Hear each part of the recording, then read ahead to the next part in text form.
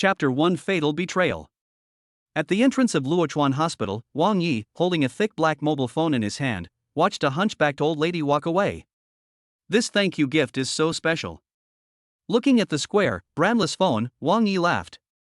This was a gift given to him by the old lady who lived in the same ward with his mother when he was discharged from the hospital after he had taken care of her for 3 months. Although it is not a famous brand mobile phone, it is a gift from the old lady. Wang Yi pressed the power button and the phone screen lit up, with a line of text popping up, "Please verify your identity information." It's still encrypted. Wang Yi couldn't help but laugh.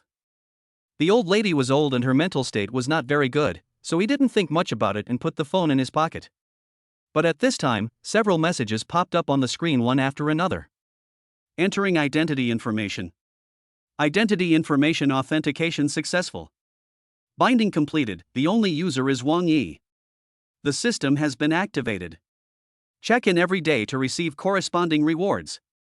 Unfortunately, Wang Yi was completely unaware of the message on the screen. Wang Yi. We have found a kidney source. We can do the surgery right away after the fee is paid. At this time, a beautiful female nurse handed over a payment slip. Really? Wang Yi's voice was trembling with excitement. My mother has uremia and has been hospitalized for dialysis for half a year. Finally, a suitable kidney was found for transplantation.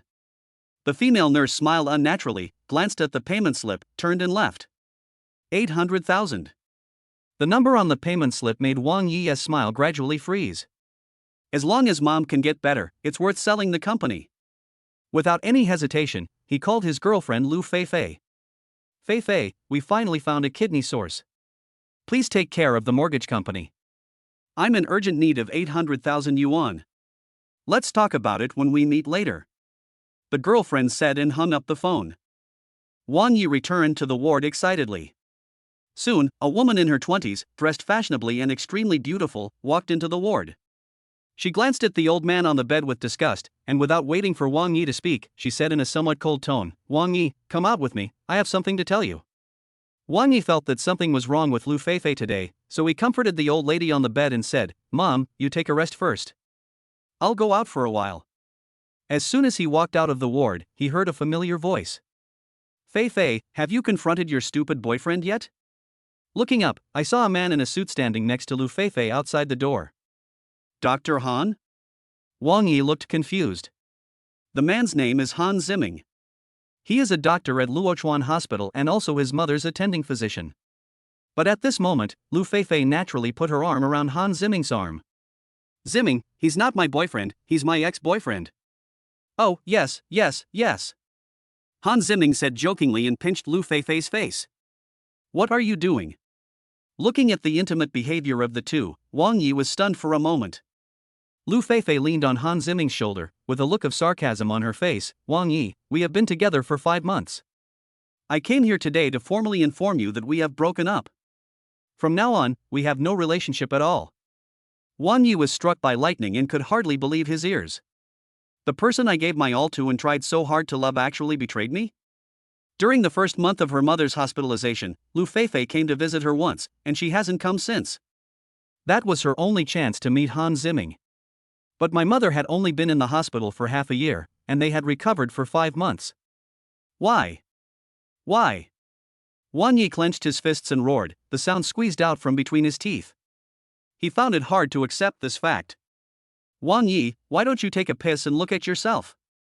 How can you be worthy of me with your current behavior?" "Why?" "Because Ziming is more handsome than you, smarter than you, and most importantly, he understands romance better than you. Only a man like him is worthy of me, Lu Feifei." Lu Feifei's words were heartless, and her mocking eyes were as if she was looking at a fool. Wang Yi staggered and held onto the wall with one hand, trying to keep his balance. He almost used up his last bit of strength and stretched out his hand. "Okay, since we're breaking up, please give my company back to me." Lu Feifei was stunned for a moment, then burst into laughter. "Wang Yi, have you become stupid after staying in the hospital? Your company? Don't forget, I, Lu Feifei, am the legal representative of the company now. The company has nothing to do with you, Wang Yi, anymore." "You?" Wang Yi's eyes were bloodshot. Tianlang Pharmaceutical was built by Wang Yi himself. Half a year ago, in order to take better care of his mother in the hospital and facilitate business dealings, he transferred the legal representative of the company to the name of his girlfriend Lu Feifei, with whom he had been dating for 2 years, out of trust.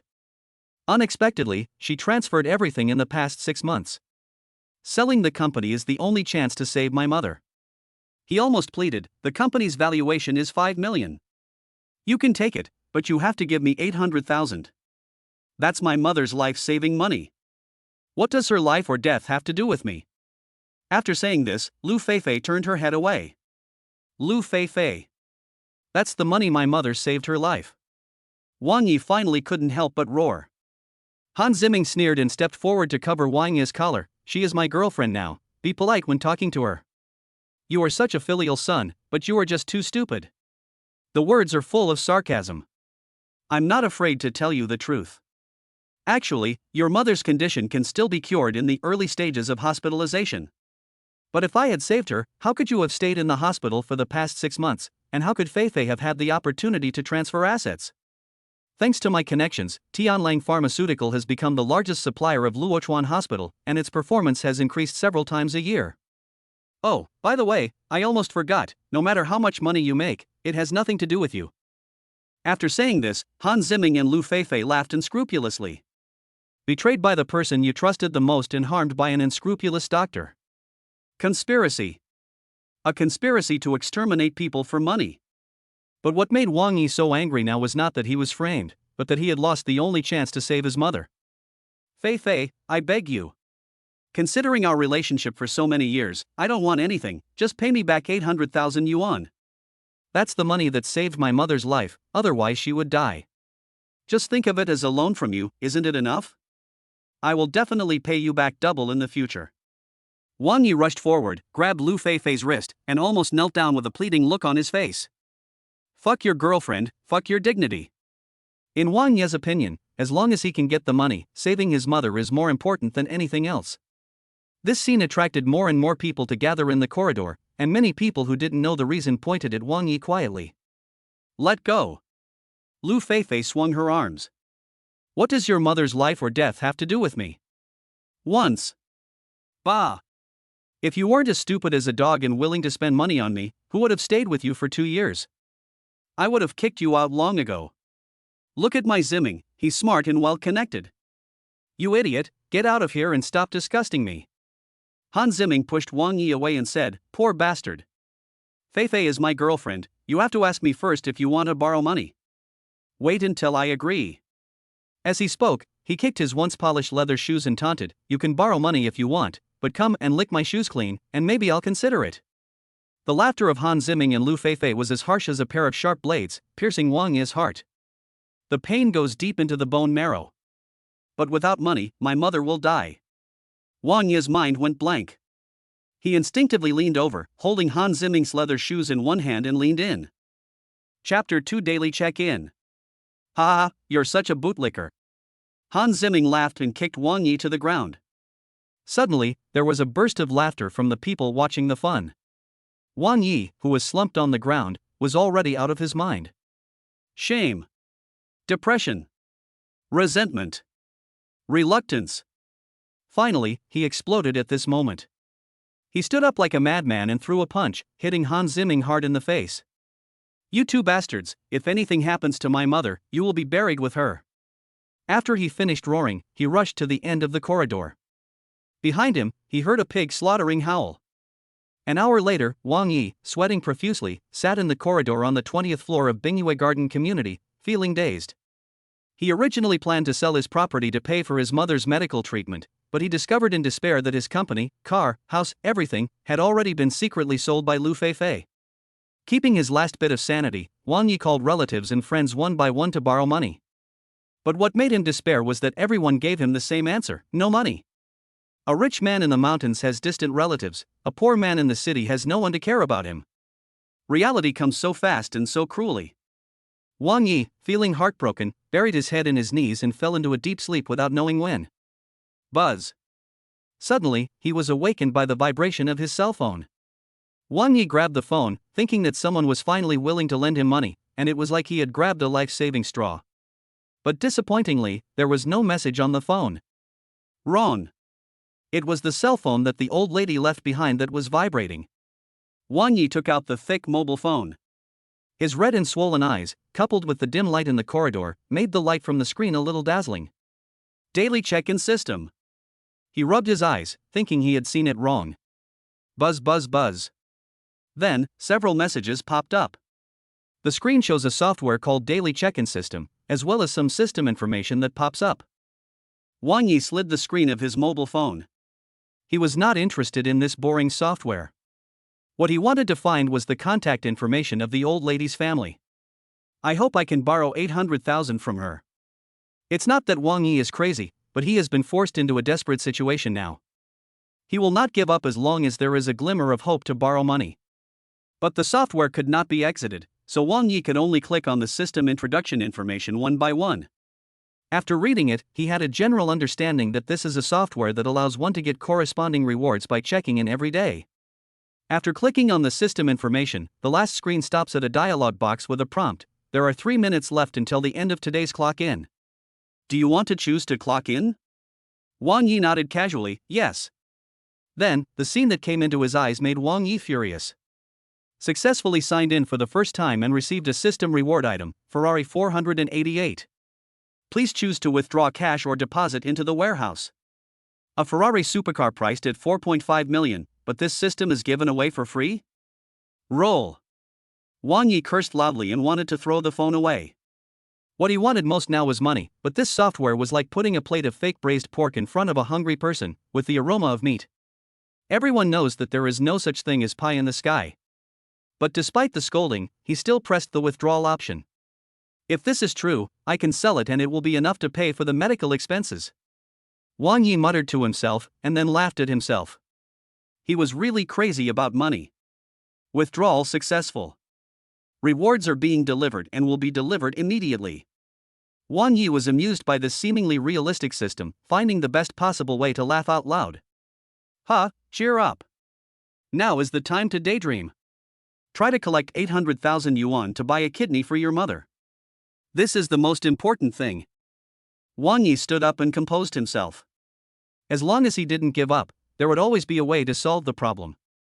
In his early 20s, he was able to build a company single-handedly, relying not only on luck but also on his extraordinary intelligence and firm will. Bite. When he stood up, something fell to the ground. Turning his head to look, Wang Yi was stunned. It was a brand new car key, and the horse standing on the key was the Ferrari logo. Rubbing his eyes, Wang Yi was sure that he was not seeing things. He picked up the car keys with trembling hands, and they felt very textured. This. Wang Yi looked at the phone blankly. It says, reward delivery successful, delivery point is at the entrance of Bingyue Garden Community. Wang Yi found it hard to understand. After being stunned for a moment, his first reaction was to run frantically downstairs of the community. Although it was already midnight, the scorching summer heat kept many people awake. At this time, there were many people gathered at the entrance of the community. Rushing out of the community gate and looking through the gaps in the crowd, Wang Yi saw a brand new red Ferrari. Such a high-end car naturally attracted a lot of onlookers. Wang Yi almost held his breath at this moment. His fingers were trembling as he pressed the unlock button with difficulty. The red Ferrari's headlights began to flash as the button was pressed. Is this not a dream? Is this real? He twisted his arm hard. Pain. Suddenly, a piercing pain came, causing him to grimace and reveal a crazy smile. Almost rushing into the crowd, under countless admiring gazes, Wang Yi reached out for the car door and pulled it with a little force. The car door opened. He jumped into the car, gripping the steering wheel tightly with both hands, fearing that he would lose everything. The feel of leather in the luxurious interior confirmed the authenticity of all this. He loves reading and is well informed. Good things will be rewarded to good people. System, golden finger. I, Wang Yi, will finally change my fate. Wang Yi roared loudly in the car, venting the depression deep in his heart. He took out the strange phone again and opened it. A line of reminder appeared on it, 23 hours and 55 minutes left until today's check-in. Do you want to check in? He couldn't wait to click the sign-in button, and then the system rewards for signing in popped up on the screen. Continuously check in successfully and receive all shares of Luochuan Hospital. Please choose to withdraw cash or deposit it into the warehouse. Wang Yi's heartbeat began to speed up, and with trembling fingers, he clicked the withdrawal option. Withdrawal successful. Rewards are being delivered and will be delivered immediately. Before I could react, a stack of documents suddenly appeared on the passenger seat. Wang Yi opened the document and found it was the contract for acquiring the equity of Luochuan Hospital. The final signature was exactly his, Wang Yi. Even the ID number was exactly the same. Cool. Wang Yi's eyes were filled with evil rage. Now Luochuan Hospital belonged to him, Wang Yi. It was an asset worth billions. The most important thing is that Han Ziming has now become Wang Yi's employee. Lu Feifei has now become Wang Yi's supplier. Humph. What a sudden turn of events. Han Ziming, Lu Feifei. I, Wang Yi, said that I will make you pay the price.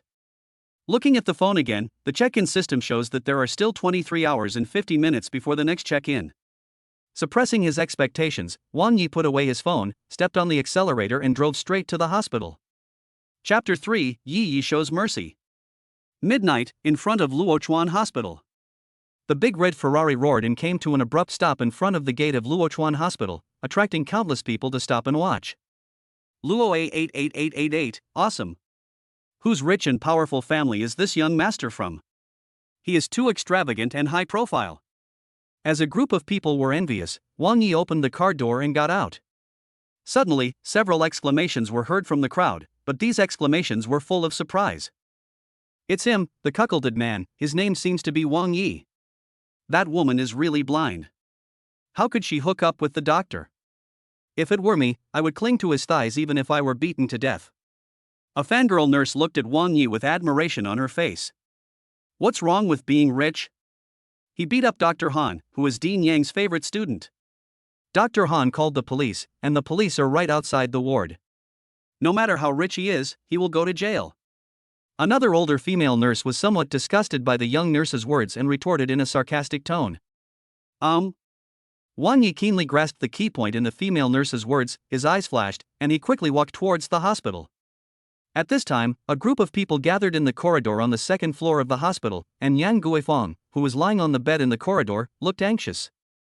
Dr. Han, if I did anything wrong, I will apologize to you. Please explain to the police that I is young and ignorant. While Wang Yi was out, Guifeng was driven out of the ward and was watched like a monster. Apologize? He beat me up and fled. You are a dying man, and you think you can just let it go? I will make him stay in jail until the end of his life.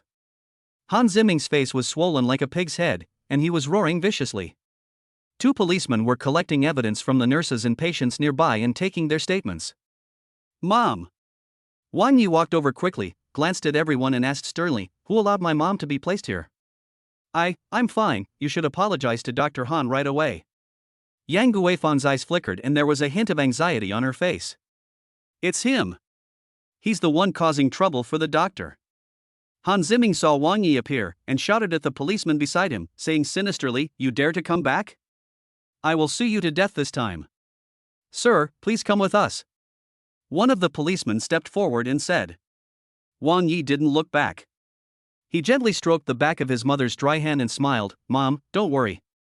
I will take care of this matter, and I have already prepared the money for your surgery. Under Yang Guifeng's questioning gaze, Wang Yi stood up and looked towards Han Ziming, but did not see Lu Feifei. What are you looking at? You still want to hit me? Get ready to go to jail. Relying on the presence of the police, Han Ziming was very confident at this time. Wang Yi smiled calmly, can't I hit you? Now the entire Luochuan hospital belongs to him. Teaching Han Ziming a lesson is at most improper internal management, and it can't be considered a medical dispute. With the police around him, Han Ziming was not at all intimidated.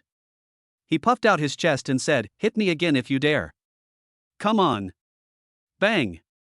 As soon as he finished speaking, Wang Yi slapped Han Ziming in the face, causing him to stagger.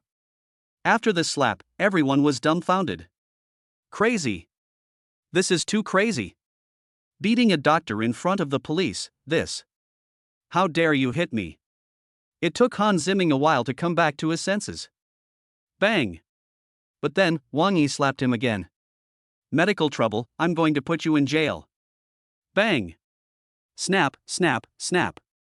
Slapping Han Ziming on the face one after another, Wang Yi felt extremely relieved. Are you f***ing blind? How can you be a police officer? A mouthful of blood spurted out, mixed with 2 knocked-out teeth, and Han Zimming glared at the 2 policemen. Although Han Zimming disgusted the 2 police officers, one of them still stepped forward as he had official duties to do. Before he opened his mouth to speak, Wang Yi said, "Please follow me to the dean's office. I will give you an explanation later." Dean Yang? He's my teacher. Do you think he'll speak for you if you plead with him? Han Zimming endured the pain and looked at Wang Yi with disdain. This guy must be a fool. He wants his teacher to deal with him? It's really stupid. Today he wants to see how this guy will bring disaster upon himself. In the dean's office, Yang Huayan was staring at the computer intently. Suddenly, the door was pushed open from the outside. The old man raised his eyebrows and looked towards the door unhappily.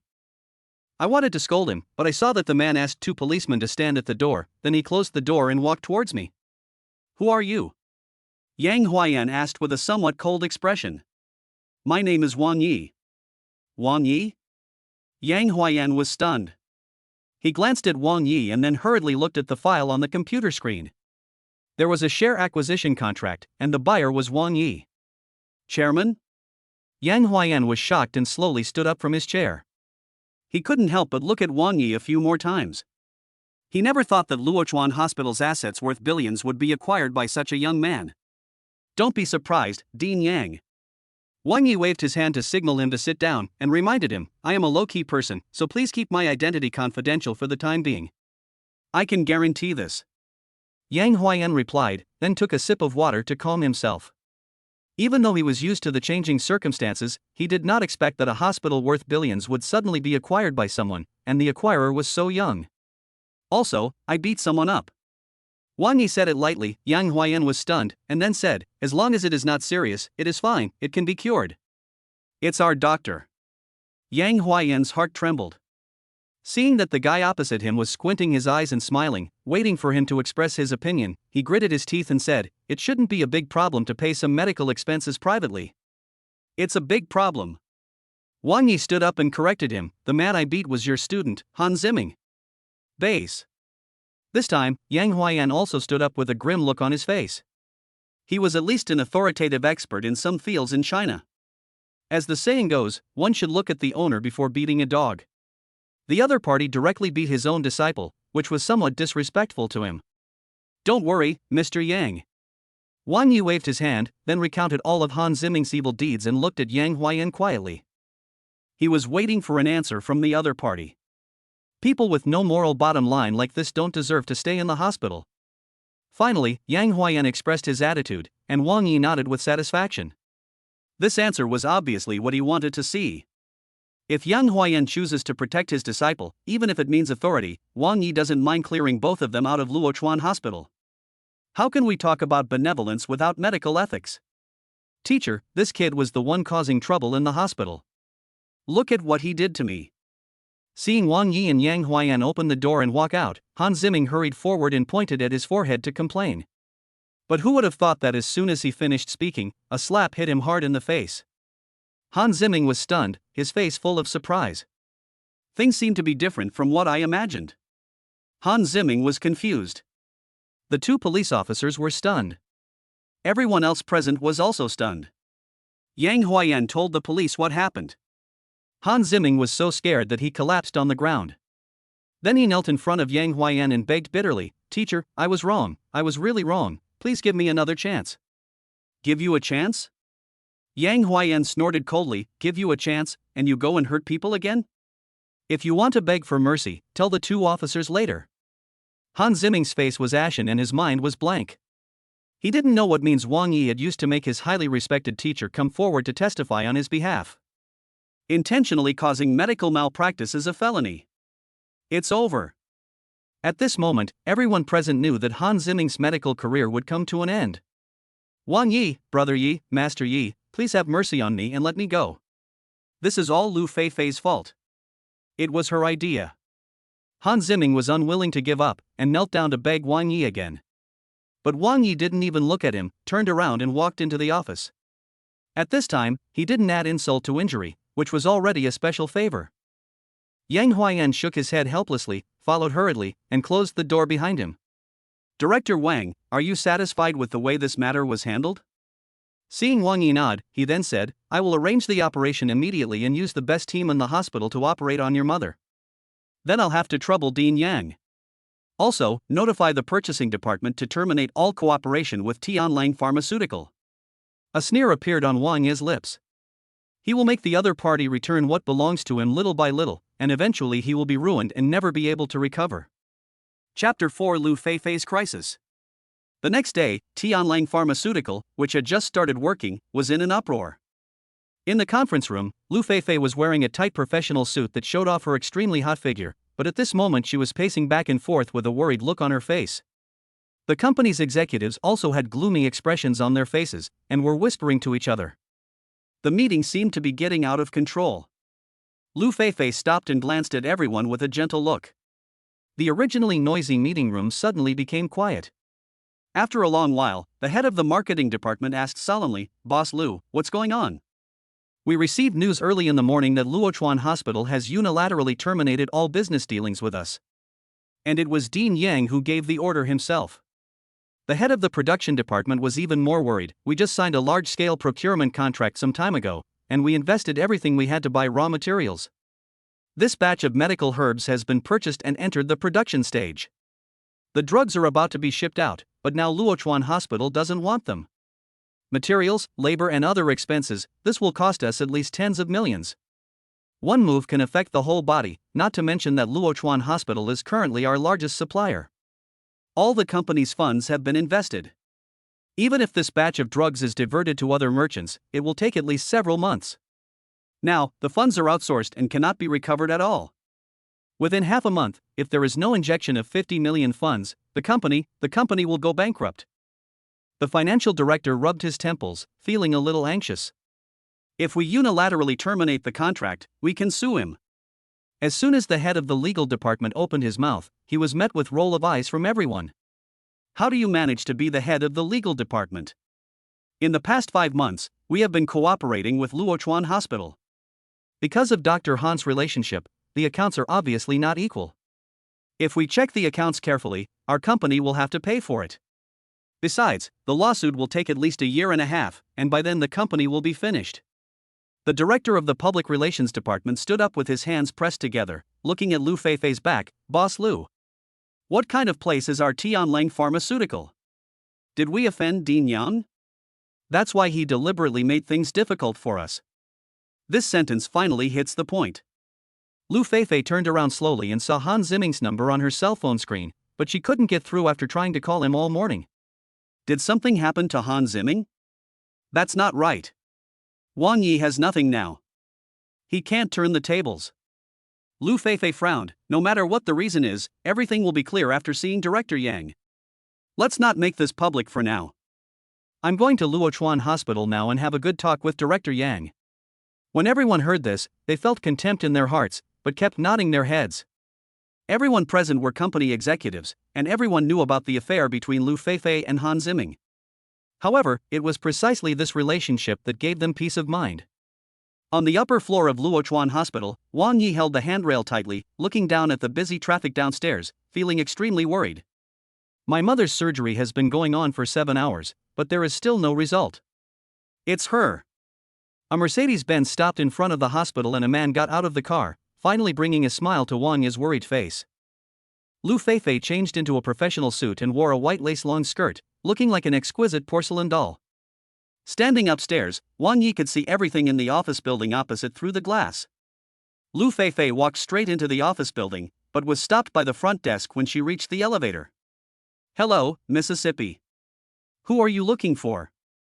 The receptionist asked politely. Xiao Chen, it's me, Lu Feifei. President Lu from Tianlang Pharmaceuticals, how come you don't even recognize me? As Lu Feifei was speaking, she was about to press the elevator button, but was stopped by the front desk. Boss Lu, what can I do for you? As soon as these words were spoken, Lu Feifei's face immediately turned gloomy. Although Lu Feifei had not been to the inpatient department in the past 5 months, she had been to this office building quite often. Relying on her relationship with Han Ziming, she became very close to Yang Huayan. Usually, when Xiao Chen at the front desk saw her, she was always respectful, but today she was so abnormal. "I'm here to see Dr. Han," Lu Feifei said in a deep voice. Upon hearing this, Xiao Chen at the front desk glanced at her with undisguised disdain. "I'm sorry, Han Ziming has been arrested for suspected intentional medical malpractice." "What?" Lu Feifei widened her eyes, unable to believe her ears. "No wonder, I called all morning and no one answered. I want to find Dean Yang." Lu Feifei was anxious. She felt that things were getting worse and worse. But the front desk clerk Xiao Chen asked slowly, "Excuse me, do you have an appointment?" "I'm here at Luochuan Hospital." "Do I need to make an appointment?" Lu Feifei was so anxious that her voice was so loud that it immediately attracted a lot of people's attention. "Sorry, you can't come in without a reservation." Looking at the calm face of Xiao Chen at the front desk, Lu Feifei felt as if she was in another world. It seemed that she was back to 2 years ago when she had just joined Tianlang Pharmaceutical and was a salesperson. The first time she came to Luochuan Hospital, she was questioned, laughed at, and even thrown out. On the opposite building, Wang Yi folded his arms, turned around with a faint smile, and walked towards the inpatient department and the director's office. Secretary Li. "Hello, Mr. Wang." In the office, a young secretary was processing documents. She is Yang Huayan's secretary and, so far, the only person besides Yang Huayan who knows Wang Yi's identity. "Sit down." Seeing her stand up and salute, Wang Yi waved his hand for her to sit down, then wrote a few words on a piece of paper and handed it to Secretary Li. "Someone will definitely call the dean's office to look for him later. Just answer her according to what I wrote on the note." Secretary Li felt a little puzzled, but still nodded. Wang Yi moved the stool to the window, leaned on it, and looked at the office building opposite through the blinds. Lu Feifei was so anxious that she was pacing back and forth, and her resentful eyes kept glaring at the receptionist Xiao Chen, who was looking at her with a sarcastic expression. If it were yesterday, Xiao Chen at the front desk would have wanted to carry a sedan chair to welcome her in, but today, it was different. "You're just a receptionist. Who gave you the confidence to talk to me like that?" Lu Feifei said with a sullen face, and took out her cell phone. "Okay, I'll call Dean Yang right now. Ask him to fire you immediately." Xiao Chen at the front desk looked calm and disdainful. Lu Feifei called Dean Yang and deliberately pressed the hands-free button in front of Xiao Chen. Beep, beep. No one answered Director Yang's phone, so Lu Feifei called the office again. Still no one answered the phone in the office building. She didn't give up and finally called the director's office of the inpatient department. The call was connected. Lu Feifei glared at Xiao Chen arrogantly. "Hello, is this Dean Yang?" "I'm Lu Feifei from Tianlang Pharmaceutical. I'm in the hospital office building. I have something urgent to talk to you about." "I'm sorry, Director Yang is currently in surgery and cannot answer your call for the time being." Hearing what Secretary Li said on the other end of the phone, Lu Feifei looked at the receptionist Xiao Chen with a gloating look, but the other party looked calm. At this moment, Secretary Li on the other end of the speakerphone suddenly changed the subject. "However, Director Yang asked me to tell you that if the letter did not make it clear, I can reiterate it now. On behalf of Director Yang and Luochuan Hospital, I solemnly tell you that from now on, Luochuan Hospital will terminate all business dealings with Tianlang Pharmaceuticals and refuse to meet anyone from Tianlang Pharmaceuticals. There is only one possibility, and that is to see you in court." Beep beep beep. After saying that, Secretary Li hung up the phone. Lu Feifei stood there with her cell phone in her hand, stunned. Boss Lu, please go back." It was not until Xiao Chen at the front desk shouted to leave that Lu Feifei came to her senses. She called Director Yang again without giving up, but no one answered. Lu Feifei was completely confused.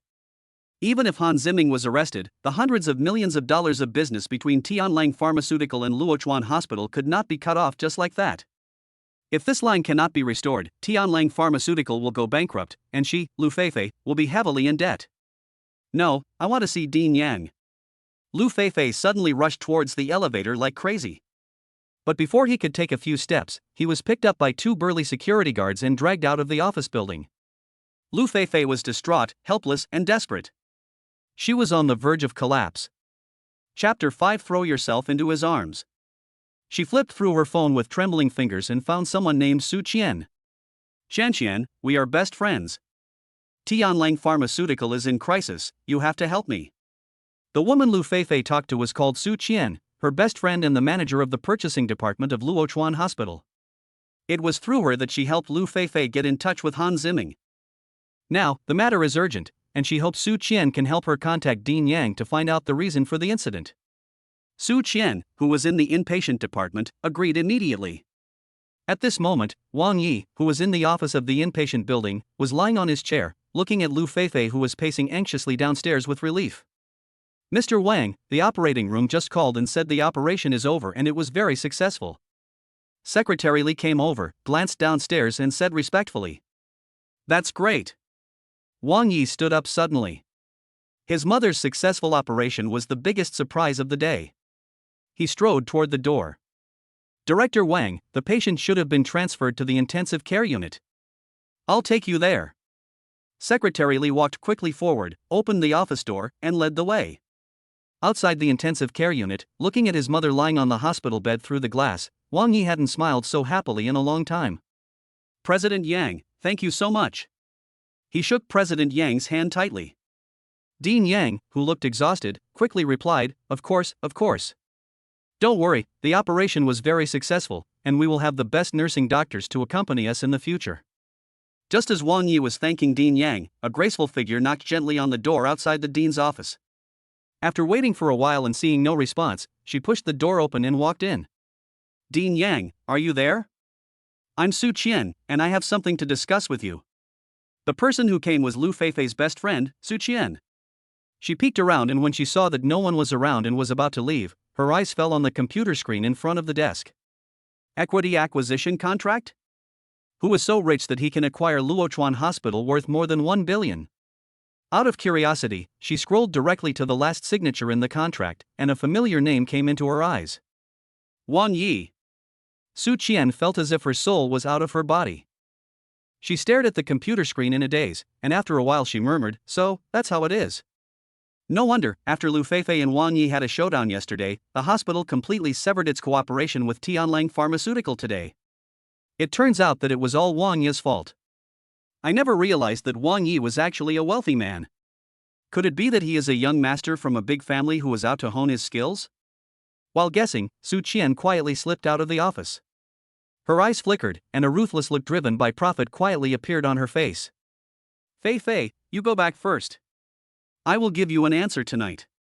Su Qian smiled grimly and hung up the phone. Outside the intensive care unit, at the end of the corridor, Wang Yi, leaning against the wall, watched Lu Feifei get into the car downstairs and then leave the hospital. Wang Yi. Just then, a figure walked over. Wearing high heels and a short dress after get off work, Su Qian was no less beautiful and tall than Lu Feifei. Especially her charming look, which is full of femininity. "What are you looking at?" Su Qian came over and asked with a smile, deliberately leaning over to take a look downstairs, her breasts about to burst out. Wang Yi smiled playfully. "I've fallen into this state, and you, Su Qian, actually still recognize me? You must be joking." Su Qian stretched out a finger charmingly and gently tapped Wang Yi's shoulder. "I heard about what happened between you and Feifei. Han Ziming deserved it, and to be honest, so did Lu Feifei." "Oh?" Wang Yi looked at her seriously. This was not something Su Qian would say. She is Lu Feifei's best friend, and Wang Yi is quite familiar with her. After calming down, he has guessed that the reason why Lu Feifei and Han Ziming have developed so quickly is probably due to Su Qian's contribution. But now, she actually has the tendency to turn against him. There is only one possibility. She knew her identity. Isn't Lu Feifei your best friend? I'm afraid it's inappropriate for you to talk about her like that. Wang Yi asked deliberately. Su Qian had a tender look on her face, full of charm. Lu Feifei is too superficial and too realistic. When making friends, you have to look at people's potential and heart. You, Wang Yi, were very sincere to her, but she stabbed you in the back. Such a person is not worthy of being my Su Qian's best friend. Having said that, she deliberately moved closer to Wang Yi, biting her red lips with her pearly teeth and pretending to be unable to speak. Something? Wang Yi had already guessed what Su Qian was going to do. As expected, she nodded heavily, with a sincere look on her face. "Wang Yi. We have known each other for a long time. Before, you were Lu Feifei's boyfriend, so we kept our distance. But now, you are single, I can solemnly tell you that I have actually liked you for a long time. I hope you can accept me." "Great. After being kicked away, I need someone to accompany and comfort me. Who would have thought that Wang Yi would agree immediately, which made Su Qian surprised and excited. Really? Su Qian asked. Wang Yi nodded heavily. Of course it's true. Not only that, I will make Lu Feifei unforgettable and ruin her reputation. Su Qian's eyes sparkled. She never expected that it would be so easy. She would become Wang Yi's woman, the woman of a billionaire. My chance to turn things around has come. Ha, Lu Feifei, you are so stupid. You actually kicked such a rich tycoon. Really picking up sesame seeds and losing watermelons. Su Qian was very excited. Wang Yi, I can help you humiliate that bitch Lu Feifei. Tell me about it? At present, Luochuan Hospital and Tianlang Pharmaceutical have terminated their cooperation. Lu Feifei is already anxious, like an ant on a hot pot. But she has not reached the end of her rope yet. You may not know that, in addition to Han Ziming, she has many backup lovers. A lot of? This was beyond Wang Yi's expectations. He didn't expect that Lu Feifei had cuckolded him in more than one way. As far as I know, she has already made a plan. At noon today, she will meet Yu Lei at Xin Yuan Hotel. You should have heard of him, he is the eldest son of Hang Yuan Real Estate. The two have always maintained an ambiguous relationship. This time, she needs Yu Lei to help her inject 50 million yuan into Tianlang Pharmaceutical. I have to say that Su Qian did provide a piece of important news. As for her purpose of approaching him, Wang Yi knew it very well. A gold digger like Su Qian is no less vicious and despicable than Lu Feifei. If she didn't know her true identity as the chairman of Luochuan Hospital, she probably wouldn't have this attitude, let alone throw herself into his arms. But that is fine, since that is the case, let us just take advantage of their trick. Off work? Wang Yi suddenly asked with a smile. Seeing Su Qian nod, let's have lunch together at noon, let's go to Xin Yuan Hotel. It's just right for you to accompany me to meet Lu Feifei. How about it? No problem. We are boyfriend and girlfriend now. I am your woman. Whatever you say, it goes. Su Qian leaned close to Wang Yi's ear and spoke in a charming voice, while her soft and boneless fingers drew circles on Wang Yi's chest. Chapter 6, The Serpentine Woman. Grabbing Su Qian's fingers, Wang Yi took her into his arms. Why are you so impatient? This is a hospital. It will have a bad impact if our colleagues see you. Having said that, Su Qian snuggled into Wang Yi's arms. This woman is in no way inferior to Lu Feifei. Wang Yi had a sly smile on his face and pinched her face. He touched his handbag and found the thick black cell phone. If it weren't for the punch-in system, Su Qian would probably want to spit at Wang Yi when she saw him now. Let's go. Xin Yuan Hotel. After saying that, he turned around and walked downstairs to the hospital. Su Qian was driving a Hyundai, which was obviously bought not long ago, but she kept mumbling in a roundabout way while sitting in the driver's seat. It's time to change this car. Hey, I'm so envious of other people driving luxury cars. Hubby, I know you were cheated by Lu Feifei. From now on, I'll let you drive this car. I can just take the bus. Words like these continued, but Wang Yi never spoke. When they were near Xin Yuan Hotel, Wang Yi said calmly, it's not like I have nothing. I have cooperated with Luochuan Hospital before, and the hospital still has a balance of 1.3 million yuan owed to me personally. Apart from the cost of my mother's hospitalization this time, there should be 500,000 yuan left. Oh, that's great. Su Qian pretended to be surprised. I'll let Dean Yang know about this money later and transfer it directly to your card. Upon hearing this, Su Qian's mouth was full of joy. She was even more convinced that Wang Yi was interested in him and that Wang Yi had taken the bait. Little did he know that the current 500,000 yuan was just a drop in the bucket for Wang Yi. Being able to tie Su Qian down and use her to achieve his own goals, it was worth spending a mere 500,000 yuan. In front of the parking lot of Xin Yuan Hotel, Wang Yi saw from afar Lu Feifei, who was dressed elegantly and waiting anxiously at the hotel entrance. Go park the car first. Wang Yi said, then got out of the car and walked straight to the entrance of the hotel. What a coincidence! Wang Yi, with his hands in his pockets, appeared behind Lu Feifei. Hearing the familiar voice, Lu Feifei's heart trembled, and she suddenly turned around and stared at Wang Yi. It's indeed a coincidence. Eat or wait for someone? Wang Yi asked calmly. Both. Lu Feifei replied, and then asked curiously, are you here to eat? Seeing Wang Yi nodded, she seemed even more surprised. Xin Yuan Hotel is one of the best hotels in Luochuan, and the consumption is extremely high. According to Wang Yi's current situation, he is not qualified to consume here. She stared at Wang Yi for a while, then sneered, of course. Han Ziming used the excuse of medical trouble to not send you to jail, but ended up in jail himself. Wang Yi, your methods are getting more and more powerful. Wang Yi smiled and shook his head. God is watching what we do, good and evil will be rewarded in the end. It's not that there is no retribution, it's just that the time has not come yet. Hearing this, Lu Feifei's face darkened. The other party was obviously making a veiled accusation. Humph. Don't think that without Han Ziming, I have nothing. To tell you the truth, I specially made an appointment with some people today to celebrate at Xin Yuan Hotel. Celebrating not only allows me to get rid of you, a piece of trash, but also to get rid of Han Ziming, that idiot. Lu Feifei spoke arrogantly and her eyes were vicious. In her heart, she did not feel any guilt towards Wang Yi, only hatred and disdain. Celebrate? It's time to celebrate. At this moment, a teasing voice was heard, and Su Qian twisted her slender waist and walked straight to Wang Yi's side, and then naturally took his arm. Looking at Lu Feifei with disdain, Su Qian sneered, "What a cruel woman. You cheated your boyfriend of 2 years out of all his money and finally kicked him out. You don't even feel the slightest bit of guilt, you're celebrating instead." "That's right. I think it's me, Su Qian, who should celebrate. Lu Feifei, you and I used to be best friends, but your behavior makes me feel ashamed and disgusted. I'm not afraid to tell you the truth, I've already fallen in love with Wang Yi, and now I really should thank you for handing me the best man in the world. But I advise you, Wang Yi is my boyfriend now, so stay away from him from now on, otherwise don't blame me for not valuing our friendship as sisters." Su Qian finished speaking in one breath, leaving Lu Feifei with only shock. She stared at Su Qian with wide eyes, not understanding how Wang Yi, whom she had always called a waste and a fool, could become her boyfriend. Besides, it was Su Qian who introduced her to Han Ziming. Satire. How ironic. Su Qian, you actually became his girlfriend. When did it happen? Lu Feifei asked in disbelief. Su Qian stood on tiptoe and kissed Wang Yi on the cheek. This was the best answer to Lu Feifei. Lu Feifei laughed in anger, glared at Su Qian with hatred, and then looked at Wang Yi. "So that's how it is.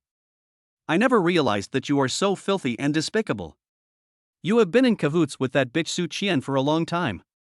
Han Ziming lost power, and Su Qian took advantage of the situation and persuaded Dean Yang to terminate all cooperation with Tianlang Pharmaceutical. "It was all your bad idea, Wang Yi, right?" At this time, Lu Feifei attributed all the causes to Su Qian. In her mind, only this could explain why Luochuan Hospital made such a decision. "Su Qian. You bitch, I trusted you so much this morning and asked you to help me get some information." Lu Feifei was almost going crazy. Early in the morning, too many things made her on the verge of collapse. Su Qian just sneered. Wang Yi had a blank expression. The purpose of bringing Su Qian here was to humiliate Lu Feifei, and the purpose has been achieved. Just as he was about to leave, a military green Land Rover stopped on the side of the road and a man got out of the car with flowers in his hands. "Feifei, sorry to have kept you waiting." The man handed the flowers to Lu Feifei and looked at her lustfully. Lu Feifei accepted it happily and said softly, "It's okay, I just got here a while ago." "Hey, Manager Su is here too." The man looked at Su Qian and was about to step forward to say hello, but was pulled back by Lu Feifei. The man was Yu Lei, the son of Han Yuan Real Estate. He was familiar with Su Qian due to their business dealings, but they didn't have any personal relationship. However, he felt that the atmosphere was not right at the moment. Lu Feifei directly grabbed Yu Lei's wrist, which made him open his eyes wide in surprise. "Yu Lei, let me introduce you. This one was once my best friend, Su Qian. This one is my ex-boyfriend, Wang Yi. This Yu Lei is the eldest son of Han Yuan Real Estate. My current boyfriend." Yu Lei was not stupid. After hearing this, he already understood the relationship between them. He asked excitedly, "Feifei, do you agree to be my girlfriend?" Seeing Lu Feifei nodding with a smile, he clapped his hands and laughed. "That's great, that's really great." Lu Feifei looked at Wang Yi proudly. "See? You should understand why I kicked you. It was you, Wang Yi, who delayed me these past few years. In Luochuan, with my looks and abilities, there are a lot of rich boys lining up to pursue me." Yu Lei finally got Lu Feifei's recognition. He was excited and eager to show off in front of her. He sneered and said, "Let me introduce myself. My name is Yu Lei, the eldest son of Han Yuan Real Estate. I am currently negotiating construction cooperation with their Luochuan Hospital's new campus. Once the deal is reached, Hanyuan Real Estate will become a listed company. Glancing at Yulei's outstretched hand, Wang Yi put his hands in his pockets and said indifferently, "You don't deserve to know me." "Wang Yi, what's your attitude? He is my boyfriend." Lu Feifei shouted harshly, and then she imitated Su Qian's previous actions and kissed Yulei on the cheek. "Yulei, don't bother with this kind of person. Let's go eat." Lu Feifei pulled Yulei, who was so excited that he was at a loss. But after taking a few steps, Yulei stopped and said, "By the way, Feifei, I'm afraid I can't have lunch. I have to go to Luochuan Hospital with my dad to discuss the contract. Let's celebrate tonight here. Xinyuan Hotel is a great place. Very elegant." Wang Yi sneered from a distance, "I hope you can have a good dinner tonight." After saying that, he turned and walked towards the parking lot, with Su Qian following closely behind him. Chapter 7: Hitting the Wall. Returning to Luochuan Hospital, Wang Yi waited for Yulei to come to him. He sat in the dean's office, touching his chin with one hand, while the dean, Yang Huayan, sat beside him somewhat stiffly. "Lu Feifei, you still haven't repented at all. You don't even feel any guilt for what you did to me, Wang Yi. Very good, very good. I will make you penniless." Wang Yi thought coldly in his heart that he not only wanted to humiliate Lu Feifei, but also wanted this vicious woman to lose everything. Waiting was boring, so Wang Yi took out his mobile phone and the countdown for clocking in was displayed on the screen. "I wonder what rewards I will get if I check in after 12 o'clock tonight." He was looking forward to it. This magical system would give away a valuable Ferrari in the Luochuan Hospital with assets worth more than 1 billion just by signing in. Moreover, according to the system prompts, the rewards for consecutive sign-ins would become more and more generous. This makes Wang Yi look forward to every day. "I'll go around and get familiar with the various departments of the hospital." After waiting for a long time, Yulei still didn't come, so Wang Yi put away his phone and prepared to go out for a walk.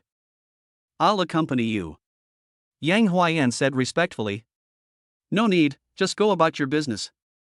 Wang Yi walked out without looking back. The core of understanding a company is naturally the human resources department. On the 8th floor, he asked a staff member, "Excuse me, how do I get to the human resources department?" "Just turn left when you go out the door," the clerk said casually, then turned and left. In Luochuan Hospital, only Dean Yang, Secretary Li, and Su Qian know the identity of the new chairman. Just as Wang Yi was about to go to the Human Resources Department, a very sarcastic laugh came from behind him. "TSK, TSK. You must get up from where you fell. Now, you, a stray dog, also know how to find food. Why are you applying for a job at Luochuan Hospital?" Not far away, an old man and a young man walked over. The one who was talking was wearing a suit and had a sarcastic smile on his face. It was Yulei. "It's you." Wang Yi smiled playfully.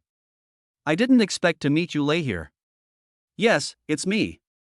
I came to Luochuan Hospital today to sign a contract. It's not much, just a few 100 million. Yulei boasted, "For Feifei's sake, do you want me to inform the HR manager for you and give you a meal?" Wang Yi heard this and smiled without saying anything. "You're still so fucking arrogant. Do you think that you can rise to the top by hooking up with that slut Su Qian? Believe it or not, I'll tell Yang Huayan later that Su Qian will be kicked out of the purchasing department. As for you, humph, with just one word from me, Luochuan Hospital will never hire you again." Yulei spoke unkindly. Wang Yi raised his thumbs. "You are so capable, and you asked Yang Huayan to do it? But I heard that your Hengyuan Real Estate spent a lot of effort to get the opportunity of the new campus project of Luochuan Hospital? What a joke. With the strength of Hengyuan Real Estate, do we need to say good things to Luochuan Hospital? If we don't take it over, which real estate company in Luochuan would dare to take over this project?" Yulei puffed out his chest, looking arrogant and domineering. However, most of his words were just bragging. Although Hengyuan Real Estate was well known in Luochuan, it was not yet so famous that it could dominate the market. Moreover, Hengyuan Real Estate had put in a lot of effort for this project. The older man next to Yulei pulled his arm hard, then smiled and walked quickly towards the elevator. There, Dean Yang Huayan, wearing glasses and holding a document in his hand, walked out of the elevator. "President Yang, sorry to have kept you waiting. Let me introduce you to my son Yulei. I brought him here today to visit you so that he can see the world. Hengyuan Real Estate has already signed the contract. If you have any questions about the project after the cooperation, just tell Yulei. You will have to teach him more. Yulei's father, Yu Zhengtian, is the chairman of Hangyuan Real Estate, but he has to be polite in front of Yang Huayan. After all, this contract is worth hundreds of millions and is very important to Hangyuan Real Estate. Yulei hurriedly stepped forward, no longer arrogant as before, and bowed with an apologetic smile, saying, "Hello, Dean Yang. I hope you can give me more guidance in the future. I wonder if Dean Yang is free now, so I'd like to invite you to have a simple meal." Yang Huayan took the contract and said to Yu Jingtian, "After the project department has reviewed the contract and signed it, I'll have my secretary send it to you." He was a little anxious, and walked towards Wang Yi after he finished speaking. "Will I have dinner with you later?" Yang Huayan said respectfully. Wang Yi smiled and said, "No need, just do your thing and don't worry about me." This scene petrified Yu Jingtian and his son, who were only less than 10 feet away from each other, especially Yulei, who was shaking all over after a moment. Just now he was mocking Wang Yi and boasting about his wild ideas. But now, this Wang Yi could actually make Dean Yang so respectful, so who exactly is he? Yu Jingtian finally reacted, glared at Yulei fiercely, and hurried forward, but was stopped by Dean Yang before he got close. Yu Jingtian smiled apologetically and said, "President Yang, who is this? Don't ask questions that you shouldn't ask." Yang Huayan pressed down his glasses. Yes. Yu Zhengtian felt cold in his heart. He wanted to kick Lei to death, but now he could only bite the bullet and said, "Sir, I'm sorry. My son just said something rude. I apologize to you on his behalf." "Yulei, get over here." Yulei was almost terrified and stumbled forward. "It's over." This time he hit a wall. Wang Yi must be a big shot who can make Yang Huayan so respectful to him. The project of the new campus of Luochuan Hospital is extremely important to Hangyuan Real Estate, so Yu Jingtian personally took charge of it. If Hangyuan Real Estate had lost this opportunity due to its own stupidity, it would not only have to lose a lot of money but would also have to face an economic crisis, not to mention going public. Yulei lowered his head, almost kneeling down. "Brother Wang, no, Mr. Wang, it is me, Yulei, who is blind." "What just happened?" Yan Huayan's face immediately turned gloomy and he interrupted Yulei's words.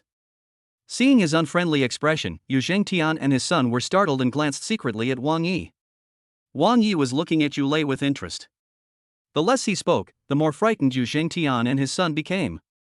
In addition, Yang Huayan's old face became increasingly gloomy, and the father and son knew that something was wrong.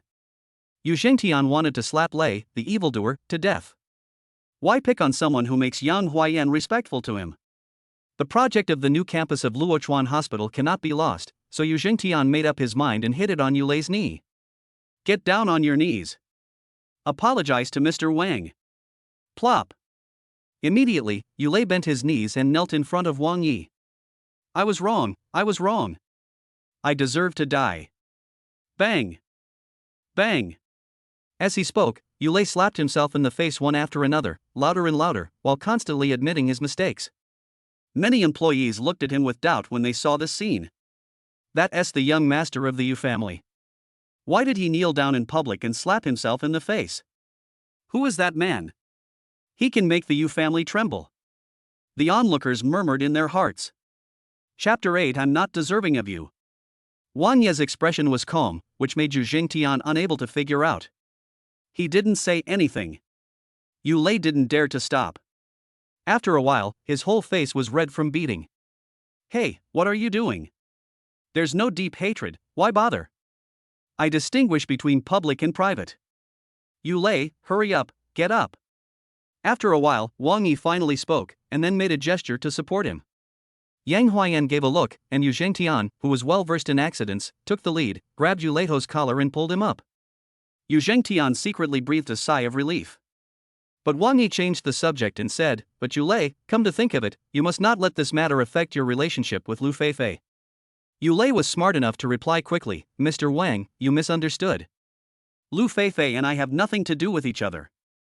It is me, Yulei, who is not worthy of her. I will call her right now to draw a line between us and break up with her." "Look at what you're saying. You haven't even held hands, how can you break up?" Wang Yi said jokingly, "Besides, I remember you have a date with Lu Feifei tonight. Breaking a date is not a manly thing to do. You have to go to Xin Yuan Hotel tonight, but you should know what to say and what to do, right?" I know. I'll follow your instructions, Mr. Wang." Yu Lei nodded repeatedly. But he felt so miserable in his heart, he really didn't know what to say or do. Lu Feifei was Wang Ye's ex-girlfriend. If she scolded him, she would be giving Wang Yi no face. If she agreed to be with Lu Feifei, she would be seeking death. How to do it? Yu Lei is now in a dilemma. Wang Yi smiled brightly. Okay, I won't bother you anymore. Dean Yang, let's talk about work. Don't let me ruin your relationship. I've said before that I clearly distinguish between public and private matters. After he finished speaking, he nodded and smiled at Yu Lei and his son, then turned and walked towards the Human Resources Department. But that smile made the father and son unable to figure it out. After he walked away, Yu Zhengtian and his son began to breathe heavily. Is this what you call keeping public and private separate? You're interfering with other people's private lives. If it weren't for the project of the new campus of Luochuan Hospital, which was of great significance to Hangyuan real estate, Yu Zhengtian would not have cared about his face. If it weren't for the fear of Wang Ye's mysterious identity, why would Hangyuan real estate pay any attention to him? President Yang, look, this was all a misunderstanding. Yu Zhengtian was cunning and continued, but it's also my son's fault. He did offend Mr. Wang. Please tell me, President Yang, who is Mr. Wang? I can find an opportunity to apologize to him another day. Visit? Your Yu family is not qualified. Yang Huaiyan said rudely. Yang Huaiyan was already angry because these father and son had delayed his chance to invite Wang Yi to dinner. Besides, Yang Huaiyan didn't know Wang Ye's identity, and he wanted to take the opportunity of dinner to find out. At such a young age, he acquired the shares of Luochuan Hospital. Yang Huaiyan guessed that there must be a big family behind Wang Yi. Yang Huaiyan raised the contract in his hand and said sullenly, you should be thankful that you didn't piss him off. Otherwise, it's unknown whether Hangyuan real estate will still exist in Luochuan tomorrow. Wait, the secretary will give it to you after the contract is signed. According to Yang Huaiyan's guess, Wang Yi does have that ability. Looking at his back, Yu Zhengtian and his son trembled, becoming more curious and frightened about Wang Yi's identity. The more Yu Zhengtian thought about it, the more scared he became. He kicked Yu Lei and said, fuck you, what kind of evil person have you provoked? He can destroy our Hangyuan real estate overnight. You are in big trouble. No, Dad. I don't know either. I heard from Lu Feifei that he was the chairman of Tianlang Pharmaceuticals before, but now he has nothing. You bastard, he has nothing. Yang Huaiyan, who has nothing, is still obedient to him. You better be smart about what happens tonight. Otherwise, I will kill you. Yu Zhengtian was shaking with anger and cursed loudly. Yu Lei didn't dare to say a word and wished he could slap himself a few more times. Wang Yi strolled leisurely in the office building of Luochuan Hospital for the whole afternoon. Before leaving get off work, he made an appointment with Su Qian to go to Xin Yuan Hotel to watch a play. Su Qian naturally came whenever called, but this time the car he drove was not Su Qian's, but Wang Yi's brand new Ferrari. Sitting in the Ferrari, Su Qian was so excited that she could hardly control herself. She pretended to know nothing about Wang Yi's identity, so she did not ask much about the origin of the car. Xin Yuan Hotel. Luochuan's top-class restaurant, with an elegant environment and pleasant classical music. In the elegant seat filled with the scent of roses, Lu Feifei held a makeup mirror and carefully touched up her makeup. She has been here for a while. After establishing a relationship with Yu Lei, the next step is to get him to inject 50 million yuan into Tianlang Pharmaceutical. This is the only chance for the company to survive. Yu Lei, this way. As soon as she saw Yu Lei come in, Lu Feifei hurriedly stood up to greet him, almost seeing a ray of hope. But when Yu Lei came over and sat down, he seemed a little dull and didn't say anything. Lu Feifei smiled sweetly and used her special skill to pull down her already low collar, then moved closer to Yu Lei and said, the environment here is nice. Yeah. Yu Lei responded simply. Cheers, let's celebrate our first day of official dating. Lu Feifei raised her glass and said in a low voice, I've already booked a room upstairs. Let's drink more and rest here tonight. If these words had been said before, Yu Lei would have been obsessed with sex and would have agreed to any request Lu Feifei made afterwards. But now, it's like an eggplant hit by frost. We have already confirmed our relationship and will be a family from now on. I have a small favor to ask you for help. Lu Feifei struck while the iron was hot and went straight to the point. Now, my company is in a bit of a crisis, and I need Hangyuan real estate to help me inject 50 million yuan. But don't worry, in 3 months at the least and half a year at the most, Hang Yuan Real Estate will not only get back the principal, but also get dividends. Okay. Yu Lei replied simply. Really? Lu Feifei almost cried for joy. She had planned a lot for this, and even guessed that Yu Lei would refuse, so she booked a room in advance. As long as they made love, Yu Lei would have to obey. But I didn't expect it to be so smooth. But for Lei, just because Wang Yi is Lu Feifei's predecessor, for the Luochuan Hospital project, let alone 50 million, even if the Yu family took out half of Hang Yuan Real Estate's assets, they would not hesitate at all. Lu Feifei took Yu Lei's arm and kissed him hard on the face, leaving a lipstick mark. But at this moment, a discordant voice broke Lu Feifei's joy. Brother Yu is indeed a wealthy man, 50 million, and he doesn't even frown. Wang Yi. Lu Feifei and Yu Lei looked up at the same time and shouted in unison. Su Qian was standing aside holding Wang Yi's arm, looking at them with a smile. Seeing the two of them, Lu Feifei was furious. What a narrow road for enemies. Ghosts are still lingering. Hearing this, Wang Yi looked at Lu Feifei with a smile and kept shaking his head. This dress is pretty good, it suits your figure very well. But it doesn't quite match the environment here. If you want to dine here, you need to be dignified and elegant. If you want to be charming and seductive, you have to go upstairs. Look at Su Qian. She knows how to dress better than you do. She is charming yet dignified. Whether she's here or upstairs later, it's very suitable. Hearing this, Su Qian smiled flatteringly and leaned her head on Wang Yi's shoulder. Lu Feifei looked at him with hatred. What a pair of bastards. Be polite when you speak. Lu Feifei, you have a lot of backup plans. It's been less than a day since Han Ziming was arrested, and you've already hooked up with another one. Su Qian is no pushover, and her words are full of thorns. Wang Yi didn't come here to listen to two women cursing at each other. He shrugged and looked at Yu Lei meaningfully. Enjoy your meal, you two. We'll be leaving first. After saying that, he turned and left. Before he had walked far, Yu Lei reacted and stood up. I'm sorry, Mr. Lu, Yu Lei, am not worthy of you. Excuse me. Chapter 9 Magical Benefits. What? Lu Feifei was startled and quickly grabbed Yu Lei, who was turning to leave, and asked in panic, why? Wasn't he fine just now? No reason. It's me, Yu Lei, who is not worthy of you. Mr. Lu, I'm leaving first. Don't contact me anymore. Yu Lei had a smile on his face. Wang Yi's previous appearance had shown him a clear way forward. He originally didn't know what to do, but finally he understood Wang Yi's intention. It's all because of that bitch Lu Feifei.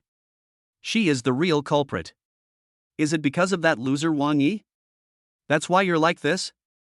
Lu Feifei seemed to have thought of something and asked in a deep voice. Waste?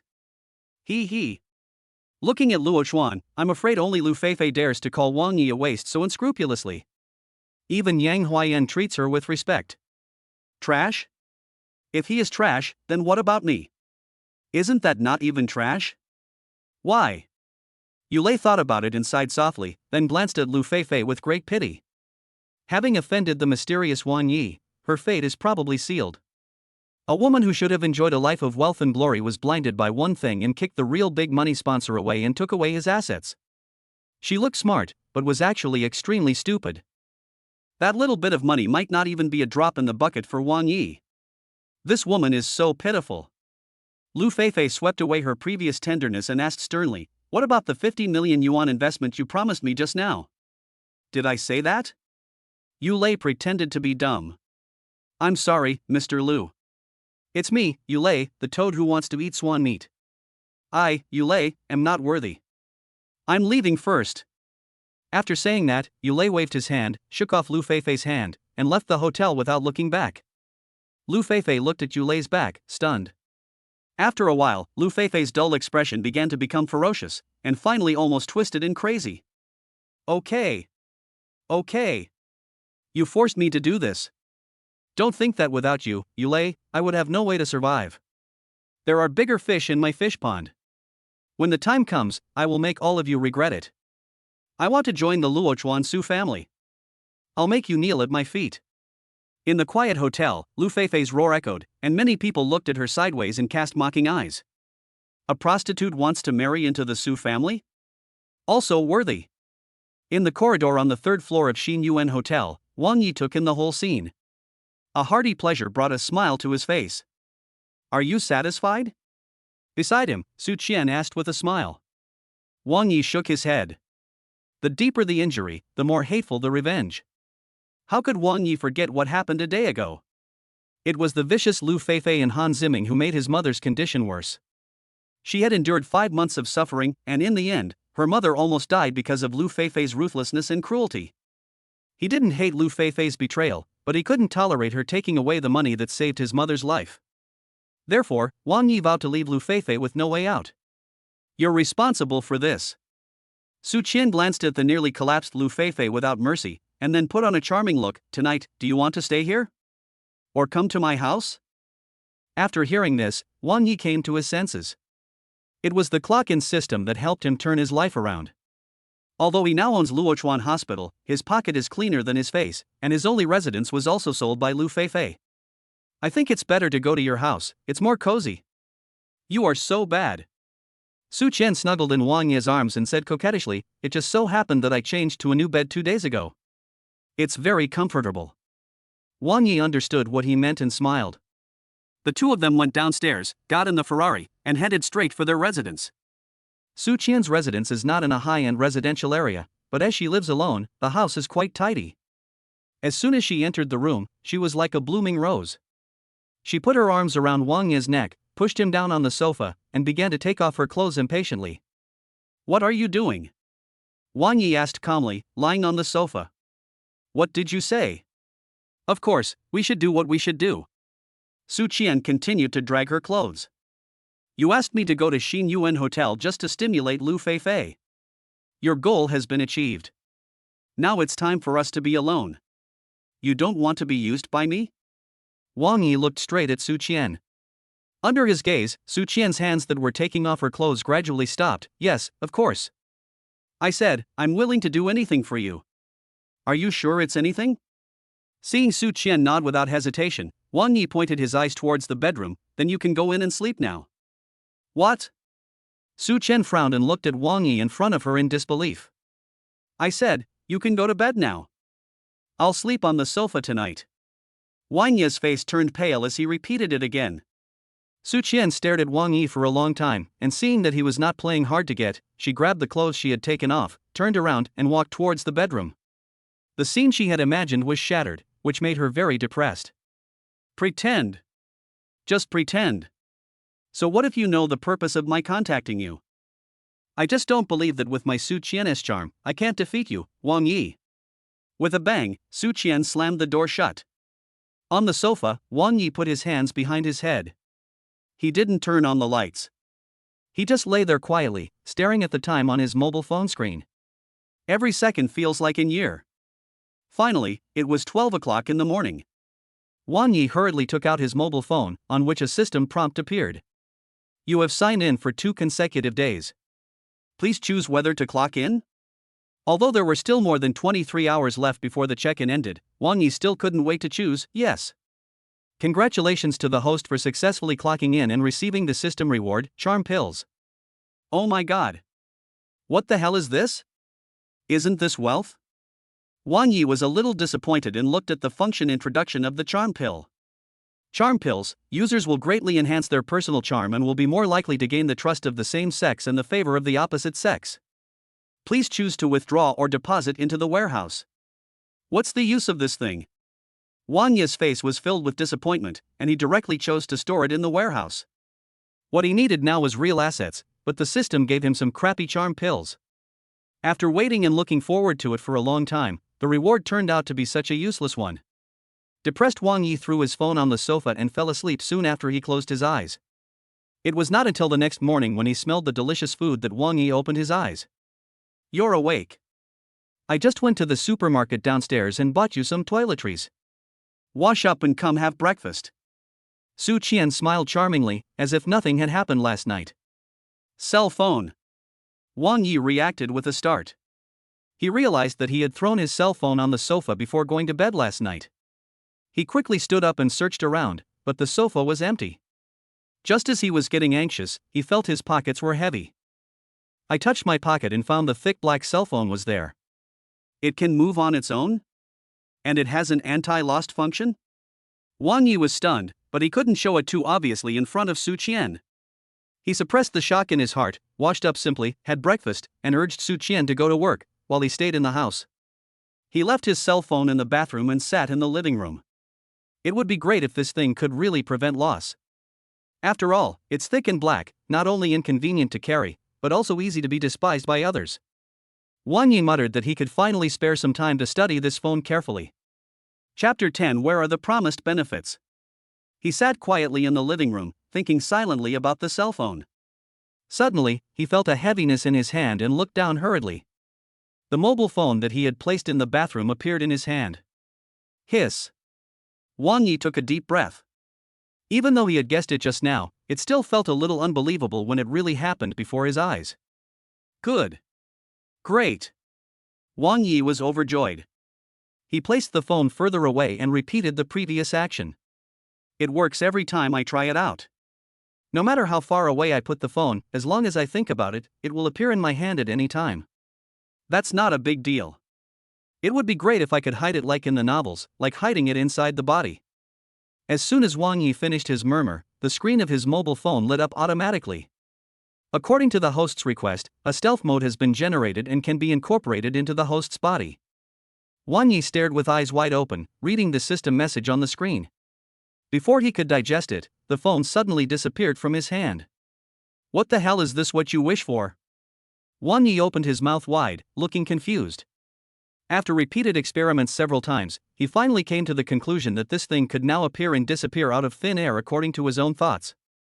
It's fucking awesome! Wang Yi was so excited that he couldn't help but swear. After Luochuan Hospital severed all business dealings with Tianlang Pharmaceutical, more hospitals in Luochuan joined this ranks. For a time, Tianlang Pharmaceutical was in danger. In less than 5 days, Lu Feifei, who had no management awareness, was forced to declare Tianlang Pharmaceutical bankrupt. Therefore, even if Lu Feifei sold all the company's assets, she was still burdened with nearly 10 million yuan in debt.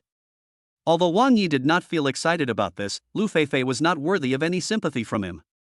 Just because she is a woman, you can't ask others to pay for the mistakes she made. The rewards given for signing in continuously during this week made Wang Yi want to curse. Expectations every day, disappointments every day, and what is given is either a charm pill or a strengthening pill. Wang Yi thinks he is already very charming. There is no need for these things to assist in the improvement. Well, if there's nothing good tomorrow, I'll go to the hospital and allocate some money to buy a villa. After staying at Su Qian's place for a few days, although this woman tried her best to seduce him, Wang Yi's reason still overcame the impulses of the flesh. This made Su Qian very depressed, but it also aroused her inner desire to conquer. Wang Yi was afraid that if he didn't move out, this girl might force herself on him, give him all kinds of aphrodisiacs, and then force herself on him, and his innocence would be ruined. The next morning, Su Qian prepared breakfast as usual. After eating, Wang Yi stayed at home alone and summoned his cell phone again. He casually pressed the sign-in button and began to pack his clothes, preparing to go to the hospital. At this moment, a message popped up on the mobile phone screen, making Wang Yi, who hadn't been excited for a long time, almost jump up. Congratulations to the host for signing in successfully and receiving a Shueiyue Garden Villa as a gift from the system. Please choose to withdraw cash or deposit into the warehouse. Finally, I have a home. Wang Yi almost cried for joy and couldn't wait to click on the withdrawal option. Withdrawal successful. The goods are being delivered and will be delivered immediately. Wang Yi rubbed his hands with full of anticipation. At this moment, a key and a stack of house purchase contracts appeared on the sofa.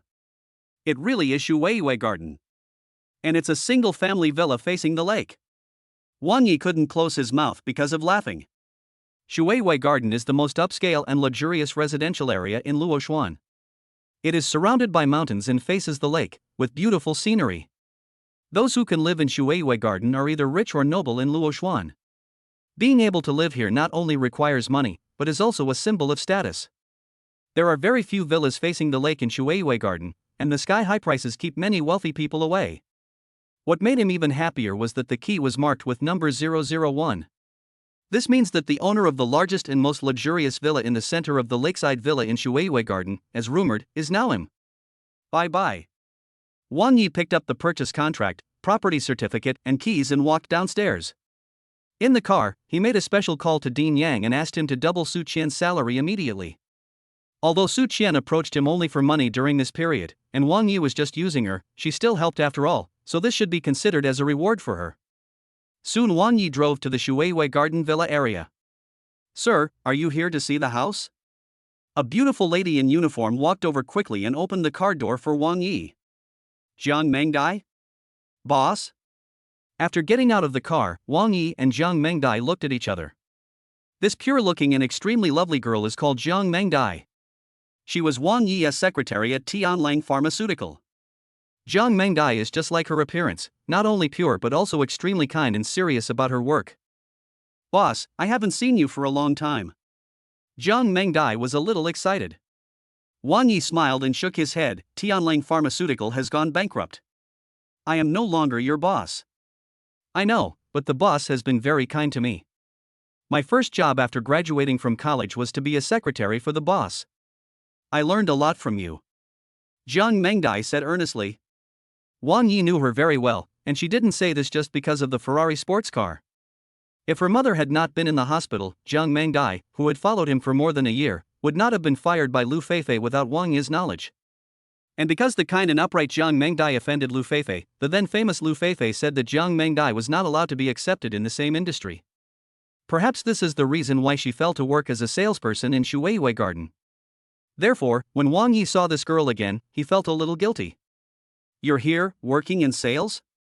Jiang Mengdai shook her head. "This is my new job. It's only my second day working here. I was originally a salesperson, but today I've been changed to a receptionist." After she finished speaking, she stuck out her tongue somewhat awkwardly. Wang Yi smiled brightly. "Come on, accompany me inside to do the handover." "Okay, boss." Jiang Mengdai led the way. I looked at the real estate certificate and purchase contract in my hand. I saw that the full amount was paid in one lump sum, and there was no signature of the salesperson.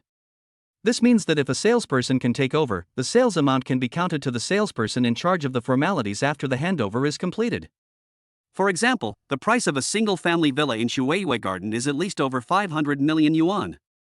Just by selling one house, you can earn a commission of tens of millions. Out of guilt towards Jiang Mengdai, Wang Yi has already planned to count the commission on Jiang Mengdai. "Boss, please." At the entrance of the sales office hall, Jiang Mengdai made a gesture of invitation. The hall was luxuriously decorated. Apart from a few sales and reception staff, there were no other outsiders. In such a luxurious community, reservations were usually made by phone. There are people who despise the poor and love the rich everywhere, and this place is no exception.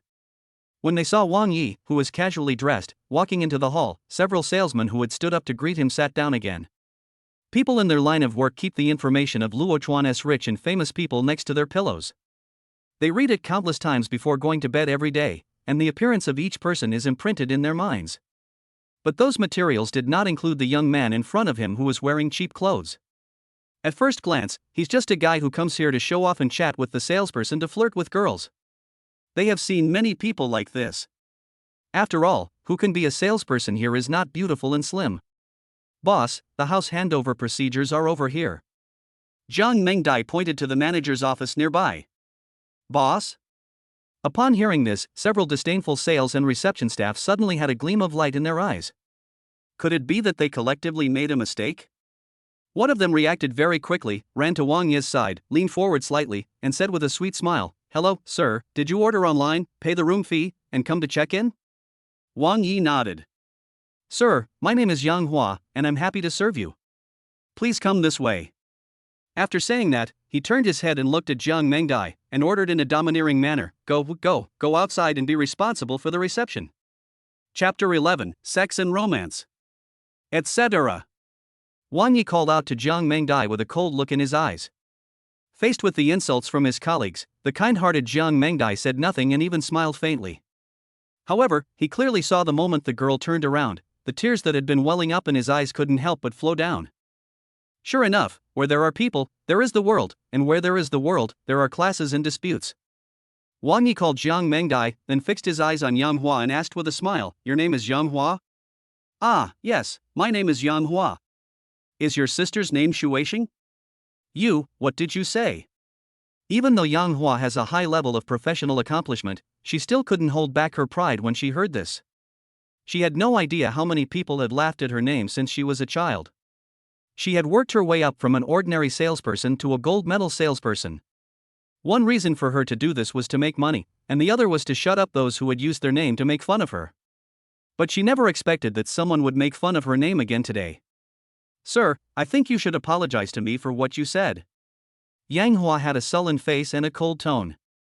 "At worst, I can give up this order. The manager is my own person anyway.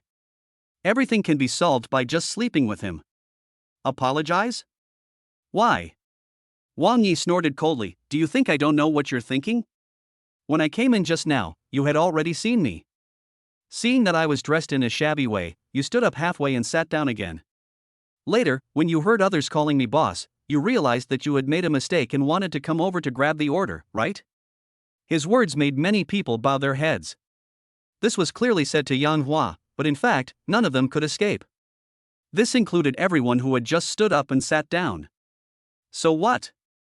Yang Hua said unconvincedly. "She is new here, how can she know how to receive people? What if she makes you unhappy? If a person has bad character, no matter how satisfied I am, I will not be satisfied." Wang Yi snorted coldly and looked at Jiang Mengdai. "Let's go." "Humph, what's the big deal? It's just buying a house. Why do you even bring up my character?" "That's right. Look at how he acts like he's worth 2.5 million. He's probably just a show-off. Look at that little slut. She's young and easy to seduce. Let's take a look. It must be a small apartment. The cost is only 2 or 3 million. The commission is not even enough to go to the bar. Only the newly arrived clerks would treat such a person as a treasure." A group of salespeople stood up for Yang Hua. Without exception, they had all done things that looked down on others. You are Mr. Wang, the owner of the Central Villa?" Just as everyone was venting their feelings, the manager trotted out of the office and came up to Wang Yi with a humble attitude. "What?" Hearing the manager's words, everyone was struck by lightning.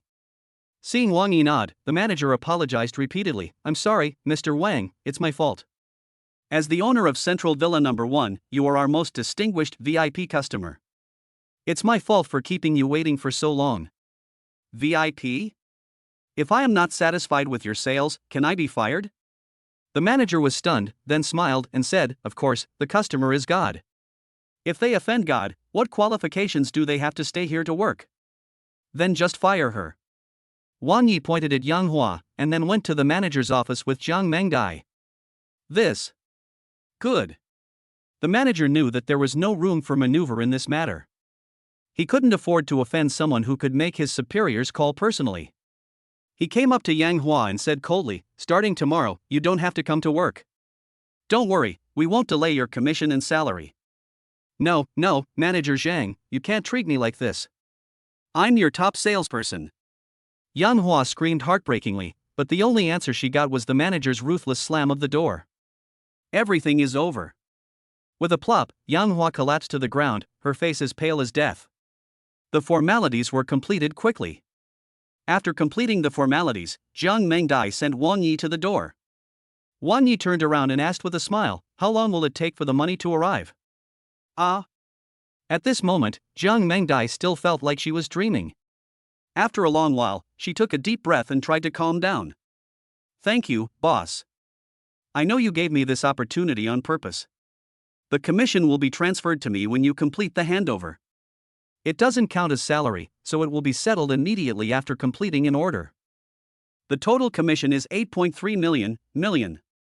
When Jiang Mengdai took out her cell phone and looked at the balance on the card, her face suddenly changed.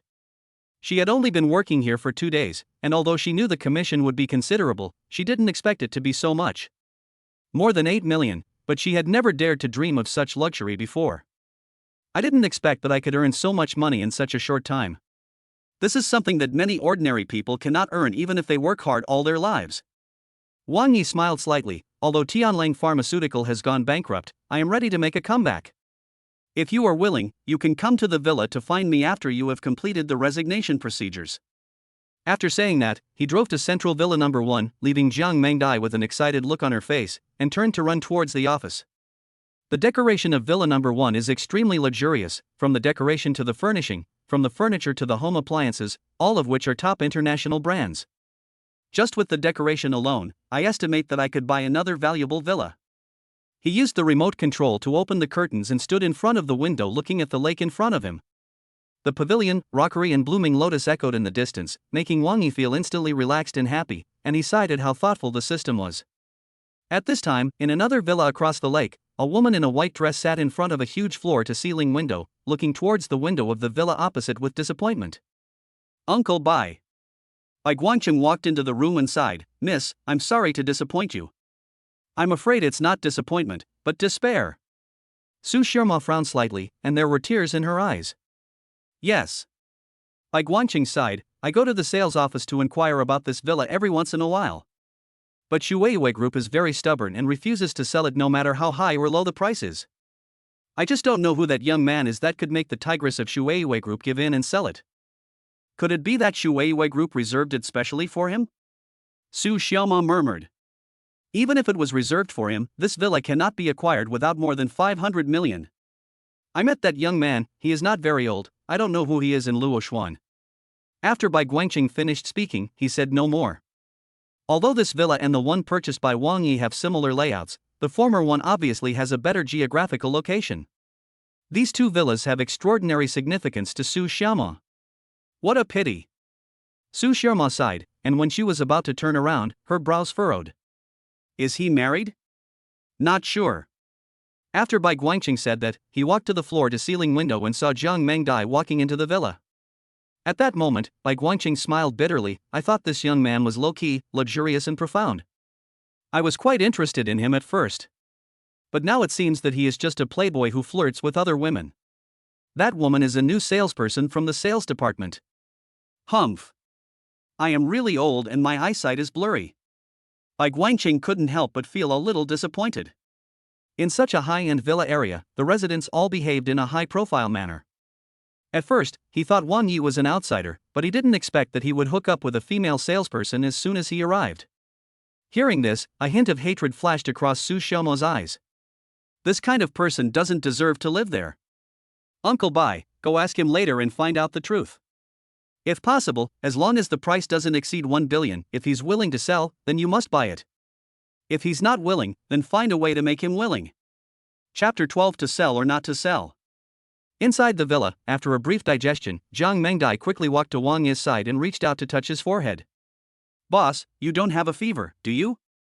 Wang Yi told her that he wanted to make a comeback and wanted to do real estate. Real estate has high risks and high profits.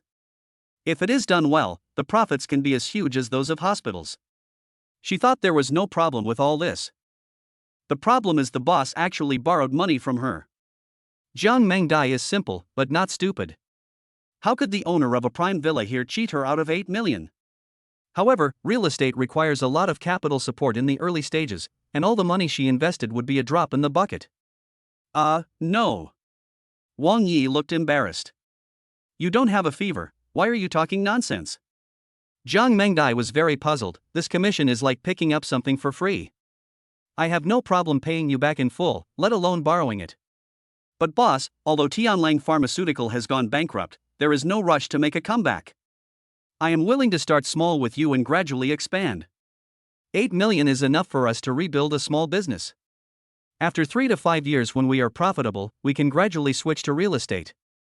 After all, the initial investment in real estate is too large, and it takes a long time to pull the capital chain. When it comes to market analysis and company operations, Jiang Mengdai is not vague at all, which is why Wang Yi values her. But Jiang Mengdai didn't know that Wang Yi now had another identity, that is, the chairman of Luochuan Hospital. His own hospital is building a new campus, and this piece of cake has completely fallen into the mouth of others. How can Wang Yi, who has experienced poverty and despair in his previous life, bear to watch this piece of tangmonk's meat fall into the mouth of others? But it is not convenient to mention this matter to Jiang Mengdai at the moment.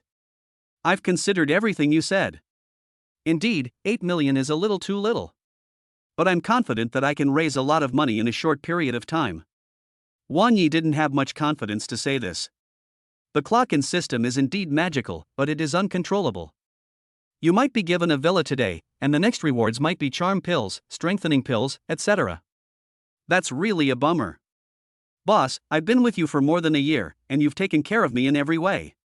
I, Jiang Mengdai, will never forget it. This money, plus my savings, and the sale of the property should be able to make up 10 million.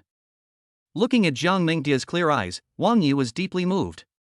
This little girl trusted him too much. I'll figure out the money issue. Just use the 8 million to register the company and go through the related formalities. If there is no other option, he can only transfer funds from Luochuan Hospital. Or they can solve the initial capital turnover problem by mortgaging the hospital and borrowing from the bank. But no matter which one it is, Wang Yi thinks it is extremely risky. Once the project does not go smoothly, it will be a bottomless pit that is difficult to fill. It is not impossible for him to return to the time before liberation. Ding dong. Just then, the doorbell rang. Property? Wang Yi was worried about money right now, so he didn't have the energy to care about anything else. Jiang Mengdai, on the other hand, walked quickly towards the door. Who are you? Jiang Mengdai said puzzledly when she opened the door and saw a middle-aged man standing there. Oh, I'm the owner of the house across the street. I saw that someone had moved into this villa, so I wanted to invite the neighbors to come over and hang out. Are you from this house? Ai Guancheng asked with a slightly tentative smile. I just quit. Hearing this, Ai Guancheng felt even more disappointed and contemptuous in his heart. Once you have money, just support a female salesperson. For money, she quit her job and was willing to be kept by someone. Just a pair of dogs. I resigned because of what happened to my previous boss. I guess I'm his secretary now. Well, it seems I got the situation wrong and misunderstood others. Jiang Mengdai led the person to Wang Yi. Hello, I'm your neighbor next door, my name is Bai Guancheng. Hello, Wang Yi. Wang Yi smiled faintly. This is our first meeting. Please accept this gift and we will keep in touch in the future. Bai Guancheng handed over the gift box in his hand. Wang Yi particularly noticed that Bai Guancheng was wearing a string of Buddhist beads on his wrist. The beads were quite old and should be an antique. How can this be so embarrassing? Wang Yi smiled and said no, but his body honestly took it and turned around to hand it to Jiang Mengdai. Xiaodai, make some tea. After the host and the guests took their seats, Wang Yi gave instructions to Jiang Mengdai. No. Bai Guancheng waved his hand to stop him, and then said, I came here this time, firstly to visit the neighbors, and secondly, to ask, how much did Mr. Wang spend to buy this villa? This really stumped Wang Yi. It was a free gift from the clock-in system, but as for how much it cost, he hadn't really read the contract carefully. Seeing that Wang Yi didn't answer, Bai Guancheng wanted to scold the little fox, but he smiled and said, actually, I have a relative who also likes this villa. She really likes it. I know Mr. Wang is not short of money, but I still want to ask, if Mr. Wang is willing, my relative is willing to spend 1 billion to buy your villa. Oh shit. How many? 1 billion? Wang Yi's heart almost jumped out. He did not agree, but he did not refuse either. Since the other party offered a price of 1 billion yuan, the value of this villa would definitely not be less than 1 billion yuan. I just moved in today. I'm not sure if I can get used to living here yet. If your relative really likes it and I'm not used to it, we can help each other out when the time comes. That's great. Mr. Wang, I'm in that villa. You can come and visit me when you are free. Bai Guancheng did not bother anymore about whether the villa should be sold or not, and then turned and left. 1 billion. This is almost as much as a Luochuan hospital. Wang Yi suppressed his excitement, quickly closed the door of the villa, rushed into the living room, opened the contract and read it carefully. When he saw the purchase price of the house, his eyes widened, 1.5 billion. Oh my god. Wang Yi felt dizzy. This villa was actually worth 1.5 billion. Fortunately, he did not agree to it immediately and sold it to Bai Guancheng. If Bai Guancheng knew that this villa was bought for 1.5 billion, then it would make sense why Shuiwei Group had not sold it before and why someone finally moved in. To sell or not to sell? That is the question. Wang Yi holds the contract and is unable to make a decision. With his experience in business, Wang Yi is very good at judging people.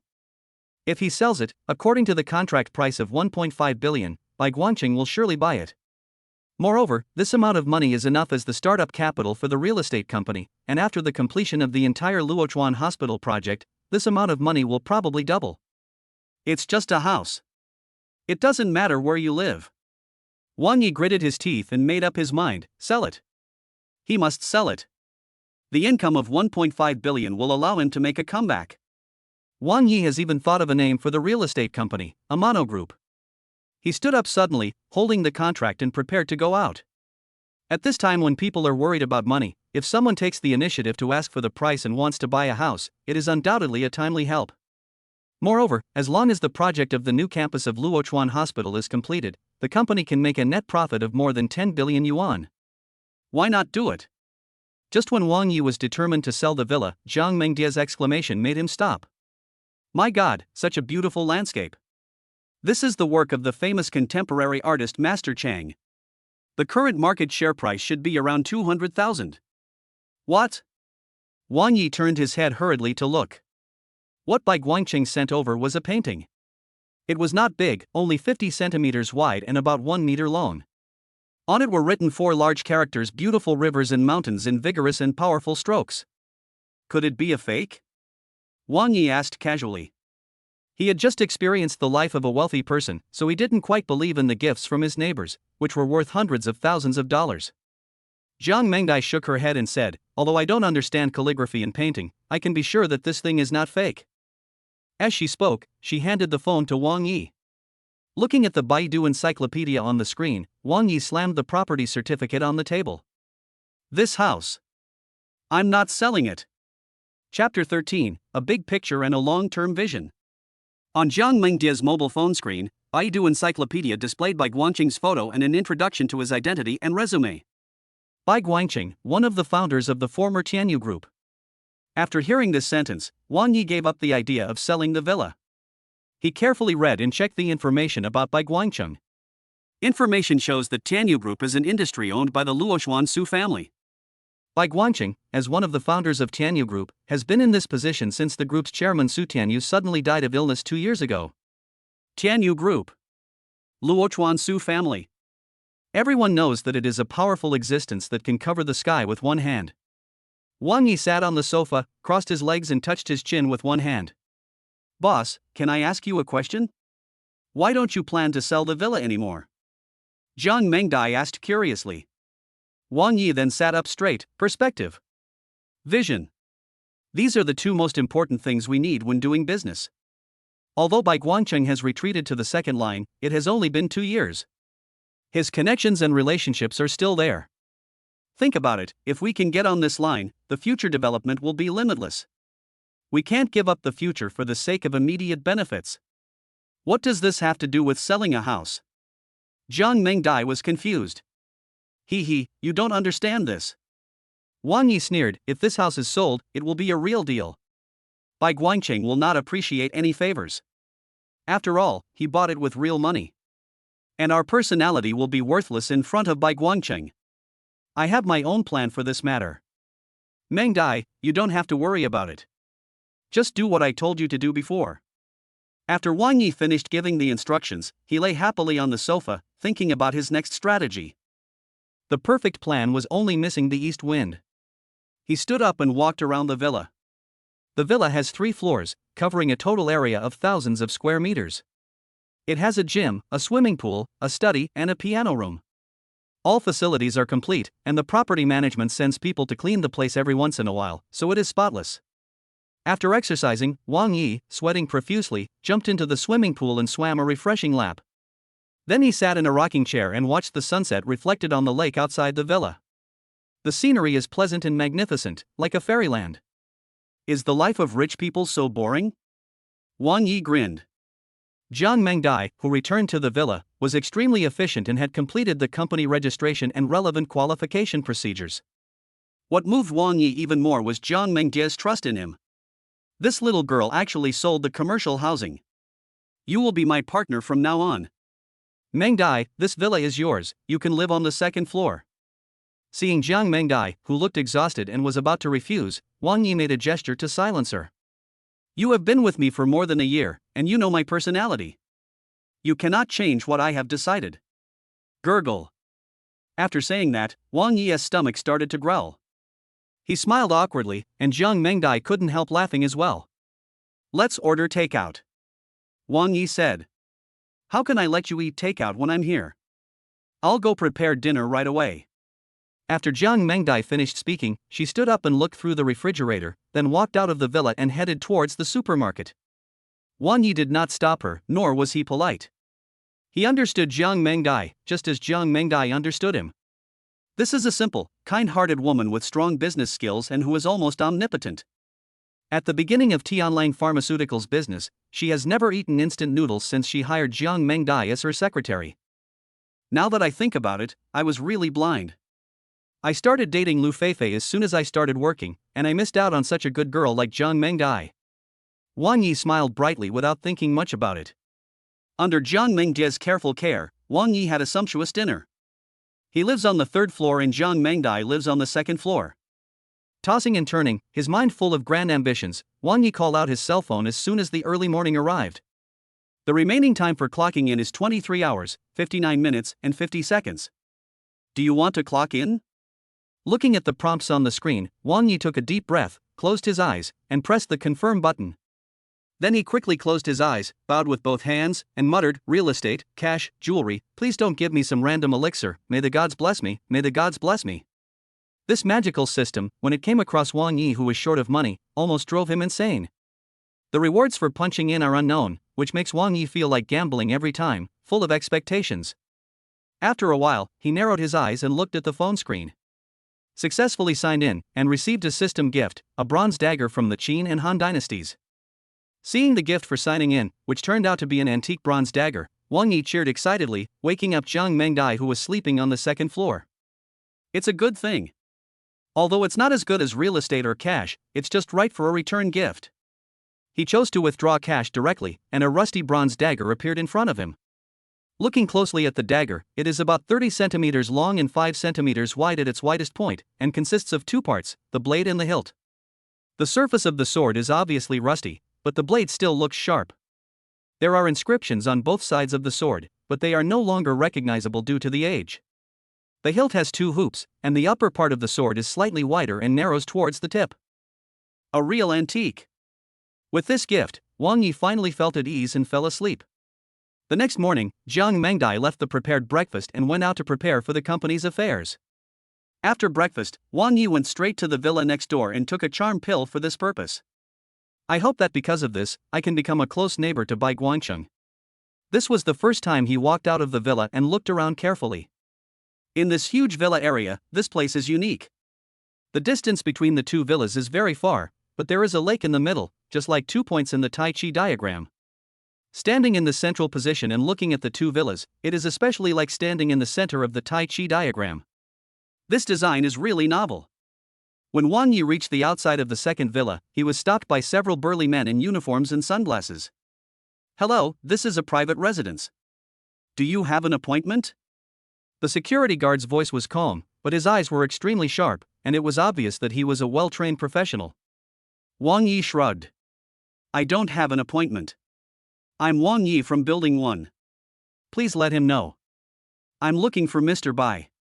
The security guard looked at him, hesitated for a moment, and then spoke into the intercom on his shoulder to notify the security guards in the courtyard, while keeping a vigilant eye on Wang Yi at all times. No wonder these security guards were so cautious with him, as he was holding a dagger in his hand at that moment. It's indeed a bit weird. After a while, Bai Guangcheng was seen from afar, and he walked out quickly with a smile on his face to greet him in person.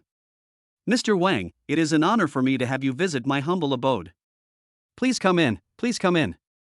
Before the person arrived, Bai Guangcheng's flattering voice was heard. When he approached, his eyes were fixed on the seemingly ancient bronze dagger in Wang Yi's hand. Seeing this, Wang Yi smiled quietly and followed him into the villa. When Wang Yi met Bai Guangcheng yesterday, he guessed from the Buddhist beads on his wrist that Bai Guangcheng was a quick collector. Seeing the look in his eyes now, it was true. Sitting in the luxurious villa, Wang Yi placed the bronze sword on the coffee table. Bai Guangcheng's eyes glanced at the bronze dagger from time to time. "I really like the calligraphy and painting Mr. Bai gave me. I came here to take a look around in my spare time today, but I didn't have anything to show you. I dare to guess that Mr. Bai loves collecting, so I brought this crude bronze dagger. I hope Mr. Bai will not dislike it." How could it be possible? How could it be possible? As Bai Guangcheng spoke, he gently stroked the blade of the bronze dagger with one hand, his eyes shining with brilliance. Bai Guangqing obviously liked it very much and praised it highly, saying, "Mr. Wang is really generous. Such a well-preserved bronze dagger from the Qin dynasty, wow, it should be valued at around 2 million. This price was within Wang Ye's expectations. He was observing some details of Bai Guangqing. Although the other party liked it very much, he was not so crazy that he could not let it go. It was obvious that Bai Guangqing had seen the world. Wang Yi was secretly disappointed. A gift that couldn't impress the other party was no different from not giving it at all. Ha! Suddenly, Bai Guangqing's eyes fixed on the hilt of the sword. He stood up suddenly with the dagger in his hand, and his whole body was trembling. Chapter 14: A gift worth over 100 million. Wang Yi was shocked to see that he looked like he was possessed by evil spirits. "Mr. Bai, is there anything wrong?" Bai Guangqing didn't say anything, but the hand holding the dagger trembled even more violently. "This is a gift I carefully selected because the bronze dagger is not only of collection value, but also mentioned in feng shui that it has the effect of protecting the house, so I gave it to you. But I didn't expect." Wang Yi scratched his head helplessly, with an awkward expression on his face. "Mr. Wang, you're too kind." Bai Guangqing's voice trembled a little. He reluctantly put down the bronze dagger and immediately looked at Wang Yi with extremely hot eyes. Could it be the effect of the charm pill? Bai Guangqing's expression made Wang Yi feel a little uncomfortable. "Mr. Wang, do you really want to give this dagger to Bai?" Bai Guangqing asked solemnly. Wang Yi was startled when he heard this, then he smiled and said, "Of course. It's really me, Bai Guangqing, who is short-sighted. I actually rejected Mr. Wang's face at the beginning and only estimated the price at 2 million. Sorry. It's me, Bai Guangqing, who didn't recognize the great man." He pointed to the end of the dagger, where the word Su could be faintly seen among the blurred words. "I dare to guess that this dagger not only comes from the Qin and Han dynasties, but also was made by a sword-making master." Wang Yi didn't know much about antiques, and was completely confused at the moment, but he still had a faint smile on his face. "This is the weapon Jing Ke used when he assassinated Qin. It was forged by the sword-forging master, Madame Su.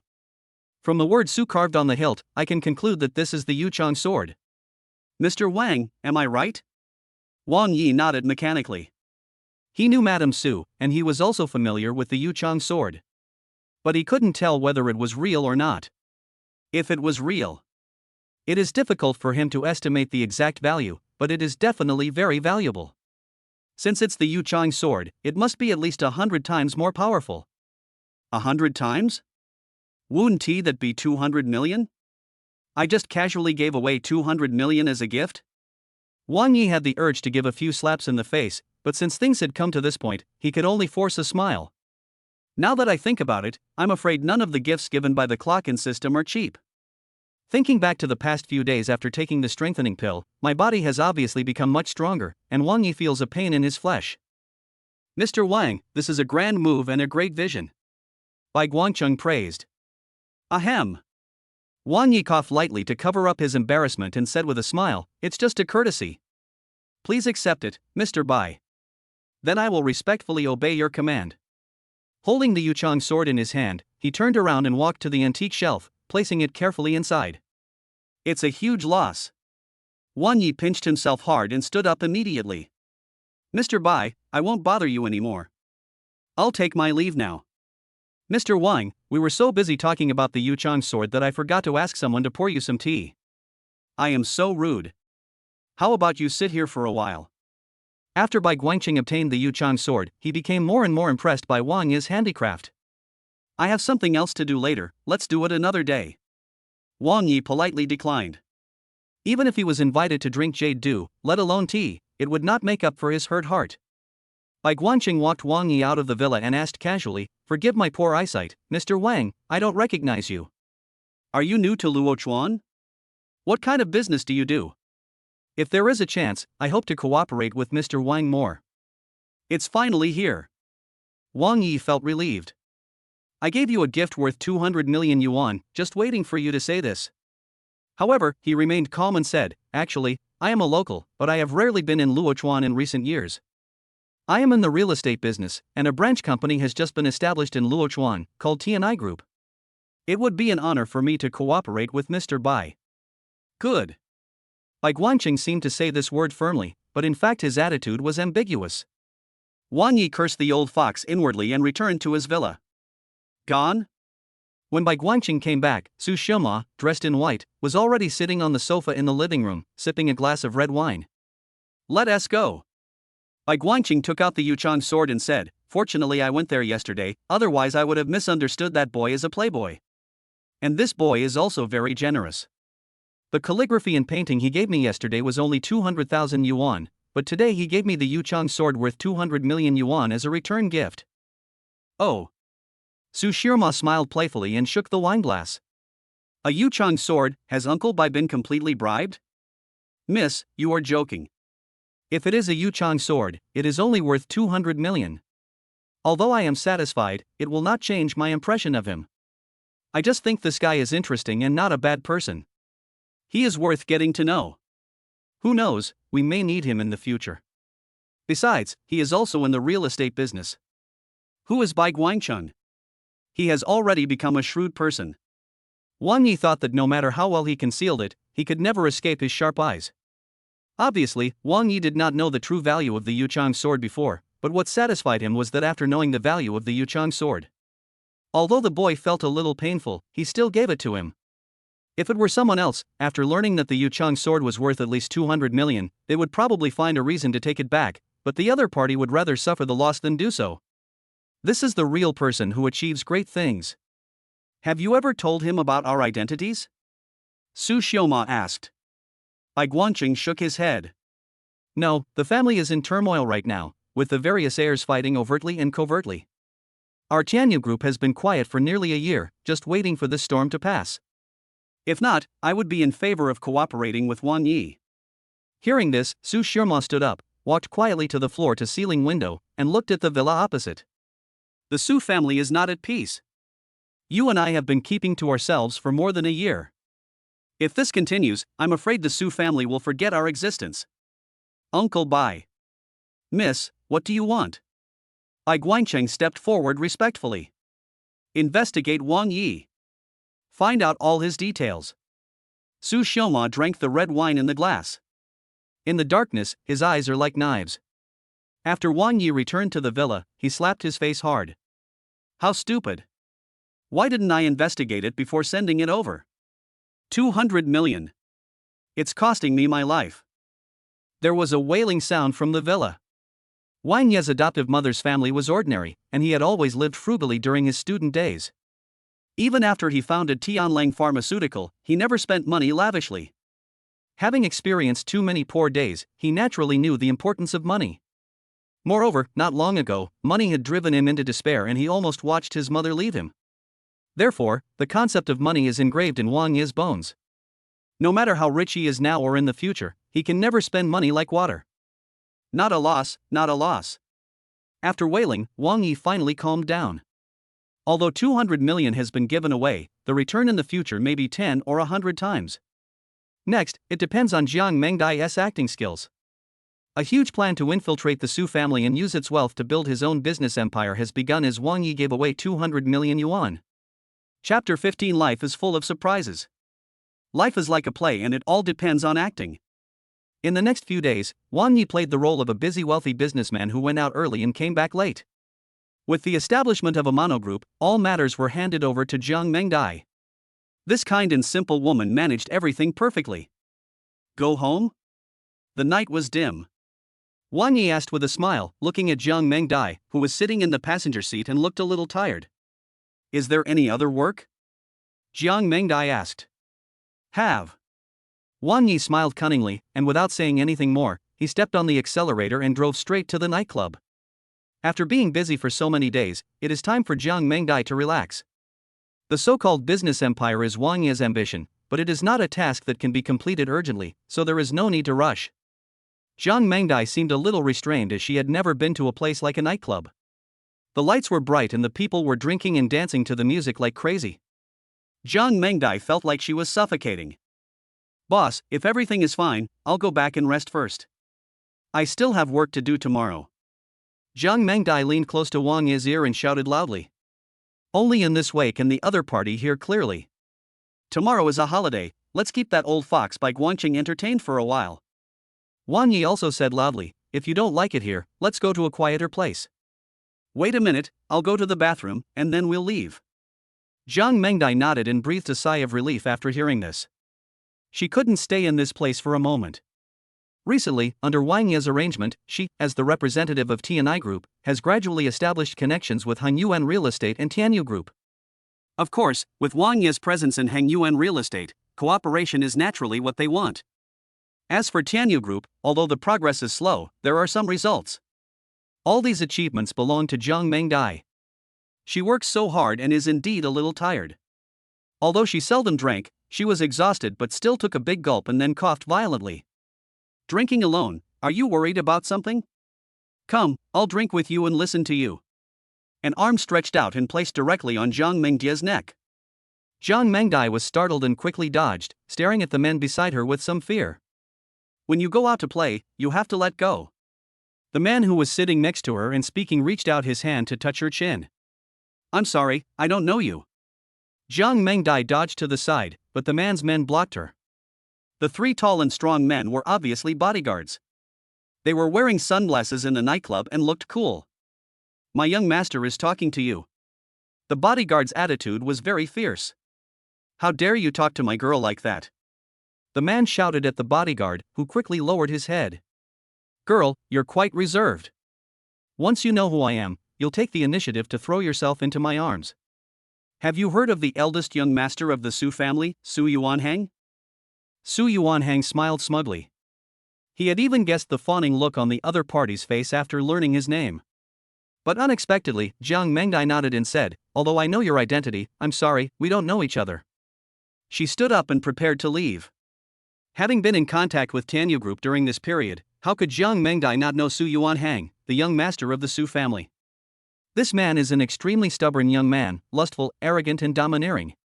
Because he is the eldest grandson of the Su family has always indulged him. Moreover, Su Yuanhang's father is the eldest brother in the Su family. Apart from the old man of the Su family, he can be said to be a person who can do whatever he wants. So in Luochuan, when people heard Su Yuanhang's name, they would avoid him.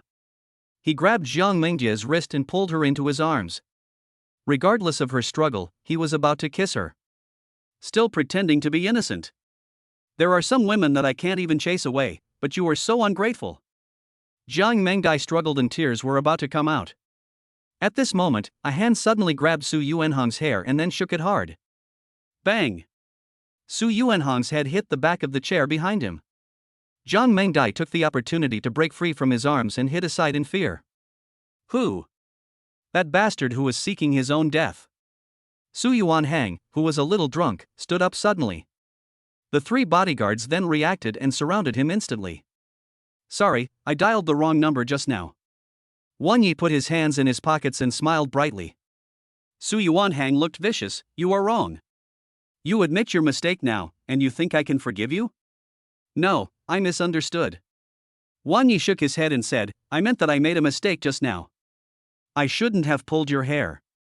I should have slapped you a few times. After he finished speaking, Wang Yi's smile faded, his face suddenly turned cold, and a chill suddenly surged out of him. The three burly bodyguards actually took a step back with some fear. During this period, the clock-in system also gave away a lot of strengthening pills, but there was no point in keeping them, so Wang Yi took them every time.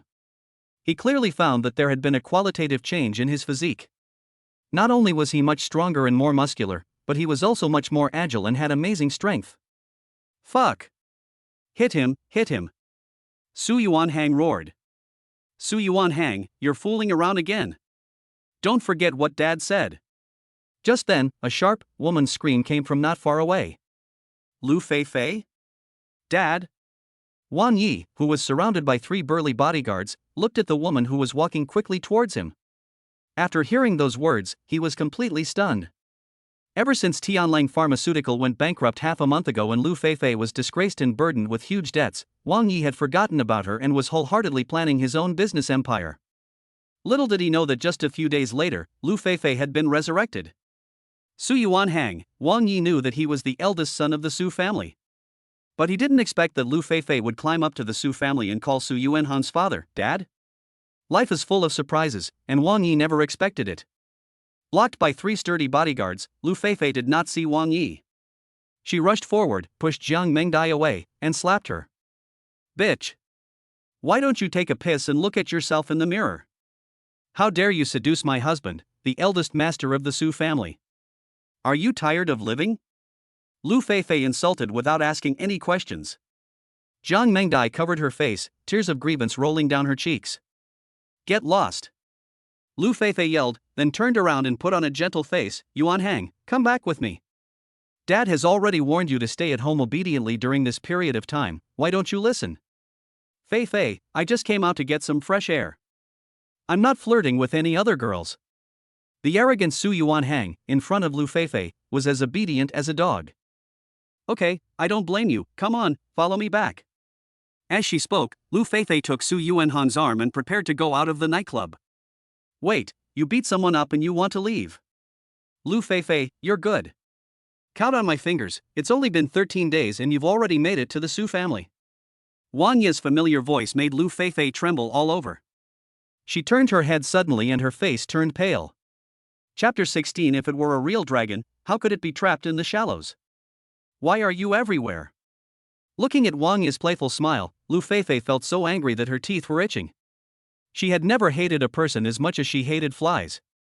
I want to ask you the same thing. Wang Yi snorted coldly and pulled Jiang Mingjia's hand away from her face. 5 finger marks were clearly visible. His eyes suddenly turned and he looked at Lu Feifei. Lu Feifei, however, did not take it seriously. Instead, she sneered, why, have you changed your taste? You know that Su Qian is not a good person, so you are looking for someone else to please you? Whose daughter is this? I never realized that you are so good at eating gigolos. How can it compare to your sugar daddy? Wang Yi responded sharply, then turned around and asked softly, Mengdai, does it hurt? Jiang Mengdai nodded instinctively, but then she was afraid that Wang Yi's personality would make things worse, so she quickly shook her head. Don't worry, this slap won't be in vain. Haha, who was it? It turned out to be Jiang Mengdai, your stupid secretary. Lu Feifei suddenly realized and pointed at Jiang Mengdai provocatively, I beat her up, what can you do to me? Wang Yi, let me tell you. I am the daughter-in-law of the Su family now. Yes, this is my wife. Su Yuanhang hugged Lu Feifei with a proud look on his face. Are you proud? Wang Yi looked at Su Yuanhang and asked playfully. Of course, my wife is the best in the world. Ha, is that so? Then young Master Su must work hard to live well in the future. If the Su family goes bankrupt or your parents are hospitalized, who knows, everything in the Su family may be passed on to someone else. His words had a hidden meaning. Lu Feifei gritted her teeth with a gloomy face, but she had no way to refute it. How dare you curse our Su family? Su Yuanhang was stunned and shouted sternly. Young Master Su, are you that great? Wang Ye's eyes became increasingly cold. The smell of gunpowder in the field became stronger and stronger. An old man and a young man were sitting at a table not far away, watching everything that was happening here with great interest. Uncle Bai, what do you think he will do? Su Xioma shook the red wine glass, with a teasing smile on her beautiful face. I can't guess. Bai Guanqing shook his head. I have checked Wang Ye's information very clearly. He grew up in a poor family, but he was a pragmatic young man. After graduation, he founded his own company. Not long ago, he was deceived by this Lu Feifei, and his mother almost died because of it. But all of these are supported by evidence. What has always puzzled Bai Guanqing is how the impoverished Wang Yi could drive a Ferrari and live in the top-notch Central Villa No. 1 in Shuihui Garden. Obviously, the results of the investigation and the Wang Yi they saw in reality were completely different people from each other.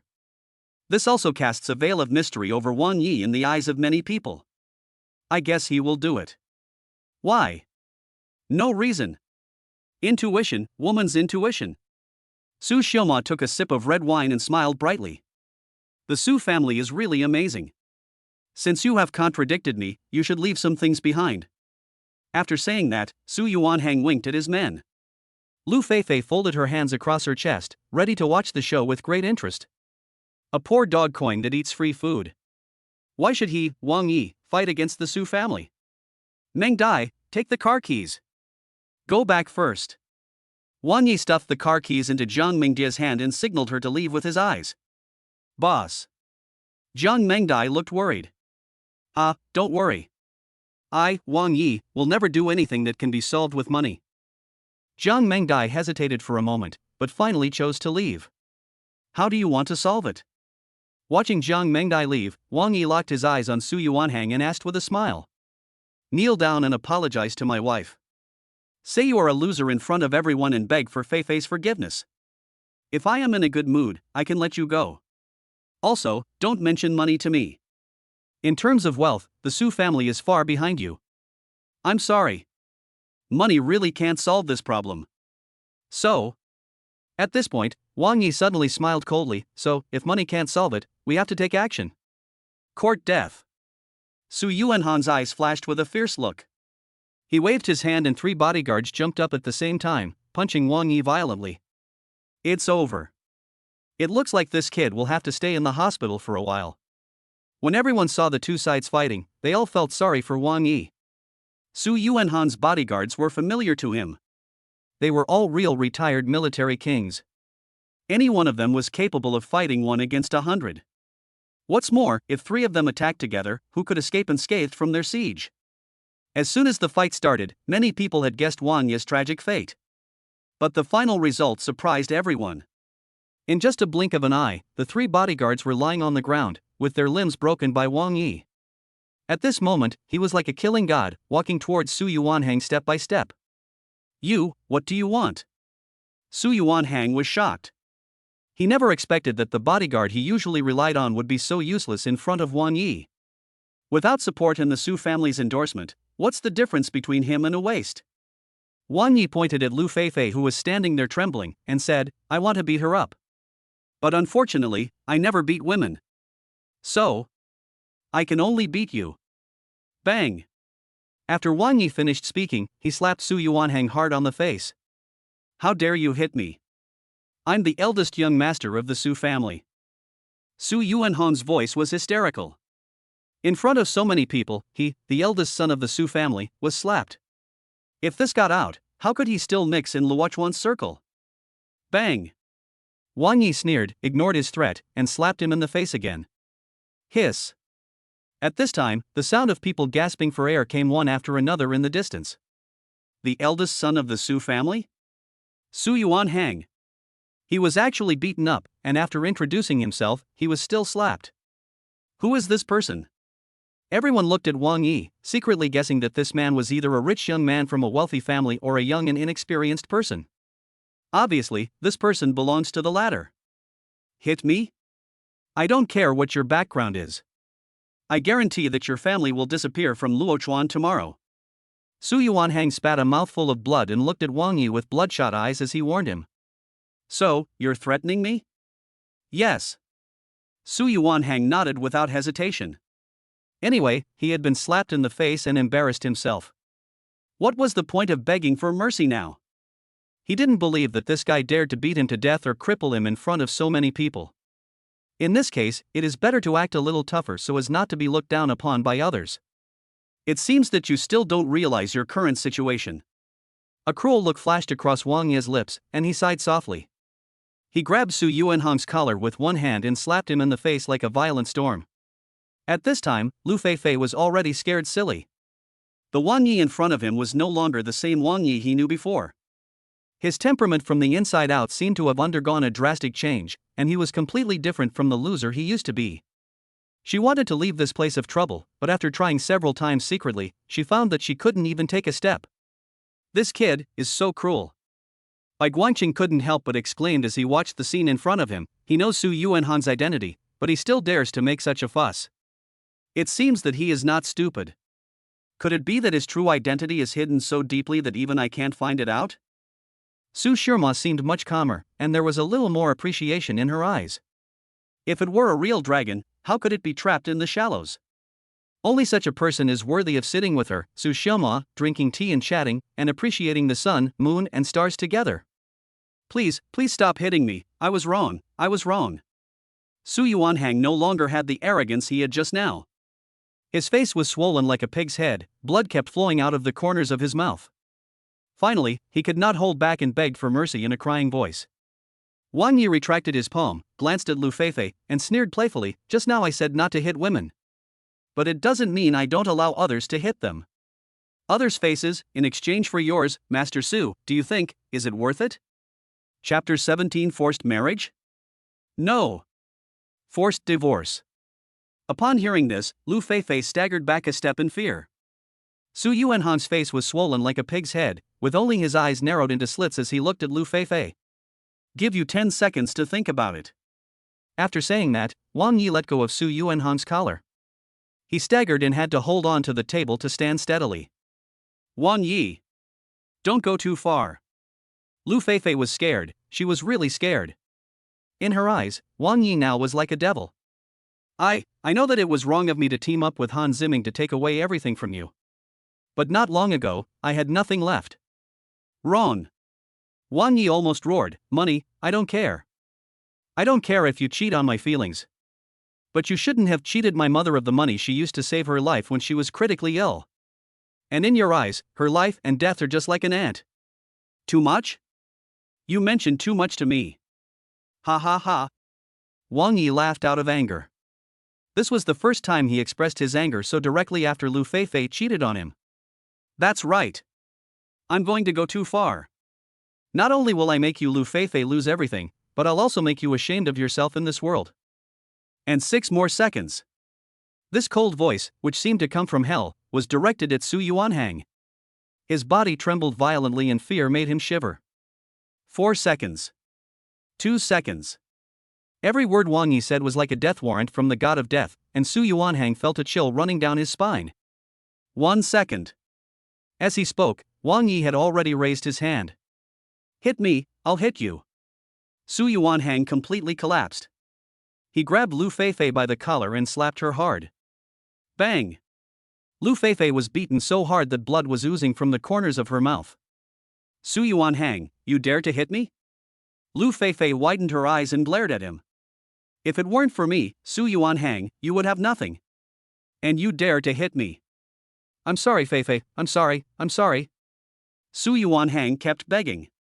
Wang Yi, feeling relieved, didn't pay attention to the hidden meaning of Lu Feifei's words. He kicked Su Yuanhang in the butt, and Su Yuanhang staggered and fell to the ground. Looking at Wang Yi pleadingly, Su Yuanhang begged, Brother Yi, you beat me too, and asked me to beat you, and I beat you too, so you should let me go now, right? Su Yuanhang also knew that those with bare feet are not afraid of those wearing shoes. Now he had to lie down if he was a dragon or stay in his crouch if he was a tiger, otherwise he would just get beaten in vain. The wisest choice is to endure temporarily and find an opportunity to take revenge later. Who knew that Wang Yi would actually possess him, staring at him like a demon, Su Yuanhang? Remember my words, I, Wang Yi, will give you 3 days. Divorce Lu Feifei within 3 days, otherwise I will personally go to the Su family and beat you up again. Divorce. Lu Feifei covered her face with her hands, her eyes filled with fear. Wang Yi obviously didn't intend to leave her any chance of survival. People in the distance were also whispering. They had heard of people forcing marriages, but this was the first time they had heard of anyone forcing a divorce. Divorce, I will. Su Yuanhang said without hesitation, don't worry, I will divorce you when I get back. Wang Yi knew that his words were just a bluff, but he knew even more clearly that forcing Lu Feifei into a desperate situation was what he, Wang Yi, wanted to do, so this marriage must be divorced. Roll. Following Wang Yi's loud shout, Su Yuanhang hurriedly got up, grabbed Lu Feifei, and the two of them fled out of the nightclub. He picked up the bottle and took a sip of wine. As soon as he saw Lu Feifei, he recalled the scene when his mother was dying. Wang Yi smashed the bottle and walked out of the nightclub. Under the dim red lights, Wang Yi walked toward Shueiyue Garden. My mother has been through 5 months of torture and is still in the hospital after surgery. It is still unknown whether she can recover as before. All this is thanks to Lu Feifei and Han Ziming. Ding-a-ling. A bicycle bell rang, and Wang Yi turned his head to see a very fresh and refined woman in sportswear riding a bicycle towards him. Hi. The bicycle stopped beside him and Su Xiaoma smiled sweetly. Do we know each other?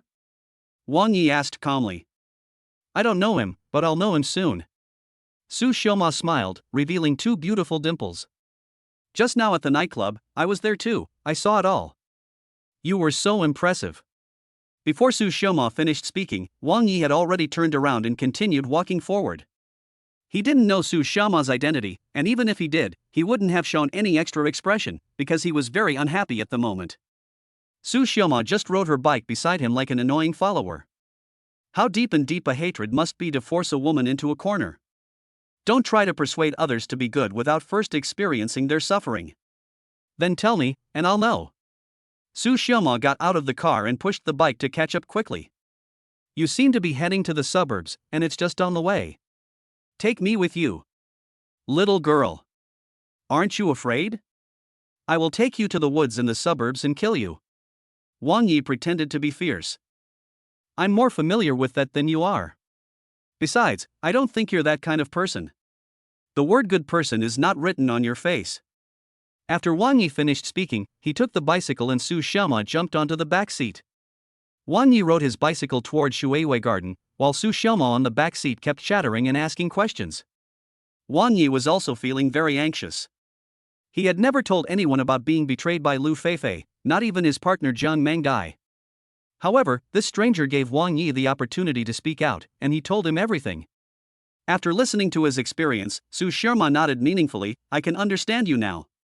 But, are you really not going to give her a chance to live? She found a way to live. Do you think she needs a way to live when she still has not shown the slightest remorse? Wang Yi smiled coldly. For those who even looked at me a little more when I was in trouble, I, Wang Yi, would leave a way out for them even if I have no way out myself. However, for those who don't even let my family go, I, Wang Yi, will leave them no way out. Su Xiaoma smiled and nodded. He's quite interesting, and he has quite a personality. However, I heard that the Su family is not easy to mess with. I'm going to the Su family in 3 days to force a marriage. No. I'm going to force a divorce. I'm just saying this to vent my anger. Don't take it seriously. Do you think I'm the kind of person who brags? Wang Yi turned his head and stared at Su Xiaoma. No. Su Xiaoma said firmly, but you don't look like someone who can compete with the Su family. Are you planning to perish together with the Su family? Look at the road, stop staring at me. Clang. Before Su Xiaoma could finish her words, Wang Yi, who turned his head and stared at Su Xiaoma, had already ridden his bike into the stinky ditch. A bicycle was overturned on the side of the road, its wheels still rolling. Wang Yi and Su Xiaoma were soaked in the stinky ditch, with mud all over their faces. Your driving skills are really worrying. Su Xiaoma said unhappily. Wang Yi climbed up and reached out to pull Su Xiaoma out of the stinky ditch. Your dimples are so charming that I couldn't help but look at them a few more times. I saw you didn't even want to introduce yourself along the way. Well, I'm too lazy to ask your name, so I'll just call you Dimple. When Su Xiaoma heard the words too charming, her face turned red instantly, but it couldn't be seen because her face was covered in mud. Pointing to Shuiwei Garden not far away, Wang Yi said, my home is not far away. If you feel at ease, come back with me and take a bath. Su Xiaoma heard this and nodded silently. Chapter 18. Two girls playing in the water.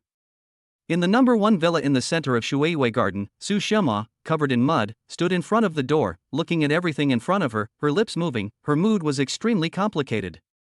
Here, she once had her own memories.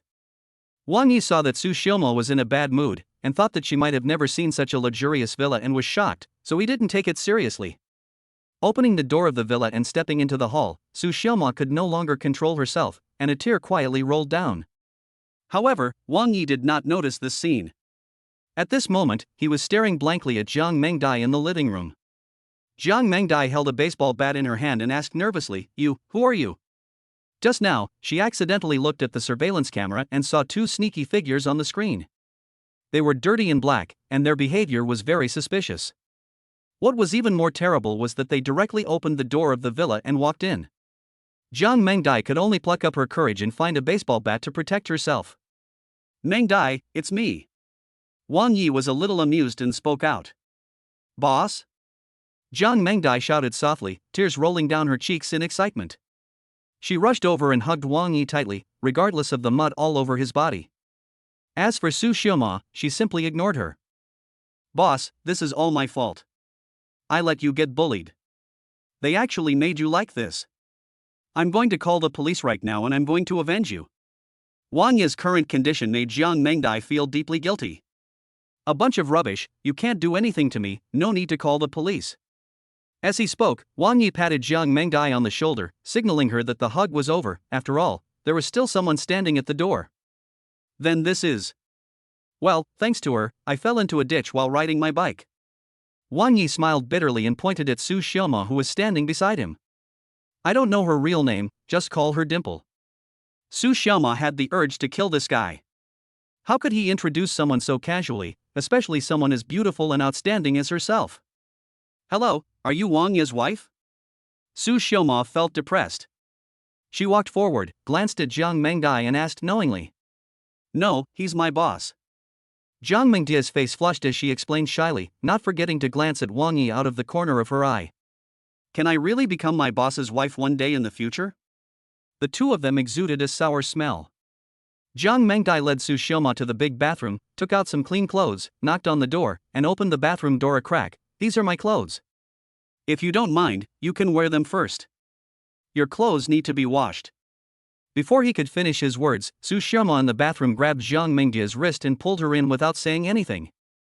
Jiang Mengdai was so frightened that she screamed. When she saw Su Xiaoma's proud figure, her face turned red and she didn't dare to look at her directly. Hee, little sister still knows how to be shy. Su Xiaoma smiled slyly. We are all women, there is nothing to be embarrassed about. Even if the guy outside has lustful intentions, he doesn't have the courage to break in. Wow, sister, you have nice skin. Not as good as yours. Hee, sister is so strong. Hearing the gangster-like words coming from the bathroom, Wang Yi was completely defeated. That woman actually treated herself as invisible. Not only did she flirt with her subordinates, she also challenged him for not having the guts to do it. Think of a shot of two women taking a shower together, applying shower gel to each other. The picture is so beautiful. Wang Yi was daydreaming and almost vomited when he smelled the smell on his body. It stinks so much. He took another look at the two women who were vaguely visible through the glass, took a deep breath and went to the bathroom on the second floor. After taking a shower, Su Xiaoma, wrapped in a bath towel, picked up the clothes that Jiang Mengdai brought her. Sister Mengdai, you are so conservative that you actually wear boxer shorts. She was holding a pair of boxer shorts in her hand and looked at Jiang Mengdai with a smile. You little girl, you just know how to make fun of me. I don't have a better figure than you, isn't that enough? Jiang Mengdai didn't expect that the other party looked quiet and simple, but was actually a complete female hooligan. Every time she talked about a topic, her ears turned red, and she didn't know how to continue. Sister has a good figure. She is slim and graceful. I am just a little precocious and too plump. Okay, put it on. Jiang Mengdai seemed helpless against such a female hooligan. Su Xiaoma seemed to be playing around with Jiang Mengdai, but she had actually been observing them secretly, from the initial test when she entered the door to the deliberate teasing now. Jiang Mengdai's shyness and conservatism had confirmed her statement. It seemed that she and Wang Yi were indeed innocent. Could it be that the boy is really like Lu Xiaohui, who can remain calm even when a woman's hand is raised? In the lobby on the first floor, Wang Yi was lying on the sofa, mechanically scrolling through TikTok videos. He didn't remember any of the content. The noise of playfulness died down, and when Su Xiaoma came out wearing tighter clothes, Wang Yi couldn't help but swallow his saliva secretly. Her already plump figure, set off by the smaller size clothes, looks even more curvy and seductive. Come on, I'll take you home. Wang Yi took a deep breath and stood up from the sofa. If he continued to keep her here, he was afraid that he would not be able to resist her temptation and would do something worse than an animal. Go home? What else? The smile on Su Xiaoma's face froze, and she looked at Wang Yi in surprise. She pointed at the sky outside and curled her lips, her meaning was obvious. Boss, it's getting late and her clothes are not dry yet, so why don't we let her stay here tonight? At this point, Jiang Mengdai also felt something was wrong. She didn't even know the other person's real name. Whatever. There are plenty of guest rooms anyway. Wang Yi looked at Su Xiaoma seriously, then got up and went up to the third floor. He always felt that this Dimple was not simple. Everything seemed natural, but when he thought about it carefully, he felt something was wrong. Wang Yi lay on the bed in the bedroom with his hands behind his head, recalling everything that happened in the nightclub. Only 10 days had passed, and Lu Feifei, who was already disgraced and heavily in debt, had gotten to know the eldest young master of the Su family through what connections? Su Yuanhan's attitude towards her was not respectful as seen by ordinary people, but real fear. Why was that? Could it be that Su Yuanhang did something shameful and Lu Feifei had evidence of it? If this is the case, it is obviously impossible to get Su Yuanhang and Lu Feifei to divorce within 3 days. What else can we do? He lay there quietly, thinking silently, and before he knew it, it was already past midnight. I took out my phone and opened the system, which prompted me to clock in. Wang Yi clicked it casually. Congratulations to the host, you have successfully signed in consecutively, and the system will give you a reward, Xiaoyao powder. Xiaoyao powder. Wang Yi frowned as he looked at the description of the effects. The user will feel more energetic and full of vitality. The instructions were simple, just a few hastily written words. Wang Yi chose to withdraw the money, and soon a glass bottle appeared in front of him. The so-called Xiaoyao powder is in the form of small white granules and looks like white sugar at first glance. Wang Yi looked at it for a long time and couldn't help complaining. What kind of weird thing is this? Chapter 19 Xiaoyao powder. Wang Yi walked downstairs and saw Su Shima sitting on the sofa sipping coffee.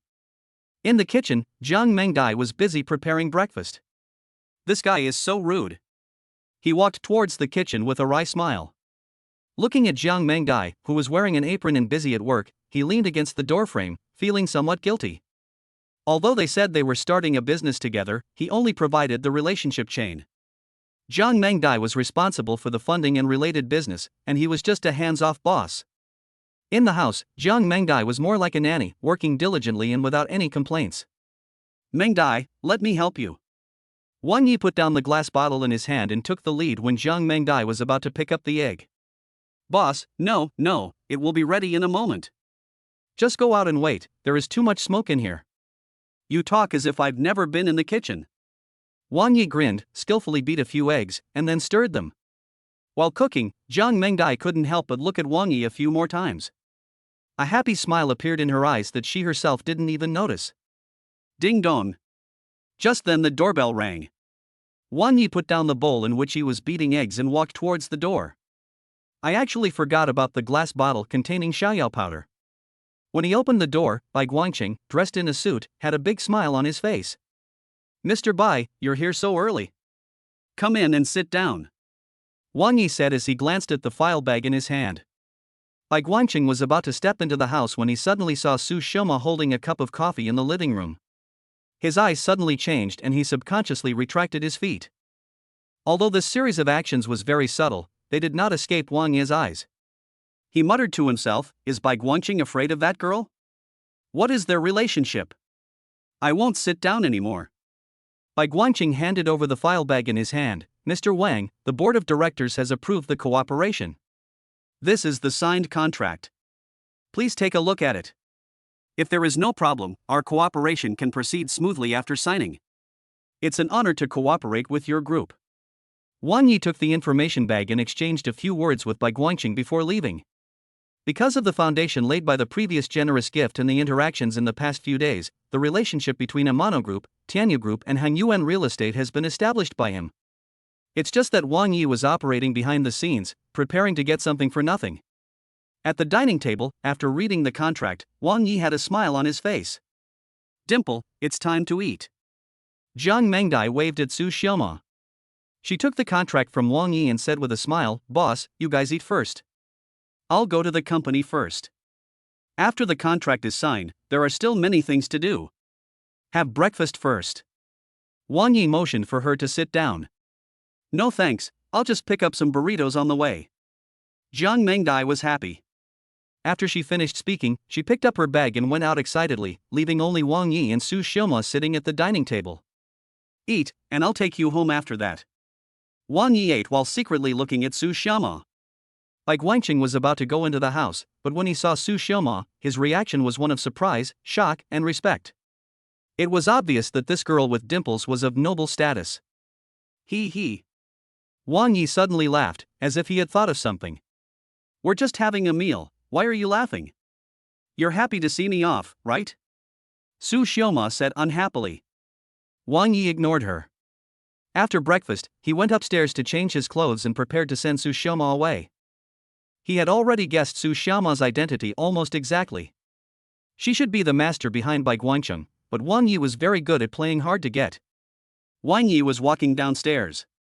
When he saw Su Shima peeling off the cloth on the wall, he was shocked and couldn't help swearing, and he trotted over. Fuck. Stop looking. There is a business strategy map hanging on the wall, which was carefully planned by Wang Yi during this period. Sure. Su Shima folded her arms across her chest and stared at Wang Yi happily. It's a trade secret, don't look at it. Wang Yi quickly covered the picture with a cloth. But it was obviously too late, everything was discovered by Su Shima. For the new campus project of Luochuan Hospital, Hung Yuan Real Estate provided the work and Tana Group provided the finances. The Tana Group acted as a matchmaker and did nothing, but was able to get the contract and then subcontract it to these two companies. According to your notes, this order alone can make a profit of nearly 1 billion. After being exposed by Su Shima, Wang Yi frowned and scolded, "My mother taught me since I was a child not to touch other people's things." Didn't your mother teach you that? Su Shima's originally smiling face suddenly darkened. She glared at Wang Yi fiercely, then turned and walked towards the door. Did I say something wrong? Wang Yi asked in astonishment, "Where are you going?" Go home. Su Shima replied unhappily. But after taking a few steps, she staggered and suddenly felt a heat gushing out from her lower abdomen and spreading throughout her body in an instant. An incomparable feeling of excitement surged into my heart uncontrollably. Not only her, Wang Yi also had the same feeling at this moment, and even his breathing became rapid. What's going on? The two said in unison. Su Shima turned around and looked at Wang Yi with a questioning look, and Wang Yi also stared at her in confusion. Their eyes met, and even though they were far apart, the collision of their eyes was like instantly igniting dry wood. The two of them breathed heavily and quickly turned their heads away, not daring to look at each other again. Fuck! Zayayazan. Wang Yi reacted suddenly and rushed to the kitchen, only to find that the glass bottle containing xiaoyao powder was empty. It turned out that Jiang Mengdai, who was unaware of the situation, mistook this thing for sugar and put it in her breakfast. It's over. This damn xiaoyao powder, this is actually its effect. Its unknown effect is killing people. It was too late to say anything now. In the huge villa, there were only him and Su Shima, and it seemed as if there was a fire burning in each of them. What did you give me to eat? Su Shima asked when she saw Wang Yi coming out of the kitchen. Wang Yi shrugged awkwardly. He couldn't tell her that the thing was xiaoyao powder. The so-called doubling of spirit and unlimited vitality must be referring to that aspect. What to do? Wang Yi scratched his head. The only way now was to restrain himself. Sending Su Shima away is undoubtedly the best choice, but she has also taken the drugs. What if the drug takes effect when she goes out and something bad happens? He was so melancholy that his face turned red with heat. An irresistible instinct made him turn his head and look at Su Shima infatuatedly, and the latter also looked at him uncontrollably. The more this happened, the faster the feeling of being out of control grew. The huge living room was in deathly silence. The drug was too strong. In a moment, both of them had become blurry-eyed and their legs seemed to be out of control, moving on their own, getting closer and closer to each other. You, don't come over here. Su Shima's face was flushed and her breathing was heavy. With her blurred eyes, she looked particularly attractive. Having said that, she could hardly control herself. Wang Yi walked up to her and grabbed her shoulders. Their skin touched in an instant, and an electric shock-like feeling spread throughout their bodies. Struggling seems futile at this moment, and the inner instinct is to resist struggling.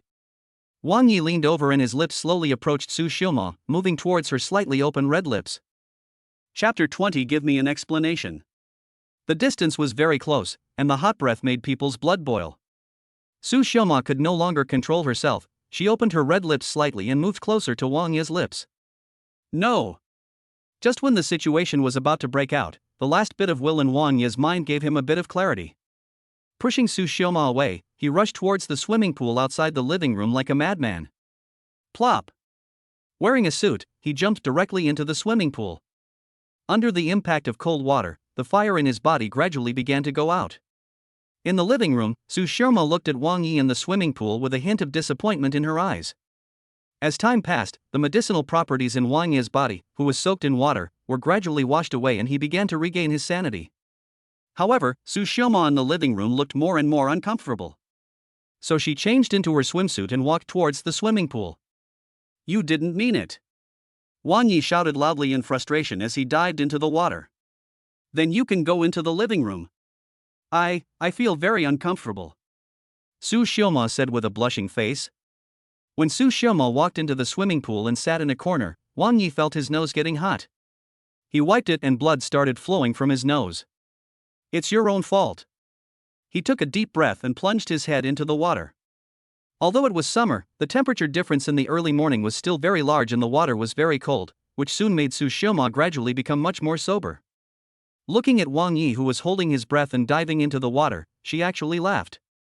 Interesting. No wonder Uncle Bai is increasingly unable to understand him. He didn't even take advantage of the situation. Su Xiaoma muttered in a low voice. After soaking in water for 2 hours, the medicinal effect of Xiaoyao powder finally wore off.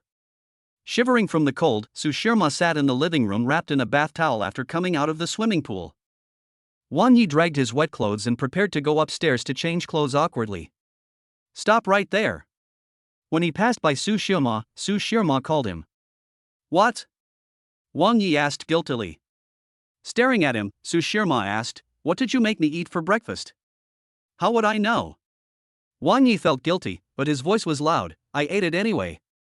Besides, Jiang Mengdai prepared the breakfast. After saying this, he apologized silently in his heart. The blame could only be put on Jiang Mengdai. Don't think I don't know what that is. Sister Mengdai would never do such a thing. You two have only slept for one night, and you're already so familiar with each other? Wang Yi said disdainfully, and strode towards the third floor. Wang Yi, I'm telling you. You must give me an explanation. How did you get that kind of medicine? Did you plan it in advance? If I hadn't happened to be here, would you have planned to give that medicine to Sister Mengdai? You are not my wife, why do you care so much? After Wang Yi finished speaking, he slammed the door of the bedroom on the third floor. Su Xiaoma pouted angrily, and Wang Yi, who closed the door, secretly breathed a sigh of relief. What the hell? Didn't we agree that there would be a surprise when signing in? This is simply a shock. He looked at his phone dejectedly. There were still more than 10 hours left before the next day's sign-in. Other people's clock-in systems give away luxury houses and huge sums of money, making them rich overnight. What I have is like a prank system. He shook his head helplessly. The rewards of the clock-in system were random and full of unknowns. Every time Wang Yi signed in, he felt like he was gambling. This made him look forward to it, but also helpless. He took back his phone, changed his clothes, and prepared to see Su Xiaoma off. Now that I have guessed her identity, I can't appear too exposed. But what made Wang Yi helpless was that Su Xiaoma refused to leave and claimed that she wanted to stay here for a few days. Her attitude of taking over as the host made Wang Yi feel helpless. The two of them sat awkwardly in the living room, Su Xiaoma sipping coffee and reading the financial newspaper. Wang Yi was bored, so he turned on the TV and watched those stupid dramas with great joy. Finally, around 7 o'clock in the evening, Jiang Mengdai came back. She originally planned to ask her to persuade Su Xiaoma to leave quickly, but she didn't expect that after knowing that Su Xiaoma planned to stay here for a few more days, Jiang Mengdai was actually very happy. Fortunately, Su Xiaoma did not ask Jiang Mengdai about breakfast. 3 women make a play. These 2 women are enough to act out a movie. Helpless Wang Yi prepared to go upstairs. The 2 women were chatting happily, and he seemed to be superfluous. By the way, boss, all the company's affairs have been handled, and everything is going smoothly according to your plan. This is the final contract. Please sign it, and the project over there can be implemented starting tomorrow. Jiang Mengdai took out the documents from her bag. Wang Yi waved his hand without even turning his head. You are in full charge of the company's affairs. Now that things are on track, I'll leave it to you from now on. I have other things to do. By the way, in the future, try to talk less about work in front of outsiders. Looking at Wang Yi's back, Jiang Mengdai and Su Xiaoma looked at each other, smiled quietly to each other, and stuck out their tongues. During the 2 days that Su Xiaoma stayed in the villa, there was more laughter and joy, and Wang Yi, who usually had free time, also had someone to bicker with. But as time passed day by day, Wang Yi felt a little irritated. Since the operation, my mother has been in the intensive care unit and no visitors are allowed. Every time Wang Yi asked, Director Yang's answer was that the patient needed to rest and that this period of time was critical. Once she woke up, she would be completely out of danger. But my mother is old, and her initial hospitalization lasted for half a year, so her resistance has been close to 0. Lu Feifei, the woman who almost forced her mother to death and has not yet completely recovered from the danger period, has already moved into the wealthy Su family. Tomorrow is the day that Wang Yi promised to go to Su Yuanhan's house and force him to divorce his wife. But so far, apart from revealing one's own identity, there is no way to shake the Su family. Wang Yi tossed and turned, holding his mobile phone, waiting for the time to punch in the next day. God bless you, please reward me with shares in the Su family. Wang Yi almost wanted to bow down. Finally, it was past 12 o'clock, and Wang Yi clicked on the punch-in option with great anticipation. He covered his eyes with one hand, leaving a slit, and looked at the screen of his mobile phone. If others saw Wang Yi, who was worth billions, in this state, they would probably laugh their heads off. Oh my god! What the hell is this? The pattern that caught his eye was a black cloak. Wang Yi was completely desperate. Even if it was worn by the emperor and was valuable, it was of no use to him now. Etc. What?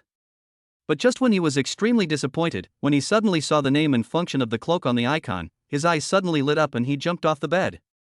Amazing! There really is so much wonder in this world. He. He was alone in his bedroom, grinning with excitement. Chapter 21, Invisibility Cloak. Invisibility Cloak. The effect is self-evident. Wang Yi couldn't wait to withdraw the money, and then put on the silky cloak. Sure enough, when he looked in the mirror, he found that he couldn't see even a single person in it. High tech. Wang Yi grinned. He was used to seeing the system giving out strange things, so he was not surprised by this invisibility cloak. Find out the bottom first. An evil thought came to his mind, and Wang Yi walked towards the second floor.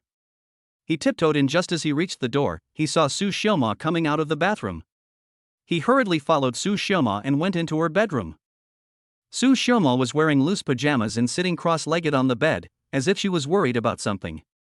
After pondering for a long time, she picked up the phone and dialed a number.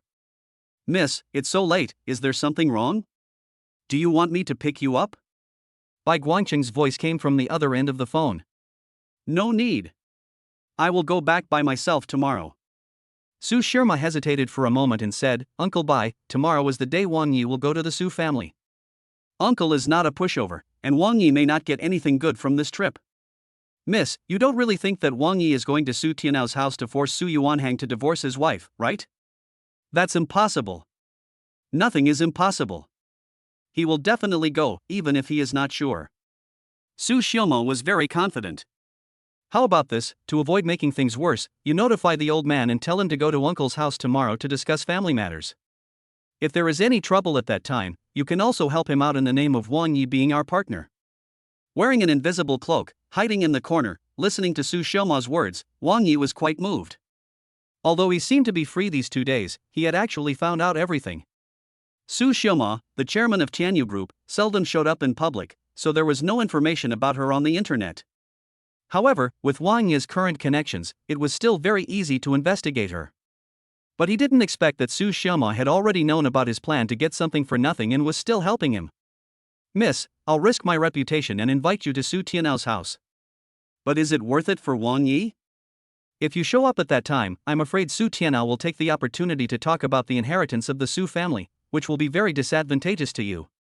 Su Xiaoma hesitated for a moment, then said in a deep voice, that matter will have to be faced sooner or later, just do as I say. Okay. Bai Guangcheng replied helplessly. Su Xiaoma hung up the phone, got up from the bed and walked towards the balcony. The night wind blew her loose pajamas, and she looked up at the starry sky, feeling an inexplicable sadness. Wang Yi secretly kept this friendship in his heart. He quietly opened the door and went out. Did you forget to close the door? Su Xiaoma turned around, looked at the slightly open door, walked forward and closed it. At this moment, Wang Yi took off his invisibility cloak and put it into the system warehouse. He drove the Ferrari from the garage and headed out of the villa. Where are you going so late? Su Xiaoma shouted with her head down on the balcony on the second floor. Go to bed early, I'm going to go out for a while. After saying that, Wang Yi stepped on the accelerator and the Ferrari sped out. In the suburbs of Luochuan, there is a huge villa complex covering hundreds of acres, the Su family villa. The scenery here is pleasant, no less than Shuiwei Garden. Security is tight, with teams of patrolling security guards one after another. From a distance, Wang Yi stopped the car, took out the invisibility cloak again, and his figure disappeared in an instant. Like a ghost in the dark, he sneaked in quietly. The villa complex was very large, and it took him more than half an hour to find the villa where Su Yuanhang's family lived. He slipped in and found a large study on the second floor of the villa, which was brightly lit. Su Yuanhang. At a glance, Wang Yi saw Su Yuanhang sitting at the desk through the half-open door. He slipped into the study and hid in a corner. Has Lu Feifei's emotions been calmed down? A middle-aged man was sitting on an old-fashioned armchair. Dad, I tried my best these days, but Lu Feifei is taking advantage of me. Su Yuanhang was a little depressed. The man's name is Su Tianao, he is Su Yuanhang's father and the eldest son of the Su family. Humph. Do you really think that my Su family can't get anything done without her? Su Tian slammed the table arrogantly, but during this period of time, you have to endure it as much as you can. You were drunk and went out with Lu Feifei that day, and the old man happened to see you. Now, she is indeed pregnant, no matter whether it is your child or not, the old man will definitely believe it. Lu Feifei is pregnant? Wang Yi frowned slightly. I'm 3.5 weeks pregnant. I've already arranged everything at the hospital. The medical report clearly states that I'm 12 days pregnant. The date is just right. After Su Yuanhang finished speaking, he rubbed his hands excitedly. If the old man knew that our Su family had a successor, the power of the Su family would definitely fall into our hands. After all, I am the eldest grandson. Don't be careless. Su Xiaoma won't give in easily. Su Tianao reminded, the incident with Hongfeng Trade 2 years ago is a lesson for us. If that incident were to be exposed, not only would our future be ruined, but we would also be imprisoned. So, when you talk to Lu Feifei, you'd better think about what you say. Yes, father, don't worry. I will not reveal a single word about the affairs of Hongfeng Trading even if you kill me. Su Yuanhang seemed to be particularly afraid of this matter. Wang Yi, who was hiding in the corner, listened to the discussion between the two and finally understood the whole story. In Lu Feifei's fish pond, there has long been a big fish called Su Yuanhang. When Tianlang Pharmaceutical went bankrupt and Lu Feifei was ruined and heavily in debt, she did everything she could to target Su Yuanhang. She seduced the drunk Su Yuanhang to check into a hotel, and this happened to be seen by the old man of the Su family. The Su family has not been at peace in recent years. 2 years ago, Su Xiaoma's father, Su Tianyu, suddenly fell seriously ill and then died suddenly. Su Xiaoma's mother died early. The only one who can compete with Su Tianao's family is Su Xiaoma, who is both talented and virtuous. However, taking advantage of the fact that Lu Feifei was pregnant with Su Yuanhang's child, Su Tianao's family wanted to use this opportunity to completely take over the Su family's business. This wishful thinking really worked out. Lu Feifei and Su Yuanhang's family took advantage of each other perfectly. Humph, old fox. Wang Yi licked his lips. He gained a lot from his night visit to the Su family. With this handle, there is no need to worry about Su Yuanhang's family not being obedient. When Su Yuanhang finished his discussion with his father and left the study, Wang Yi secretly followed him out. While going downstairs, he quietly kicked Su Yuanhang on the butt. Plop. Su Yuanhang stumbled and rolled down the stairs, grimacing in pain. But when I looked back, there was no one there. The scream attracted the security guard outside the door and Su Tianao in the study. Wang Yi took advantage of the chaos, slipped out with a sneer, returned home and slept soundly. The next morning, as expected, Su Xiaoma left without saying goodbye. Wang Yi drove straight to the Su family villa complex. He made some special arrangements along the way. Excuse me, sir, who are you looking for? Outside the Su family villa complex, a uniformed security guard stopped Wang Yi's car. But looking at the valuable Ferrari, the security guard's attitude was particularly respectful. I'm looking for Su Tianao. Wang Yi called him by his name. The security guard saw this and guessed that the person was probably of high status, so he immediately said politely, Sir, don't you have an appointment? Do I need to make an appointment to see him? The tougher the attitude, the more afraid the security guard was. He was afraid of offending the distinguished guest, so he immediately said respectfully, Sir, please wait a moment. I will inform you. Chapter 22 Menopause. Wang Yi came here today to cause trouble, and he is not afraid of making things worse. The security guard turned sideways and muttered something on the intercom for a while before signaling Wang Yi to wait for a while. But at this moment, a group of people were sitting in Su Tianao's house, especially a familiar figure, Su Xiaoma. Lu Feifei. The old man of the Su family was also present. The whole family was having a great time and he was so happy that he couldn't stop smiling. It's good that you're pregnant. It's good that you're pregnant. The Su family finally has a successor. Old Master Su couldn't wait to touch Lu Feifei's belly which had not yet bulged. Su Tianao had already instructed that no one was allowed to disturb the family meeting at this critical moment, so the security guard who had reported the matter did not dare to enter the room. After waiting for about 3 minutes, the security guard saw that Wang Yi was getting impatient and said, "I'm really sorry. I just heard that the master has something important to deal with." As soon as these words were spoken, Wang Yi was about to lose his temper. The security guard reacted quickly and said hurriedly, "Excuse me, please wait in the lobby for a moment." As he spoke, the security guard signaled to the gatekeeper to open the iron gate leading to the villa complex. There are not many people in Luochuan who dare to call Su Tianao by his name. Although he is young, he has an extraordinary temperament, so the security guards naturally dare not neglect him. He stepped on the accelerator, entered the Su family villa complex, and stopped in the parking lot outside Su Tianao's villa. Wang Yi got out of the car. Awesome! As expected of the Su family. I sneaked in last night without paying attention, but when I saw it today, Wang Yi couldn't help but be shocked. The Su family is indeed rich in background. Just looking at this row of luxury cars in the parking lot is enough to make people astonished. Rolls-Royce, Maybach, his Ferrari seems a little inconspicuous here. After taking a few steps, Wang Yi stopped and adjusted his hair in front of the window of a black Rolls-Royce sedan nearby. This handle is enough to kill Su Tianao. He. It will definitely be a good show later. Wang Yi was full of confidence and flipped his hair. At this moment, the black car window fell down, and a cold and beautiful woman in the car, wearing sunglasses, stared at him with contempt. The atmosphere suddenly became extremely awkward. "Hi." Wang Yi smacked his lips. The woman looked at him with disgust, then slowly raised the car window. At the moment the window closed, she uttered 2 words, "Idiot." "This is menopause."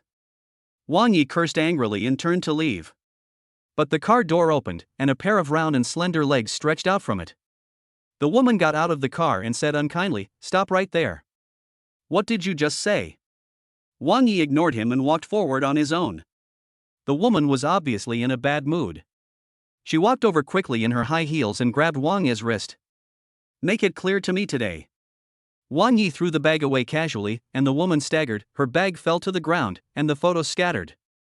Wang Yi lowered his head and took a glance, and immediately became interested. Among those photos, there were photos of this woman and Su Yuanhang, which were very intimate. There were also photos of Lu Feifei and Su Yuanhang, but judging from the angles of the photos, they were obviously taken secretly. "Are you a new staff member? Believe it or not, I will ask Su Yuanhang to fire you immediately." "Look at you, stupid guy," the woman said angrily, quickly picking up the photos scattered on the ground. Wang Yi pulled his clothes and looked down.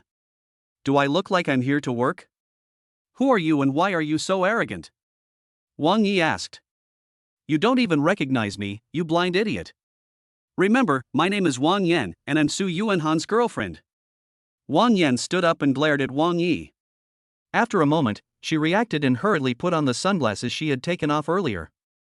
Her eyes were red, obviously she had been crying. "Su Yuanhan's girlfriend?" Wang Yi smiled with interest, but as far as I know, Su Yuanhang has already married a woman named Lu Feifei. "That's a bitch. She's just a pawn being used. Yuanhan's heart is with me.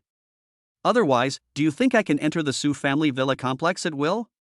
Bah, why am I saying this to a lowly person like you?"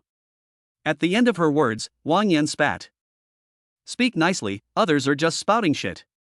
You bastard, how dare you talk to me like that?" Wang Yan was already in a bad mood, and now her face turned red and her neck became thick with anger. After saying that, she slapped Wang Yi. He blocked it with his backhand and slapped Lu Yan in the face mercilessly. This slap stunned Lu Yan. "Look carefully, I'm not a servant of the Su family. Moreover, I'm your benefactor. So, be polite when talking to me." Lu Yan didn't understand what was going on. She covered her face in a daze. After a while, she was ready to explode. "I can help you get Su Yuanhang back." As soon as Wang Yi opened his mouth, Lu Yan's scream and curse were about to come out, but he swallowed it back. Real? Wang Yi has always been good at judging people. For a snob like Lu Yan, after making enough preparations, giving her a little color and then a candy, she will definitely behave herself. Indeed, seeing that Wang Yi dared to hit someone and looked so arrogant, Lu Yan was tempted. Lu Yan came to Su Yuanhang to argue today, but was turned away by him. She felt very upset. After a brief explanation, Wang Yi took Lu Yan and walked towards the entrance of the villa. I'm sorry, the master is in a meeting. Please follow me to the villa next door and wait for a while. At the door, a security guard stopped Wang Yi and the other man. Bang! But before the security guard could finish his words, Wang Yi slapped him in the face. I came here today to cause trouble, but Wang Yi doesn't have the patience. Get out! Tell Su Tianao to come out. The security guard clenched his fists, but the person who came dared to act wildly in the Su family villa, so he must be an important person. This made the security guard a little overwhelmed. The two security guards not far away did not dare to get closer, for fear that they would be slapped in the face as well. The noise outside the villa made Mr. Su's face darken. Grandpa, I'll go see what's going on, Su Yuanhang said, and quietly glanced at Su Shima, who was sitting upright, then ran out quickly. Su Shima smiled and shook the red wine glass in her hand. As for Bai Guangqing behind her, he looked towards the door in surprise. Does Wang Yi really dare to come? Bai Guangqing simply couldn't believe it. He had investigated Wang Yi's background thoroughly, but he just didn't understand how Wang Yi moved into a villa in Shueiyue Garden. Don't you know the old man is here? Who is making a noise here? Su Yuanhang walked out of the villa with great momentum. When he saw Lu Yan first, his face changed. Yan, why haven't you left yet? Didn't I tell you that I will explain it to you in detail later? Fuck, it's you. Wang Yi. How dare you come to my Su family? At the end of his words, Su Yuanhang saw Wang Yi standing with his hands behind his back, and immediately shouted in surprise. How's the matter of notifying you of the divorce going? Wang Yi asked calmly. Died your mother. You thought you were invincible after showing off in the nightclub that day. You came to my Su family to cause trouble, you don't want to live anymore. Su Yuanhang had a murderous look on his face, and shouted to the security guard beside him, Are you all blind? You let this bastard get in. Get him out and break his legs. Chapter 23 I don't agree. The burly security guards walked over quickly, especially the one who had been slapped in the face earlier, who even took out the baton from his waist. I thought Wang Yi was a big shot, but I didn't expect him to be a moron looking for trouble. Don't worry, young master. I'll get that guy out right away. Rubbing his face, the security guard walked over with a fierce look in his eyes. Are you sure you don't plan to divorce your wife? Wang Yi asked calmly, ignoring the approaching security guards. Fuck you. You're still so arrogant. I'll break your legs later and see if you still dare to be so arrogant. Ha ha. Su Yuanhang stared at Wang Yi and laughed as if he was a fool. Suddenly, his laughter stopped abruptly, and a huge slap rapidly enlarged in his eyes. Bang! Wang Yi slapped Su Yuanhang on the face, causing him to spin in a circle. Lu Yan shuddered with fear, and the security guards were also frightened. Wang Yi grabbed Su Yuanhang's wrist, twisted it hard, and kicked him in the knee. Su Yuanhang screamed and fell to his knees. After slapping him hard on the back of his head, Wang Yi said coldly, Idiot! Wang Yi, you dare to hit me, I will.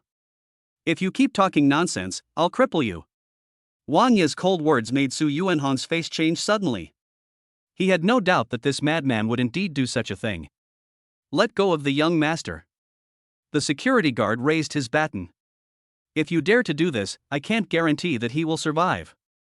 Wang Yi sneered, grabbed Su Yuanhang and strangled him by the throat. Seeing this, the three burly security guards didn't dare to approach. With a push and a shove, Wang Yi took Su Yuanhang directly towards the villa. The three security guards did not dare to act rashly and could only keep their distance and follow behind Wang Yi. In the living room on the first floor of the villa, Mr. Su was smiling. Seeing that he was very happy, Su Tianao looked at Su Shima proudly and walked quickly to the old man's side. Dad, it's all Yuanhang's fault. He was young and hot-tempered and did such a thing. For the sake of the Su family's reputation, there was no big wedding. We didn't even get married. We just brought Lu Feifei to live at home. After all, we have to be responsible for her. I must be responsible. Old Master Su said with a smile, also, this wedding must be a grand affair, and most of the prominent people in Luochuan should be invited to attend. Feifei, since you have entered our Su family, we must not let you down. The most urgent thing is to have a safe pregnancy and give birth to a plump, fair-skinned boy for our Su family.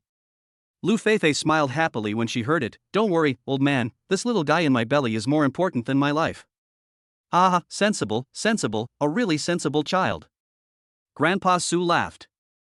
Seeing this, Su Tianao struck while the iron was hot and said, "Father, good things come in pairs. Yuan Hang will soon have a son. Shouldn't the Su family's assets be handed over to the younger generation?" After hearing this, the smile on Mr. Su's face gradually faded. He glanced at Su Xiaoma, who seemed to be nonchalant, and frowned slightly. He was holding a dragon-headed cane in one hand, obviously pondering something. It has to be said that among the 4 sons of the Su family, only Su Tianyu had the best business acumen. Unfortunately, he died suddenly of illness 2 years ago. Among his grandchildren, Su Xiaoma inherited his father's excellent genes. Although she is young, she is calm, wise, and a master in business. It's a pity that she is a woman, and Grandpa Su has a deep-rooted preference for boys over girls. Su Xiaoma will get married sooner or later. If the Su family's property is handed over to her, the Su family will sooner or later change its name. Thinking of this, and looking at Lu Feifei's deliberately protruding belly, Old Master Su hit his cane and said, "Since Yuan Hang has already given birth to the Su family, let's do as you say." Su Tianao was shaking with joy. "I don't agree." Just then, a strange voice came from the door of the hall, and Wang Yi walked in suddenly, strangling Su Yuanhang's neck. Hearing this familiar voice, Su Xiaoma looked up with a smile on her face. As for Lu Feifei, her whole body stiffened and her face looked extremely pale. "Who are you? How dare you come to my Su family and cause trouble?" Su Tianao shouted with full force upon seeing this. Wang Yi ignored him and looked at Su Xiaoma with a smile. Their eyes met, and they understood each other tacitly. "You're here." "Yes, here it comes." After a brief conversation, Wang Yi kicked Su Yuanhang to the ground. "Come on. Catch him." Su Tianao roared, and several security guards prepared to step forward. "Wait." Su Xiaoma stood up and walked to the side of Grandpa Su. "Grandpa, this is Wang Yi. He is currently a partner of Tana Group and the chairman of Tana Group." "I've never heard of the Amano Group. No matter who they are, they dared to come to the Su family to cause trouble and even injured Yuan Hang.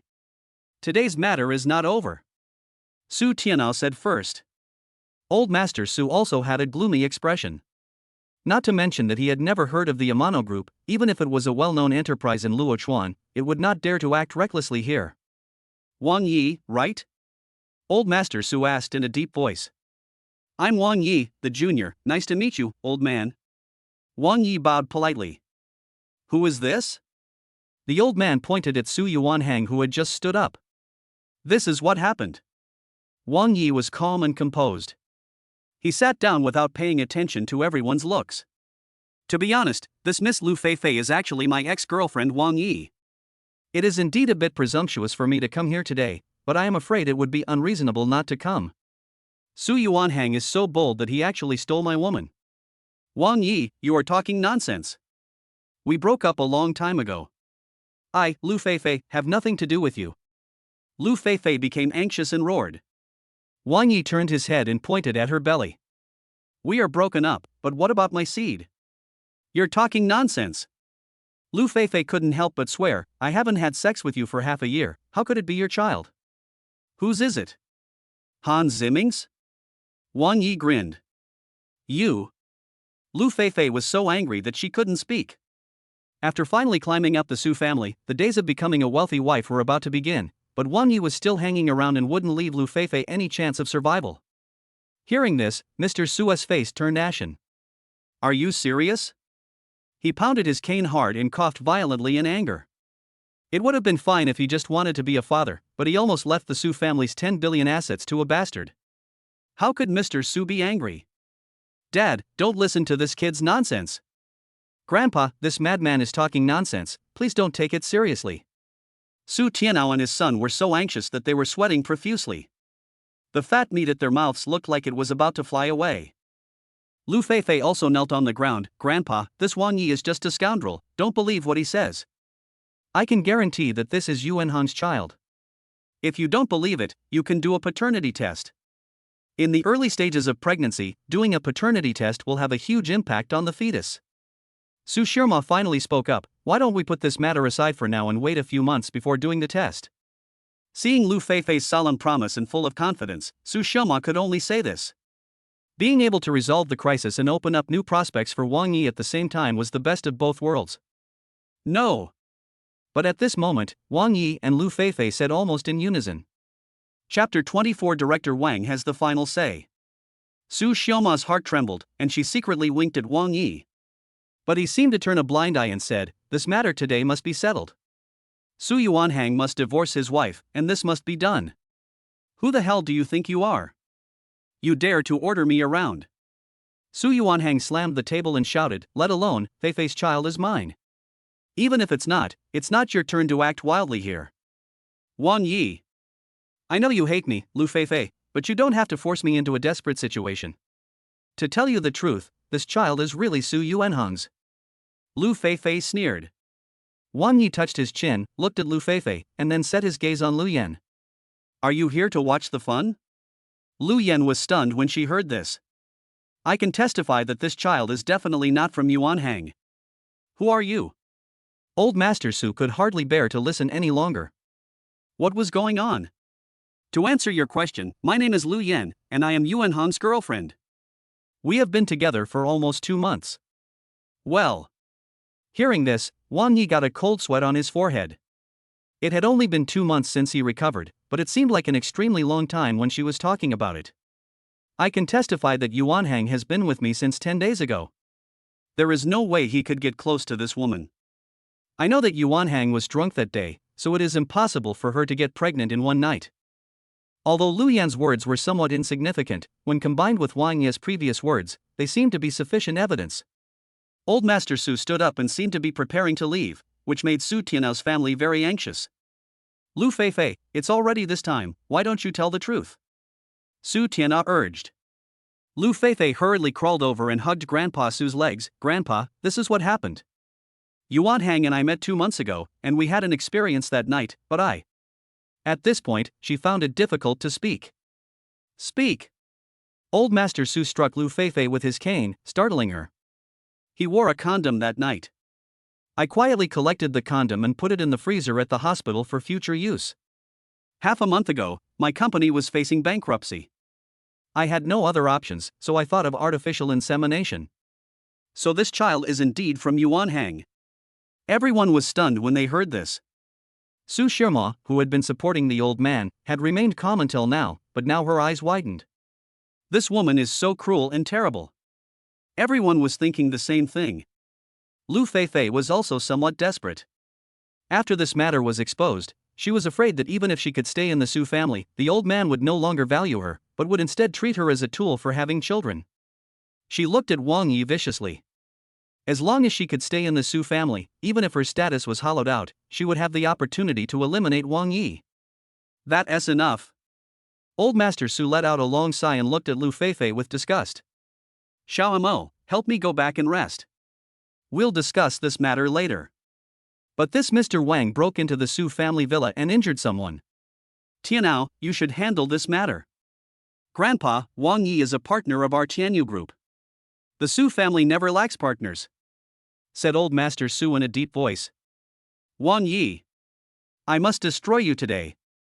Let you be so fucking crazy." Su Yuanhang started to grin. Lu Feifei also gave him a vicious look. Su Shirma finally couldn't calm down anymore. A solemn expression appeared on her face. "Grandpa, why are you so anxious, old man? We can't just listen to her one-sided story." At this moment, Wang Yi stood up and said, "Sit for 3 more minutes. You can't let the Su family's assets fall into the hands of others without knowing it." After he finished speaking, he turned and looked at Su Tian'ao. "Can I have a word with you?" "Get out. Who the hell are you? What qualifications do you have to talk to me?" Su Tian'ao shouted angrily, his eyes looking as if he wanted to eat Wang Yi. Su Tian'ao had been planning for many years to fight for the right to be the helm of the Su family. He accidentally learned that Lu Feifei had aborted Su Yuanhang's child, which was a great joy from heaven. Over the years, Su Yuanhang's decadent life has caused his reproductive ability to be very low. Lu Feifei's pregnancy is undoubtedly the only chance for Su Tian'ao's family, but Wang Yi came out to interfere. Otherwise, today, the Su family's property would probably fall into the hands of Su Tian'ao. "Are you sure you don't want to lend me a hand?" Wang Yi asked with a smile. Upon hearing this, Su Tian'ao signaled the security guard to take down Wang Yi, the thorn in his side. "Then I'll say it right here. Don't blame me if you feel embarrassed later. The order from Hong Kong Trading back then.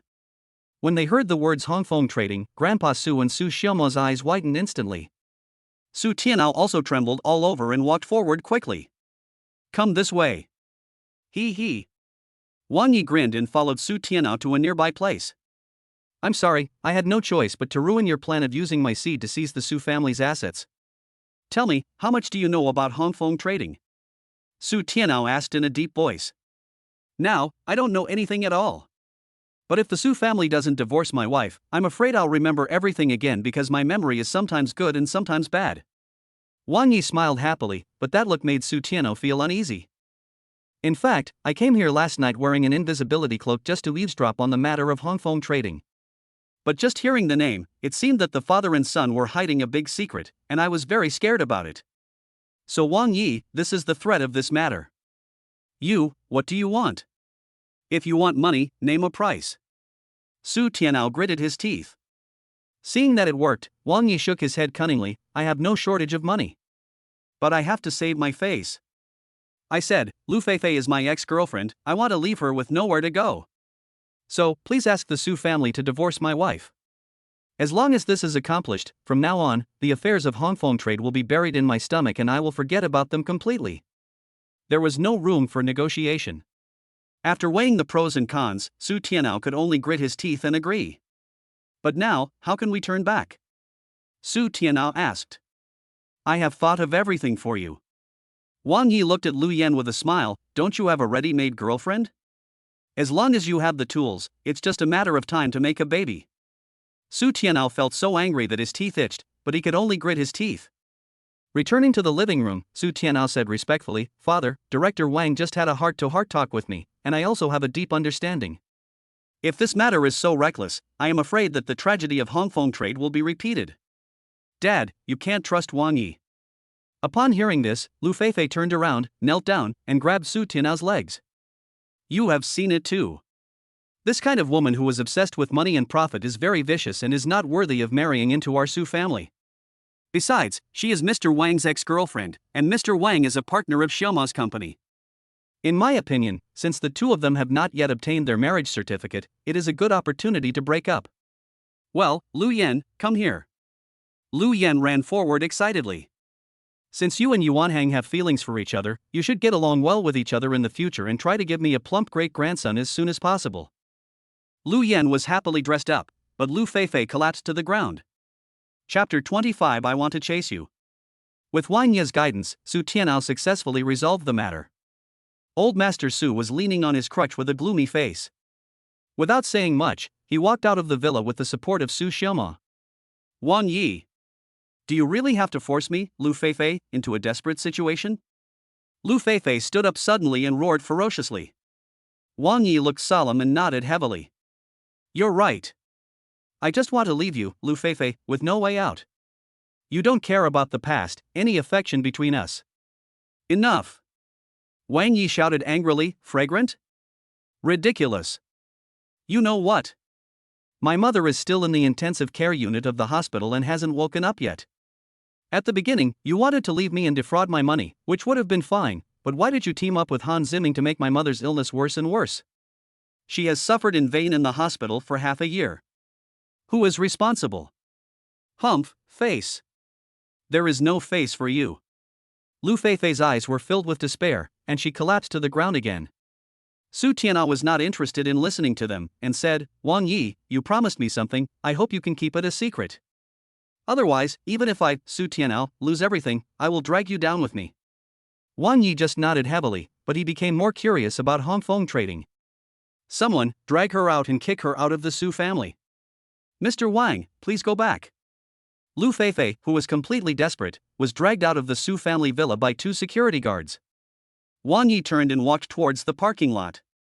Sitting in the car, he breathed a long sigh of relief, without any pity in his heart. Lu Feifei deserves all this. Dong dong. Someone tapped on the car window. Wang Yi lowered the car window, and standing outside were Su Xiaoma and Bai Guangcheng.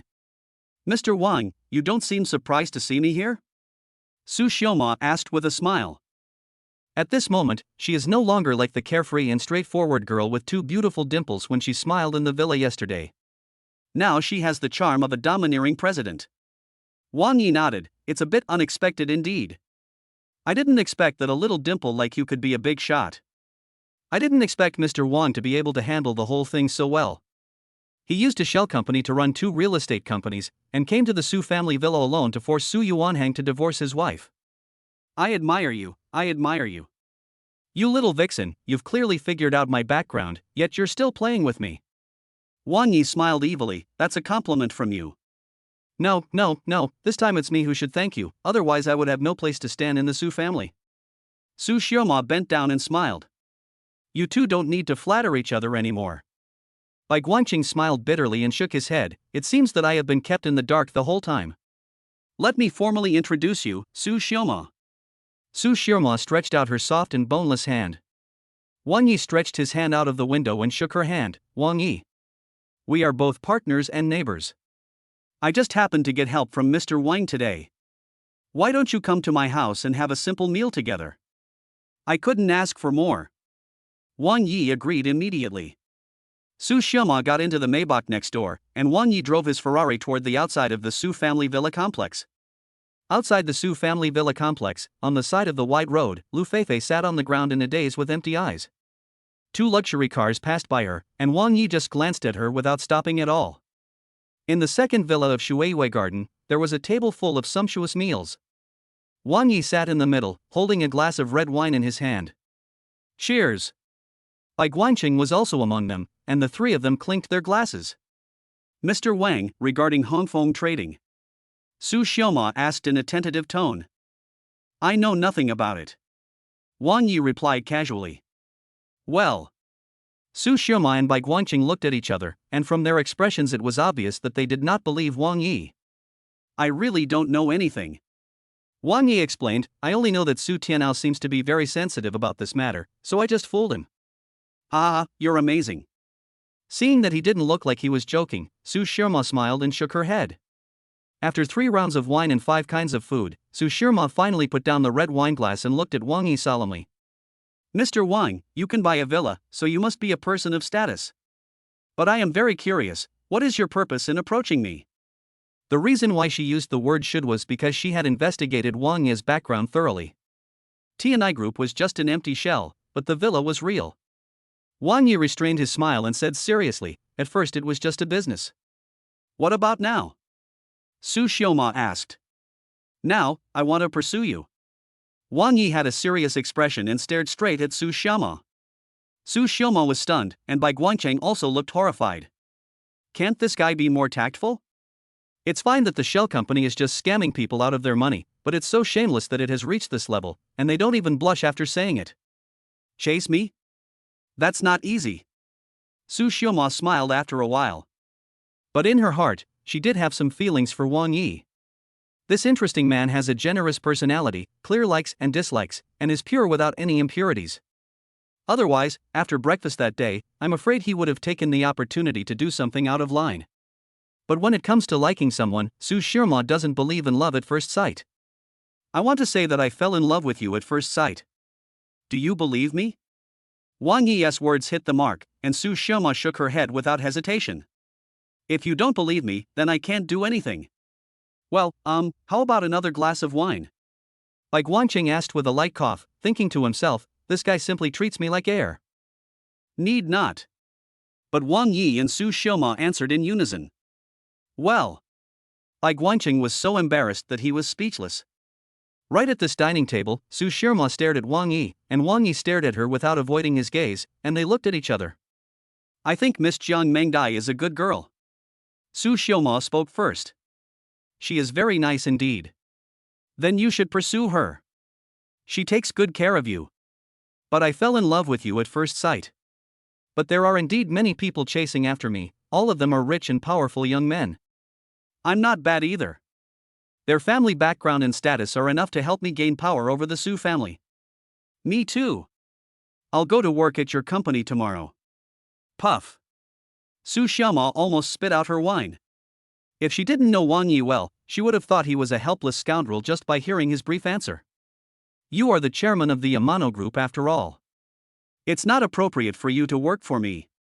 Driver or secretary, either is fine. There is no way to chat today. Su Shirma shook her wineglass and said no more. She just smiled bitterly and shook her head. After the meal, Wang Yi left the villa almost at the request of Bai Guangcheng. Looking at his back in front of the French window, Bai Guangcheng said depressedly, "Could this guy's villa be acquired in this way? Uncle Bai, what do you think of him?" Su Shirma stood with her hands behind her back, looking at Wang Yi's back. "You don't really like him, do you?" Bai Guangcheng finished speaking, and seeing that Su Shirma was silent, he continued, "My evaluation of him is that he is a scoundrel with a very unique personality." "I don't think so." Su Shirma shook her head. "I actually like his straightforward attitude. Let's wait and see. Maybe he can really help us." Chapter 26 Death of Su Tianyu. Wang Yi was not just talking, he really fell in love with Su Shirma. Whether it's her every smile or her personality, they are all very much to my liking. After returning to the villa, Wang Yi turned on the computer to look up news about the Su family. He needed to have enough understanding of Su Shirma's family. This investigation left Wang Yi dumbfounded. The Luochuan Su family has a heritage of hundreds of years and is deeply rooted in Luochuan. Its industries involve many sectors, mainly real estate development, and chain supermarkets and hospitals are also relatively large industries. The Su family has grown and flourished. The older generation, such as Su Tianao, has 4 brothers and many children, but in recent years, strange things have happened one after another. All of the Su family's businesses began to decline rapidly almost 2 years ago and almost faded out of everyone's sight.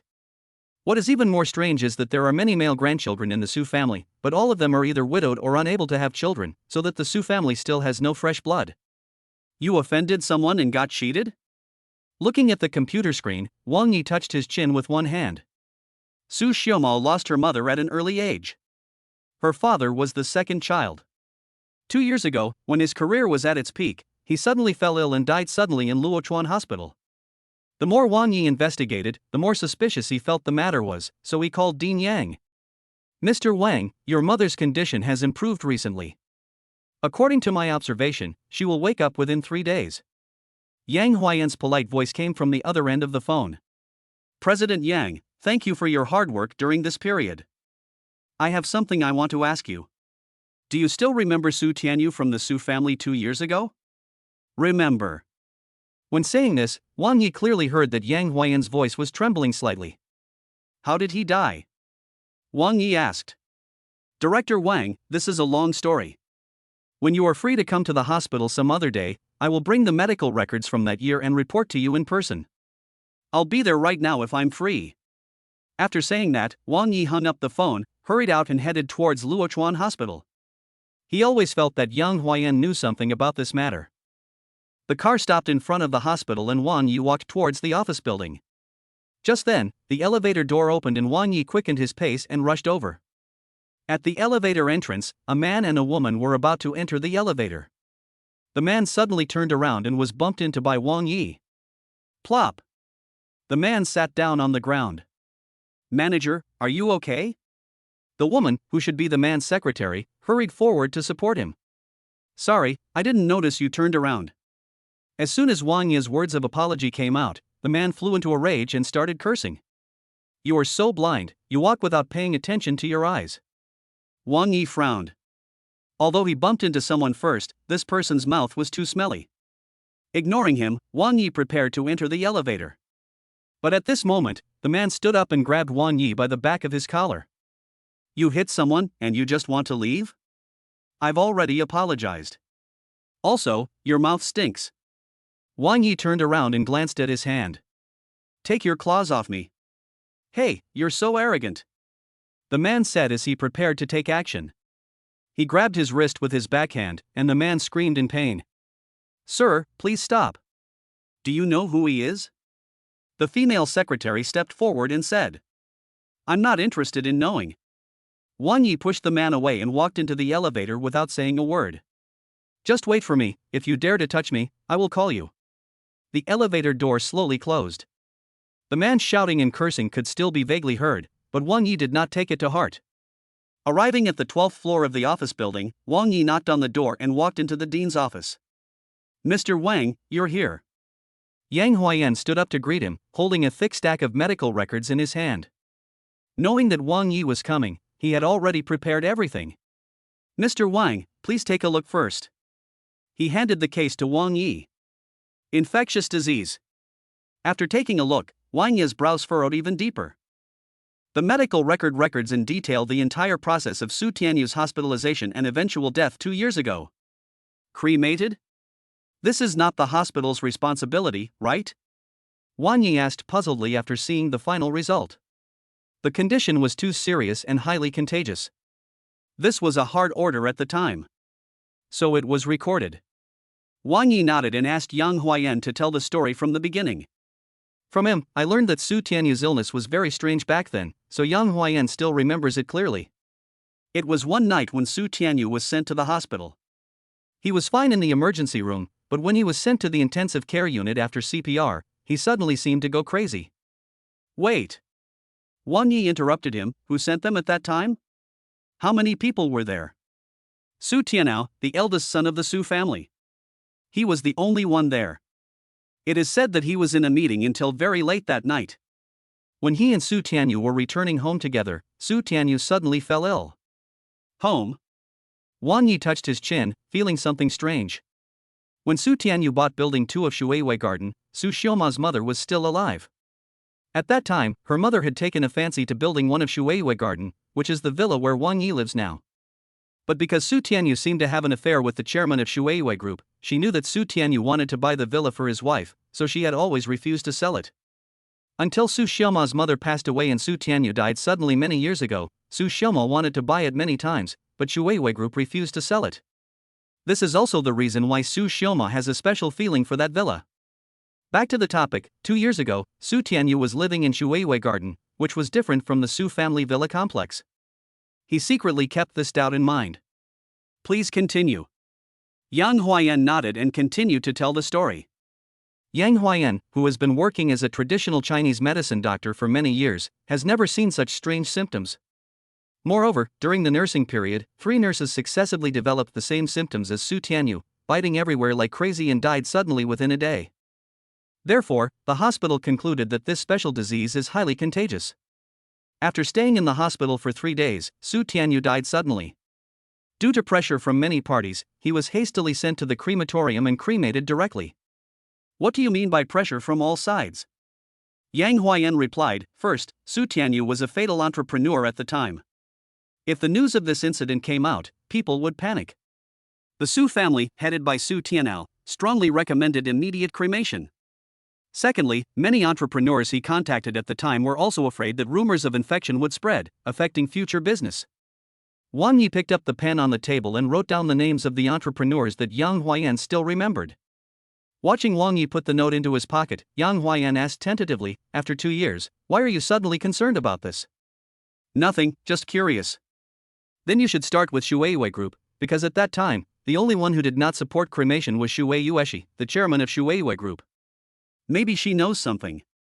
Dean Yang's tone seemed uncertain. Wang Yi secretly took note that there were many suspicious points in Su Tianyu's death, especially Su Tianao was even more suspicious. But President Yang had never even heard of Hong Kong trading. After collecting all the useful information, Wang Yi returned to his residence. Chapter 27, New Heights of Roguery. Taking advantage of the night, he rushed to the Su family villa complex again and sneaked in quietly with an invisible cloak. Unfortunately, nothing valuable was found in Su Tianao's house. The next morning, outside the second villa of Shuiwei Garden, Wang Yi was wearing a suit and standing quietly there. A Maybach drove out slowly from the villa, and Wang Yi strode out and stood in front of the car. Mr. Wang, why are you practicing so early in the morning? The car window rolled down and Bai Guangqing stuck his head out from the driver's seat. Wang Yi walked over, grinned at Bai Guangqing, and motioned him to get out of the car.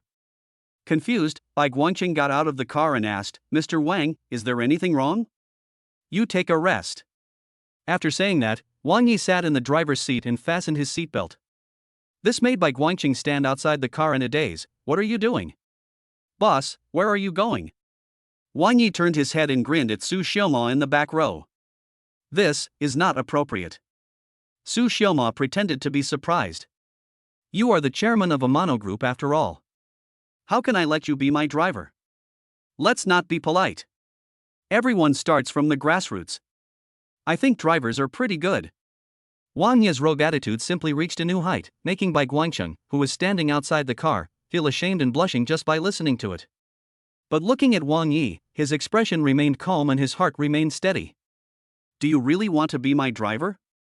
Su Xiaoma asked again. "Seriously?" But not only is he a driver, he's also a boyfriend. Wang Yi's answer was powerful and neither humble nor arrogant. "Miss." Bai Guangcheng was about to say something when Su Xiaoma waved her hand. "Uncle Bai, since someone is here to take your place, you should go back and have a rest." This. Bai Guangcheng was stunned. "Go to Tana Group." After Su Xiaoma gave the order, she picked up a magazine beside her. "Okay, boss." Wang Yi smiled triumphantly, stepped on the accelerator, and drove the Maybach towards Tana Group. In the back seat, Su Xiaoma's eyes kept moving away from the magazine and looking at Wang Yi, who was concentrating on driving, with a smile on her lips.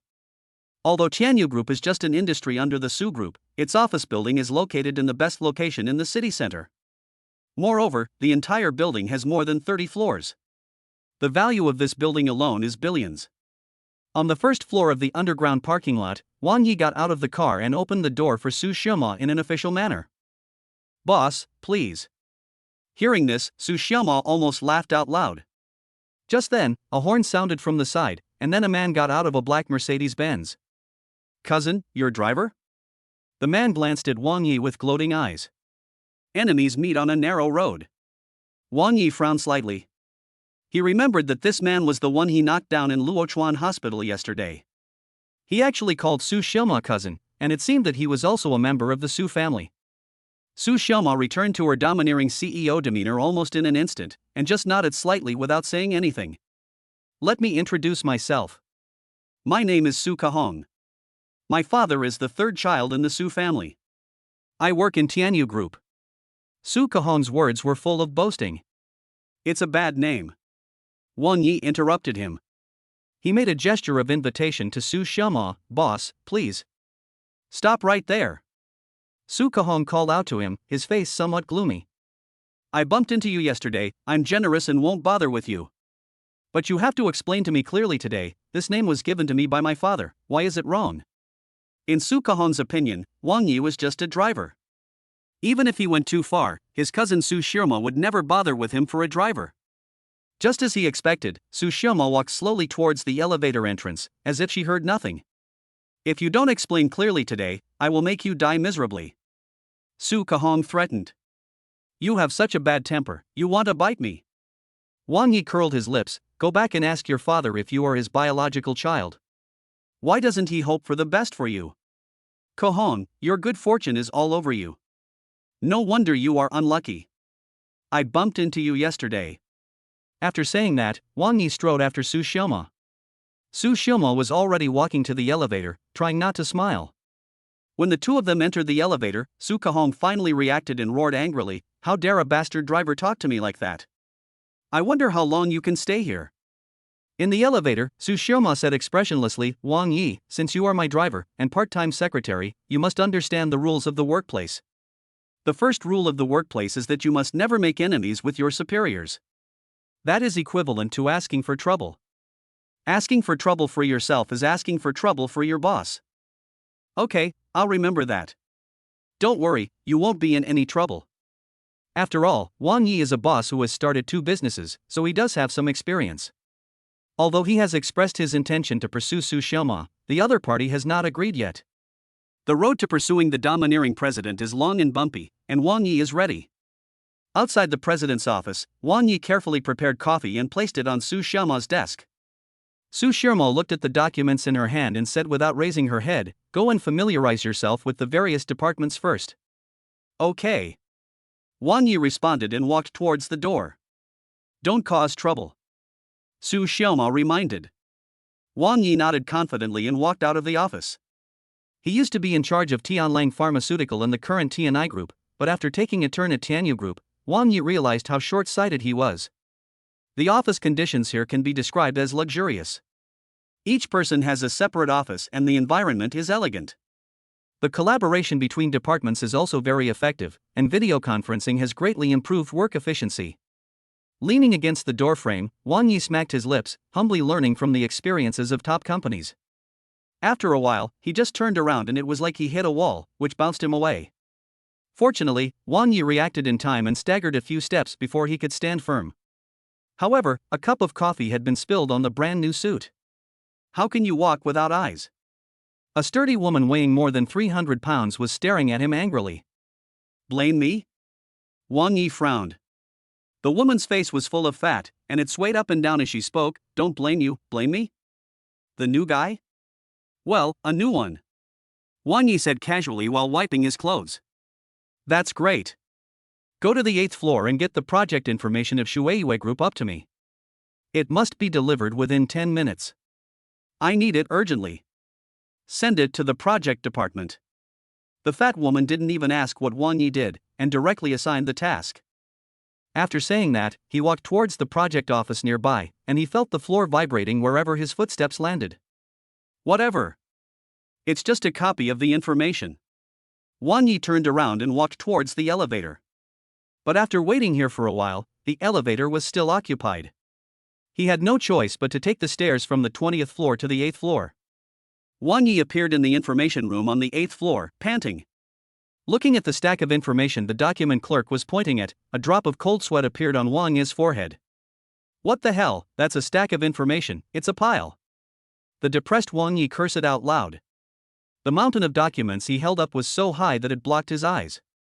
What's even more frustrating is that I don't know who is occupying all 4 elevators. Looking at the time, it was almost time, so Wang Yi had no choice but to climb the stairs with the documents in his arms, heading towards the 20th floor. Chapter 28 Fat Girl by Chi. Wang Yi, who seldom exercised, climbed up the stairs from the 8th floor to the 20th floor carrying a heavy load of documents. His legs were shaking.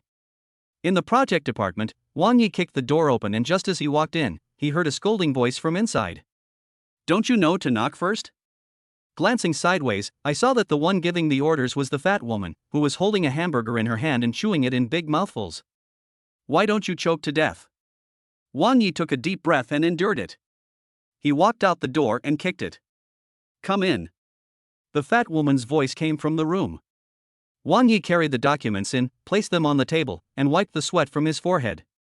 Go get me a glass of water.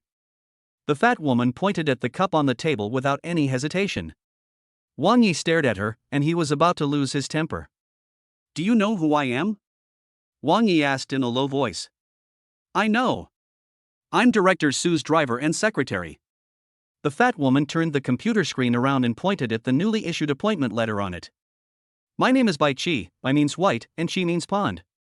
Just call me Sister Bai. I'm the project manager, so I'll assign you to do something. Is that okay? I think it would be nice if you were called Bai Chi instead of Bai Chi, no wonder you were so fat. Wang Yi muttered in his heart, but his expression remained calm. He picked up the cup and filled Bai Chi's cup with water from the water dispenser nearby. 50% hot is fine. Listening to her many requests, Wang Yi wanted to spit into the cup. But what made him even more furious was that he had just connected the water and placed it on the table when he saw the fat girl take out a thin book from a thick pile of documents, flip through it twice, and then threw it back. Okay. Send the information back. What did you say? Wang Yi asked word by word. I asked you to send the information back to the information room on the 8th floor. Isn't that clear enough? Bai Chi looked up and stared at him. Wang Yi's fists were clenched so tightly that they made a creaking sound. If it wasn't for his pursuit of Su Xiaoma, he wouldn't have stayed here to endure this humiliation. Sister, have I offended you in any way? Wang Yi suppressed his anger. Bai Chi didn't answer him, but just waved his hand to signal him to hurry up. Carrying the heavy documents, the 4 elevators were still occupied. Wang Yi had no choice but to climb the stairs to the 8th floor again. However, it was easier to go downstairs. Wang Yi was exhausted. After 2 rounds of this, the morning was basically gone. It was time for lunch, and Su Xiaoma didn't call him, so Wang Yi had to just eat something in the group cafeteria. It must be Su Kahong's doing. Tired Wang Yi sat in the office, looking depressed. Before work hours started, the phone on the desk rang. Hello? This is the chairman's secretary's office. Wang Yi, go to the 8th floor again. It's Rebirth Group's project information. Hurry up, the contract will be issued tomorrow. Bai Chi ordered rudely and hung up the phone. Endure. Endure. Wang Yi took a deep breath and tried hard to adjust his mentality. Less than a minute later, Bai Qi called again to urge him. This is a damn elevator. Wang Yi was depressed and had to climb the stairs again when he saw the occupied elevator.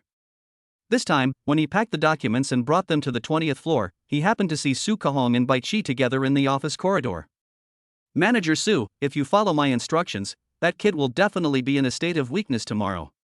Bai Qi smiled flatteringly. Look at that bastard, how is he trying to fight me? I've been in the monitoring room, watching for the whole morning. Hee, the elevator is out of service. That guy is tired like a dog. In less than 2 days, he will definitely run away. Su Kahong smiled with glee. Although he had already guessed that all this was Su Kahong's doing, after hearing it with his own ears, the fire in Wang Yi's heart suddenly burst out.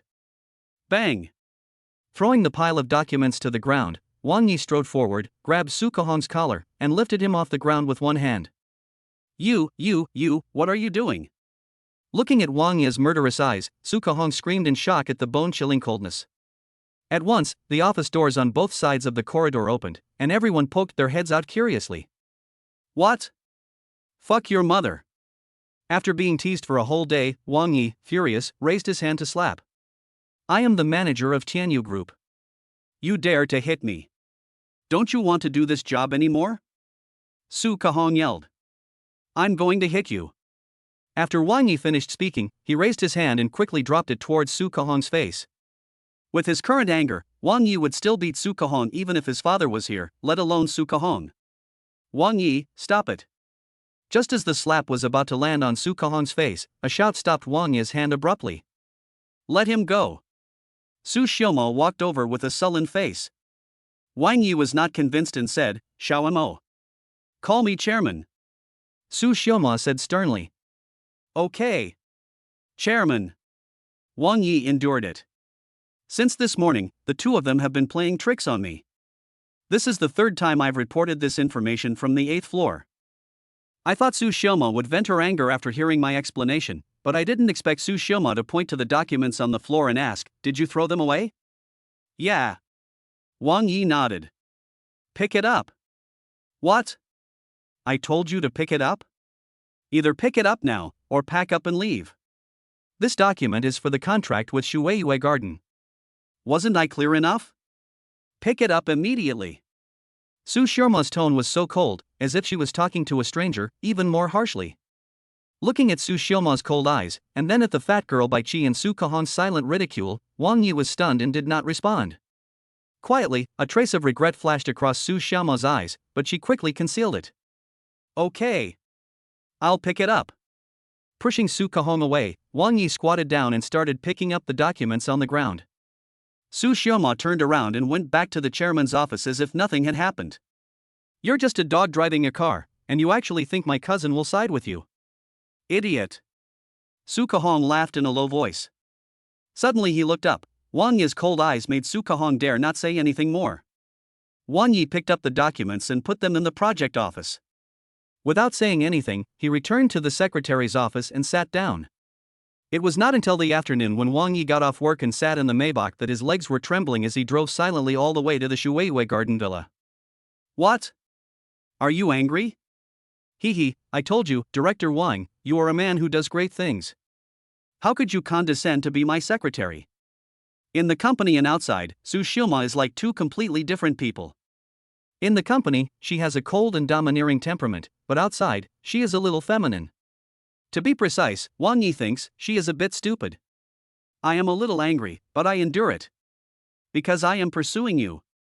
Wang Yi was very direct and didn't hide anything. Su Xiaomo chuckled after hearing this, you are acting on impulse.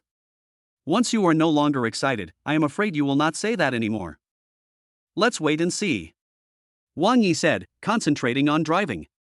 After sending Su Xiaomo back to the villa, Wang Yi finally returned to a villa.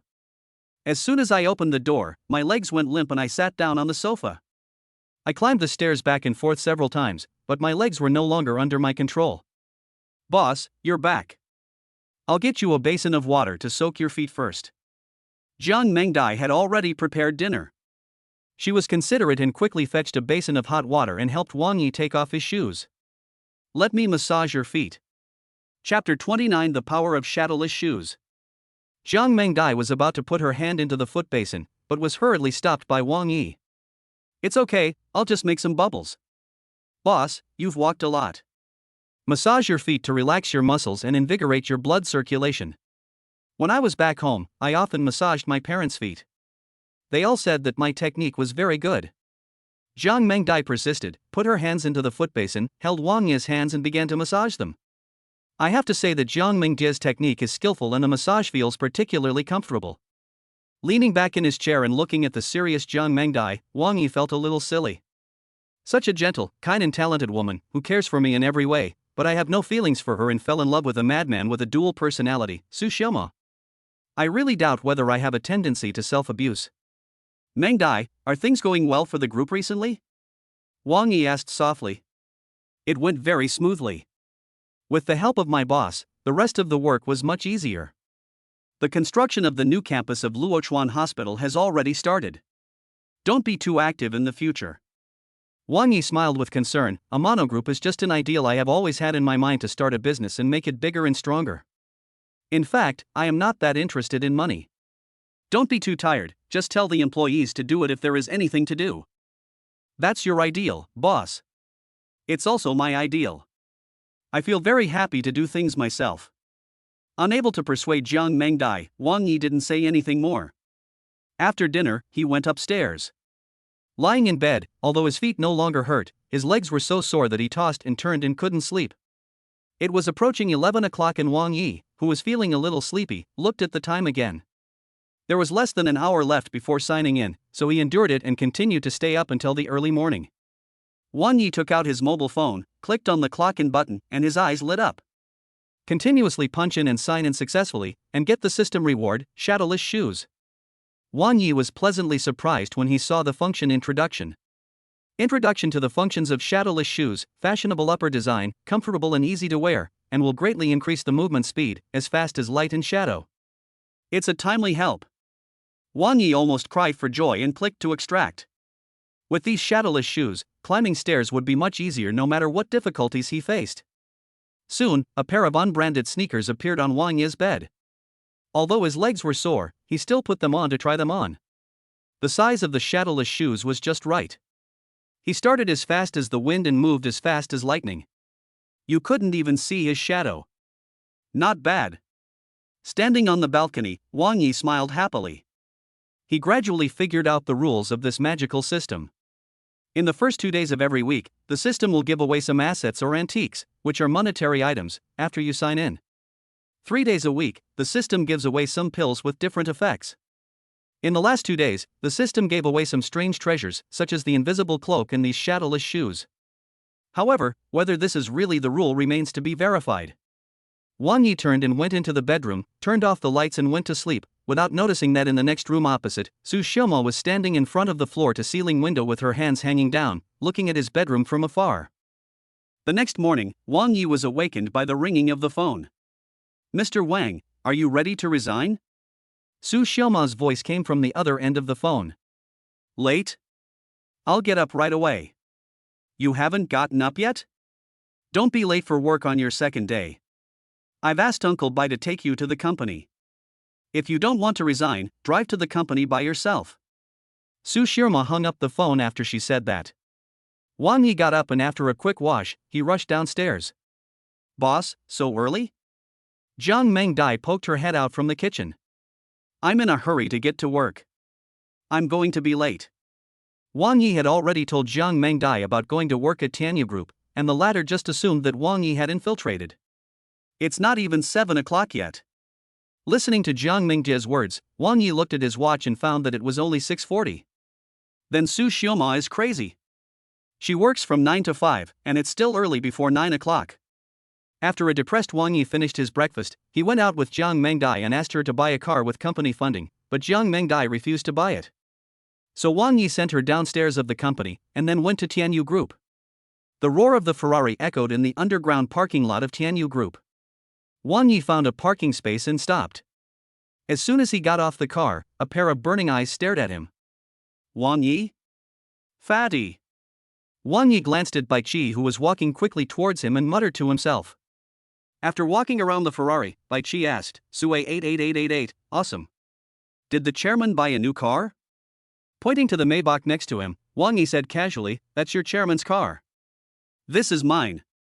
After saying that, he walked towards the elevator. Are drivers and secretaries paid so much now? Do they all drive Ferraris? When Wang Yi walked into the elevator, he heard Bai Qi's surprised murmur. Soon, Wang Yi discovered that many people in the company were looking at him strangely and whispering secretly. And what was strange was that no one asked him to do anything this morning. Wang Yi kicked off the shadowless shoes on his feet, and he was actually a little uncomfortable. Wang Yi. Go to the 8th floor and bring up Shueiyue Group's information. All of it. Hurry up. Finally, as he expected, Su Kahong pushed open the door. Wait. Wang Yi stood up, rubbed his hands, and walked towards the elevator. As expected, the 4 elevators were still occupied. Wang Yi walked towards the corridor with some excitement. I lifted my legs with a little force, and everything in front of me seemed to go into slow motion. In just a few breaths, I went from the 20th floor to the 8th floor. Wang Yi smoothed his blown hair with both hands and smiled happily. After playing for a long time on the 8th floor, he quickly returned to the 20th floor. With the shadowless shoes, he was not only as fast as lightning, but also effortless. A thick stack of information was placed on the desk of the project department. Wang Yi was about to turn around and leave when Bai Qi called him. Wang Yi. She lowered her voice, did you offend Manager Su? So what? Wang Yi asked. Bai Qi waved his hand, Su Kahong is a petty person. He was the one who bullied you yesterday. He is a bully who takes advantage of his power. I will give you a tip. I guarantee that he will not dare to cheat you again in the future. Oh? Wang Yi asked with interest, tell me about it. You just need to show the car keys to Su Kahong. When he sees that the chairman has bought you a car, he will understand your position in the chairman's heart. I guarantee that he won't dare to bully you again. Listening to Bai Qi's words, Wang Yi suddenly realized. No wonder Su Xiaoma left so early this morning. It turned out that Su Xiaoma had already prepared this trick for him. This society is realistic, and honest people and poor people are the most likely to be bullied. But in the company, Su Xiaoma is the chairman. If a woman wants to win the support of others, she must be decisive and domineering.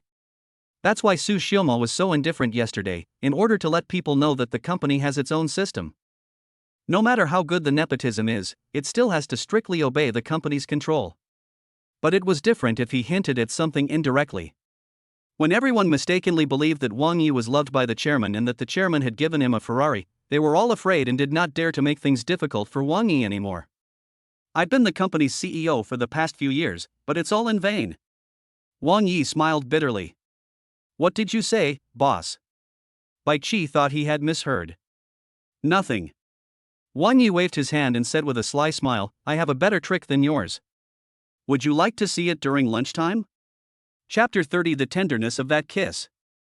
Returning to the secretary's office, Wang Yi couldn't help but admire Su Xiaoma. No wonder after Su Tianyu's sudden death, while some elders of the Su family were eyeing them covetously, Su Xiaoma was still able to manage Tana Group in an orderly manner. These are some extremely extraordinary women. With his legs crossed, Wang Yi was waiting for lunchtime. Rats have their own ways, cats have their own ways, and Wang Yi has his own way. Mr. Su, let's have a meal together. As it was almost time to get off work, Wang Yi took the initiative to come to Su Xiaoma's office. Looking at the time, Su Xiaoma just nodded. About 10 minutes after get off work, Su Xiaoma left her seat and walked towards the elevator. The cafeteria is on the 10th floor. Leaders have separate private rooms, each separated by a glass partition. When Wang Yi and Su Xiaoma walked into the cafeteria, they naturally attracted a lot of people's attention. In public, Su Xiaoma always looks cold and aloof. Wang Yi ate his meal, smacking his lips, deliberately trying to attract Su Xiaoma's attention. Ouch! Suddenly, he screamed and covered his eyes with one hand. What's wrong? Su Xiaoma frowned. Just now, I accidentally splashed some soup in my eyes. Then go rinse it under the faucet. Su Xiaoma said instinctively with concern. It's okay, just rub it. Wang Yi said, pretending to rub it, no, it seems like something has gotten into my eye, Director Su, can you help me blow it out? Su Xiaomo was a little hesitant, but seeing how uncomfortable he looked, she still went over. Let me see. Su Xiaomo gently pried open Wang Ye's eyes with her fingers and looked for the foreign objects seriously. At this time, the huge cafeteria was silent, and pairs of eyes looked through the glass at the two people in the box. Su Kahong was in another private room, and because of the glass partition, he could see everything clearly. No? Su Xiaomo said after searching for a while. Oh, maybe it's coming out. Just as Su Xiaomo was about to sit back in her original seat, Wang Yi gave Su Xiaomo a quick kiss on the cheek with lightning speed. Hiss. Suddenly, there was a sound of people gasping for air outside. Overbearing. Cold. Stern chairman, in the past 2 years in charge of the company, although many rich young men have pursued her, those people did not even have the opportunity to enter the company building. Su Xiaoma, the scandal-free chairman, is actually in love? Everyone found it a little unbelievable. Su Kahong's hand holding the chopsticks stiffened and the chopsticks fell to the ground. How is this possible? In order to fight for the right of inheritance, the old man said that as long as Su Xiaoma could find a son-in-law with both talent and virtue, he would give her most of the Su family's assets. But she refused and only kept her father's assets. How come she is looking for a boyfriend all of a sudden? Su Kahong found it hard to understand what was going on, but he was also secretly scared. It would be fine if he had just bullied Su Xiaoma's driver and secretary, but he had bullied Su Xiaoma's boyfriend in the past 2 days. The consequences. Thinking of this, Su Kahong shuddered and decided to apologize to Wang Yi if he had the chance. Swish. After a moment of daze, Su Xiaoma's face turned red all the way to the back of her ears. You. He stammered, unable to speak. Wang Yi smiled slyly. Sorry, I was dazzled just now, how could I kiss you? You are shameless. Su Xiaomo lowered her voice. She seemed a little angry, but the shyness in her eyes was clearly visible. This was the first time a man other than her father had kissed her cheek since she was a child. The feeling was wonderful, like an electric shock all over her body. Su Xiaoma's breathing seemed heavy and her mind went blank for a moment. But deep in my heart, the tenderness of that kiss has been quietly imprinted in my heart. Is this your first time falling in love? You've never kissed someone on the face. Looking at her expression, Wang Yi asked in surprise. Just shut up. Su Xiaoma wanted to get angry, but there were many colleagues outside the room. If she didn't explain, it would confirm the fact that she was Wang Yi's girlfriend. You shameless guy, just wait. After saying that, Su Xiaoma stood up and walked out of the restaurant. Wang Yi smiled cunningly and sat here alone, as if nothing had happened, eating and drinking as usual. Secretary Wang, can we sit together? After a while, Su Kahong walked in and asked politely. Seeing that Wang Yi ignored him but did not object, Su Kahong sat down, picked up a glass of red wine, and smiled. What happened before was all a misunderstanding. Secretary Wang, please don't take it to heart. It was Su Kahong who was wrong. I'll drink first as a token of my respect. After saying that, Su Kahong drank it all in one gulp. Just as the fat girl by Chi said, Su Kahong is a bully who only bullies the weak and fears the strong. The third son of the Su family is not good at business, and there is no business in the family, so Su Kahong came to Su Xiaoma's Tana Group to make a living. He was afraid of offending Su Xiaoma's boyfriend and losing this easy job. There is no need to take this kind of person too seriously. On the contrary, if you keep him, there may be opportunities to use him.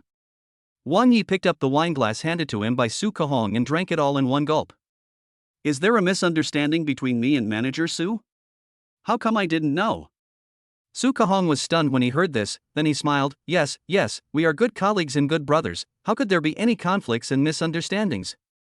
In the future, if Secretary Wang needs anything, just ask and I, Su Kahong, will do my best to help. I will still rely on Manager Su in the future. Wang Yi said with a smile. How dare I? Just as the two were praising each other, someone standing at the cafeteria entrance shouted. Everyone, the chairman has just ordered all department managers to go to the conference room for a meeting immediately. Upon hearing this, the heads of various departments immediately put down their chopsticks and ran towards the elevator. This shows how strict Su Xiaoma's management system is on weekdays. Su Kahong also hurriedly stood up and made a gesture of invitation, and the two of them followed after passing the buck to each other.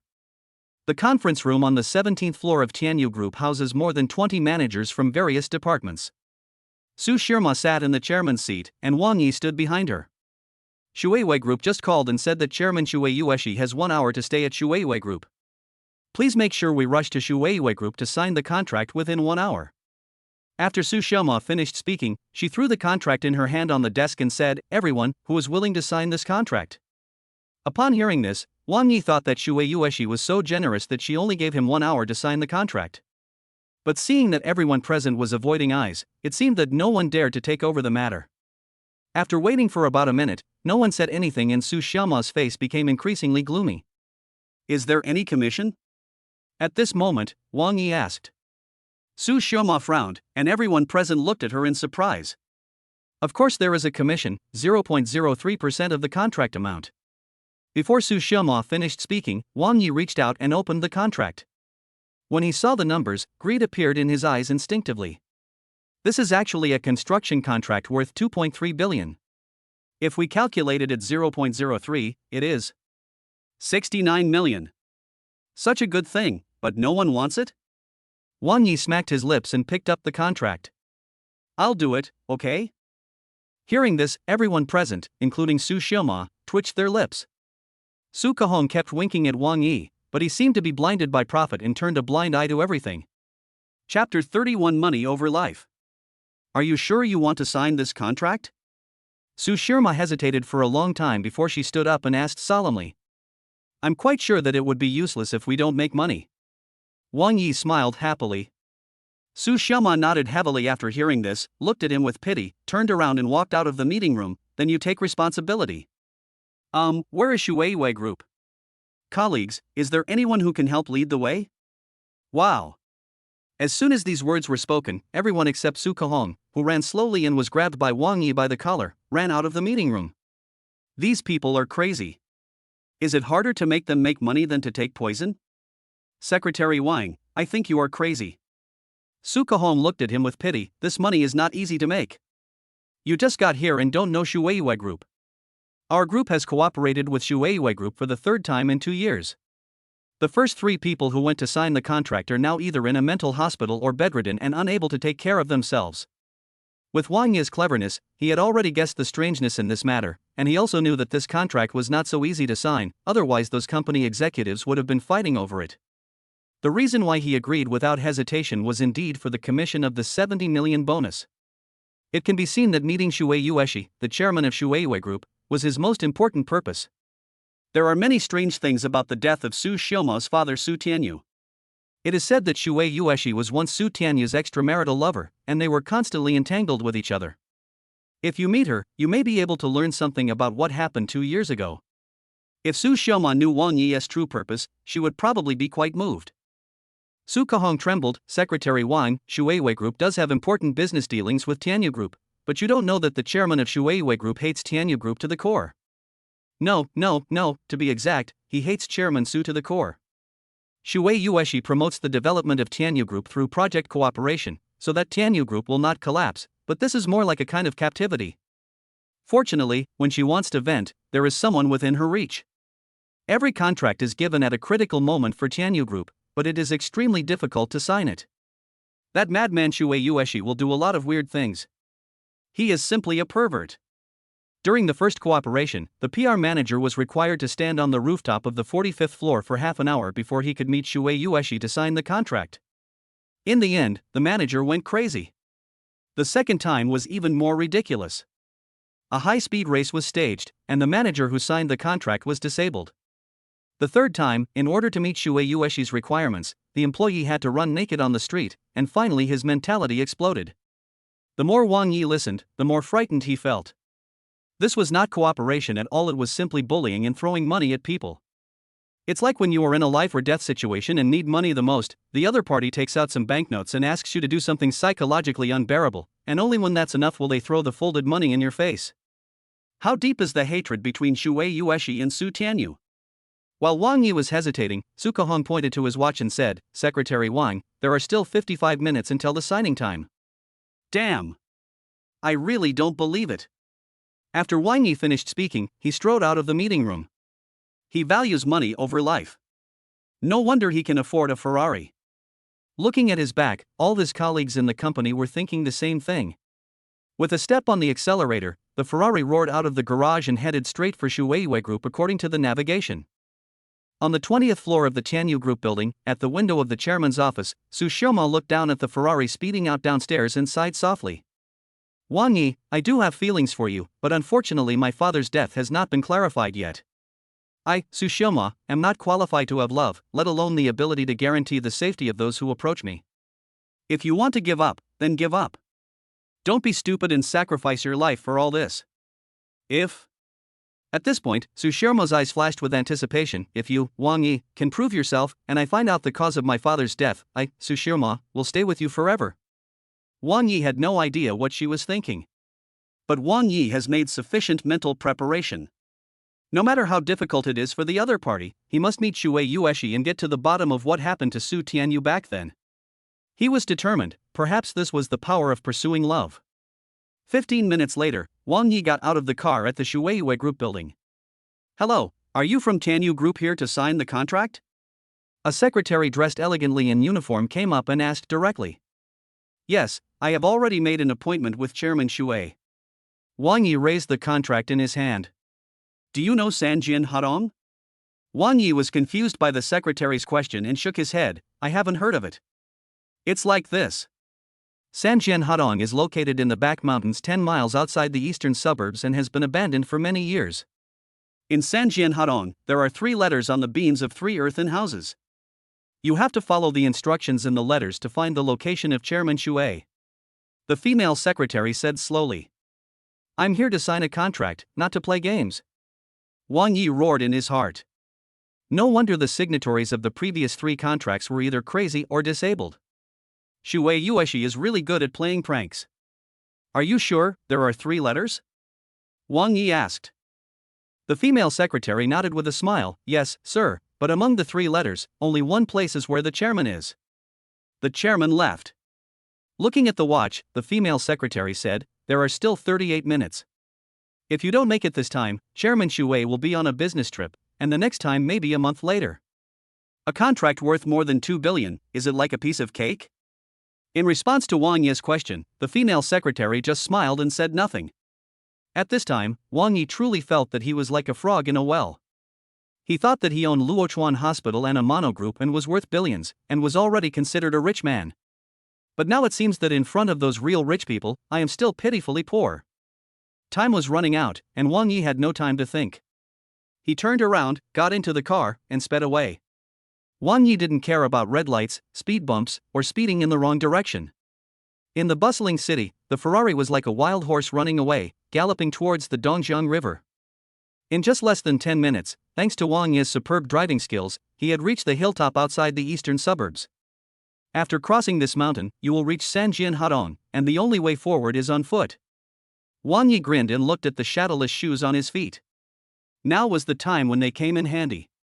Wang Yi got ready for a sprint, and then he saw his body shaking and a gust of wind whistled out and headed straight for the top of the mountain. In less than 2 minutes, they had climbed over the hill and entered a dilapidated village, Sanjian Hadong. As the name of the place suggests, there are 3 dilapidated earthen houses here. Wang Yi appeared on top of one of the houses, ready to climb up onto the beam to see what was inside. Woof! At this moment, a roar came from behind, which made Wang Yi's hair stand on end. He turned around and saw that it was a huge hunting dog. Chapter 32 Fast and Furious. It's just signing a contract. Why is it like a great escape? Wang Yi gradually retreated, and the vicious dog kept pressing on, barking continuously with its hair standing on end. Soon he calmed down and looked around. There was no one in this deserted village, and as he walked here, Wang Yi discovered a detail: there were no surveillance cameras installed here. According to common sense, Shui Yueshi, the chairman of Shui Group, uses the signing of the contract as an excuse to threaten the contractor to do such abusive things. She should enjoy the process and would not miss the most exciting part. Therefore, Wang Yi paid special attention on the way here, but was surprised to find that there was no surveillance equipment. Wang Yi thought there was only one reason for this: Shui Yueshi's purpose was not to tease or humiliate Tana Group. But now is not the time to think about these things. After staring at his hunting dog for a while, Wang Yi grinned, jumped up like a clever monkey, and climbed up the wooden pillar to the beam of the house. How can I, the great Wang Yi, be scared by a dog like you? Wang Yi smiled proudly. Sure enough, There was a letter placed on the beam. Wang Yi opened it and saw only a few simple words on it, to Huangshe Beach.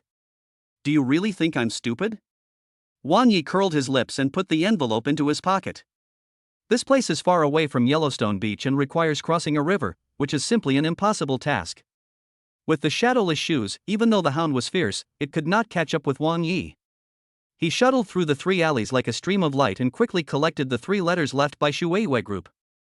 In the abandoned house, a vicious dog was possessed and barking wildly. Wang Yi sat on the beam, stroking his chin with one hand. The 3 letters point to 3 different locations: Yellowstone Beach, Shueihue Group, and Xianyue Lake. Huangshe Beach is relatively not the farthest from here, and the roads there are all mountainous and can only be reached on foot. If it were an ordinary person, they should have a chance to get there if they tried their best.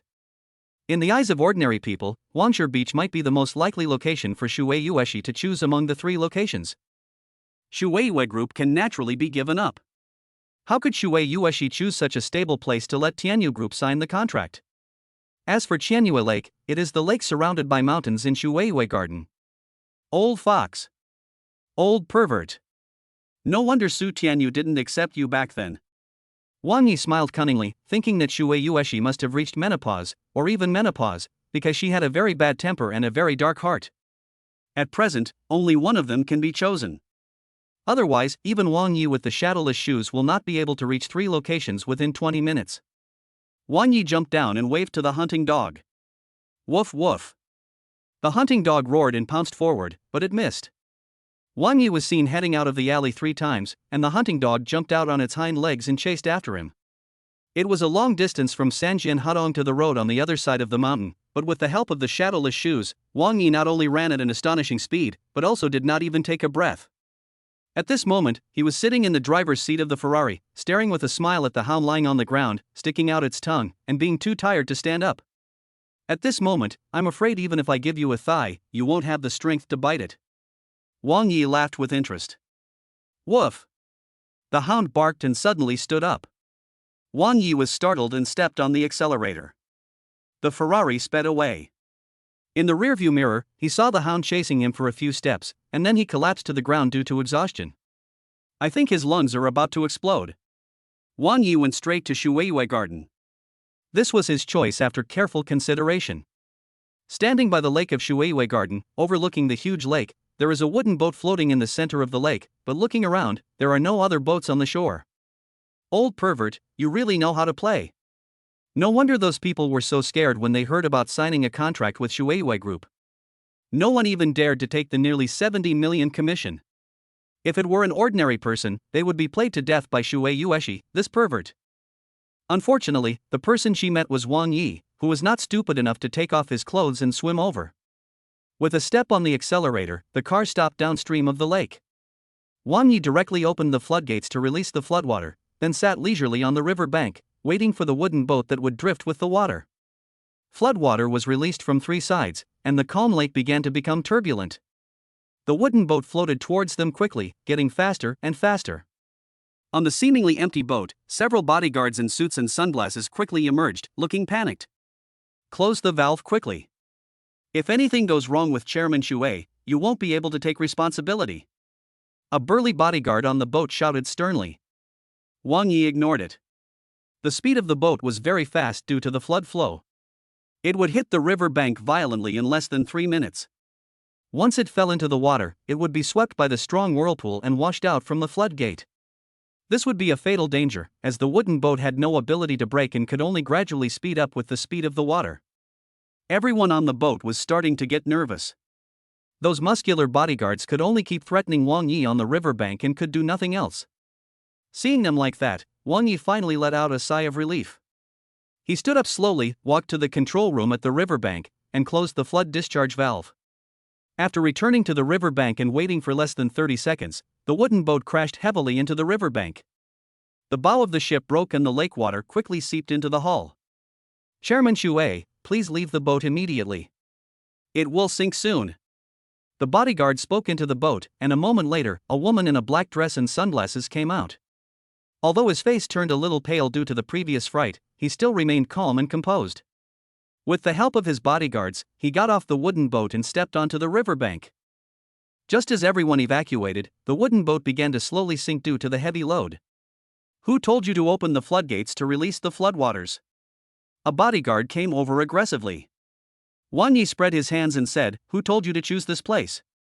Why didn't you leave me a means of transportation?" The angry bodyguard clenched his fists like sandbags and walked in front of Wang Yi, looking like he was ready to take action. But Wang Yi ignored it and looked down at his watch. "Fortunately, I arrived 5 minutes early. Chairman Shui, I have brought the contract. Please take a look at it in person." After saying that, Wang Yi pushed aside the bodyguard and looked at the woman in the crowd who was wearing a black dress and sunglasses. The chairman of Shui Group is a woman. There is only one woman here, so naturally Wang Yi was talking to her. Very good. Very good. You are the first person in Tana Group who can turn the tables and make me so embarrassed. This person was indeed Shui Yueshi. After saying this, she took off her sunglasses. You.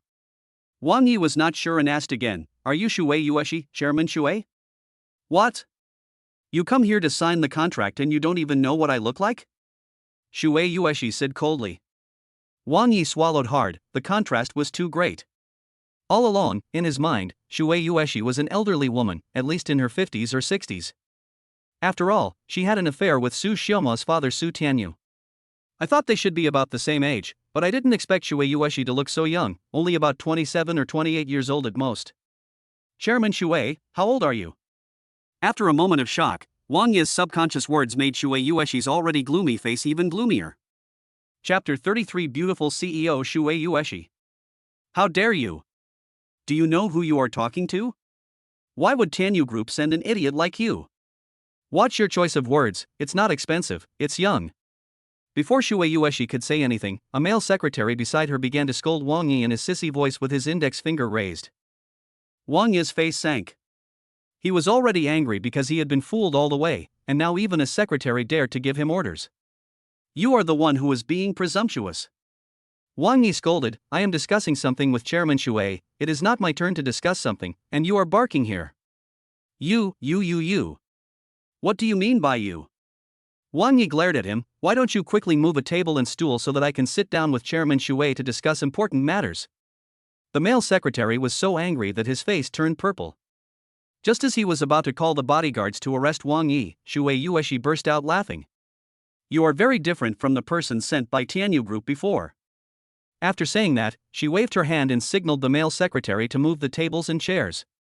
Seeing this, the man became very unhappy. He called 2 bodyguards and headed to the other end of the riverbank.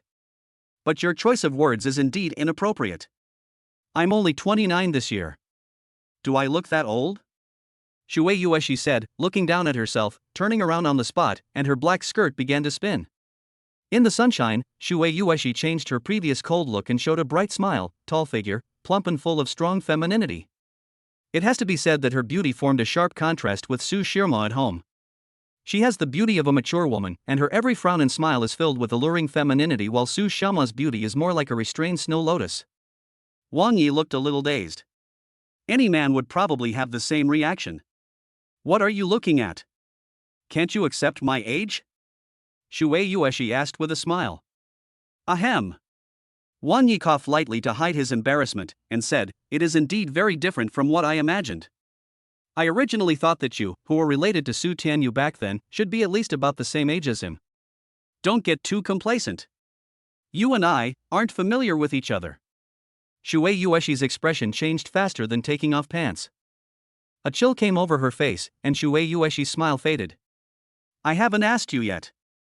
How dare you be so rash and open the floodgates to release the floodwater without caring about my safety? Who gave you the courage? Su Xiaoma? No, it's money." Wang Yi replied. "Money?" Shui Yueshi frowned slightly. "Yes." Wang Yi raised the contract in his hand and said, "Sign it and I will get a commission of 69 million. Shui Yueshi looked at him. How could such a wise man be someone who values money over his life? Could it be that all this was because of the man in front of her, a blind cat catching a dead mouse? You want money but not your life. Do you know what the consequences will be if I make a mistake?" When Shui Yueshi finished speaking, the secretary and bodyguard had already brought in a table and 2 stools. Placing the stool next to Shuei Yueshi, the male secretary asked fiercely, "That's right, you reckless man. Do you want money or life?" "Life." Hearing Wang Ye's answer, a disdainful smile appeared on the male secretary's face. But Wang Yi continued, "If I lose my life, I can still have another chance in my next life. If I can't make money in this life, I won't be willing to die." Phew. Shuei Yueshi was amused again. She sat down gracefully and waved her hand to signal Wang Yi to sit down as well. He sat opposite Shuei Yueshi without any hesitation and placed the contract in front of Shuei Yueshi. But the other party put one hand on the contract and did not intend to mention it. He waved his hand to signal the male secretary and several bodyguards to leave. In the middle of the wide and long riverbank, in front of the leisure table and chairs, only Shuei Yueshi and Wang Yi were left. "I'm curious about how you got here in such a short time. If I'm not mistaken, you didn't go to the other two places, but chose to come here directly. Was it luck, or was there a basis for that?" Chairman Shuei really wants to know? Seeing Shuei Yueshi nod, Wang Yi asked, "After I tell you, can we sign the contract? You even discussed the terms with me." "Well, to satisfy my curiosity, I promise you. I will sign the contract after you finish speaking." After hearing this, Wang Yi spoke slowly. "The place mentioned in the first letter is Yellowstone Beach. According to common people's thinking, the difficulty of time and the difficult terrain there are very consistent with your style of abusing people. Then why didn't you go?" Shuei Yueshi asked. "You are so noble and elegant. Huangshe Beach is in a remote place. It is already summer and there are many mosquitoes there. You would definitely not choose that place with your nobility." Wang Ye's analysis hit Shuei Yueshi's mark exactly. At first, the place she chose for the meeting was indeed Yellowstone Beach, but as Wang Yi said, there was only one reason: there were too many mosquitoes there. There was already a hint of admiration in her eyes, and Shuei Yueshi motioned Wang Yi to continue. "Then there is nothing to consider. The meeting place mentioned in the second letter, Shuei Group, is even more impossible. How could you let the people from Tana Group have it so easy? Therefore, the only option left is Qianyue Lake, which is far away but has an elegant environment. Moreover, this is the territory of Shuei Group, and your safety is guaranteed." After listening to his analysis, Shuei Yueshi clapped her hands and laughed. "I didn't realize that Su Xiaoma's subordinates actually had such a brave and intelligent warrior. Have you ever considered coming to Shuei Group to develop?" Wang Yi shook his head without hesitation. "Thank you, Chairman Shuei, for your kindness. If I were the kind of person who would easily change my mind, I'm afraid I wouldn't be in your eyes. Chairman, please sign the contract." Seeing his determined eyes, Shuei Yueshi was somewhat disappointed, but without hesitation, she opened the contract and signed her name without even looking at it. Pushing the contract to Wang Yi, Shuei Yueshi said, "Go back and tell Su Xiaoma that if we don't want to lose face in future cooperation with Shuei Group, it's better to send you to sign the contract." Wang Yi put away the contract and saw Shuei Yueshi getting ready to leave. He smiled faintly. Chairman Shuei is really a weirdo. If he has no intention of making things difficult for Tana Group, why does he have to set up so many checkpoints? Shuei Yueshi paused slightly, then continued walking forward. "Chairman Shuei, are you interested in talking about Su Tianyu?" Wang Yi raised his voice slightly. Shuei Yueshi's body trembled, and her steps came to an abrupt halt. She turned her head suddenly, her expression cold and stern. "Not interested." Every subtle change in her expression was accurately captured by Wang Yi. Judging from her current look, the reason for her anger was that he, Wang Yi, had brought up a scar that she didn't want to mention. Wang Yi smiled nonchalantly and continued, "Then don't you want to know how Su Tianyu suddenly contracted a serious disease 2 years ago and died suddenly?" Hearing this, Shuei Yueshi's eyes flickered and she stared straight at Wang Yi. Their eyes met. Apart from the sound of flowing water, there was dead silence here. After a while, Wang Yi said, "If Chairman Shuei could spare some time to talk to me, maybe there would be something to gain." "I hope you're not talking nonsense," Shuei Yueshi said and sat back down, staring at him with cold eyes. Chapter 34: The Secret of the Past. Of course, Wang Yi would not lie. In order to pursue Su Xiaoma, he made some harsh words and also secretly investigated a lot of information. It can be seen that Su Xiaoma is still trapped in the incident of her father's sudden death. Only by helping her to untie the knot in her heart will Su Xiaoma consider her personal problems. Investigating Su Tianyu's death and revealing the truth is Wang Yi's first step in pursuing Su Xiaoma. He told Shuei Yueshi everything about his investigation during this period without hiding anything. After listening to his story, Shui Yueshi leaned back in her chair with her eyes slightly closed. After a long while, he asked, "Since you have investigated me, don't you have any doubt that I was the one who did Su Tianyu?" "I doubted you," Wang Yi said bluntly, "but when I came to sign this contract, my doubts about you were gone." "Oh?" Shui Yueshi finally opened her eyes and looked at Wang Yi in confusion. "If you are motivated by a twisted mentality of revenge, you should enjoy the pleasure that revenge brings you, even if it is just a small detail. However, I have not seen any surveillance equipment from Sanjian Hadong to here, which means that you have no interest in the whole process and only care about the result. This mentality is not a twisted mentality of revenge. Based on this alone, can you make such a conclusion?" Shui Yueshi sat up straighter, becoming more and more interested in the man in front of her. He is not only funny and humorous, but also courageous, brave, and resourceful. Especially his confident eyes, which made Shui Yueshi see the shadow of Su Tianyu in the past. "Can you tell me about your relationship with Su Tianyu?" Wang Yi asked. With her eyes moving, Shui Yueshi seemed to be lost in deep memories. After a long time, she let out a long sigh.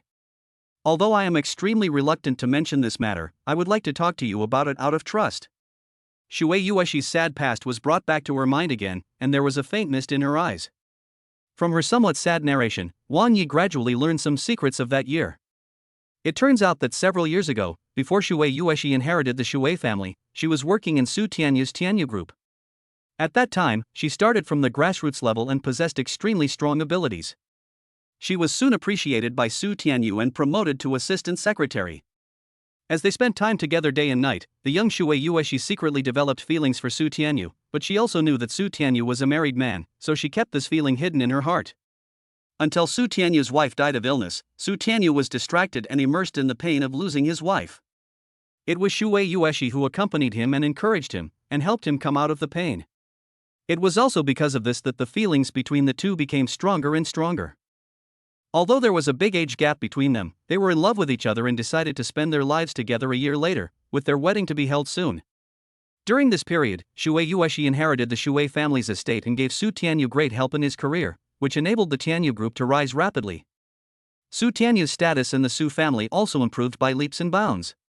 But when his career was stable and his family status was solid, Su Tianyu suddenly proposed to break up one day, and the reason was even more difficult for Shui Yueshi to accept. Su Shoma opposed it. Su Tianyu had to consider his daughter's feelings.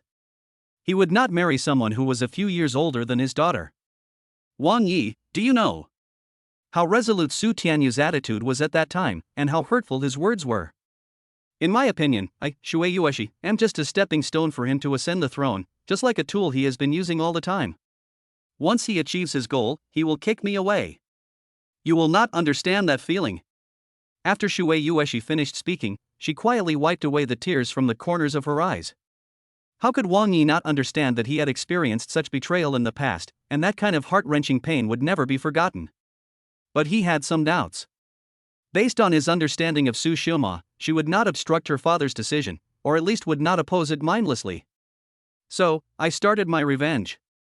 I suppressed Tianyu Group, but God had eyes." Not long after, Su Tianyu was infected with a strange disease and died suddenly within a few days. I thought that after he died, my hatred would be gone, but I didn't expect that Su Shoma was so heartless. Shui Yueshi gnashed her teeth as she spoke of this. With my last respect for the deceased, I proposed to bury him, but the Su family insisted on cremating him. That would have been fine, but when I was ready to go and mourn him, the Su family responded by saying that Su Shoma didn't want to see a dirty woman like me at her father's funeral. They didn't even let me take a last look. Since she is so heartless, why should I, Shui Yueshi, be soft-hearted? So over the years, relying on my business advantages, I have made Tianyu Group half dead, so that Su Shoma will always be at my feet. Doesn't her mother want a villa in Shuiwei Garden very much? I made her regret it and die with regrets. Su Shoma has coveted a villa for many years, but I just wouldn't sell it. Until not long ago, I would rather sell it at a high price than give her, Su Shoma, the opportunity to do good deeds and fulfill her mother's last wish. Wang Yi finally understood. No wonder Su Shoma felt sad when she entered his villa that day. It turned out that buying a villa was her mother's wish before she died. There must be a misunderstanding here. Su Shoma is not a heartless person, nor is she the kind of person who would ignore the feelings of her family for her own sake. If that was the case, she would not have tried so hard to stop her father and Shuei Yueshi's relationship, and would not have been entangled in her mother's wishes for so many years.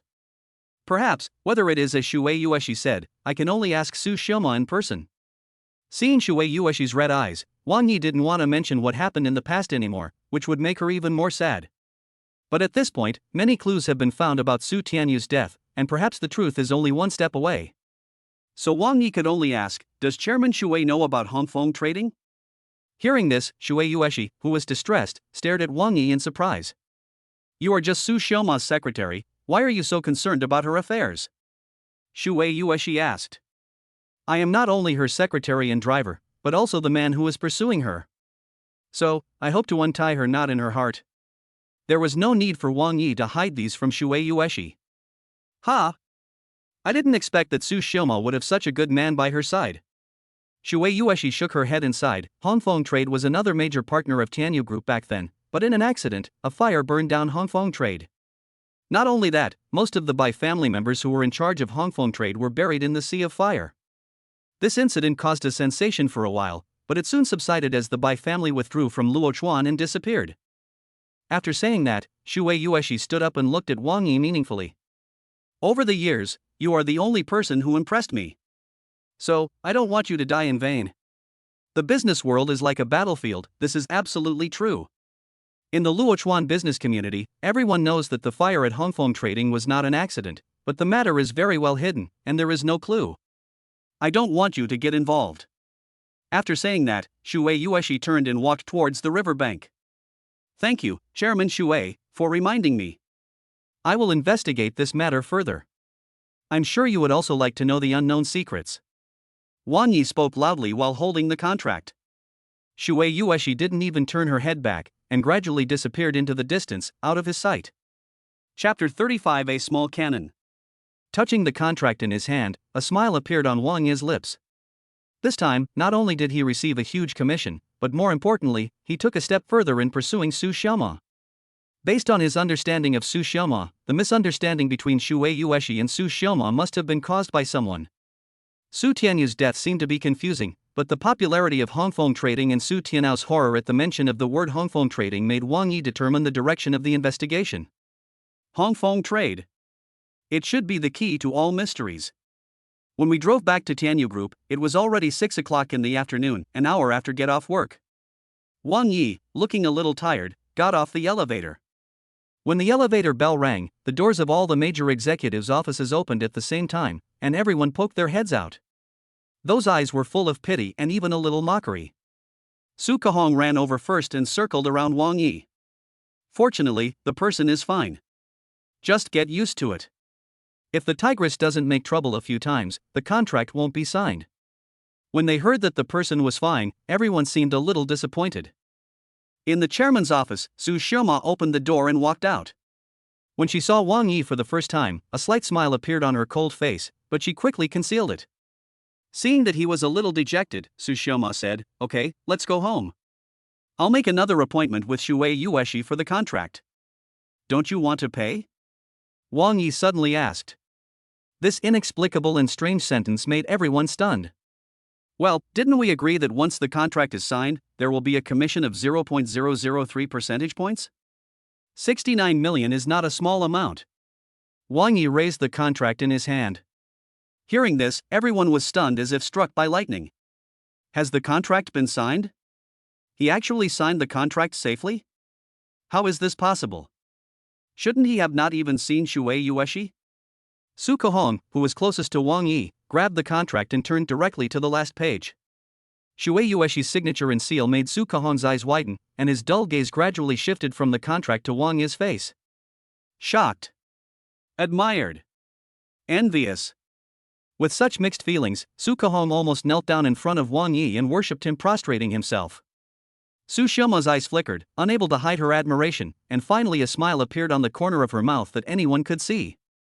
Don't worry, the commission will be directly deposited into your bank card. Su Xiaoma's voice was still cold. Okay, we've been waiting for so long, it's time to get off work.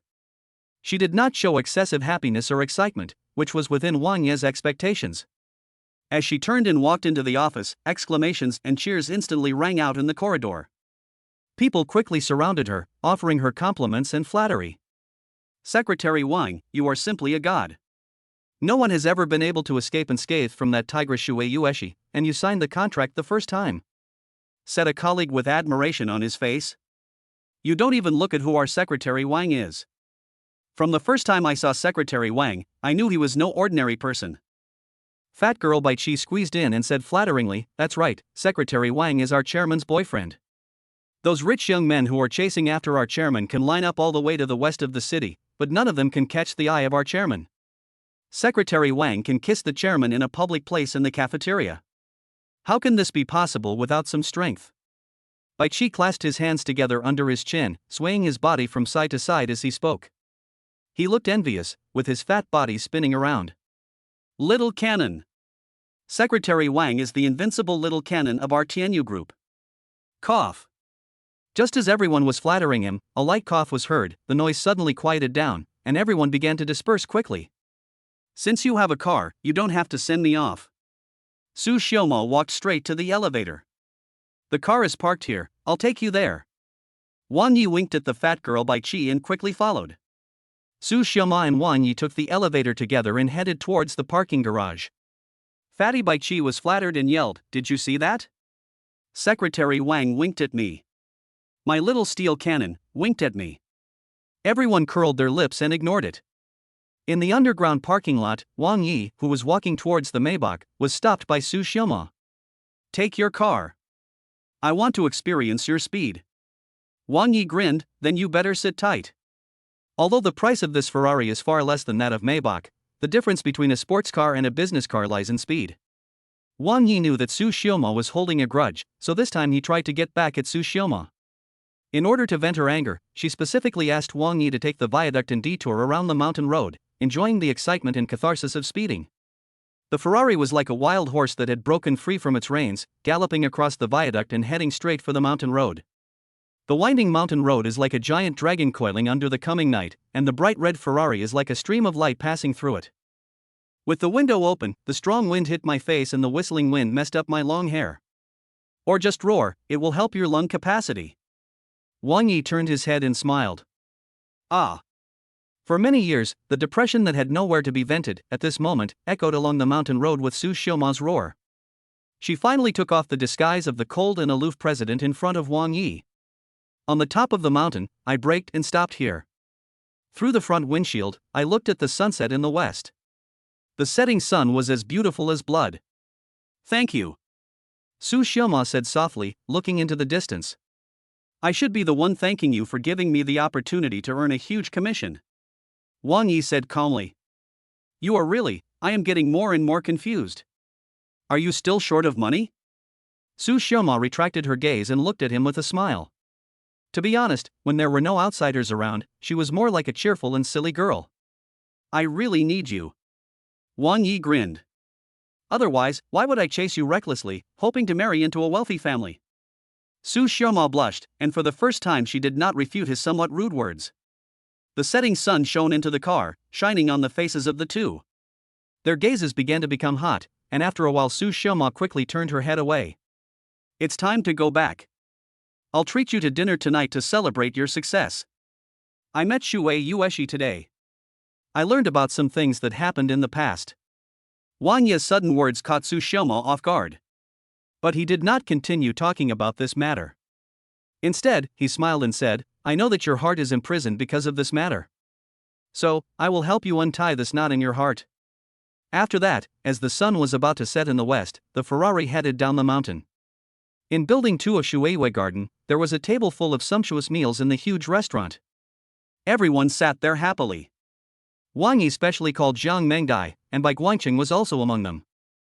The four of them raised their wine glasses and chatted and laughed in harmony. After 3 rounds of drinking, Bai Guangqing was a little drunk, and Wang Yi's face was a little red because of the alcohol. Chapter 36, A Family Dinner. There were only 4 people at the table. Su Xiaomo and Zhang Lingyue were chatting and occasionally had a drink. But Wang Yi and Bai Guangqing were quite generous and drank happily. When he was excited, Bai Guangqing patted Wang Yi on the shoulder and said, Brother, thank you so much. What are you thanking me for? I should be the one thanking you for your hospitality. Wang Yi's face was flushed with alcohol, but he was not drunk yet. Bai Guangqing's call of brother made him subconsciously look at Su Xiaoma out of the corner of his eye. The latter raised the wine glass to her lips but put it down again, obviously glaring at Bai Guangqing. But Bai Guangqing, who was drunk, was already a little out of control. You don't know that you are the first man to visit this villa, except for the young lady's father. It's my honor. Wang Yi picked up the wine glass. At this moment, Su Xiaoma reminded in a deep voice, Uncle Bai, who should I invite to dinner? Is there a problem? It's definitely no problem for the lady to treat me to a meal, but... At this point, he finally reacted and stopped talking. But then again, if there is a problem, there is definitely a problem. There has been no man coming to our house in these years, let alone staying for dinner. Rich people can spend hundreds of thousands to have a meal out, but the highest broadband specification is a family dinner. Moreover, this was not an ordinary family dinner. Su Xiaoma had already instructed Bai Guangqing to invite the chef from the imperial kitchen. The daily fee for this chef alone was around 100,000 yuan. The atmosphere was a little awkward. Wang Yi smiled and said, Meng Dai, you have to give a toast to Chairman Su. Our cooperation has been so smooth, all thanks to Chairman Su's protection. Well, on behalf of the boss, I'd like to toast Chairman Su. Jiang Meng Dai picked up the glass. Su Xiaoma glared at Wang Yi, then clinked glasses with Jiang Meng Dai with a smile on her face. After easing Bai Guangqing's embarrassment, the latter smiled and said, Mr. Wang, eat some food, try this jade dragon soup, it is my young lady's favorite vegetarian dish. The ingredients are the best white radish. Although it is ordinary, it is made by the chef of the imperial kitchen and tastes as delicious as fresh meat. Wang Yi picked up a piece of food with chopsticks and put it in his mouth to taste it carefully. Bai Guangqing looked at him with a smile, expecting him to give an evaluation of the dish. At this time, a chubby chef brought a dish from the kitchen. Before he even walked in, Wang Yi exclaimed, ordinary white radish has been deeply flavored by the ginseng soup. It really doesn't taste like radish, but more like smooth fat. Not only does it taste good, but it's also healthier. Wang Yi, who used to be the boss, has seen the world and has a very high opinion of this dish. The chef came over with the dishes, a smug smile appearing on his chubby face. But the only drawback of this dish is that it's too bland. Wang Yi changed the subject, and the smugness on the chef's face instantly turned into disdain. Bai Guangqing smiled and said, as the saying goes, eat less salt and more vinegar, play less mahjong and take more walks. Eating less salt is good for you. No, if you add salt, it will look too vulgar. Sir, from what you said, you should be an expert. Are you also a chef? Before Wang Yi could finish his words, the chubby chef interrupted and asked. I really can't cook, but I'm pretty good at eating. Although the other party's tone was unfriendly, Wang Yi didn't care too much. I don't think so. You can't even taste the exquisiteness of the jade dragon soup, so how can you be called a gourmet? The chef immediately rejoined. Wang Yi frowned slightly, and finally raised his eyelids to look at him.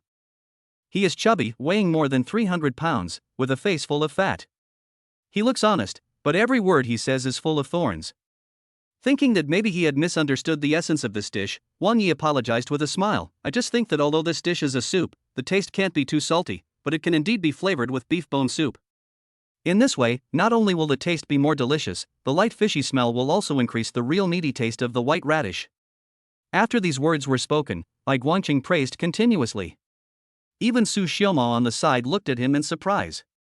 She didn't expect that Wang Yi, who couldn't cook, was actually quite good at eating. What a great suggestion, boss. Next time at home, I can do this for you. Jiang Mengdai said with a smile. He's just a flatterer and does nothing but talk. The chef muttered in a low voice. But although the voice was low, there were only 4 people present, and in the quiet restaurant, the 4 of them heard it clearly. In an instant, Jiang Mengdia's face turned red. This is really taking advantage of you. Wang Ye's face darkened slightly. Bai Guangqing hurriedly smiled and said, by the way, Mr. Wang, let me introduce you. This is the head chef of the imperial kitchen, Yang Wangkuan, Master Yang. Master Yang, this is our specially invited distinguished guest, Mr. Wang. Enjoy your meal, Mr. Wang. After saying this, Yang Wangkuan turned around and left. The awkward atmosphere made Bai Guangqing smile apologetically.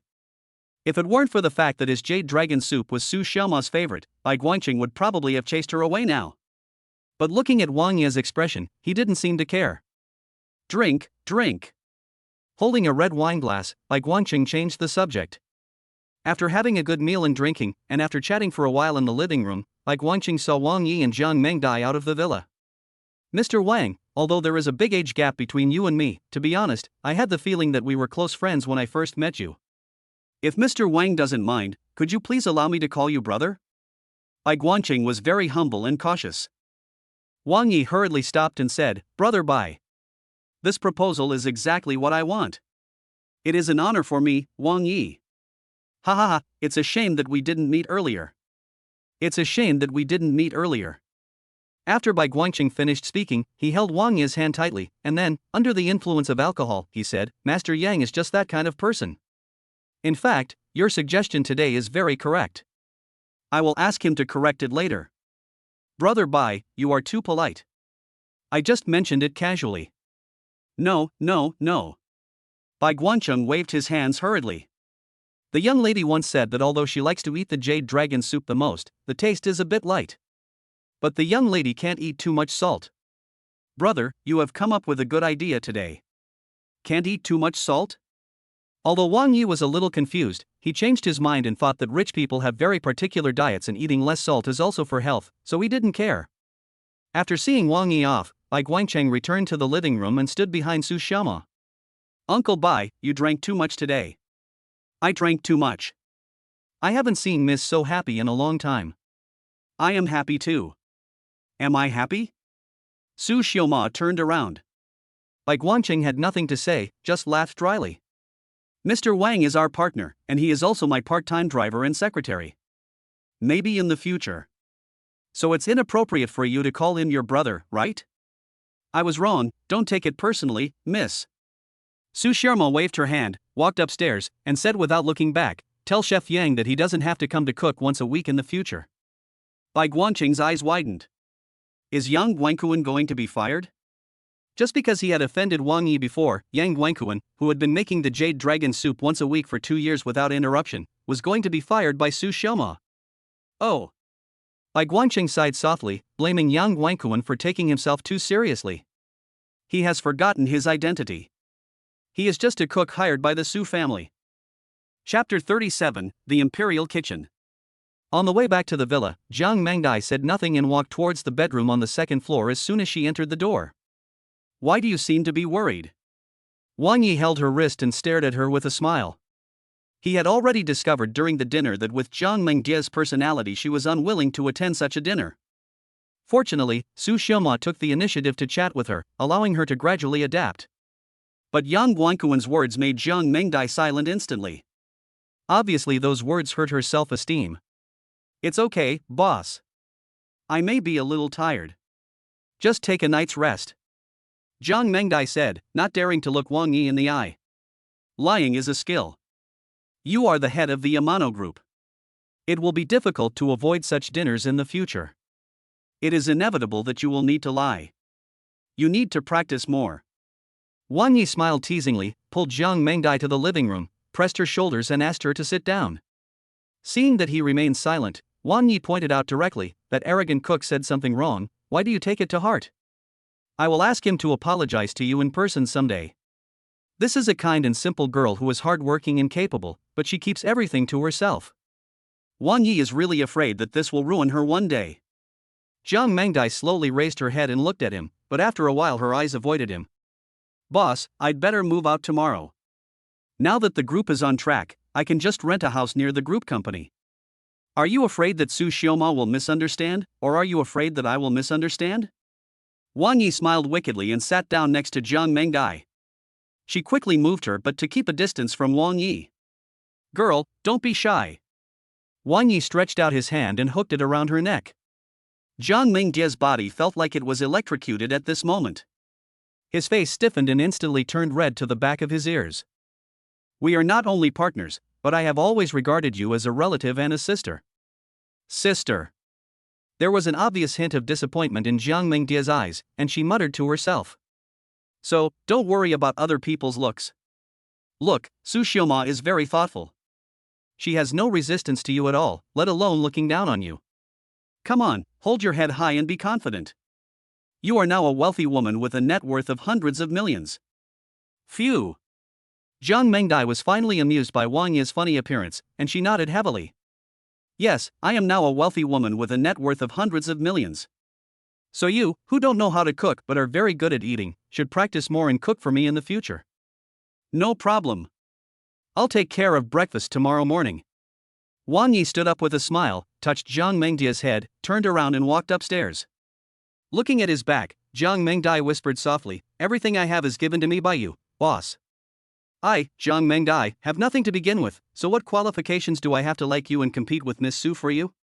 Hiding the humility in her eyes and the pain in her heart, Jiang Mengdai returned to her bedroom. A subtle emotional change was quietly taking place, but Wang Yi did not notice it. He was a good drinker and would never make a scene when he was drunk.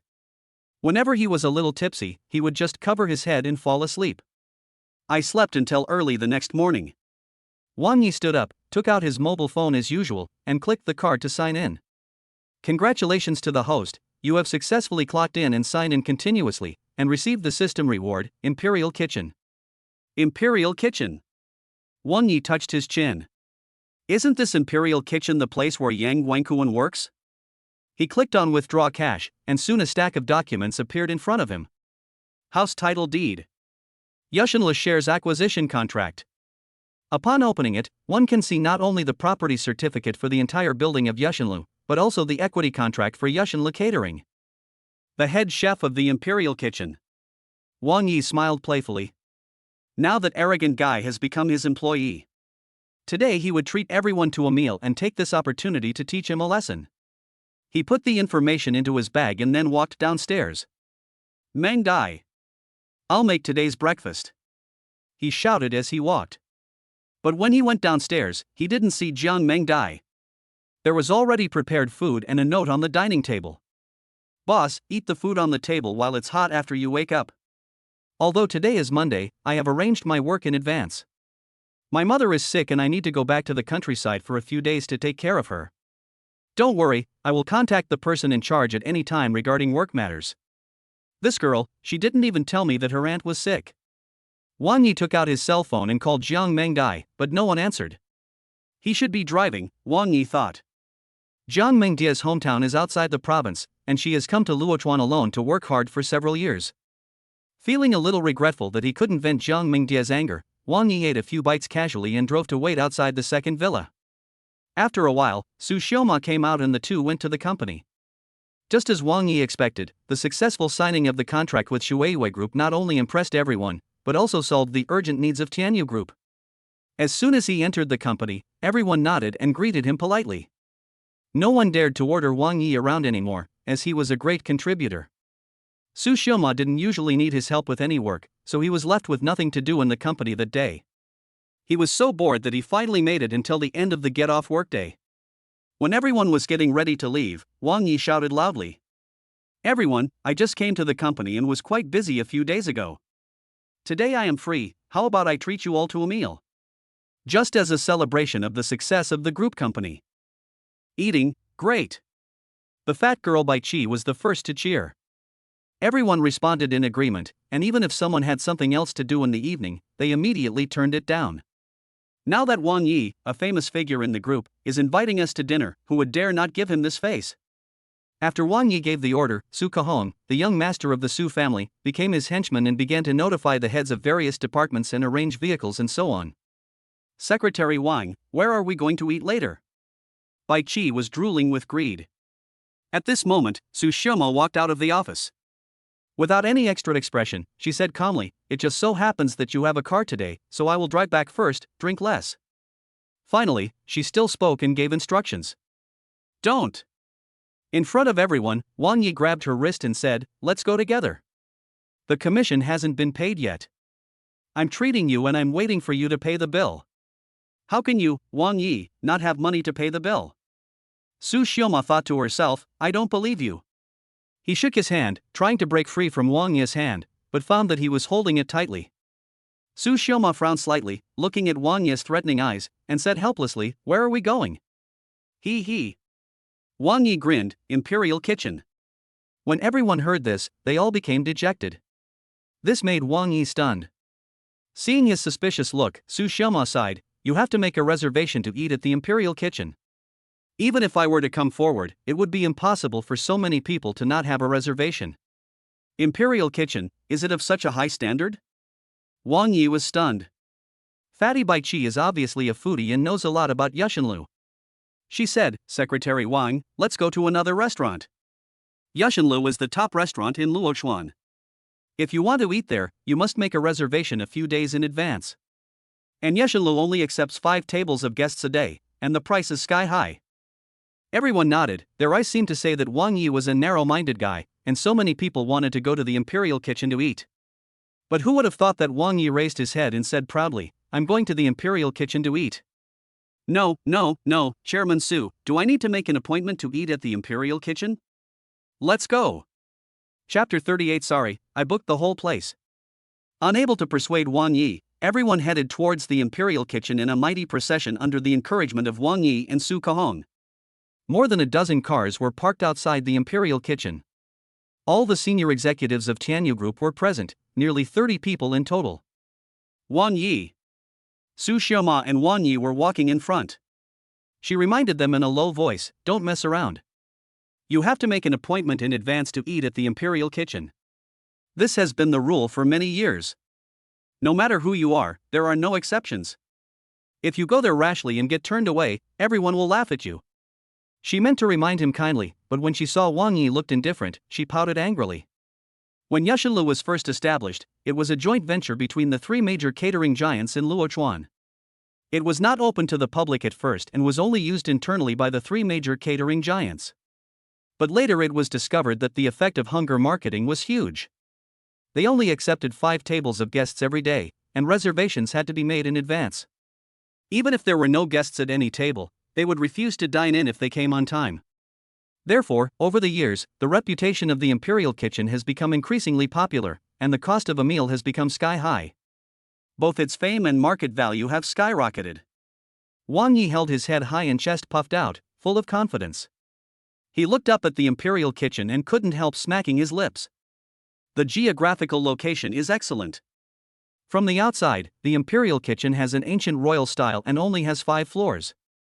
As soon as Wang Yi walked into the Imperial Kitchen, he was stunned by the luxurious decoration. Except for Su Xiaoma, everyone behind him was here for the first time, and they burst into sighs as if they were seeing something strange. This is a hotel, it's like a palace. Hello, welcome to the Imperial Kitchen. May I ask if you have made a reservation in advance? A front desk clerk walked over quickly and asked very respectfully. No. Wang Yi was very direct, which made Su Xiaoma glare at him in dissatisfaction. I'm sorry, sir, but you need to make a reservation in advance to dine at the Imperial Kitchen. You can wait until you make a reservation next time before dining there. The male waiter was very polite. Wang Yi came closer, pulled the corner of the waiter's clothes, and gestured, is it possible? I'm sorry, sir, we don't allow tips here. Besides, I don't have the right to allow people without a reservation to dine here. The upright waiter spoke in a steady voice without any disguise. The people in Tana Group heard it clearly. Oh my god, Secretary Wang, what a fake. You're actually using tips to seduce the waiter? Isn't it that when they signed the contract yesterday, they were lucky enough to get lucky? It's entirely possible that someone here bribed the waiter with money. The lofty image that he had just established in everyone's mind collapsed into ruins at this moment, and a group of colleagues looked at Wang Yi as if he were an idiot. Su Xiaoma couldn't stand it any longer, so she stepped forward and tugged at Wang Yi, trying to control herself and said, can you be more reliable? Let's go to Huaixin Hotel.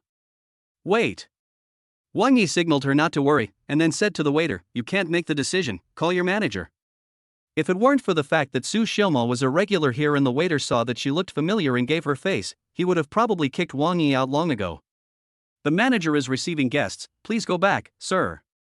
Can you give me a phone number? Wang Yi asked, rather shamelessly. In fact, he was also feeling very aggrieved.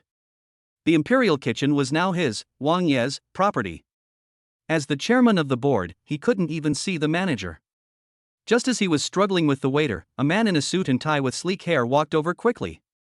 Chairman Su, you. The man looked at the group of people behind Su Xiaoma and said with a wry smile, are you having a company dinner? Su Xiaoma was a little embarrassed, but everyone from the group was here, so she couldn't say they were here to fight. She nodded and said, Mr. Guo, please go ahead and do your thing. You don't have to call me. The man's name is Guo Huai, and he is also a famous entrepreneur in Luochuan. Guo Huai made an invitation gesture. I have reserved the Imperial Kitchen today. If Chairman Su would do me the honor, we can dine together. I will introduce you to an entrepreneur from the Magic City later. Just as Su Xiaoma was about to refuse, Wang Yi said casually, That's great. The Imperial Kitchen is so big anyway, we can just choose one floor later. When he said this, Su Xiaoma wished she could find a hole to crawl into.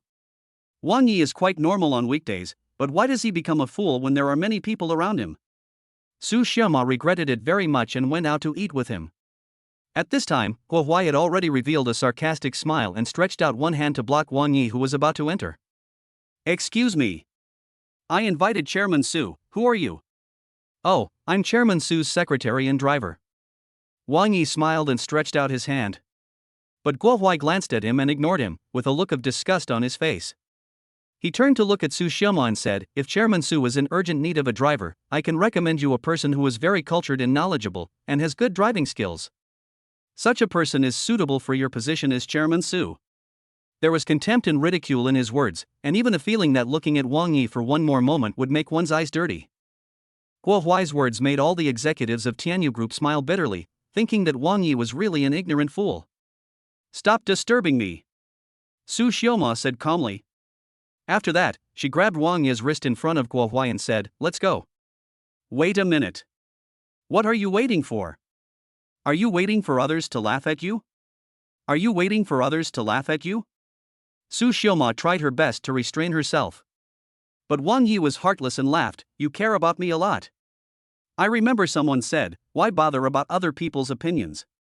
Sir, you don't have to worry about my eyesight, but please leave. The waiter said, and added, Please don't disturb our VIP's meal. Wang Yi smiled coldly, looking at the waiter who seemed honest, but he didn't expect that he was quite good at flattery. I'm really going to argue today. I have to eat here, and I have to book the whole place. Hearing Wang Yi's words, the waiter smiled helplessly. Guo Huai had a look of contempt, and his colleagues also cast mocking glances at him. At this moment, Su Xiaoma couldn't bear it any longer. Wang Yi, what's wrong with you today? Why do you have to eat here? Because you like to eat the jade dragon soup made by the chef here. Wang Yi's answer stunned Su Xiaoma, and a deep feeling of being moved quickly emerged in her eyes. It turned out that Wang Yi did all this for her. Hello Mr. Guo, everything is ready. Just then, Manager Chen from the Imperial Kitchen walked over quickly. He glanced at Wang Yi and his group, frowning, What's going on? Manager. Before the waiter could even open his mouth, Wang Yi walked over and asked, Are you the manager here? Yes, may I ask who you are? Manager Chen asked tentatively. Wang Yi's face darkened and he scolded, Why, I have to make a reservation to eat here. You don't want to be a manager anymore, do you? It's the same for everyone. You need to make an appointment. Manager Chen's face darkened and he said to the waiter, Why are you standing there? Call security. Was Wang Yi threatening others just now? Could it be that he signed the contract, got carried away, and lost his mind? This isn't an invitation to dinner, this is an invitation to witness his new limit of stupidity. A group of colleagues whispered to each other, Don't embarrass yourself here. Even they felt that it was irrelevant to their faces and wanted to kick Wang Yi. Chapter 39 Who is the country bitch? Guo Huai acted like a gentleman and said, Manager Chen, you have to look at the owner before you beat the dog. This is Chairman Su's driver. Hello, Chairman Su. Manager Chen immediately put on a smiling face. Guo Huai approached Su Xiaoma, who instinctively stepped back. He whispered, Chairman Su, you should fire such a country bumpkin as soon as possible. As he spoke, his sarcastic eyes did not forget to fall on Wang Yi's face. Today, I'm really going to bring my employees to a dinner party here. Su Xiaoma suddenly said. After hearing this, Guo Huai and Manager Chen were both stunned. Although she didn't understand and even had the urge to slap Wang Yi, this was only for her. Su Xiaoma could not accept other people's endless humiliation of Wang Yi. Yes. We must have a dinner here today, and we have to rent the whole place out. Wang Yi strode forward and grabbed Manager Chen by the scruff of the neck. With such great strength, he pulled Manager Chen away. Call the security guard. Amid Manager Chen's screams, he was chased to a corner. What do you want to do? If you dare to do anything wrong, the security will come later. Manager Chen was a little scared. Patting his face, Wang Yi sneered, "You are also a manager, can you be a little courageous? I am not going to eat you, I am just showing you something." As he spoke, he took out the property certificate and equity contract of Yeshinla from his bag and handed them to Manager Chen. Manager Chen was stunned for a moment, not knowing what was going on. Then he took it and looked at Wang Yi in confusion. At the other party's signal, he opened the document. Manager Chen, who initially read quickly, soon turned pale and read each word carefully. My legs were shaking when I read to the end. The last page of the equity contract had the name and ID number of the acquirer, as well as a copy of the ID card attached. You are the new chairman, Wang Yi. Manager Chen was so scared that he couldn't speak straight.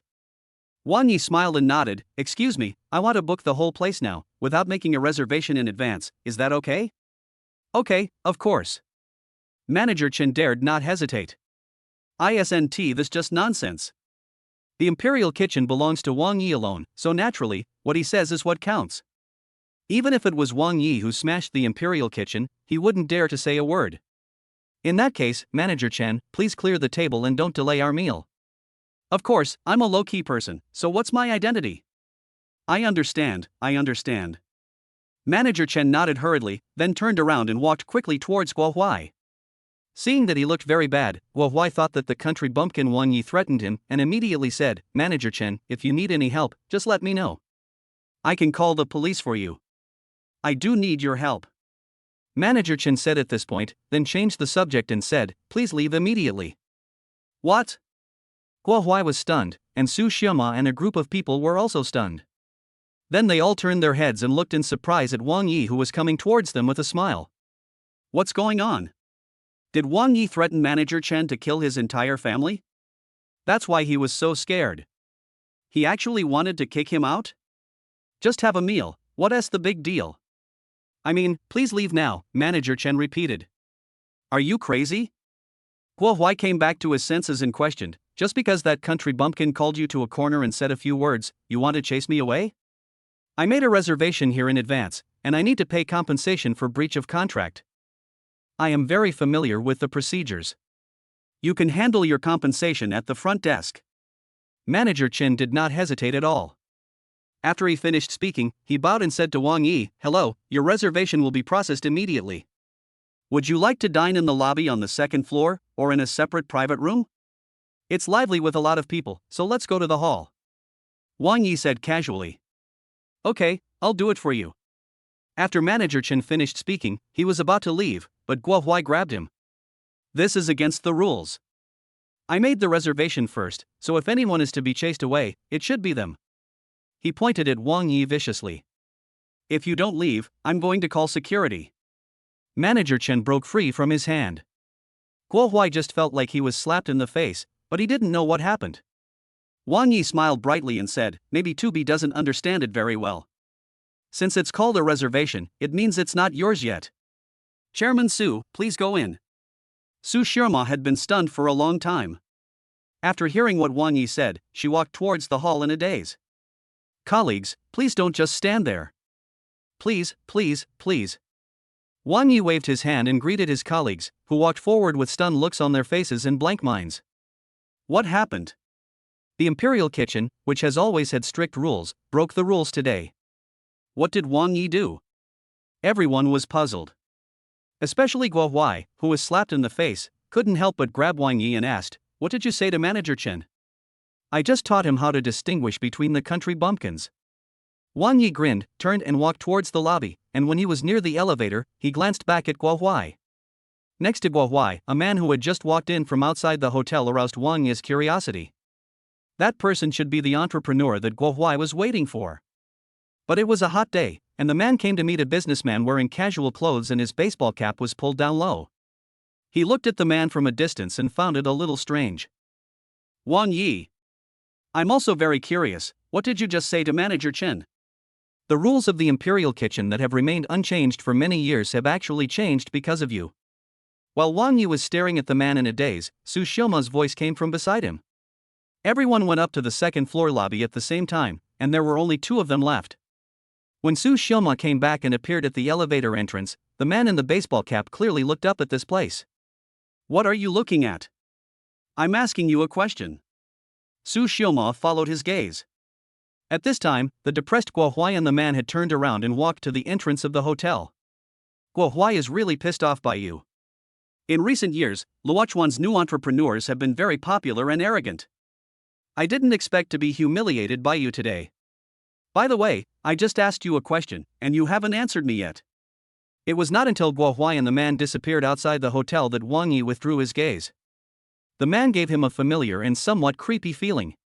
If I had the chance, I would take a look at that person's true face. Wang Yi! Su Xioma yelled, and Wang Yi immediately came back to his senses. You scared me. He held his chest exaggeratedly and said, if I tell you that I gave Manager Chen a tip that was enough to make him excited, would you believe it? What do you think? Su Xioma asked back, one meal is enough and the other is not enough. Manager Chen can't tell the difference? That's right. He probably wants to have enough food every day. Whatever you say is right, just say it clearly. Su Xioma chased Wang Yi to ask, but Wang Yi only said one sentence to evade her. The tempting tip made Manager Chen change his mind. Su Xioma didn't believe a word of this. As soon as Wang Yi walked into the lobby, cheers rang out. All of them were praising him for how great he was and how he made Guo Huai lose face. Wang Yi just listened for fun. These guys were like snobs who were easily influenced by others. Chapter 40. If anything happens to her, I will kill you. There was laughter and joy in the imperial kitchen, and everyone was praising Wang Yi, but his mind was always on the strange man from before. Secretary Wang, please order the food. Besides Wang Yi and Su Xioma, there were only a few important department managers such as Su Kahong and Bai Qi sitting at this table. Looking at the menu handed over by Bai Qi, Wang Yi shrugged. One serving of jade dragon soup, note that it is made with beef bones. You can order the rest, Chairman Su is treating anyway. Bai Qi, a foodie, was naturally filled with joy. Su Xioma touched Wang Yi's leg, turned him around, and asked, are you in a fight with Chef Yan? Wrong. I just want you to have a better jade dragon soup. In my opinion, not only that, you also want to vent Jiang Mengdia's anger. Su Xioma smiled cunningly. Wang Yi smacked his lips but did not deny it. Yang Guankuan's words really hurt Jiang Mengdi. Today, I specially noted the recipe of this dish so that Yang Guankuan could see for himself how ignorant and arrogant he was. As everyone was chatting, delicious dishes were soon brought up by the waiters. However, when Yang Guankuan in the kitchen saw the note on the menu, he put down the spoon and walked towards the living room. From a distance, he saw Wang Yi chatting and laughing. It's you again. Okay, let's make beef bone soup, right? I'll choke you to death. After saying that, he returned to the kitchen. Everyone was enjoying the high-end service and quality food. About half an hour later, the jade dragon soup was served. Wang Yi personally served a bowl for Su Xioma and looked at her with a smug look on his face. Try it and see what's different about my improved jade dragon soup. Hearing this, Su Xioma picked up the spoon, scooped a spoonful of soup, blew it gently with her red lips, and then put it into her mouth. As Su Xioma took a sip of the soup, her brows suddenly frowned. How does it taste? Wang Yi asked with a smile. It's delicious. Su Xioma nodded and swallowed the spoonful of soup. The fat girl Bai Qi beside him also served Wang Yi a bowl. After taking a sip, Wang Yi felt it was a bit salty. Did Jiang Guankuan do this on purpose? This is obviously a good soup, and the amount of salt is so heavy. He shouldn't make such a low-level mistake. Although it tastes good, there is indeed too much salt. What Wang Yi didn't notice was that when he kindly urged Su Xioma to drink the soup, her face became more and more ugly. Finally, I forced myself to drink a bowl of soup. I'm going to the bathroom. Su Xioma spoke weakly, sweating all over, and some red rashes appeared on her face. Bang! She had just stood up, but felt so weak that she sat down again. Xiaomo, what's wrong with you? Wang Yi was so worried that he didn't care about the name. No. I'm fine. Su Xioma still insisted. Everyone had already noticed the situation here, and they quickly gathered around and asked with concern. Su Xioma was covered in cold sweats, and more red rashes appeared on her face. Her breathing became rapid, and she gradually seemed to be losing consciousness. Wang Yi immediately called Dean Yang and ordered him to go to the imperial kitchen with the ambulance.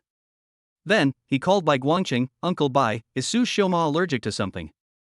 Of course, yesterday's address of brother was just a polite remark.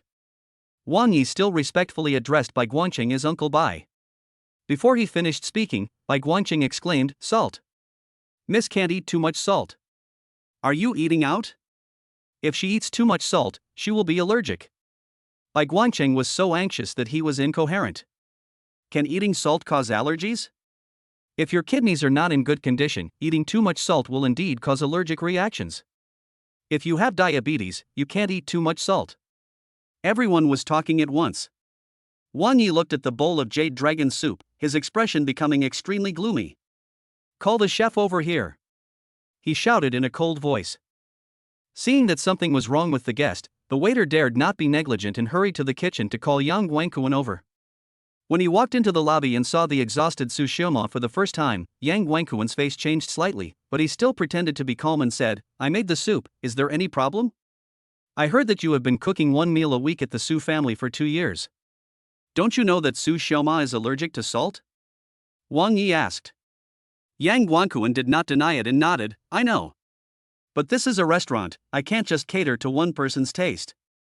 Besides, there's nothing wrong with the food I cooked. If you want to complain, you can go find the manager." Yang Guangquan finished speaking arrogantly without even saying a word of concern, and prepared to turn around and leave. It was precisely because of his offending words to Wang Yi yesterday that Su Xiaoma fired him. The Su family no longer asked him to cook a meal every week, so he lost the opportunity to make huge profits. Yang Guangquan not only hated Wang Yi, but also resented Su Xiaoma, so he deliberately put more salt today. He thought that Su Xiaoma would not eat more after taking a bite, but he didn't expect her to drink the whole bowl. "Stop right there!" Wang Yi shouted harshly. His eyes were scary, like a sharp blade that could kill people, and he exuded a cold, murderous aura. Yang Guangquan's body trembled and his steps came to an abrupt stop. "Go, get Manager Chen for me." Under Wang Yi's scolding, Manager Chen quickly rushed here. When he saw the current situation, he was so anxious that he was sweating profusely. "Call an ambulance, call an ambulance." "No need, I've already called him." Wang Yi said in a deep voice, "Fire the chef for me. And notify all the major hotels in Luochuan that anyone who dares to hire him will be against me, Wang Yi. Who do you think you are?" Yang Guangquan looked disdainful, and immediately walked to Manager Chen and said defensively, "Manager, I." "Get out. Get out now. You are fired." Manager Chen roared. Yang Guangquan was stunned, and so were the others. Why did Manager Chen obey Wang Yi's words? Yang Guangquan looked dissatisfied and said, "I am one of the chefs in the kitchen of the Imperial Kitchen. Even though you are the manager, you can't just fire me. I'm the manager and I can't make a decision, right?" Manager Chen asked. Yang Guangquan raised his head and said, "Yes. And I did nothing wrong. You can only fire me if the general manager gives the order. The general manager has spoken. Look carefully, everyone. Wang Yi, the new chairman of Yushinlu, Chairman Wang. Aren't his words important enough?" Manager Chen, who was extremely anxious, directly brought up Wang Yi. He couldn't care less. From the very beginning, Manager Chen saw Wang Yi's concern for Su Xiaoma. If anything happened to her, his position as lobby manager would be in jeopardy. As soon as these words were spoken, the whole audience fell silent. Wang Yi is the chairman of Yushinlu? The eyes of the senior executives of Tana Group widened instantly. Plop.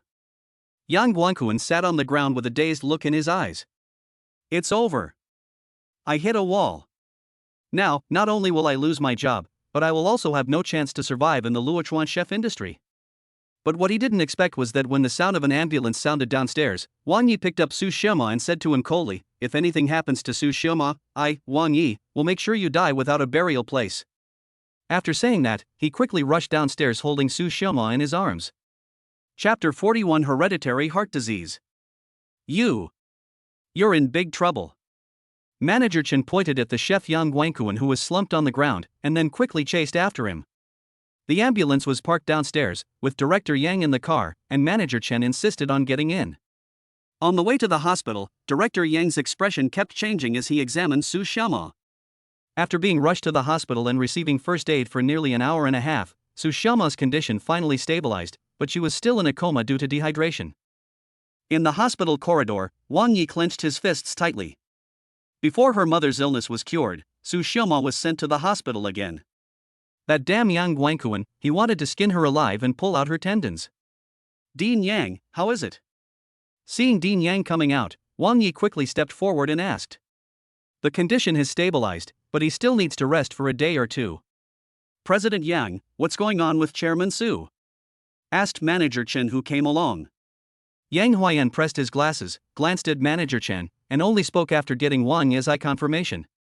In fact, for many diseases, you can't eat too much salt. For example, people with kidney problems or diabetes, but Miss Su's condition is very special. She has congenital heart disease, which causes related syndromes. If you consume too much salt, the osmotic pressure of blood and water in the blood vessels will increase rapidly, which will cause dehydration. Secondly, she has a special allergic reaction, and the lack of blood supply to the heart leads to arrhythmia, so she will. This is quite similar to a customer of mine back then.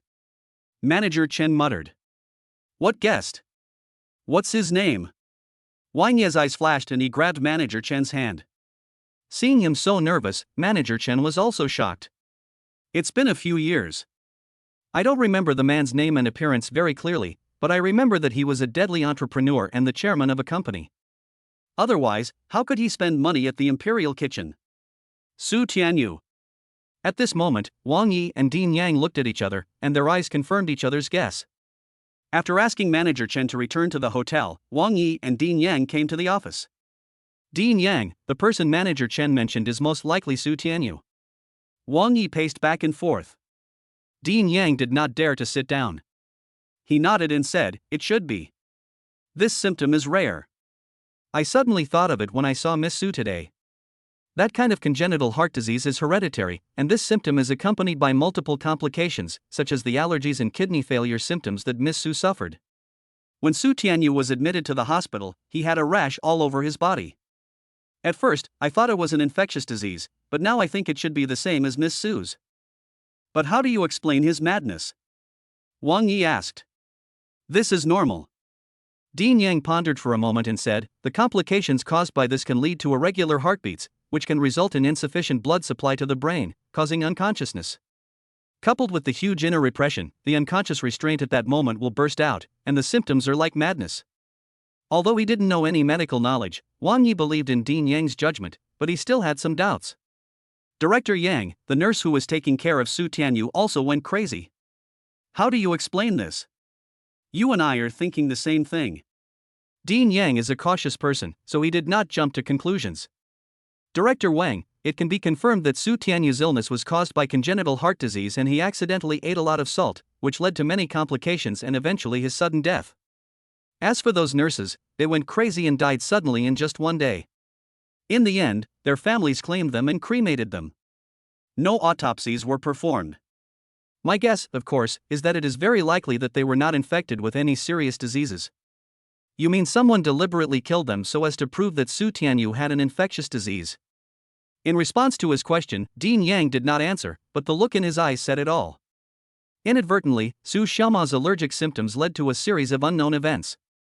Wang Yi lay on the stool, stroking his chin with one hand, thinking.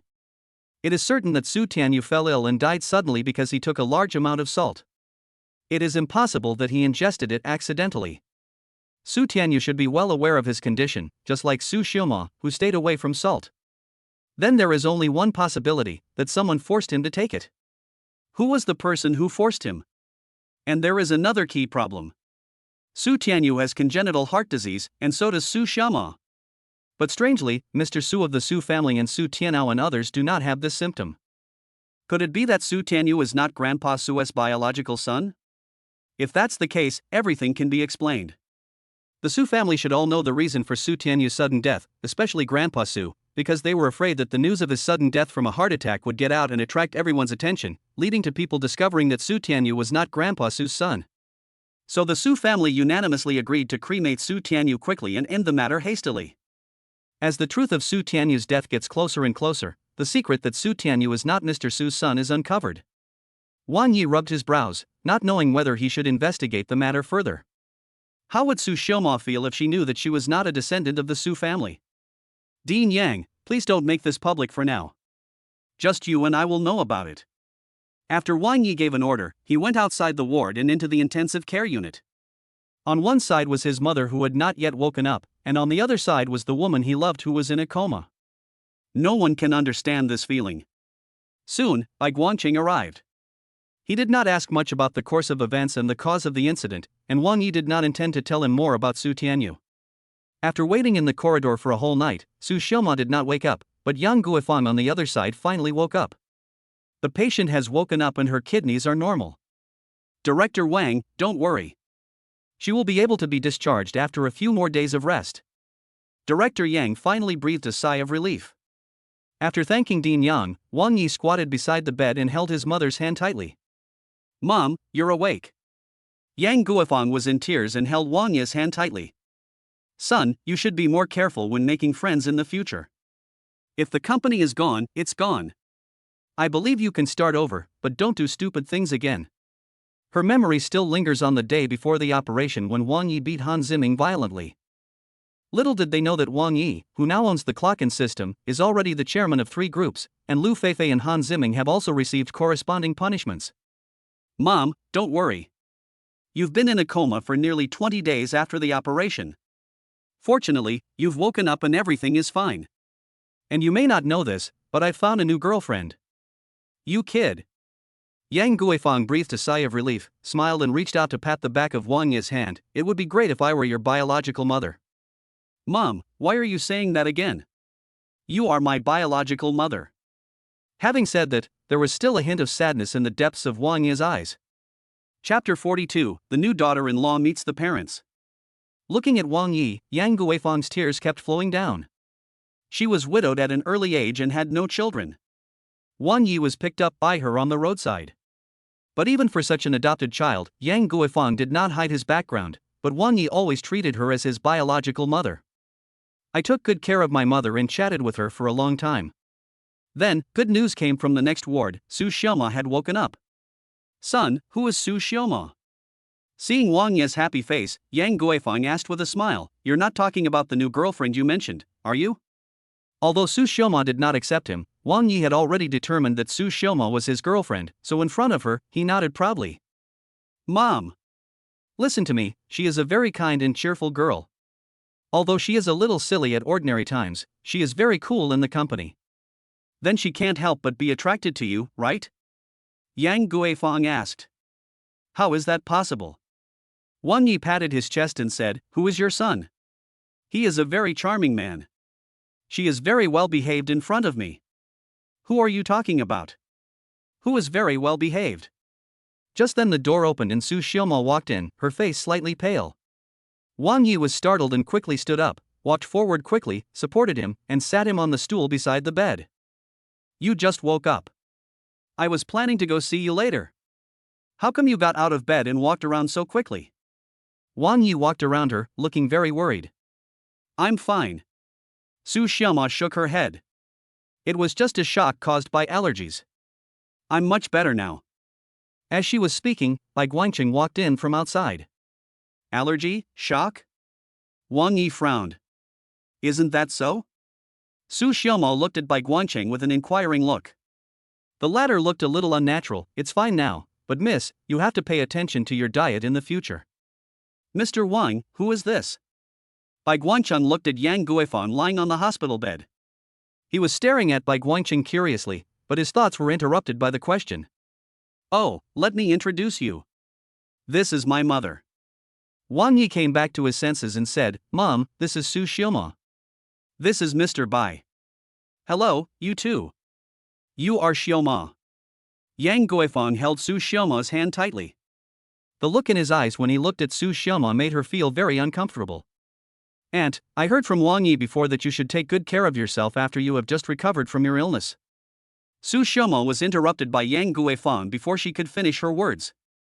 I just heard from Wang Yi that you are his girlfriend. This kid has always been stubborn. If he makes you angry, tell me and I will give him a good beating. These words sound like what a mother-in-law is saying to her future daughter-in-law. Su Xiaoma's originally pale face suddenly turned red to the back of her ears. She turned her head and glared fiercely at Wang Yi, who was smiling happily. She opened her mouth and said to Wang Yi in a voice that only she could hear, Who promised you? Ah. Wife, what did you say? Wang Yi asked loudly on purpose. Su Xiaomo was so angry that her face turned red, but she couldn't say much in front of Yang Guifang, who had just woken up. I'm hungry. Wang Yi, go buy me something to eat. Su Xiaomo said in a deep voice. Miss, what would you like to eat? I'll prepare it right away. Bai Guanqing said hurriedly. He didn't realize that Su Xiaomo was trying to get Wang Yi away to avoid the embarrassment at the moment. I asked Wang Yi to go. Why are you talking so much? Su Xiaomo scolded angrily. He was gentle and generous before, but now he was very strict. Yang Guifang remembered what Wang Yi said before. It seemed that this older man should be Su Xiaomo's subordinate. Yang Guifang thought so. Mr. Bai, please go out first. I want to have a good chat with Xiaomo for a while. Yang Guifang said politely to Bai Guangcheng. Hearing this, Bai Guangcheng was stunned. Yang Guifang didn't care and shouted, Wang Yi, what are you doing standing there? Go buy Xiaomo some food. Okay, I'll go right away. Wang Yi deliberately smiled at Su Xiaomo, then put his hand on Bai Guangcheng's shoulder and walked out of the ward. Mr. Wang, did my lady agree to you? Outside the ward, Bai Guangcheng, who was unaware of the situation, looked suspicious. Ahem. Wang Yi coughed lightly. I agree, right? Uncle Bai, we are a family from now on. We can't call each other brothers anymore. Xiaomo calls you Uncle Bai, so I have to follow the local customs. Bai Guangqing was stunned and did not answer. Instead, he looked through the glass at the intensive care unit. He didn't know what the two people were talking about, but they seemed to be quite familiar and intimate. Mr. Wang, my lady. Uncle Bai, have you eaten yet? Wang Yi asked. Seeing Bai Guangqing was stunned for a moment and then nodded, he continued, then you sit down first. I'll go buy some food for Xiaomo and her. After saying that, Wang Yi turned and walked towards the end of the corridor. Xiaomo? Her mother? Bai Guangqing's eyelids twitched violently. It was somewhat abnormal. Bai Guangqing's worry was evident on his face. He took out his cell phone and sent a text message to someone, then paced back and forth in the corridor anxiously. Wang Yi returned soon, bringing a package of food. He warmly chose porridge for Su Xiaomo, and specifically asked her to put less salt in the food. Looking at his mother and Su Xiaomo sitting on the bed, eating and chatting, Wang Yi almost believed himself that this was his girlfriend. After the meal, Su Xiaomo woke up and was ready to be discharged from the hospital.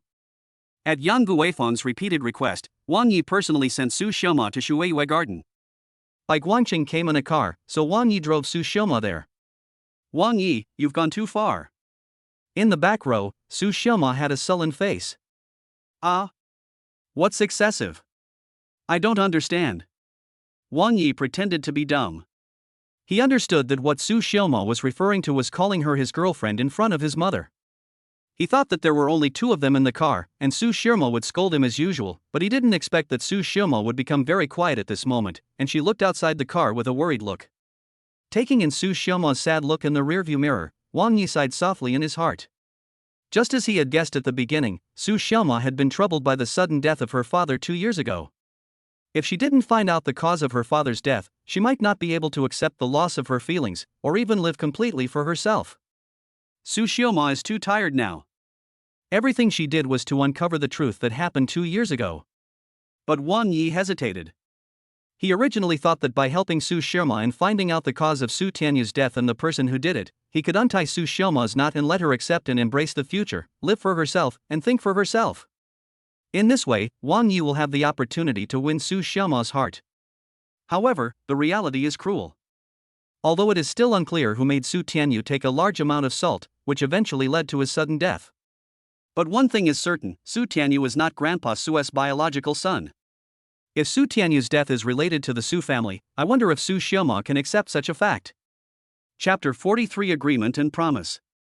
Are you in a hurry? The silence in the car was broken by Wang Yi's irrelevant words. Su Xiaomo retracted her gaze and asked, What do you mean? If you're not in a hurry to go home, I'd like you to accompany me to the top of the mountain trail and watch the sunset again. His voice was very calm. The intelligent Su Xiaomo had already guessed that Wang Yi had something to say to him, and that it was something very serious. But she didn't guess what Wang Yi was going to say. Don't worry, she replied calmly. With a turn, the car headed straight towards the mountain road. Compared with the previous time, Wang Yi drove the car very steadily this time and stopped on the winding road on the top of the mountain, still a long time before sunset. The car window was open, and the wind from the top of the mountain blew over, blowing Su Xiaoma's long hair and the hesitation on Wang Yi's face. "Can I tell you now?" After a long silence, Su Xiaoma spoke first. Wang Yi got out of the car, sat on the hood, and looked up at the western hills. The scorching sun was still hanging high in the sky, and the dazzling sunlight made him squint. "You're living too hard, aren't you?" "What?" Su Xiaoma in the car didn't hear clearly. She opened the door and got out. He also followed Wang Yi's example and sat on the hood. "What are you doing? If you have something to say, just say it." "Su Xiaoma, don't you think that your life is too tiring?"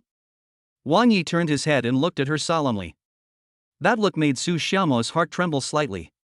She turned her head away and concealed it. "If people have worries in life, isn't it tiring? Aren't you tired? You know what I mean. Uncle has been gone for 2 years. No matter how he died, you should live for yourself now and think for yourself." "Stop talking!" Su Xiaoma shouted. "Wang Yi, do you really think of me as your girlfriend? You don't have to mind my business." "Haha, does this touch your sore spot?" Wang Yi laughed somewhat sadly. As soon as this matter was mentioned, Su Xiaoma felt as if she was sitting on pins and needles. The knot in her heart was much stronger than she had imagined. "Yes. I am indeed pursuing you, and I am pursuing you with all my might. But the one I am pursuing is the Su Xiaoma who sat on the back of the bicycle and fell into the ditch with me that night. Not the Su Xiaoma who pretended to be so cool in the company." "At the company. You don't need to explain so much. Being cold and strict is a way of managing the company, but it can't hide the pain in your heart and the fact that you can't face life." Wang Yi was ruthless and spoke without any hesitation. "Su Xiaoma, if your father is still alive, he wouldn't want to see his daughter living in pain and memories because of something that cannot be changed. You have no right to criticize my life. You have no right to criticize the goals I'm working towards." Su Xiaoma was really angry and walked towards the car. "I have been secretly investigating the cause of my uncle's death and have made great progress." "What?" Su Xiaoma stopped abruptly and turned to look at Wang Yi. After being stunned for a moment, she quickly stepped forward, grabbed Wang Yi's wrist, and asked, "Tell me, what did you find out?" "I can tell you, but not now." When Su Xiaoma was about to let go of his wrist, Wang Yi grabbed Su Xiaoma's hand. "Please believe me, I will get to the bottom of this matter. But please promise me that no matter what the truth is, you will accept it with pleasure and let everything go." The two looked into Wang Yi's determined eyes, and Su Xiaoma frowned. "Give it back?" "Yes. Tell us the truth about the matter, about your uncle's death. Let's return everything to the past, even though you appear arrogant on the outside but are actually decadent on the inside. Let's start from the beginning." Looking at Wang Yi's eyes, Su Xiaoma opened her mouth but stopped talking. "Although I have only known this man for a short time, he knows me too well. Many years ago, she was a pure, lovely, cheerful, and lively girl. When her mother fell ill and passed away, she became silent and taciturn. 2 years ago, her father also died of illness. There were many suspicious circumstances, which caused her personality to change almost overnight and she became a cold and beautiful woman. For the past 2 years, she gave everyone the impression of being aloof, cold, and unkind. But only during this period of time alone with Wang Yi did she seem to have returned to the simple and somewhat silly girl she was back then. Promise me, okay?" Wang Yi asked. Su Xiaoma's lips trembled slightly, and after a while she nodded heavily. Wang Yi. "I, Su Xiaoma, promise you. As long as we find out the truth about my father's death, as long as we make the bad guys pay the price they deserve. I, Su Xiaoma, am willing to abandon all disguises, gladly accept my own future, and also accept you, my love." Wang Yi, who had a serious expression on his face, finally smiled after hearing these words. There must be a heavy story behind Su Tianyu's death, and that story will definitely be difficult for Su Xiaoma to accept. But with this vaccination and her promise, I should feel better by then. It's a deal. Wang Yi smiled brightly and looked towards the west mountain, where only the setting sun was left. Ding ding ding. The phone rang. Zhou Tao? After taking a look at his phone, Wang Yi put it in his pocket. He was once penniless and had been cheated of everything by Lu Feifei. In order to raise money for his mother's surgery, he called all his relatives and friends, but he couldn't borrow a penny. Having seen the fickleness of human nature, Wang Yi had long planned to delete those people from his address book, but no one ever called him, so he forgot about it. When we were at our poorest and most destitute, we were almost isolated from the world. Answer it. Maybe they want to talk to you about something. Su Xiaoma raised her head and pointed at the phone in his pocket that was ringing again. Just a bunch of snobs. Wang Yi didn't answer, but the phone rang again after a while. Wang Yi, feeling depressed, finally answered the phone. Something? He said calmly. Wang Yi, why didn't you answer my phone calls? It's really not easy to find you. Fortunately, I saved your secretary Jiang Mingdia's phone number. After searching for a while, I finally found your phone number. It's okay, I'm hanging up. Wang Yi laughed at himself. It turned out that the other person had deleted his phone number a long time ago. The relationship between former classmates was not as good as the mobile phone number of a strange, beautiful girl, which was saved in Zhou Tao's mobile phone for a longer time. Why are you in such a hurry? I'm not asking you for money. Look how scared you are. Zhou Tao joked on the other end of the phone. I heard that you've made a comeback. What a great news. I haven't seen you for a long time. Daliang is organizing a class reunion. The Daliang that Zhou Tao mentioned was originally named Li Daliang. He was a more two-faced and realistic person than Zhou Tao. Wang Yi had no interest in listening to him, nor was he interested in attending any class reunion. But just as he was about to hang up the phone, Zhou Tao mentioned someone, which made him put the phone to his ear again. Chapter 44 Class Reunion. Who? Say it again. Wang Yi asked calmly. I still understand you. That bitch Lu Feifei is just blind. With your potential, it will be easy for you to make a comeback. If you have the help of a noble person, you will be close to taking off. I'm afraid that when Lu Feifei sees your success, she will crawl back like a dog. Wang Yi's mouth was pierced with a sneer. Not long ago, he was tricked by Lu Feifei and kicked by her. Zhou Tao didn't say that at that time. Not only did he turn a deaf ear to his request for money, he also mocked him, saying that Wang Yi was a fool and was fooled by a woman. But what about now? After learning from Jiang Mengdai that Wang Yi had founded the Tana Group, Zhou Tao's tone seemed like a different person. I'm asking you, who will be attending the party?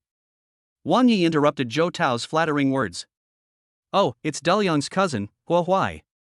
Zhou Tao boasted on the other end of the phone. This time, the opportunity for us small entrepreneurs has come. I heard that Guo Huai is a famous entrepreneur in Luoxuan. This time he brought a mysterious person with him and planned to form a business alliance. If we can establish that relationship, our company. Time, place? Wang Yi didn't want to listen to his subsequent nonsense. If he hadn't heard that Guo Huai and that mysterious man would be attending, he would have had no interest in this class reunion at all. You are such an impatient person. Don't worry, I won't forget about your chance to make a fortune. The time is set at 8 o'clock tonight, and the location is chosen by the big entrepreneur Guo Huai, in the Imperial Kitchen. Beep, beep, beep. After listening to this, Wang Yi hung up the phone. Who made you so interested? I thought you wouldn't attend any class reunion, but I didn't expect you to actually go. Facing the setting sun, Su Xiaoma, who was sitting on the hood of the car, turned her head and asked. She adjusted her mentality quickly and now looked as if nothing had happened. Wang Yi secretly breathed a sigh of relief, but remained calm on the surface. He joked, why not have a class reunion? Break up any couples. How can I not go to such a good thing? Take me with you. Su Xiaoma said with a smile. No. Wang Yi refused. What? Have I embarrassed you with my looks? Su Xiaoma said as she pulled Wang Yi's arm and shook him, looking like a spoiled child. This is the Su Xiaoma that Wang Yi likes, the most real one. But after all, Guo Huai and the mysterious man next to him who he saw yesterday will also attend this class reunion. For some reason, Wang Yi had an ominous feeling when he saw that person for the first time. That person is not simple. Moreover, Wang Yi felt that the look that man gave Su Xiaoma from afar yesterday was even more complicated. No. You haven't agreed to be my girlfriend yet. The class reunion is a good opportunity for me to find a backup. If you are with me, I will definitely ruin it. Wang Yi said as he pulled her out of the car and pushed her into it. Send you home. After getting in the car, he ignored Su Xiaoma's mumbling and stepped on the accelerator and drove straight to Shuweiwei Garden Villa. Although she complained, Wang Yi knew that Su Xiaomo was just talking. If she was really asked to go, she would definitely make excuses. After sending Su Xiaomo home, Wang Yi went straight to the imperial kitchen. It was only 7 o'clock in the evening when he arrived, and all the classmates had not arrived yet. After a tour around the imperial kitchen, he found that the chef Yang Guangquan had been fired as he wished. "Manager Chen, today's meal is on my table." "Mr. Wang, yesterday Guo Huai." Manager Chen was a little surprised and didn't understand Wang Yi's intention. After Guo Huai was driven away yesterday, Yushinlu almost put him on the blacklist. This time, a man named Li Dalian booked a private room here in his name. Manager Chen originally planned to give Guo Huai a warning so as to flatter the new chairman. "Fortunately, I didn't do that. Wang Yi actually wanted to pay for it." Seeing through what Manager Chen was thinking, Wang Yi smiled and said, "In this world, there are no eternal enemies. Just do as I say. It's almost time. I'll go see if they've arrived." Manager Chen nodded hurriedly and turned to walk towards the kitchen. Since Wang Yi wanted to entertain someone, he naturally had to give instructions to the kitchen to prepare every dish carefully.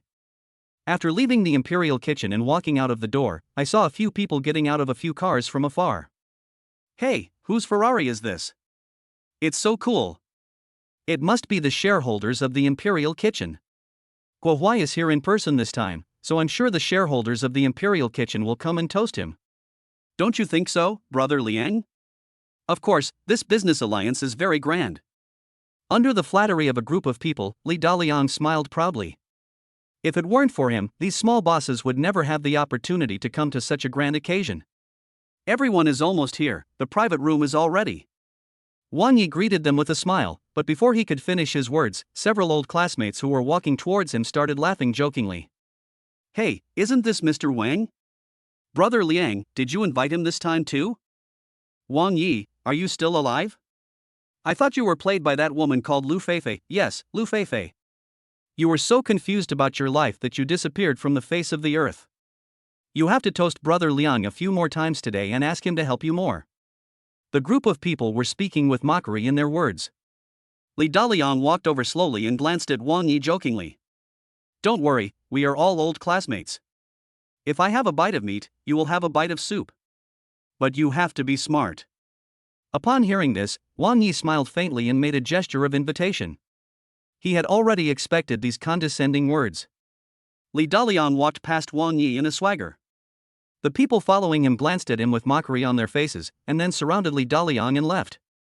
Zhou Tao, who was walking at the end, walked over quickly and patted Wang Yi on the shoulder after those people had gone far away. "Brother, you must feel bad, but this is reality, you have to accept it. Who told you to be cheated by Lu Feifei when you made the wrong friends? Otherwise, you would be a millionaire now, and you would definitely not be treated like this." "Yes, you are right. It is indeed my fault for choosing the wrong friends." Wang Yi smiled and nodded. He looked around but did not see Guo Huai and the mysterious man. "Let's go." The imperial kitchen is not a place that anyone can enter casually. If Brother Liang and the others go in and we fail to catch up, if the waiter blocks our way, we will have to trouble him to come out. Otherwise, with our identities, we won't be able to get in. Zhou Tao patted Wang Yi on the shoulder and walked towards the imperial kitchen. Looking at these college classmates and listening to their sarcastic words, Wang Yi sneered in his heart. This kind of classmate friendship only made him feel disgusted. The reason I came here today is not to reminisce about the past, nor to listen to their ridicule or to see their expressions. I came here today with only one purpose, to meet the mysterious man next to Guo Huai. He followed the crowd slowly and arrived at the private room on the 3rd floor of the imperial kitchen. "Wang Yi. No wonder you are getting worse and worse, you don't have any sense at all. Hurry up and pour tea for Brother Liang, why are you just standing there?" At the dining table, a man shouted loudly, and Li Dalian also gave him a look of disgust at this moment. Manager Chen from the imperial kitchen was standing nearby. When he heard this, he was about to speak when Wang Yi stopped him. With a faint smile, he walked forward and picked up the teapot.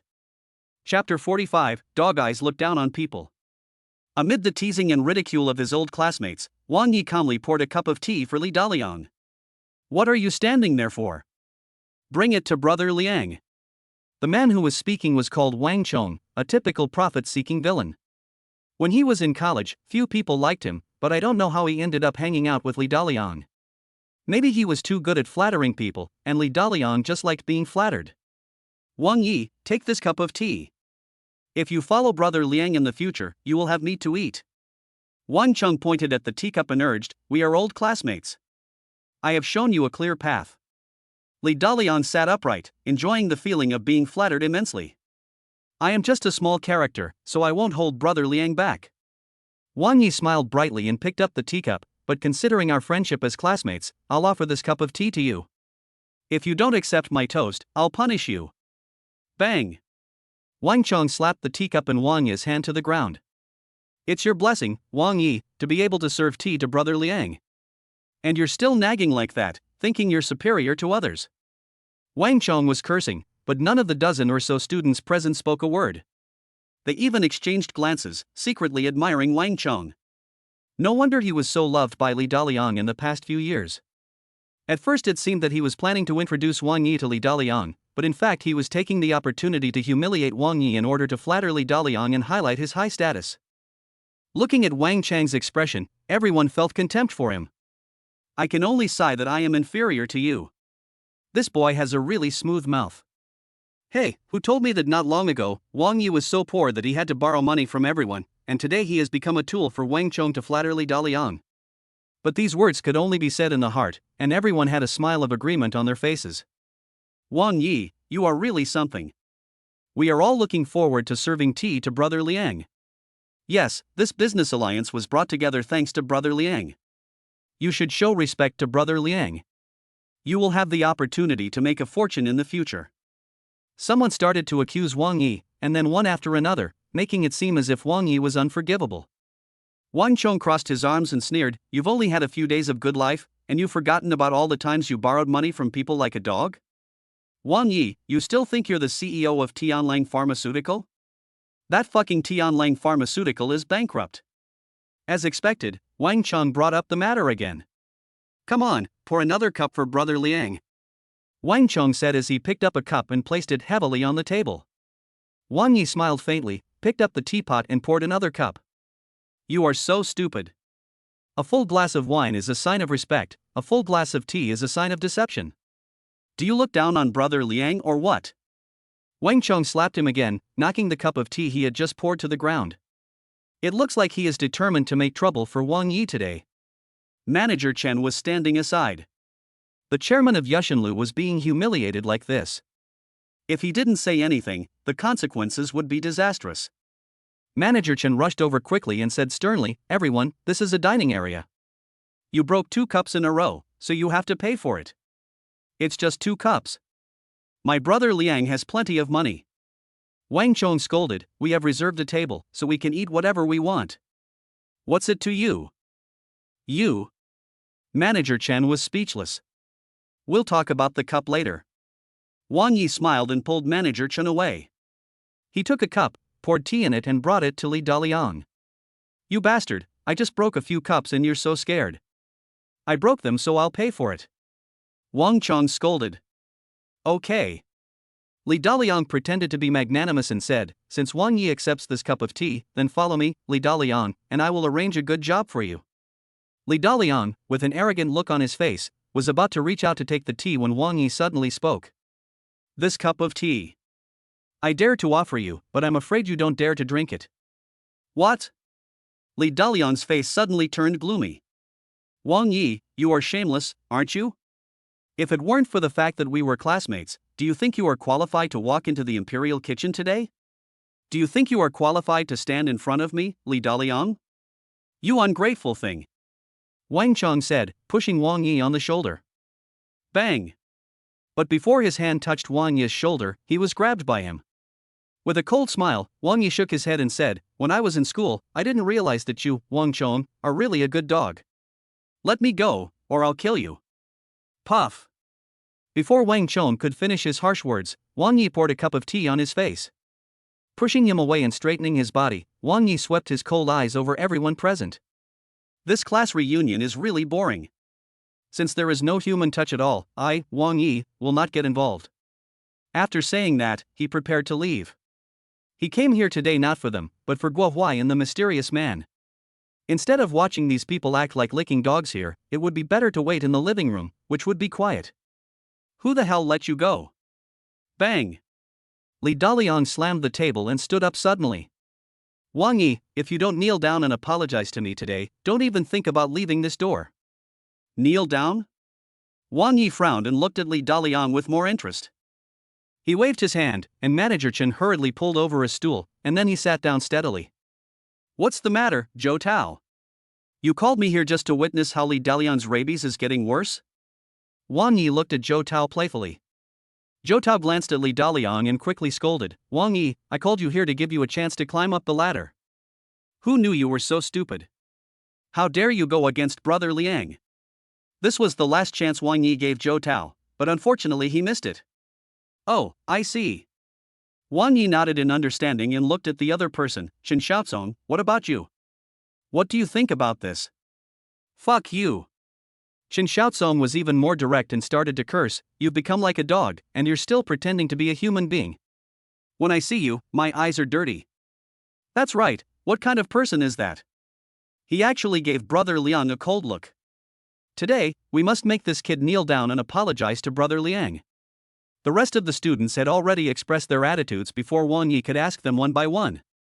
Manager Chen on the side finally understood.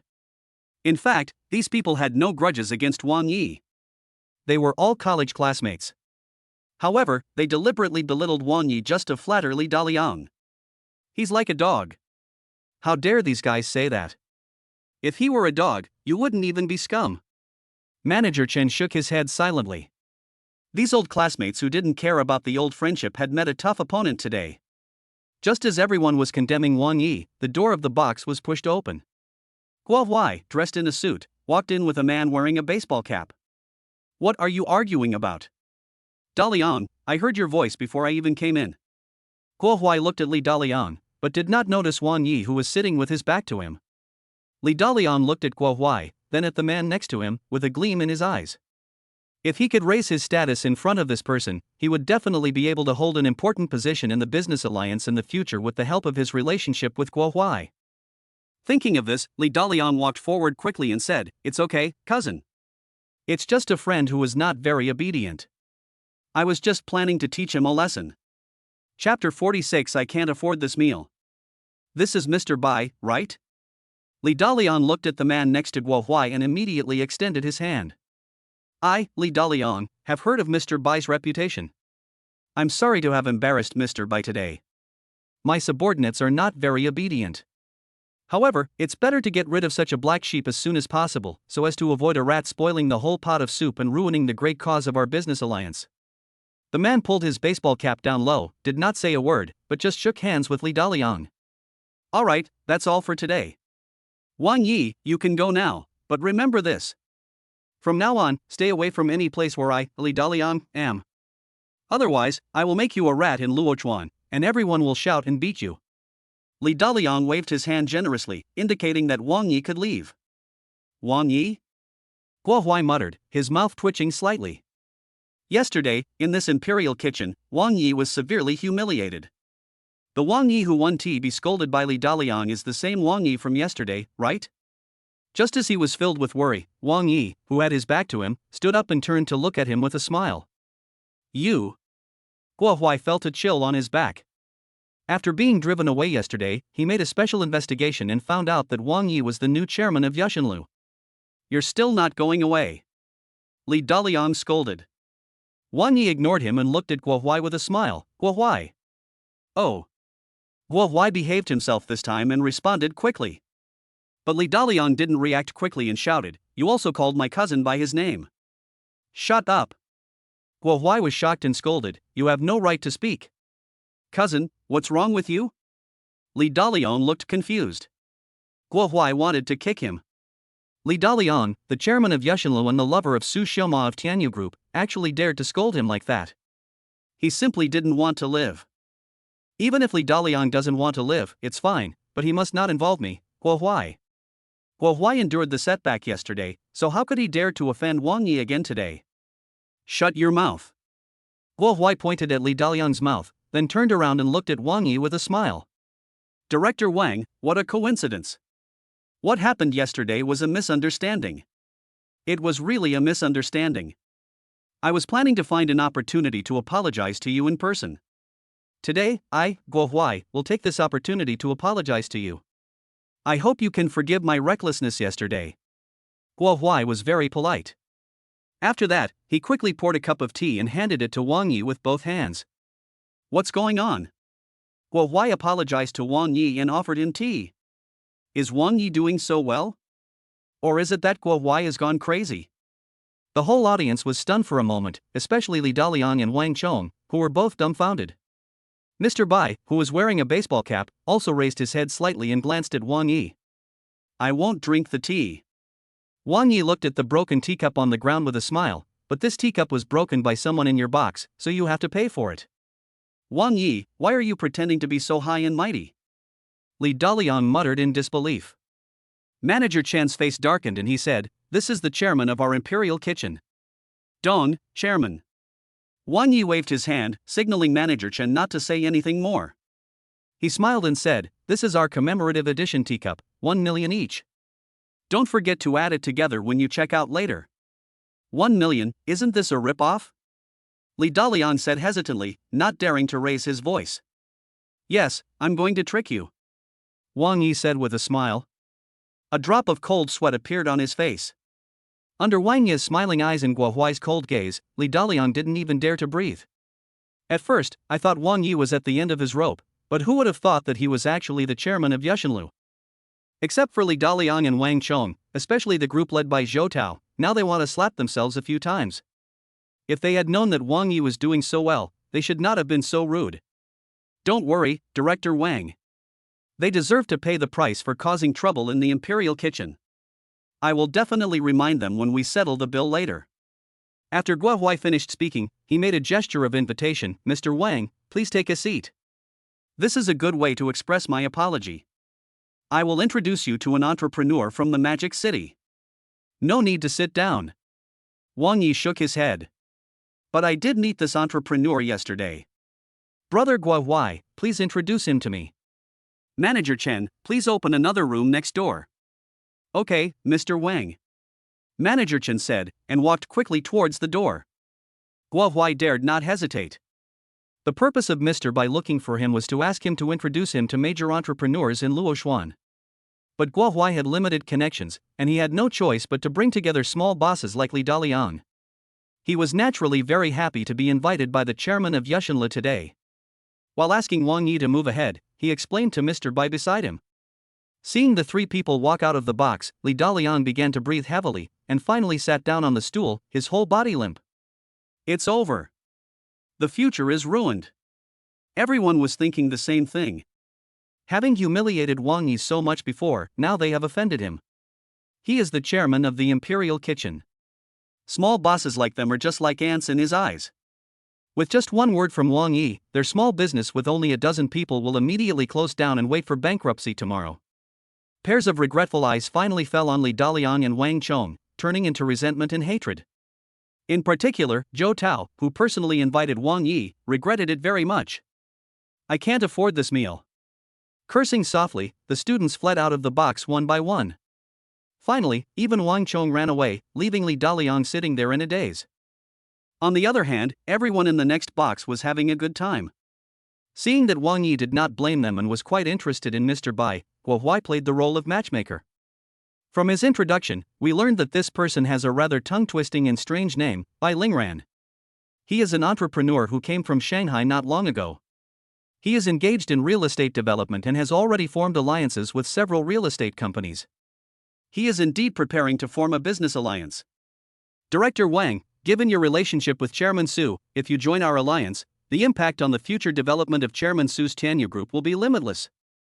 Guo Huai said excitedly. Please go out. Wang Yi suddenly said. Ah? Guo Huai was stunned. Wang Yi turned his head and looked at him with a smile. Please go out for a while, I want to talk to Mr. Bai alone. Embarrassed Guo Huai stood up and said with an apologetic smile, Okay, I won't bother you anymore. I'll go to the next room to deal with Li Daliang's matter. Don't worry, Director Wang, I will definitely handle the matter over there beautifully for you. After Wang Yi nodded, Guo Huai walked out of the box. Li Daliang. Damn it, you've caused me so much trouble.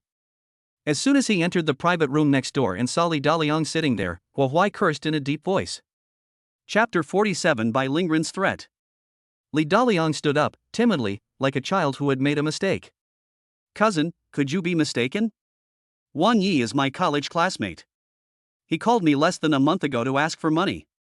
His Tianlang pharmaceutical was swindled away by a woman. He has nothing left, not even the money for his mother's hospital surgery. Did you lend him the money? Guo Huai asked expectantly. Of course not. Li Daliang shook his head and said, he is so poor. If I lend it to him, what will he give me back? Stupid. Really stupid. No wonder you're still such a coward after all these years. You're really blind. Do you know who Wang Yi is? He's the chairman of Yushinlo and Su Xiaoma of Tana Group is his lover. I just got some breaking news. What news?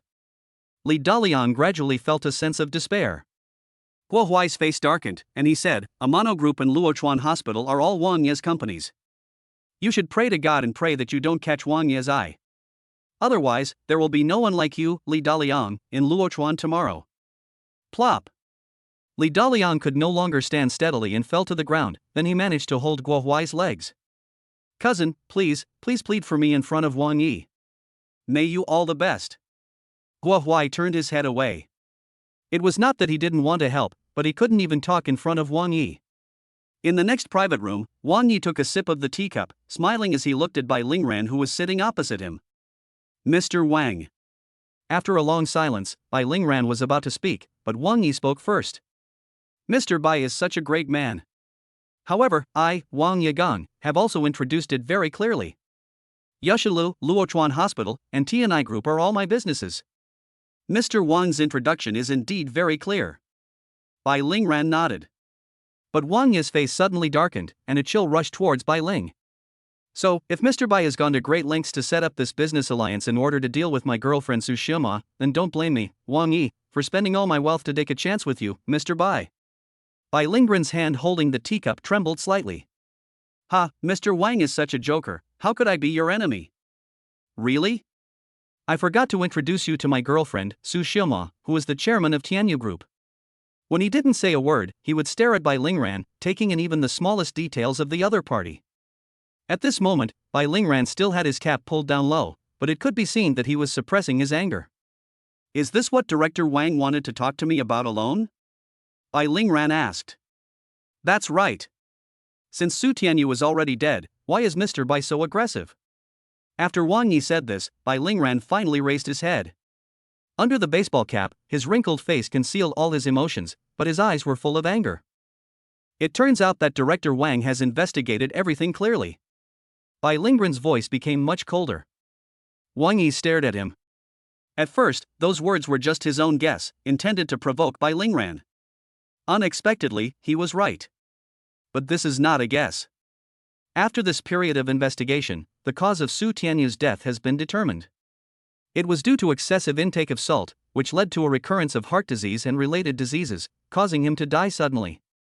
After meeting Su Tianyu and Shui Yueshi, and judging by their surprise when they mentioned Hongfeng trading, Su Tianyu's death was most likely related to Hongfeng trading.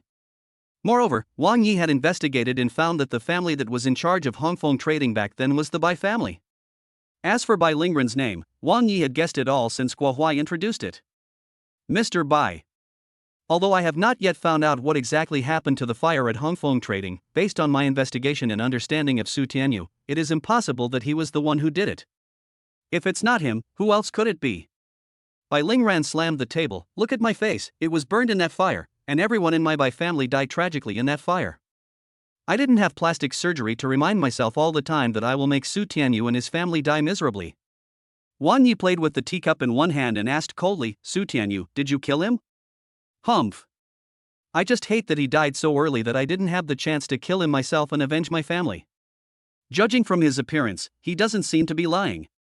Wang Yi asked, then do you know who killed him? I don't know, and I don't want to know.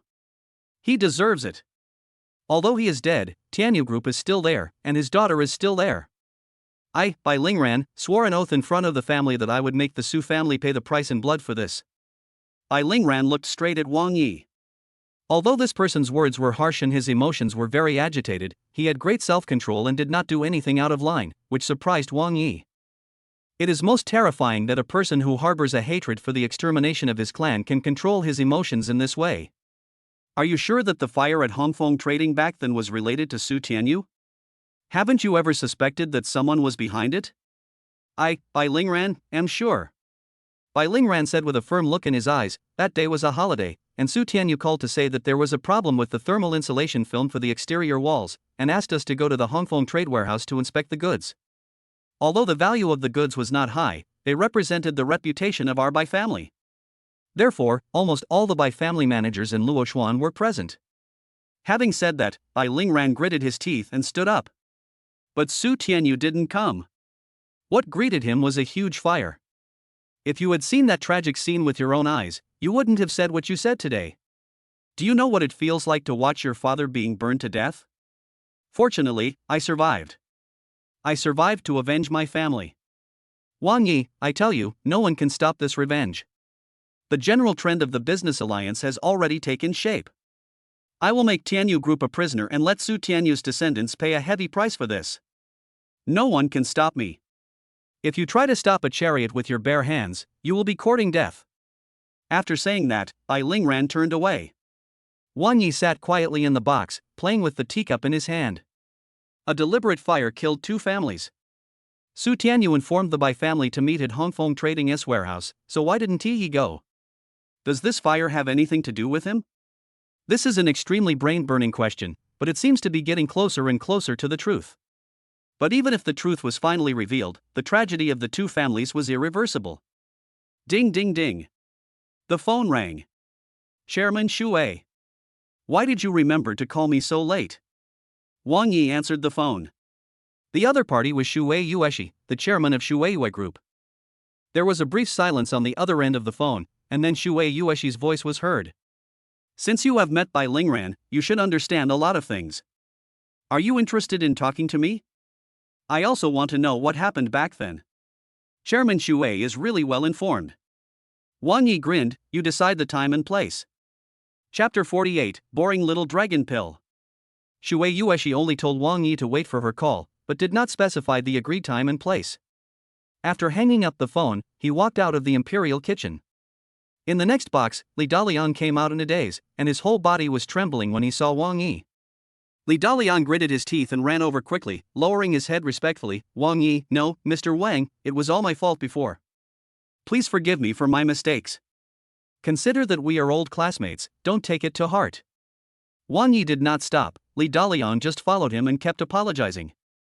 The Wang Yi whom he looked down upon was the chairman of Yushinl and many other companies. Li Dalian, who had hit a wall, now only hoped that Wang Yi could let bygones be bygones, otherwise, he would be really finished with just one word from Wang Yi. When he reached the front desk of the imperial kitchen, Wang Yi finally stopped, but he asked the waiter at the bar.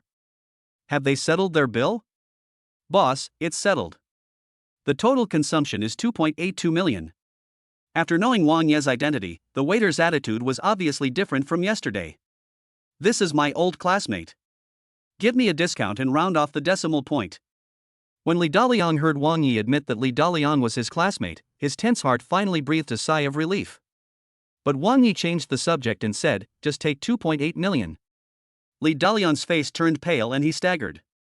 If you round off the decimal point, it would be 20,000 yuan? This is too much. In fact, we didn't eat the meal at all, we just made a reservation. Even if we had eaten it and included the cost of the wine, the total cost would have been at most a few 100,000. What as valuable as those 2 teacups, and it's obvious that Wang Yi is trying to trick him. But so what? Li Dalian suffered a loss and now has to curry favor with Wang Yi. Walking out of the imperial kitchen and heading towards the parking lot, a group of classmates were waiting outside the door. When they saw Wang Yi coming, Zhou Tao ran over quickly. Director Wang, this was supposed to be a reunion for classmates who were reminiscing about their college life, but it was ruined by that guy Li Dalian. So, I'll invite you alone some other day. We were the best friends in college then. Looking at him patting his beard and galloping on the horse, Wang Yi just smiled faintly. Mr. Wang, where do you live now? I will visit you tomorrow. Mr. Wang, you must be tired. I'll drive you home. Before in the imperial kitchen, they were all so arrogant, but now they all surrounded Wang Yi like dogs. Wang Yi stopped in front of the Ferrari and swept a calm look across everyone's faces. He did not speak, but opened the car door and stepped on the accelerator to drive towards Shuiwei Garden. Old classmates? Old classmates without financial foundation are like a laughingstock in the eyes of these people. Wang Yi was disdainful of making friends with those people who had no friendship with his classmates and only knew how to flatter and curry favor with them. It was already late at night when we returned to the villa in Shuiwei Garden. Meng Dai, please massage my feet. I'm too tired today. Wang Yi was lying on the sofa, shouting loudly, but he was stunned at the end of his words. Jiang Mengdai returned to her hometown. I actually got used to her being around. After rubbing his face, Wang Yi fetched a basin of hot water and soaked his feet. As it was getting close to midnight, he took out his phone to clock in. Just as previously speculated, the clock-in system follows certain rules, and those who sign in on Mondays and Tuesdays are given away with valuable assets, shares, antiques, and the like. If you sign in on Wednesday, Thursday, and Friday, you will be given some pills as a gift. These pills may possess strange abilities for a short period of time, or gradually improve one's body after taking them. In short, they are all unexpected treasures. On Saturdays and Sundays, the punch-in system gives away some strange and weird things, such as shadowless shoes. After a busy day today, Wang Yi has not yet clocked in. With not much time left, he quickly clicked the clock-in button. Congratulations to the host, you have successfully signed in consecutively, and the system rewards you with building number 3 of Xinyuan Community. Wang Yi took a glance and knew that Xinyuan Community was an extremely high-end community in the city center. However, he was not very interested in money now, so he did not care about it and chose to store it in the warehouse.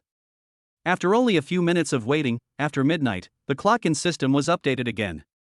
Select sign in. Wang Yi grinned, wanting to see what kind of strange elixir the system would give away. Congratulations to the host, you have successfully clocked in continuously, and the system has awarded you a little dragon pill. Rubbing his eyes, Wang Yi thought he had seen it wrong. After confirming that the pill was called Xiaolong pill, Wang Yi couldn't help but chuckle. This name is too random. He clicked to select and view the effects. Effective Xiaolongdan, within 24 hours after taking it, you will possess all the skills of Bruce Lee and your fighting power will be greatly improved. Bruce Lee is indeed amazing, a master of martial arts. But Wang Yi no longer had any confidence in the elixir rewarded by the system, and he was even a little scared. Especially the Xiaoyao powder he took not long ago, which almost made him make a big mistake. After choosing to store it in the warehouse, Wang Yi put away his phone. He was not a particular person, so he just fell asleep on the sofa. The next morning, after washing up, he waited in the parking lot of the second villa as usual. Bored, he took a rag and wiped the car. In front of the floor-to-ceiling window, Su Xiaomo was holding a glass of milk and looking at him with a smile. Miss, you are not really tempted by him, are you? Bai Guanqing stood behind Su Xiaomo, his old face full of sorrow. Is it not possible? Su Xiaomo turned around and looked at Bai Guanqing. Don't you call him a brother and like him very much? I like him, but he is not worthy of you. Am I that noble? Su Xiaomo smiled and handed the cup to Bai Guanqing.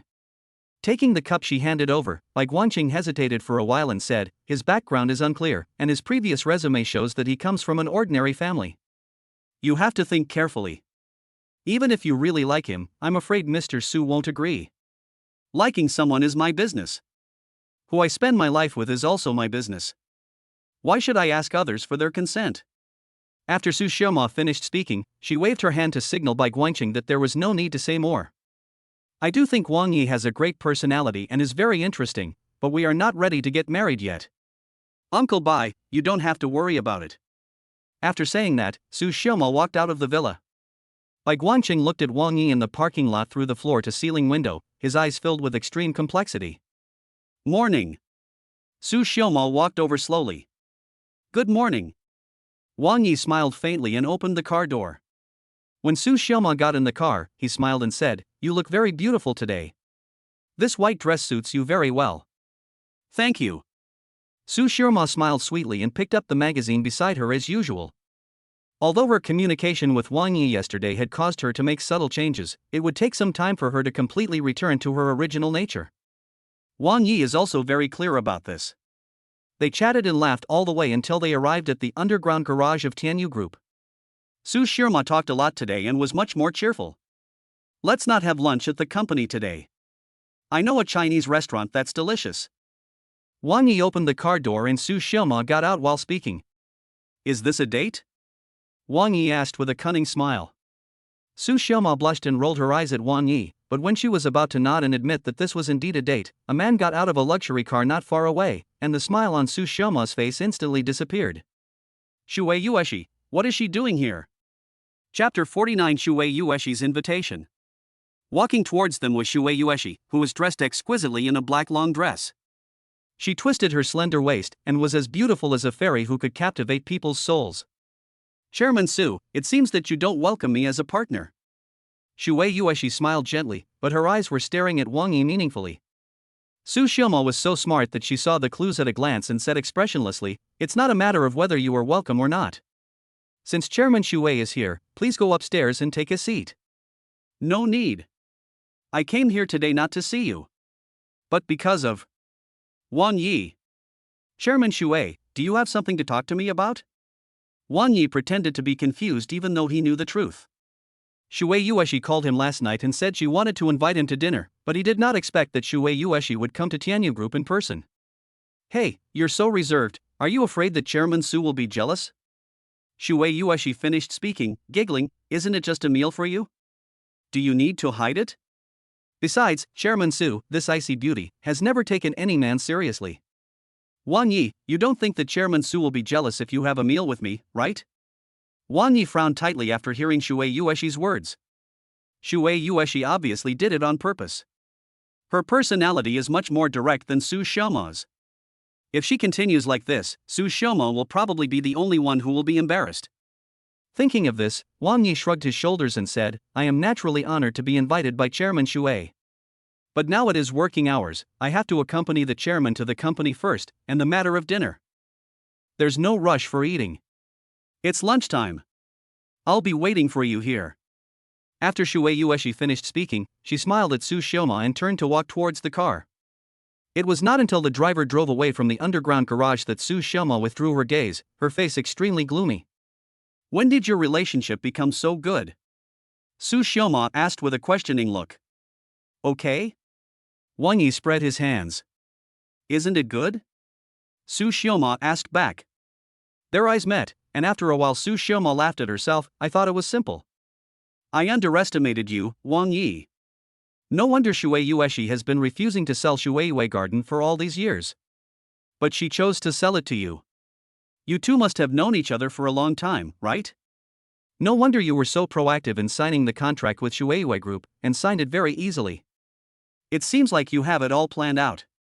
Not only did Su Xiaoma become angrier as she spoke, but the questioning look in her eyes became more and more intense. Misunderstanding. Misunderstanding. Wang Yi hurriedly explained, I have never heard of Shui Yueshi before. I bought the villa with my own money, not through connections. As for the contract. Okay. You don't have to explain. I have no right to interfere with whether you want to attend the dinner party, but you have to work peacefully during working hours. After Su Xiaoma finished speaking, she walked towards the elevator, and Wang Yi followed her with a wry smile. Walking into the elevator, Wang Yi wanted to explain further, but the phone rang. It was an unfamiliar number. Who is it? He asked unhappily. There was silence on the other end of the line for a while, and then a woman's voice came over. Judging from her voice, she should be young. Are you Wang Yi, Mr. Wang? Yes, who are you? I am. Beep, beep, beep. Before I could finish, the phone was hung up. Did Shui Yueshi call you? Su Xiaoma asked. Raising his phone, Wang Yi smiled bitterly and said, No, I don't know who it was. It was a woman, and she hung up before she could finish her words. You're quite popular with women. After hearing Su Xiaoma's sarcastic words, and seeing that she seemed calm but actually jealous, Wang Yi smiled and didn't bother to explain any further. The fact that Su Xiaoma is jealous shows that she is gradually accepting herself, which is a good thing. But when a woman becomes jealous, it is a very terrible thing. Usually in the company, as the secretary of the chairman, Wang Yi is bored to death. But today, since I entered the company, I have been bombarded with work one after another. All morning, Wang Yi ran non-stop between the company's major departments, either delivering messages or documents. Call. Looking at his watch, it was finally almost noon and time to get off work. Wang Yi was so tired that he sat down on a stool. Why is there so much work? Su Xiaoma is obviously taking revenge on me. He had a bitter face, but what could he do knowing this? Ding ding ding. The phone rang again, another unfamiliar number. This time, before he opened his mouth, a low voice came from the other end of the phone. Mr. Wang, my name is Xiaoyu, and I'm your second sister. She asked me to call you. On the other end of the line, it sounded like a young girl, but this girl's pronunciation was unclear and her speech was halting. Mental retard. This was the first impression that person gave Wang Yi. Please speak slowly. Is there something you want to talk to me about? Wang Yi asked patiently. On the other end of the phone, a stuttering and unclear voice sounded again. Second sister, I asked you to save eldest sister. Who is the second sister? Who is the eldest sister? Wang Yi was confused. But since the other party called and knew his name, it didn't seem like a prank. My second sister's name is Meng Meng, and my eldest sister's name is Meng Dai. Jiang Meng Dai? Wang Yi stood up suddenly. What happened to Jiang Meng Dai? His voice was very high, and after a burst of noise on the other end of the phone, he hung up. I called again, but no one answered. After calling a few times, the number was turned off. With an ominous premonition coming to his mind, Wang Yi paced back and forth in the office. Jiang Mengdai left a note yesterday saying that her mother was sick and she had to return to her hometown to take care of her. At first, Wang Yi made several calls, but no one answered, so he didn't take it seriously. But now, someone actually called him and asked him to save Jiang Mengdai. What on earth happened? The number you dialed is powered off. Jiang Mengdai's phone is turned off and she cannot be contacted for the time being. Xiao Chen, I'm Wang Yi. Send me Jiang Mengdai's detailed address at the group company level right now. Wang Yi called Xiao Chen, the assistant of Jiang Mengdai of Tana Group, and Xiao Chen soon sent the address of Jiang Mengdai's hometown to Wang Yi's mobile phone. Pingyuan City, Guanbian County. Looking at the address on the phone, Wang Yi was extremely anxious. Pingyuan City was more than 400 kilometers away and it was located in a remote area. Could it be that Jiang Mengdai had encountered some accident on the way back to her hometown? But now the phone call is not going through and her location cannot be determined. Just when Wang Yi was getting anxious, Su Xiaoma opened the door and said, Wang Yi, work overtime at noon. After she finished speaking, she saw that Wang Yi did not respond, so she repeated, did you hear that? I have a document to process at noon, so I have to work overtime. There will be takeout for lunch. Wang Yi knew very well that Su Xiaoma did this on purpose. She didn't want him to attend the dinner invited by Shui Yueshi, so she found this excuse. But now he really didn't have the mood to do it and just nodded casually. What's wrong? You look very unhappy. Did I delay your date with Shui Yueshi? I'm sorry. Su Xiaoma walked in slowly. You misunderstood. Someone just called and said, Chairman Shui, please wait in the lounge. I will go and inform Chairman Su. Just then, an anxious voice came from outside the house, interrupting Wang Yi's next words. Chapter 50. Wang Yi got mad. It was the company's receptionist, who was following Shui Yueshi with an anxious look on her face. Ignoring everyone's gaze, Shui Yueshi walked along the corridor and looked at the sign on the office door. Chairman Shui. The receptionist was so anxious that she was about to cry, but the other party was the chairman of Shui Group. Even though he had trespassed into the office area of Tana Group, she did not dare to stop him drastically. I'm not looking for Su Xiaoma. I'm here to find Wang Yi. Shui Yueshi said this and stopped at the door of the chairman's secretary's office. Without knocking, she walked in. Chairman Shui. Su Xiaoma's face darkened. Mr. Su, the receptionist explained with difficulty. Su Xiaoma waved her hand, motioning her to go down, and then said calmly, Chairman Shui is coming to my Tana Group. Why didn't you inform me in advance, so that I can pick you up in person? Hearing what Mr. Su said, it seems that I need to make an appointment in advance? Shui Yueshi sneered. Tana Group is not big and cannot be compared with Shui Group, but it also has its own rules and regulations. Indeed, even if Chairman Shui comes, he has to make an appointment in advance. Shui Yueshi was rude, and Su Xiaoma was not polite at all. Although Tana Group and Shui Group have cooperation, and it is a multi-billion engineering cooperation, these two people are incompatible. After a heated argument, Shui Yueshi looked at Wang Yi.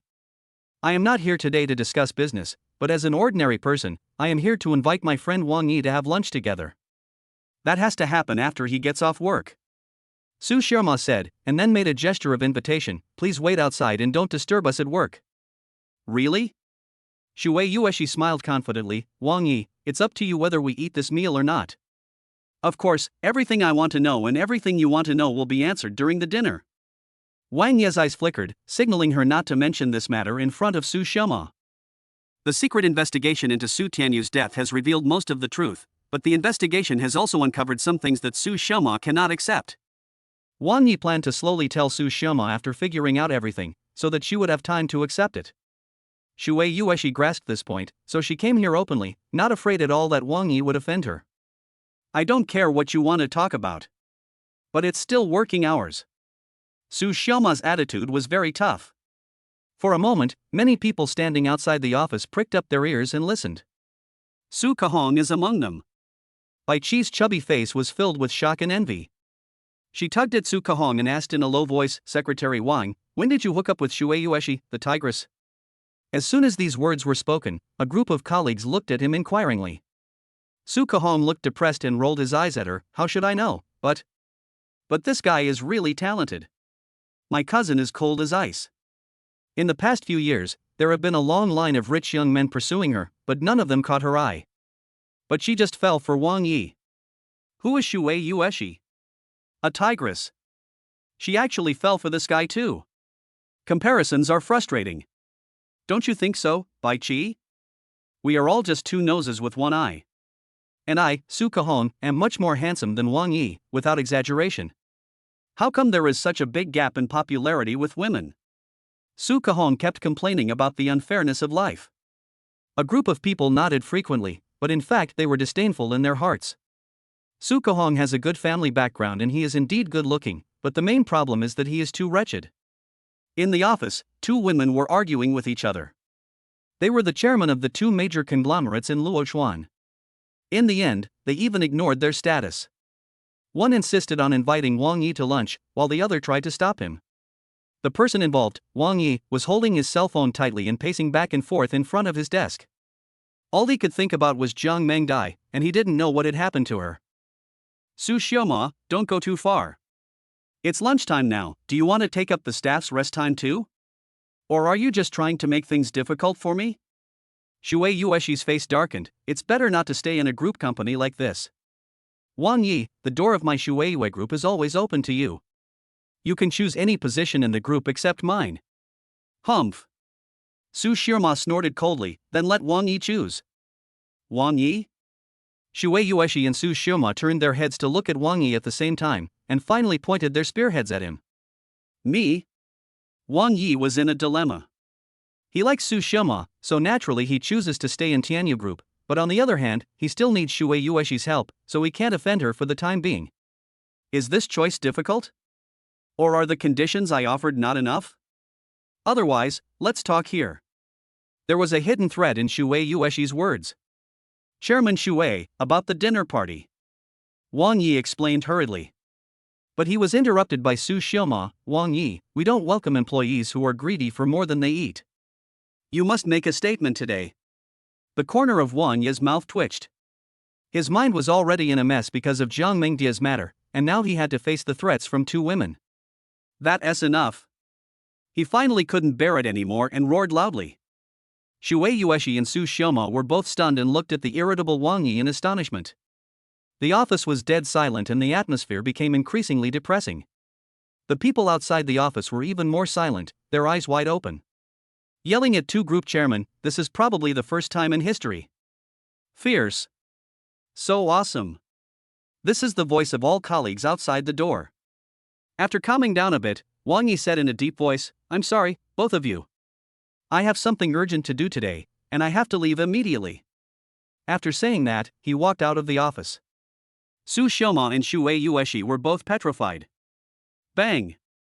He opened the office door and saw a group of stunned colleagues standing outside the room. Please make way. Wang Yi's voice was calm, but his eyes were captivating. In an instant, everyone quickly scattered. Wang Yi slammed the door and walked out, leaving Su Xiaoma and Shui Yueshi in the office in a daze. Ahem. After a while, Shui Yueshi coughed lightly and forced a smile. What a man with personality. To be honest, I like him more and more. After saying that, Shui Yueshi walked out of the office.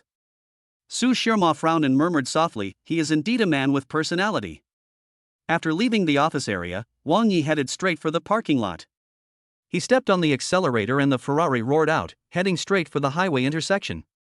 Guanbian County, Pingyuan City is more than 400 kilometers away from here. Although he knew nothing about the situation now, Wang Yi still decided to rush to Jiang Mingdia's hometown first. As soon as the car got on the highway, it sped all the way, speeding along the highway at 230 miles per hour like a stream of light. During the more than 400 kilometers, Wang Yi did not rest at any service area, but went straight to Pingyuan City. He called Jiang Mengdai from time to time, but her phone was always turned off. Jiang Mengdai. What on earth happened to you? Anxious Wang Yi wanted to step on the accelerator into the fuel tank. Chapter 51 Mentally Retarded Child. 2 hours later, Wang Yi got off the highway in Pingyuan City and headed towards Guanbian County according to the navigation. However, Guanbian County is located in a remote area with muddy roads, and the Ferrari has a low chassis, making it useless in such poor road conditions. When I return this time, I must buy a high-performance off-road vehicle. Depressed Wang Yi parked his car on the side of the road and waited for passing vehicles. Located in a remote rural area in the mountainous area, there are few vehicles passing by. Wang Yi took out his shadowless shoes and prepared to hike forward. Just then, a van came staggering over. The car window rolled down, and a man in his early 20s with pimples all over his face stared at the Ferrari with envy. Wow, a luxury car. Do you like it? Wang Yi asked with a smile while sitting on the hood. The man nodded heavily. I like it. I like it very much. But it's useless. The man rolled his eyes at Wang Yi and prepared to drive away. In his opinion, the other party was obviously showing off. Wait. Wang Yi stopped him, if you like, we can take turns driving. Just because you have money, you can treat everyone as an idiot? The man muttered disdainfully. Look, even a Ferrari can't run on this road, but your van is perfect. Here are the keys, how about taking turns driving? You can drive as much as you want when the mailbox is full, and I'll give you 10,000 yuan a day. The man was so happy that he jumped out of the car. When he saw Wang Yi throwing him the keys, he couldn't stop smiling. Brother, where are you going? In an instant, the man's attitude changed 180 degrees. Guanbian County. Wang Yi said this, taking the van keys he handed over and preparing to get in. Oh, this road is indeed difficult to travel to Guanbian County. You took the wrong road. You should take the mountain road. Although it is a little roundabout, the road is very good. Although this road is short, your car is not suitable. The man opened the door of the Ferrari and deliberately rubbed the mud under his feet on the side of the road before sitting in the car. Aren't you afraid that I will run away and not return it to you?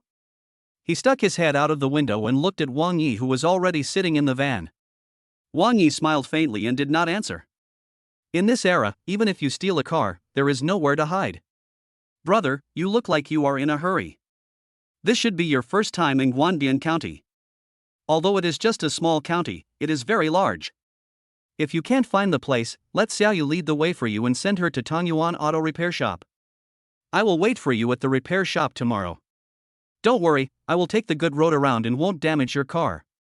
The young man was honest. After he finished speaking, he turned the car around and returned the same way. Only then did Wang Yi discover that there was a dirty little girl sitting in the back seat of the van. The little girl seemed to be about 7 or 8 years old, with unkempt hair and a dirty face. She was holding 2 steamed buns in her hands and was not afraid of strangers. She was eating by herself. With a step on the accelerator, the van moved forward on the bumpy muddy road. Wang Yi asked casually, "Your name is Xiaoyu?" The girl didn't answer, but glanced at him from time to time, and finally handed him the half-eaten bun in her hand. Thank you, but that's okay. Who is that young man to you? Brother. Xiaoyu spoke with a stutter, and it was obvious that he had an intellectual problem. Such mentally retarded children are indeed pitiful. Wang Yi was about to ask when he was suddenly stunned. The little girl's voice and the way she spoke were exactly the same as the person who called him early this morning. My name is Wang Yi. Were you the one who called me this morning? While driving, Wang Yi turned his head to ask, and finally he simply carried the little girl and let her sit in the front passenger seat. The girl has poor expressive ability, slow thinking and slow speech. But gradually, Wang Yi understood. She recognized a godsister named Jiang Mengmeng, who gave her a phone number and asked her to help call for help. But she was discovered by the man halfway through the call. He thought she was joking and confiscated her phone. Bride, bride. Xiao Yu kept repeating herself over and over, and it was very brain-burning to listen to her. Wang Yi pondered for a while and asked, "Is it because Jiang Mengdai is going to be the bride, so her sister Jiang Mengmeng asked you to call me for help?" Xiao Yu kept nodding. Wang Yi frowned. He had never heard that Jiang Mengdai had a boyfriend. Besides, wasn't she coming home to take care of her sick mother? How did it become a marriage? With a puzzled mood, it took the van a full hour to get out of the muddy road. After crossing the mountain, a huge county town came into Wang Yi's sight. Although Guanbian County is surrounded by mountains on all sides, it covers a very large area. I heard that there are coal mines here, so the industrial development is quite good. Arriving at Guanbian County, Wang Yi walked and stopped along the way, asking about Jiang Mengdia's residence. Perhaps because Guanbian County was very large, or because Jiang Mengdia's hometown was in a small village in the county, no one knew where she lived. Wang Yi could only place all his hopes on Xiao Yu. Tongyuan Auto Repair Shop. Xiao Yu, do you know how to get there? Seeing Xiao Yu nod, Wang Yi patiently listened to her instructions, shuttled through the roads at the scene, and soon saw a dilapidated auto repair shop. Who are you? A greasy man came up from the repair shop and pulled Xiao Yu over. Why are you driving Daju's car? Where is that kid? This man is Daju's father, and he is also a mechanic. My car couldn't come, so I drove his car. Wang Yi said, and seeing the other party's cautious face, he smiled and said, "Uncle, don't get me wrong, I paid him 10,000 yuan a day." After hearing this, the man motioned Xiao Yu to go and play somewhere else. Please sit for a while. The man wiped the dust off the stool with his hand. Don't be surprised, gang. Although our county is big, the public security is very bad. There are many human traffickers. Xiao Yu is a poor child. Her father left when she was young, leaving only her paralyzed mother. She grew up eating at other people's homes. The child has some intellectual problems and has been kidnapped several times.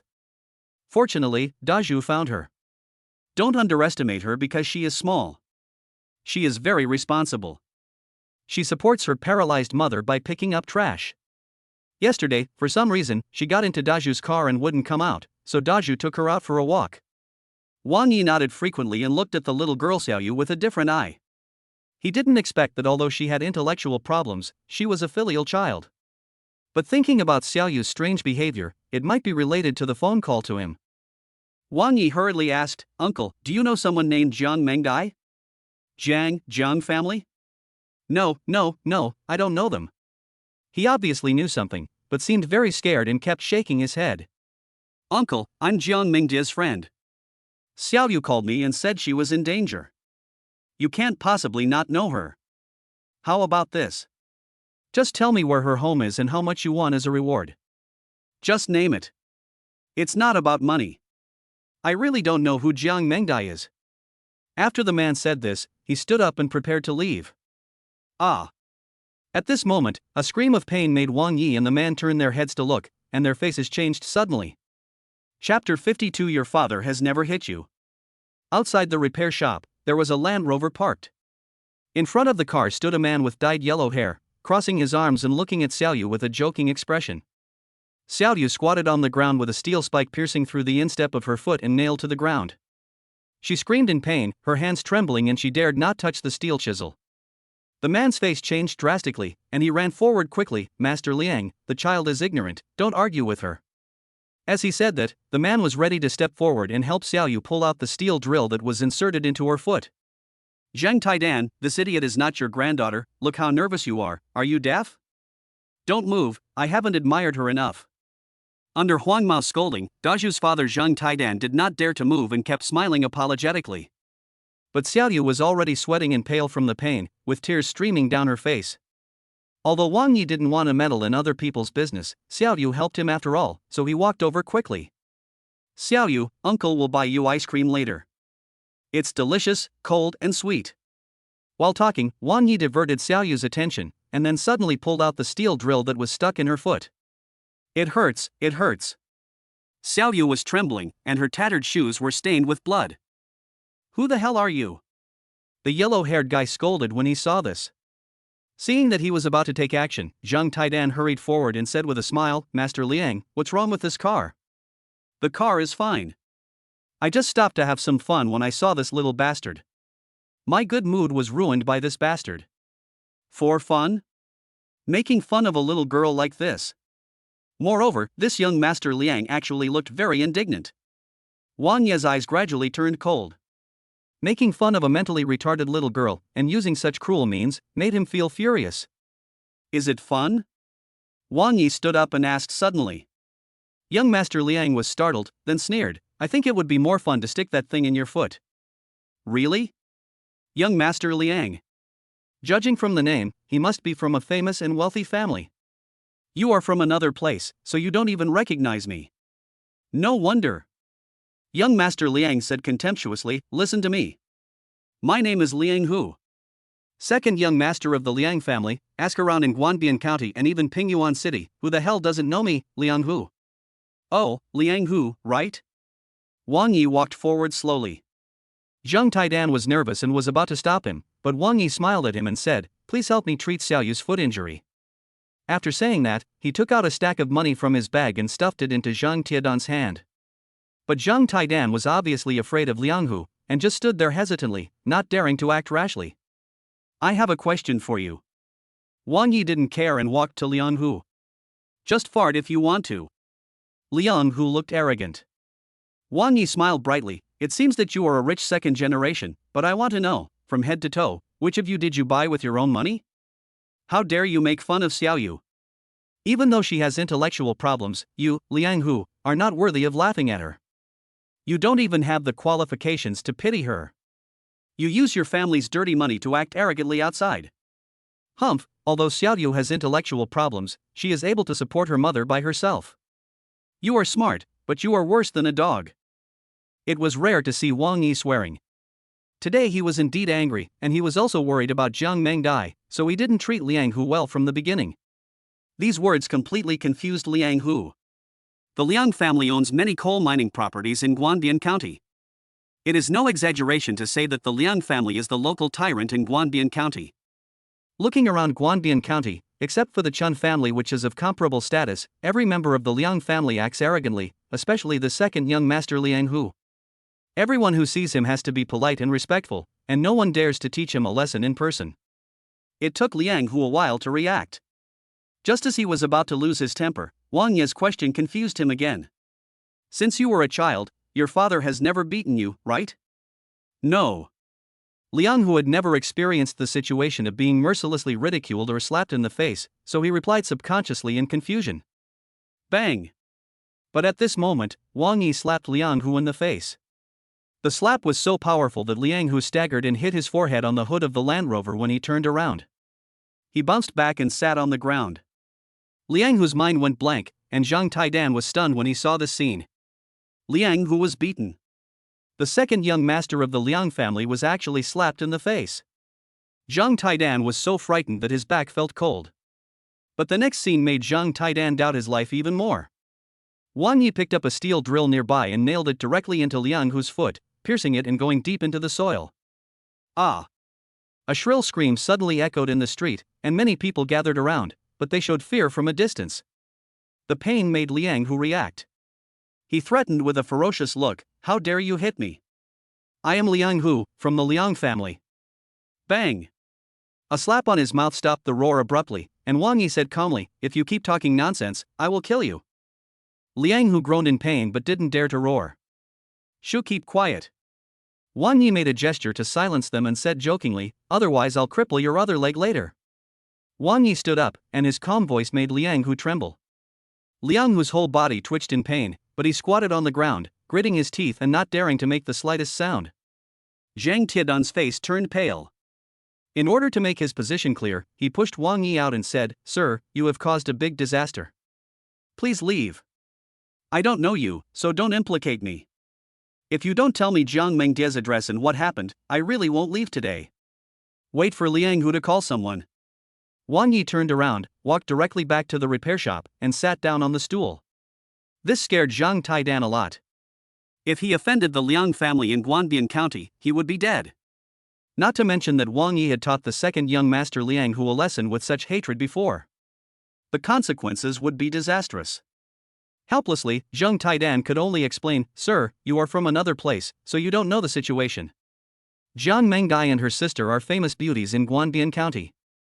Liang Long, the eldest son of the Liang family, and Liang Hu, the second son, have long said that Jiang Mengdai and Jiang Mengmeng are his brothers. It's also Jiang Mengdia's parents' fault. Her mother is addicted to gambling, and her father is addicted to alcohol. A few days ago, they lied about being sick and tricked their daughter back, saying that she would marry Liang Long, but in fact they were selling their daughter. You'd better leave quickly. No matter how rich you are, it's useless in Guanbian County. The wedding will be held at the Liang family villa this afternoon. This is her fate. You'd better leave Guanbian County as soon as possible. If you're late, you won't be able to leave." Zhang Taidan was not only afraid of getting into trouble, but also worried that the rich but reckless good man in front of him would become a corpse in Guanbian County. "So that's how it is." Wang Yi smacked his lips and said, "You haven't told me the address of Jiang Mengdia's home yet? Old Hudong number 72, Guanbian County. Please don't meddle in other people's business and don't ask me to lead the way for you. You'd better fend for yourself." Zhang Taidan urged, signaling Wang Yi to leave quickly. With a faint smile, Wang Yi stood up and raised the car keys in his hand. "Don't worry about it, I have someone to lead the way. Lend me the car first." "I don't want the car anymore, just drive away." "What you said is wrong. If you don't want it, I still want my car. I will come to pick it up tomorrow."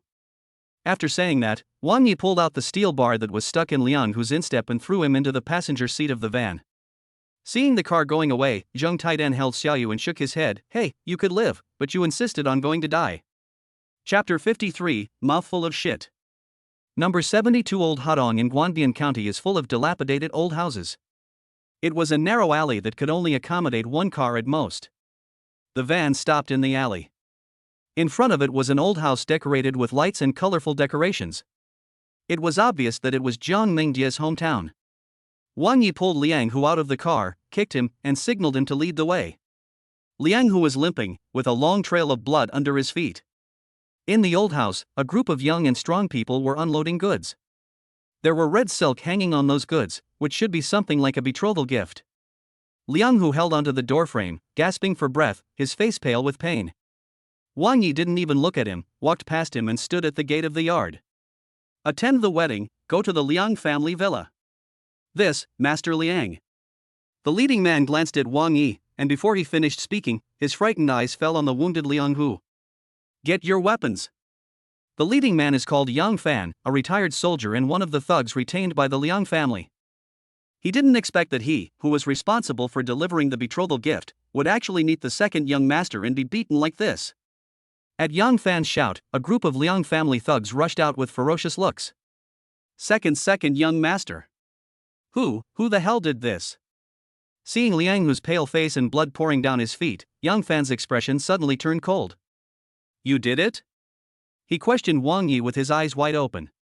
At this time, Wang Yi was looking at the old house behind the courtyard.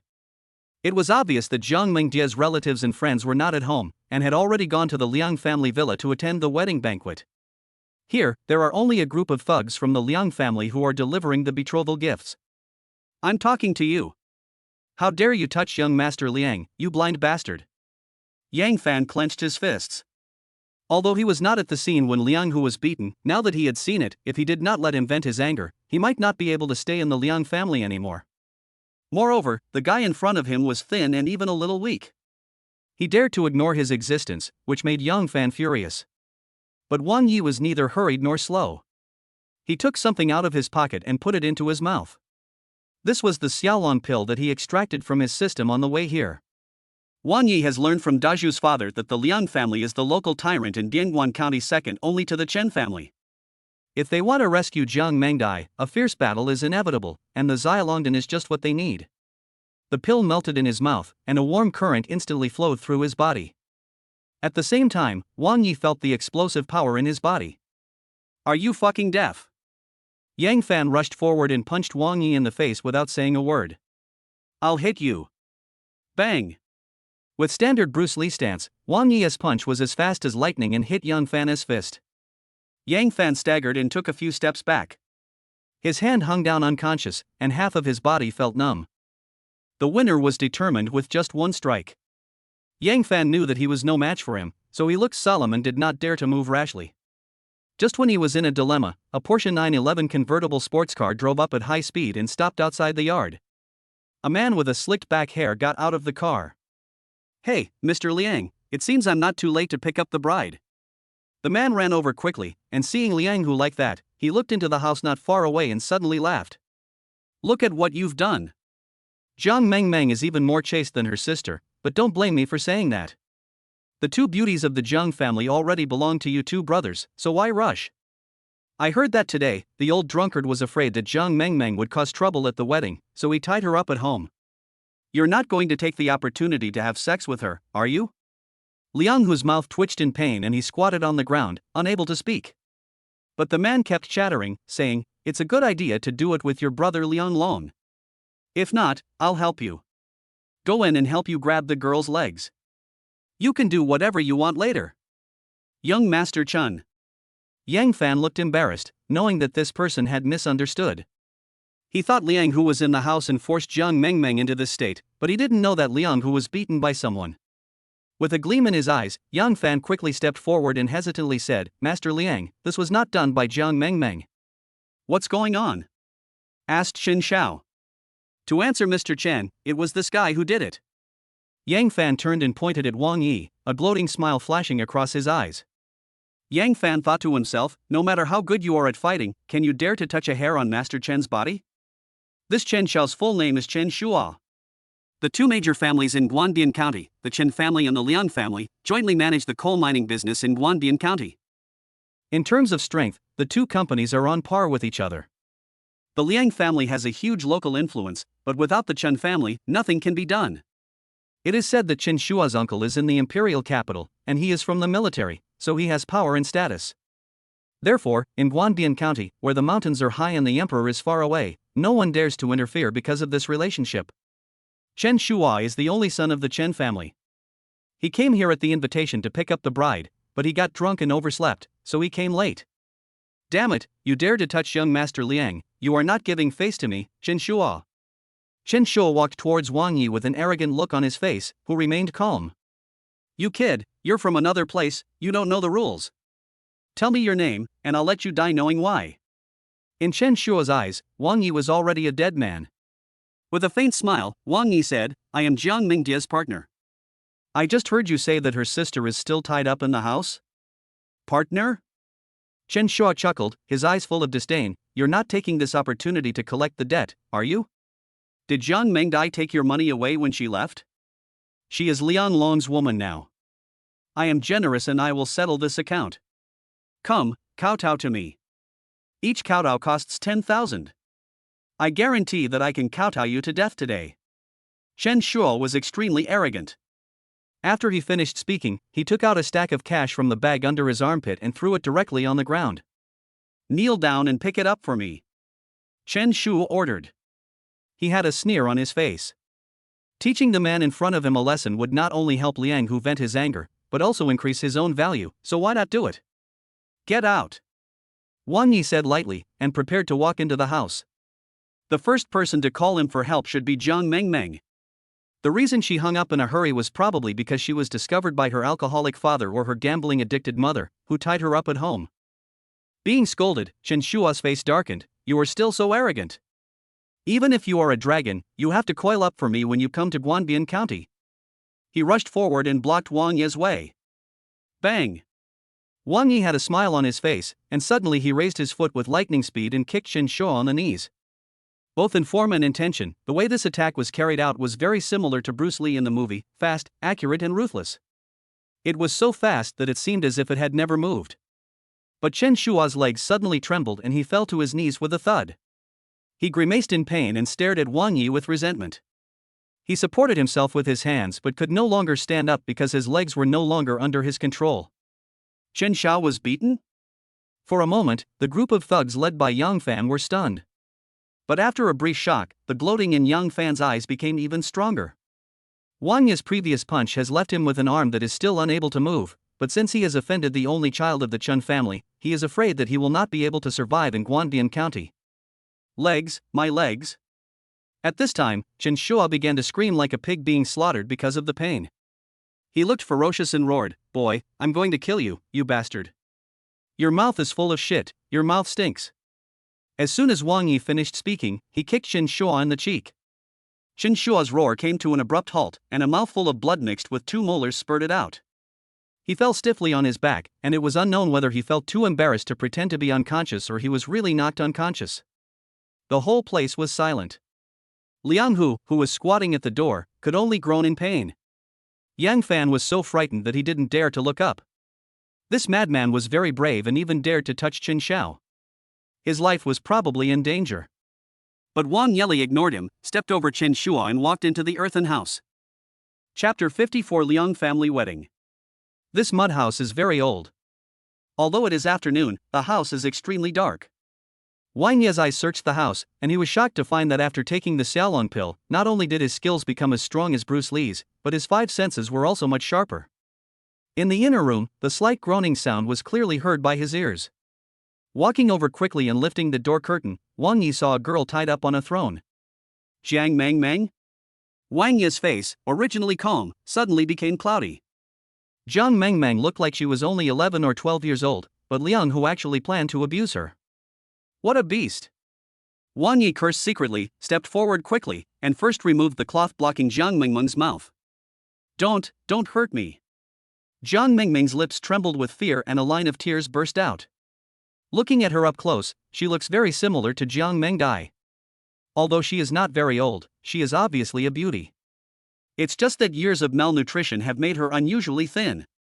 Don't be afraid, my name is Wang Yi, and I'm here to save you and your sister. As Wang Yi spoke, he untied the ropes on Jiang Mengmeng. Are you Wang Yi? As soon as she was freed, Jiang Mengmeng suddenly turned over, crawled to the corner, and stared at Wang Yi vigilantly. Don't be afraid, I am Wang Yi. I am your sister's partner and the chairman of Tana Group. I think your sister should have told you this. After hearing Wang Yi mention these things, Jiang Mengmeng's guard finally relaxed. Mr. Wang. Jiang Mengmeng couldn't hold it in any longer and finally burst into tears. My parents sold my sister to the Liang family for 300,000 yuan. You must save her. 300,000. Wang Yi said coldly, just Jiang Mengdia's shares in Tana Group are worth hundreds of millions. She sold her daughter for a mere 300,000. My sister told me that he followed a good man and made a lot of money, but she didn't allow me to tell my parents. She said that even if she died, she would not give my parents a penny, and she would use her own blood to awaken my parents' conscience. Wang Yi secretly clenched his fists. He didn't expect that Jiang Mengdai was so strong-willed. People like this are not worthy of being parents.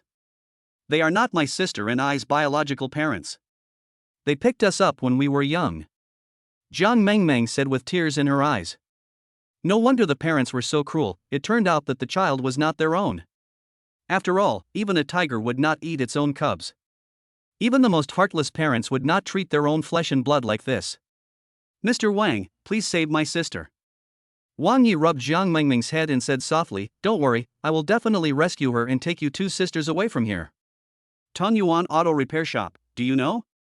Jiang Mengmeng nodded after hearing this. I know where Xiaoyu often picks up scraps. Okay. Go to Tanyuan Auto Repair Shop and wait for me. Jiang Mengmeng nodded obediently and walked out of the house with Wang Yi. The yard was already empty. Yang Fan and the others had already helped Liang Hu and Chen Shua escape. Wang Yi drove Jiang Mengmeng to Tanyuan Auto Repair Shop. Regardless of Daju's father's strong objection, he left Jiang Mengmeng there and went straight to the Liang family villa. Although Guangdian County is large, the Liang family villa is easy to find and is one of the iconic buildings here.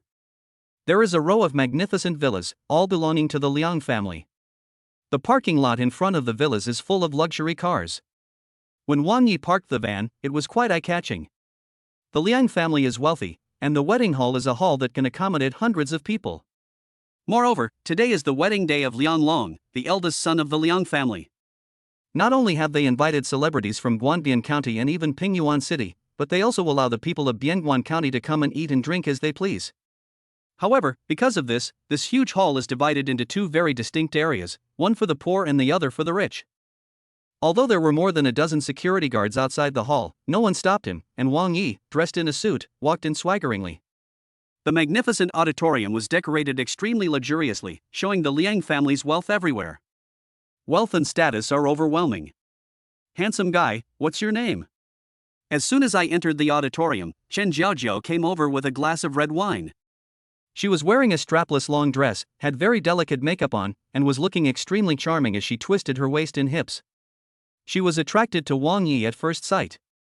This handsomely dressed man, who was over 1.8 meters tall, stood out like a crane among chickens in the auditorium. Standing in front of Wang Yi, she stared at the man in front of her and felt inexplicably excited, even her whole body numb. She had dated many handsome guys, but this was the first time she met such a charming man. Chen Jiajiao thought that with her looks, she would be able to make him her lover.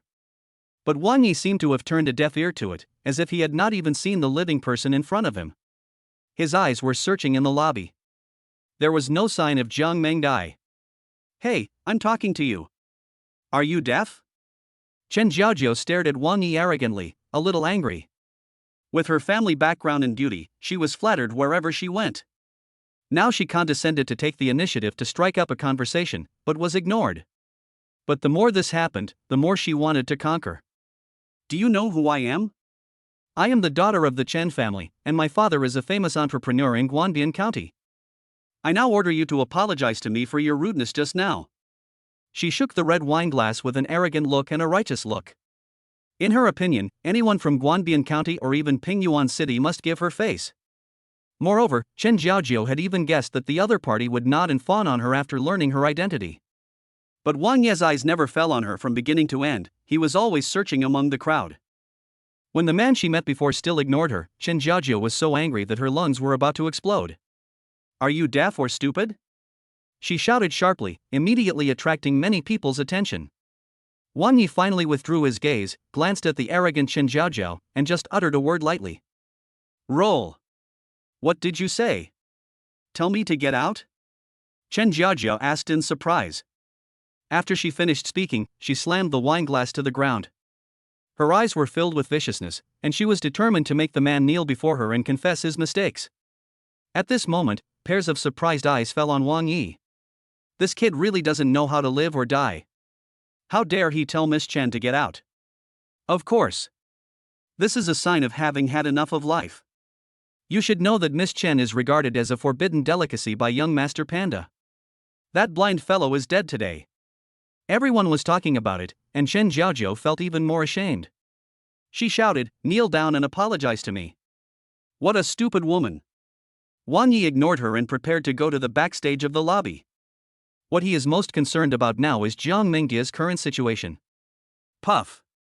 But at this moment, Chen Jiaojiao poured a glass of wine directly on Wang Yi's face. "Are you looking for a fight?" Wang Yi turned around suddenly and stared at her. Chen Jiaojiao heard the chest and said angrily, "You dare to hit me?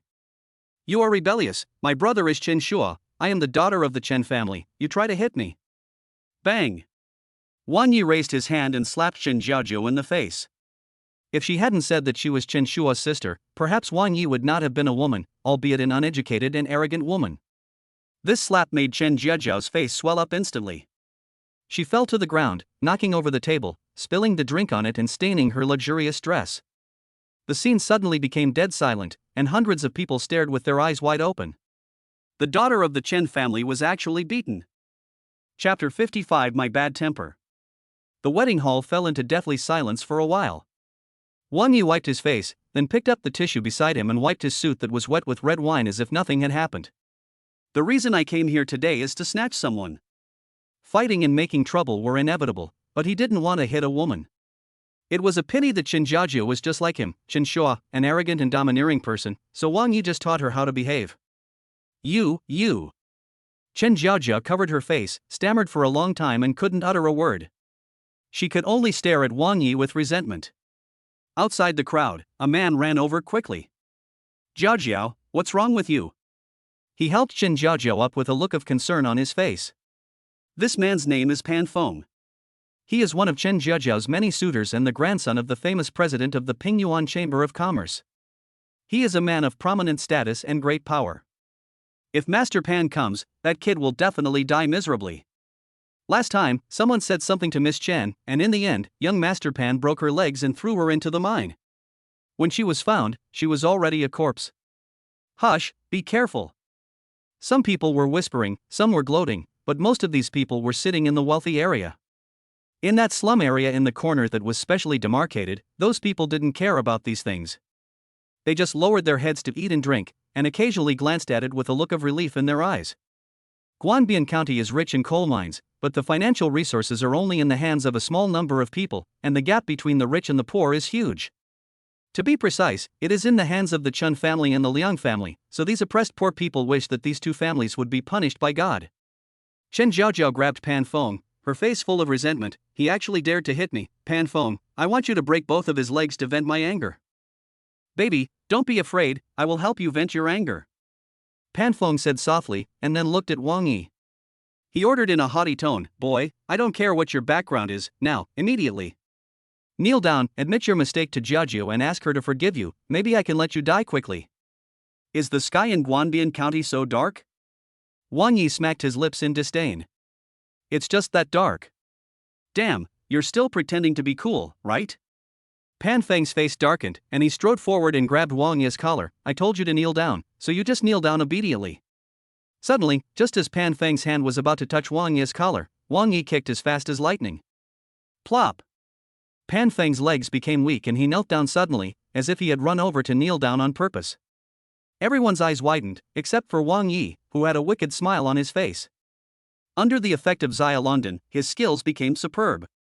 Although it could only last for 24 hours, his combat power was almost invincible. Pan Feng was surprised at first, then quickly turned into anger and resentment. He tried to stand up, but his calves were out of control, and gradually, he felt a tingling sensation in his legs. Just like Chen Shuo in the old house number 72, his knees were broken. In the lobby, countless people opened their eyes wide and their slightly open mouths could not close. Pan Feng knelt down? The grandson of the president of the Pingyuan Chamber of Commerce, the arrogant Pan Feng, actually ran over and knelt down? Could it be that he was frightened after recognizing the other person's identity? Gradually, noisy discussions began to arise, and people began to speculate about Wang Yi's identity.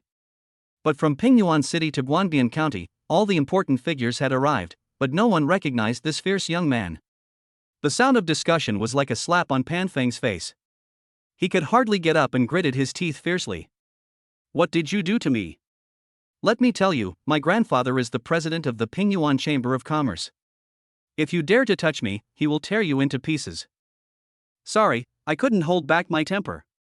Wang Yi grinned. Unfortunately, I already touched you. Besides, you talk too much nonsense. Bang! After he finished speaking, he kicked Pan Feng on the head with his side leg. Pan Feng's head hit the ground heavily, and the whole body was dragged several meters away before stopping. Pan Feng, who was in a daze, lay on the ground with a dazed look in his eyes, not moving. It was not until this time that everyone present reacted, and there were gasps one after another. Everyone stared at Wang Yi as if he were a monster. Who is so reckless as to dare to hurt my grandson? A loud shout was heard and the crowd hurriedly made way. A man in his 60s walked over with leisurely steps amid the greetings of the crowd. President Pan. Hello, President Pan. The person who came was none other than Pan Durong, the president of Pingyuan Chamber of Commerce. He rushed over from the backstage after receiving a report that Pan Feng was bullied. But when he saw Pan Feng lying on the ground with a dazed look in his eyes, his previous calmness instantly turned into shock and anger.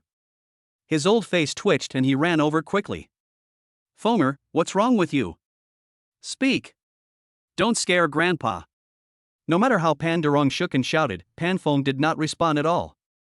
At this moment, his mind was blank and his eyes were lifeless. With a sudden pain in his heart, Pan Durong stood up and stared at Wang Yi with a vicious look. You did it? How dare you attack my grandson, Pan Durong, in public? Pan Durong's expression became more and more ferocious, and he stared at Wang Yi with eyes as sinister as a poisonous snake. Wang Yi pouted and sneered disdainfully, you dare to forcibly seize women and force them to marry and take concubines, so why can't I do something out of the ordinary? Who are you to the Jiang family? Pan Durong asked. Not far away, Chen Jiaojiao ran over, crying, Uncle Pan, he beat up Pan Feng and me. Who else could the Jiang family have? This kid just knows a few tricks. Don't be intimidated by him. Don't be soft-hearted and let him run wild in Guanbian County. After saying that, she glanced at Wang Yi with resentment. In her opinion, no one in Guanbian County or even Pingyuan City would fail to give face to Pan Durong. If he took action this time, that kid would definitely be wiped out. Pan Durong, who was already furious, didn't even look at Chen Jiaojiao. He waved his hand and approached Wang Yi with 2 bodyguards. It's over. This kid is dead. Everyone's heart sank, and they almost determined Wang Yi's fate.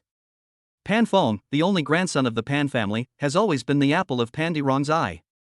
In Pingyuan City, the Chamber of Commerce and the Chen and Liang families are powerful enough to cover the sky with one hand. Not to mention fights, even serious incidents like murder and arson can be suppressed. It is conceivable that Pan Durong's beloved grandson was beaten up. How could he let the attacker leave here alive? Wang Yi clenched his fists. The little dragon pill given by the system this time was quite effective. It made him feel like a martial arts master. It was a good opportunity to try out his skills. Pan Durong was full of confidence. As he walked towards Pan Feng, he shouted at the bodyguard, "Don't beat him to death, leave him a breath. I want to avenge Pan Feng personally." The 2 muscular bodyguards nodded upon hearing this, and then quickly rushed towards Wang Yi. The clenched fist was like a sandbag, carrying a strong gust of wind, and went straight to Wang Yi's face. Judging from the posture of the attack, his skills should be quite good. However, before the 2 men got close, Wang Yi kicked as fast as lightning. He kicked a bodyguard in the thigh, and when he was kneeling on one knee, he kicked him in the head, and the man flew out. While the other person was still in shock, Wang Yi kicked him, and his body flew backwards and fell heavily several meters away. The 2 rolled on the ground in pain, letting out blood-curdling screams. This. Making a movie? This young man's kung fu was so amazing. In the lobby, a group of people looked at each other. They had heard of people who were good at fighting, but this was the first time they had seen someone so good at fighting. Chapter 56, The Arrogant Diplodocus. After a brief moment of shock, Pan Durong, who was hugging Pan Feng, angrily rebuked, "Is it just to feed you? You two are such a waste." He waved his hand and shouted, "You idiots, what are you still standing there for? Kill him." Not far away, several of Pan Durong's bodyguards, after a moment of confusion, looked at each other and quickly surrounded Wang Yi. Pan Durong asked the pale female secretary beside him to support the unconscious Pan Feng and walked over angrily. He stood in front of Wang Yi, pointed his finger at Wang Yi's nose, and shouted, "You can fight, right? Dare to touch my grandson, your life will end." Ah, what a bunch of frogs in a well. Wang Yi sighed helplessly. With such an arrogant and domineering president, it was no wonder that the entire Pingyuan city was in such a mess. "I'll hit you." Wang Yi wiped his nose, roared, and then kicked Pan Durong in the stomach. Pan Durong flew backwards, his knees hit the ground with a thud, and he knelt upright several meters away. The man had fainted from the pain, but he still remained in the kneeling position. Dead silence. The whole place was so silent that you could hear a pin drop. Cold. Everyone felt a chill down their spine.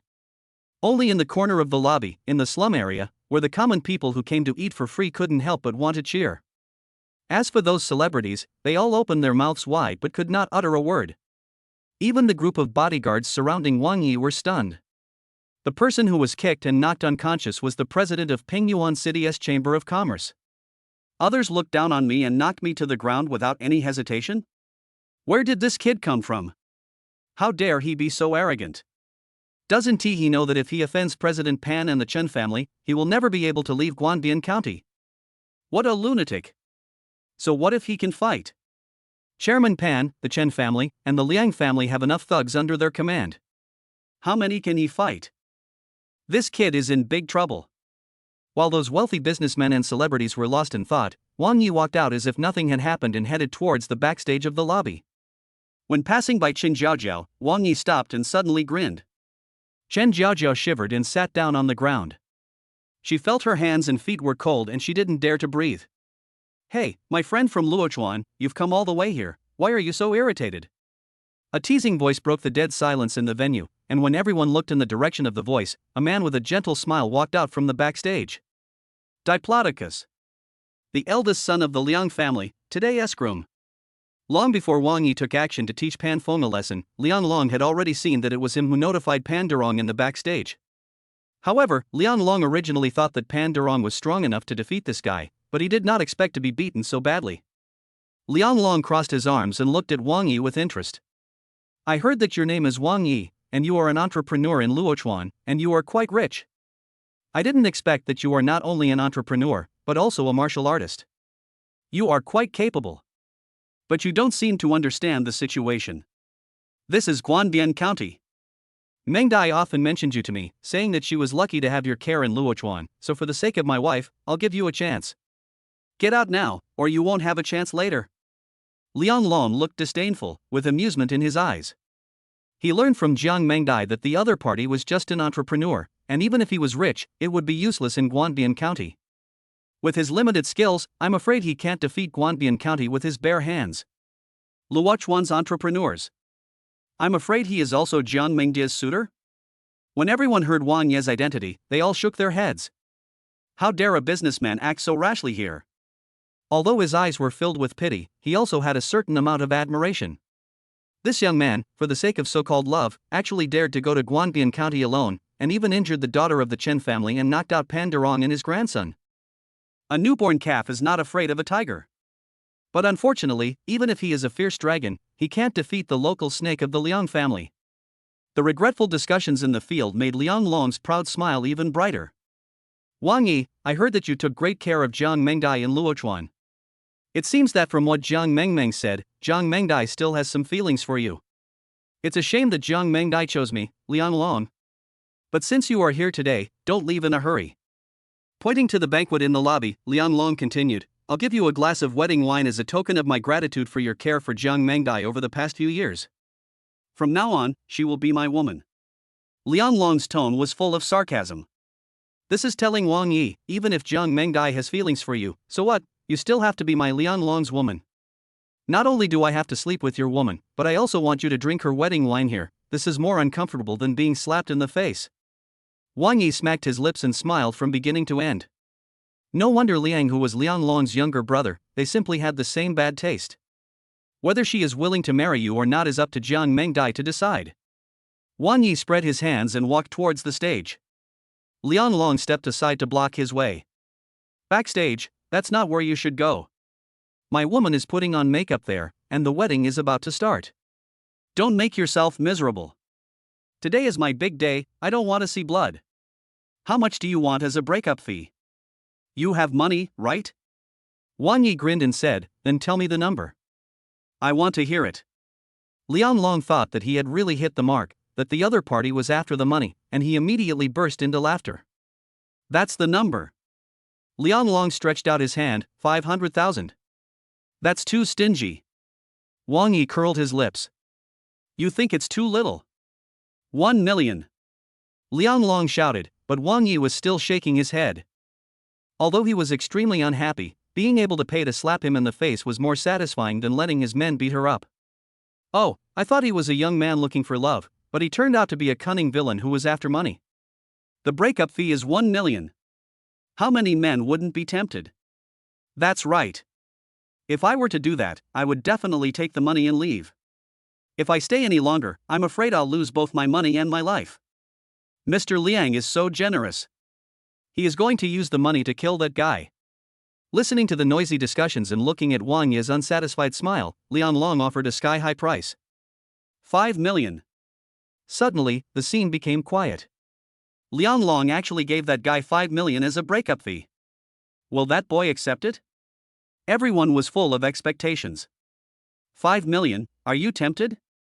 As long as you sit at the table obediently, eat and drink well, and watch the wedding of Jiang Mengdai and I will transfer 5 million to you immediately. And I promise that you will leave Guanbian County without losing a single hair. Liang Long smiled jokingly, waiting for the moment when Wang Yi nodded in agreement. As long as the other party agrees, the purpose of teasing him will be achieved. Liang Long will not only not give him a penny, but will also have someone beat him to a pulp and then throw him out. 5 million. Wang Yi smacked his lips. Liang Long smiled expectantly and said, how about it, are you satisfied with this breakup fee? Too stingy. Wang Yi shook his head with disdain. How about this, I'll give you 50 million directly, and you can get as far away from me as possible. Chapter 57. You are my woman. Ha, ha ha ha ha. Someone actually challenged me, Liang Long, to a financial contest. Did you hear that? This is a huge joke. Liang Long held his belly and laughed unrestrainedly, and many people in the hall also laughed along with him. The Liang family controls half of the coal mining business in Guanbian County and has financial resources worth hundreds of billions. This so-called Luochuan entrepreneur in front of him, at this age, even if he is successful in his career, it is probably not even a drop in the bucket compared to the Liang family. Faced with those mocking eyes, Wang Yi just found it ridiculous. What the hell are you laughing at? Do you really think you're somebody? You're such a shameless jerk. Liang Long's laughter suddenly stopped and his face instantly became ferocious. You are good at fighting, right? There are many people in my Liang family who are good at fighting. Come, let them practice with you. Liang Long waved his hand, and the three mercenaries behind him walked forward with stern expressions. He glanced at Wang Yi with disgust. Professional mercenaries, try fighting them. By the way, you three must be careful when you attack. Today is my wedding day, and no blood should be shed here. Just cripple him, but remember to drag him out later. I will give him a proper deal later. Understood. The three mercenaries responded in unison. Having witnessed Wang Yi's previous methods, the three men seemed to be extremely cautious. They separated from each other and surrounded him, and one hand reached for the weapon at his waist. They exuded a cold and stern aura, which was obviously not comparable to that of Pan Dirong's bodyguards. Wang Yi twisted his neck, wearing shadowless shoes and taking the little dragon pill, and he disfigured himself to verify how strong he was. But just as the three mercenaries were about to attack at the same time, a shout came from the platform. Stop! This is a woman's voice. Wang Yi looked up suddenly. Jiang Mengdai was wearing a white wedding dress and had delicate makeup on. She was as beautiful as a fairy. She was standing on the platform built for the wedding. Mengdai, I'm here to pick you up. Wang Yi grinned. Jiang Mengdai must be very moved to travel thousands of miles alone to enter the tiger's den, and she might even choke up with tears. But as soon as Jiang Mengdai opened her mouth, Wang Yi was stunned. Wang Yi, I'm about to marry Liang Long. Please leave and don't disrupt our wedding. What? Wang Yi almost doubted his ears. But Jiang Mengdai repeated, I said, I don't want to see you at my wedding with Liang Long. Liang Long, who was standing by, heard this and smiled smugly. Wang Yi, did you hear that? This is what Jiang Mengdai said herself. If you're dead set on this, get out of here. Wang Yi ignored him and stared at Jiang Mengdai. Mengdai, did I do something wrong? Are you saying this on purpose to irritate me? I'm mad at you.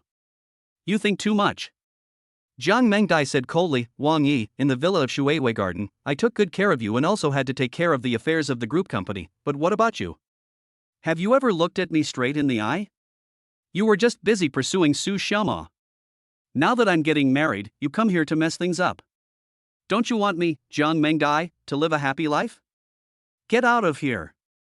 The farther the better. After saying these words against her will, Jiang Mengdai secretly pinched her thigh. She didn't want to be so heartless, but she didn't want Wang Yi to go into the tiger's den and risk his life for her. In Guanbian County, no one can shake the Liang family, and she doesn't want to implicate Wang Yi. But Wang Yi actually believed her this time, and felt extremely heartbroken. Wang Yi, who had remained calm in the face of a huge crisis, now showed a look of despair, as if he had experienced Lu Feifei's betrayal again.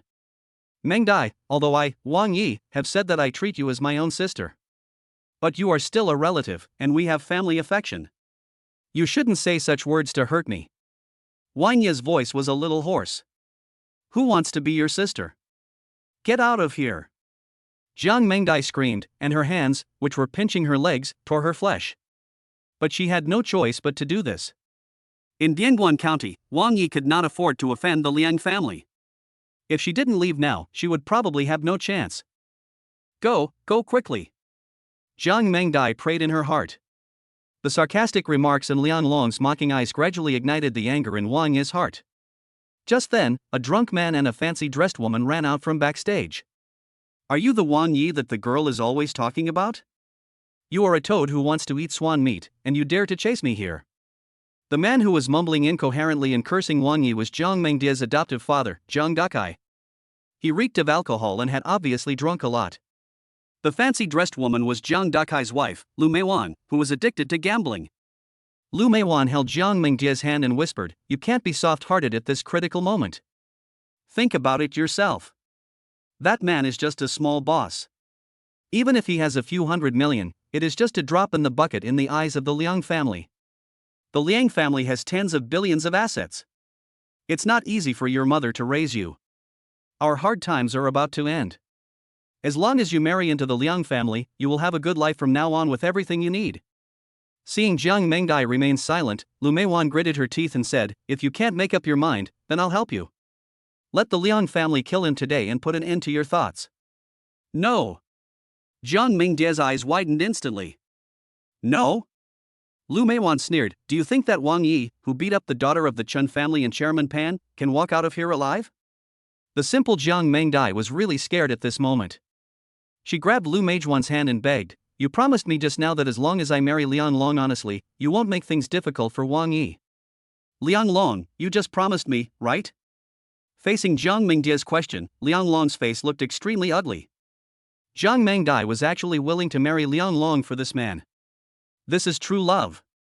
For a moment, many people whispered that although this true love was worthless in their eyes, at least it was the truth of the matter. Wang Yi's heart trembled slightly. Jiang Mengdai said that just now, "It was actually for my safety." It seems that I misunderstood her. The discussions in the room sobered up the drunk Jiang Dakai. He was afraid that he would miss the opportunity for his daughter to marry into a wealthy family. Pointing at the bodyguards, Jiang Dakai shouted, "What are you all standing there for? Hurry up and drag this troublemaker out and chop him into pieces. Don't hurt Wang Yi, don't hurt him." Jiang Mengdai shouted subconsciously. Bang! Jiang Dakai slapped Jiang Mengdai on the face. "Shut up. I raised you and your sister. If it weren't for me, you would have died long ago. Now for a wild man, do you want to see me poor for the rest of my life?" Tai. Jiang Dakai's slap completely ignited the anger in Wang Yi's heart, and a surge of murderous intent surged out. You are not worthy of being a parent, let alone hitting my woman." Wang Yi shouted. "Your woman? Are you finally willing to let me be your woman?" Even though there were no tears in Jiang Mengdia's eyes after being slapped before, tears were rolling down her eyes now. She had buried this feeling in her heart for 2 years and had spent many nights hoping that Wang Yi would accept her. Now her wish had finally come true. Tears of happiness flowed. Chapter 58. I'm willing to die with you. Boss. No, Wang Yi. Did you just say that I am your woman? Jiang Mengdai asked in a trembling voice. Wang Yi nodded heavily, yes. You, Jiang Mengdai, am my woman, Wang Yi. No one can hurt you. Especially a beast like this who treats you like an object and sells you off for profit. No one is qualified to touch you. Jiang Mengdai was so moved that she was trembling all over. Jiang Dakai was no longer drunk, and he roared with a ferocious look, "Do you think I raised you for 10 years in vain? When will it be your turn to give orders here? I just want to sell my daughter. What can you do to me?" Watching Wang Yi slowly walking towards the platform, Liang Long cunningly stepped aside and smiled jokingly at Jiang Dakai. "Father-in-law, if you don't agree, no one can take your daughter away. I, Liang Long, hate those guys who bully others by taking advantage of their power. He sees that you are old and wants to bully you. But don't worry, you can use my men as you like." When Jiang Dakai heard this, he had never been so majestic before, and he immediately bowed and smiled. "Thank you, Mr. Liang, no, thank you my good son-in-law." After he finished speaking, he straightened his body, looking like he was giving orders. "Come on, the three of you, kill him, my in-laws will protect you." Upon hearing this, the three mercenaries drew their daggers from their waists and rushed towards Wang Yi. Wang Yi never paused, his attacks were at tricky angles, and his leg techniques were especially superb. Bang bang bang. Phew. 3 muffled groans were heard one after another. The 3 mercenaries were no match for Wang Yi. They fell to the ground with painful expressions on their faces, their bodies twitching continuously. Wang Yi's footsteps did not pause for the slightest, and the atmosphere in the field froze in an instant. Flash sale. Most people didn't even see clearly how Wang Yi made his move. The remaining mercenaries all gasped in shock and did not dare to approach Wang Yi easily. They are all well trained, have fought on the battlefield and have seen the world. But even they didn't see clearly how Wang Yi defeated the enemy with one move. Jiang Dakai, who rushed off the stage, was stunned. He stared in fear at Wang Yi, who was standing in front of him. Sister Jiang Mengdai, although she is not your biological daughter, you have lived together for many years, so you should have some feelings for her. Moreover, most of the money she earned outside has been sent to you over the years. But how do you treat her? For the sake of profit, you disregard her feelings and would rather sell her to others like a commodity? You are not worthy of being her adoptive parents. For the sake of profit, you made up lies, tricked her into returning home, and forced her to marry a bastard. You are not worthy of being human. For the sake of profit, you treated Jiang Mengmeng, a little girl who just turned 11, like a commodity and reserved her for Liang Hu. You have no humanity and are worse than animals. Wang Yi's face was cold and he spoke in a clear and loud voice. Jiang Dakai was a cowardly and incompetent person, but he was greedy for wealth and fame. Seeing that the other party was so fierce, he began to retreat. You, what do you want to do? Being stared at by the other party, Jiang Dakai felt as if he was falling into an icy cave and could not help but began to tremble. As Wang Yi approached, he kept backing away and finally sat down on the steps. Beasts like you shouldn't be alive. Wang Yi's face turned grim, and he kicked Jiang Dakai in the face. Bang! Jiang Dakai fell backwards and hit his head heavily on the steps. He groaned in pain with a nosebleed. Wang Yi did not hesitate at all, nor did he show any mercy. Jiang Dakai and his wife are nominally the adoptive parents of Jiang Mengdai and her sister, but they have never fulfilled any parental obligations. Not only that, in their eyes, Jiang Mengdai and her sister are like pigs in a pigsty. Once fattened up, you can sell it for a good price. The more Wang Yi thought about it, the angrier he got. He raised his foot and stomped down hard. Boom! Boom! There were only two crisp sounds of broken bones. Jiang Dakai's hand and leg were broken. Jiang Dakai ignored her screams of pain and walked up to Jiang Mengdai. With just a look, her adoptive mother beside her collapsed to the ground in fright. Wang Yi, please leave quickly. Don't worry about me. Jiang Mengdai's eyes were filled with tears. Wang Yi gently wiped away the tears on her cheeks and said softly, since I have said that you are my woman, even if this is hell, I will take you away. But... Jiang Mengdai bit her red lips tightly with her pearly teeth, but I don't want to put you in danger, and I know that the person you love most in your heart is still Miss Su. These words left Wang Yi speechless. Yes, he did like Su Xioma, but when he heard what Jiang Mengdai said earlier, he realized that he also liked Jiang Mengdai. But the key is, I like it too. Wang Yi opened his mouth, not knowing how to explain or express his inner thoughts. Jiang Mengdai stretched out her onion-like fingers and gently pressed them on Wang Yi's lips. You risked your life for me, so why can't I be the woman behind you? Wang Yi shuddered all over. For a woman to say such words, it must have taken tremendous courage and she must have loved the other person so much to make such a decision. But Jiang Mengdai smiled generously and contentedly. Wang Yi, even if I die today, I, Jiang Mengdai, am willing to die with you. From now on, we will never be separated again. Okay. Even if we die, we will never separate again. Wang Yi embraced Jiang Mengdai into his arms. What was there to hesitate about when he could have such a woman in his life? The wedding that Liang Long had carefully prepared turned out to be a place for Wang Yi and Jiang Mengdai to express their true feelings to each other, and everything they did was done for the sake of others.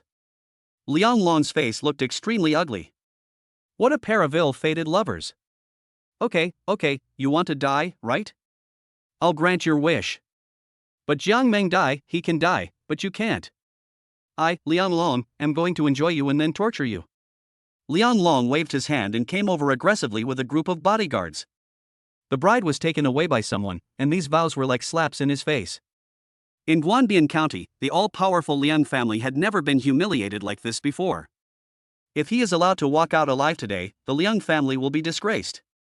Those who came to the wedding were all dumbfounded. They never expected this to be the outcome. The wife of Mr. Liang, the fat meat that was right at his fingertips, was snatched away.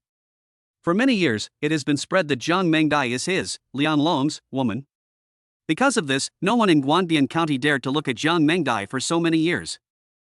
But today, Wang Yi actually wore this green hat firmly. Kill that Wang Yi, cut him into pieces, and scatter his bones and ashes. Liang Long gritted his teeth and squeezed out the words. Holding Jiang Mengdai's hand, Wang Yi walked towards Liang Long and others. Wang Yi had no intention of letting bullies like the Liang family go easily. You still want to leave? If you don't kill me today, I, Liang Long, will kill you. Liang Long gritted his teeth and blocked Wang Yi's way. His fingers were shaking with anger. Oh, I see. Wang Yi smiled faintly, and that smile gave Liang Long an ominous feeling. Suddenly, Wang Yi kicked out and hit Liang Long in the crotch. Puff! There came a sound like breaking eggs. Liang Long felt as if struck by lightning, his body stiffened in place. After a few breaths, he covered his crotch with his hands and fell to his knees with a thud. At the same time, everyone present felt a pain down there, as if their balls were broken. Oh my god, Diplodocus's balls are broken. Everyone was stunned and subconsciously clamped their legs together.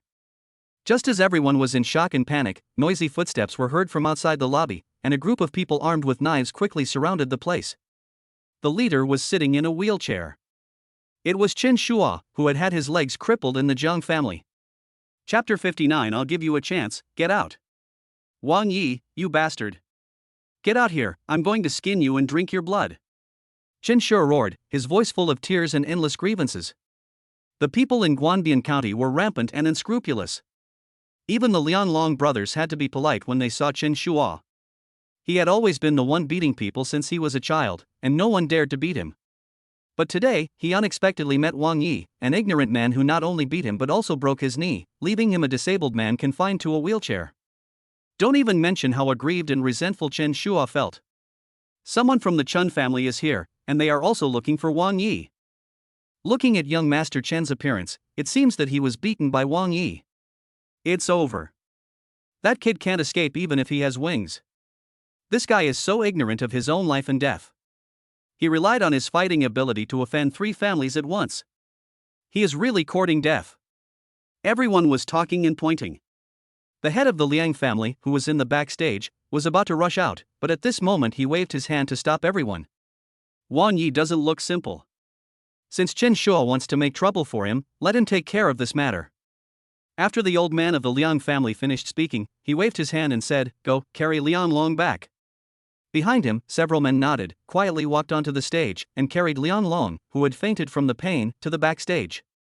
When the Liang family's personal doctor saw Liang Long's condition, his face suddenly changed.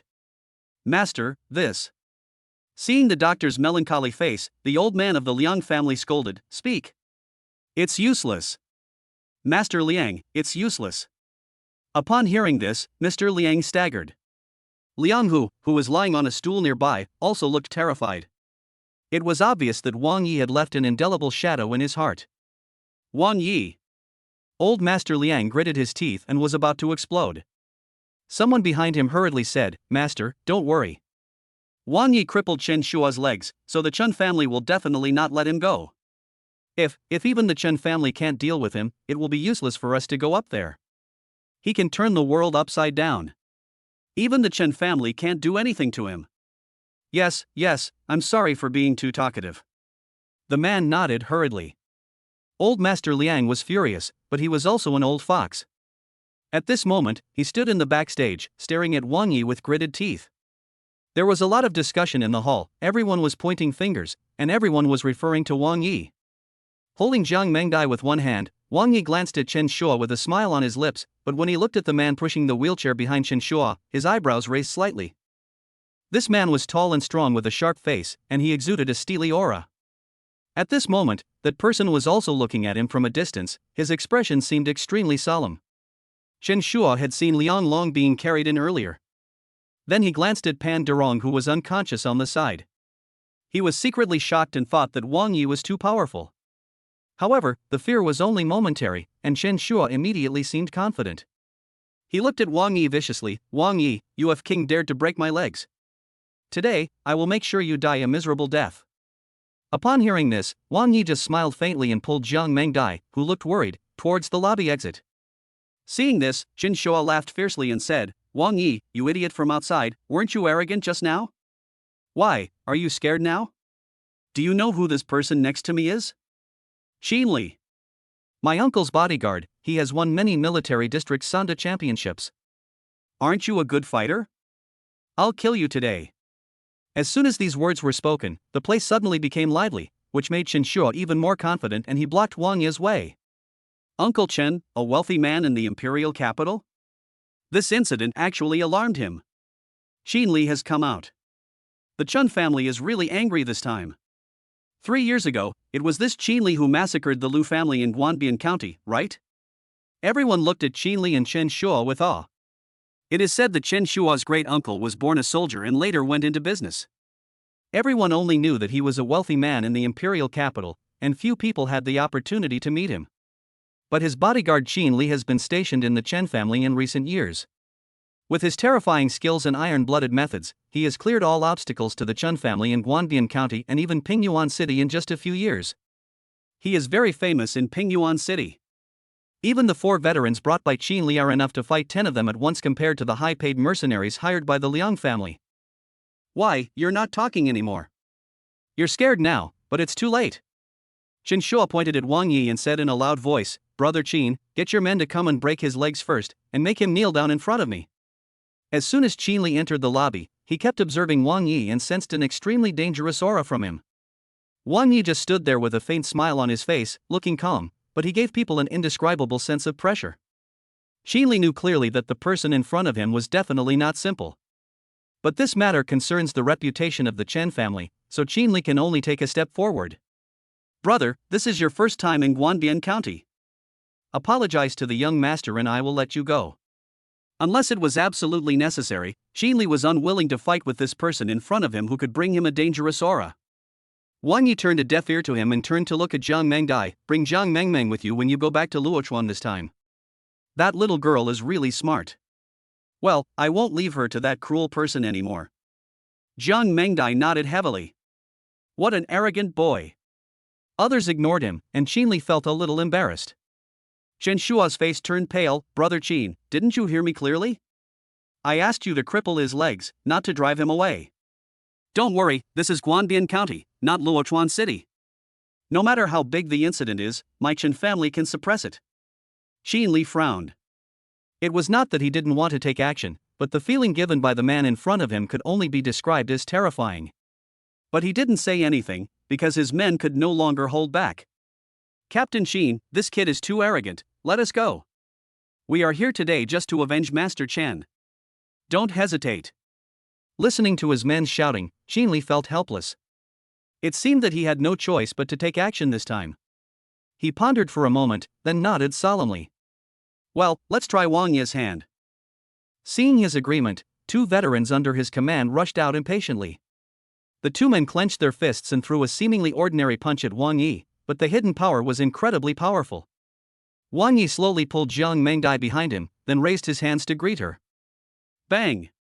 2 dull sounds were heard, and Wang Yi was seen half-crouching with veins bulging on his arms. Then the 2 veterans spurted blood and flew backwards. "I've encountered a tough guy."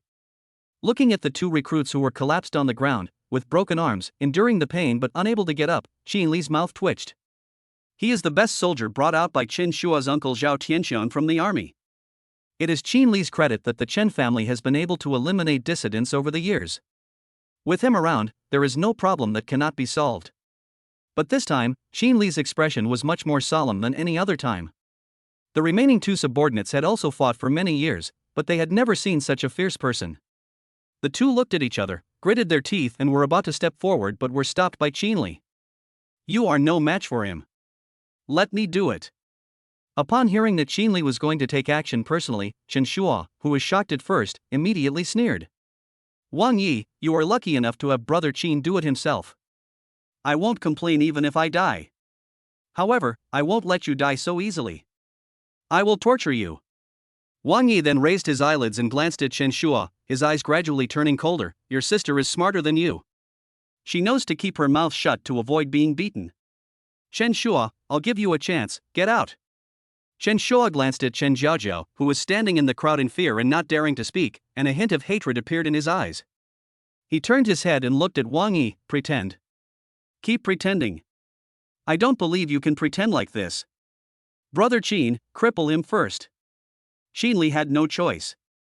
Although he was a little afraid of Wang Yi, he also felt that Wang Yi was going too far. Too arrogant. Too domineering. Too arrogant. Chapter 60 Beating Chen Shua. Qin Li took a step forward, clasped his fists and said, "Western Region, 358th Regiment, Qin Li. A soldier." Wang Yi smiled playfully, staring at him intently. The Xiaolong pill in his body was full of power, making his aura extremely fierce. Just that look made Qin Li swallow hard. Fuck, why are you trying to get close to me? Chen Shua yelled, I'll cripple you later. Anyway, the Liang family doesn't want Jiang Mengdai anymore, so I'll just enjoy her right in front of you. I wonder how you'll feel then. Chen Shua was really anxious.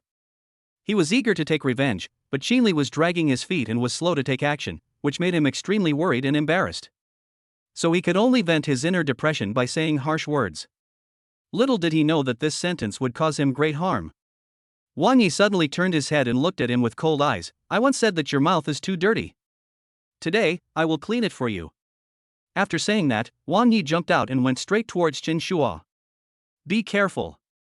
Qin Li's face suddenly changed, and he jumped out to block Wang Yi's way. Roll. Wang Yi shouted softly and punched Qin Li's fist, easily knocking it away. Before Qin Li could stand firm, he appeared in front of Chen Shua with lightning speed as fast as lightning with the help of shadowless shoes. Qin Li turned his head hurriedly, but his face was as pale as death.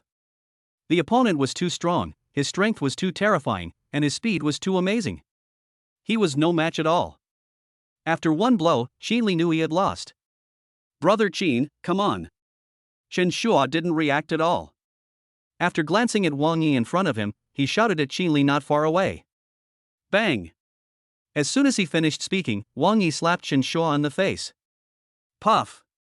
A mouthful of blood mixed with broken teeth spurted out of Chen Shua's mouth, and he staggered and fell directly off the wheelchair. You dare to hit me! Chen Shua lay on the ground and cursed loudly, wondering how he, as the young master of the Chun family, had ever been humiliated like this in public. But as soon as he opened his mouth, Wang Yi possessed him, grabbed his throat and lifted him up. Snap! Snap, snap, snap. Then, loud applause sounded in the silent hall. Wang Yi's slaps fell on Chen Shua's face like raindrops, and everyone who saw it felt their cheeks burning. Qin Li clenched his fists and walked over. Wang Yi. If he comes one step closer, he will die. Wang Yi turned his head and sneered, but the slap in his hand never stopped. Hearing this, Qin Li slowly retracted his raised foot. He did not doubt Wang Yi's words at all. Overbearing. Evil nature. At first, Chen Shua was still wailing, but gradually he became unconscious and his face was so swollen that he could no longer see clearly. Everyone present was so frightened by this horrific scene that their faces turned pale and they dared not breathe. Seeing that if this continued, Chen Shua would become an idiot if he didn't die, Qin Li couldn't bear it any longer. He clasped his hands together and said, You are very skilled. Do you know Zhao Tianxiang, the last head of the 358th Regiment of the Western Region? He is Chen Shua's uncle. Qin Li had no choice but to bring out the old captain, hoping to use his reputation to suppress Wang Yi's arrogance, or at least let Chen Shua go.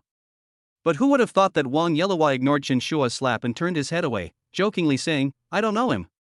Is he famous? Qin Li. Zhao Tianxiang was born in a military region and is now thriving in the business world.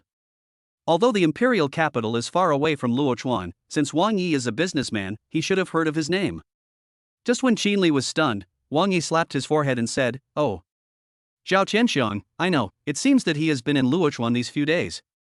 If it weren't for this incident, maybe he would have met him. Yes. The old team leader is currently in Luochuan discussing a project with Shueiyue Group. Qin Li said hurriedly. Wang Yi smiled faintly. He heard the name Zhao Tianxiang from Shueiyue. However, his business didn't seem to be that big. Wasn't he going to Luochuan this time just to beg Shueiyue to give him the Daida Shueiyue Garden project? Moreover, Zhao Tianxiang seemed to know something about Su Tianyu back then, so Shueiyue planned to invite him to have dinner with Zhao Tianxiang. Since you know the old leader, I will call him right now. I hope you can spare Chen Shua's life for his sake. Qin Li had obviously given in. He took out his cell phone and called Zhao Tianxiang. He deliberately pressed the hands-free button. Beep, beep, beep. When the phone rang, everyone's heartstrings were beating fast. Wang Yi from Luochuan is not only good at fighting, but he also knows Zhao Tianxiang. It's just that I don't know who is more powerful between him and Zhao Tianxiang. The phone rang a few times and was finally hung up by Zhao Tianxiang. Qin Li was anxious and called again. This time, the call was connected quickly, and a low voice came from the other end. Qin Li, is there something urgent? I just hung up on you, and you called again. I'm having dinner with an important client right now. Xi Li glanced at Wang Yi, and then asked, "Old team leader, do you know an entrepreneur in Luochuan named Wang Yi?" There was silence on the other end of the phone for a while. "I don't know him." "What's the matter?" When everyone heard this, they had polarized feelings. Those wealthy celebrities secretly breathed a sigh of relief when they heard this. The fact that Zhao Tianxiang didn't know Wang Yi meant that he was not a well-known figure in Luochuan. In this case, now that things have come to this point, the Liang and Chen families will probably stop at nothing to kill him in Guanbian County. After his death, the Chen and Liang families in Guanbian County became the only ones in power, which seemed to be of great benefit to the stable businesses of these wealthy people. However, in the slums, those poor people who came here to eat and drink for free had faces full of disappointment. Originally, I thought that the two local bosses in Guanbian County had met a tough opponent and would at least have to pay a heavy price. In the future, they would not dare to act recklessly and their lives would be better. But now it seems that there is no chance. Xi Li was also in a dilemma and didn't know what to say for a moment. Zhao Tianxiang didn't know Wang Yi, so how could he ask for mercy and let Chen Shua go? If there was no way to get someone to help him, how could he save Chen Shua? When he was in a dilemma, Wang Yi shouted with interest, "Bring the phone closer." Xi Li hurried over and put the phone in front of Wang Yi. "Zhao Tianxiang, right?" Wang Yi asked with a playful smile. "Who are you?" "My name is Wang Yi." "I guess the distinguished guest you are accompanying now should be a woman named Shui Yueshi." "How do you know?" Zhao Tianxiang was obviously surprised. Wang Yi grinned, "Please turn on the hands-free mode. I'll talk to Shui Yueshi for a few words." "Don't worry, it will be good for you." The other party hesitated for a while, then turned on the speakerphone and said, "Chairman Shui, there is a Mr. Wang Yi who wants to talk to you." "Wang Yi? This guy scolded me and was nowhere to be found the whole day. How could he have your phone number?" Shui Yueshi's complaining words could be heard clearly. But the person who was most shocked at this moment was not anyone else, but Zhao Tianxiang, who was having dinner with Shui Yueshi. Wang Yi, whom he didn't know, actually scolded Shui Yueshi? And judging from Shui Yueshi's expression, she didn't seem angry at all. What was the relationship between Wang Yi and Shui Yueshi? In Zhao Tianxiang's heart, he secretly began to pay attention to Wang Yi. Chapter 61 Beat Me to Death. "Wang Yi, where the hell have you been? Is it so difficult to invite you to dinner?" Shui Yueshi's carefree words came from the other end of the phone. Wang Yi frowned slightly. This Shui Yueshi was really not shy. She spoke to him like this in front of other people. "I had something to do, so I rushed to Guanbian County, Pingyuan City. Wait until you come back and see how I deal with you." Shui Yueshi's tone was quite flirtatious. Wang Yi smiled bitterly and said, "That Mr. Zhao Tianxiang is the one who talked to you about the Shuiwei Garden project in the imperial capital." Before he could finish his words, he was interrupted by Shui Yueshi. "So you two know each other? I was wondering why you called him." "Okay, don't worry. Since you've asked, Shuiwei Gardens project in the capital will be handed over to Chairman Zhao." "Okay, I won't talk to you anymore. I'll deal with you when I get back." "You can talk to Chairman Zhao." "I'm going to the bathroom." "Boss Zhao, I didn't expect that you and Wang Yi are old acquaintances. That guy actually kept it a secret from me." "Okay, you guys can chat first. I'll be gone for a while." On the other end of the phone, Wang Yi, who heard this, was deeply moved. Who is Shui Yueshi? She is the chairman of Shuiwei Group. To be able to sit in that position at such a young age, her emotional intelligence and IQ are extremely high. Obviously, her previous words were meant to deliberately raise Wang Yi's status in front of Zhao Tianxiang. She probably had guessed that Wang Yi had encountered trouble in Guanbian County. Just as a favor, she handed over the Shuiwei Garden project worth tens of billions in the imperial capital to Zhao Tianxiang without hesitation. This was Shui Yueshi's indirect way of telling Wang Yi how high his position in her heart was. At this time, Zhao Tianxiang was so happy that his hands holding the phone were shaking. He came all the way from the capital to Luochuan for this big project, and he was busy and exhausted, but Shui Yueshi had no intention of handing the project over to him.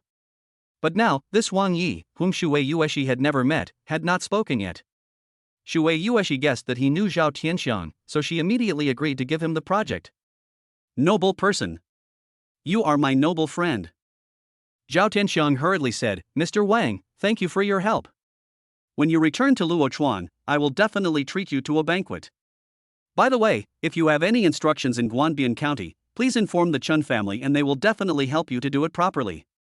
It really has something to do with the Chun family.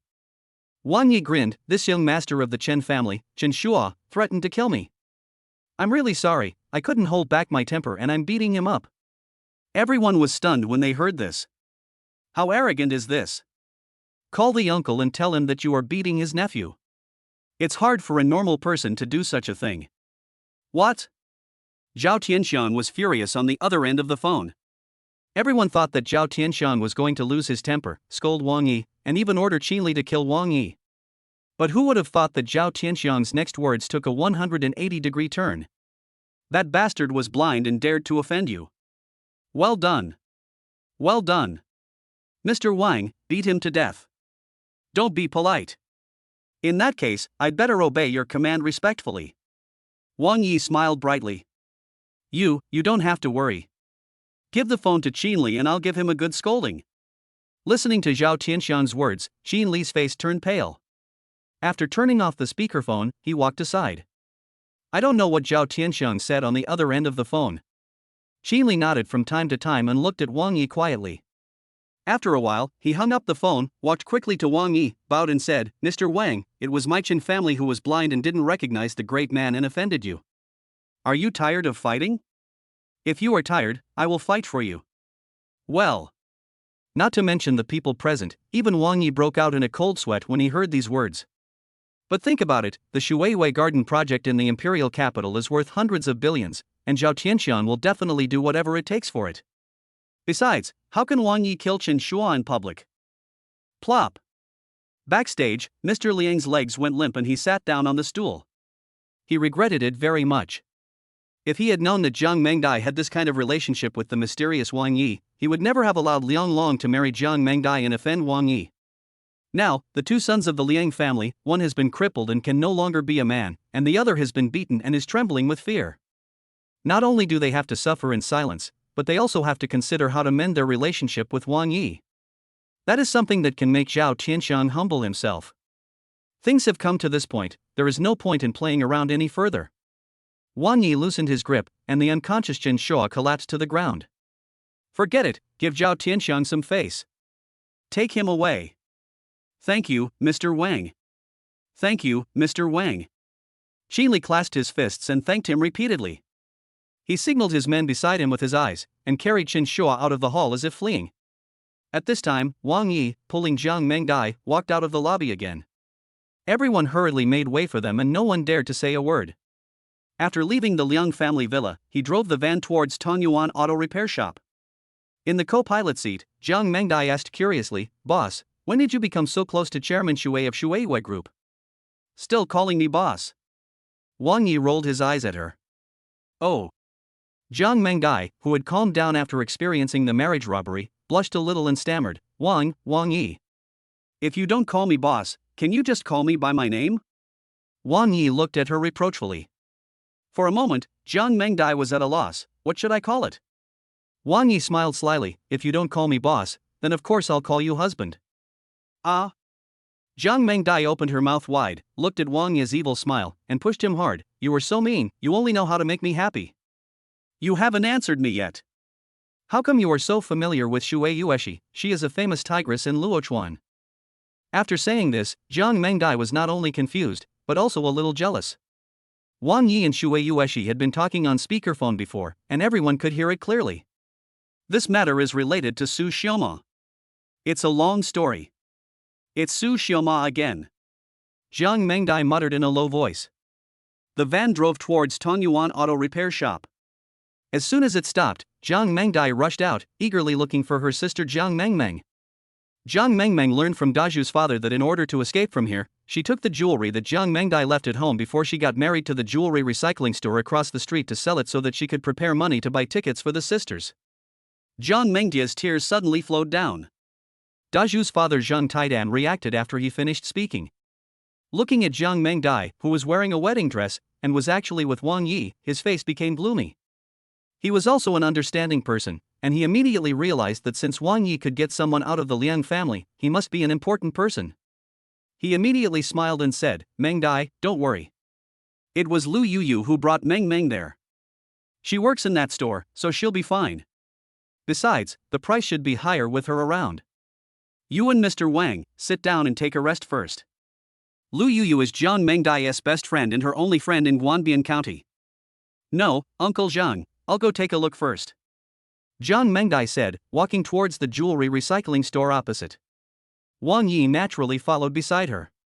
But before the two of them entered the store, they heard a woman's suppressed crying coming from inside the store. Chapter 62, Lu Yuyu's Promotion. Wang Yi and Jiang Mengdai looked at each other and walked quickly towards the jewelry recycling store. From a distance, Wang Yi and his companion saw a fat man pushing a girl into the corner of the store. She was sobbing in grievance. On a stool in the store, Jiang Mengmeng was sitting with a look of fear on her face. It must be that pervert manager Lu who was bullying Lu Yuyu. Jiang Mengdai gritted her teeth. Her best friend Lu Yuyu had mentioned this to her on the phone more than once. The store manager was Lu Danning, a middle-aged, fat, and wretched man who often made advances towards her, and the situation became increasingly aggressive. Crying? You should be happy. The store manager Lu Danning smiled smugly. As long as you obey me, promotion and salary increase will not be a problem. And soon, I will be transferred to the bigger store in the west of the city. When the time comes, I just need to say a word and you will be the store manager here. At this point, he threatened, if you don't obey, you will pack up and leave today. Lu Danang had already pushed Lu Yuyu into a corner, and while talking, he reached out his dirty hands to her chest. As they got closer to the store, Wang Yi finally saw the girl, Lu Yuyu's appearance clearly. No wonder Lu Danang was unwilling to let her go.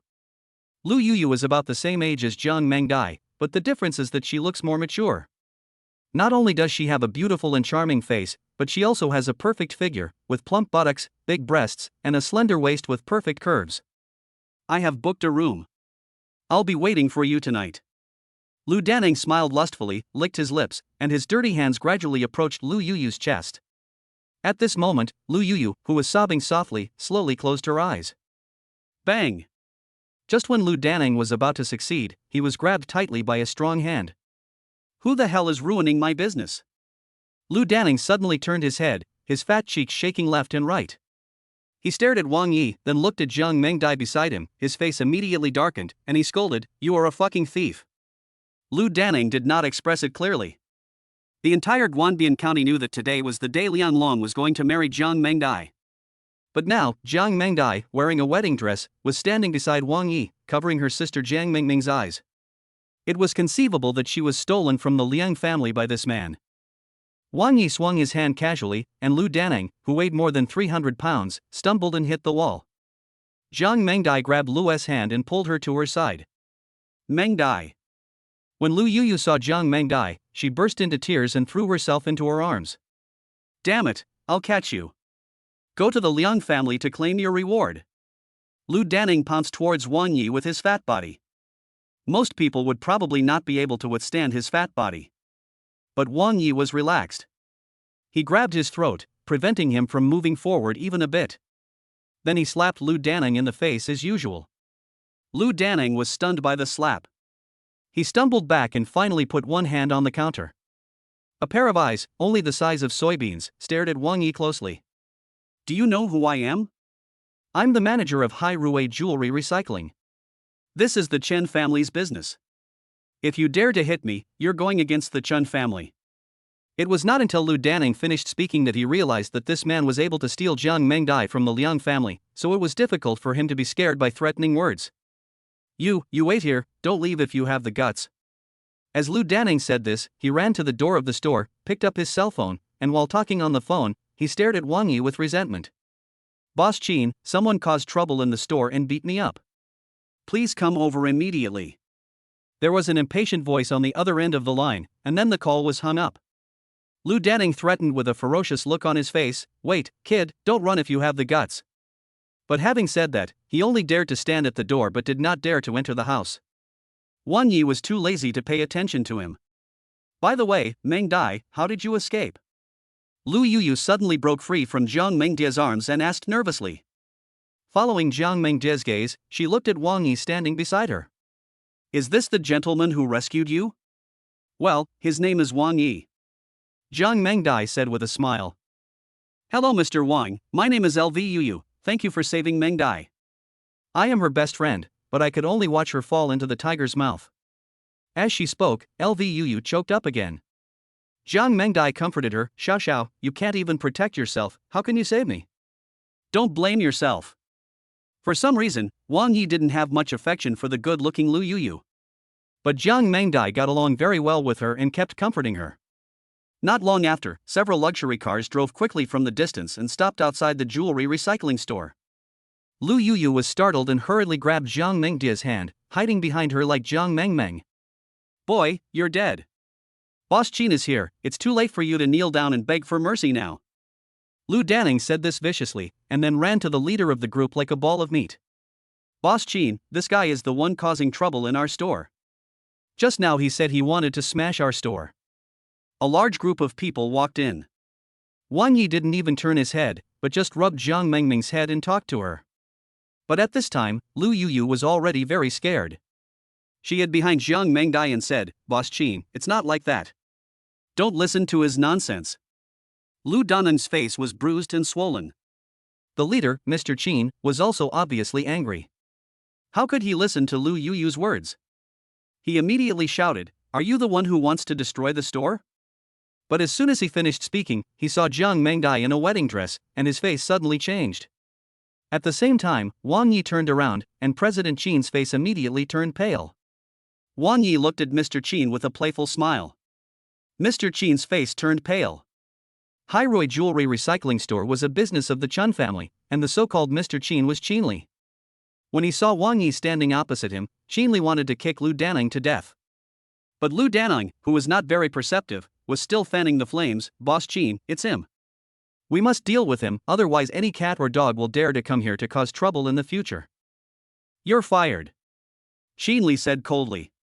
Lu Daneng looked at Lu Yuyu proudly, did you hear that? You're fired. I'm talking about you. Qinli turned his head suddenly, and a look made Lu Daneng shudder. Roll. Qinli roared, and the sound scared Lu Daneng so much that he sat down on the ground with a thud.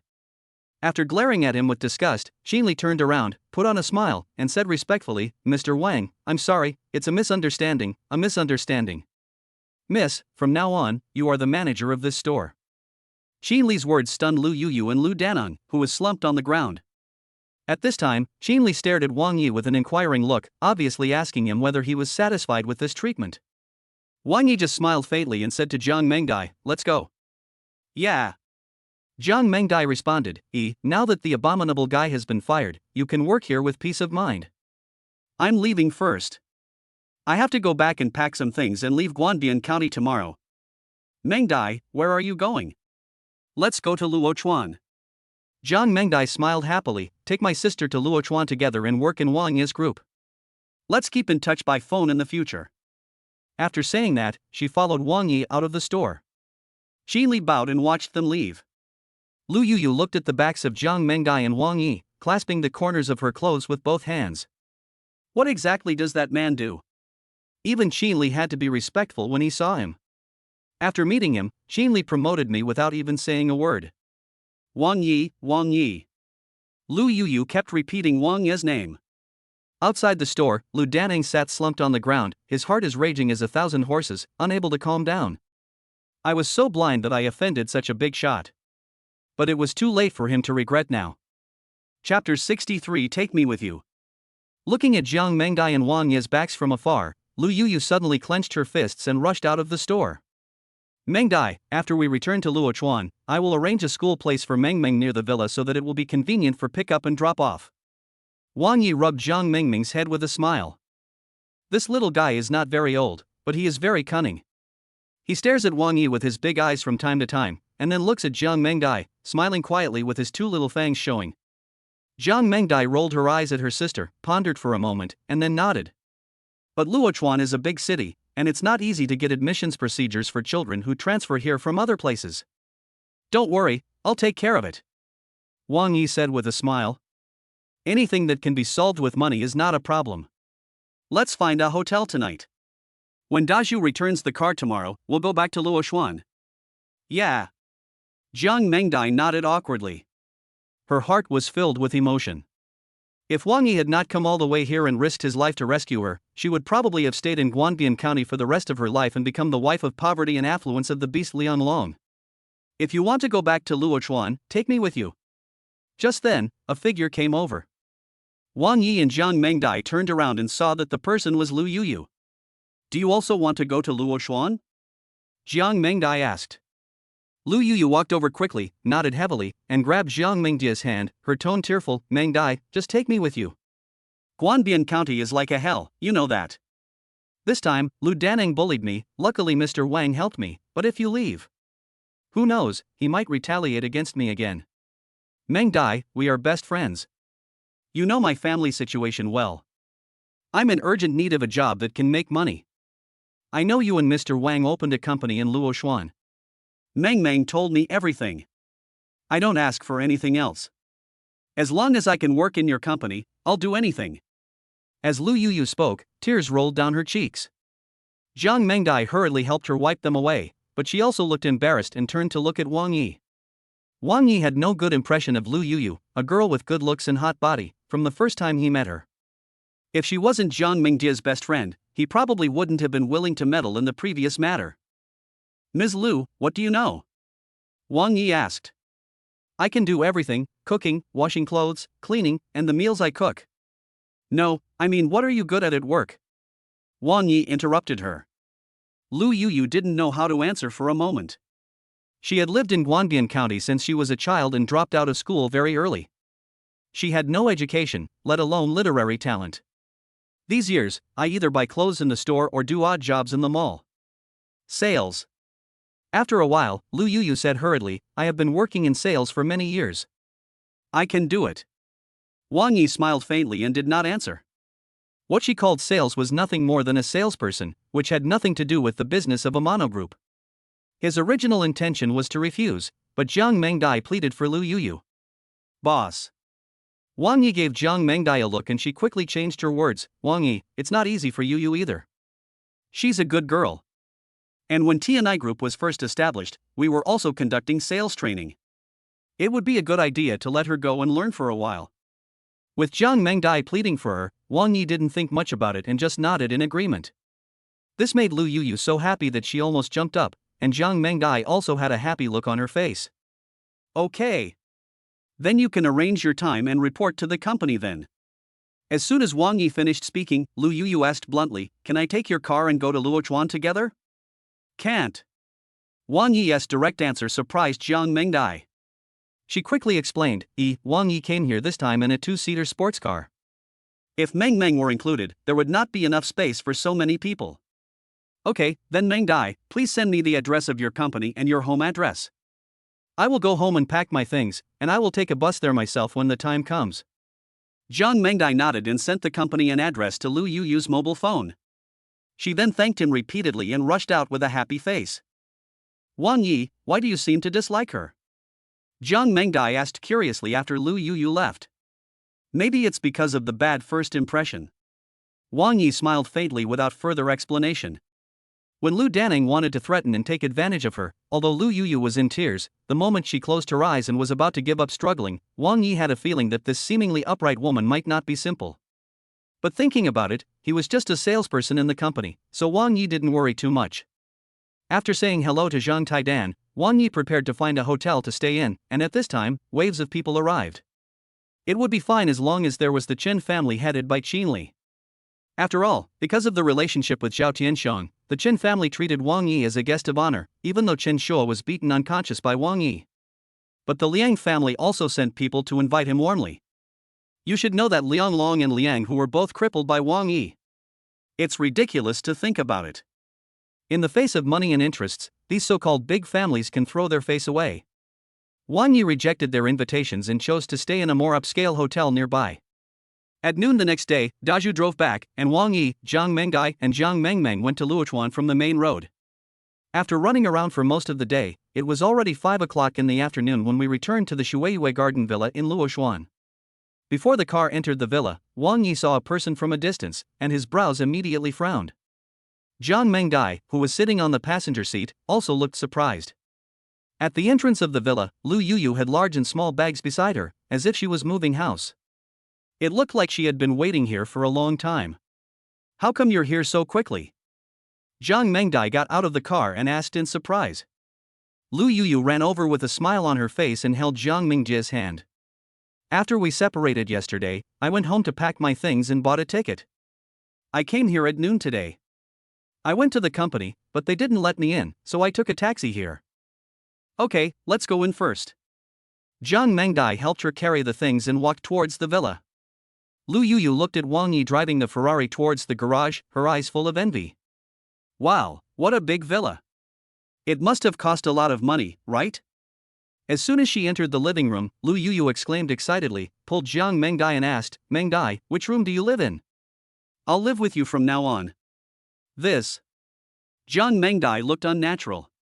Mengdai, you won't dislike me, will you? We are best friends. How could I dislike you? Zhang Mengdai explained hastily, this villa is not mine, it belongs to my boss Wang Yi. I was also staying here temporarily before. It's just one more person and one more pair of chopsticks. Besides, I can help you with the laundry, cooking, and housework. While she was talking to Zhang Mengdai, Wang Yi, who was holding Zhang Mengming's hand, had been standing at the door for a long time. He overheard this conversation, and his brows furrowed even deeper. Chapter 64. A box of property certificates. Cough. Wang Yi coughed lightly and then walked in. Wang Yi, Lulu just said. Zhang Mengdai wanted to discuss with Wang Yi about Lulu's temporary stay here. After running all day, the little Mengmeng is sweating all over. Mengdai, take Mengmeng to take a bath. Wang Yesian said. Big brother, can I swim? Zhang Mengmeng pointed to the private swimming pool outside the house. Of course. Wang Yi smiled brightly and squatted down. But there is no swimsuit. Let me take you to the supermarket in the community to buy you a beautiful swimsuit, okay? Okay, thank you, big brother.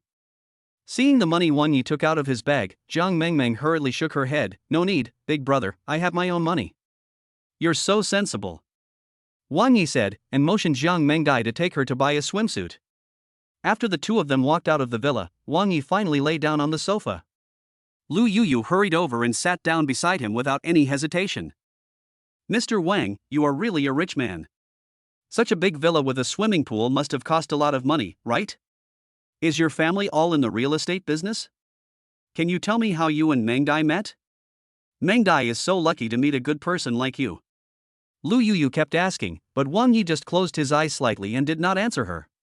Soon, Lu Yuyu felt a little embarrassed. At this time, Wang Yi opened his eyes and smiled faintly. Tana Group is not a family business. When Zhang Mengdai and I first met, I was just a small boss, but she can become my partner now. Do you know what the most important point is? What? Lu Yuyu shook her head in confusion. Kindness. After Wang Yi said this, he looked at her meaningfully and then stood up. Ms. Lu, since you are here, you can report to the company tomorrow.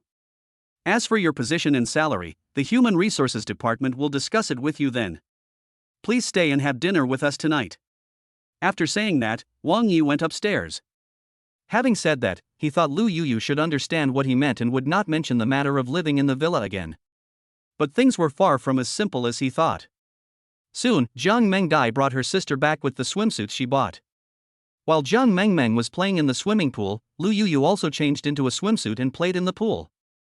Standing in front of the floor-to-ceiling window on the third floor, looking down at the happy Lu Yuyu in the swimming pool downstairs, Wang Yi began to dislike this tactless woman more and more. Zhang Mengdai was busy in the kitchen, and about an hour later, a table full of sumptuous meals was ready. Mengmeng, change into your swimsuit, it's time to eat. Zhang Mengdai walked to the swimming pool. No, sister. I still want to play. Can I play after dinner? Zhang Mengmeng said pleadingly. Lu Yuyu pulled Zhang Mengmeng up and said, this is my first time in such a big swimming pool.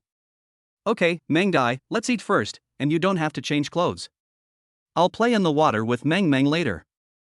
As she spoke, she put on her swimsuit and pulled Mengmeng to the dining table in the living room. Mr. Wang, it's time to eat.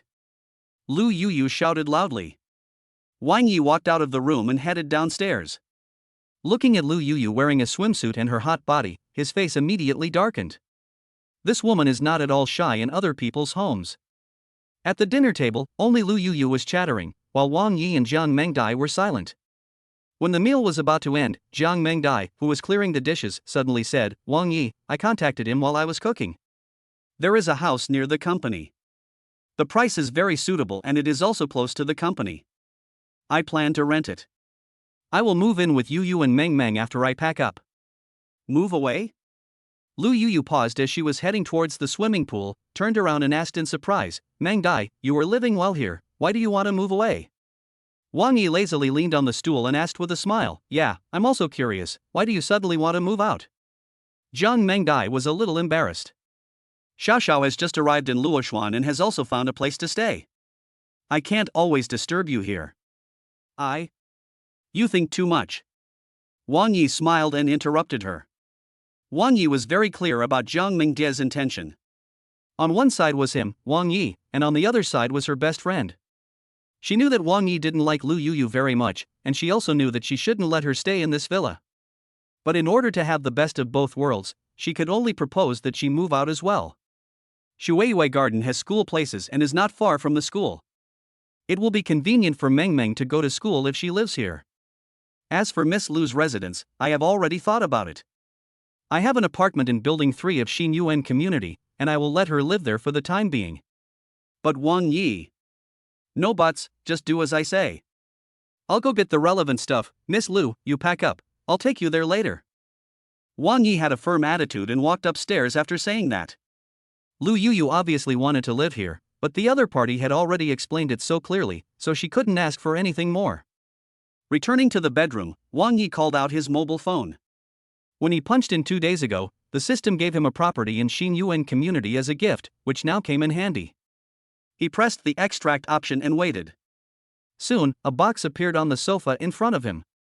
When Wang Yi opened the box, he was stunned. "No way. I thought it was just one apartment, but it turned out to be a whole building." Looking at the box full of property certificates, the worldly wise Wang Yi was stunned. "Mr. Wang, I want to talk to you." Just then, the door was pushed open and Lu Yu walked in. Wang Yi's face immediately darkened, and he said in a cold voice, "Ms. Lu is not shy at all. But at least, you should knock on the door before entering the house." How could Lu Yu listen anymore? She was stunned when she saw the box full of property certificates in front of Wang Yi. Wang Yi turned around and glanced at her. Lu Yu was still wearing her swimsuit. "Ahem, Miss Lu." As soon as he opened his mouth, Lu Yu suddenly felt dizzy and fell over. Wang Yi supported him and asked, "What's wrong with you?" Lu Yu, wearing a swimsuit, lay in Wang Yi's arms. Her seductive curves were irresistible to any man. Even Wang Yi, who had some grudges against her, felt his blood boiling at this moment. After being stunned for a moment, he hurriedly straightened Lu Yu. "I'm sorry, Mr. Wang. I've never seen much of the world. When I saw so many property certificates, I was a little stunned. I lost my composure. Having said that, the smug smile in the depths of Lu Yu's eyes became more and more obvious. She saw clearly that Wang Yi was distracted for a moment before. "Okay. Change clothes and get ready to go." Wang Yi simply picked up a box of real estate certificates and walked downstairs first. Having experienced poverty and destitution, thriftiness is ingrained in his bones. Since he has such a box of real estate certificates, it would definitely be a huge loss if he sold building number 3 in Xinyuan Community. Collect rent, a steady stream of income.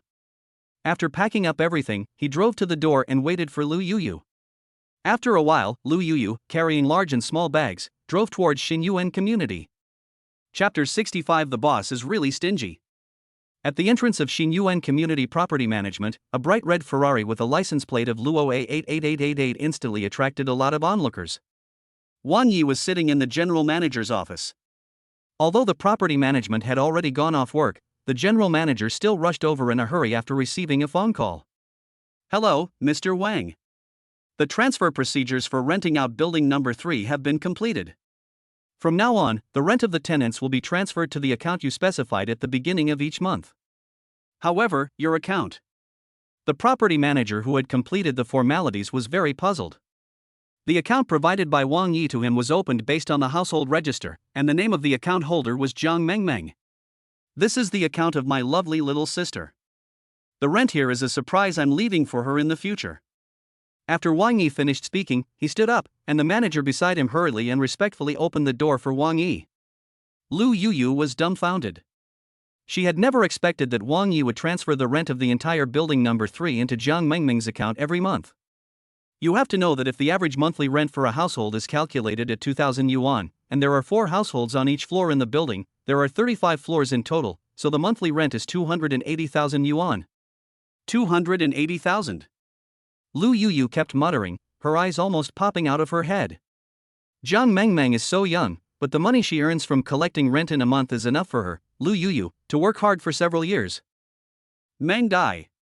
You are so lucky. Although I, Lu Yuyu, am not as pretty as you, but the gap is too big. She muttered and quickly followed. Wang Yi left the largest apartment on the 20th floor of Building 3 to Lu Yuyu. I walked around the house and saw that it was fully decorated and ready for move-in, which was quite classy. Are you satisfied with the environment here? Wang Yi looked at Lu Yuyu with a smile. She kept nodding her head with a look of joy on her face, and said, I am satisfied, very satisfied. Thank you, Mr. Wang, thank you. Okay, you can live here first and report to the company tomorrow morning. As for the rent, just remit it to the designated account on time every month. After Wang Yi finished speaking, he was about to leave, but Lu Yuyu grabbed his wrist. Mr. Wang, do I have to pay rent too? Wang Yi looked at her hand, then at Lu Yuyu's worried face, and smiled calmly. Don't you have to pay rent when you rent a house? Mr. Wang, you are so rich, but you are too stingy. After all, I am Meng Dia's best friend, and I just came to Luoxuan. I don't have a salary yet, but I have to pay rent. Listening to her nagging and looking at her complaining eyes, Wang Yi just smiled faintly. This was just a small test, but it exposed Lu Yuyu's true nature. Wang Yi had already thought about it and would notify the Human Resources Department in advance to add rent to Lu Yuyu's salary. But I didn't expect Lu Yuyu to be exposed so early. Mr. Wang, can't you waive the rent for me? I will definitely. Lu Yuyu grabbed Wang Yi's arm and shook it as she spoke, with a charming look and a coquettish tone, but she didn't look like the chaste and heroic woman she used to be. Wang Yi pulled his hand back and said calmly, Ms. Lu, you should know that you and I are not related. I have not only arranged a job for you, but also arranged a place to live for you. I have done my best. If I even waived the rent, wouldn't it be said that I am supporting you, which would not be good for your reputation? The clear are clear and the turbid are turbid. I don't care what others think. Lu Yuyu looked righteous. Hu Chaotang grabbed Wang Yi's arm again, using every possible means to make him look provocative. But what she didn't know was that the more she did this, the more Wang Yi felt annoyed, even disgusted. Just at this moment, Wang Yi's cell phone rang. Wang Yi, have you returned from Guanbian County? Shui Yueshi's voice came from the other end of the phone, sounding a little anxious. I'm back. I just arrived this afternoon. What's wrong, Chairman Shui? Wang Yi said this and pointed at Lu Yuyu, signaling her to stop talking. What else could it be? A dinner date with you. Shui Yueshi said in a loud voice. Besides, a lot of things happened in Luochuan during the 2 days you were away. The little beauty you care about is already in a state of panic. Yayan KTV, I'll wait for you. If you don't want her to fail miserably, I hope you come immediately. KTV? Wang Yi frowned and asked in confusion, with your status, why would you choose that kind of place to discuss things? I didn't choose him, someone else did. That person is very important to what you want to investigate. Zhao Tenxiang? Wang Yi smacked his lips. When will you still have to listen to his orders? Stop talking nonsense. This matter is of great importance. You will know the answer when we meet and talk. After saying that, Shui Yueshi hung up the phone. Weighing the phone, Wang Yi pondered. Zhao Tianxiang came to Luoxuan for Shui Yue Group's project in the imperial capital. Bai Lingran formed a business alliance, obviously targeting Tana Group and Su Xiaoma. After 2 days away from Luochuan, how far can things progress? Moreover, Wang Yi felt more and more puzzled because Su Xiaoma had not called him once in the past 2 days. While thinking, he walked out of the house and dialed Su Xiaoma's number. Mr. Wang, please sit for a while. I have something else to talk to you about. Hearing Lu Yuyu's voice from behind, Wang Yi waved his hand without turning his head, and immediately got on the elevator. You are such a jerk, Wang Yi. A big boss, yet you are so stingy. You let Jiang Mengdai live in a villa and I live in a commercial house, that's fine, but you also want me to pay the rent. Humph, one day, I will make you, to me as devoted as you are to Jiang Mengdai. Lu Yuyu muttered to herself, and then slammed the door shut. What Jiang Mengdai didn't know was that her best friend would bring her into huge trouble. At this time, Wang Yi was walking towards the car with a puzzled look on his face. No one answered Su Xiaoma's call, and no one answered by Guangqing's call either. Forget it. After meeting Shui Yueshi and returning to the residence, I will go to the second villa to talk to Su Xiaoma. Looking at the time, it's only 7 o'clock in the evening, so we should still have time to return to our residence. He drove straight to Yayan KTV, which is the most high-end KTV in Luochuan. The second floor of the KTV has been booked by Shui Yueshi. Sir, please come this way. A waiter knocked on the door and pushed open the door of the box. Wang Yi walked in. Shui Yueshi was the only one in the huge box. She didn't sing but was holding a glass of red wine. Wang Yi, sit here. Shui Yueshi patted the seat next to her.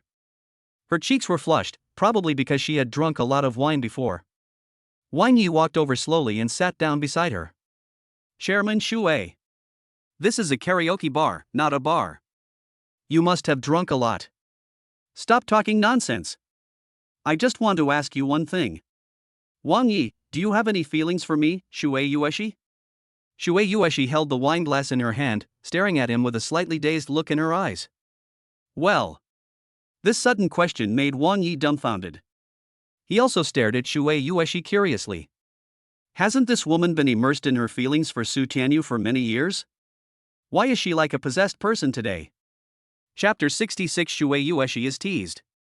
Faint light music was echoing in the KTV box. Shui Yueshi, wearing a black long skirt, sat on the sofa, her beautiful eyes looking directly at Wang Yi. Judging from her expression, she didn't seem to be joking. Well, that. Chairman Shui, I'm actually sorry for you. Wang Yi wanted to change the subject, but Shui Yueshi's direct questioning made it difficult for him to answer. It would be a lie to say that he was not attracted by a woman as beautiful and successful as Shui Yueshi, but Wang Yi already had Su Xiaoma in his heart, and he had no choice but to take in another woman in Guanbian County to save Jiang Mengdai. Wang Yi can't do it while eating from the bowl and looking at what's in the pot. I'm just asking you, do you have any feelings for me? Just answer yes or no. Shui Yueshi is not like Su Xiaoma. She is very direct, so direct that even Wang Yi finds it difficult to accept. Facing her inquiring eyes, Wang Yi answered as tactfully as possible, which man wouldn't be moved by such an outstanding woman as Chairman Shui? Of course, I, Wang Yi, am no exception. Just hearing your words is enough. Shui Yueshi nodded with satisfaction. She did not press Wang Yi any further, nor did she talk more about this relationship, but took a sip of red wine. That love and hatred have troubled me for many years. I also want to know the reason for Su Tianyu's death. Tell me what you have found out recently? When Wang Yi heard Shui Yueshi asking about this, he secretly breathed a sigh of relief and told her all the progress of the recent investigation. After listening to his story, Shui Yueshi remained silent. After a while, she took out her cell phone and called Zhao Tianxiang. Director Zhao, where have you been? This KTV was chosen by Zhao Tianxiang, who wanted to meet Wang Yi because this place was convenient for communicating with young people. But Zhao Tianxiang's hasty voice came from the other end of the phone. I'm sorry, Chairman Shui, there's an emergency meeting and I may not be able to go. I'd like to trouble you to tell Mr. Wang what I told you. It's also my way of showing my sincerity. I can't come. Shui Yueshi frowned. All right. But that matter is serious, please keep it secret for the time being, Mr. Zhao. Don't worry, don't worry. I have been keeping this matter to myself for 2 years and it will continue to rot. After listening, Shui Yueshi hung up the phone. She turned her head and looked at Wang Yi. It was originally arranged by Director Zhao to be here today, but he had something urgent to do and couldn't come. What did you just say? Wang Yi asked tentatively. During the 2 days you were away, there was a big movement in Luochuan. The business alliance formed by Lingran has sprung up overnight like bamboo shoots after rain. And since you have met him, you should know his purpose. Targeting Tana Group? He really dares to do this. Wang Yi's face darkened. He had already reminded Bai Lingran in the Imperial Kitchen that night, but he didn't expect that not only did he not listen, but he sped up instead. Excuse me for being blunt, but I'm afraid Bai Lingran can't shake Tana Group on his own. The so-called business alliance is just a cover. Wang Yi is quite confident. With her current financial resources and Su Xiaoma's Tana Group, there are few people in Luochuan who can shake her.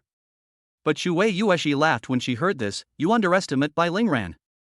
From the perspective of business competition, he really can't shake Tana Group, but what if he fights desperately? Desperately? Yes, fight to the death. Fight to the death with both ourselves, that's different. Shui Yueshi finished speaking and let out a long breath. Wang Yi, I don't treat you as an outsider, so there are some things I feel I need to tell you. In fact, my hatred for Su Tianyu has gradually faded in the past 2 years. I don't have the same strong desire for revenge against Tianyu Group and even Su Xiaoma. However, the only reason I still cooperate with Tianyu Group is because of Bai Lingran. After she said this, Wang Yi was not surprised at all. Ever since I signed the contract with Shui Yueshi last time, during the many difficult situations, Shui Yueshi didn't care about the whole process at all, and it was obvious that this was not her intention. What did Bai Lingran use to threaten you to do this? This was what Wang Yi was most confused about. Business cooperation. And the hatred in my heart that has not yet subsided. Shui Yueshi explained, but the day before yesterday, you called me when I was having dinner with Zhao Tianxiang, and afterward we talked about you and Su Xiaoma. From him, I learned a shocking secret. What secret? Wang Yi's face was solemn. He had a feeling that the truth about Su Tianyu's death would soon be revealed. The fire at Hongfeng Trade was not caused by spontaneous combustion, but was deliberately set by someone. The arsonist was a man named Lu Chuang. He was a retired soldier who had served under Zhao Tianxiang.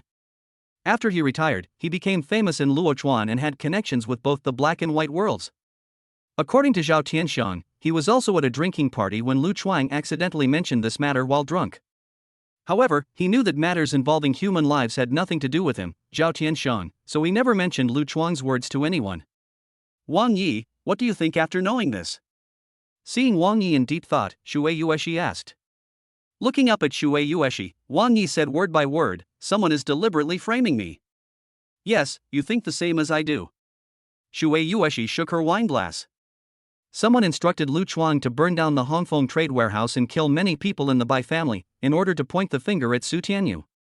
But I also asked Bai Lingran, and he was not the one who killed Su Tianyu.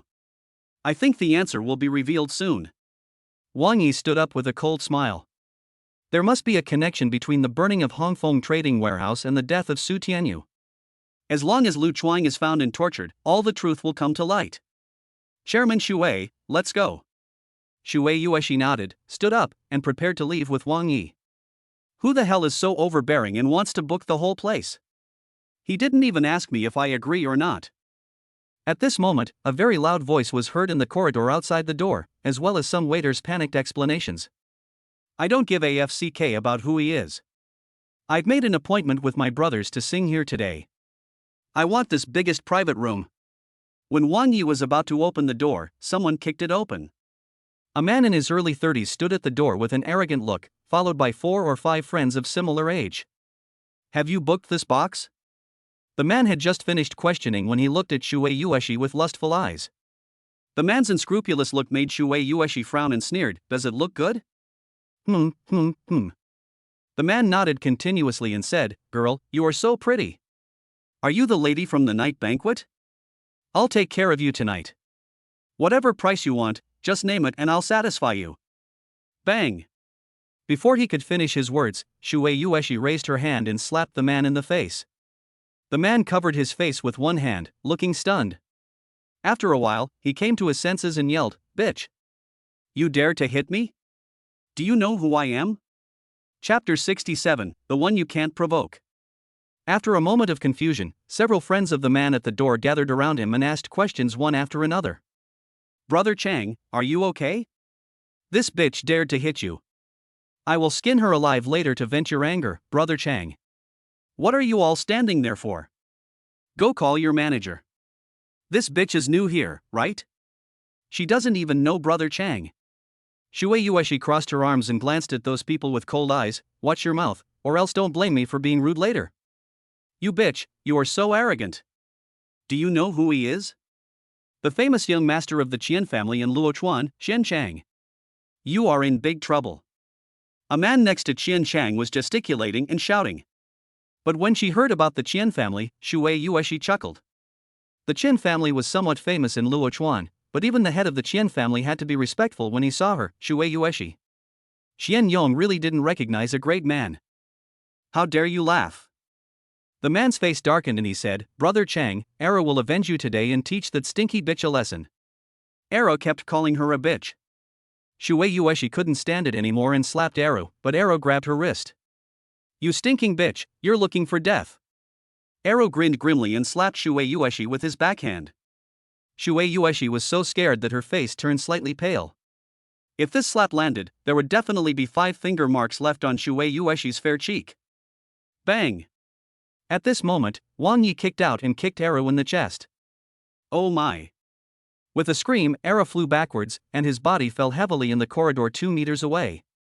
In an instant, the only sounds in the entire second-floor corridor were Era's cries of pain. Qian Chang, right? Wang Yi walked up to the stunned Qian Chang with his phone in his hand and said with a faint smile, Get lost now. She is someone you can't afford to offend.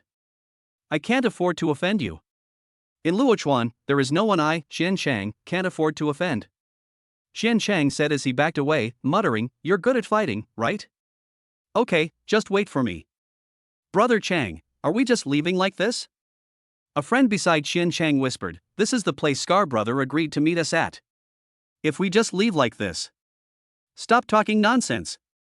Am I the kind of person who will suffer in silence? Let Scar handle the place where Scar has an appointment. Having said that, Qian Chang picked up the phone and called the so-called Scar Brother. Wang Yi, thank you. Shui Yueshi smiled at Wang Yi and said, Let's go. Qian family, my secretary will take care of it later. Wang Yi nodded and was about to step out when a message came on his mobile phone. When Shui Yueshi first mentioned Lu Chuang to him, he had already sent a WeChat message to Jiang Mengdai, asking her to immediately investigate all the information about Lu Chuang. Jiang Mengdai was very efficient and responded in just a few minutes. Wang Yi walked out while looking at the message. Lu Chuang is a retired soldier who retired 10 years ago. He has been involved in the underworld in Luochuan. He is cruel and ruthless. In just 2 years, he has become a well-known figure in Luochuan. 2 years ago, Lu Chuang started to clean up his name and founded Lu's Real Estate. The business has been pretty good in the past 2 years. He is nicknamed Scar Brother. His current residence is Brother Scar? Wang Yi paused and looked up at Qian Chang and others who were blocking the end of the corridor. Something is wrong. Wang Yi smacked his lips and immediately asked loudly, Hey, Qian Chang, why are you calling someone? Are you looking for that guy, Scar Brother? Qian Chang was a little proud when he heard this. You are smart enough to know Scar Brother's name. If you have the guts, just wait and see how Scar Brother will deal with you when he comes. The scarred brother that Qian Chang mentioned earlier is Lu Chuang. Wang Yi stroked his chin with one hand and pondered. There were too many coincidences today. Shui Yueshi asked him to discuss something, but chose this KTV according to Zhao Tianxiang's arrangement. What a coincidence was the appearance of Qian Chang and what he said just now, that this private room was booked by Scar Brother, Lu Chuang. Zhao Tianxiang told Shui Yueshi not long ago that it was Lu Chuang who burned down the Hongfeng trading warehouse. It seems that this was a deliberate arrangement. I want to see whether this was done by Zhao Tianxiang or Lu Chuang. After finishing his words, Wang Yi grabbed Shui Yueshi's hand and walked towards the box. Chairman Shui, someone has offended you and is planning to call in people to cause trouble. If you don't teach them a lesson today, those people in Luochuan will think you are a vegetarian. Shui Yueshi, with a look of astonishment on her face, was pulled by Wang Yi back to the private room and sat down. She stared at Wang Yi with her brows slightly furrowed. This was not like his style. What do you think? Just tell me. Shui Yueshi asked. Wang Yi smiled brightly but did not answer. Today's incident might not be directed at Shui Yueshi, but at him, Wang Yi. You'll know soon. Wang Yi said, then crossed his legs and waited quietly, waiting for Lu Chuang to come to him. With Wang Yi around, Shui Yueshi has nothing to fear. Qian Chang and others were blocking the end of the corridor, glancing over here viciously from time to time. After waiting for about 5 minutes, hurried footsteps were heard in the corridor. Mr. Qian, what's going on?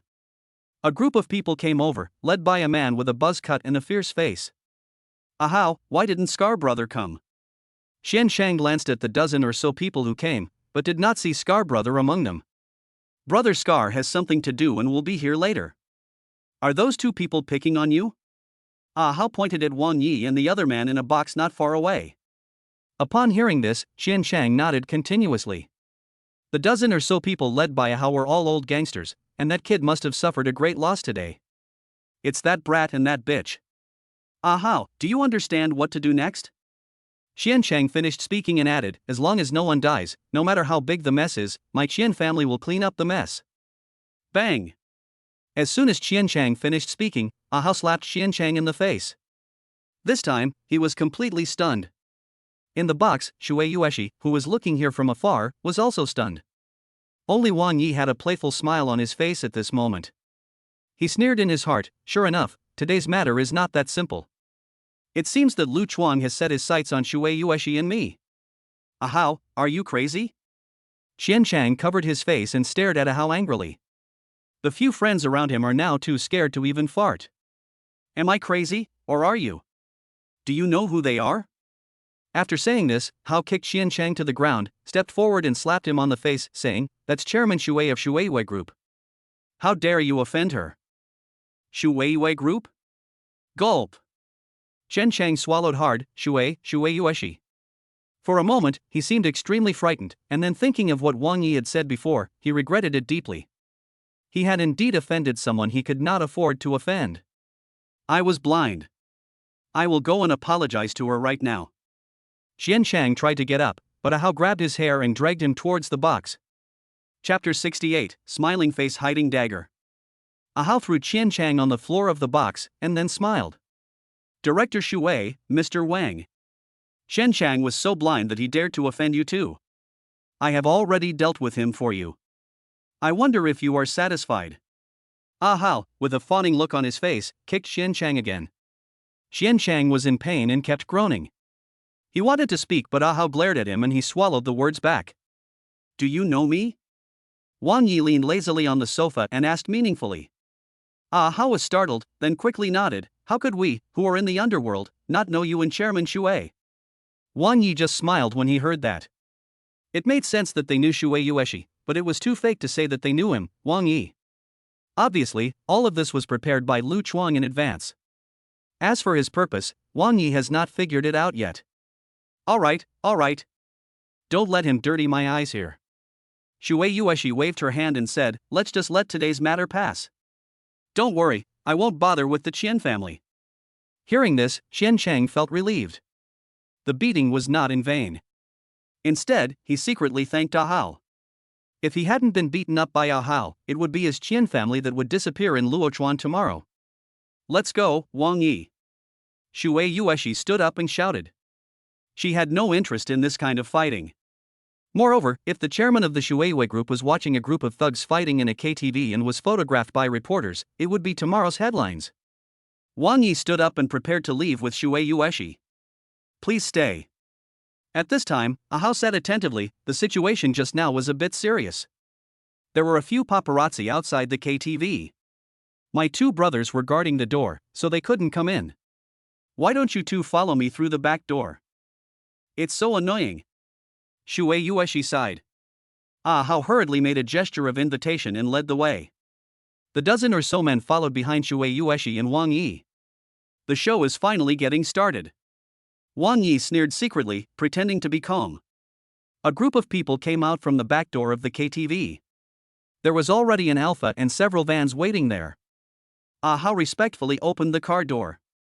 You two get in the car first, I'll take you back. Shui Yueshi got into the car without thinking too much, and Wang Yi followed closely behind.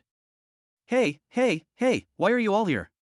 Shui Yueshi, who was sitting in the car, saw Hao and others walking towards the car, and started to scold them. At this moment, the smile on Ah Hao's face disappeared.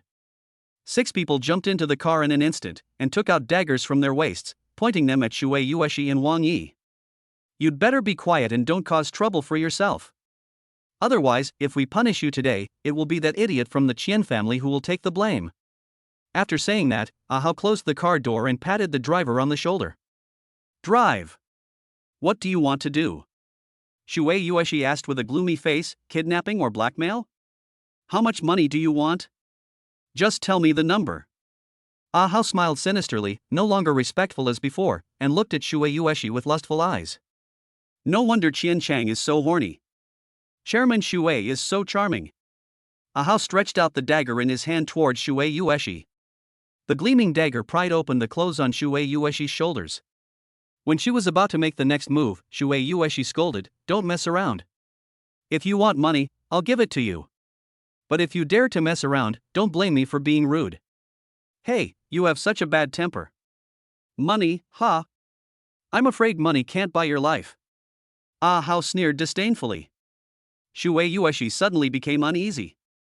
Although she had experienced many ups and downs, she was a woman after all. Now she was kidnapped and the other party's purpose was not money, which made her extremely uneasy. But when he looked at Wang Yi, the latter was calm and composed. Following her gaze, Ahao looked at Wang Yi and smiled jokingly, "Look at Mr. Wang." He knew that there was no possibility of escape, so keeping silent was the best choice.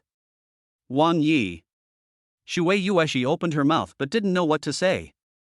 Facing the 6 men with knives in the car, Wang Yi was probably helpless, so Shuei Yueshi didn't continue talking. "Chairman Shuei, don't worry, I'm here." Wang Yi turned his head and smiled faintly. Although these words sounded more like words of comfort, Shuei Yueshi inexplicably felt a sense of security in her heart. "You? Even a clay Buddha can't save himself when crossing the river." Ahao sneered disdainfully. The car drove towards the suburbs and finally stopped in a deserted, abandoned factory. After confiscating Wang Yi and Shuei Yueshi's cell phones, Ahao sneered, "Get in there." Ahao and others pushed Shuei Yueshi and Wang Yi into a closed room in the factory and then locked the door. "You guys, stay here and I'll report to Scar Brother. Remember to keep an eye on them. Don't let these two get away." Ahao's voice came from outside the door, and then he walked out of the factory. The dim room was simply furnished with only a bed and a small bathroom. "Wang Yi, aren't you worried at all? These people kidnapped us not for money, but for our lives." Shuei Yueshi paced back and forth in the room anxiously. She was a very smart person. The kidnappers didn't want money. There was only one possibility, that they had received a better benefit and wanted to take their lives. But Wang Yi had a calm expression on his face, lying lazily on the bed with his hands behind his head. "Why don't you say something?" Shuei Yueshi said angrily, "I am the chairman of Shuei Group, but I am going to die in this hellhole tonight. I really can't accept it. But it is my blessing that Chairman Shuei can die with me." Wang Yi grinned. "It's already this late and you still have the mind to joke." Shuei Yueshi glared at him. Seeing her anxious look, Wang Yi comforted her, "Sit down for a while. It's no use turning around. I'm not as open-minded as you. I can't enjoy myself like this before I die." "You won't die, don't worry." Wang Yi pointed to the small room. "This is obviously a makeshift building, with a bed and a bathroom. If they want to kill someone, why bother with all these things? Obviously they are planning to put you and me under house arrest." After hearing this, Shuei Yueshi suddenly realized. "But what is their purpose in keeping you and me under house arrest? I can only wait for Scar Brother to tell you." Wang Yi lay calmly. "I have checked before, the one called Scar Brother is actually Lu Chuang." "Is it him?" Shuei Yueshi frowned. "Did you, Zhao Tianxiang, and Lu Chuang, do this? Isn't Zhao Tianxiang afraid that I will make him pay the price after I get out?" "Hey, you're smart, but what you said is so stupid that I can't stand it." "You're stupid, but as soon as I mentioned Lu Chuang, you thought of Zhao Tianxiang." Looking at Wang Yi's playful smile, Shuei Yueshi's face flushed with anger, and she walked up to him and twisted his waist hard. "Don't keep me in suspense. Just tell me what you think." Wang Yi sat up in pain, grimacing, which made Shuei Yueshi laugh. Chapter 69 Imprisoned in the Land of Tenderness. "Do you really want to know?" Wang Yi asked seriously. Shuei Yueshi nodded heavily and restrained her smile. "Well, tell me now. If you want to ask for help, you have to look like you are asking for help." Wang Yi, with a solemn face, suddenly grinned.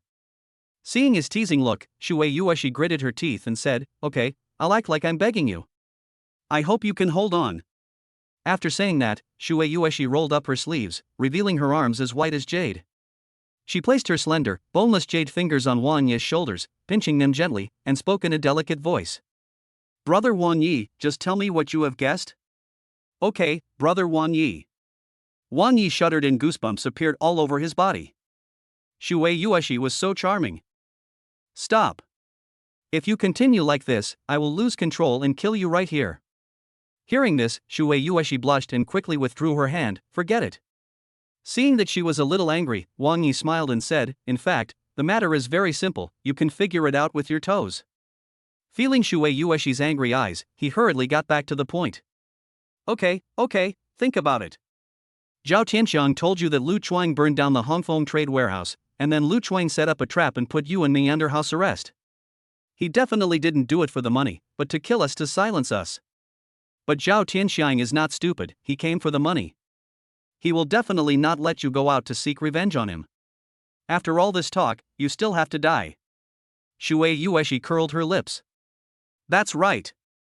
They all want to kill you and me. But the tricks behind it are even more difficult to figure out. Zhao Tianxiang must have full confidence to do this. After you die, he can get more benefits from Shueiyue Group. Behind this, I'm afraid Bai Lingran must have made plans. Everything is aimed at Su Xiaoma.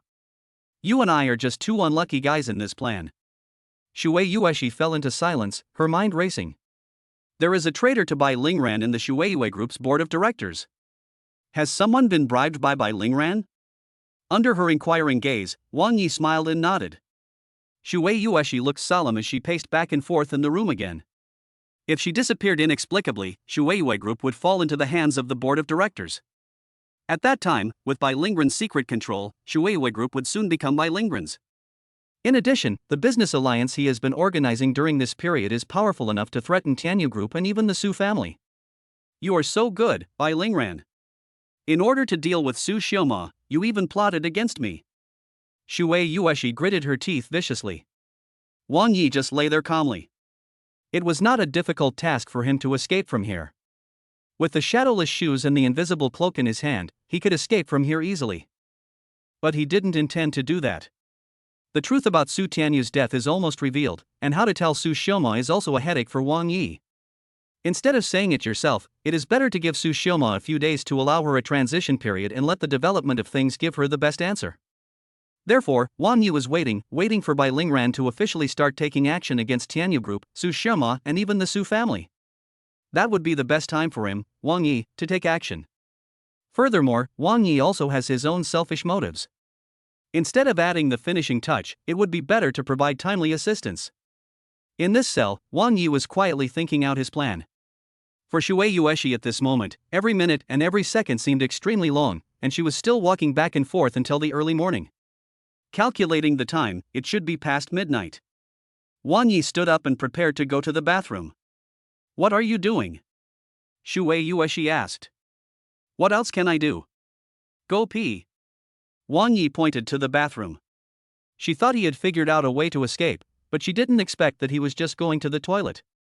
Shui Yueshi muttered, lazy cows and horses produce a lot of shit and piss. Wang Yi ignored her and walked straight into the bathroom. It was a makeshift bathroom, so there was no door. He turned around and saw Shui Yueshi staring at him, and quickly turned his head away. Hurry up! Don't go to the toilet. This place is so small and it will smell terrible. Oh my god, is that something I can control? Okay, just don't peek at me. You wish to peek at me. While arguing with Shui Yueshi, Wang Yi took out his cell phone and tapped the card to sign in. Congratulations to the host for successfully signing in consecutively and receiving the system reward, Fire Yuan Dan. Wang Yi chose to click to view the effect, Fire Yuan Dan. Within 3 hours after taking it, you will have the powerful ability to control and create flames, and the firepower is unlimited. Use with caution. The vague efficacy notes made Wang Yi quite curious. Control and create fire? He smacked his lips and chose to extract. In the blink of an eye, a fiery red pill appeared in his hand. Without rushing to take it, Wang Yi put the pill into his pocket. Are you ready? I need to go to the bathroom too. Shui Yueshi's shy voice came from behind. Alright. Who told you to drink so much?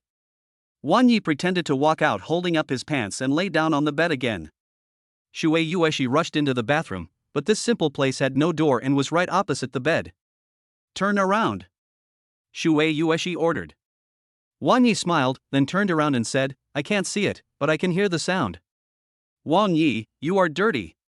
Shui Yueshi was in a hurry, but she felt a little embarrassed when she heard these words. Well, what I mean is, put 2 pieces of paper in the toilet and the hissing sound will stop. Looking at Wang Yi with his back to her, Shui Yueshi was skeptical, but still put 2 pieces of paper in the toilet, and the effect was indeed obvious. How about it? I won't lie to you. Wang Yi asked with a smile. You dirty guy, what are you thinking about all day? How do you know such things? Shui Yueshi walked out, but with a look of disdain on her face. Wang Yi was too lazy to explain to her that Lu Chuang designed the cell and would obviously not touch them before something big was accomplished, but completing a series of plans would definitely not be done in a day or two. Therefore, imprisonment is a long process, and as a prisoner, the first thing one should have is patience. Shui Yueshi turned around and soon looked tired. Finally, she fell asleep while sitting on the stool. Wang Yi turned around, helped her to the bed while she was in a daze, and sat upright on the stool.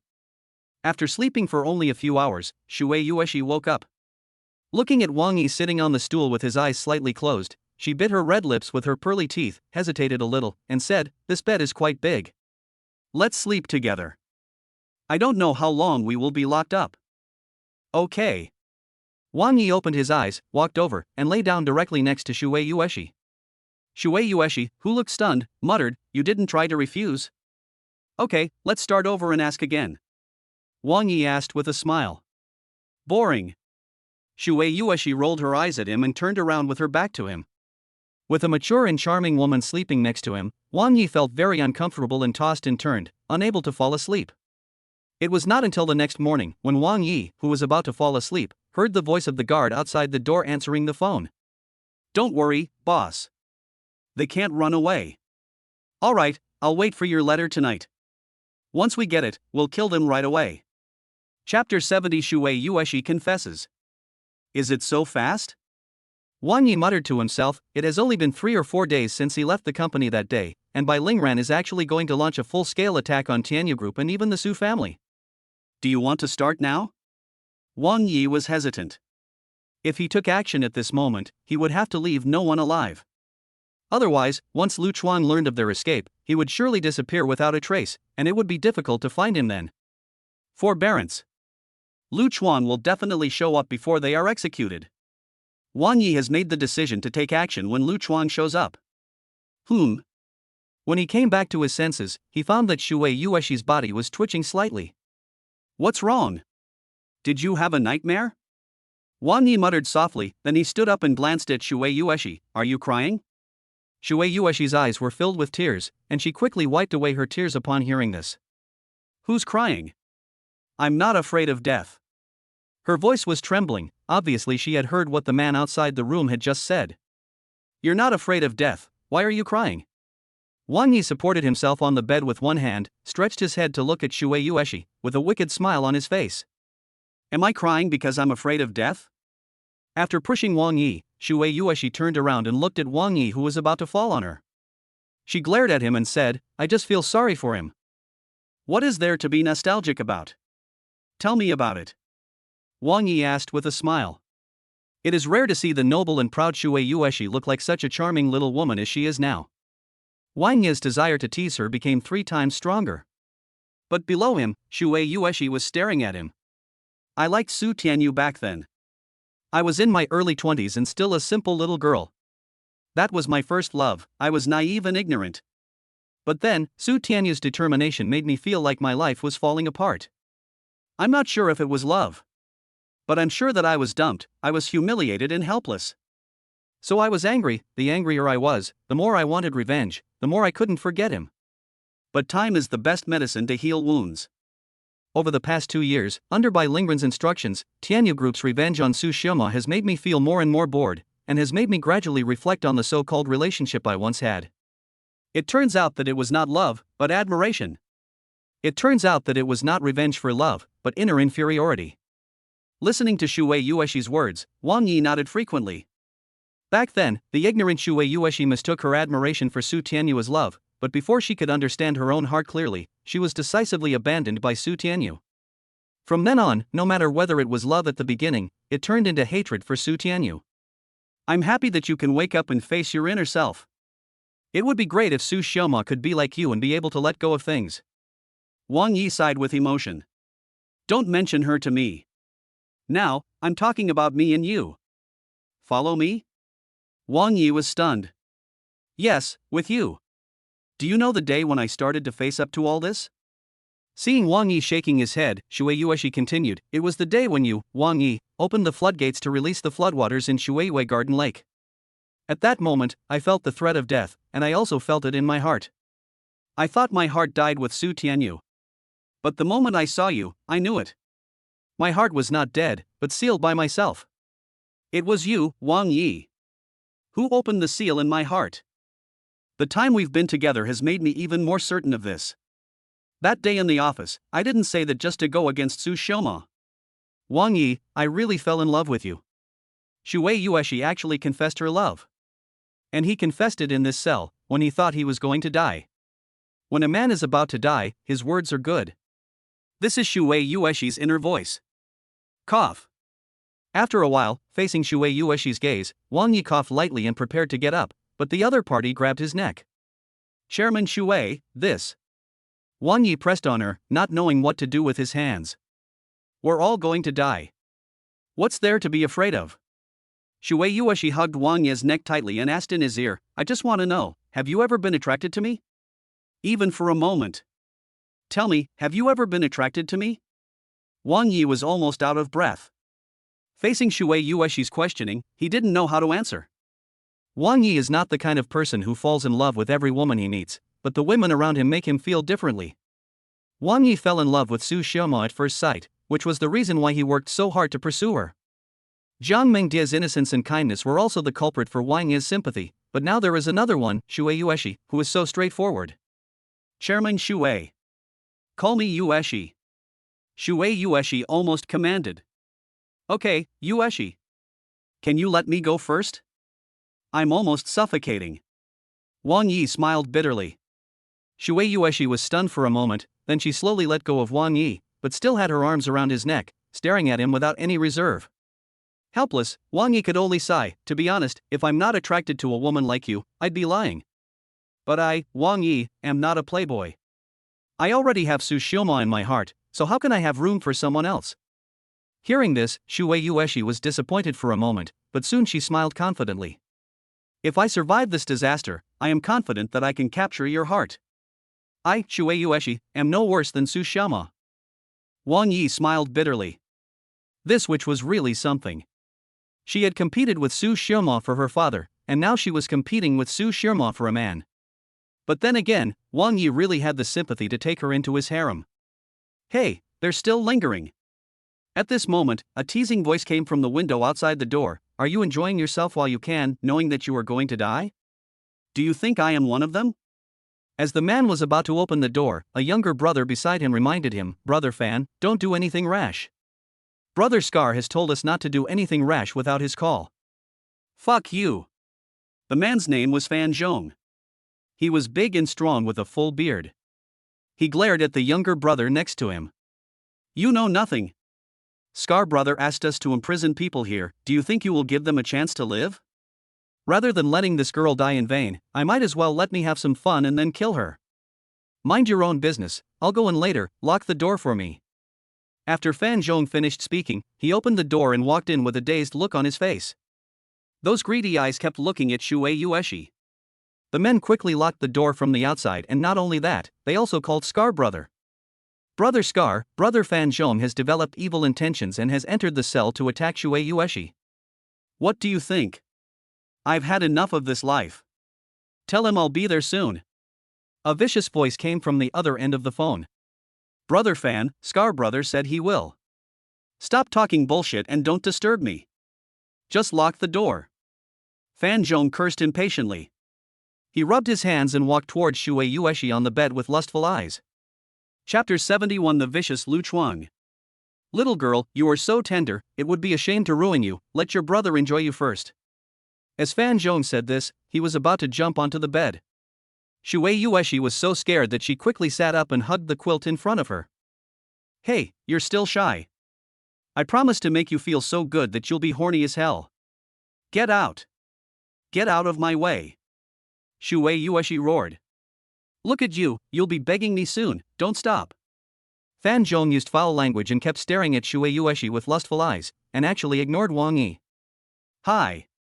Wang Yi stood up, tugged at his clothes, and shouted, "Can you show me some respect? I'm still here." At this time, Fan Zhong saw Wang Yi in his eyes. He raised his fist in disdain and shouted, "If you don't want to be beaten before you die, then get out of my way.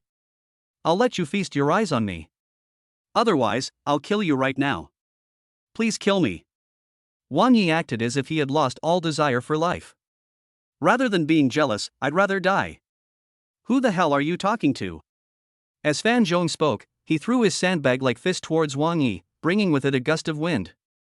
Bang! Wang Yi stretched out his hand to block, and his two fists collided. Dang dang dang!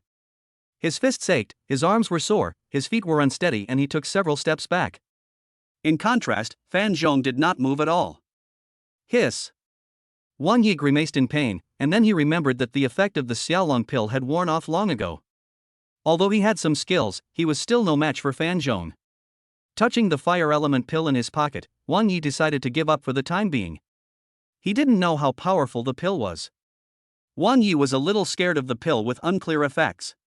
When he and Su Xioma took Xiaoyao powder in the villa, it left him with a psychological trauma.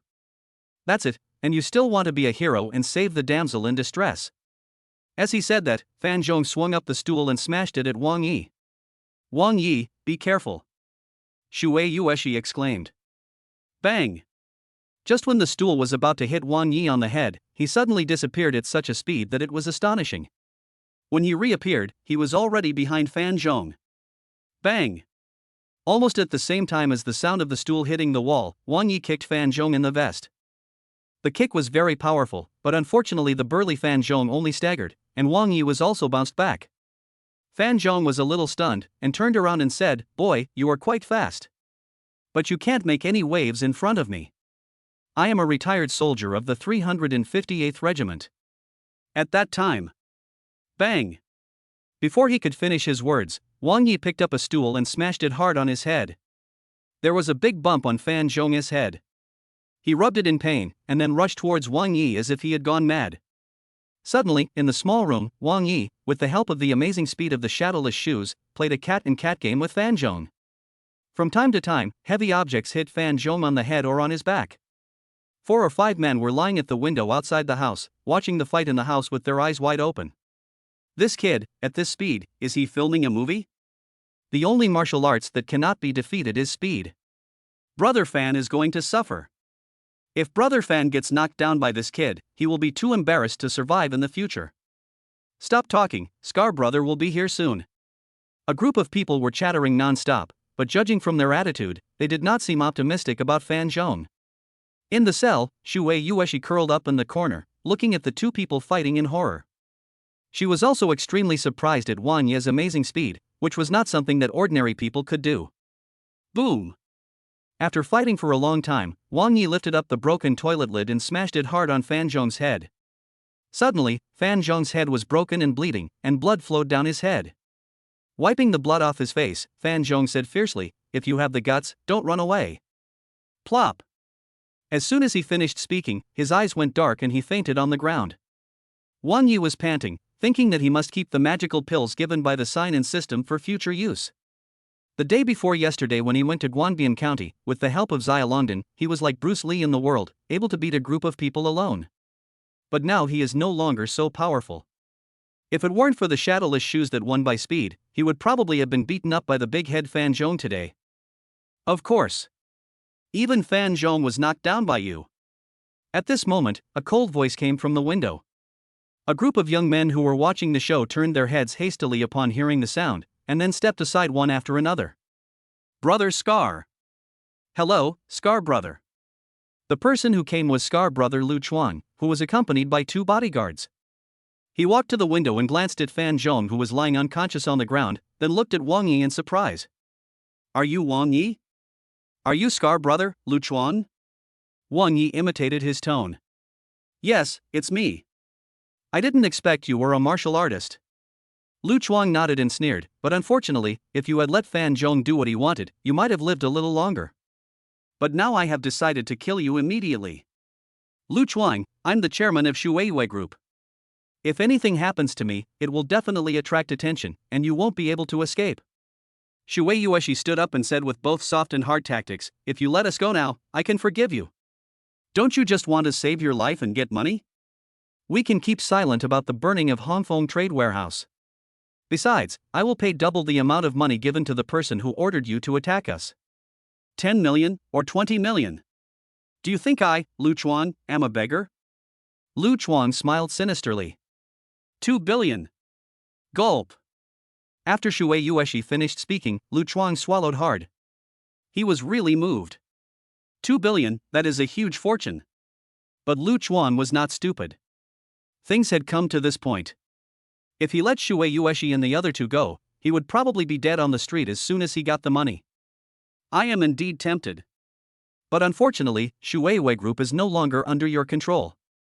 Lu Chuang sneered and shook his head. The Shui Group is now under the control of Bai Lingran.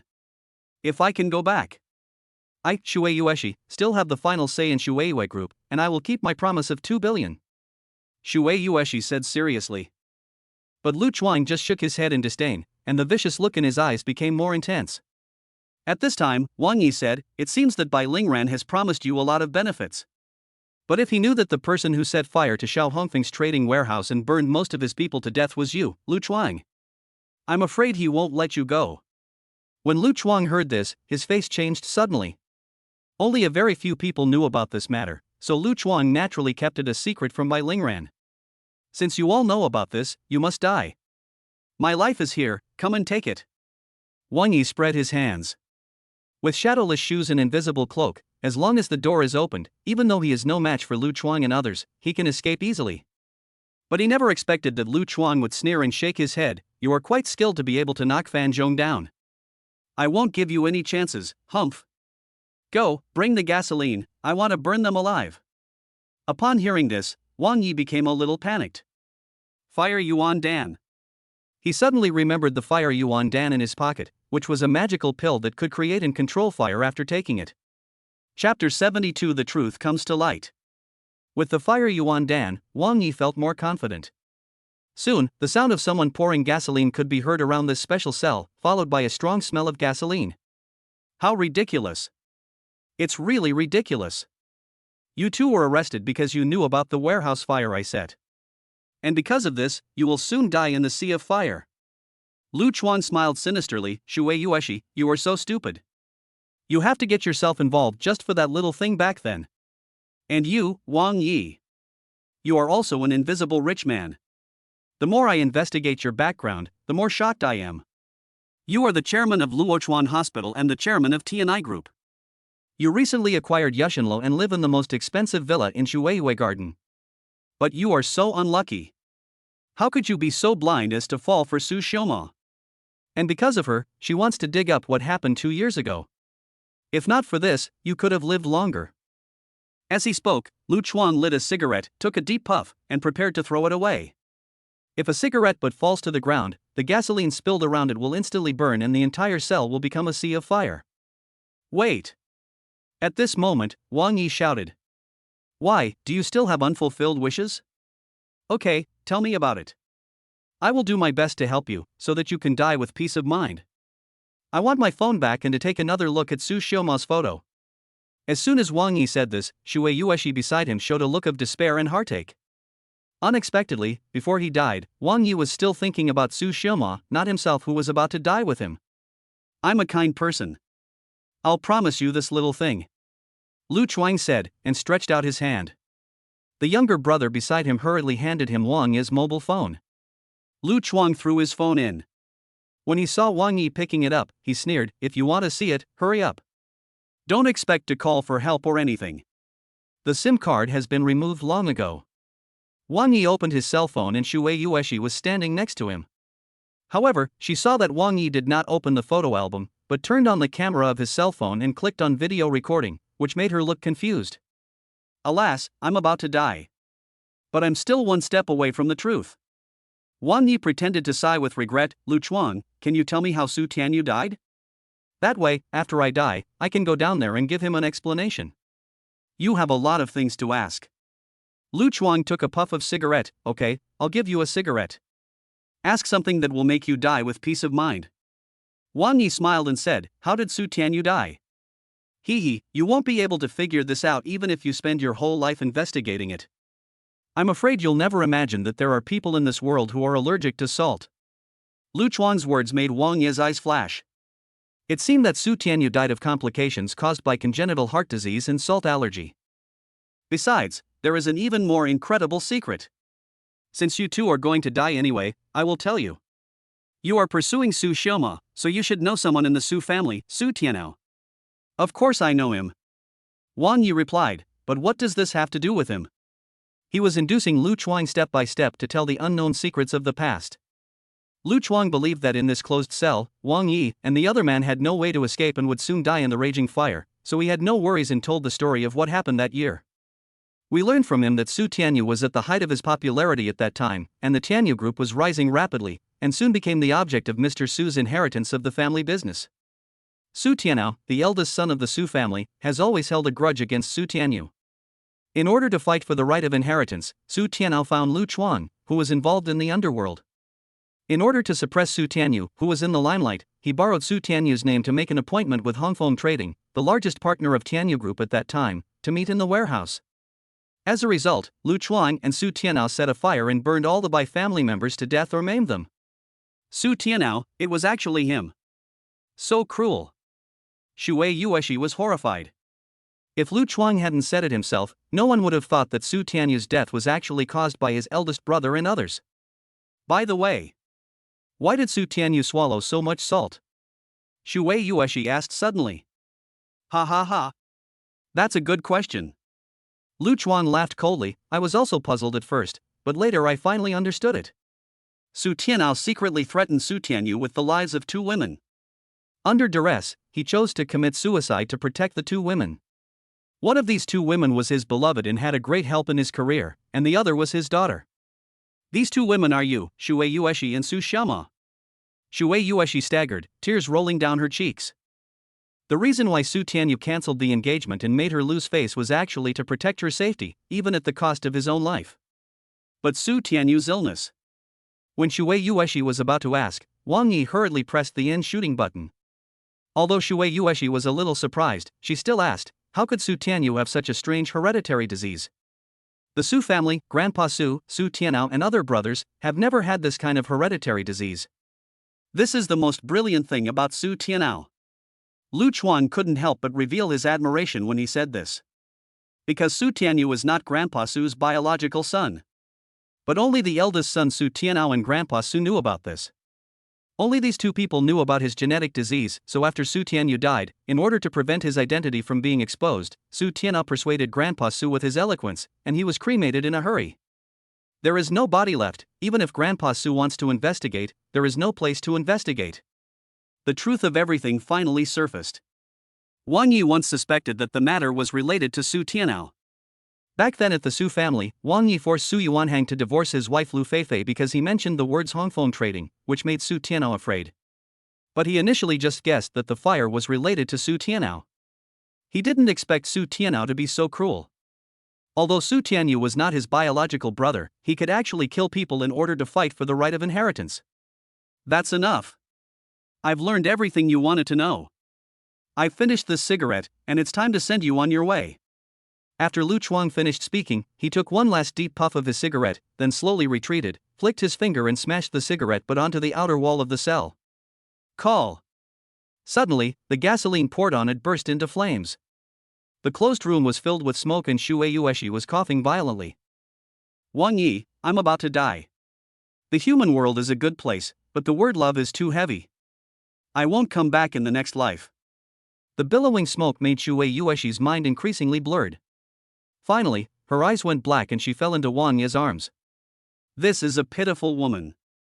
Wang Yi sighed softly, don't worry, I won't let you die. Damn it, it's those vicious guys. After saying that, he took out the fire yuan dan from his pocket and stuffed it into his mouth. Chapter 73 The Coming of the God of Fire. The fire element pill melted in the mouth, and a stream of hot liquid quickly flowed to every corner of the body. Wang Yi felt that his body was like a dry sponge, rapidly absorbing the power of the medicine. Ah! The heat in his body became more and more intense. He suddenly roared to the sky, and a tongue of fire spurted out of his mouth. Tai! Immediately afterwards, a layer of pale white flame burned on his body surface. One hand gently stroked Shui Yueshi's cheek, and the pale white flame wrapped around her body as if it had a spirit. It seemed extremely hot, but it could isolate her from the raging fire in the cell. Ah, I really enjoy the scream like an ant on a hot pot. The prison cell was burning, and the scorching heat forced Lu Chuang and others to retreat far away. Listening to Wang Ye's roar, Lu Chuang smiled in a somewhat perverted manner. Congratulations, Brother Scar, you are about to become the top force in Luochuan. One of the younger brothers knelt on one knee and flattered. The other few people, not wanting to be outdone, spoke up quickly. Congratulations, Brother Scar. After you get rid of them, the Su family will either be dead or crippled. Sooner or later, it will belong to you. Not just the Su family, as they grow stronger, Scar Brother will definitely take down Bai Lingran. By then, the business alliance and the entire Luochuan will belong to Scar Brother. Amid the compliments from his younger brothers, Lu Chuang seemed to have seen the day when he would become successful. He laughed maliciously. Okay, you will definitely benefit from it. Bai Lingran has already launched an all-out attack today, targeting the Su family. When the Su family is seriously injured, it will be time for us to take action. Su Tianao would never have thought that he would become my stepping stone. Maybe you don't have a chance. Just then, a calm voice came from the burning cell. Suddenly, Lu Chuang and others felt their hair stand on end. They stepped back subconsciously, staring at the prison cell that was burning with flames. Did I hear correctly? Was it Wang Yi who was speaking just now? Okay, it seems so. Could it be a ghost? Fuck you, even if it's a ghost I'll burn him to death. The frightened Lu Chuang kicked the younger brother in front of him and signaled him to come forward and take a look. The younger brother trembled and hesitated, not daring to move forward. If you don't go now, I'll throw you in with my own hands. Lu Chuang threatened. After hearing this, the younger brother hurried forward. The fire was too big, and the scorching heat was rolling in with airwaves. He could only shield his eyes with one hand, slowly approached and stood on tiptoe to look into the burning cell. Suddenly, he was stunned as he approached. In his eyes, there was a man standing in the cell, with pale white flames burning all over his body, like a fire god. Ghost, ghost. He roared with a trembling voice. He was so scared that he sat down on the ground and turned around to crawl back. Laugh. A flame surged out, like a fire snake that swallowed the man. Amid the shrill screams, Lu Chuang and others trembled in fear. They clearly saw that the little brother turned into ashes in the blink of an eye. You are born as human beings, but you are so vicious. You don't deserve to live. Wang Yi's calm voice awakened the frightened Lu Chuang and others. They looked up at the burning cell. A figure with flames burning all over his body, holding a person in his arms, slowly walked out. The fire was raging, as if the god of fire had descended to the earth. Gulp! More than 10 people, including Lu Chuang, swallowed hard, their faces turned pale and their bodies trembled. Run! I didn't know who it was, but after being stunned for a while, he screamed in a long voice and then ran away. Everyone must die. Wang Yi's voice rang out, now sounding a little hoarse. Whoosh whoosh. There was the sound of flames exploding, and on the burning cell behind him, flames began to condense like tentacles. Under Wang Yi's control, they coiled around everyone. Immediately afterwards, the abandoned factory was filled with shrill screams and the stench of burning flesh. In just a few breaths, more than a dozen of Lu Chuang's men were reduced to ashes by the flames. Plop! Lu Chuang's legs went weak and he knelt down, lowering his head and not daring to look at Wang Yi who was slowly approaching him. Mercy, mercy! Lu Chuang's mind raced, and he suddenly continued, Su Tianao was the one who ordered me to do what happened back then, and Bai Lingran was the one who ordered me to do it this time. Really? I was planning to spare your life if you told me the truth, but I didn't expect you to be so full of lies. Wang Yi's approach was like a furnace, making Lu Chuang feel extremely hot and unbearable. Cold sweat streamed down his face. Wang Yi had met Bai Lingran once and had a conversation with him. Although this man was eager for revenge, he felt that he was not an unforgivable person who would do anything to achieve his goals. Otherwise, why would he have to hide behind Shui Yueshi and target Tana Group in the past 2 years? As expected, under Wang Yi's intimidation, Lu Chuan's psychology finally collapsed, and he kept kowtowing and apologizing. I was wrong. I was wrong. Bai Lingran asked me to hold you hostage, but he didn't ask me to kill you. I was just obsessed with the idea of killing you to disrupt the situation. I could take advantage of the situation and use it to threaten Bai Lingran. Wang Yi raised his hand. Under the power of the fire Yuan Dan, his ability to control fire became extremely strong. A flame wrapped around Lu Chuang and then lifted him up. please, don't kill me. From now on, Lu Chuang, will follow your lead and serve you like a slave. You don't deserve it. Wang Yi smiled faintly, snapped his fingers, and the flames surrounding Lu Chuang exploded. Ah! Suddenly, the flames consumed Lu Chuang's body and began to burn. He struggled in pain and rolled on the ground, but the flames were different from the ones that had killed his men before. They burned them to ashes so quickly and efficiently. The fire tortured him bit by bit, burning his skin, fat, muscles, and bones. Lu Chuang was still rolling on the ground and wailing. Wang Yi didn't even look at him. He turned around and carried Shui Yueshi to the side, and let her lie flat in the back seat of the Alpha. The suffocation from the thick smoke only caused her to go into temporary shock, but she would wake up soon. Wang Yi's whole body was filled with flames, but under his restraint, the flames began to quickly subside. But at this moment, Wang Yi, who was standing outside the car, felt like there was a burning furnace inside his body, emitting extremely terrifying high temperatures. This medicine is too strong. The efficacy is unknown, so I dare not take it lightly. He blushed and laughed at himself. The strange elixirs given away by the Puncheon system did not have many detailed notes about the efficacy. Wang Yi, who had suffered losses before, had already been prepared. However, he did not expect that this fire element pill was not only terrifyingly powerful, but also had a huge impact on him. The anger was ignited, and even the desire in the body was burning. Breathing rapidly, Wang Yi turned around and glanced. Lu Chuang and others in the factory had turned into ashes. He quickly ran to the faucet beside him and drank wildly into it. But how can ordinary water extinguish the madly burning desire in the body? A feeling of exploding and dying made Wang Yi extremely uneasy. Chapter 74, Rebirth from the Ashes. In the empty factory building, the sound of flowing water was heard. Wang Yi drank while lifting the water in the bucket and pouring it over his head. However, the heat in the body was not suppressed at all, but became more and more intense. Ah! He was so hot that he couldn't help but roar. He tore his shirt to pieces, and his skin turned red. Wang Yi, what's wrong with you?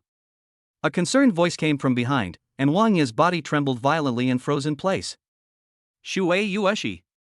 A minute ago, Shui Yueshi had woken up.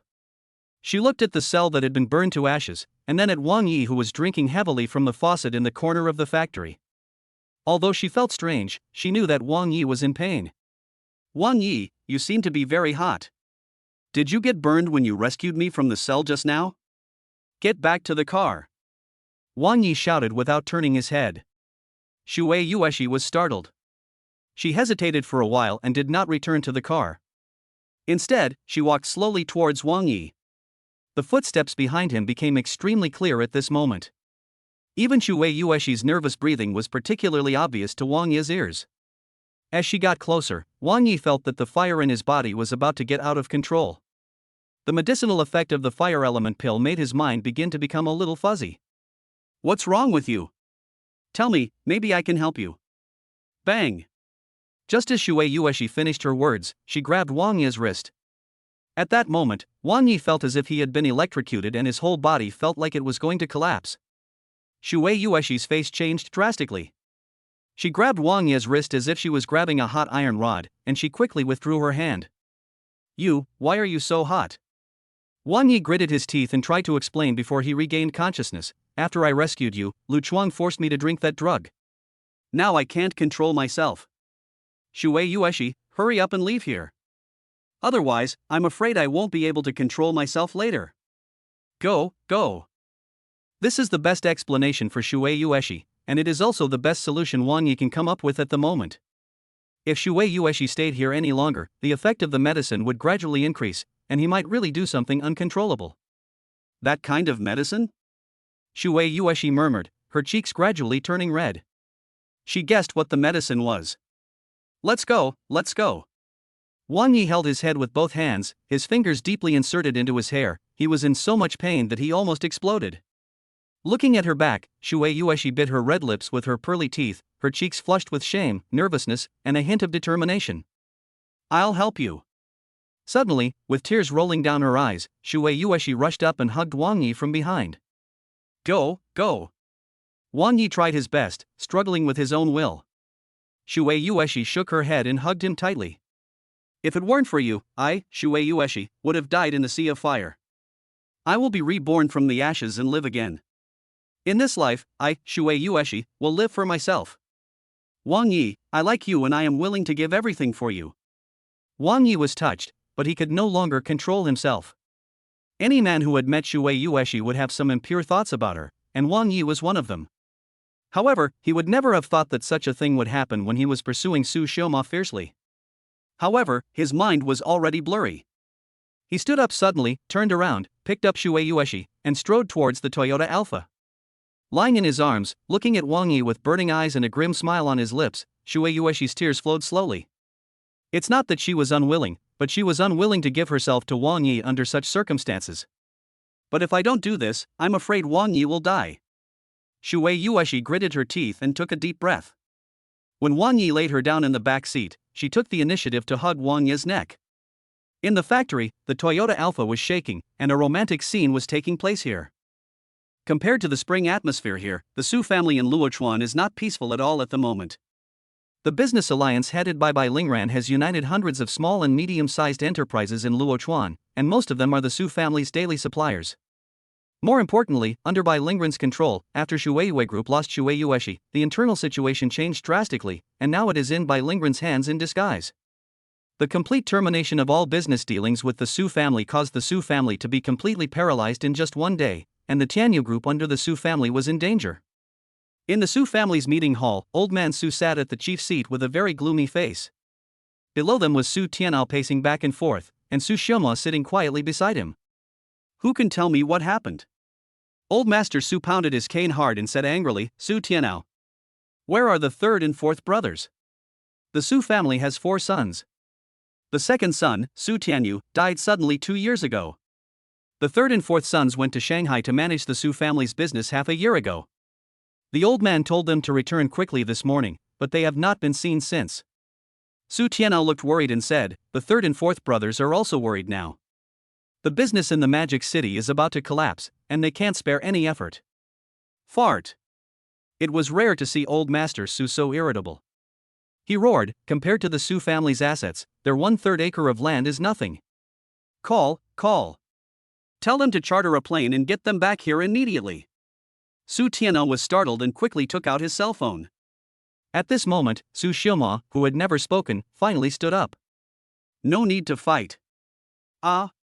Su Tianao was stunned. Su Xiaoma looked calm and said calmly, this is obviously a premeditated attack against our Su family. Even if third uncle and fourth uncle rush back, it will be useless. But with the Su family's background, it is unlikely that they can defeat us in one go. If I am not mistaken, the mastermind behind the scenes will soon appear and come to our Su family to negotiate with his purpose. Hearing this, Mr. Su's eyes lit up and he looked at Su Xiaoma approvingly. At this time, Su Xiaoma could still maintain such calm and orderly thoughts. In her, old man Su saw the figure of Su Tianyu back then. Sure enough, after anxiously waiting for about half an hour, the old butler walked quickly outside the meeting hall. Master, there is someone outside the villa who wants to see you. Who is coming? Old Master Su stood up. The housekeeper shook his head. He didn't say his name. He just asked me to tell you that if you don't want the Su family to go bankrupt and lose everything, it's best to go out and greet him in person. What an arrogant tone. Old Master Su's face was gloomy and he pounded his cane heavily. But having said that, now is the moment of life and death for the Su family, so what does face matter? I want to see who has the audacity to do this. Su Tianao rubbed his hands together, looking aggressive. Get out of the way. Old Master Su roared, and he instantly wilted. Come on, Xiaoma, accompany me to see which big shot wants to deal with my Su family. After Mr. Su finished speaking, he walked out of the meeting hall with the help of Su Xiaoma. Chapter 75, Expelled from the Su family. Outside the Su family villa, a Maybach was parked with its windows closed. With the support of Su Xiaoma, Mr. Su stood at the door and stared at the car. The people in the car obviously had no intention of getting out. This requires Mr. Su to open the car door for him personally. Old Master Su's face was gloomy. Over the years in Luochuan, the Su family had never suffered such humiliation. Oh. After a long time, Mr. Su sighed lightly, leaned on his dragon-headed cane, and walked towards the Maybach. When he leaned over to open the car door, Su Xiaoma stretched out her hand to stop him, then put one hand on the car door and opened it. In the back seat of the car sat a man wearing sportswear and a baseball cap. "Sir, please come into the hall and talk," Mr. Su said. Upon hearing this, the man got up and got out of the car without saying a word, and walked towards the meeting hall first. Looking at his arrogant attitude, old Master Su frowned. "Xiaomo, who do you think this person is?" "I'm not sure, but it's obviously targeting my Tana Group. Maybe the Su family is just the victim," Su Xiaomo said frankly. This economic cleansing started from Tana Group, and there was no need for her to hide this. Old Master Su paused slightly, looked at Su Xiaomo with complicated eyes, and then followed in. In the meeting hall, a man in a peaked cap sat down at the chief seat very rudely. He was none other than Bai Lingran. "Sir, may I ask your name and address?" Old Master Su swallowed his anger and asked while sitting aside. Bai Lingran did not introduce himself, but said in a cold voice, "The Su family is in danger, and now there is only one way to go." "Ah, sir, you are so direct. Perhaps you underestimate the foundation of our Su family." Old Master Su shook his head disdainfully. "Even if we are self-sufficient, with the foundation of our Su family, we can last for half a year. Economic recovery is just around the corner. Why should I listen to your instructions?" "Really?" Bai Lingran laughed coldly, and that laugh made Mr. Su feel very uncomfortable. Indeed, the Su family has a rich foundation, but if this turmoil completely attacks the Su family's economic industry, what will happen in half a year? The Su family will be left with nothing. Do you dare to bet the entire Su family on me? After the questioning, Mr. Su was speechless. There are only two paths before him: either resolve the current crisis and help the Su family get out of trouble, or completely take over the Su family's assets and withdraw from the Luochuan business community. Although the family's vitality will be severely damaged, at least the foundation will still exist. Ahem. After hesitating for a moment, Mr. Su coughed lightly. "First, let me tell you, what path can my Su family take?" "Her." Bai Lingran suddenly raised his hand and pointed at Su Xiaomo. "Kick her out of the Su family." "Impossible," Grandpa Su said firmly. "If you don't do so, the Su family will face suppression from the entire Luochuan business community. You decide for yourself. I'll give you a quarter of an hour to think about it." Hearing Bai Lingran's decisive words, Su Xiaomo frowned slightly. She stood up and asked, "May I ask, sir, have I, Su Xiaomo, ever offended you in any way?" "I'm offended." "Humph, the hatred of genocide is irreconcilable." After Bai Lingran finished speaking, he slowly took off his baseball cap, revealing his face that still had burns on it. Old Master Su and Su Xiaomo looked at each other, but Su Tianao in the meeting hall was a little restless. He had already guessed Bai Lingran's identity. "You are?" Mr. Su asked in surprise. "The descendant of the Bai family, Bai Lingran." When he heard the word Bai family, Mr. Su's face changed instantly. "The fire at Hongfeng Trading Warehouse that year had nothing to do with my son Su Tianyu. The descendants of the Bai family want revenge, but you have chosen the wrong target." Old Master Su also stood up while leaning on his crutches. "Haha, you're such a silver tongue."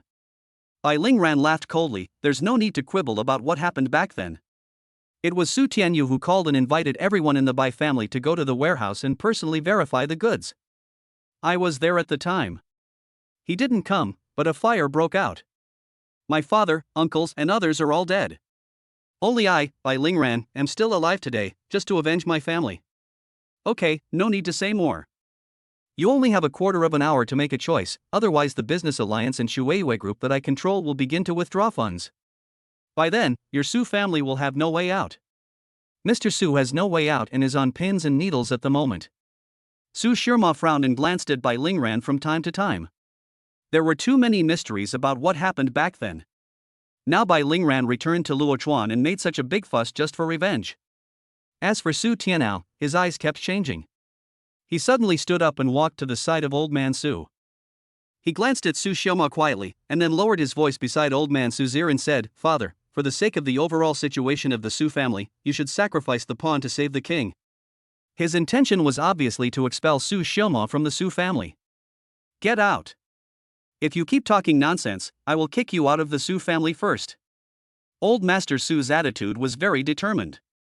At this moment, even Su Xiaomo felt surprised. Compared with the Su family, she, Su Xiaomo, was nothing. "Father, you can't just ignore the Su family's century-old business. In the face of the family's interests, what's the point of expelling Su Xiaomo?" Bang! Old Master Su slapped Su Tianao in the face with his backhand and glared at him angrily. The atmosphere became extremely depressing. Su Xiaomo walked forward and was about to speak when Old Man Su waved his hand. You don't have to say anything. You are a member of my Su family. You will live and die with the Su family.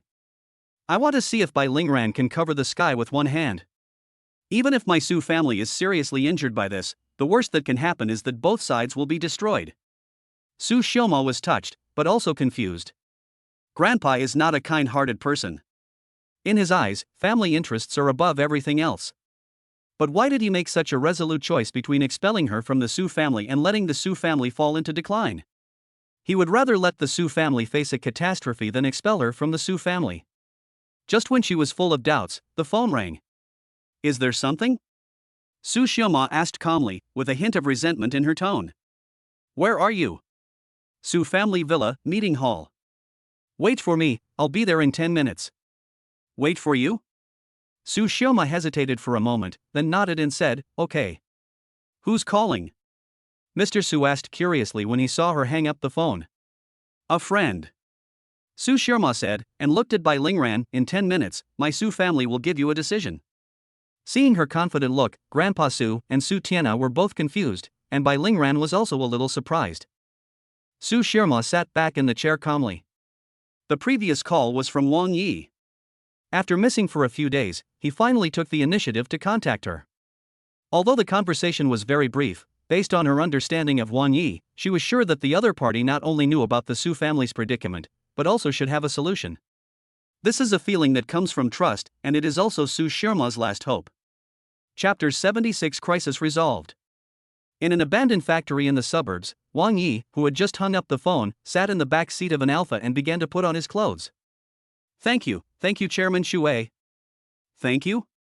Shui Yueshi smiled coldly and put on her coat. I helped you just for the 2 words thank you? Then. Wang Yi didn't know how to respond. He didn't expect the fire element pill to be so powerful, and he couldn't control himself in the end and pushed Shui Yueshi down. It was just a perfect accident. You slept with me without even putting on your clothes, and you called Su Xiaoma right in front of me. Wang Yi, you are really capable of doing this. Shui Yueshi's words were full of jealousy, and she looked at him with reproachful eyes. Wang Yi smiled bitterly. There is a saying that goes, a reserved and noble woman will show her true colors once she rolls in the sheets. Shui Yueshi is like this. When she speaks now, she is direct and does not have any of the restraint and reserve of a group chairman. You know the current situation of the Su family. I must rush there as soon as possible. Are you in such a hurry? Shui Yueshi glared at him. Send me back to Shueyu Group headquarters first. Can. What do you mean by? Shui Yueshi's face darkened, and she said, with just the little evidence in your hand, I can't guarantee completeness. Once I return to Shueyu Group, I will take control of the situation again and break up the business alliance. Our actions at both ends can naturally undermine Bai Lingran's plan. When Wang Yi heard this, he nodded with a smile, ran to the driver's seat, stepped on the accelerator, and drove the Alpha out of the factory. Wang Yi, remember this. You saved me in the sea of fire, and I saved you in the car. We are even now. Now I am not helping Su Xiaoma, but you. You owe me a favor. From now on, I will compete fairly with Su Xiaoma. What are you competing for? Wang Yi didn't think too much about it while driving. Nonsense, of course I'm competing with you. Hearing this, Wang Yi slammed on the brakes and turned his head to stare at Shui Yueshi woodenly. He was very grateful to Shui Yueshi for sacrificing her life to save him. He had also been attracted to this charming woman, but his feelings towards her were like those towards Jiang Mengdai, and he had never thought of possessing her. In his heart, the one he pursues and loves deeply is Su Xiaoma. Don't just stand there. I know what you're thinking. Time is running out. Looking at Shui Yueshi's pretended indifferent smile, Wang Yi felt guilty and stepped on the accelerator to continue driving. In the back seat, Shui Yueshi stopped talking and remained silent. After all, Wang Yi still likes Su Xiaoma. Even if he finally accepted me because of this incident, I'm afraid that in his heart, Shui Yueshi is second. Wang Yi stopped the car in front of the Shueyu Group building. Shui Yueshi got out of the car and knocked on the glass of the cab. Wang Yi turned his head and looked at her, feeling a little embarrassed. Wang Yi, two women sharing one man, can you accept that? Well. A drop of cold sweat broke out on Wang Yi's forehead. He really didn't expect Shui Yueshi to say such a thing. Look how beautiful you are. I was just kidding. Go now. Shui Yueshi poked Wang Yi's brow with her slender jade finger, smiled charmingly, turned around and walked towards the building. Wang Yi swallowed hard, treating it as Shui Yueshi's teasing remark, and drove straight to the Su family villa without thinking too much. In the Su family's meeting hall, 4 people sat in silence, and the atmosphere was particularly depressing. Bai Lingran occasionally looked at his watch. There was less than a minute left before the deadline he gave. He poked a cold smile and slowly stood up. It's the last minute. If we don't make a decision, it will be too late to undo what has been done. No need to wait, I can tell you clearly now. My Su family will not expel Su Xiaoma. Old Master Su was firm. Before Bai Lingran could say anything, the panicked Su Tianao knelt down in front of Old Man Su. Father, you are so confused. For her sake, you have ignored our entire Su family. She is just your. Bang! Old Master Su smashed Su Tianao's head hard with the cane in his hand. Blood immediately flowed from his head and he stopped talking abruptly. I've warned you. If you keep talking nonsense, I'll kick you out of the Su family first.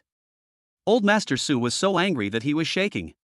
Su Tianao wiped the blood off his face, looking a little ferocious. Su Xiaoma frowned. Her grandfather's extreme behavior made her a little confused, as if he was hiding something from her. Okay. The Su family will just wait and disappear from Luoxuan. Bai Lingran waved his sleeves and prepared to leave. It's too early to say that. At this moment, Wang Yi's voice came from behind the screen. Everyone was startled and turned their heads to look. Su Xiaoma just smiled calmly and said, "You're here, just like the first time Wang Yi came to the Su family villa." Coming. Wang Yi nodded with a smile. It's you again, Wang Yi. Bai Lingran and Su Tianao said almost in unison. Then, Bai Lingran sneered and said, I didn't expect you to escape, but it's too late. Not too late, not too late. Wang Yi shrugged and smiled confidently, the timing is just right. Shui Group is back in Shui Yueshi's hands. The business alliance should have collapsed under the attack of Shui Group and Jiang Mengdai. When leaving the warehouse, Wang Yi had already instructed Jiang Mengdai to mobilize all the financial resources of Tana Group, Luochuan Hospital and Yushinlu to cooperate with Shui Group to dismantle the business alliance formed by Bai Lingran. No, it's impossible. Bai Lingran was stunned and quickly lowered his head to open his mobile phone. But the sight of the emails made him stumble and he sat back on the stool. Wang Yi, you. Bai Lingran's face flushed red and he spat out blood in anger. Looking at his expression, it was obvious that the crisis of the Su family had been resolved. Old Master Su breathed a sigh of relief, and Su Xiaoma smiled at Wang Yi gratefully. Su Tianao, who was kneeling on the ground, got up and shouted, "You can get out now. You are not welcome in my Su family." Bai Lingran stood up tremblingly, with an unwilling look in his eyes. Wait. At this moment, Wang Yi said, I think you need to know that you have always chosen the wrong person as your target of revenge. As soon as he said this, Bai Lingran looked up suddenly, and Su Tianao next to him looked extremely nervous. You, what are you doing? Stop talking nonsense here. This is the Su family's meeting hall. Wang Yi doesn't welcome you here. Su Tianao, shut up. Wang Yi is the benefactor of our Su family. If you keep talking nonsense, don't blame me for being rude. Old Master Su scolded first. Wang Yi smiled, took out his mobile phone from his pocket, opened a video of Lu Chuang's previous narration, and played it for everyone. Watching the scenes and listening to Lu Chuang's words, gradually Bai Lingran's vicious eyes, Su Xiaoma's hostile eyes, and Old Man Su's hateful eyes, all fell on the distraught Su Tianao. Whether it was Su Tianyu's death or the fire at Hongfeng Trading Warehouse, Lu Chuang described it clearly in the video. The fire at Hongfeng Trading was designed by Lu Chuang and Su Tianao, while Su Tianyu's death was caused by Su Tianao and Lu Chuang threatening Su Xiaoma and Shui Yueshi's lives to force him to swallow a large amount of salt, which led to an allergy and many complications and caused his sudden death. At this point, the truth of the matter was finally revealed. Chapter 77, Revenge. In the Su family's meeting hall, pairs of hateful eyes made Su Tianao lose his mind. This is a frame-up, this is a false accusation. Father, you must not trust this Wang Yi, he must have colluded with Lu Chuang to frame me. Su Tianao, who had just stood up, fell to his knees again. Old Master Su was shaking with anger, gritting his teeth while leaning on his cane. Frame you? Wang Yi sneered, is it necessary? Remember the first time I came to the Su family, I just mentioned the 4 words Hongfeng trade, and you were scared and forced Su Yuanhang to divorce his wife? Now it seems that you are guilty of your crime? Su Tianao. I didn't expect that my Bai family was harmed by you. Suddenly, Bai Lingren's voice became hoarse, and he took out a dagger from his waist. His expression was crazy and ferocious, and his eyes were fixed on Su Tianao. Su Tianao was startled and quickly hid behind Mr. Su. You, what do you want to do? I warn you not to mess around. This is the Su family. Father, please save me, save me. You still have the nerve to beg me. Old Master Su's hands were shaking as he leaned on his cane. Ask yourself, if I spare you, will Xioma agree? Will your brother Su Tianyu agree in his grave? You have brought all this upon yourself.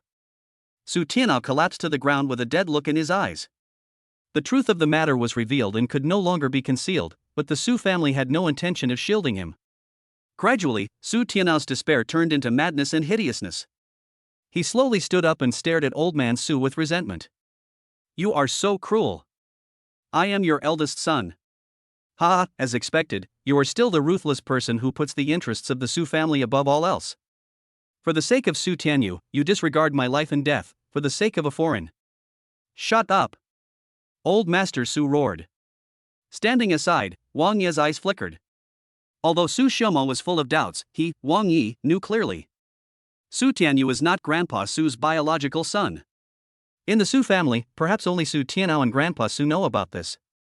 What Su Tianao is complaining about at this moment is that the old man disregards family affection and wants to punish him. Family interests come first. Wang Yi muttered in the field and couldn't help but look at Grandpa Su a few more times. Logically speaking, although Su Xioma has a good business sense, Su Tianao is still the mainstay of the Su family. Could it be? He suddenly turned his head to look at Su Xioma, and was shocked. Could it be that behind Su Xioma's true identity is a powerful force that the Su family is afraid of? But there was no time to think about it. Su Tianao seemed to go crazy. I have given so much to the Su family, but I am not as good as a dead Su Tianyu. I don't accept it, I don't accept it. After he said that, he rushed towards Bai Lingran, who was holding a dagger, ready to snatch the sharp knife from his hand. Stop him. Stop him quickly. Old Master Su shouted in a panic. But to Wang Yi's ears, these words sounded more like Old Man Su shouting to stop Su Tianao from telling the truth about Su Xioma's life experience. In a split second, Wang Yi chose to temporarily protect Su Xioma. He stretched out a leg and tripped over the ankle of Su Tianao, who was rushing out. Su Tianao, who was losing his balance, threw himself towards Bai Lingran. Phew! The sharp knife pierced directly into Su Tianao's chest, and bright red blood gushed out. Bai Lingran turned pale with fright and stepped back quickly. Plop! Su Tianao fell on his back, blood gushing out of his mouth, and he was mumbling something inaudible. Su Xioma grabbed Wang Yi's hand in fear, and he took Su Xioma into his arms and covered her eyes. Tianao, Tianao, my son. Seeing Su Tianao dead, Grandpa Su couldn't help but shed tears. Even though he hated Su Tianao, he was his own flesh and blood after all. How could he not be heartbroken to see him die like this? You, Bai Lingran. You killed my son, I will make you pay with blood. Old Master Su stood up suddenly. After killing someone with his own hands, Bai Lingran's mind was already blank. He kept muttering, revenge, revenge, ancestors of the Bai family, I have avenged you, he deserves to die, deserves to die. In the hall, Wang Yi gently stroked Su Xiaoma's vest and whispered in her ear, things have come to this point, and we need a perfect ending. Revenge will only make the hatred grow deeper. After saying that, he let go of Su Xioma and walked in front of Old Man Su. As an outsider, I, Wang Yi, have a few words to say, but I don't know whether I should say them or not. Speak, said Mr. Su in a deep voice. Upon hearing this, Wang Yi looked directly at Mr. Su. Su Tianao was reckless and killed 13 members of the Bai family 2 years ago. He also poisoned Su Tianyu together with Lu Chuang. Today, the truth has come to light. Su Tianao committed suicide out of fear of punishment. What do you think? Old Master Su's brows were furrowed and his gloomy cheeks were twitching. He was about to speak, but Wang Yi didn't give him a chance and turned to look at Bai Lingran. Bai Lingran, you accidentally killed someone in order to seek revenge. The certification materials are here, but considering that Su Tianao brought this upon himself, this matter can be handled as I told old Master Su before. But I hope you can let go of your obsession, never have anything to do with the Su family again, completely disband the business alliance, and return to the Magic City to rebuild your Bai family's former glory. Wang Ye's words prepared a way out for the Su family and Bai Lingran. It has to be said that at this time, Mr. Su really admired this young man in his heart. At such a young age, his broad mind and tactful way of handling things were amazing. Upon hearing this, Bai Lingran nodded continuously. The Bai family's hatred was caused by Su Tianao, and his target of revenge in recent years was Su Xiaoma, who was also a victim. He felt guilty after learning the truth. Now, not only did he get his revenge, but Wang Yi also gave him a way out, so he was naturally happy. Old Master Su pounded his cane. It was meaningless to pursue the matter further. Just do as Wang Yi said. Xiaoma, you will help Yuan Hang with your uncle's funeral. But try to keep it low-key. It's not a glorious thing. Okay. Show the guest out. Old Master Su turned around and walked towards the inner court. He paused slightly and took a deep look at Su Tianao, who had already died. Xiaomo, please send Mr. Wang away as well. Su Xiaoma was stunned for a moment before she nodded in response. Grandpa is a little confused. You are a contributor to the Su family, but why does he seem to be against you? Su Xiaoma muttered in confusion as Wang Yi walked out the door. What else could it be? You're just afraid that I'll reveal the fact that you're not Su's biological daughter. But Wang Yi could only say this in his heart. Su Xiaoma's life experience seemed to be hiding a big secret. Wang Yi smiled faintly and said, the old man is naturally unhappy about the loss of his beloved son. It's okay, you go ahead and be busy these few days, I will help you take care of the company. Well, I'll thank you properly after I take care of my uncle's funeral. While the two were talking, Bai Lingran stopped in front of the Maybach, turned around and shouted to Wang Yi, Mr. Wang, can I treat you to a meal? I will be leaving Luochuan soon. Oh? Okay. Wang Yi replied with a smile. Well, please go to the Imperial Kitchen. Bai Lingran opened the car door for Wang Yi. Chapter 78 No Fight, No Acquaintance. Bai Lingran spoke very little along the way, but his words were full of gratitude towards Wang Yi. In the top-level private room of the Imperial Kitchen, there were only Wang Yi and Bai Lingran. This glass of wine is a toast to you. Bai Lingran stood up with the red wine in his hand. Brother Bai, please take a seat. There's no need to be polite. Up to this point in the journey, the relationship between the two of them had become pretty good. They had already been calling each other brothers in the car. Bai Lingran did not sit down. I'll drink first as a sign of respect. He swallowed the red wine in one gulp, and seeing Wang Yi also finished it in one gulp, he said with a smile, Brother Wang is really generous, we can say that we are acquainted without fighting. Brother Bai has a straightforward personality. It's a shame that we met too late. Wang Yi waved his hand, motioning him to sit down, and then looked at him meaningfully. To be able to force Tana Group and the Su family to this point in just a few days, if I'm not mistaken, Brother Bai has planted spies in the Su family. His sudden words made Bai Lingran a little stunned. Bai Guangcheng and Bai Qi from Tana Group are both from your Bai family, right? The grudges have been resolved, and there is no need to hide anything now. Bai Lingran gave a thumbs up and said, Brother Wang really has a sharp eye. Bai Qi is my cousin, and Bai Guangcheng is my uncle. The Bai family first cooperated with Su Tianyu because of Uncle Bai's recommendation. He and Su Tianyu were partners, but in the end, as things changed suddenly, he endured the humiliation and retreated to the Su family and became Su Xiaoma's housekeeper. Wang Yi smiled knowingly. He was invited here today just to confirm this matter. In fact, Wang Yi had already guessed about Bai Guangcheng and Bai Qi, but he had no evidence. By the way, Brother Wang can rest assured that from now on I will no longer have any hostility towards Tana Group and Su Xiaoma. I will immediately arrange for Uncle Bai and Bai Qi to withdraw. No need. Wang Yi waved his hand and said with a smile, after years of getting along, Uncle Bai should be able to see what kind of person Su Xiaoma is and treat her like a niece. Now that the misunderstanding has been resolved, let us just let it run its course. Listening to Wang Yi's confident words, Bai Lingran admired the young man in front of him even more in his heart. He is not only confident, but also has a plan for everything. Such a man will surely achieve great success in the near future.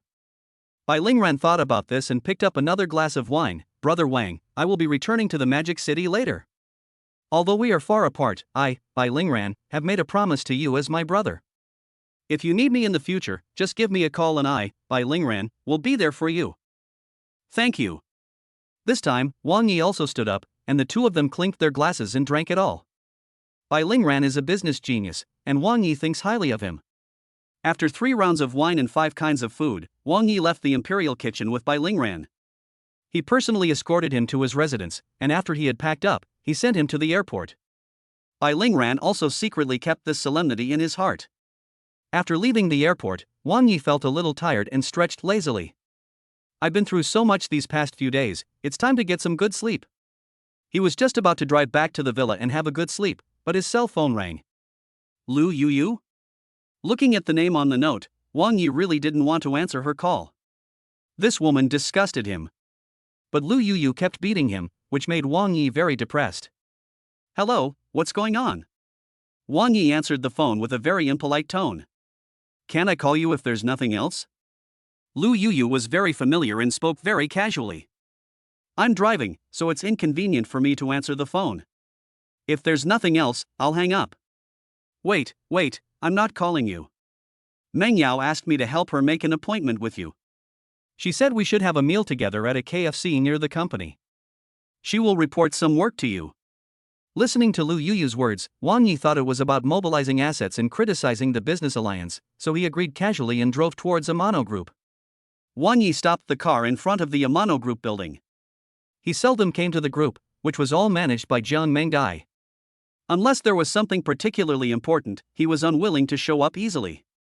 Instead of entering the group building, he walked directly towards the KFC opposite the building. It was already the rush hour after get off work, and the KFC store was packed with people. Why would Jiang Mengdai choose a place like this?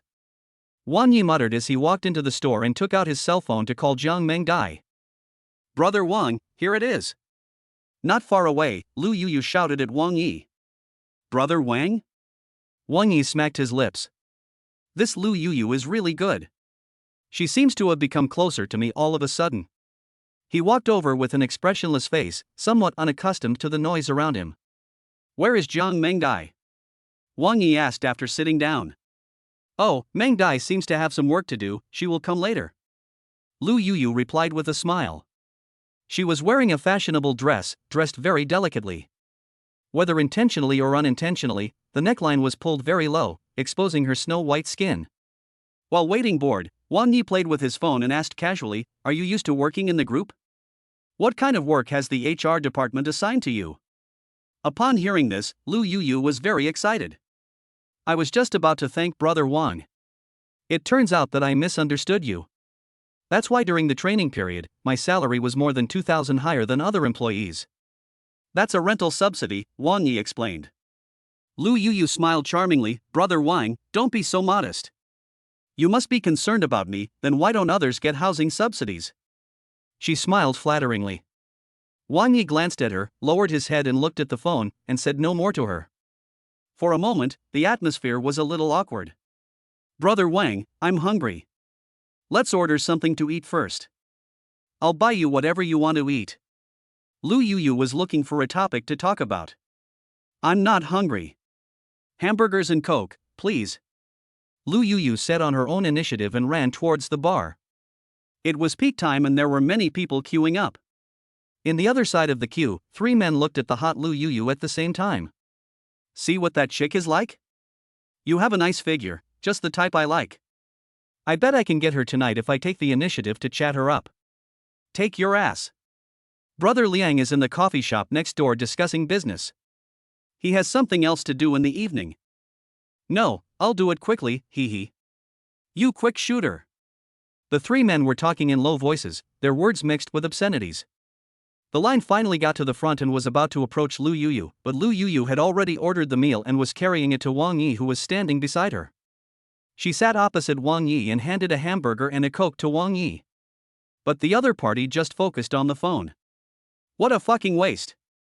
Look at that boy, he's dressed in ordinary clothes and as thin as a monkey, but he's so lucky. The good cabbages have been eaten by pigs. Hey guys, how about going out and having some fun? The 3 men discussed it, looked at each other, and walked towards Lu Yuyu with their plates. Chapter 79. I've taken over this shop. Beauty, are you eating? One of the men said with a smile. Lu Yuyu looked up at him and asked, Do we know each other? Look at what you said. We're getting to know each other soon. Let me introduce myself. My name is Lin Tao. After Lin Tao finished speaking, he sat down next to Lu Yuyu and placed the food tray on the table. The other two stood behind them with smirks on their faces. What's your name, girl? Do you work nearby? Lin Tao asked, looking at Lu Yuyu with his unscrupulous eyes. With Wang Yi opposite her, Lu Yuyu was full of confidence. Her pretty face sank and she said, "It's none of your business. Please leave." Hey, you have a bad temper. This is a public place, not your home. You told me to leave, so I can leave? After Lin Tao finished speaking, he glanced provocatively at Wang Yi, who was playing with his phone. Is this not your boyfriend? Upon hearing this, Lu Yuyu immediately seized the opportunity and said firmly, "He is my boyfriend."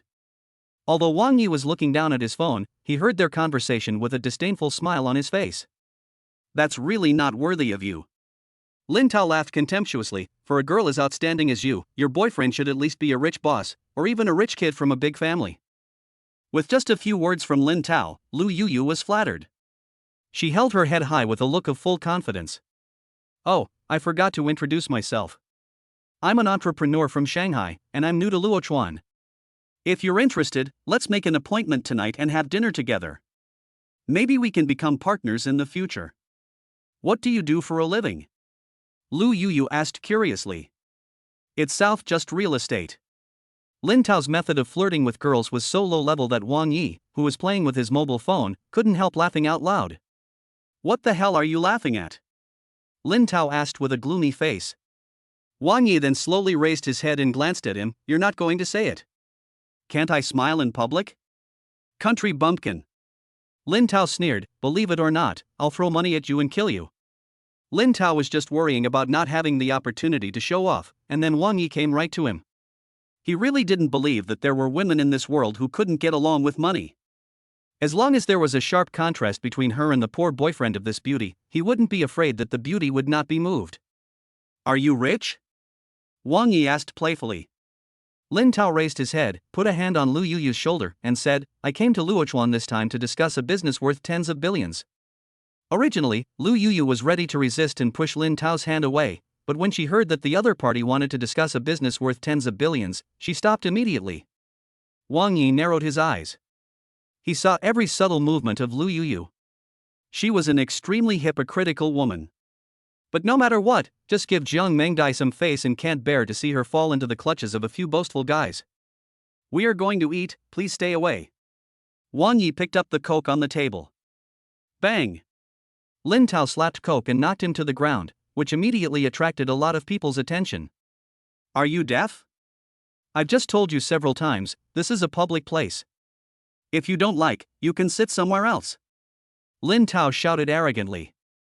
The spilled Coke spilled all over Wang Yi, and the waiter beside him hurried over with a napkin to wipe it for him. No thanks, I'll do it myself. Wang Yi took the napkin, looked up at the waiter and said, please call your boss. The manager is in the backstage, please wait.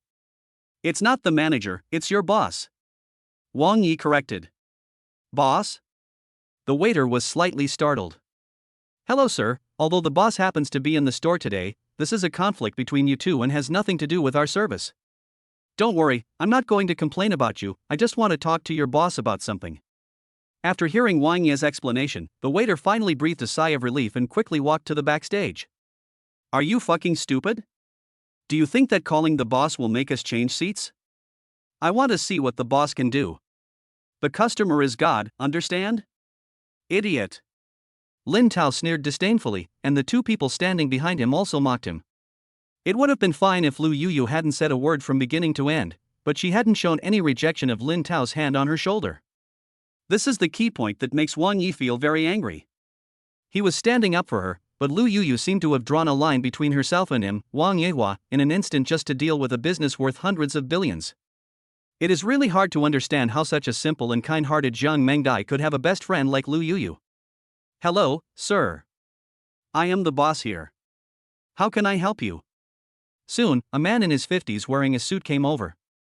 He was the owner of this KFC restaurant. Before Wang Yi could say anything, Lin Tao sneered, this is a conflict between customers. What? Are you planning to intervene in this matter? No, I just want to tell you that it's important to be civilized when dining. Eat your meals in a civilized manner.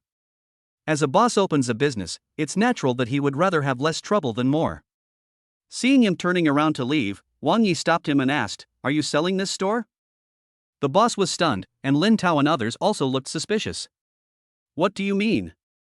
Seeing his serious expression, the boss smiled and said, "This store has a good location and good business. I don't plan to sell it. What if the price is right?" Wang Yi smiled and then stretched out 5 fingers. 5 million? The boss smiled and shook his head. "It's not even enough for the franchise fee. Besides, my store has only been open for more than a year, and business is very good. If I really want to sell it, it will have to be at least 2,000, no. 30 million. Ah, beauty, your boyfriend must be crazy because of poverty. He wants to buy other people's store for 5 million, what an idiot." Lin Tao laughed unscrupulously. Wang Yi smiled slightly, took out a bank card from his pocket and handed it to the boss. "I really bought the store. But not 5 million, I mean 50 million. Pay the card first, and I'll do the formalities later." 50 million. The boss took the card tremblingly, his face full of disbelief. He wanted to say 20 million just now, but thought the other party was joking, so he gritted his teeth and said that he could transfer it for 30 million, but he didn't expect the other party to offer 50 million. Swish! Lin Tao stood up suddenly, staring at Wang Yi with a sneer. "See how he pretends to be. If he can't swipe out 50 million, he will be slapping himself in the face." There were a lot of people watching, and they were all whispering, with a questioning look on their faces. If this person didn't brag about spending 50 million to buy this KFC, then he must be a very wealthy man who was ready to slap others in the face with money. But how many of those who can come to KFC are truly wealthy? This card doesn't have a password. Boss, if you hesitate any longer, I'll regret it. Under Wang Yi's encouraging gaze, the boss walked to the counter, tried to swipe the card and then entered the amount of 50 million. Bite. Pay by credit card and receive 50 million yuan. As the store's payment receipt reminder sounded, the entire KFC store suddenly became dead silent. Chapter 80, even if you beat a dog, you have to look at its owner. After a dead silence, all eyes fell on Wang Yi. Lu Yuyu reacted and quickly shook off Lin Tao's hand on her shoulder. "Brother Wang, you actually spent 50 million to buy this store for me. I am so touched." Lu Yuyu was extremely excited, but Wang Yi didn't even look at her. However, many men and women in the store cast envious glances at Lu Yuyu. That woman must be so lucky to be able to let this rich man spend money lavishly. The boss walked over quickly and returned the card to Wang Yi with a happy look on his face, and then said politely, "Sir, I will go and print the transfer contract now. Don't worry. Someone will come to take over later." Wang Yi smiled faintly and looked at Lin Tao, who was stunned. "This is no longer a public place. I'm temporarily closed to the public. Sorry, please leave." Damn. Domineering. Arrogant. Is it true that rich people act as they please? The diners in the restaurant felt like they were having a cerebral hemorrhage after hearing this. They simply couldn't imagine that this unremarkable-looking young man spent a huge sum of 50 million to buy this restaurant, just to drive away these 3 young men. This completely overturned everyone's concept of money and their perception of showing off. Gulp. Lin Tao and the other 2 swallowed hard. "You are so cruel," Lin Tao said, glared at Wang Yi fiercely, and then walked out of the store. The other 2 followed closely behind, looking dusty and dirty. "Handsome. So handsome. I'm so envious. The life of rich people is really beyond our imagination." Suddenly, cheers broke out in the restaurant. Lu Yuyu only felt that the halo of glory was tightly attached to her forehead. For a moment, she proudly puffed out her chest and felt extremely happy. The look she gave Wang Yi was hot and fiery, and her desire to fight for and possess him was growing stronger and stronger. "Brother Tao, are you just going to swallow your anger?" asked a man outside the store. Lin Tao's face was gloomy. "Just because I can't afford to offend you doesn't mean that others can't afford to offend you. Brother Liang is here, you should know what to say, right?" The 2 looked at each other and understood each other instantly. Just then, a Land Cruiser drove up the road, and the driver rolled down the window and shouted, "Get in the car and go." Lin Tao ran up quickly and stood at the door of the co-pilot seat. "Brother Liang, you are new to Luochuan today. The brothers had originally found a beauty for you to have a good time with tonight, But who the hell knew that a wild boy would show up? That boy was rude and didn't take you seriously. Yes, and he also said that Zhou Hailiang is nothing and you are nothing in Luochuan. The two people beside Lin Tao kept adding fuel to the fire. A man with a slicked back hair sitting in the passenger seat already had a gloomy face. Seeing his angry look, Lin Tao quietly gave a thumbs up to the two people beside him. They are Zhou Hailiang's bodyguards. The more they talk, the angrier they get, and they are ready to fight. At this moment in the store, Wang Yi knew nothing about this. Listening to Lu Yuyu's endless and touching words, he suddenly asked, "Did Jiang Mengdai ask you to make an appointment with me?" The smile on Lu Yuyu's face froze instantly, and she was speechless for a moment. This says it all, she lied. Wang Yi stood up angrily and turned to walk out of the store. He was disgusted by Lu Yuyu's dirty behavior. "Brother Wang, wait for me." Lu Yuyu quickly chased after him. As soon as he arrived at the door, Lin Tao and the other two came towards him, rubbing their hands and showing cold smiles. "Boy, just because you have a little money you are so arrogant that you don't even know your last name?" Lin Tao rolled up his sleeves, revealing the tattoo on his arm. "If you don't kneel down and apologize to us today, forget it." Wang Yi's face darkened, and he said calmly, "Get lost." He was already very angry about Lu Yuyu's behavior, and now Lin Tao and the other two encountered him when he was angry again, so Wang Yi was naturally not polite. "You're looking for death." One of them shouted sternly, and then punched him. Immediately afterwards, another person and Lin Tao also rushed forward. Facing the fierce fist wind, Wang Yi narrowed his eyes and clenched his fists. Bang bang bang. He was as fast as lightning, and his punches were like light and shadow, landing on the chests of Lin Tao and the other two. Immediately, the three of them fell to the ground holding their stomachs. The speed was so fast that it was beyond our expectations and we couldn't even see it clearly. During this period, taking the pills given by the Clocken system has more or less changed Wang Yi's physique. In his slightly thin body, there is an extremely powerful force. Wang Yi tugged at his clothes, then stepped over Lin Tao and the other two, preparing to walk towards the Amano Group opposite. But at this moment, a man got out of the Land Cruiser. He blocked Wang Yi's way and stared at him coldly. "Brother, you are quite skilled. But you have to look at the owner when beating a dog. Lin Tao and the other two are my bodyguards, Zhou Hailiang. How do you think we should deal with this matter today?" "Bodyguard?" Wang Yi smiled playfully. "The boss is speaking up for the bodyguard. How fresh. If you weren't a moron, you should have changed your bodyguard." After Wang Yi finished speaking, he walked past him, crossed the road and walked towards Amano Group. Lu Yuyu naturally followed quickly. By the time Zhou Hailiang reacted and turned his head with a gloomy face, Wang Yi was already across the street. His cheek twitched, and he stepped forward and kicked Lin Tao. "You're not dead, are you? If you're not dead, get out of here and check. Check that guy's background for me. I want to see who's so arrogant." Lin Tao and the other two turned pale and climbed up with difficulty. As Zhou Hailiang's bodyguards, they were actually no match for that man, which made Lin Tao and the other two lose face. They all gritted their teeth and planned to take revenge on Wang Yi. Along the way, Wang Yi ignored Lu Yuyu's constant explanations.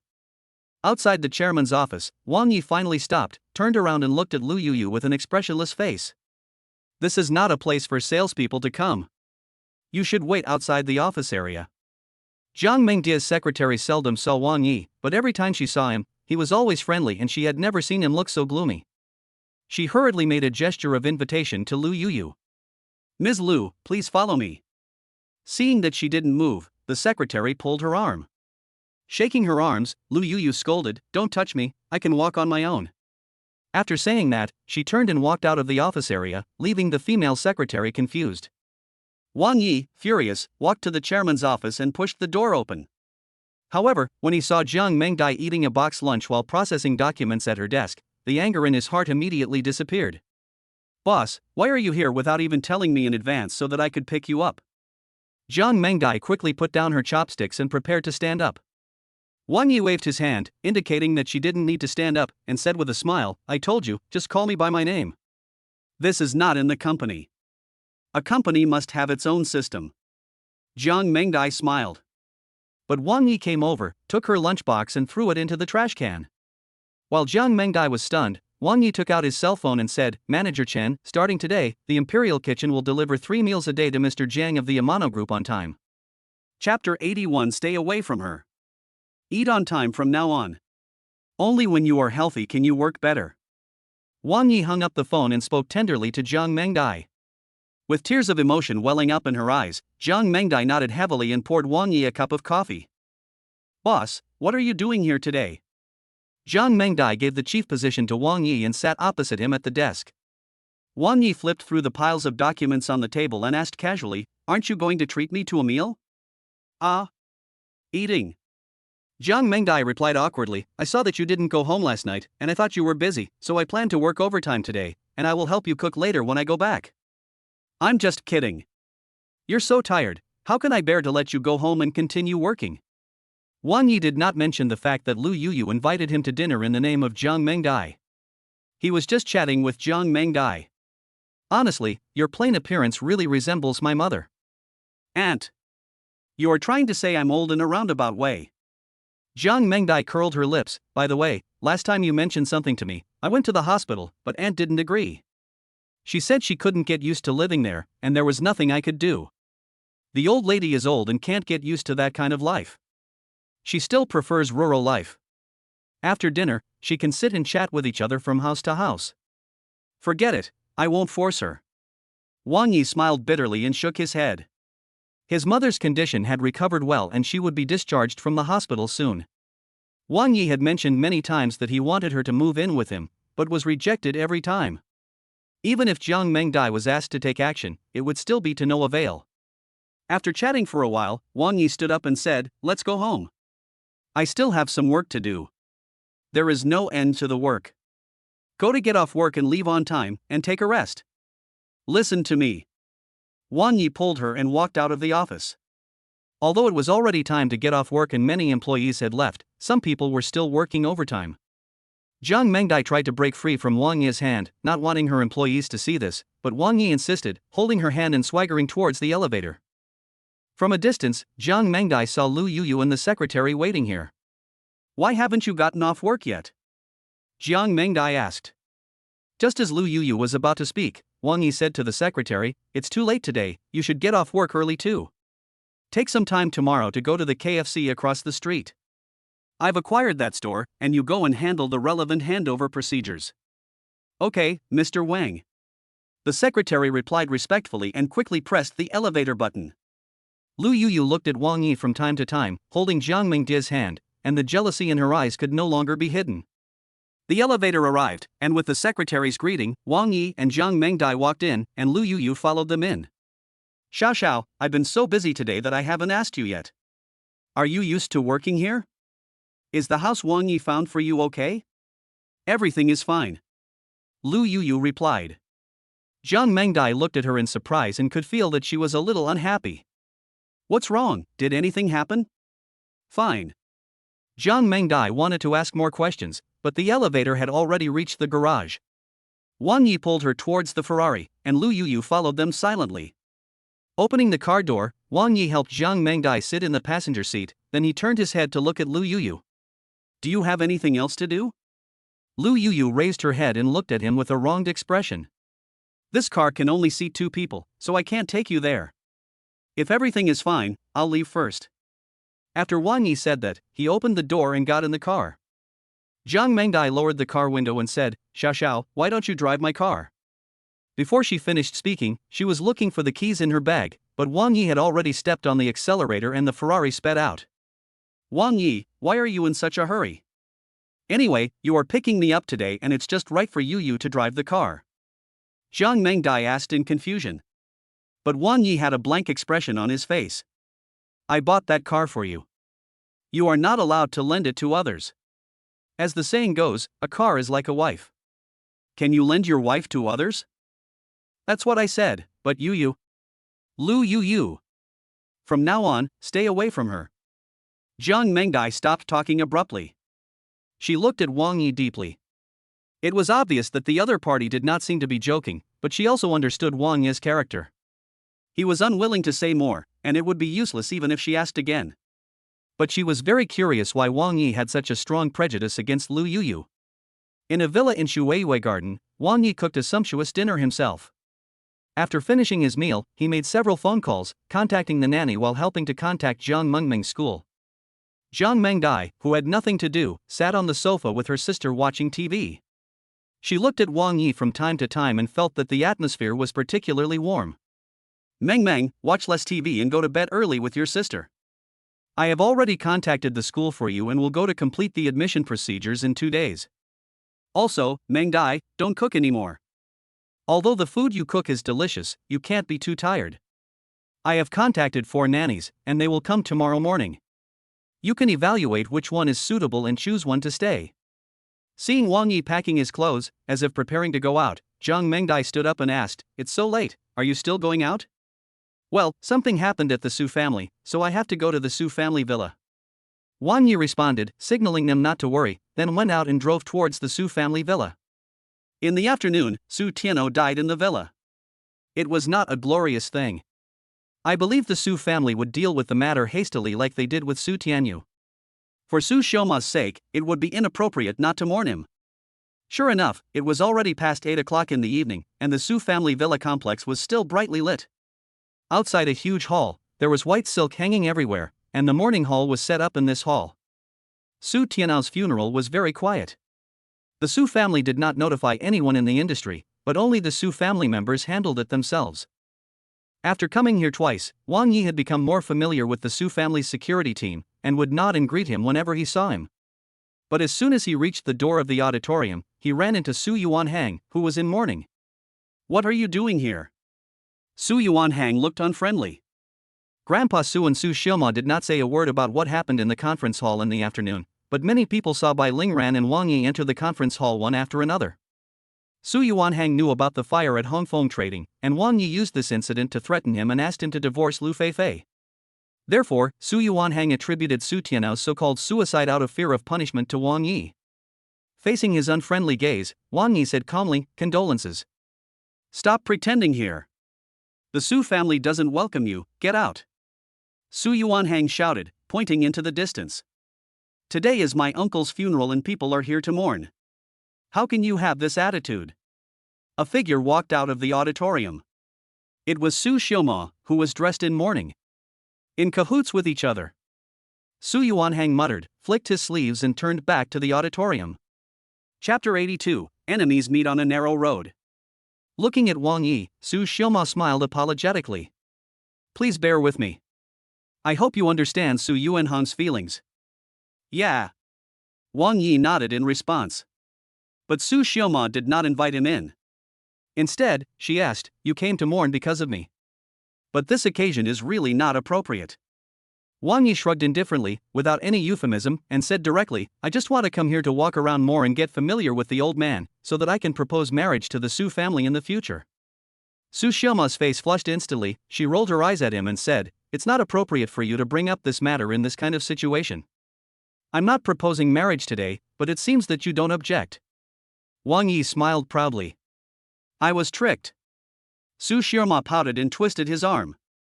The crisis of the Su family and the cause of his father's death were finally uncovered after Wang Yi's painstaking investigation during this period.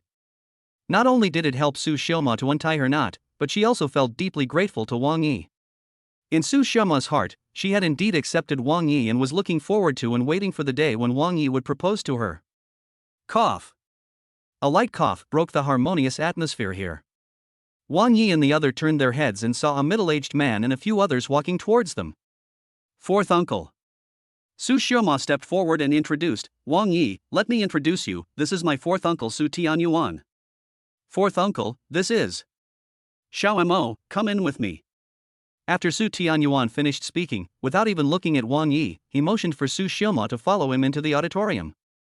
Su Tianyuan's hostility was obvious. When Su Xiuma hesitated, Wang Yi gave her a look, and she nodded and followed in. "You are Wang Yi, nice to meet you, I am Xiuma's cousin, my name is Su Zhao."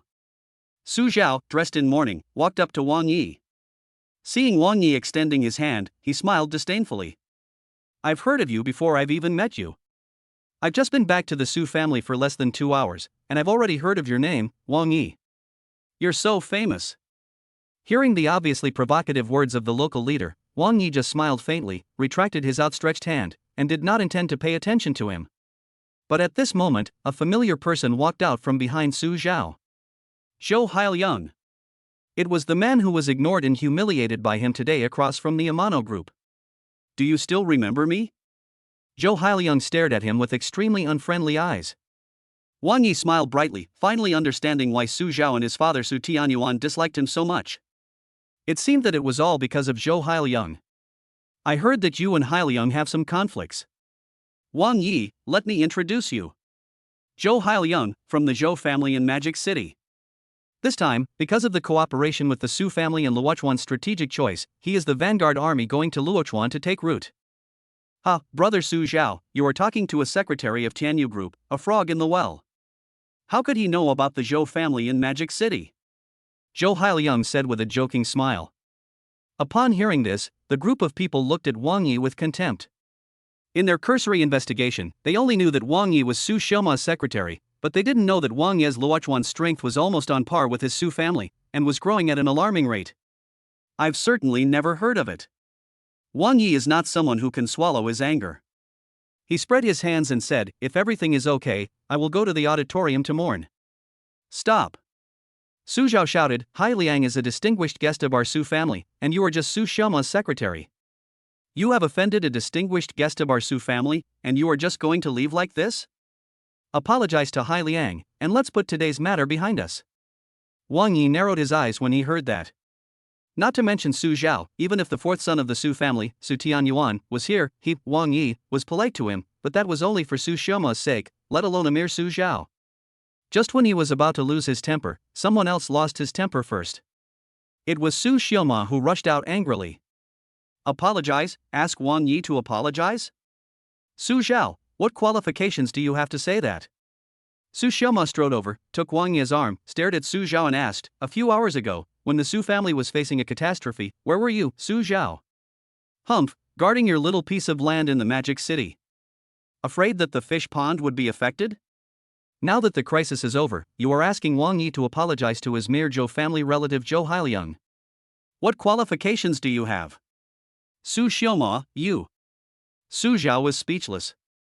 Zhou Hailiang also had an unpleasant expression on his face. No one expected that Su Xiaoma would be so irritable after coming out after going in. What do you mean? Su Xiaoma said with a sullen face, now that the Su family has settled down in Luochuan, the Zhou family has immediately extended their hands to Luochuan. Business strategy? Just move your toes and think about it. The Zhou family's wolfish ambitions are already obvious. Su Zhao, can't you see it even if you are blind? 2 years ago, the Zhou family founded the Zhou Group in Luochuan, but in the past 2 years, it has been just a shell company. As soon as they heard that the Su family was calm, they sent people over within a few hours. You are so stupid, you thought you had someone to cling to, but you didn't know that you were sold out and are still counting money for others. It was also the first time that Wang Yi saw Su Xiaoma so angry. Su Zhao was so angry that his face turned red and he was speechless. Zhou Hailiang looked unhappy, but he forced a smile and said, Miss Su may have misunderstood. Our Zhou family was not interested in Luochuan.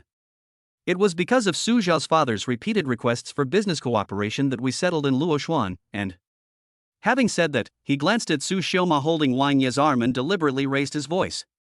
Moreover, the marriage between my cousin Zhou Guangxing and you was also arranged by Su Zhao's father, and old Master Su once gave his approval.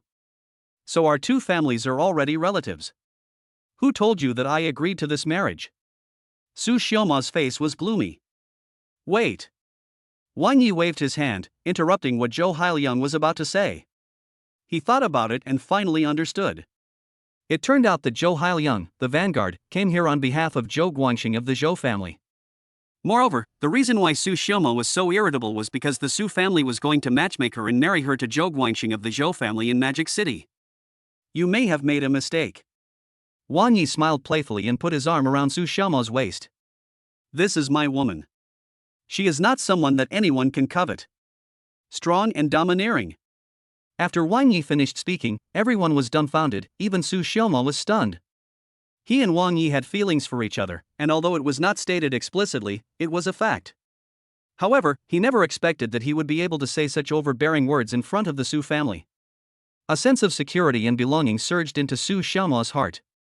A smile appeared on the corner of her mouth, and then she leaned on Wang Yi's shoulder. What are you arguing about? What? She's your woman.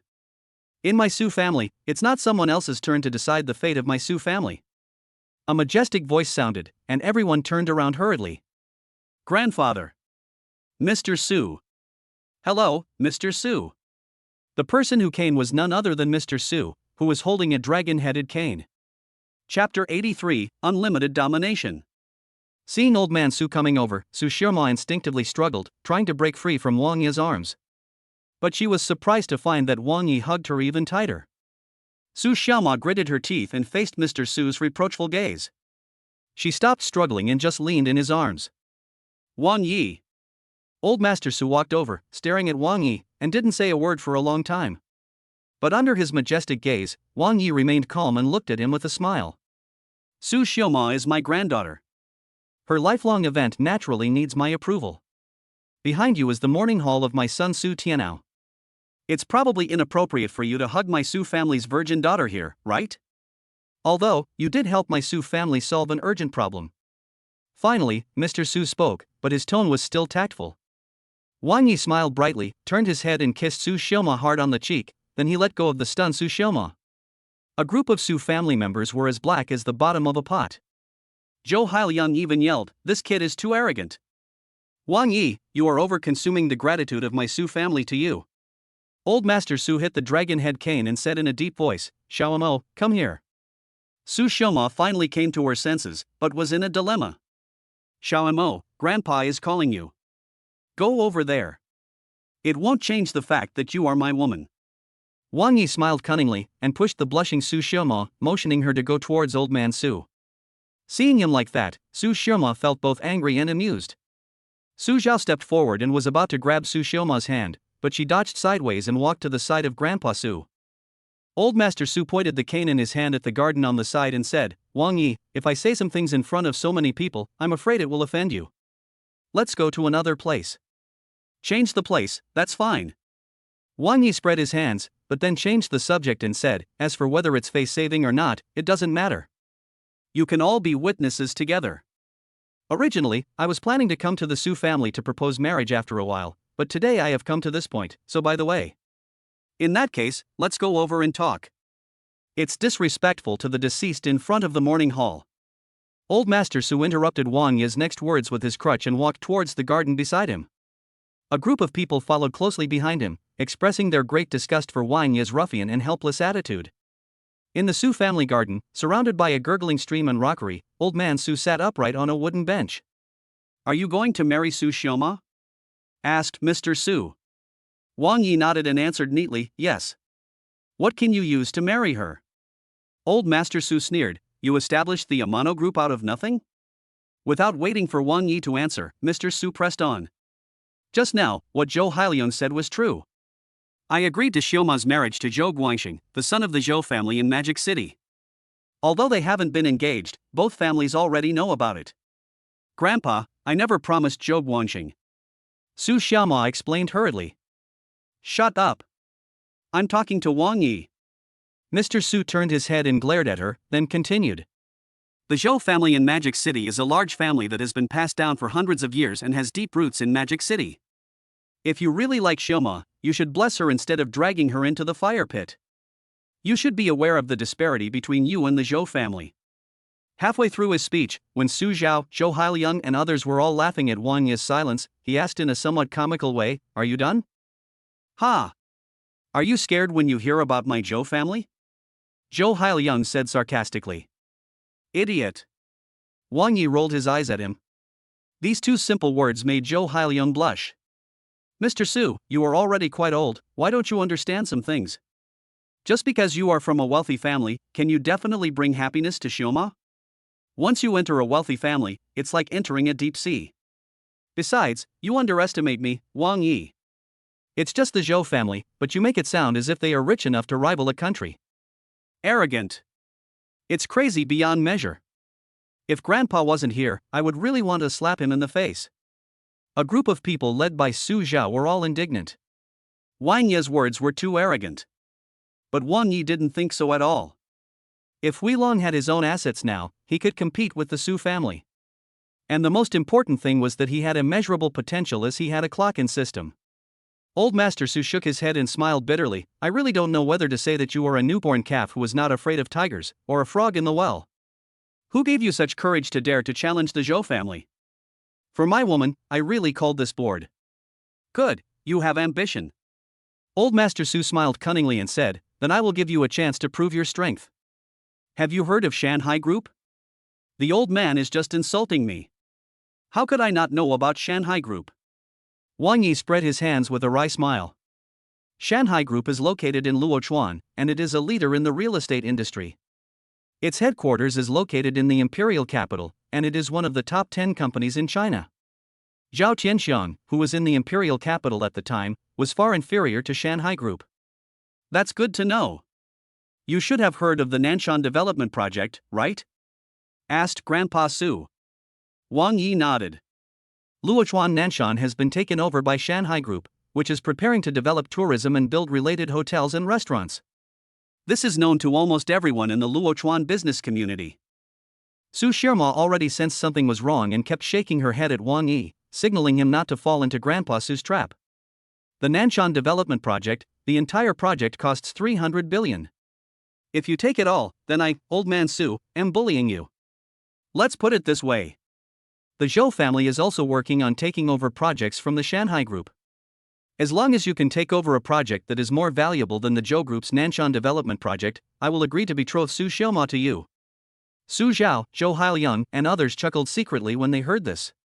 The Zhou family had been following this project for more than half a year, and given the relationship between the Zhou family and the Shanghai Group, at least half of the project had been tacitly given to the Zhou family.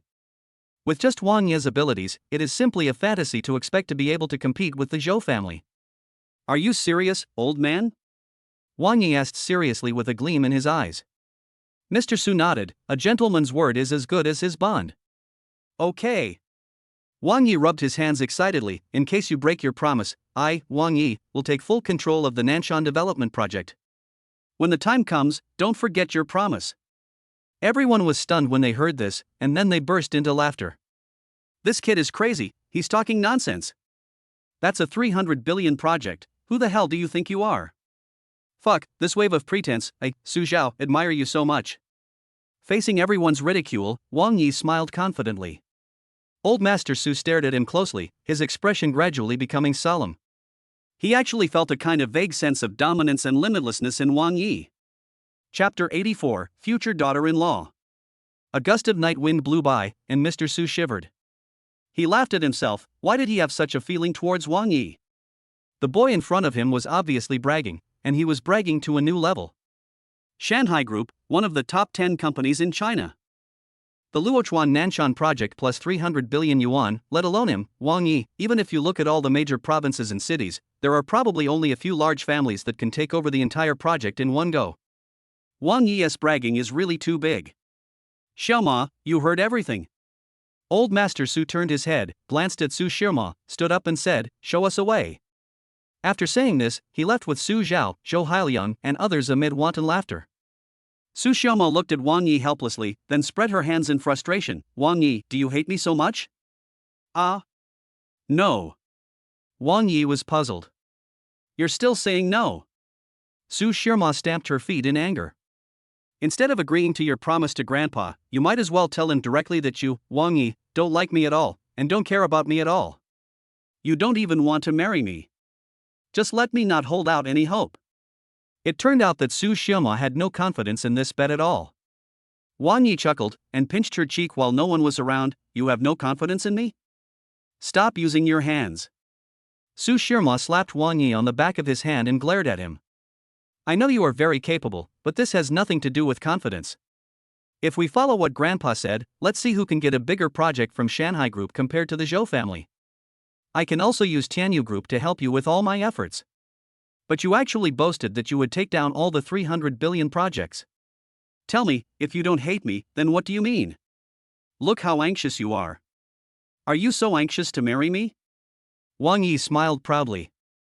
Stop talking nonsense. I was originally planning that Grandpa's birthday would be in a few days, and then we would find an opportunity to discuss our marriage. But you have ruined all my hopes. Su Shirma said it very tactfully, but Wang Yi had already heard that Su Xiaoma was planning to marry him. He held her in his arms and let Su Shirma struggle. Wang Yi smiled excitedly and said, "Don't worry. You are already my future wife. Since I can agree to it, I must be sure. Do you remember Shui Yueshi? She has business in the capital and has some connections with Shanghai Group." It would have been fine if she hadn't heard this, but Su Shirma became anxious when she heard it. He pushed Wang Yi away and said angrily, "This is how you get your confidence. You think too highly of Shui Yueshi. Shui Group and Shanghai Group are not on the same level. Don't be impatient.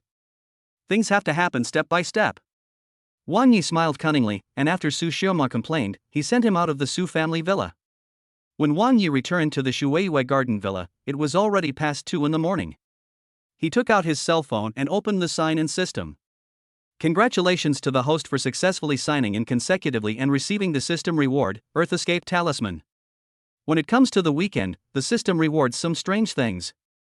Wang Yi is used to it. He just puts them into the warehouse and falls asleep. The next morning, he rushed to Shuiwei Group with great excitement. In the chairman's office, Wang Yi crossed his legs and Shui Yueshi stared at him with resentment. "Wang Yi, can you please have some shame? In front of me, you said you wanted to pursue Su Shirma and even planned to marry her. Fine. I, Shui Yueshi, endured it. But you were so shameless that you wanted me to help you get Su Shirma. Are you crazy, or am I, Shui Yueshi, crazy?" Shui Yueshi slammed the table and was very angry. Her strong jealousy made the employees outside the office prick up their ears out of curiosity. Wang Yi smiled shamelessly, took Shui Yueshi's hand, asked her to sit down, then put his hands on her shoulders, squeezing them with a little force. "How is the massage technique? Is it comfortable?" Wang Yi asked with a smile. Shui Yueshi, who had just calmed down and was enjoying herself a little, said unhappily, "Stop talking nonsense. This can't be done. Look at you, you're so angry. Anger hurts your liver. We're lifelong friends.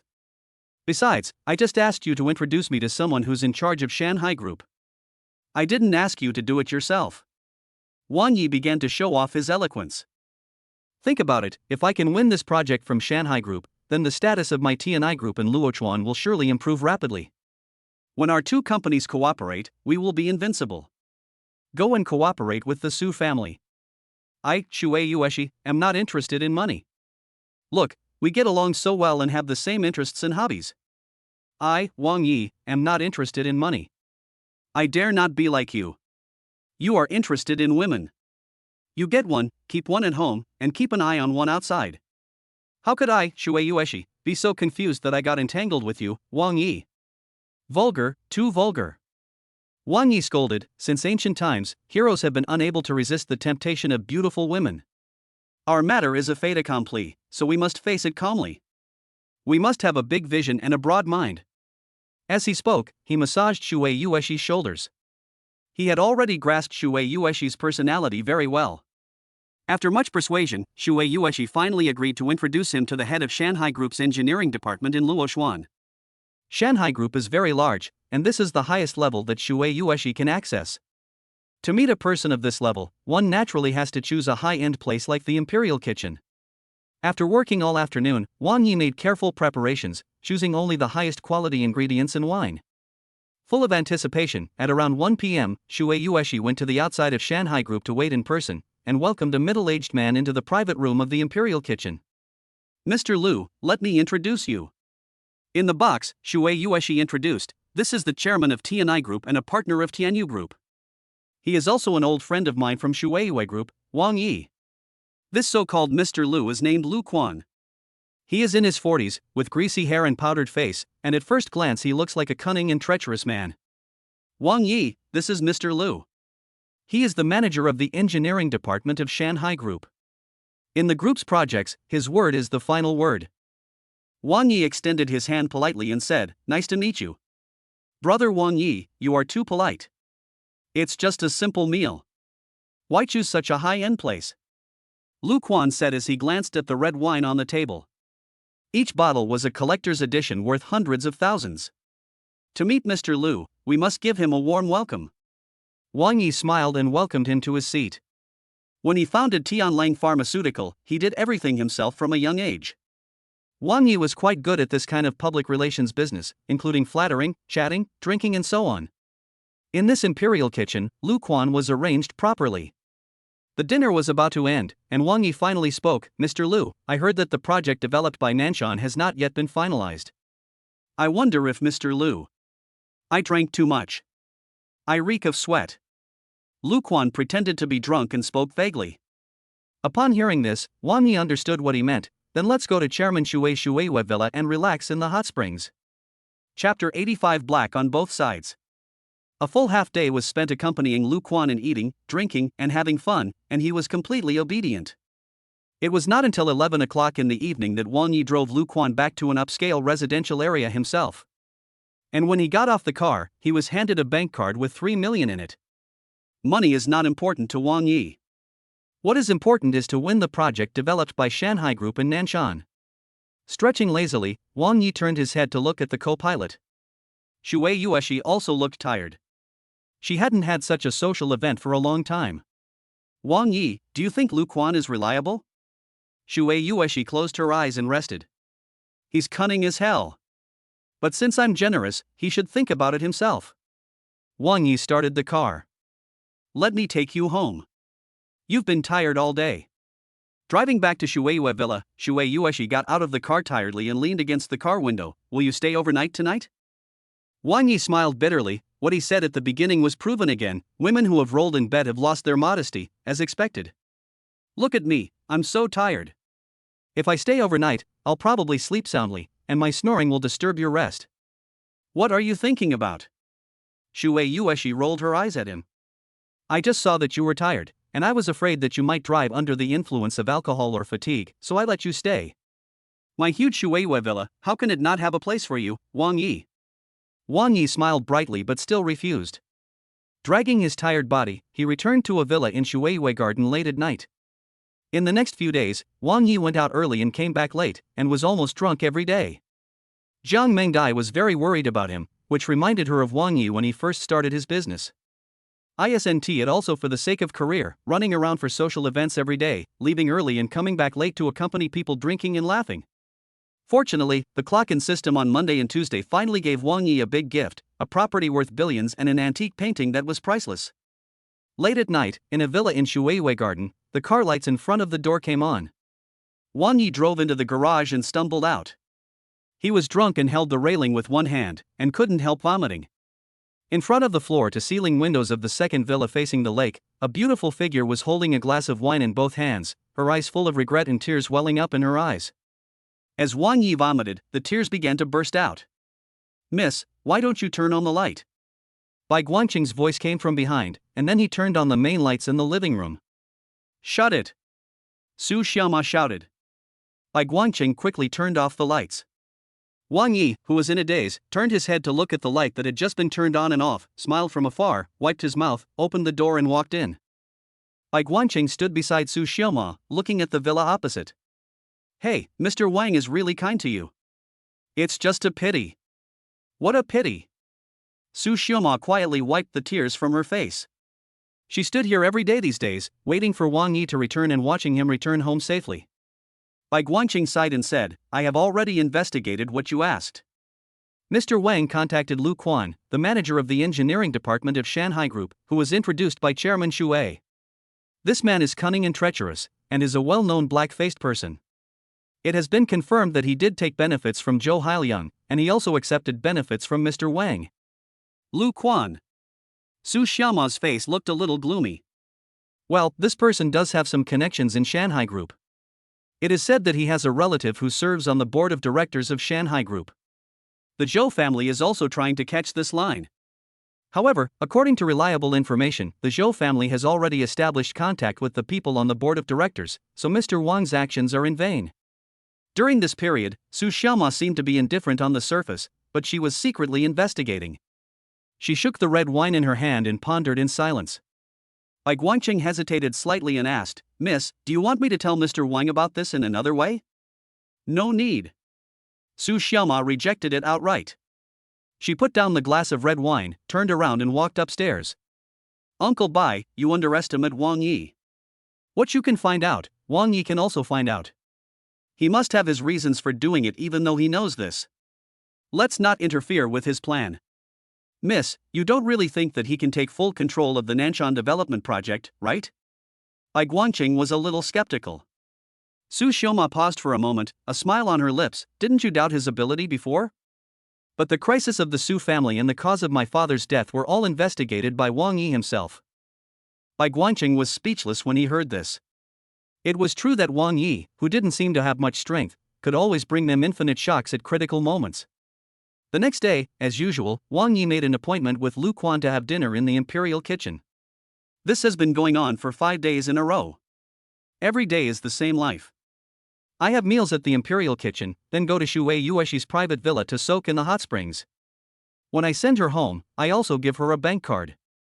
Today was the same. After having a good meal and a few drinks, Lu Quan habitually said with a smile, "Why don't we go to Chairman Shui's villa to relax?" "Of course, it's my honor, Wang Yi." Wang Yi grinned and agreed readily. Shui Yueshi didn't say anything. She seemed a little irritated over the past few days. Lu Quan was only concerned with eating, drinking, having fun, and accepting bribes, but he never gave in, neither denying nor agreeing. In her opinion, Lu Quan was simply a bottomless black hole. If she continued to pamper him like this, it would only be a waste of money and time. In the Shui Villa hot spring, Shui Yueshi was wearing a swimsuit and lying on one side. On the opposite side, Lu Quan had a towel covering his face. Beside him was a young and beautiful technician who was giving him a massage. Lu Quan's dirty hands were touching the technician's body from time to time. Shui Yueshi couldn't bear to watch this anymore, so she stood up and said, "Wang Yi, come with me." The two walked to the side. Shui Yueshi frowned and said, "Wang Yi, with your intelligence, can't you see it?" "What?" Wang Yi grinned and said, "Are you saying that Lu Quan took advantage of me and took my kickbacks while accepting benefits from Zhou Hailiang?" Shui Yueshi's eyes widened and she asked, "Is this really true?" Seeing Wang Yi nod, she became even more angry. "Since you already knew this, why did you let him play tricks on you?" "That's right, I'm just waiting for you to go berserk." Wang Yi smiled cunningly, pointed at the enjoying Lu Quan, and said, "If you can't help it, then I won't either. What should we do? What should we do?" Staring at his cunning smile, Shui Yueshi, who was puzzled at first, gradually began to laugh.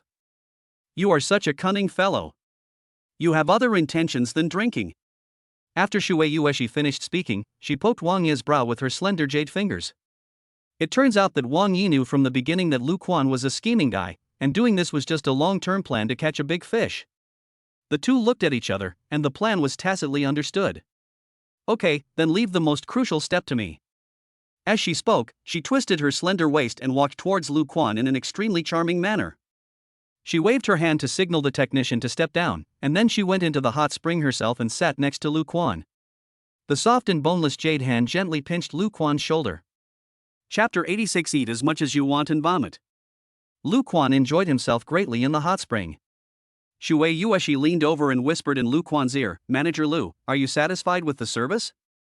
"Satisfied, very satisfied." Lu Quan replied subconsciously.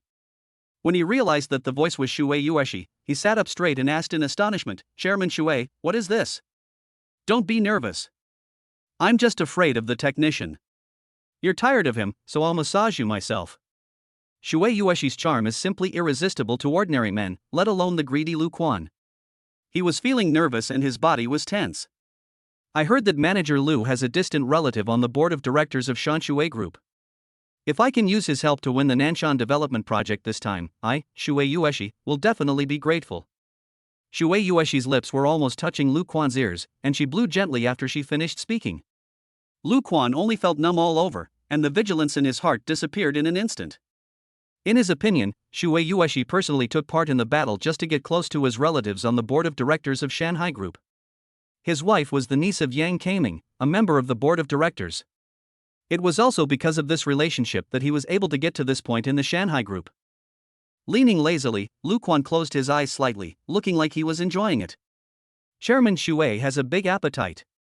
"Indeed, my cousin is the chairman. If Chairman Shui serves me well." As he spoke, Lu Quan's hand touched Shui Yueshi's thigh. Bang! At this moment, Wang Yi kicked Lu Quan in the face. Lu Quan's head hit the ground and then bounced up. Blood flowed from his mouth and nose and flowed down his neck into the hot spring. Lu Quan was stunned. He looked at Wang Yi in astonishment as he was standing beside the hot spring. "You, what are you doing?" Bang! Without saying anything more, Wang Yi kicked Lu Quan in the face again. The kick was so strong that Lu Quan fell into the hot spring. Confused, he got up and looked at Shui Yueshi, who was walking out of the hot spring wrapped in a bath towel.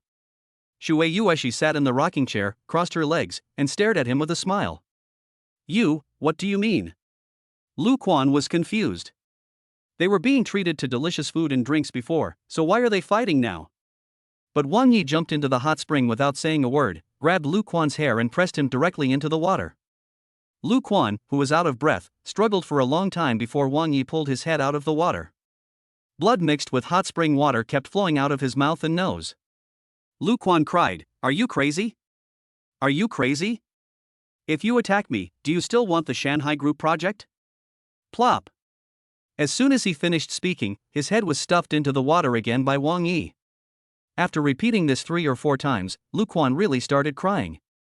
He was so scared that his legs became weak and he couldn't even stand up. At this time, Wang Yi dragged him and threw him on the ground next to the hot spring. "Are you satisfied with the delicious food and drinks you have been treated to these days?" Wang Yi asked as he sat steadily. Lu Quan was lying on the ground, and nodded hurriedly when he heard it, but then he thought it was not right and shook his head hastily. "Unsatisfied?" Upon hearing this, Lu Quan didn't know how to respond. "Mr. Wang, what do you want? Can you please speak?" Lu Quan burst into tears, his face was bruised and he was very scared. Wang Yi smacked his lips and said, "I roughly calculated that the food, drinks, and entertainment I've had these past few days, plus the bank card I gave you every day, totaled 30 million. I didn't touch a cent of the money you gave me. It's all in my bag. As for the expenses, I'll pay for them. You have to pay for it. Not a penny less. You have to spit out everything you eat today." Wang Yi interrupted him, "Lu Quan, you're really good at playing. You're eating from both ends, and it's not enough for you to take from me, you're also reaching out to Zhou Hailiang with your other hand." Lu Quan then realized that this matter had been discovered by Wang Yi. He pleaded on the surface, but cursed viciously in his heart. He was determined to teach Wang Yi a lesson after he passed this level. But he never expected that the fun had just begun. Wang Yi waved his hand, and a man walked out from a hidden corner with a camera in his hand. "I heard that you, Lu Quan, are very afraid of your wife. These days, your wife has returned to the capital. You have been holding back for a long time and now you dare to let it out. But it is also true that your wife is Yang Kaming's niece. If she knew that you were fooling around outside, she would probably skin you alive. No, I seem to have forgotten one thing. If she and Yang Kaming knew that you were fooling around outside, and you were using Yang Kaming's name, then Yang Kaming, a member of the Shanghai Group's board of directors, would probably be implicated. Think about the consequences for you, Lu Quan, then." With the video as evidence, Lu Quan could no longer deny it. He simply climbed up and knelt in front of Wang Yi. "Mr. Wang, I was wrong. I shouldn't have had my cake and eat it too. I will give you everything I took from you." He stared at Wang Yi in horror, waiting for his answer. Originally, he thought that Wang Yi and Shui Yueshi were just easy targets, but they were actually competing with the Zhou family in Magic City. If that was the case, why didn't Lu Quan take advantage of the opportunity to make a fortune? But no one expected that Wang Yi was actually such a ruthless character. "Well, you are allowed to make 2 calls. I'll raise the money right away." Lu Quan breathed a sigh of relief when he heard this. But Wang Yi continued, "1 call, call your assistant, and transfer 30 million to Chairman Shui's account. Another call, call Yang Kaming, and ask him to pick you up here. Otherwise, I will call him personally, the meaning will be different." Lu Quan just stood up and sat down on the ground again. He is a smart man. Wang Yi has said so much, and the other party's intention is obvious. Accompanying him to eat, drink and have fun these days was just a cover. After leaving evidence, this was to force him to introduce an important figure of Shanghai Group, board member Yang Kaming. But now that things have come to this, it's too late to regret. Forced into a corner, Lu Quan could only follow Wang Yi's instructions. He first called his assistant, collected 30 million and transferred it to Shui Yueshi's account. Then, following Wang Yi's instructions, he dressed neatly and called Yang Kaming. "Uncle, I'm at Shui Yue Villa, can you come over?" As Lu Quan spoke, he looked at the contents written on the paper in Wang Yi's hand. "Why go there? I'm busy now. Yang Kaming on the other end of the phone obviously didn't like him very much. Lu Quan followed what was written on the paper and said to the person on the phone, "Don't you like Wang Shiji's landscape paintings the most? A friend here has a collector's edition. Wang Shiji. Landscape painting." Yang Kaming was obviously moved by what he liked. "Well, the price is very low. Don't worry, I didn't reveal your identity.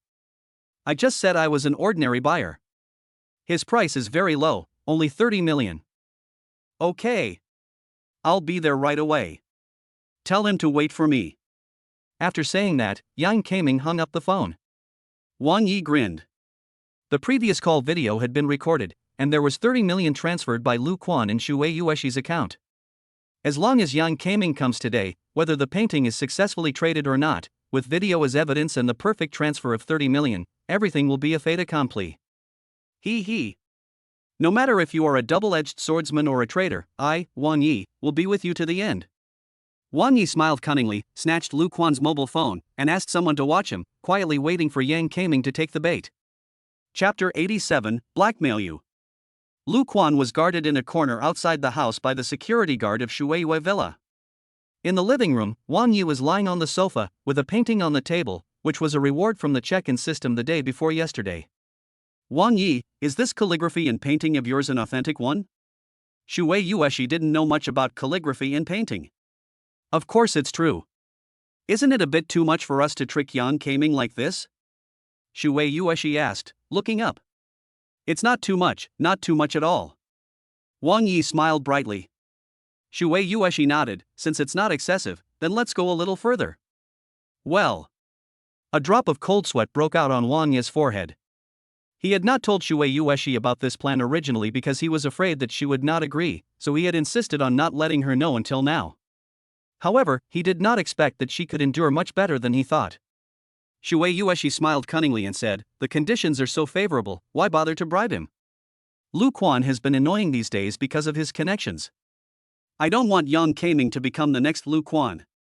We have the transfer record. When the time comes, just give the painting directly to Yang Kaming. We will have ironclad evidence." Despicable. Wang Yi curled his lips, then grinned, "But I like it." The two looked at each other and smiled cunningly. Only Lu Quan was depressed. Under the threat of several burly security guards, he squatted obediently in the corner.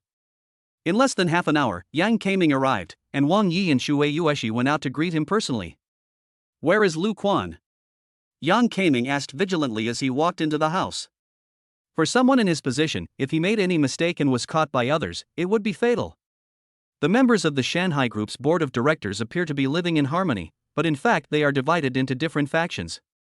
Each of them wants to find something on the other to gain the right to speak on the board of directors.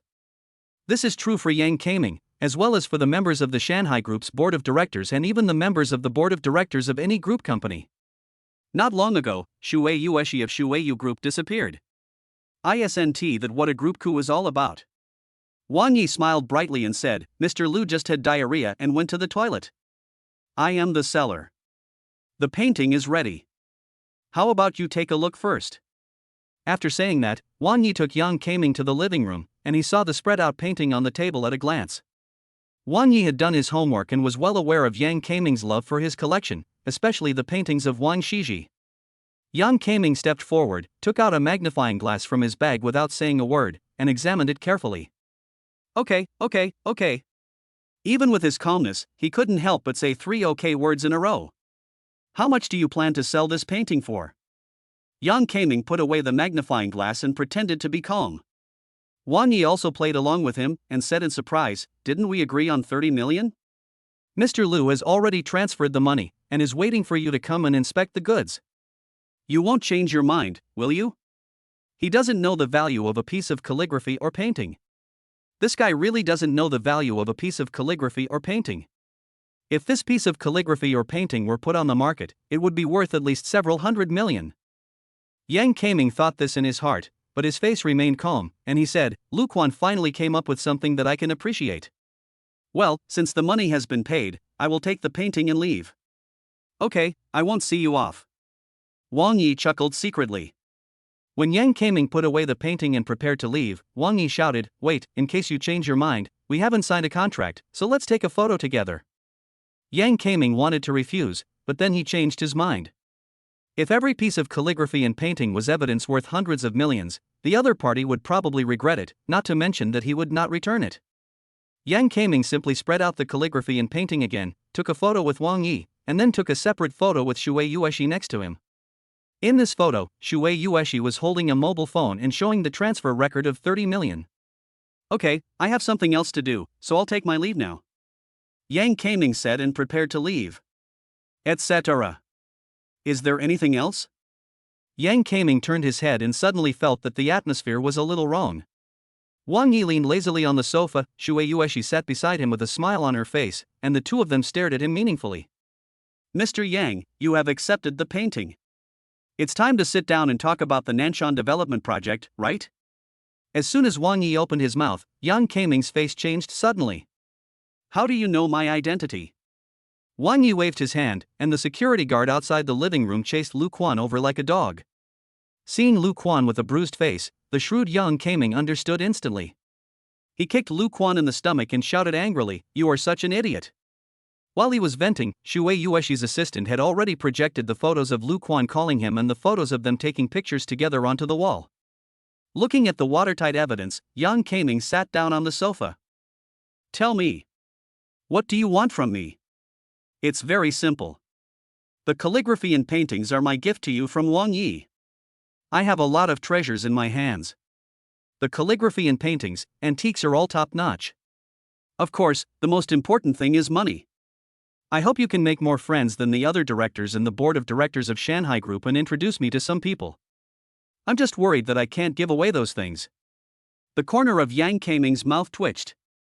After decades of doing business, this was the first time he had seen such a ruthless character who was actually planning to take over the entire board of directors. "You want the Nanshan development project, right? Director Yang is indeed a wise man." Wang Yi nodded and smiled, saying, "But what I want is all the projects developed by Nanshan. Arabian Nights. That's impossible." Yang Kaming stood up and said, "Even if you can use this method to control most of the directors of Shanghai Group, the old chairman has a veto power." "Are you talking about Shan Yueming, the former chairman of Shanghai Group?" Wang Yi asked. "That's right." Yang Kaming said seriously, "Although the old chairman is old, he is a very shrewd man. Do you think the old chairman will agree if a group swallows up the entire Nanshan development project in one go?" "No." Wang Yi shook his head directly. "But that's not something you should consider. As far as I know, Shanghai Group once planned to outsource the entire Nanshan development project. And they set a rule that as long as the board members vote in favor, plus the chairman's vote in favor, the entire project can be outsourced." Yang Kaming stared at Wang Yi strangely. He knew almost all the well-known entrepreneurs in Luochuan, but he had never seen Wang Yi. However, the person in front of him knew so much about Shanghai Group. Moreover, this point was beyond the expectations of Shui Yueshi, who was standing by. It should be a secret of the Shanghai Group's board of directors. "How do you know that?" After a moment, Yang Kaming and Shui Yueshi asked almost in unison. Wang Yi spread his hands. With his invisibility cloak, he had already been to the archives room of Shanghai Group. He knew much more than that. "I'll explain it to you later." Wang Yi looked at Shui Yueshi, blinked, and then stared at Yang Kaming. "As for you, there's no need to know. You just need to do what I say, and I promise you'll have peace of mind and many benefits." Chapter 88 Quick Acting Heart Pills. Wang Yi has never been short of money, nor is he short of strange things. By playing to their interests and using threats and inducements, and taking advantage of the self-protection mentality of those board members, they successfully captured Yang Kaming, and through him gradually won over more people on the board of directors. After seeing off Yang Kaming and the other two, Wang Yi lay lazily on the sofa in the living room of Shuiwei Villa. Seeing how tired he looked, Shui Yueshi walked up to him and pinched his shoulders. "For Su Xiaoma, you really work hard." During this time, Shui Yueshi has gotten used to it and no longer feels jealous when she says this. Wang Yi looked up and saw Shui Yueshi standing behind him. A hint of gratitude flashed across his eyes. "Don't be so conceited. I'm helping you not so that you can catch up with Su Xiaoma, but so that you can remember my love for you." "Thank you." Wang Yi smiled slightly. The unclear relationship between him and Shui Yueshi is actually very difficult to deal with. If it weren't for Shuei Yueshi's magnanimity, he probably wouldn't even be able to enter Shuei Villa, not to mention Shuei Yueshi's unremitting help. A mere thank you seemed too pale and powerless. Shuei Yueshi's eyes moved. As a woman who followed Wang Yi silently, she was somewhat disappointed. I changed the subject and didn't want to think about it anymore. It felt good to be with Wang Yi. Even if you can control most or even all of the chairman's members, it should be no problem to take over the main part of the Nanshan development project. But if you want to take over the entire 300 billion project, it may not be realistic. After all, the old chairman of Shanghai Group is not as simple as you think. It requires the consent of both the board of directors and the old chairman. It is indeed a bit tricky. Wang Yi touched his chin with one hand. Yueshi, I heard that the chairman of Shanghai Group is over 70 years old and has a very good relationship with his wife. I've heard of it too. Shuei Yueshi nodded. Wang Yi grabbed her wrist and pulled her to the sofa, sitting next to him. But I don't know much.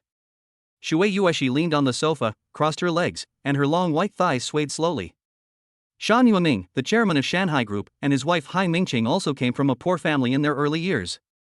They got married very early, when they were teenagers. They started their business from a small street stall, and gradually expanded it, and finally got involved in the real estate industry. The name of Shanghai Group shows the relationship between Shan Yueming and his wife. At this point, she turned her head and stared at Wang Yi. This old couple is really enviable. Hai Mingqing is also a heroine. She can accompany him to eat coarse food when he is poor, and she can accompany him to be proud of the world when he is rich. Over the years, Shan Yueming and his wife have rarely appeared in the public eye. Wang Yi did not hear the hidden meaning in Shuei Yueshi's words. She envied a woman who could have a loved one and someone who loved her all her life. But there seems to be very little news about the Shan family. I have been checking for a few days but have not found any movements of the Shan family. Shuei Yueshi chuckled when she heard that. It would be strange if you could find out. What do you mean? Wang Yi looked suspicious. God is jealous of talents. Shan Yueming and his wife only have one son. More than 20 years ago, their son and daughter-in-law died in a car accident. Only a baby girl was left, who is Shan Yueming's granddaughter. To put it bluntly, the huge Shanghai Group is controlled by the three people of the Shan family. This matter happened too long ago, and Wang Yi did not find out. After discussing with Shuei Yueshi for a long time at Shuei Villa, Wang Yi drove away. During this period, Shuei Yueshi invited him to stay overnight many times, but Wang Yi refused every time. When we returned to Shuei Garden Villa, it was already 9 o'clock in the evening. You're back. Have you eaten? Zhang Mengdai stood up in the living room. I've eaten. Meng, come here and let your brother hug you. Wang Yi was half squatting, and Zhang Meng jumped down from the sofa, then rushed over and jumped into Wang Yi's arms. You've gained weight. Wang Yi held the smart and cute little guy and turned around, smiling teasingly. Zhang Meng pouted and said, It's all my sister's fault. She said I need to eat more to grow, so that's why I'm gaining weight. Meng, come down quickly. Zhang Mengdai said, then looked at Wang Yi and said with a wry smile, Meng is already so old, and you still treat her like a child. Today is the first day you came back in recent times. It seems that things are going well. It's okay. Wang Yi smiled slightly, put Zhang Meng down, and rubbed her head. Tomorrow morning, let's go to school to complete the admission procedures. You've been too tired lately, so I'll take Meng with me. You've already made all the connections anyway. Wang Yi shook his head.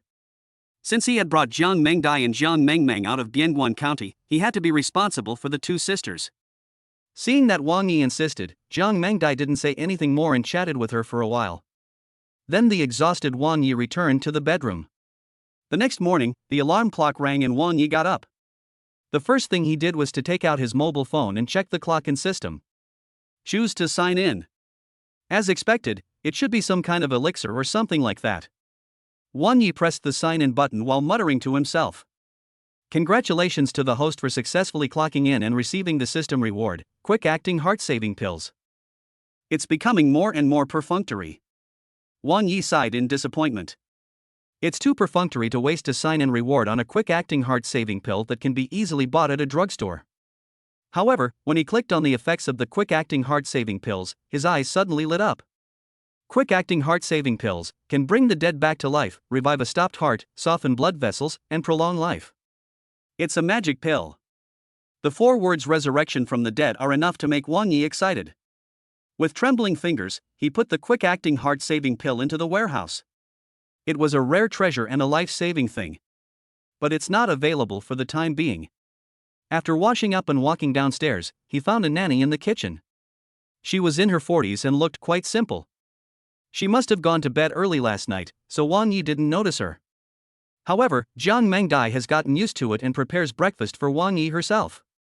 She is also busy in the kitchen. After breakfast, Wang Yi took Jiang Mengmeng and walked out of the community. Luochuan Primary School is not far from Shueiyue Garden. Wang Yi planned to take a walk, so he did not drive. After walking for about half an hour, we arrived at the gate of Luochuan Primary School, the best primary school in Luochuan. Mengmeng, you will go to school here from now on. It was the first time that Jiang Mengmeng saw such a big and beautiful school, and she nodded excitedly. Beep, beep. Just at this moment, a burst of urgent horn sounds came from behind Wang Yi and the others, urging them to hurry up. The harsh sound made Wang Yi frown, and he turned his head to see a Land Rover parked behind them. A head popped out of the car and said, "You country bumpkin, you don't have eyes when you walk. This is a motor vehicle lane, don't you know it?" The man spoke in a bad tone, and a boy in his early teens sitting in the back seat also gave him a contemptuous look. Chapter 89. From now on, sister will protect you. Get out of the way now and don't block the road. The man shouted arrogantly. Wang Yi was about to speak when Jiang Mengmeng beside him pulled him. Looking down at her, Jiang Mengmeng shook her head, then dragged him to the side of the road. Amid the man's cursing, the Land Rover sped towards the yard.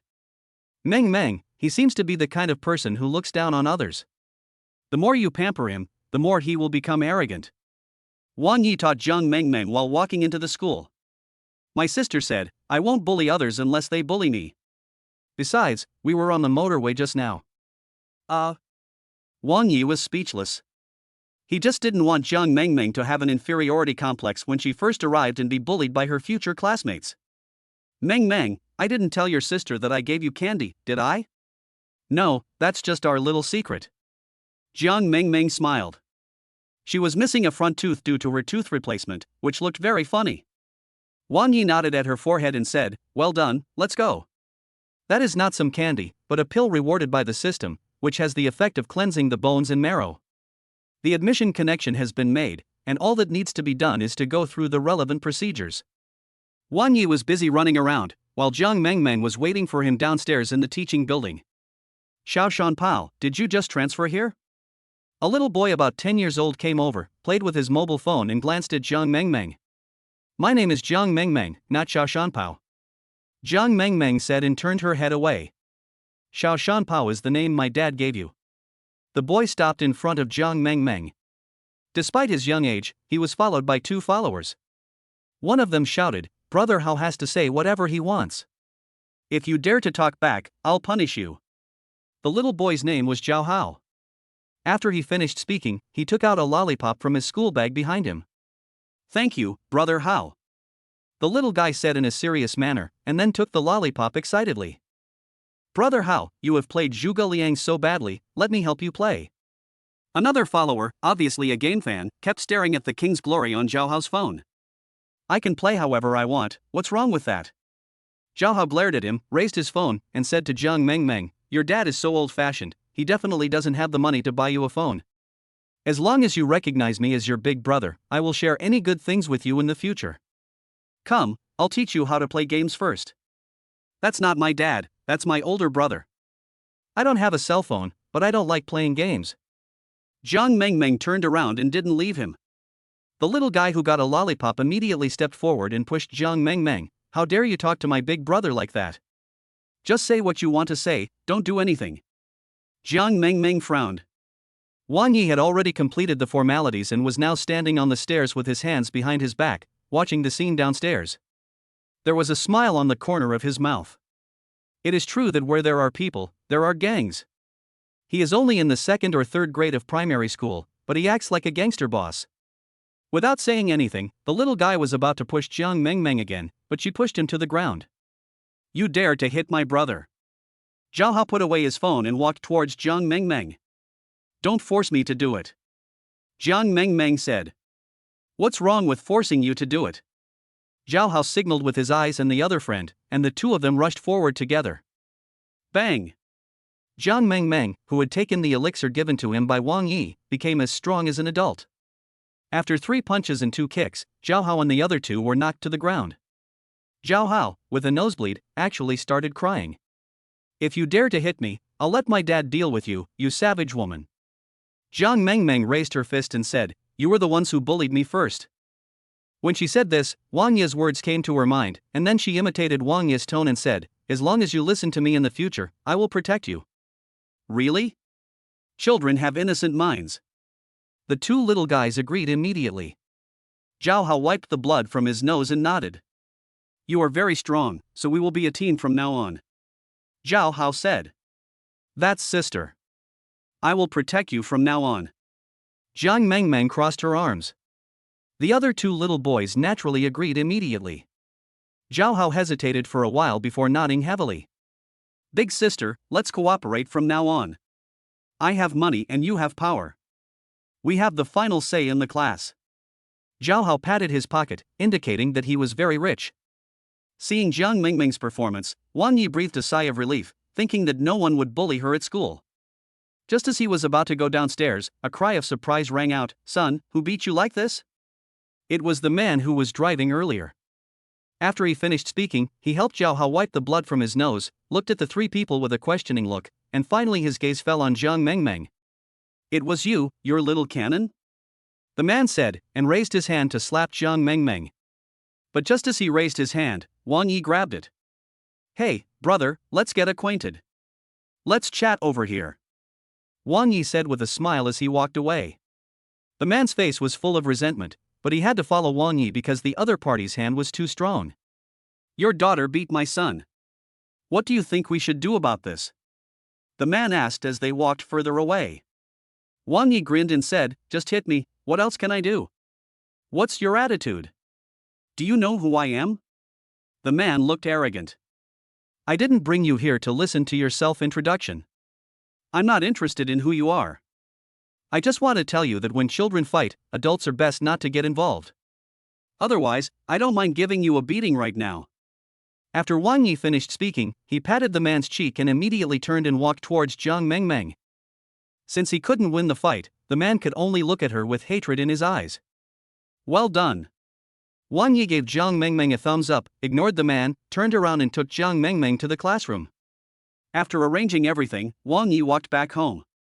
Halfway through the journey, the Land Rover sped past him.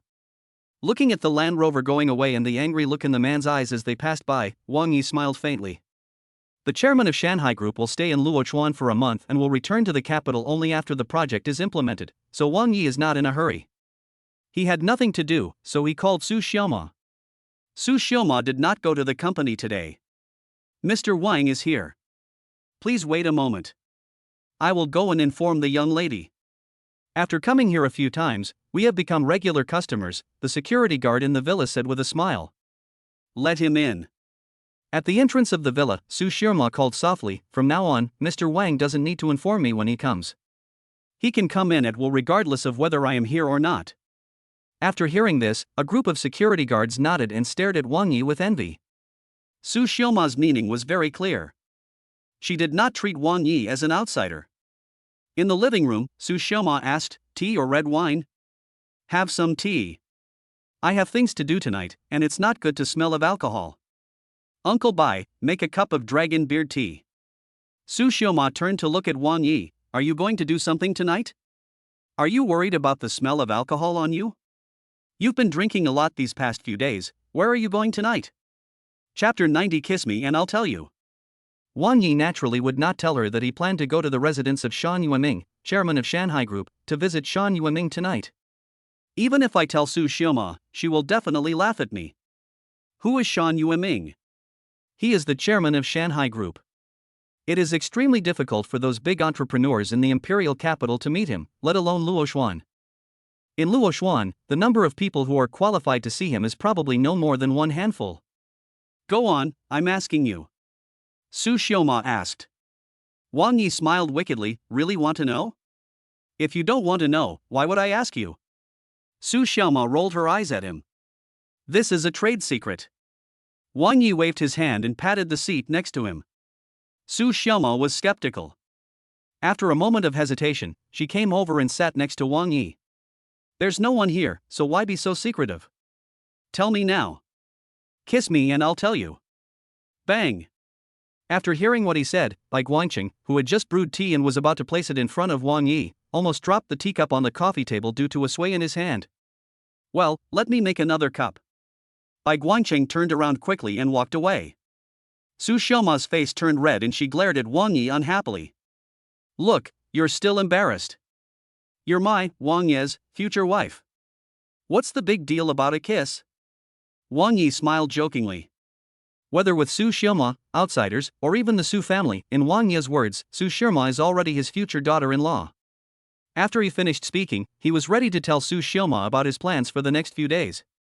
Boo! But at this moment, Su Xiaoma quickly kissed him on the cheek, then blushed and quickly stood up and sat back in her original seat. This kiss blinded Wang Yi's kiss. There is a qualitative difference between him forcibly kissing Su Xiaoma at Su's house a few days ago and Su Xiaoma kissing him actively. Why are you standing there? Can you speak now? Su Xiaoma asked shyly. Hee, I can tell you, I definitely can. After this kiss, I'm afraid I won't be able to wash my face this month. Wang Yi's words made Su Xiaoma burst out laughing. Seeing Guangqing coming back, Su Xiaoma signaled him with her eyes to get down to business. I have almost finished handling the Shanghai Group. Even if the board of directors does not vote unanimously in favor, more than half will support me. Mr. Wang, you are so confident. In less than a week, you have contacted the board members of Shanghai Group and convinced most of them? Guangqing put down the tea he had prepared. Wang Yi nodded, but at present, there is still a thorny problem. To completely take over the Nanshan development project, the board of directors and the chairman must unanimously approve it. I told you a long time ago that the possibility of taking full control of that project is zero. Su Xiaoma glared at him with some complaint. In her opinion, this was an impossible task, and the Su family was deliberately making things difficult for Wang Yi. Recently, I asked Uncle Bai to help investigate. Shan Yueming, the chairman of Shanghai Group, is not a simple person. Moreover, his wife hasn't appeared in public for a long time. Rumor has it that she is ill. At this juncture, even if you have a good reason, he can't hand over such a big project to a company. Wang Yi didn't care too much about Hai Mingqing's illness. He had already found out where Shan Yueming was staying, so he planned to visit him tonight, hoping to use his eloquence to give Shan Yueming a good impression. No hurry, there are still more than 20 days before the project is finalized. Wang Yi said, looking at Su Xiaoma brightly, are you in a hurry? Su Xiaoma's pretty face darkened, and she said angrily, can you behave yourself? The agreement you made with Grandpa is our only chance. Although my grandfather has always spoiled me since I was a child, but for big things like this, he has the final say. Hearing this, Wang Yi smiled but said nothing. Su Xiaoma's life experience was confusing. At present, perhaps only old Master Su and him, Wang Yi, knew that Su Xiaoma was not a descendant of the Su family. However, Wang Yi couldn't figure out for the time being whether Mr. Su's decision for Su Xiaoma to marry into the Zhou family had anything to do with her background. After chatting until noon, Wang Yi unceremoniously stayed for a meal before leaving the villa. He first drove to Amano Group, without disturbing Jiang Mengdai, but quietly went to the marketing department. Director Wang, do you want me to notify the marketing department? Jiang Mengdai's secretary was about to speak at the door, but Wang Yi waved his hand and said, no need, I'm just taking a look. The secretary stood beside him respectfully, looking towards the marketing department through the glass window. People passed by here from time to time, but they were just curious about why the chairman's secretary was standing here with a strange man. As the boss of Amano Group, he is just a hands-off manager and few people in the group know him. How is Lu Yuyu's work status recently? Wang Yi asked seemingly casually, but the purpose of his coming here was specifically to see Lu Yuyu.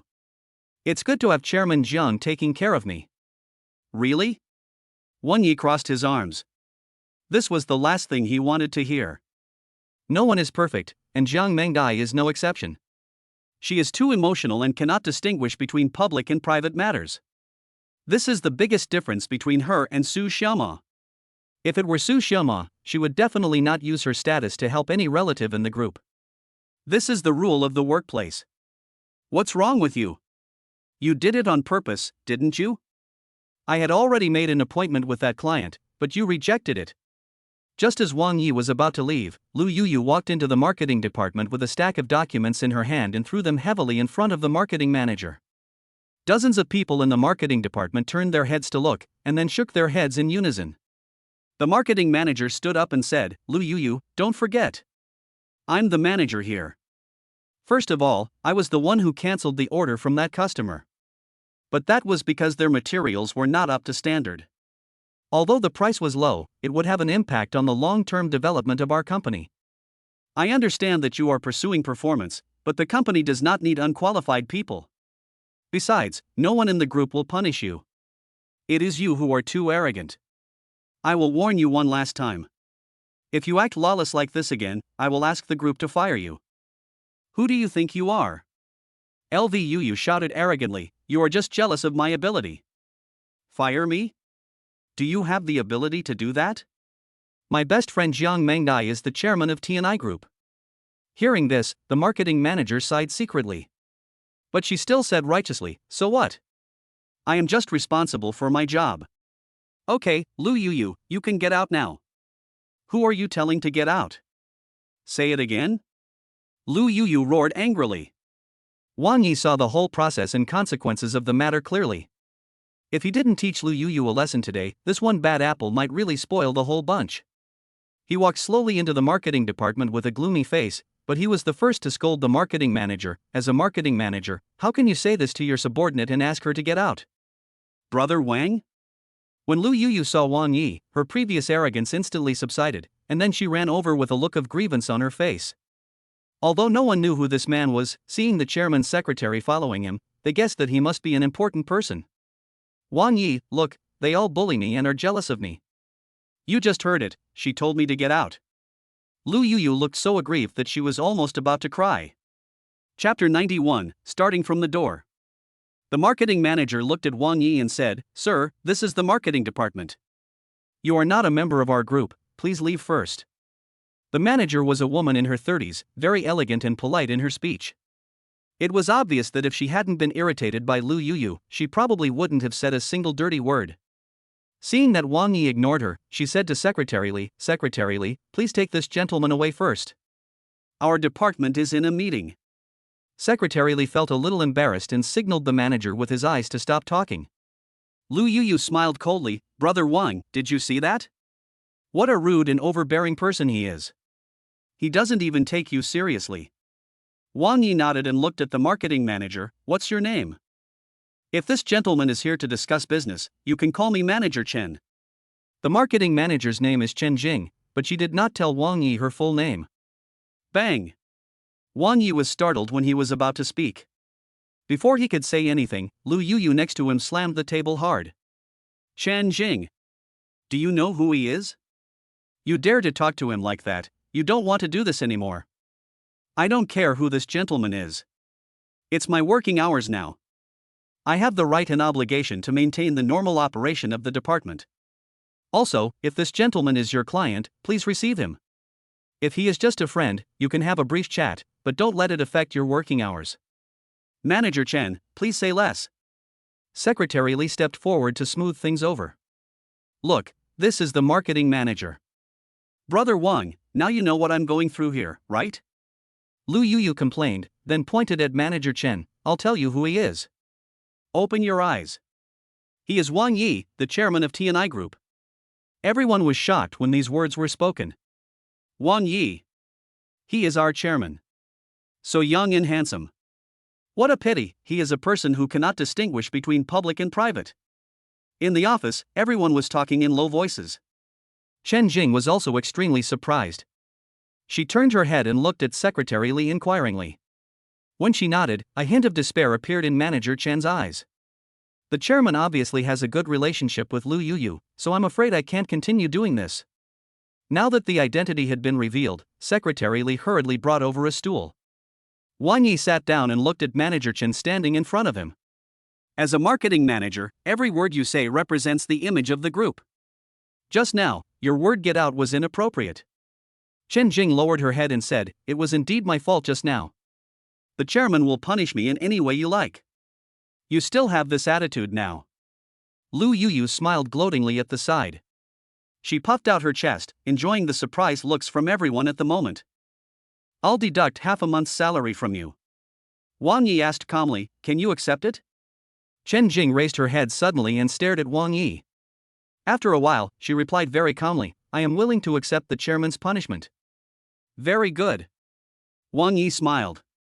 But at this time, those people in the marketing department were angry but dared not speak out. If they said one wrong word, they would be deducted half a month's salary. It was too obvious that the chairman was biased. Just as Lu Yuyu was staring at Chen Jing with a provocative look, Wang Yi changed the subject and asked, Manager Chen, how much is your salary? Chen Jing replied, the salary is a base salary plus performance commission, the base salary is 60,000. How about this, Secretary Li will talk to the finance department later and adjust Manager Chen's salary to 100,000 per month. What? After hearing this, Lu Yuyu and Chen Jing were both stunned. My colleagues in the office were also surprised. Aren't you going to punish Manager Chen? Deduct half a month's salary from her? How come the base salary almost doubled all of a sudden? Brother Wang, did you make a mistake? Asked Lu Yuyu from the side. That's right. I just said I'll deduct half a month's salary from her. What about the basic salary increase? Oh, you mean this? Let's put it this way. Wang Yi explained, Manager Chen did say a wrong word just now, but her overall work attitude is very good, and she is conscientious and responsible in her work. If we don't raise the salary of such an employee, it would be unfair. Brother Wang, she just... Call me chairman. Wang Yi's expression suddenly changed. He pointed to Manager Chen's side and motioned Lu Yuyu to stand in front of her. Lu Yuyu walked up to Chen Jing with a puzzled look on her face, with a lot of resentment in her eyes. It's time to talk about you. First of all, Manager Chen is your superior. Did you talk to her in the same manner as before? Secondly, what Manager Chen said is very correct. Sales require performance, which is understandable. But we cannot just fill in the numbers. We must pay attention to quality. Besides, during working hours, the company has uniforms, why don't you wear them? The series of questions left Lu Yuyu speechless. She had only been in the group's marketing department for more than a week, but relying on her relationship with Jiang Mengdai, she had repeatedly broken the company's rules. Brother Wang. No, Chairman I. Wang Yi waved his hand and said, it's almost time to get off work. I'll just say a few words so as not to delay your time off work. Thank you for your hard work, everyone. From now on, please remember that in the group, there is only a hierarchy of job titles, nothing else. Everything must be done strictly in accordance with the group's rules and regulations. Rewards and punishments must be clearly defined. Lu Yuyu, judging from your performance just now, I think you haven't completely passed the sales training. How about this, starting from tomorrow morning, you will start as the doorman. Gatekeeper? Lu Yuyu almost doubted her ears. But Wang Yi had already turned around and said to Secretary Li, by the way, tell the finance department to treat all positions equally when adjusting their salaries. The salary of a doorman should be what it should be. After saying that, Wang Yi walked away. As soon as he walked out the door, he heard a burst of cheers from the marketing department. The dusty and dirty Lu Yuyu gritted her teeth, thinking that Wang Yi could vent her anger, but she didn't expect that the ending would be like this. Little did she know that she had already overexhausted Wang Yi's patience with her. On the way home, Jiang Mengdai looked melancholy in the passenger seat. What's wrong, Mengdai? You seem to be worried about something? Wang Yi asked knowingly. About Lu Yuyu. Jiang Mengdai hesitated for a moment, but still spoke. I heard about it before I got off work, and Yuyu also called me. Her attitude was indeed not good, but she shouldn't be a doorman, right? The doorman is pretty good. Mengdai, you forgot. When I saw you again that day, weren't you also working as a doorman at the sales office of Shuiwei Garden? Jiang Mengdai was speechless when she heard this. She had also noticed Lu Yuyu's arrogance during this period of time. To be honest, if it weren't for your sake, I would have fired her long ago. Wang Yi said directly, I didn't tell you last time that she actually used your name to ask me out for dinner. Such a person is not suitable for development in the company. If she can't even do the job of door reception this time, I advise you to fire her. In fact, I suggest that you don't have to work so hard all the time. You can go to Tana Group and sit with Su Xiuma and learn more about her management skills. I will. Jiang Mengdai replied. Wang Yi extended his hand and rubbed Zhang Mingdia's head. He smiled and said, "I'll give you half a month's vacation. I'll contact Su Shima and you can be her secretary for half a month and study management. After all, our group will be handling a 300 billion project soon." 300 billion? Zhang Mingdia's eyes widened instantly. Chapter 92, Rejection. What Jiang Mengdai lacked was never workability, but decisiveness. I believe Su Shima will give her a good enlightenment, and half a month will bring about a qualitative change in her. After sending Jiang Mengdai back to the villa and asking Jiang Mengmeng about her day's gains, Wang Yi looked at the time before leaving the villa and heading towards the villa complex in the western suburbs. Wang Yi stopped the car in front of a quaint villa. "Hello sir, this is a private residential area. May I ask what I can do for you?" The security guard at the door was very friendly. Wang Yi poked his head out and said, "I'm here to see Chairman Shan. This is where Shan Yueming, chairman of Shanghai Group, lives in Luochuan." Wang Yi took great pains to find out. "Excuse me, have you made an appointment with Chairman Shan?" "No." Wang Yi said directly, "But I have something urgent to do, so please inform me that Wang Yi is here to meet with Chairman Shan of Tana Group to discuss the Nanshan development project and the reform issues within the group."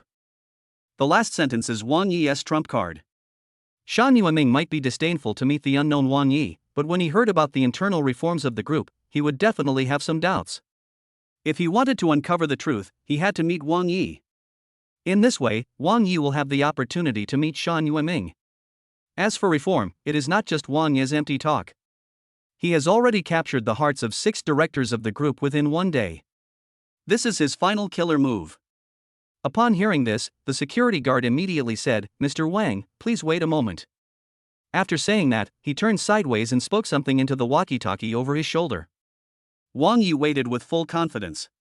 He was sure that once Shan Yueming knew the purpose of his visit, he would definitely meet him. "Wang Yi?" A questioning voice came from the intercom, and after a moment, he said, "Don't let him in. Let him wait. I'll be right there." The security guard lowered his head and said to Wang Yi in the car, "Mr. Wang, please wait a moment. Butler Zhao will come over in person later." Such a high salary. Wang Yi nodded excitedly. Unexpectedly, Shan Yueming actually sent his butler to greet him personally. Soon, a middle-aged man came over, and Wang Yi's smiling face gradually stiffened. Is the world so small? Wang Yi sighed in his heart. He still remembered the person who came. It was Zhao Hao's father at school, the man who drove a Land Rover with an arrogant look. "Oh, it's really you. Whether it turns or not, the water turns." Zhao Mingji knocked on the hood of Wang Yi's car and said with a joking smile, "No wonder you were so angry yesterday. You have a nice car and you are a rich man." Zhao Mingji spoke in a nasty way right from the start, and it was obvious that he was holding a grudge. Wang Yi smiled faintly and prepared to get out of the car, but Zhao Mingji held the car door tightly and said, "Mr. Wang, there is no need to get out of the car. I am the housekeeper here. The master has ordered that he will not see you. Please go back." "Are you sure you have conveyed my words to Chairman Shan?" Wang Yi asked. Zhao Mingji sneered, "Go away." Wang Yi frowned, "If you delay something important, you won't be able to take responsibility." "Oomph, big deal. No matter how big it is, it's useless. I can tell you clearly that the master won't see anyone. He's not in the mood. Get out of here before I call security." After Zhao Zhiming finished speaking, he slapped the hood of the car heavily, turned around and walked towards the villa. Being turned away was beyond Wang Yi's expectations. Who would have thought that the guy yesterday was actually Shan Yueming's butler? At the urging of the security guard, Wang Yi drove the car and slowly drove away from here, but he did not go far but stopped behind a green area. Smacking his lips, Wang Yi put on an evil smile. "Since we can't get in openly, we can only sneak in quietly." Wang Yi called out his cell phone, retrieved the invisibility cloak from the warehouse, and waited quietly. It was easy for Wang Yi to go in. When it was completely dark, Wang Yi put on an invisibility cloak and his figure suddenly disappeared.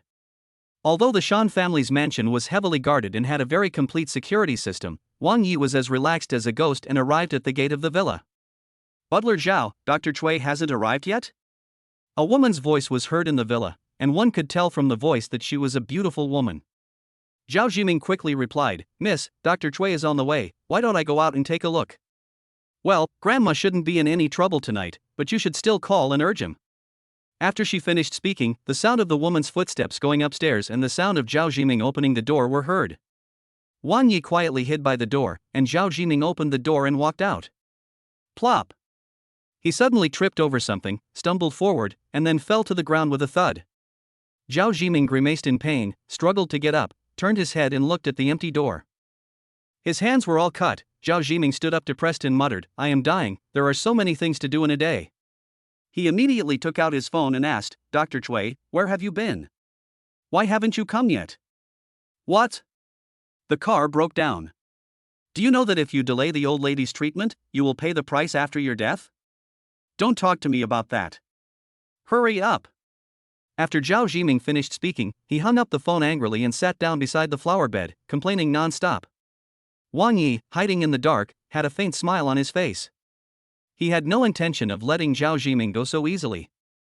With him around, this place would be his, Wang Ye's, restricted area from now on. With the help of the invisibility cloak, Wang Yi turned on the recording button on his mobile phone and walked to Zhao Jiming's side. After taking a long break, Zhao Jiming stood up, but fell again as he raised his foot. This time he fell pretty hard and even broke his lip. This is fucking evil.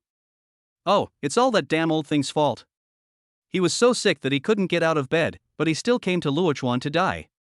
Damn it, wouldn't it be better to die in the imperial capital? Zhao Jiming kept complaining that Shan Yueming and his wife seldom came to Luochuan, and the villa was basically idle.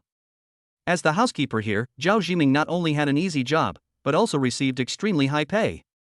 But during this period, old lady Hai Mingqing fell ill, and Zhao Jiming, who had been living in comfort for a long time, was indeed a little uncomfortable with the sudden busyness. Wang Yi smiled brightly. If this recording was sent to the Shan family, Zhao Jiming would lose his job. Grasping Zhao Jiming's handle, Wang Yi quietly sneaked into the villa. The luxuriously decorated villa was very large, and Wang Yi looked for Shan Yueming's rooms one by one. Suddenly, he stopped outside a half-open door on the second floor. There was a sound of running water in the house, as if someone was taking a shower. Wang Yi gently pushed the door open a crack and took a curious look inside. Through the frosted glass in the bathroom on the side, he could vaguely see a slim woman taking a shower. Well. Wang Yi swallowed and prepared to turn around and leave. Although he wanted to peek, now was not the time. But at this moment, Zhao Jiming walked over from the corridor. With no way to retreat, Wang Yi could only sneak into the room. Looking around, this is obviously a girl's boudoir. The main color is pink, and the bed and sofa are filled with dolls. I guess the woman taking a bath should not be very old. Chapter 93 I Am a Good Person. Wang Yi was forced into a corner and had to hide in the room temporarily with the help of an invisibility cloak. He thought that after Zhao Jiming left, he could sneak away and find the room where Shan Yueming was. Although he could not meet him openly, he would have the opportunity to observe this person secretly and try to please him. But Wang Yi's thoughts were completely disrupted by Zhao Jiming. A head popped in from the half-open door, and it turned out to be Zhao Jiming. This old pervert. Although Wang Yi behaved the same way as him, he couldn't help but feel contempt for him in his heart. Zhao Jiming stared at the bathroom with lustful eyes, then gently opened the door, walked to the bathroom door, and actually started peeping. Wang Yi, who was hiding in the dark, saw all of this clearly. After peeping for a while, Zhao Jiming actually took out his mobile phone and pointed the camera at the crack in the door. Stealing from the company. How damned disgusting. Wang Yi couldn't bear it any longer. He had never had a good impression of Zhao Jiming. After finishing the words in his mind, Wang Yi stepped on the carpet and walked over slowly. Looking at Zhao Jiming's lustful smile, Wang Yi kicked Zhao Jiming on the butt. Bang! His entire face slammed hard against the glass door. Zhao Jiming was so panicked that he didn't have time to react to what was happening. He got up, turned around and ran out the door, but he tripped and fell, and got up with a bloody nose on his face. Who's outside? A woman exclaimed from the bathroom. Wang Yi was just about to make Zhao Jiming pay the price, but Zhao Jiming, who was terrified as he reached the door, pulled the door shut. Crunch! This time, the invisibility cloak that Wang Yi was wearing was actually hung on the door. He hadn't paid attention when he heard footsteps coming out of the bathroom, so he turned around and hid in the corner. In his haste, he did not notice that the invisibility cloak that was stuck on him was pulled off. After leaving his body, a black cloak emerged at the door. The bathroom door opened, revealing a woman in her early 20s, wrapped in a bath towel with her hands tightly clasped, with wet shoulder-length hair. Her delicate features were filled with fear, and her big eyes stared into the room with tears in them. Why is she staring at me? Wang Yi frowned and moved aside. The woman's eyes moved along with his movements. What the hell? Wang Yi didn't believe it and moved to the side, but the woman was still staring at him. So Wang Yi walked over and waved his hand in front of the woman. Bang! At this moment, a loud slap landed on Wang Yi's face. This made Wang Yi confused. Wasn't he invisible under the invisibility cloak? Can you see me? Wang Yi asked doubtfully. You idiot, you hooligan. How did you get in? The woman asked harshly. Well. A drop of cold sweat broke out on Wang Yi's forehead, and then he discovered that the invisibility cloak had fallen to the ground at the door. Wang Yi shrugged his shoulders in extreme embarrassment. If I were to say that I'm here to protect you, you probably wouldn't believe me, right? The woman nodded heavily, looking at him with a look that clearly showed her looking at him as a fool and a pervert. Since you don't believe it, forget it. Goodbye. As he said that, Wang Yi prepared to possess and pick up the invisibility cloak. Suddenly, the woman opened her mouth to scream. Don't shout. Wang Yi covered the woman's mouth and threatened, I'm warning you, don't shout, I'm really a good person. Swish. Before she could finish her words, the bath towel wrapped around the woman fell off as she struggled. Wang Yi looked down, and everything came into his sight instantly. Gulp. He swallowed subconsciously. This woman had a beautiful figure, well proportioned without any flaws, skin as white as jade, and a straight body. Bang! Another one, and Wang Yi felt a burning pain on his face. Where are you looking? Close your eyes, the woman with her mouth covered yelled hesitantly. Shut up! Wang Yi growled as his cheek hurt, if you dare to make another sound, I'll pin you down on the bed and I'll be done with you. He was really angry and really depressed. The one who was peeping was Zhao Jiming, but when he stood up for justice, he ended up smearing yellow mud on his crotch, which is nothing but shit. The woman was so frightened that tears came out of her eyes. Seeing that she was no longer struggling, Wang Yi slowly loosened his hand, leaned in front of her, and picked up the bath towel on the ground. But during this process, Wang Yi's face was only a dozen centimeters away from the other person's body, and he could see everything very clearly. The woman grabbed the towel, quickly wrapped it around herself, and then let out an ear-piercing scream. Help, someone come. Fuck. You broke your promise. You said you wouldn't yell, but you yelled so loudly. Wang Yi glared at the woman in frustration, picked up the invisible cloak, opened the door, and turned to say to the woman, I'm such a good person. After saying that, he rushed out of the bedroom, put on the invisibility cloak, and his figure disappeared in an instant. At the same time, a large number of security guards rushed up quickly from downstairs. Zhao Jiming was mixed in with the security guards, his expression was stiff, with bloodstains on his face that had not been washed clean. He was very worried and his body was shaking. Miss? The security captain rushed forward. The woman wrapped in a bath towel angrily said, What are you security guards doing? A fool has rushed into my bedroom. Hurry up and find him and bring him out for me. Is anyone coming in? The security captain turned and looked at a group of security guards. At this time Zhao Jiming finally breathed a sigh of relief. It turned out that the lady thought someone had broken in, but fortunately she didn't suspect me. Under the woman's scolding, a group of security guards surrounded the villa in 3 layers, and Wang Yi, who had no time to escape, was trapped in the villa. Qingwu, what happened? It's so noisy, your grandma needs to rest. An old man on the 3rd floor poked his head out. Shan Qingwu hurriedly said, It's okay, Grandpa, you should rest early. Oh, it's late at night, don't be crazy, girl. You're disturbing your grandma's rest. Wang Yi, who was hiding in the corner, finally saw Shan Yueming himself. He was over 70 years old, but looked very energetic. After he finished speaking, he turned around and walked into the house. Shan Qingwu. Wang Yi smacked his lips. This girl should be the only child of the Shan family and the only granddaughter of Shan Yueming. But this silly woman is too stupid. Zhao Jiming must have spied on her more than once. Wang Yi quietly went up to the 3rd floor and hid outside the door to eavesdrop.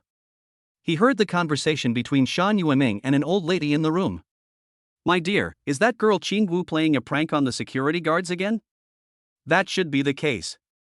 Alas, this girl is too boring. Shan Yueming sighed, you should get some sleep. You have a bad heart, so don't think too much. Dr. Cui should be here soon. As long as you are fine tonight, the experts from the capital will be here tomorrow. There won't be any big problems. I know my body. I'm already buried up to my neck in the dirt. There's nothing to be afraid of. I'm just worried about Qingwu. I can't let her go. I haven't seen this crazy girl get married yet. What nonsense! It's all right, my dear, my dear. Suddenly, Shan Yueming's voice became anxious and trembling. Chapter 94, Granting the Miracle Medicine. Drop, drop, drop. The instrument beside the bed kept beeping. Wang Yi was very familiar with this sound. It was the alarm sound of the instrument indicating loss of vital signs. This situation happened twice when my mother was hospitalized. Fortunately, she was rescued in the hospital. My dear, don't scare me. Wake up. Dr. Cui will be here soon. You can hear Shan Yueming sobbing. He has a very good relationship with his wife Hai Mingqing. The opportunity has come. Wang Ye's eyes gleamed, and he called out his cell phone to get the quick-acting heart-saving pills given as a gift when he signed into the system the day before yesterday from the warehouse.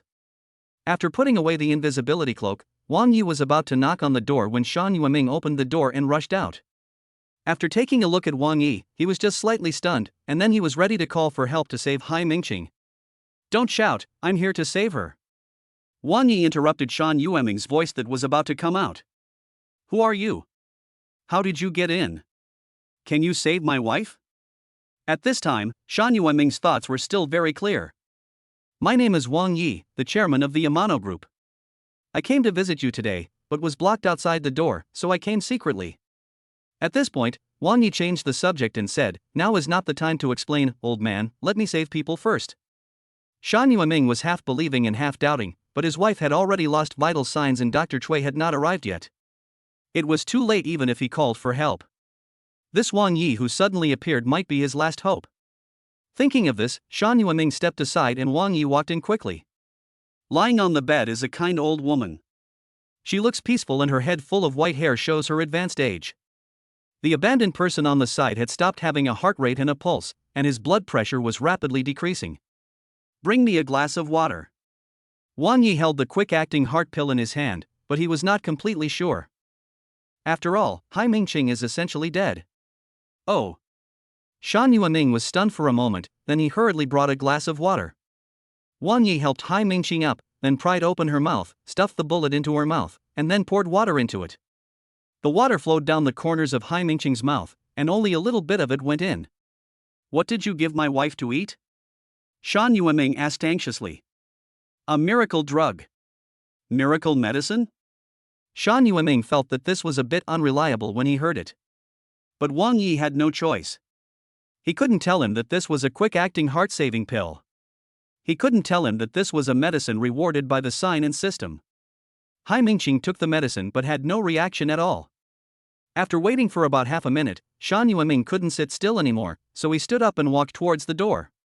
If Dr. Cui had arrived in time, there might have been a 1 in 10,000 chance of success, but if she had listened to this chairman of the Tana Group who appeared out of nowhere, I'm afraid her husband would have died. Drop! But just as his hand was about to grab the door handle, a sound came from the heart rate monitor. Shan Yueming turned around suddenly and saw that the heart rate, blood pressure, and pulse on the instrument were recovering rapidly, and Hai Mingqing was breathing again. He rushed forward quickly and grabbed his wife's hand. Wife, wake up. Wang Yi was pushed aside by him, and he secretly breathed a sigh of relief when he saw Hai Mingqing gradually waking up. This medicine can cure her illness, but the doctor will have to check her out later to see if there are any remaining symptoms. Thank you, you are truly a god. Shan Yueming kept staring at Hai Mingqing, holding her hand, and said softly, It's okay, my dear, it's okay, you are okay now. What just happened? I feel like I'm dead. Hai Mingqing's voice was still a little weak. Shan Yueming explained, just now you were critically ill, and it was Mr. Wang Yi who gave you the magic medicine to save you. Grandpa, Grandma, have you rested? Just then, Shan Xingwu's voice came from outside the house. A drop of cold sweat fell on Wang Yi's forehead. This Shan Xingwu was really a troublemaker. He just saved Hai Mingqing, which was a life-saving favor to Shan Yueming. The timing was just right, and Wang Yi was about to mention the purpose of his visit, but who would have thought that Shan Xingwu would come running over? If she caught him and told him about the misunderstanding of peeping just now, it would backfire. Thinking of this, Wang Yi put on the invisibility cloak without hesitation, and his figure disappeared instantly. Xingwu, come in. After Shan Yueming said this, Shan Xingwu outside the door opened it. Your grandma almost died just now, thanks to Mr. Wang. Seeing Shan Yueming talking here, his eyes searched around the room. Shan Xingwu asked, What, Mr. Wang, what happened to my grandma? Where is the person? Shan Yueming was stunned. Wang Yi, who was behind him just now, seemed to have evaporated. Before he had the chance to explain to Shan Xingwu, Dr. Cui arrived, sweating profusely. At Shan Yueming's urging, Dr. Cui began to examine Hai Mingqing, his expression becoming more and more surprised. Hiss. He took a breath but didn't say anything. Shan Yueming frowned and asked, Dr. Cui, what happened? That's strange. Dr. Cui looked suspicious. I checked him this morning, but within half a day, the old man's coronary heart disease, myocardial infarction, and cerebral hemorrhage were all cured. Ah? Shan Yueming was also extremely surprised after hearing this. Only then did he remember what Wang Yi had said before, that it was a miracle medicine. Miracle medicine. It is indeed a miracle medicine. Shan Yueming muttered. Wang Yi, who had been hiding in the corner, realized that he had no chance tonight, so he could only slip out quietly, leave the villa and drive back to his residence. It shouldn't be a loss. Although the quick-acting heart-saving pills can indeed bring the dead back to life, at least Shan Yueming owes me a favor. What he said sounded more like self-consolation. The quick-acting heart pill can bring the dead back to life. That thing is the most precious of treasures. What can be more important than life? I still don't know when the system will be able to reward you with this life-saving treasure again. The next day, experts from the imperial capital arrived, and their examination results were the same as Dr. Cui's.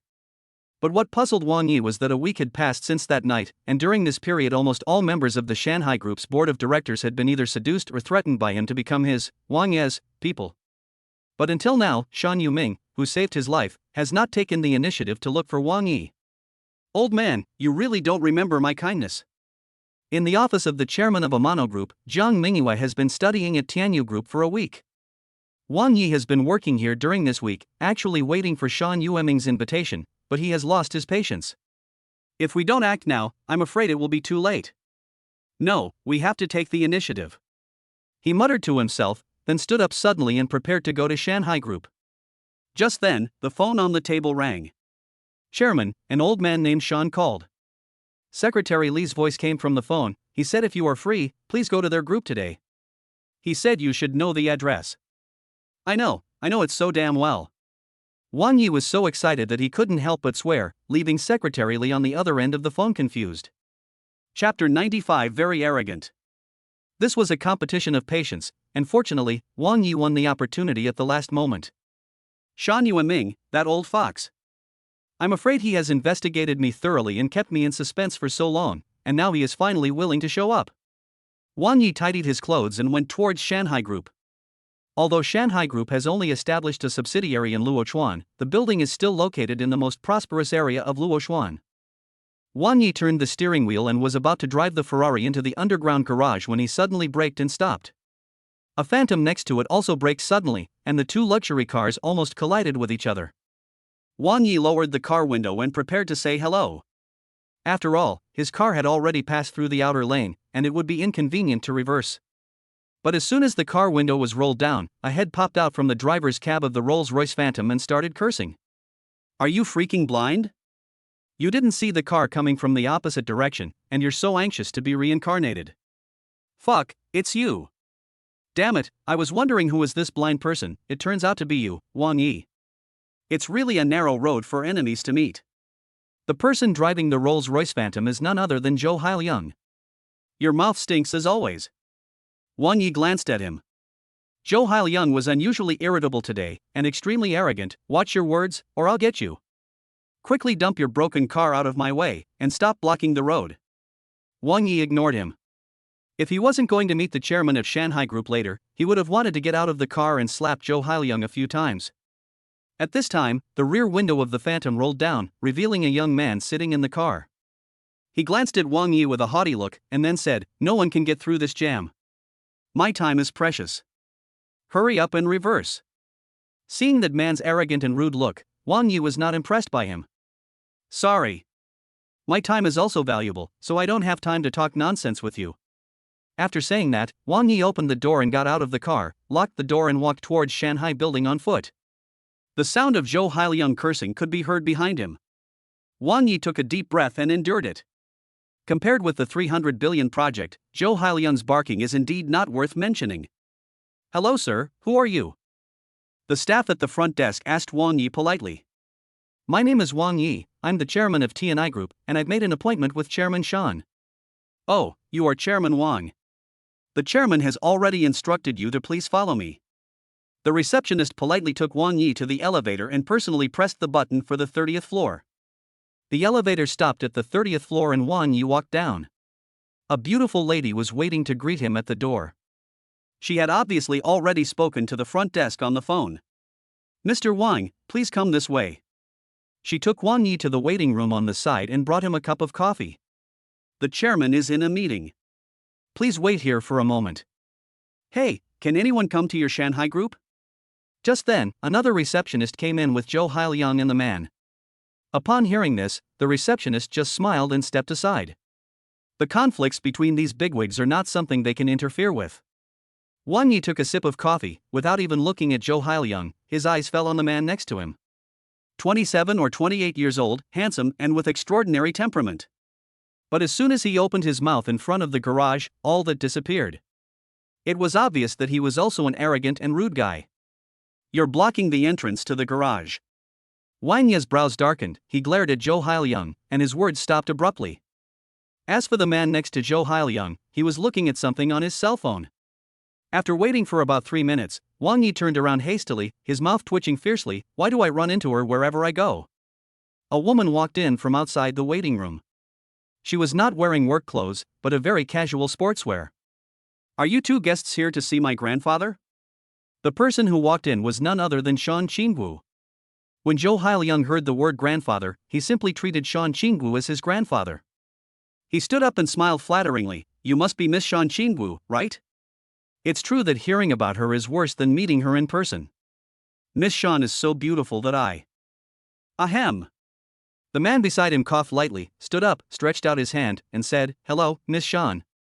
I'm Zhou Guangqing from Zhou Group. Nice to meet you. Shan Qingwu shook hands with him. Are you two here together? I heard from Grandpa that there is another person from the Amano Group. That guy.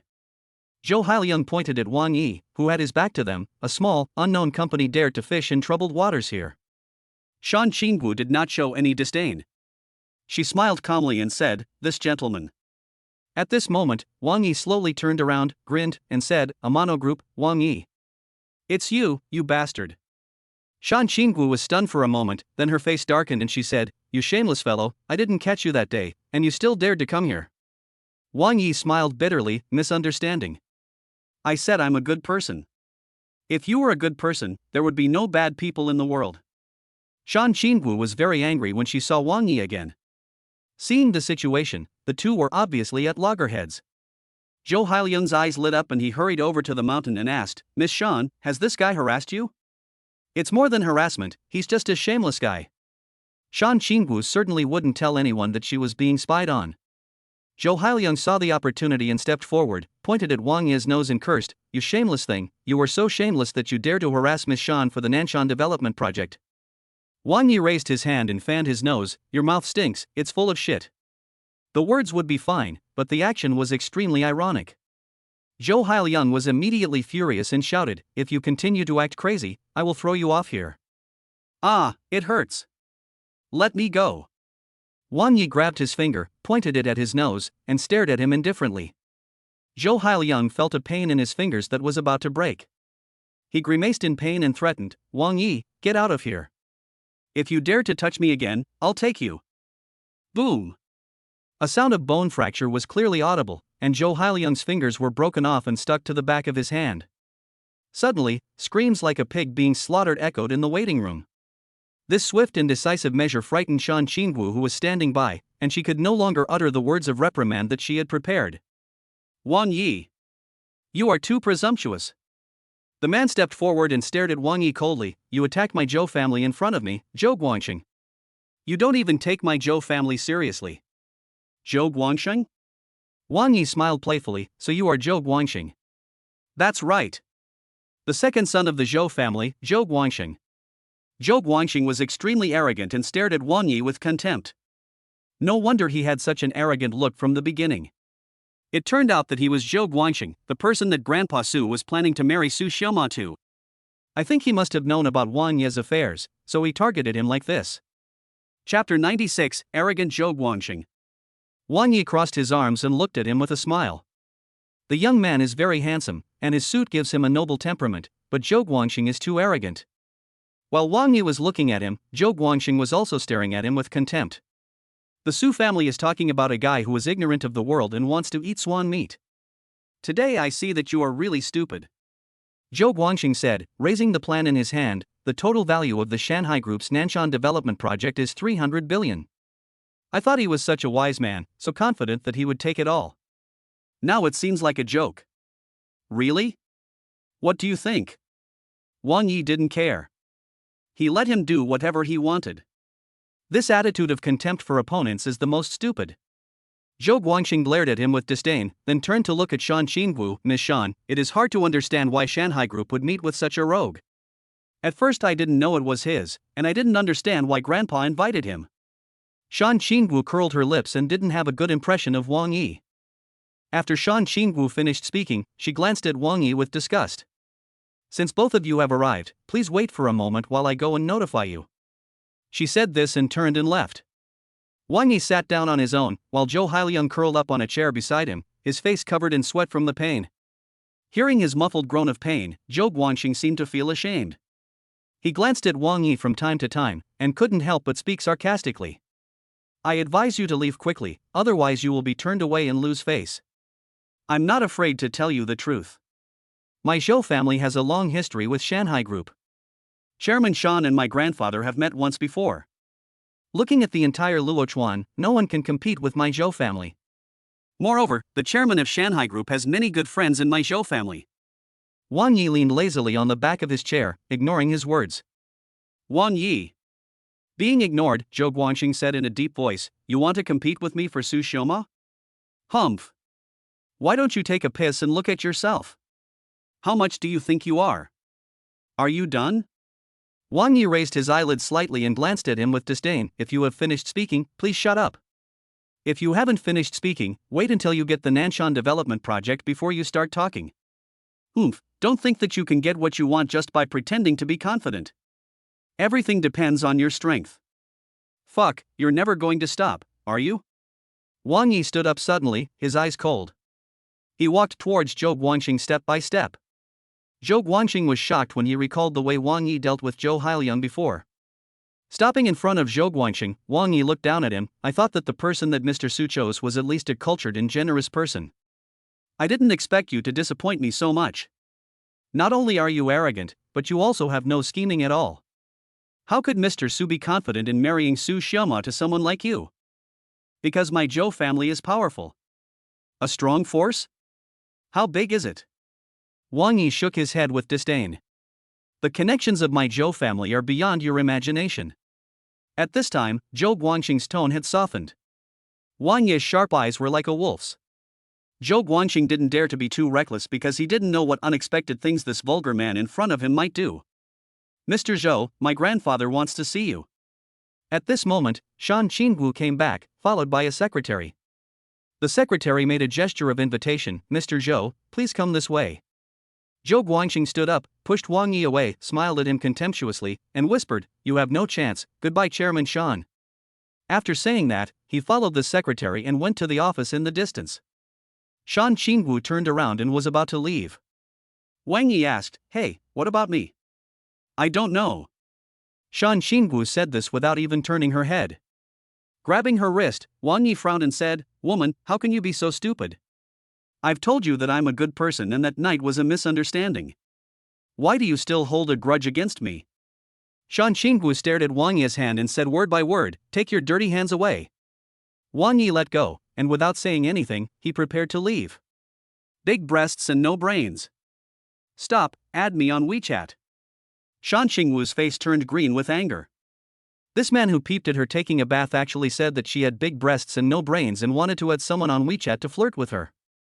His attitude was too overbearing. Is there something wrong with your brain? Shan Qingwu stopped and stared at him. Adding WeChat can explain the misunderstanding that night. Wang Yi explained. Do you really think I'm a fool, or are you a fool yourself? If you want to pick up girls, go back and learn more. This method is too low level. I don't have time to chat with you here. Shan Qingwu had a deep misunderstanding of Wang Yi. After she finished speaking, she turned around and walked out of the waiting room. Shan Qingwu didn't close the door when taking a shower, and someone peeped at her. Suddenly, Wang Yi's voice came from behind. Shan Qingwu's footsteps came to an abrupt halt, her cheeks flushed instantly. After a moment of daze, she turned around abruptly, rushed into the waiting room and covered Wang Yi's mouth with her hands. Are you crazy? Yeah, didn't you say I was crazy? I'll really be crazy for once. Wang Yi, with his mouth blocked, said hesitantly. What on earth do you want to do? Add WeChat. Add, is it not okay to add? Shan Qingwu, who was threatened, said angrily. At worst, she could just add more and then blacklist him. Wang Yi smiled happily, took out his phone and asked, should I scan you, or should you scan me? I'll sweep you. Shan Qingwu said unhappily. After scanning Wang Yi's WeChat and adding him, Shan Qingwu looked at him viciously. Now you have got what you wanted. You'd better keep it to yourself that night, otherwise don't blame me for being rude. Sorry, I'm not interested in you. I just don't want to be misunderstood. Wang Yi's words made Shan Qingwu's mouth twitch violently. Wang Yi sent the video and recording of that night to Shan Qingwu via WeChat. He pointed to his phone and said, after watching it, you will know who the culprit is. That night, I just went to see Mr. Shan. While they were talking, the secretary from before came over with Zhou Guangxing. Mr. Wang, the chairman wants to see you. Wang Yi nodded, and then raised his phone towards Shan Qingwu. If you have nothing else to do, call or send a WeChat message. Shan Qingwu rolled her eyes at him and then looked at the message from Wang Yi on WeChat. Zhou Guangxing frowned as he passed by Wang Yi. When their eyes met, he said disdainfully, even if we are destined to meet the chairman, you, Wang Yi, will at best be at the bottom. However, Wang Yi ignored him and walked away. Zhou Guangxing's face turned pale. He had just met Chairman Shan, and the other party's words were vague. He neither promised nor denied. But in just a moment, Wang Yi actually got the WeChat account of Shan Yueming's granddaughter. He glared at Zhou Hailiang, who was curled up on the stool, who was in so much pain that he was unconscious. He wanted to kick that guy twice. It was really embarrassing to bring him here. Chapter 97 Special Conditions. In the waiting room, Shan Qingwu clicked on the video sent by Wang Yi. The video was dark and only the sound of running water could be vaguely heard.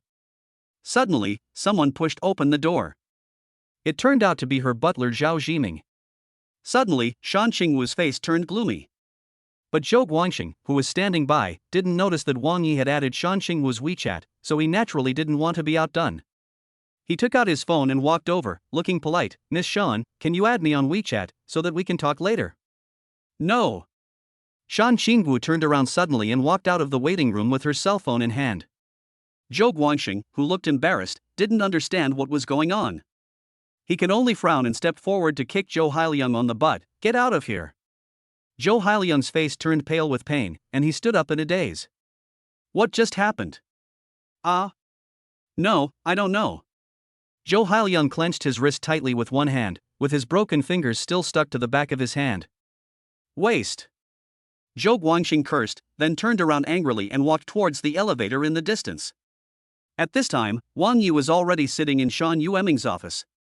At the desk, Shan Yueming, who was nearly 70 years old, was flipping through a document in his hand, as if he hadn't noticed his arrival at all. Wang Yi was not in a hurry. After waiting for a while, when Shan Yueming still didn't look at him, he took out his mobile phone and sent a message to Shan Qingwu. Now you know I'm a good person, right? Shan Qingwu replied quickly. From the perspective of the filming, you entered the room first. If you are not in the same group as Zhao Zhiming, you must have bad intentions. So, don't try to explain it anymore. What are you thinking, you stupid woman? When this message was sent, it prompted for friend verification, and Shan Qingwu had already deleted him. It's true, big breasts and no brains. Wang Yi put away his phone and muttered. What did you say? Shan Yueming had put down the information at some point and was staring at him with a smile. Wang Yi was a little embarrassed and smiled. Nothing, I didn't disturb you, did I? No, I just took a casual look at the information plan Zhou Guangxing handed over. Shan Yueming said, and then said to the secretary standing beside him, hurry up and pour tea for Mr. Wang. The female secretary was a little surprised. Even when Zhou Guangxing was here before, he didn't receive such treatment. Shan Yueming was also an old fox. He did not mention a word about Wang Yi's gift of medicine that night. He asked seriously, Mr. Wang, are you also going to bid for the Nanshan development project? He didn't mention it, and Wang Yi didn't want to beat around the bush, so he went straight to the point. Not bad. But this is not an ordinary bid, I plan to take over the entire Nanshan project. Bang! The secretary just handed me the cup, but his hand shook and it fell on the table. Fortunately, it did not fall over and only some tea spilled. I'm sorry. The secretary looked at Wang Yi again in surprise. I have been a secretary for so many years, but I have never met such a domineering person. But Shan Yueming didn't seem surprised at all. He just smiled and nodded, then said to the secretary, you go out first. The secretary nodded and left with doubts in his mind. It was not until Shan Yueming and Wang Yi were the only ones left in the office that he smiled and said, although the magic medicine that Mr. Wang gave me that night did save my wife's life, and surprisingly, all her old age diseases were cured, but I still haven't had time to investigate how Mr. Wang entered my villa that night. Besides, I am indeed grateful, but it is not easy to take over the Nanshan project in its entirety. After hearing this, Wang Yi felt more relieved. At least Shan Yueming did not reject it outright. Chairman Shan, you can rest assured. Although our Amano Group is not a top-tier enterprise, it has many industries and loyal partners. Please rest assured that we have the strength to take over the entire Nanshan project. Young man, I certainly don't dare to question your strength. Shan Yueming's face darkened slightly when he said this. In just a few days, more than half of the board members of Shanghai Group have already stood on your side. The young are really formidable. Wang Yi was shocked. It seemed that Shan Yueming had not been in a hurry to see him these days, so he was investigating secretly. He actually knew about the affairs of the board members. Since Shan Yueming had pointed it out, Wang Yi had nothing to hide. He smiled and said, there's nothing I can do. It is said that in order to take over the Nanshan project, the majority of the board members must approve it, and you, the chairman, must nod in person to have a chance. So I have been preparing hard for this period of time, and the directors are also moved by my sincerity. Ha ha ha, what a sincerity. Shan Yueming laughed. He stared at the smooth-talking young man in front of him with interest. Alright, we are all old foxes, why bother to perform strange stories from a Chinese studio? Shan Yueming waved his hand, signaling Wang Yi that he didn't need to explain anymore. Your intention is very clear. You want to take over this project. I will also tell you that it is not impossible. So what do you mean? Wang Yi asked expectantly. You just need to promise me one thing. I will definitely agree to the vote in 10 days and hand over the entire Nanshan project to your Amano Group. Although Wang Yi was full of confidence, he couldn't help but feel extremely excited when he heard Shan Yueming say it himself. Okay. Mr. Shan is such a straightforward person. Let alone one thing, even if it's 10 or 100 things, I, Wang Yi, will spare no effort to help you complete them. Wang Yi patted his chest and promised solemnly. It's not as complicated as you think. It's actually a very small matter. You should also know that my Shan family is very small. There are only me, my husband, and my only granddaughter. Wang Yi had heard about this from Shui Yueshi. Shan Yueming originally had a son, but his son and daughter-in-law died in a car accident many years ago. The two elders were left with regrets and shadows in their hearts, so they never had any children. Wang Yi touched his chin and smiled helplessly. Grandpa Shan, aren't you making things difficult for me? I, Wang Yi, already have someone in my heart. Your granddaughter is as beautiful as a flower, so there's no need to worry about not finding a partner. Shan Yueming was happy when he heard it. What are you thinking about, young man? Although I do have high hopes for you, I am not willing to hand over my only precious granddaughter to you. You misunderstood. That's good. I really can't tame that little girl. Wang Yi secretly breathed a sigh of relief. It's like this. Shan Qinggu has been accustomed to a free life since she was young and doesn't want to be bound by the secular world. So, I let her do what she wants for so many years. But after experiencing the danger my wife encountered this time, I finally realized that if I don't let her hone her skills and prepare to take over Shanghai Group, I'm afraid that after my wife and I pass away, this huge industry will become ownerless. Shan Yueming looked solemn, staring at Wang Yi, and said, "The condition for agreeing to give you the entire Nanshan project is that within 10 days, I hope you can make Shan Qingwu agree to inherit Shanghai Group." A drop of cold sweat fell on Wang Yi's forehead. He had seen Shan Qingwu's personality before. Isn't 10 days nonsense? This is also called a small condition? It should be harder than climbing to the sky, but it seems to be the only way at the moment. For the sake of convenience, Mr. Wang, please rest assured that both Shanghai Group and my Shan family villa are free to come and go. In these 10 days, whatever cooperation you want from my Shanghai Group, we will do our best to satisfy you. Facing Shan Yueming's gaze, Wang Yi gritted his teeth and made a last-ditch effort. Deal. Chapter 98. Big-breasted and brainless Shan Qingwu. Wang Yi, full of fighting spirit, called Shan Qingwu as soon as he left the chairman's office. "Hello, who is this?" On the other end of the phone, looking at an unfamiliar number, Shan Qingwu asked. "Wang Yi." Beep, beep, beep. As soon as I introduced myself, the phone was hung up. A drop of cold sweat fell on Wang Yi's forehead. "I still don't believe that I can't handle you." He continued to call Shan Qingwu. "Are you sick?" Shan Qingwu answered the phone, said only one sentence and hung up. "Hit again." Wang Yi really got into a fight with her. "If you hit me again, I'll call the police." Shan Qingwu said this and hung up the phone. Wang Yi called Shan Qingwu again. Before she even opened her mouth, Wang Yi said, "If you hang up on me again, I'll post the video on social media." Sure enough, as soon as these words were spoken, Shan Qingwu's hand, which was about to fall on the hang up button, stopped. "Wang Yi, you despicable guy, what on earth do you want to do? Where are you?" Wang Yi asked calmly. "What's it got to do with you?" "That video. Playing in the Human Resources Department." Shan Qingwu replied hurriedly. With a grin, "This video is really a killer, wait there, I'll be there later." After hanging up the phone, Wang Yi swaggered towards the Human Resources Department of Shanghai Group. Sure enough, with Shan Yueming's help, Wang Yi had unimpeded access in Shanghai Group. The Human Resources Department of Shanghai Group was particularly busy today as there was a job fair, so Shan Qingwu came here to kill time. From a distance, Wang Yi saw Shan Qingwu and the team. She was actually standing in the queue.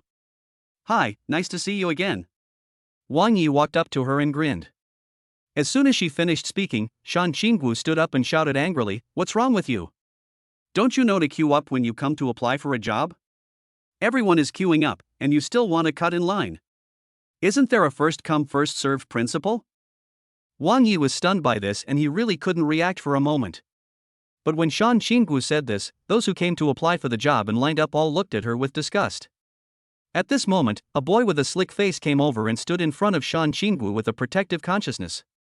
He said to Shan Qingwu in a very flattering way, "Miss, you shouldn't treat people like this who cut in line and have no manners well. You did the right thing. Let me introduce myself. My name is Zhu Wuneng." Pig. Zhu Wuneng. Cough. Shan Qingwu coughed lightly and held back her laughter. "Qingwu. Miss Qingwu, nice to meet you." Zhu Wuneng finished speaking, turned around and looked at Wang Yi, swept away his previous flattering look, and said coldly, "Get out of here quickly, stop harassing this lady, and go to the back to line up for the job application, otherwise don't blame me for being rude." By this time Wang Yi had already reacted and realized that Shan Qingwu was taking the opportunity to retaliate against him, and that Zhu Wuneng seemed to have a strong sense of justice, but to put it bluntly, he just wanted to be a hero and save the beauty. Wang Yi glared at Shan Qingwu, then looked at Zhu Wuneng, pretending to be suspicious, and said, "I am the eldest senior brother, don't you remember me?" "Big brother?" Zhu Wuneng was puzzled. "Hey, I'm monkey brother, second junior brother." Wang Yi sighed. "Phew." Hearing this, Shan Qingwu couldn't help but sneer out loud. At this time, Zhu Wuneng finally reacted, "How dare you laugh at me? My name is Zhu Wuneng, not Zhu Wuneng. Aren't they all the same?" Wang Yi grinned. The job applicants around him were all grinning from ear to ear. Zhu Wuneng felt ashamed and threatened in a deep voice, "How dare you make fun of me? Humph, I'm telling you, you don't have to apply for the job. You have no chance of being hired. Isn't that a bit exaggerated?" Wang Yi said with an interested smile, "Shanghai Group's Nanshan project is about to start. but it needs a large number of talents. That has nothing to do with you. Zhu Wuning interrupted Wang Yi. The HR manager is my cousin, so you'd better get out of here as soon as possible. Oh, so that's how it is. Seeing that Wang Yi still looked unconvinced, Zhu Wuning turned around and walked directly into the office area. After a while, he came out with a middle-aged man. It was him who disrupted the order of the job fair. Zhu Wuning pointed at Wang Yi. The person who came was the human resources manager. He glared at Wang Yi and was about to speak when he saw Shan Qingwu, who was watching the show on the side. His face changed immediately. Miss Shan, why are you here? After saying that, he pulled Zhu Wuning and said, this is the granddaughter of the group chairman, Shan Qingwu, Miss Shan. This is my nephew, a top student who graduated from Luochuan University this year, Zhu Wuning. Upon hearing the other party's identity, Zhu Wuning became even more attentive. He quickly extended his hand and said, I didn't expect that I would get to know my future boss just because I saw injustice. Zhu Wuning, meet Miss Shan. I'm not your boss. Shan Qingwu said, and prepared to shake hands with Zhu Wuning. At this moment, Wang Yi reached out his hand, held Shan Qingwu's hand, and pulled her into his arms with force. This scene stunned everyone present. I forgot to introduce myself to you all. I'm Wang Yi, Shan Qingwu's fiancé. Wang Yi smiled brightly. What? The HR manager's face turned gloomy when he heard this. He was just about to help Zhu Wuning vent his anger, but he almost offended this man. Zhu Wuning was also stunned and said, how is this possible? Just now Miss Shan was. You young man, you really don't understand romance. Flirting is normal. Wang Yi said with a smile, and whispered in the ear of the struggling Shan Qingwu, if you don't want me to leak the bathing video, then behave yourself. Shameless. Shan Qingwu gritted her teeth and twisted Wang Yi's waist hard with one hand. Wang Yi grimaced in pain, and Zhu Wuning and the others thought that Wang Yi was angry with them. The HR manager was the first to scold, Zhu Wuning, you can leave now. Shanghai Group doesn't need people like you. Ah? Zhu Wuning looked bewildered, not knowing that his cousin had no choice but to resort to this desperate measure in order to protect himself. At this time, Wang Yi forced out a smile and said, you guys go ahead and do your work. My husband and I will be leaving now. After saying that, he forcibly dragged Shan Qingwu out of the Human Resources Department's recruitment site. The HR manager behind him wiped the sweat from his forehead, feeling lucky that he almost didn't get into trouble. As soon as she went out, Shan Qingwu broke free from Wang Yi's hand and pushed him away. Wang Yi, don't go too far. Otherwise, I will be rude to you. You're welcome, give it a try. Wang Yi also had a sullen face. Shan Qingwu heard this and tears welled up in her eyes. Are you still a man? You can only use that video to threaten me. Tell me what benefit you want so that you can completely destroy that video. Simple. Wang Yi raised his phone. As long as you agree to inherit Shanghai Group, I will delete this video immediately and apologize to you. Shan Qingwu was slightly startled, then revealed a cold smile, humph. No wonder you showed up at my villa that night, it turned out you colluded with Grandpa.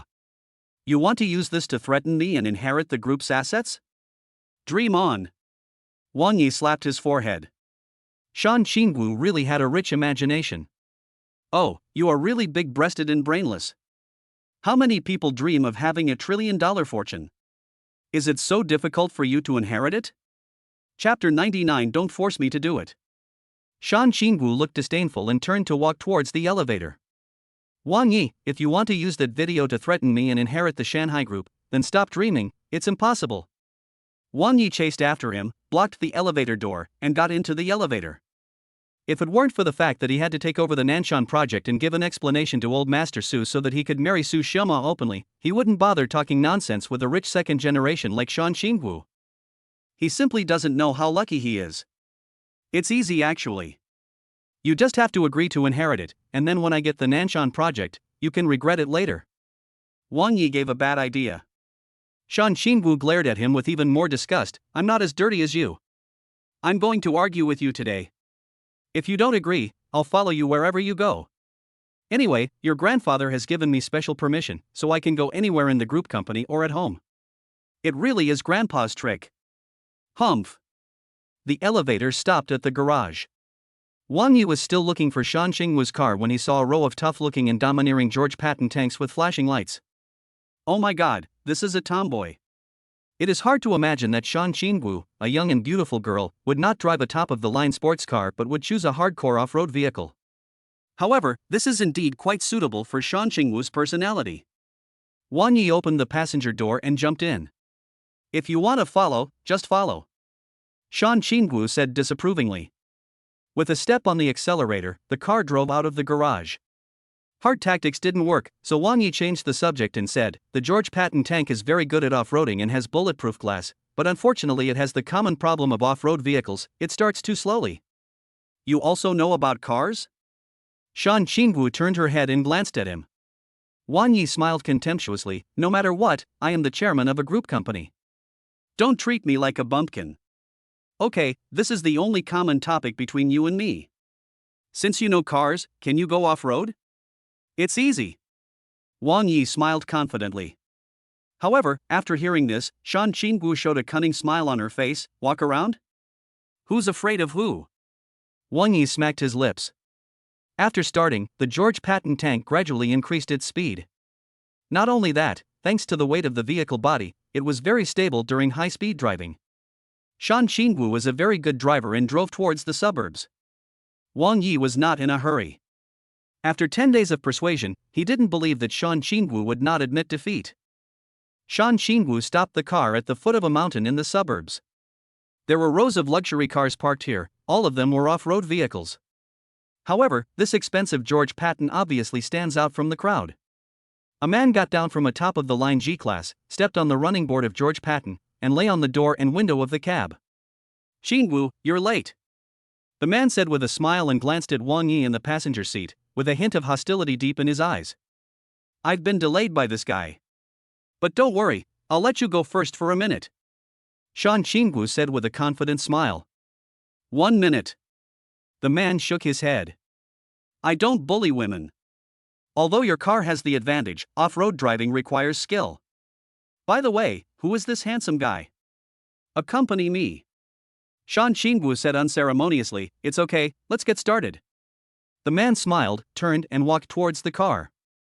Looking at the road in front of him, Wang Yi was actually a little nervous. There was a river beach full of stones at the foot of the mountain, and in the distance there was a river that was not too deep but was turbulent, as well as a muddy and bumpy road further away. This should be their off-road route today. Hiding his inner nervousness, Wang Yi asked, "Who is that boy? He looks quite arrogant. He's really crazy.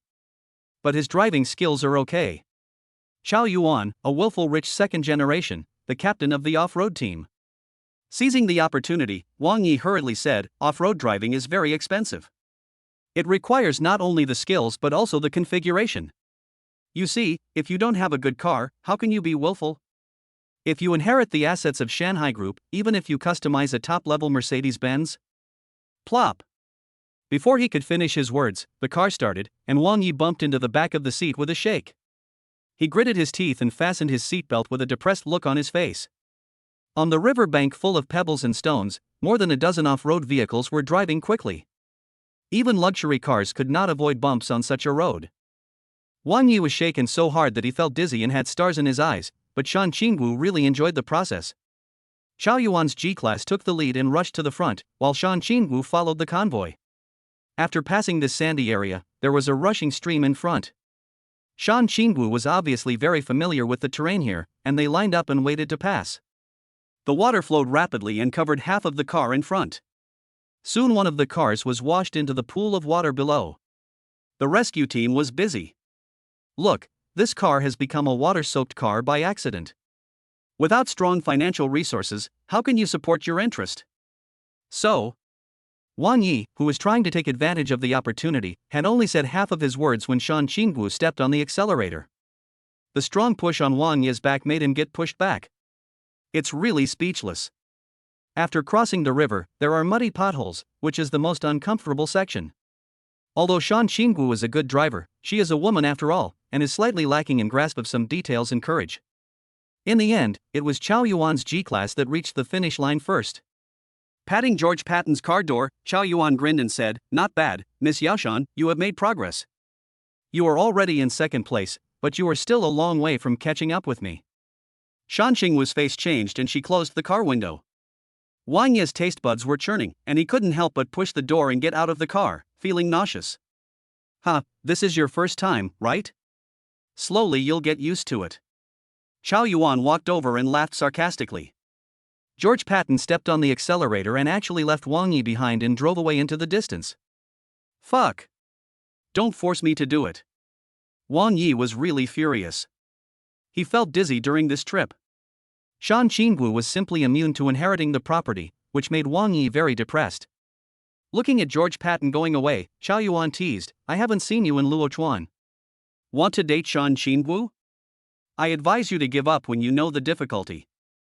Wang Yi, feeling sick in his heart, didn't bother to pay attention to him. Chow Yuan kept on talking, for a pretty boy like you, Shan Qingwu is just a temporary novelty. To tell you the truth, Shan Qingwu was chosen by me, Chow Yuan. You better know yourself. Wang Yi clenched his fist and stood up suddenly, staring at him like a wolf. The biting cold made Chow Yuan's face change slightly, and the rich second generations around him also felt a little surprised. Fuck, you poor bastard want to eat swan meat. Chow Yuan said disdainfully and got into the car. A group of rich young men shouted and drove away. Wang Yi was the only one left in the remote suburbs, walking back with difficulty on the muddy road. He had no choice but to call Jiang Mengdai and send her a location to ask her to pick him up. Chapter 100 The economic base determines the superstructure. Covered in mud and dizzy, Wang Yi stood on the side of the road in a mess.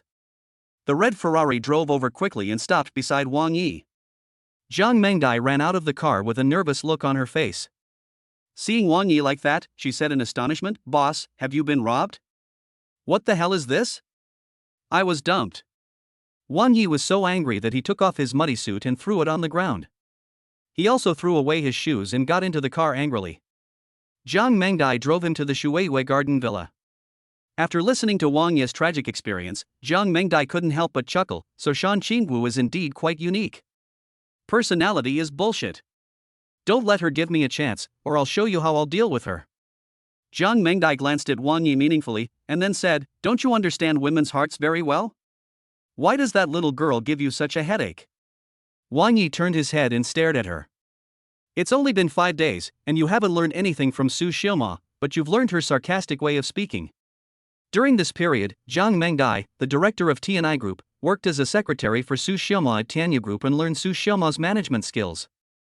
Obviously, Jiang Mengdai benefited a lot, and her previous stiff way of speaking also changed. However, when Wang Yi mentioned it, Jiang Mengdai was still a little shy. There are indeed many things I can learn from Chairman Su. I have gained a lot in these 5 days. But let's get back to the point and talk about Shan Qingwu. Seeing Wang Yi leaning back in his chair without saying anything, Jiang Mengdai laughed. In fact, Shan Qingwu is still young and hasn't had enough fun. She is at the age of being crazy. She has been used to a life of luxury since she was a child. She has no concept of money. Maybe she doesn't even know what money is. However, the economic base determines the superstructure. Without the support of Shanghai Group, I'm afraid she can't take care of herself, let alone her hobby of off-roading, even in her daily life. Who said it wasn't true? Wang Yi said angrily, how many people dream of this, but this girl treats trillions of dollars worth of wealth like dirt. She's really stupid. I have a good idea. Tell me about it. Wang Yi sat up straight immediately.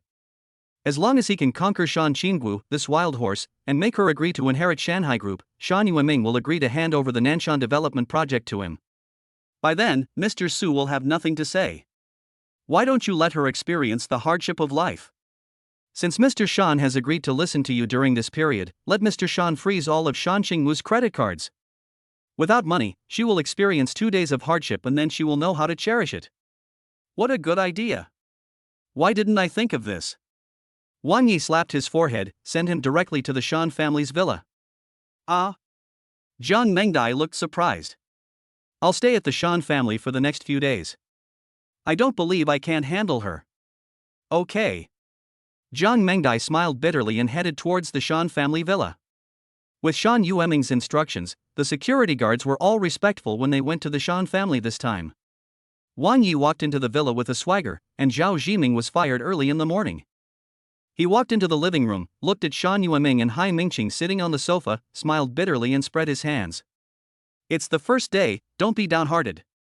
Shan Yueming was generous and stood up and said, "My dear, this is Mr. Wang Yi. Fortunately, he arrived in time a few days ago and gave you the elixir to save you. Young man, please sit down." Hai Mingqing was very kind. When Wang Yi walked over, he took his hand and expressed his gratitude. But at the end, looking at Wang Yi's clothes, he smiled bitterly and said, "It must be that girl Qingwu. Look how embarrassed she made Mr. Wang." "Wait a minute." Hai Mingqing said this, walked up to the second floor and entered a room, and quickly brought out a suit. Wang Yi looked embarrassed. He came here in such a rage that he forgot to change his clothes. "Try it on. It should fit you well given your figure," Hai Mingqing said as he handed him the suit. Shan Yueming, who was standing aside, frowned and just stared at Hai Mingqing without saying a word. "Then I won't be polite." Wang Yi took the clothes and took a glance. It was Prada and very expensive. "This suit fits me very well when I put it on." Hai Mingqing actually adjusted Wang Yi's collar himself and nodded repeatedly, "It fits very well, good, good." Looking at her, there seemed to be something wrong, but Wang Yi didn't think much about it. "I'll ask the servant to get you a basin of water for washing your feet and try on your shoes," Hai Mingqing said as he instructed the servant beside him. A basin of water for washing feet was brought over, and Wang Yi did not hesitate to sit on the sofa in the living room and soak his feet, really treating Shan's house as his own home. Hai Mingqing smiled kindly, sat next to Wang Yi, and kept looking at him, which made Wang Yi feel a little uncomfortable. He turned his head and looked at Shan Yueming. "Mr. Shan, you failed miserably today." "It's okay, there's still time," Shan Yueming said with a smile. "But I have learned from experience. I ask you to freeze all of Shan Qingwu's finances immediately. I want her to feel the difficulty of life and deeply realize her mistakes." Shan Yueming was not surprised at all when he heard this. He nodded readily and said, "Xiao Chen, do as Mr. Wang said." "Okay, sir." The assistant at the side said, turned and walked to the side, then started to make a phone call.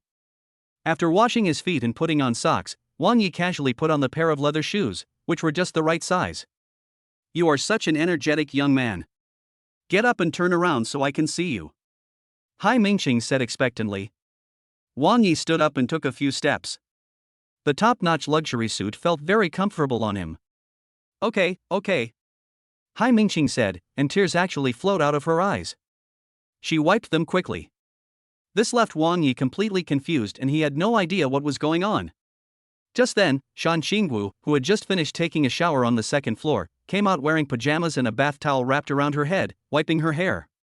When she saw Wang Yi for the first time, she was stunned. Wang Yi stared at her with an angry look. What happened during the day still hadn't been settled yet. "Wang Yi, take off your clothes," Shan Qingwu suddenly yelled.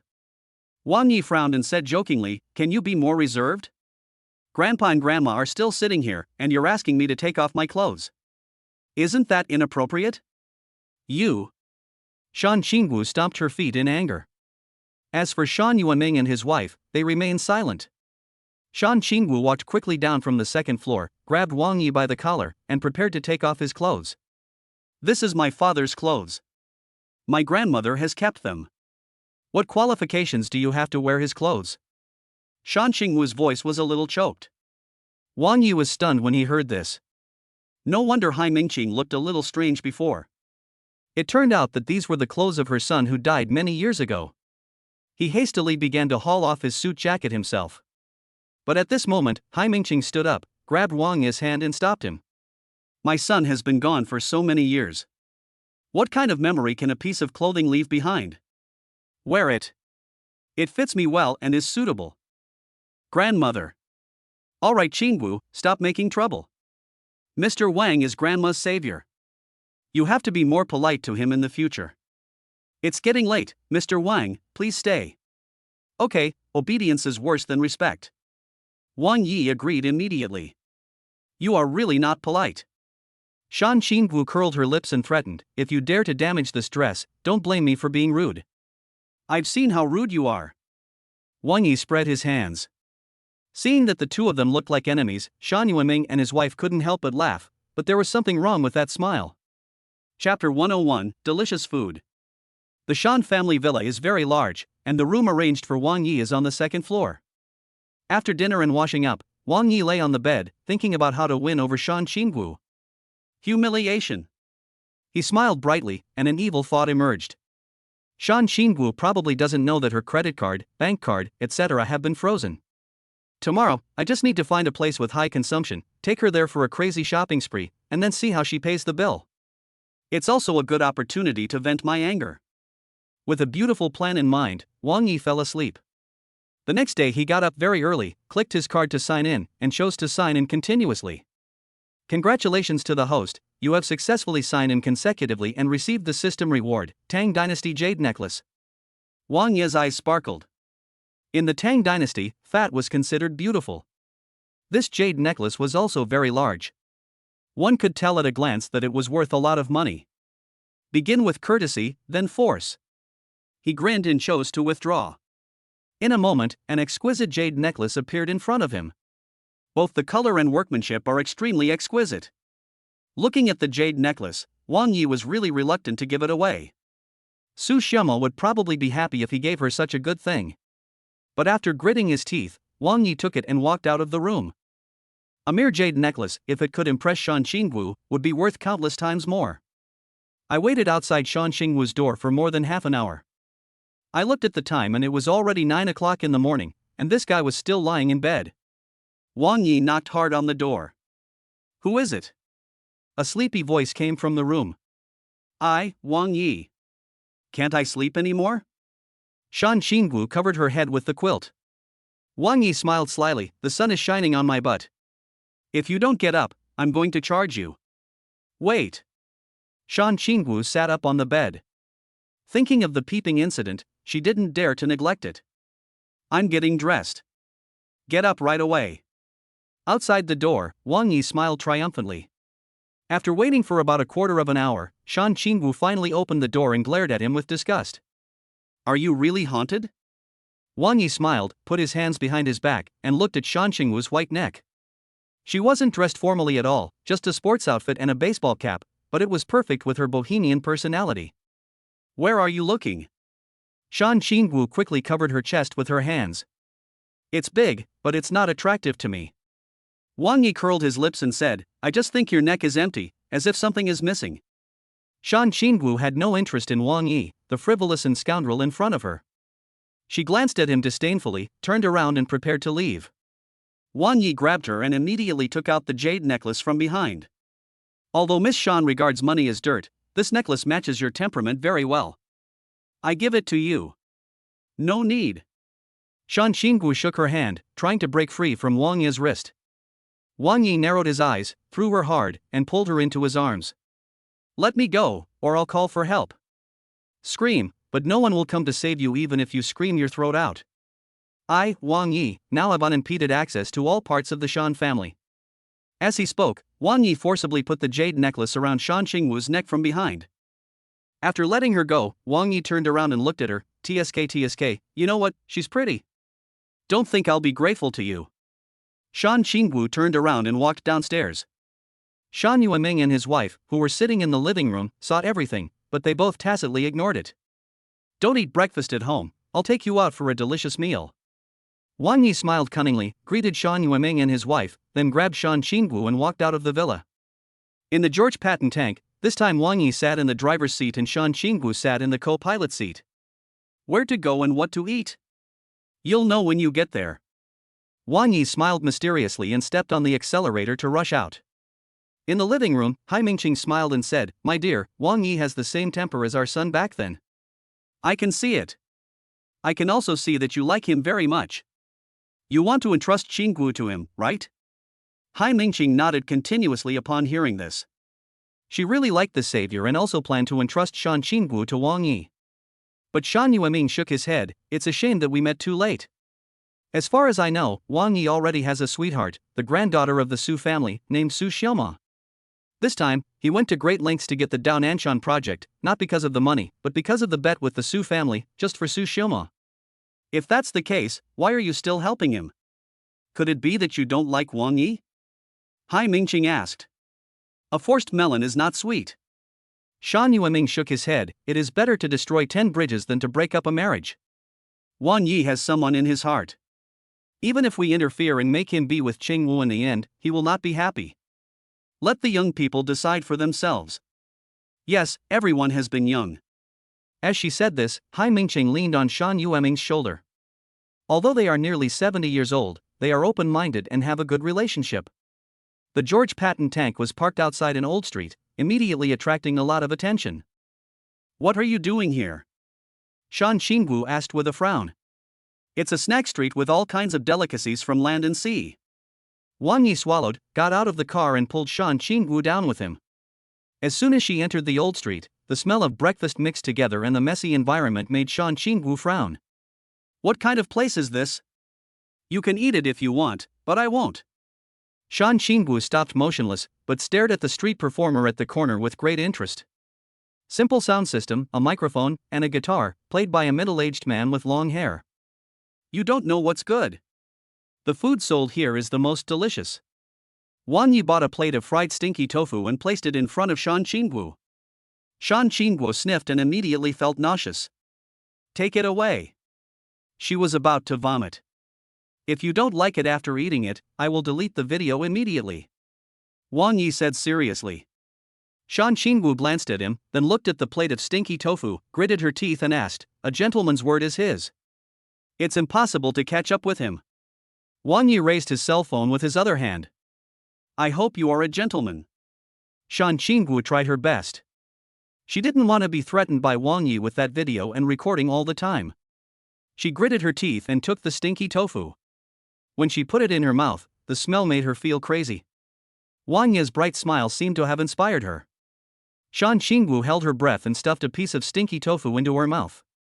A beautiful face was twisted into a ball in an instant, but gradually, Shan Xingwu was stunned. The expected vomiting did not occur, and the aftertaste in the mouth was very special. It's delicious, Shan Xingwu said, picking up another piece and feeding it to her mouth. She muttered with joy, "It smells a bit disgusting, but it tastes good." Wang Yi smiled cunningly. Even if Shan Xingwu, the richest of the rich, was simple and willful, it was impossible for her to have tasted something like stinky tofu. So from the very beginning, Wang Yi concluded that as long as she took a bite, she would fall in love with this delicacy. And the real conspiracy has just begun from this moment. Chapter 102, No Money, No Way to Go. The stinky tofu, which is so addictive once you eat it, made Shan Xingwu forget her initial resistance. "Boss, 2 more servings please." "Okay, please wait a moment." The owner is a couple in their 50s, and the stall does good business. Seeing how enthusiastically she was eating, Wang Yi grinned wickedly. After eating 2 servings, Shan Xingwu burped and asked, "Boss, how much is it?" "That's $17. Shan Xingwu took out her mobile phone and scanned the QR code of the stall. "Credit card frozen?" Staring at the phone, Shan Xingwu was a little surprised. She changed the way to choose the bank card uniform, but she was shocked to find that the bank card was also frozen. "Your idea was a bad one?" Shan Xingwu was very smart and reacted quickly. She stared fiercely at Wang Yi, who was standing aside with his arms crossed and laughing. She was so angry that she turned around and said to the boss apologetically, "Boss, I forgot to bring money when I went out today." The little girl is really good at joking. Who carries cash when going out now? Everyone pays by scanning the code. The boss said casually while busying himself. But now that things have come to this, Shan Xingwu feels that there is no point in explaining any further. She glared at Wang Yi, only to see him turn around and walk out onto the street. Stamping his feet, Shan Xingwu muttered, "Wang Yi, you are so good, just wait for me." "Boss, I'll give you the money later, okay?" "Okay, little girl, it doesn't matter whether you give it to me or not. Everyone has difficulties sometimes." The stall owner was quite generous. People come and go every day, and you meet a lot of people, so naturally you see all kinds of people. And in Shan Xingwu's opinion, his indifferent expression clearly classified her as one of those people who just ate and drank for free.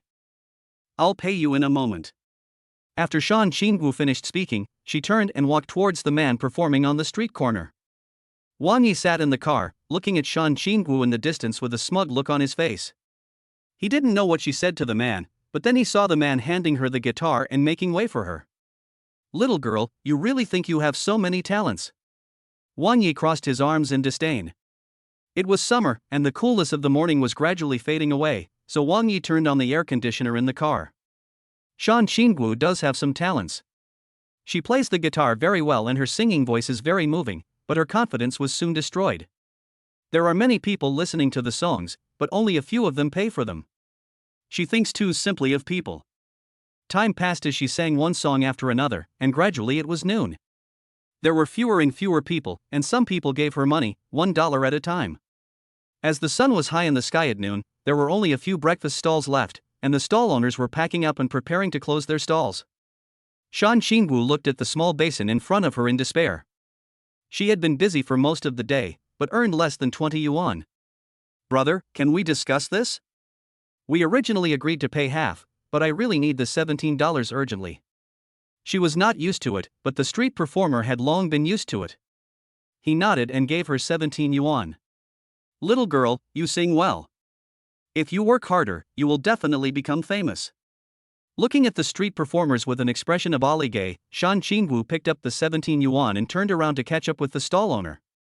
Exhausted, sweating, and with a dry mouth, Shan Qingwu returned to the car and sat in the passenger seat angrily.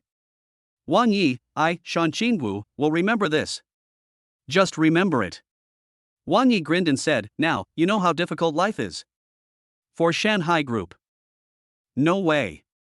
Even if I, Shan Qingwu, die of hunger and thirst, I will never let you get what you want. Shan Qingwu turned her head away and swallowed dryly. Well, just consider it as a free lesson. You must be thirsty. Let me buy you a drink. Wang Yi stepped on the accelerator and drove straight to the beverage shop not far away. Shan Qingwu was very thirsty, but was worried that Wang Yi was playing a trick on her again. However, when she saw that Wang Yi paid the bill first, she picked up the drink and drank it. But halfway through drinking, she felt something was wrong. The waiter would bring a drink every once in a while. At first, people thought Wang Yi was worried that one drink would not be enough for her, but now there were more than a dozen drinks on the table, and Wang Yi smiled sinisterly, spread his hands, and walked out of the store. Damn Wang Yi! Shan Qingwu was about to go berserk. Sure enough, the waiter came over soon and said, Miss, do you need to pack up the rest? Unnecessary. Oh, then your total spending is 180 yuan. She swallowed and turned her head to stare viciously at Wang Yi, who was in the car outside the store. Shan Qingwu sneered and took off the jade necklace from her neck. I didn't bring any money, use this to pay for it. I'm afraid that won't work. The waiter smiled bitterly. It was obvious that she didn't know the value of the necklace. Shan Qingwu took the necklace and walked to the counter. Are you the boss? 180 yuan. I don't have any on me. This jade necklace will be used to pay off the debt. The boss was skeptical. He picked up the jade necklace and his eyes widened at the first sight. Anyone who has a little knowledge of jade can tell at a glance that this jade necklace must be worth a lot of money. Is that all right? Shan Qingwu asked. The boss nodded like a chick pecking at rice. Okay. Before he could finish his words, Shan Qingwu had already turned and left. The waiter at the side said in astonishment, Boss, this can't be a work of art. You know nothing. The boss glanced at the George Patton tank outside the door. It must be a quarrel between the couple. Look, they can drive such a nice car, how can this thing be fake? It must be worth millions. The boss's knowledge is still limited. If this Tang Dynasty jade necklace were to be auctioned, the price would be over 10 billion. Then boss, you've made a lot of money. It's a big profit. If she gave me a diamond ring or something, I would have made a profit. But this necklace is worth at least several million. If I sell it, she will regret it and blackmail me. I'm afraid I will have to compensate her for the store. We have to keep this thing well. When she's done being angry and wants to redeem it, minus the customs clearance fee, we can still get a safe and secure amount of 100,000 or 80,000 yuan. The boss is an open-minded person.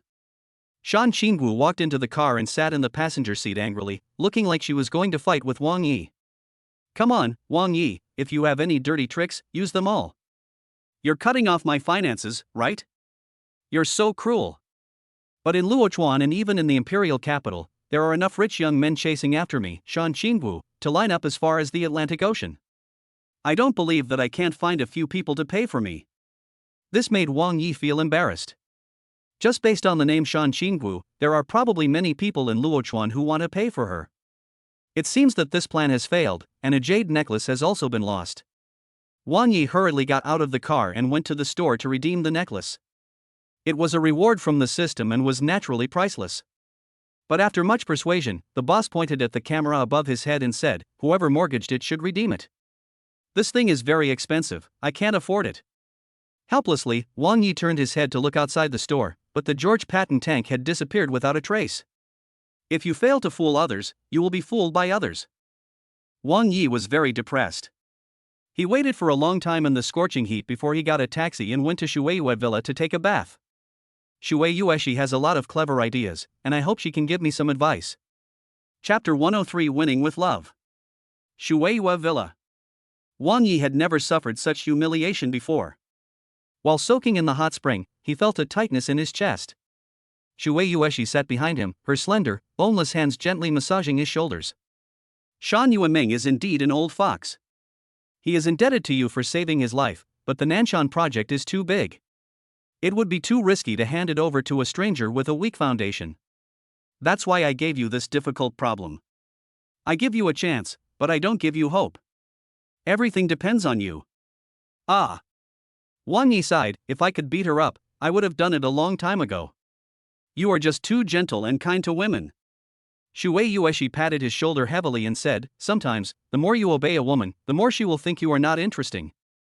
On the contrary, a strong attitude can shock her, and the feeling of being captured will be even more wonderful. You're not talking about yourself, are you? Wang Yi turned his head and smiled.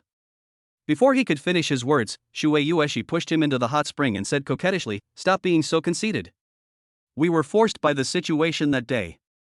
It's a matter of life and death, so we shouldn't be too particular about trivial matters. Yeah. Wang Yi emerged from the hot spring, wiped the water droplets off his face and smiled cunningly. Shueiyue rolled her eyes at him in annoyance. Let's talk business. You've wasted 2 days by going back and forth. If you don't hurry up, it will be too late. So, I came to see you. So I have to help you. Shueiyue looked depressed. It's not enough to help you chase Su Xioma, and now Shan Qinggu shows up. I, Shueiyue, really owe you. Wang Yi smiled brightly without saying anything. Although he and Shueiyue were already husband and wife, they had not yet reached that level of love in their hearts. Besides, Shueiyue knew that Wang Yi liked Su Xioma, so she had always helped Wang Yi without complaints. But it was precisely because of this that Wang Yi felt guilty towards her. Try to win with affection. Shueiyue sighed, sat on the rocking chair, and crossed her long, white legs.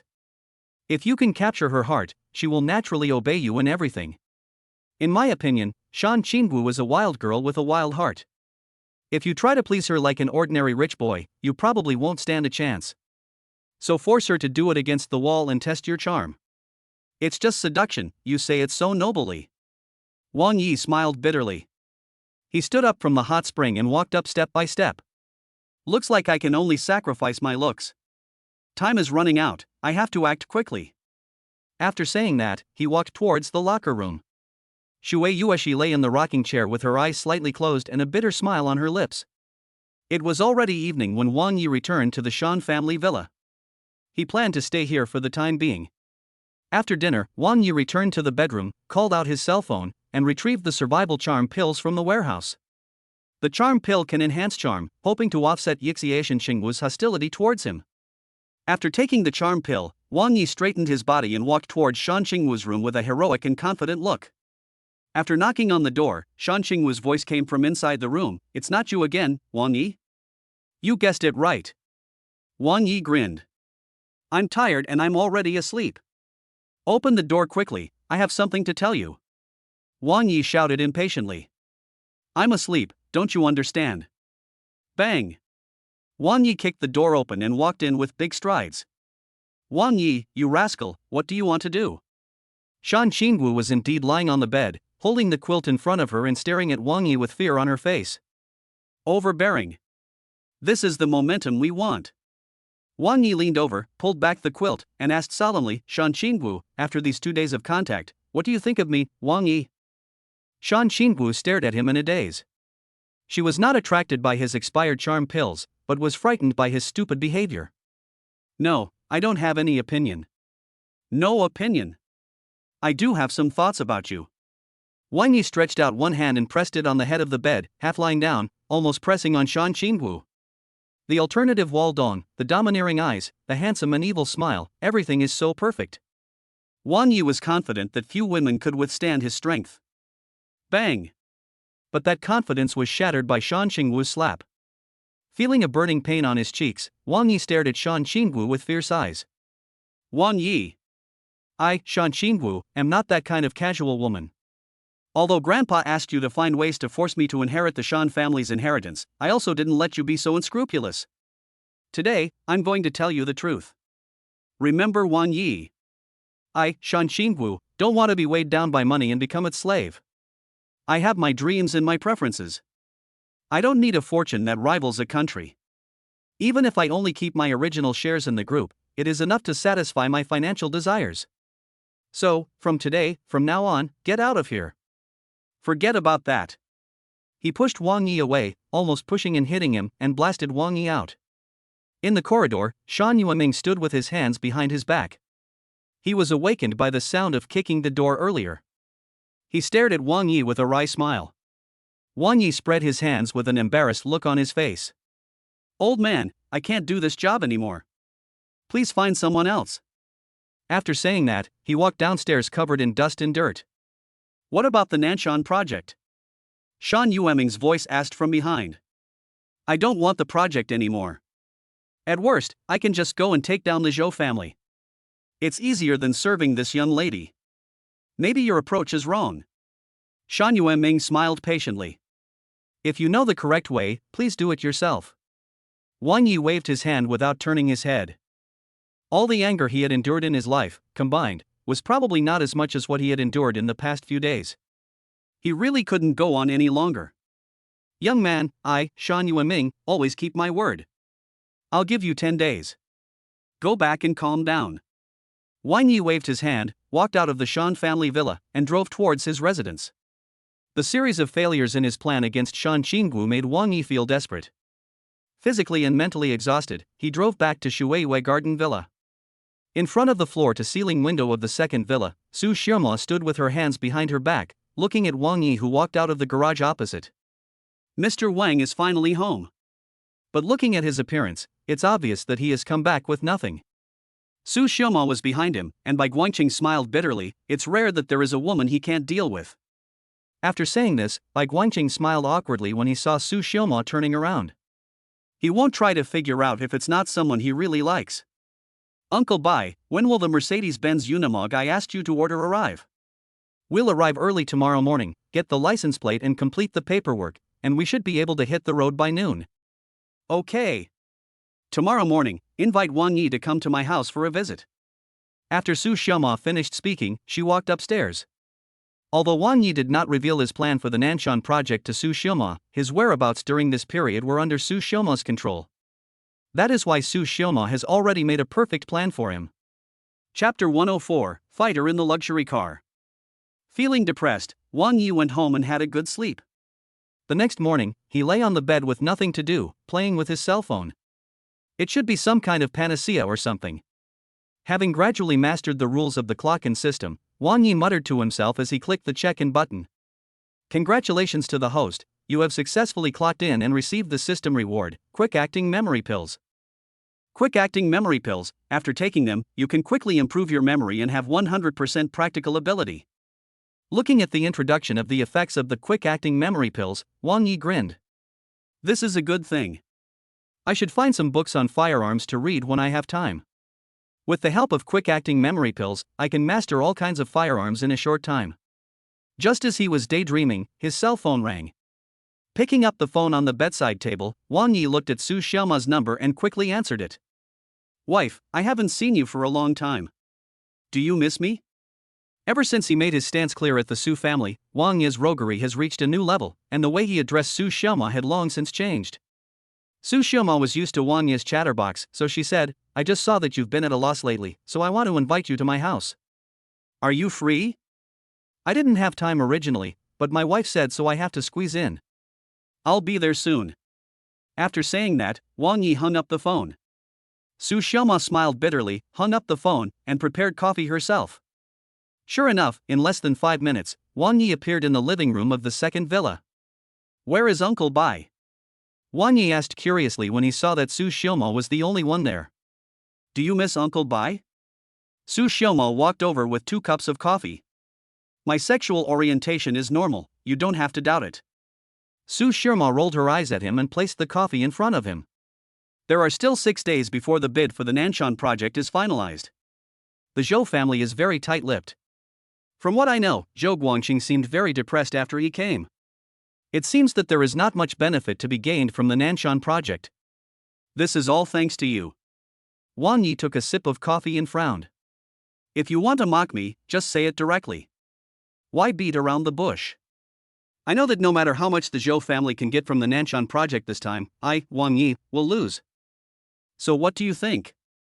I will definitely not give up on you. Wang Yi stated his attitude first, then revealed a fierce look. I already have a plan B. I am ready to defeat the Zhou family in the shortest possible time. What a lousy plan. Su Xiaomo smiled bitterly and shook her head. The Zhou family's business in Luochuan is not big. But it is deeply rooted in the Magic City. By the time you defeat them, I'm afraid I'll have become a mother. Puff. Wang Yi spit out a mouthful of coffee. You and Jiang Mengdai must have influenced each other. You can joke like this too. Su Xiaomo covered her mouth and chuckled. I won't tease you anymore, let's talk about Shan Qingwu. I knew you were secretly following me. Wang Yi lay lazily on the sofa, pouring out all the frustrations he had felt over the past few days. After listening to his story, Su Xiaomo's words were surprisingly similar to Shui Yueshi's. Is there any woman in this world that you, Wang Yi, can't handle? You and Shui Yueshi are not in the same group, are you? Stop mocking me, I'm exhausted. Wang Yi wished he could find a hole to crawl into. He had no improper thoughts about Shan Qingwu, but under the coercion of old man Shan, he had to get entangled with her and ended up with a failure. Looking at the smiling Su Xiaomo, Wang Yi sat up straight suddenly. You asked me to come, so there must be a way, right? Su Xiaomo nodded slowly. I guess so. From what I see, considering the bad advice Jiang Mengdai and Shui Yueshi gave you, you have to give them what they like. I have also done some research for you. Shan Qingwu is indeed a pure girl. She has no bad habits and has almost zero desire for money. But given the foundation of the Shan family, it is simply impossible to let her experience the sufferings of the world. As for the idea Shui Yueshi gave you, seduction. I don't deny that you have some charm, but it's a pity that the first impression is not good. But it's not impossible. Stop. Wang Yi waved his hands. Let's talk about how to please him. Seeing him like that, Su Xiaomo laughed so hard that her body shook with laughter. Off-road? Off-road? Yes, it's off-road. Su Xiaomo restrained her smile and said seriously, Shan Qingwu really likes wild outdoor activities like off-road, so I said that Jiang Mengdai and Shui Yueshi's suggestions can be combined. As long as you can conquer Shan Qingwu in the off-road competition, she will definitely change her mind about you. Then there is hope. Wang Yi smacked his lips and said with a sad look on his face, that's true. I think I still have a quick-acting memory pill in my hand, just like the quick-acting heart-saving pill. It is a good thing that can save lives. If I use it to learn off-road skills, I can master it quickly. But if you want to do something, you must first sharpen your tools. Time is not enough. I saw it that day. Ordinary off-road vehicles are not up to standard. At least they have to be customized and modified. Buzz. Buzz. Just then, there were bursts of buzzing sounds coming from outside the yard. Looking at Su Xiaomo's knowing smile, Wang Yi seemed to have thought of something, and suddenly stood up and walked to the window. What caught my eye was a very aggressive off-road vehicle parked outside the villa. Night 15. Wang Yi's eyes sparkled. This car is simply the dream of all men, a fighter among luxury cars. Go and try it? Su Xiaomo asked with a smile. Wang Yi couldn't wait to rush out. Although he was not an off-road enthusiast, this kind of tough and tall off-road vehicle was irresistible to all men. Standing in front of Night 15, Wang Yi, who was 1.8 meters tall, looks like a little bird. When he went to Guanbian County, Wang Yi had already planned to buy another off-road vehicle, but after returning to Luochuan, he was busy and put the matter on hold. Go and try it? Su Xiaomo smiled and pointed to the cab. Bai Guangqing jumped out of the car and handed the keys to Wang Yi. He climbed into the car and sat in the driver's seat, which felt like he was sitting in a tank. Moreover, unlike other off-road vehicles, the Night 15 had a good view in a large space, and the interior was even more delicate and smooth. Mr. Wang, this car was specially customized for you by Miss Both the suspension and differential lock are equipped with the best equipment today. The total cost of this car is 3. Uncle Bai, you talked a lot today. As soon as Su Xiaoma opened her mouth, Bai Guangqing laughed awkwardly. He did not tell the cost of the car, but Wang Yi knew that the price must be not low. Sitting in the driver's seat, staring at the smiling Su Xiaoma with his burning eyes, Wang Yi felt warm in his heart and full of motivation. He is not the only one who is devoted to this relationship. Everything Su Xiaoma has done has shown that she stands on Wang Yi's side and her heart is with Wang Yi. A surge of self-confidence made Wang Yi shout loudly, "Don't worry, I will definitely take care of Shan Qingwu. I will take over the Nanshan project and then go to the Su family to marry you. I will wait for you." Su Xiaoma finally said these simple words without any concealment. Chapter 105 Quick-Acting Memory Pills. Driving the Night 15 out for a spin, he immediately attracted the attention of countless people. But Wang Yi's first stop was actually a fairly large library. He bought almost all the books related to driving skills, off-roading, and automobile mechanical maintenance. Looking at the mountain of books, Wang Yi took a deep breath, and right in the car he took out the quick-acting memory pills. A good horse needs a good saddle, the only thing missing is the driving skills. He grinned and swallowed the quick-acting memory pill. The pill melted in his mouth, and he could clearly feel that every cell in his body became active at that moment, and the reaction speed of his brain increased exponentially. Picking up a book on driving skills, Wang Yi's eyes acted like a scanner, flipping through the book quickly. Although he read very quickly, every single one of them, every link and even every detail were firmly engraved in his mind. He flipped through the pages very quickly and mastered the content even faster. In less than 10 minutes, Wang Yi had finished reading all the books in the pile. He slowly closed his eyes, and the knowledge was arranged in order in his mind. Wang Yi opened the car door, got out, and looked at the Night 15 again. His eyes were filled with deep emotion. This car is already very valuable, but in order to be easy to drive off-road, almost all of the car has been modified. Its heavy body weight, like a tank, coupled with the top-level suspension system, makes the whole car more balanced and stable. From the power system to the suspension differential lock and all-terrain tires, everything is equipped with the best available technology. Think about Bai Guangqing's unfinished words after the 3. With the amount of knowledge Wang Yi has now mastered, he can already accurately estimate the value of this car, which is at least over 30 million. The modification of the entire vehicle far exceeds the value of the vehicle itself. Xiao Mo, you have put so much effort into this, Wang Yi, will definitely live up to your expectations. He jumped into the car, stepped on the accelerator and drove straight to the Shan family villa. He did not enter the house but called Shan Qingwu outside the villa. "Wang Yi, didn't you leave? I just had a quiet day, what do you want to do?" Shan Qingwu said angrily. "Let's make an appointment." Wang Yi said calmly. "I'm not interested in dating you. I feel annoyed when I see you." Shan Qingwu didn't give him any face at all. After honking the horn, Wang Yi said calmly, let's make an appointment and have a game. Look outside the villa. In the bedroom, Shan Qingwu was half believing and half doubting. She walked to the window and looked out. Her eyes suddenly showed a burning look, Night 15. And it looks like it's a completely modified car. You're a wise guy. Wang Yi asked proudly, now, you can invite your friends to the venue that day to have a game, right? Night 15 did indeed astound Shan Qingwu, but she then said disdainfully, the car is nice, but it depends on who is driving it. If you are not afraid of death, I can play with you. I only wish to die. Wang Yi said calmly. Okay, I'll take you on your way. Wait for me. After Shan Qingwu finished speaking, she hung up the phone and packed her bags while calling Chao Yuan and others. Sitting in the driver's seat of Night 15, Wang Yi smiled. Su Xiaoma was smart. As expected, Shan Qingwu was moved by this.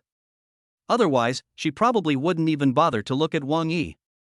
The George Patton tank rushed out of the villa and stopped next to Wang Yi's car.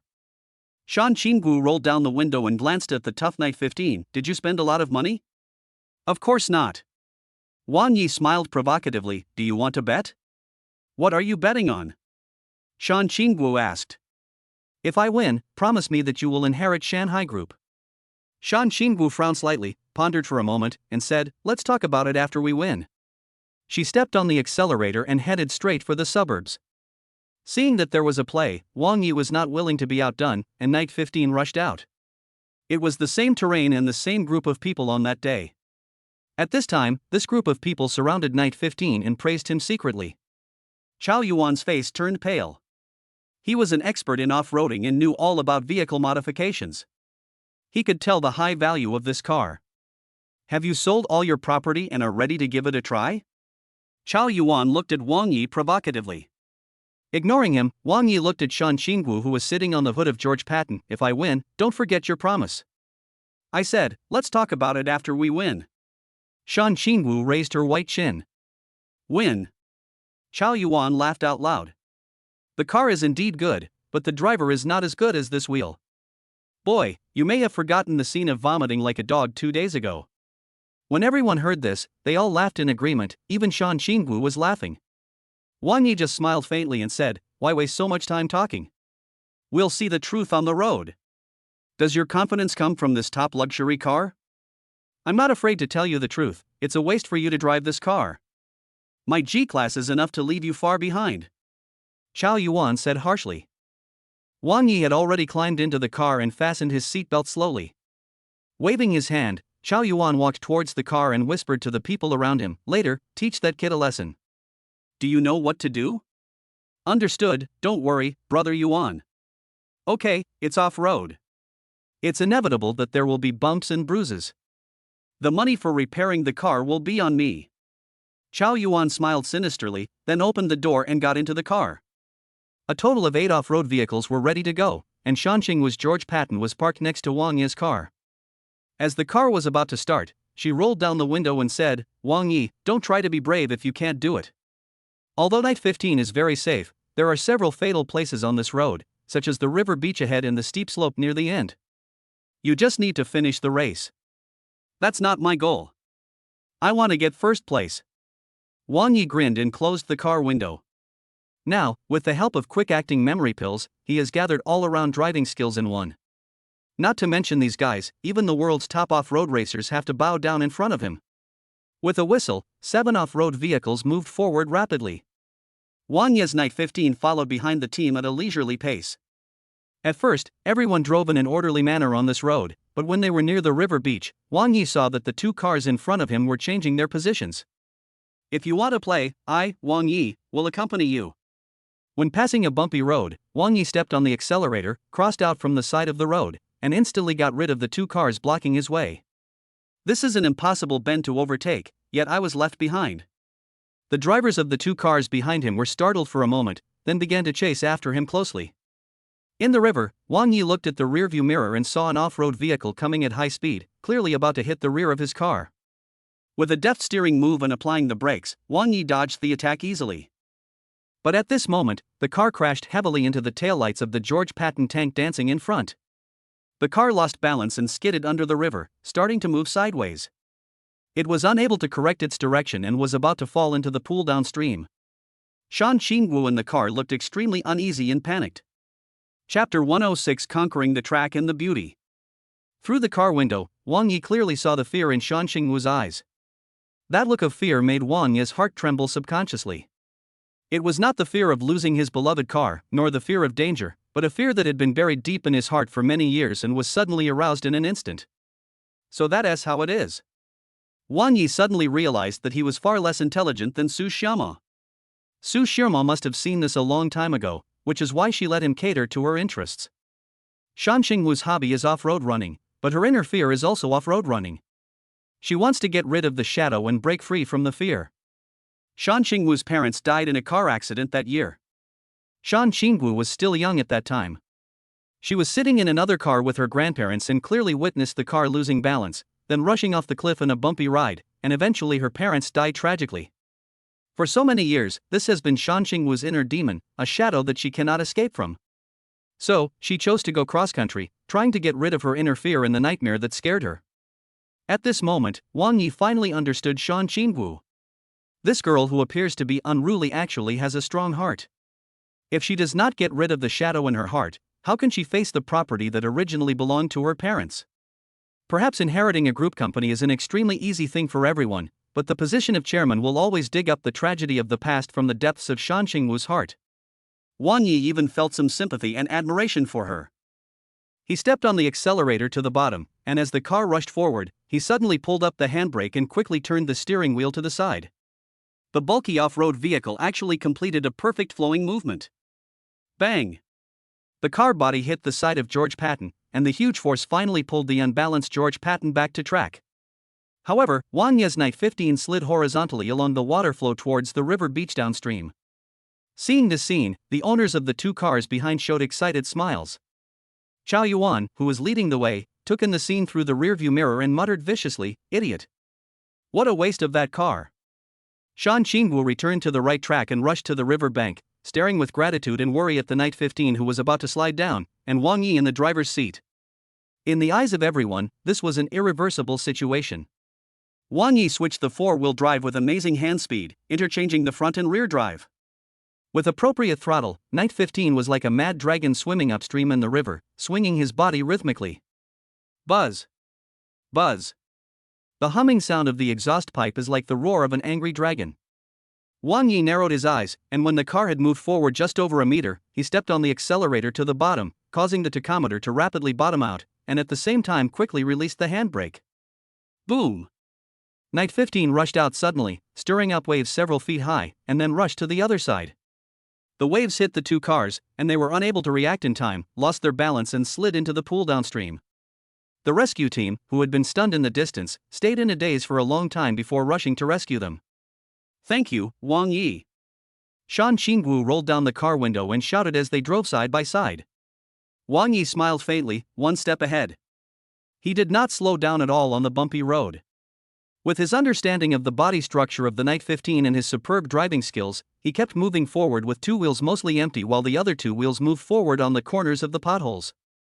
This road was full of potholes, so Wang Yi easily caught up with Chao Yuan who was leading the way. After crossing the muddy road in front of you, there is a steep slope. As long as you rush up the steep slope, you will be the first winner. Night 15 was driving side by side with his Mercedes-Benz G. Chao Yuan turned his head and stared at Wang Yi fiercely. He never expected that Wang Yi, who had vomited like a dog after running a lap a few days ago, would be so fierce today. The all-terrain tires have strong grip, and the muddy road has little effect on the vehicle speed. Wang Yi almost stepped on the accelerator to the bottom. But at this moment, Chao Yuan actually slowed down. "Idiot!" Looking at the surging Night 15, Chao Yuan sneered, "Such a fast speed is not suitable for rushing up the slope. Even if you rush up, you can't control the speed and will rush to the bottom of the cliff behind the slope.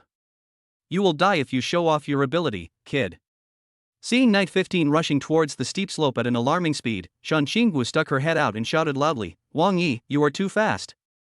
There are only 5 meters on the steep slope, and there is a cliff after 5 meters. They were so far away, and with the hum of cars coming one after another, Wang Yi had no way of hearing them. Night 15 rushed up the steep slope and soared into the air. Wang Yi could clearly see that 3 meters away was a steep cliff that was more than 10 feet high. Bang! The car landed heavily. The top-notch suspension system made the car appear very stable, but the car was going too fast and was still sliding forward. This grandson is dead. What a pity. The Night 15 is probably also in tatters. Hey, that kid's life is probably not worth as much as Night XV's car repair money. A group of people have already determined that Wang Yi will rush off the cliff and the car will be destroyed and everyone will die. However, on the steep platform, the Night 15, which weighed several tons, spun around on the spot like a top sports car under Wang Yi's control and stopped steadily. When Chao Yuan rushed up the steep slope, he was stunned by the scene in front of him. Impossible. With the speed just now and the inertia of the off-road vehicle, no one can control it. Not only him, but also those who reached the summit later, all had their eyes wide open. George Patton's tank stopped, and Shan Qingwu rushed over with tears in her eyes, banging on the door heavily. Wang Yi opened the car door with a smile and got out. Shan Qingwu pushed him on the shoulder and his body hit the car body heavily. "Wang Yi, are you crazy? If we go down the hill at such a high speed, even if the car is good and has good safety features, our lives will be in danger. Are you concerned about me?" Wang Yi said with a faint smile. "I just don't want you to die in vain. You idiot." Wang Yi held her in his arms. Shan Qingwu's body trembled as if she had been electrocuted, and then she struggled desperately. "Just now, from the look in your eyes, I finally understood why you love off-roading so much. I didn't expect that you, a girl, are so strong inside that you dare to face the shadow of the past. Hearing Wang Yi's words ringing in her ears, Shan Qingwu stopped struggling. Over the years, except for her grandparents, she has been seen as an undisciplined female figure in the eyes of others. Many people don't understand why she loves off-road so much. Unexpectedly, apart from her grandparents, the first person who understood her was the person she hated the most. You can't break our previous agreement and inherit Shanghai Group. Shan Qingwu just felt a strong emotion in her heart, but it was instantly washed away by Wang Yi's words. She suddenly broke free from Wang Yi's embrace and frowned. I told you, if you want to escape, tell me again. I didn't agree. Humph. You think you are so proud of yourself just because you can run this road with your luxury car? Chao Yuan shouted with a vicious look in his eyes. Wang Yi, do you dare to have an off-road race in Mongshan? Chapter 107 I don't care for you. Not interested. Wang Yi simply chose to ignore Chao Yuan's provocation. There is no comparison between his driving skills and mine now. But Chao Yuan insisted, why, are you scared? Weren't you very arrogant just now? Everyone knows that I have always been Shan Qingwu's pursuer and the strongest person in the cross-country team. Wang Yi, if you can beat me, I will give Shan Qingwu to you. If you lose, stay away from Shan Qingwu. I'm here. Shan Qingwu frowned and glared at Chao Yuan with disgust. Wang Yi sneered disdainfully, just based on what you said, you are not worthy of chasing Shan Qingwu. She is not a commodity. You sound so noble. Didn't you just say it? Shan Qingwu is sitting in your passenger seat to get rid of the psychological shadow. As long as she can finish the Mongshan track, the shadow in her heart will naturally dissipate. Hearing this, Wang Yi became interested. How do you say it? Chao Yuan smiled proudly. The Mongshan track is a deadly and dangerous place in the country. Few people can conquer it. The continuous mountains are like a giant python, so it is called the Mongshan track. The point is, anyone who can complete the course will feel refreshed. Wang Yi had some doubts, but when he saw the heat in Shan Qingwu's eyes, those doubts disappeared. See you at Mongshan tomorrow morning. Wang Yi agreed without hesitation. This was beyond everyone's expectations. Even Chao Yuan, who instigated the incident, was surprised, but soon these people showed sarcastic smiles. Shan Qingwu grabbed Wang Yi's wrist and shook her head at him. You can't go. You don't know the Mongshan track. That place has become a death track. The terrain of the Mongshan track is complex, and there are cliffs on both sides. In addition, the Cross Country Association has issued a clear ban on racing on the Mongshan track.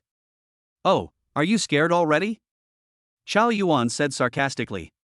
The more worried Shan Qingwu was, the more excited Wang Yi became. Only in this way could he truly capture Shan Qingwu's heart. Perhaps only by finishing the Mongshan track could he untie Shan Qingwu's heart knot. He smiled confidently and asked, you don't believe me? This is not a matter of belief or not, that's gambling with your life. Shan Qingwu looked solemn. For you, it's worth risking my life. Wang Yi spoke righteously, but he was actually sneering in his heart. With his current driving skills and the perfect modified Night 15, he could conquer any road. But this casual remark made Shan Qingwu extremely moved. Facing Wang Yi's determined gaze, she gritted her teeth and said, okay. Let's go together. I'll be your guide. It's a deal. Chao Yuan said impatiently, how about adding another bet? If I win, not only will you stay away from Shan Qingwu, you will also have to keep this car.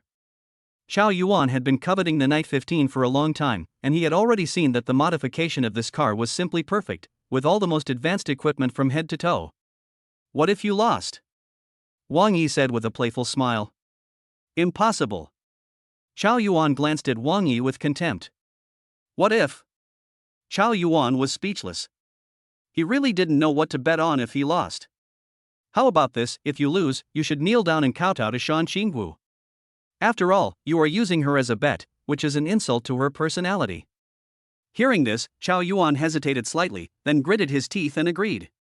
Wang Yi is smart and will not miss any opportunity to increase Shan Qingwu's favor towards him. In just a few words, Shan Qingwu's opinion of him changed 180 degrees. Chao Yuan, see you at Mongshan tomorrow morning. Shan Qingwu glanced at Chao Yuan with disgust, then patted Wang Yi on the shoulder and said, let's go home. I'll explain the topography of Mongshan to you. The two got in the car and drove away. Chao Yuan's eyes were full of resentment and his expression was cold. Brother Yuan, it's not worth it to be angry with that guy. That's right. That place on Mongshan is the graveyard of off-roaders. And the difference between the cars is not even a little bit. A group of people were talking at once, and their words were full of doubts about Chao Yuan. Chao Yuan sneered disdainfully, "Put aside your worries. If you are interested, just go to Mongshan to watch the show tomorrow." "You can't see that either." "Yeah, you can only see the beginning. If you want to see the end, you have to travel hundreds of kilometers. Then get the hell out of here as soon as possible." Chao Yuan said this, got into the car and drove away. After he left, the group of people began to discuss the matter without restraint. Chao Yuan just managed to run the whole course once, so he thought he was invincible. He was too arrogant. Today, Wang Ye's 2 moves during the game showed that his skills were no less than Chao Yuan's. Not only that, if it was Chao Yuan, he would have fallen into the pit when crossing the river. Maybe he's just bragging. We can all witness it tomorrow at the starting point of Mongshan. Several people chattered for a long time before leaving one after another. Chao Yuan drove back to the city and made a phone call. That guy agreed before I even provoked him. "Let's talk when we meet," the person on the other end of the phone said, and then hung up. Half an hour later, Chao Yuan and a man were sitting in a private room of a high-end restaurant. "Brother Shang, I've already arranged a fight with Wang Yi. Now it's up to you. The entire Mongshan track will take 2.5 days to complete. You'll have plenty of opportunities along the way." A murderous look appeared on Chao Yuan's face.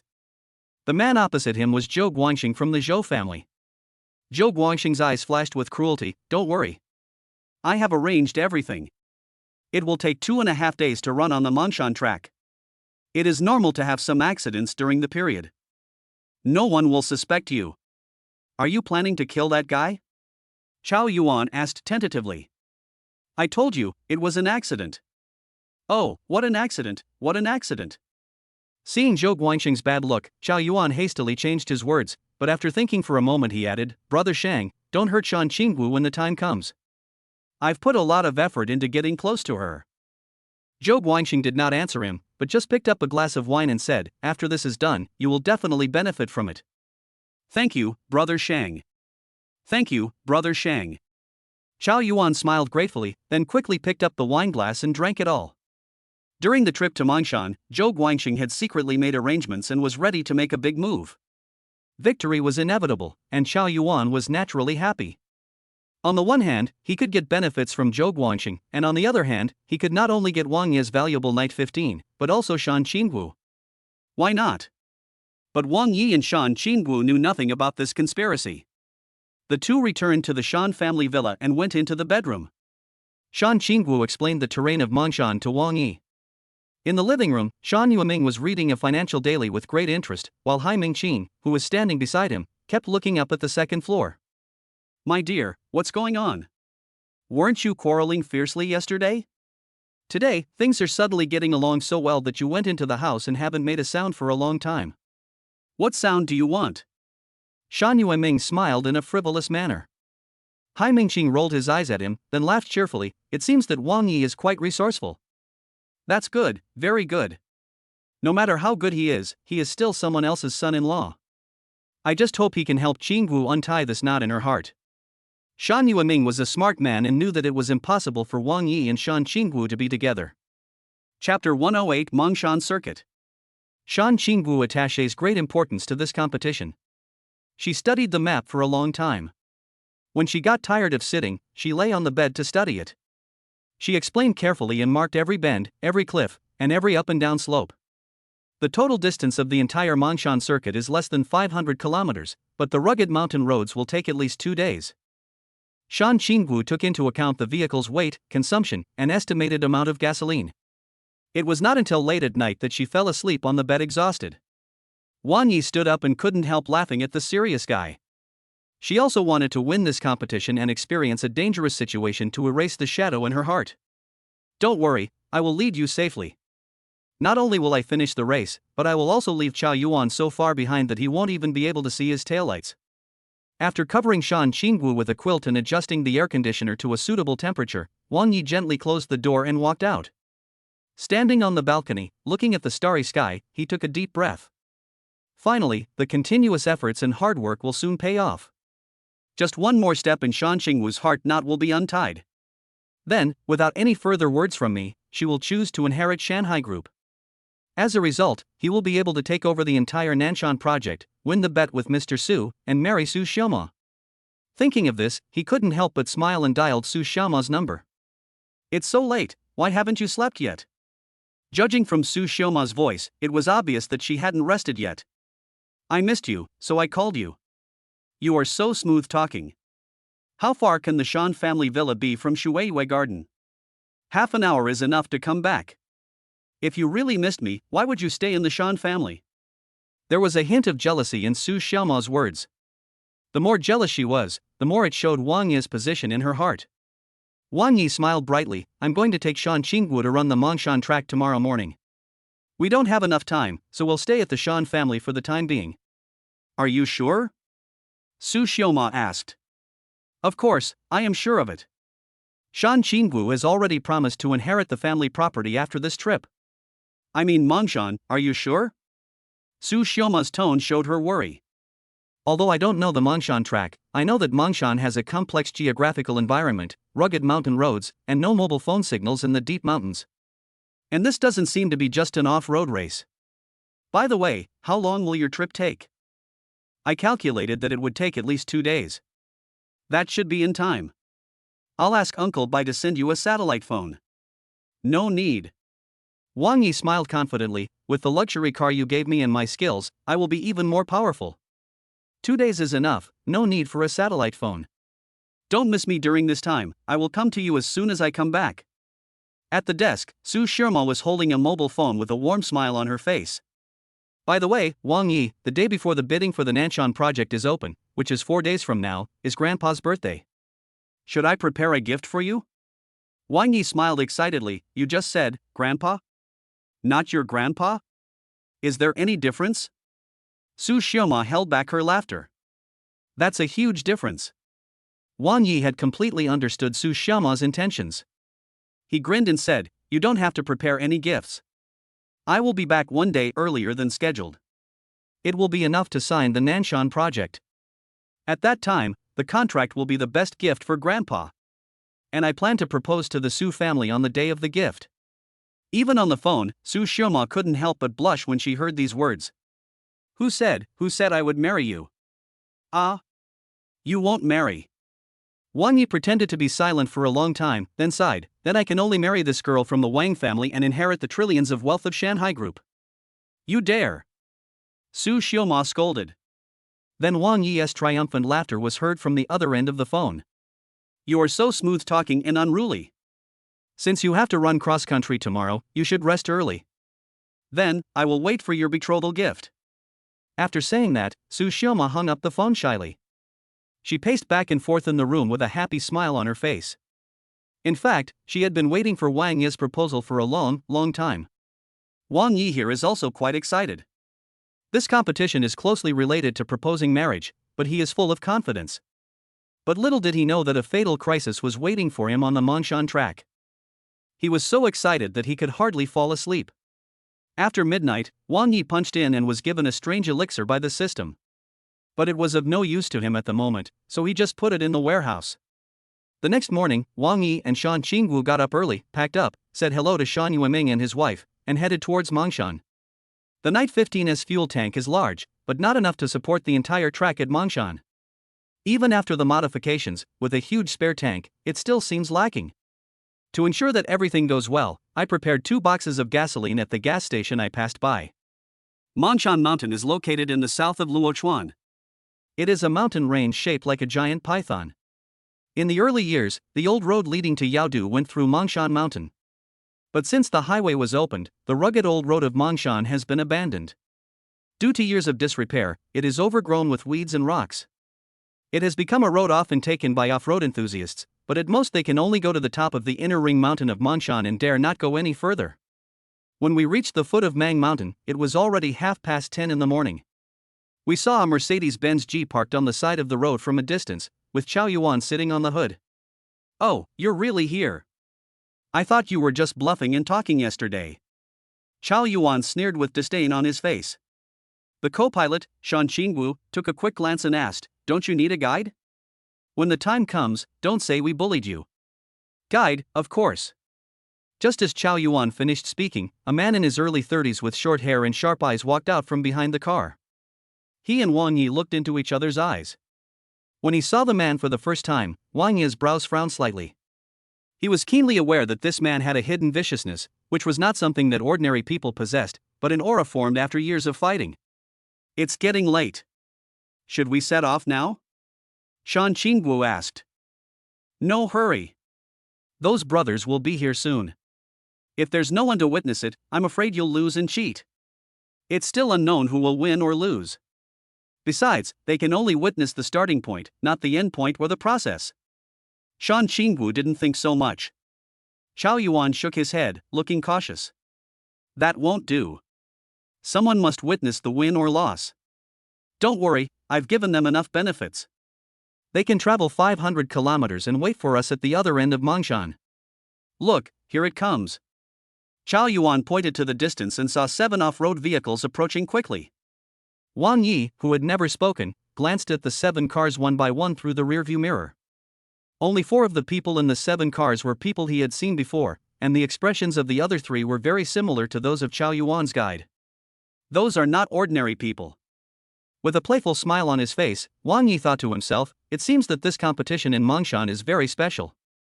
However, I am looking forward to what Chow Yuan can do. Chapter 109, Danger at Jingma Slope.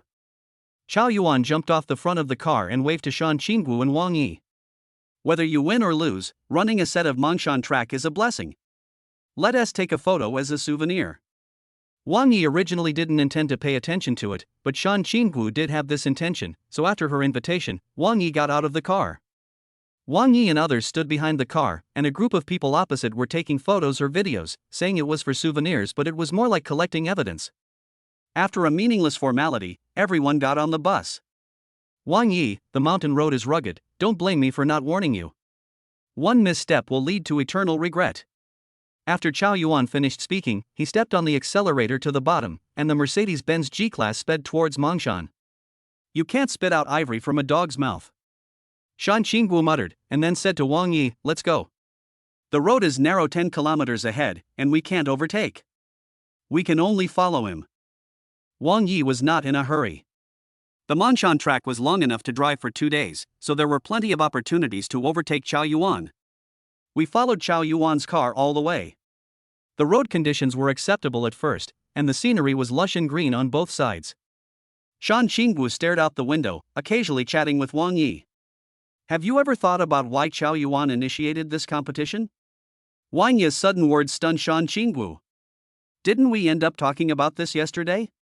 Wang Yi shook his head, it's not that simple. If it's just for competition, any place will do.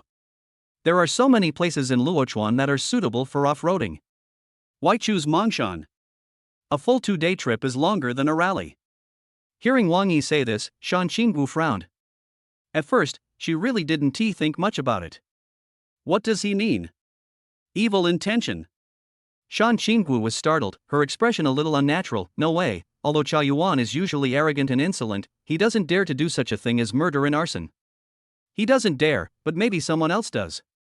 Wang Yi looked calm, as if he was explaining something that had nothing to do with him.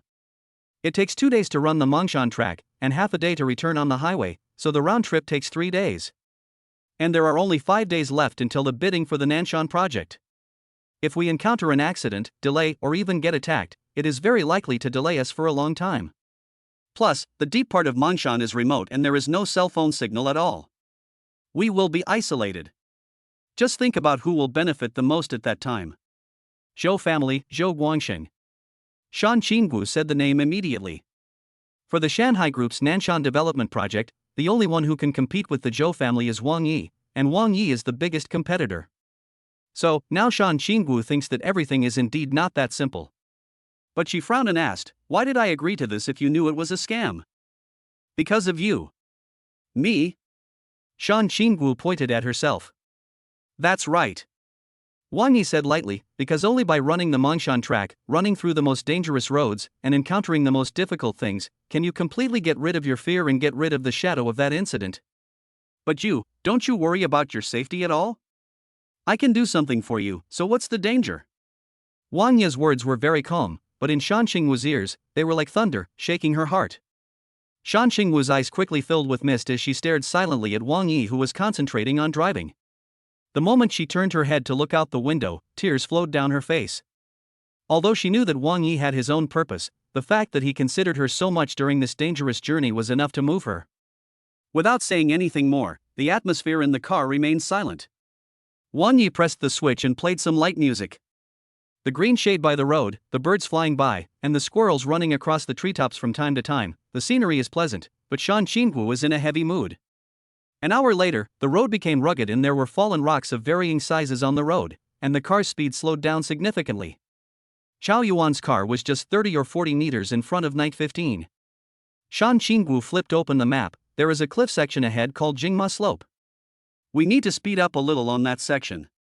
Shan Xingwu, who had done her homework, was familiar with the terrain along the way. Gulp.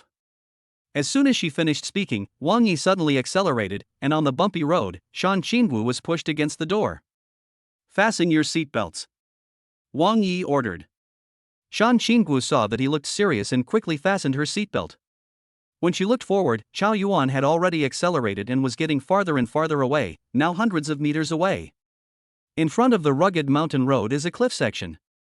The hillside on the side of the road is steep and straight, and there are no trees on the mountain. Hold on tight.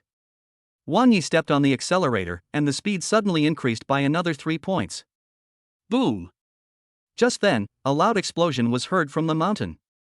What's going on? Shan Xingwu was startled and exclaimed. Wang Yi frowned, stepped on the accelerator to the bottom, and sped forward at the fastest speed, but the road condition was bad with gravel everywhere, and the off-road vehicle started slowly, so the acceleration process took some time. 100 meters ahead, Chao Yuan's car was about to pass by, but at this moment, on the hillside, the sound of the explosion had not yet subsided, and huge boulders were quickly falling from the hillside. Slow down, stop the car, Wang Yi. You can't make it. Shan Xingwu screamed. There's no way out. Wang Yi said calmly as he accelerated, once the rocks fall, we won't be able to clear the road with our strength. The only way is to speed up and get there. Bang! The car was moving forward rapidly when a stone as big as a millstone hit the side of the car and shattered into stone chips, which scattered like bullets. Snap! Snap, snap, snap. The broken stones flew and hit the car body and windows, like the sound of firecrackers. Shan Xingwu was trembling with fear, her eyes full of terror. Wang Yi held the steering wheel with one hand and the handbrake with the other, his eyes fixed on a huge rock with a diameter of 1 meter falling rapidly from midair not far away. Squeak! When he got close, he slammed on the brakes and pulled the handbrake at the same time, and the car slid forward sideways quickly. Huge rocks fell down, brushing past us. He straightened the steering wheel, released the handbrake and stepped on the accelerator to the bottom. Amid the roar, Night 15 ran forward like a wild horse, leaving the rolling rocks behind. After passing this cliffside section of road, Chao Yuan's car in front obviously slowed down. After seeing Wang Yi's car in the rearview mirror, that car started to speed up and continue driving. Wang Yi turned his head to look at the co-pilot seat. Shan Xingwu was curled up, trembling with fear. The scene of her parents' car rushing off the cliff came to her mind again. Wang Yi reached out and gently rubbed her head. It's useless to be afraid. The more dangerous it is, the more calm you need to be. Only by overcoming fear can you better control your brain and respond to danger. This is just the beginning. The loud noise earlier was obviously the sound of gunpowder. Someone did it deliberately. Shan Xingwu, cheer up. I still need your help on the road ahead. Chapter 110. Don't be afraid, I'm here. Shan Xingwu looked at the man in front of her. He was a bit unruly and a bit slick, but for some reason, she felt a strong sense of security with him around. There's a steep uphill slope 1 kilometer ahead, and the curve is very sharp. Hearing Shan Xingwu's trembling voice, Wang Yi grinned, sit up straight and hold on to the handrails. With a step on the accelerator, Wang Yi rushed forward at a speed of 60 miles per hour on the rugged and bumpy mountain road. Gradually, the distance between me and Chao Yuan began to shorten. The mountain road was rugged and difficult to travel on, and it became more difficult the higher one went. At a bend facing a cliff, Wang Yi stepped on the accelerator and rushed out at Rider 15, with half of its wheels on the edge of the cliff, rushing past Chao Yuan's car. If you're in a hurry to reincarnate, then go ahead. Chao Yuan grinned and lightly stepped on the brakes to keep a safe distance from Wang Yi. For the next half day, the journey was smooth, except that the old abandoned road was covered with stones, and some sections had even collapsed. This was the time to truly demonstrate off-roading skills. With his superb driving skills and the powerful power of Night 15, Xiao Yuan's car could no longer be seen behind Wang Yi's car. He's not going to leave, is he? Shan Xingwu turned her head to look behind the car. Impossible. The mountain road behind us has been closed. This is the only way out, and it's also the way Zhou Guangxing wants us to take. Zhou Guangxing? Shan Xingwu frowned slightly. What does this have to do with Zhou Guangxing? He wants to trap you and me in the mountains, or even get rid of me. His purpose is very simple. If we haven't returned to Luochuan the day after tomorrow, part of the Nanshan development project will fall into the hands of the Zhou family, and my plan will naturally be over. Why did you come to compete with Xiao Yuan even though you knew it was dangerous? Shan Xingwu was even more surprised. But Wang Yi grinned and said, if I hadn't come, how could I have untied your knot? If not, how could you have inherited Shanghai Group? Shan Xingwu's eyes were filled with emotion, but she said angrily, so, you did this to achieve your own goals? I guess so. Wang Yi smiled brightly, and said no more and concentrated on driving. After a day of bumpy ride, they had already reached deep into Mang Mountain. As night fell, everything around them was dead silent, with only the car lights illuminating the road ahead. Wang Yi stopped with a brake. The lighting is limited at night, and the mountain roads are complicated and difficult to travel. Let's just rest in the car. After he finished speaking, he took out some compressed biscuits from the back seat and handed them to Shan Xingwu. After running for a whole day, they could only eat some dry food that they carried in the car. Shan Xingwu was too tired. She didn't eat much and just lay back in her chair and fell asleep. In the deep mountains at night, there are the sounds of insects chirping and birds singing, and it is pitch black all around, so dark that you can't see your hand in front of you. Suddenly, Wang Yi, who was leaning on the chair, opened his eyes abruptly with a sneer on his lips. It's finally here. His sharp eyes looked towards the dark forest on one side. The chirping of insects and birds around him stopped, and a figure was vaguely approaching in the darkness.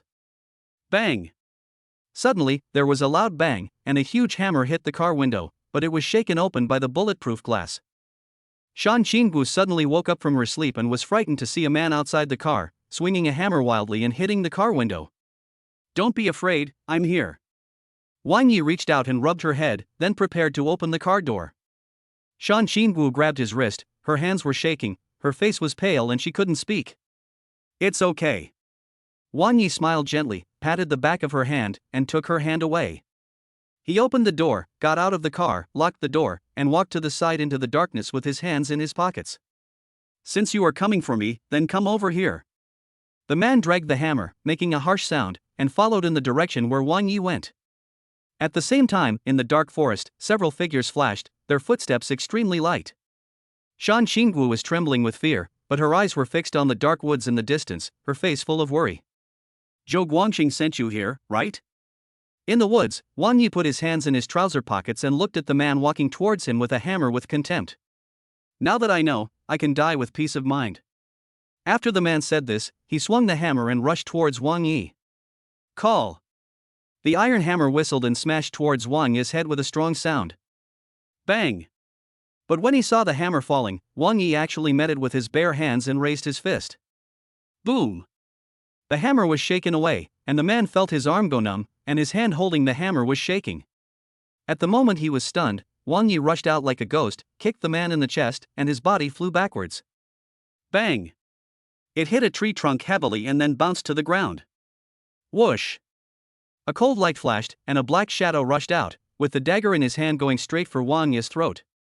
Compare your speed with me. Wang Yi laughed contemptuously. The shadowless shoes on his feet made his speed as fast as lightning. After easily dodging it, he grabbed the man's wrist with his backhand and twisted it hard. The moment the dagger fell, Wang Yi caught it in his hand, slashed it quickly, and cut the man's throat without hesitation. In the woods, after a brief silence, several figures began to flee.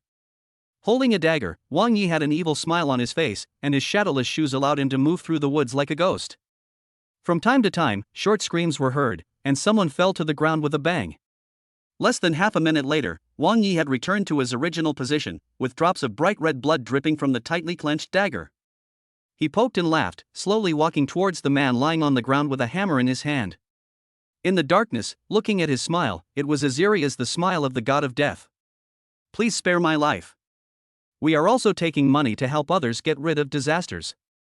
There is no grudge between you and me. Now we have it. Wang Yi leaned over, put the dagger on his neck, and whispered, "How many of you are here?" Under his gaze, the man did not dare to hesitate. "There are 15 people together. Mr. Zhou sent helicopters to land in batches. I don't know exactly where they are, but there should be 2 people in front. Are they the 2 who blew up the mountain? Add the 5 of you here, that means there are 7 more people behind." Yes, I know. I've already told you. Please don't kill me." Swish. Before he could finish his words, the dagger had already cut his throat. Wang Yi is not a merciful person, and these people are here to take his life. If he doesn't have the ability, he will probably be begging for mercy now, and the other party will probably do the same. Wang Yi. Outside the forest, Shan Qingwu shouted anxiously and stumbled into the woods. Wang Yi threw the dagger aside, walked quickly towards Shan Qingwu, and then hugged her. Wang Yi, are you okay?" Shan Qingwu's voice trembled, tears silently rolling down her cheeks.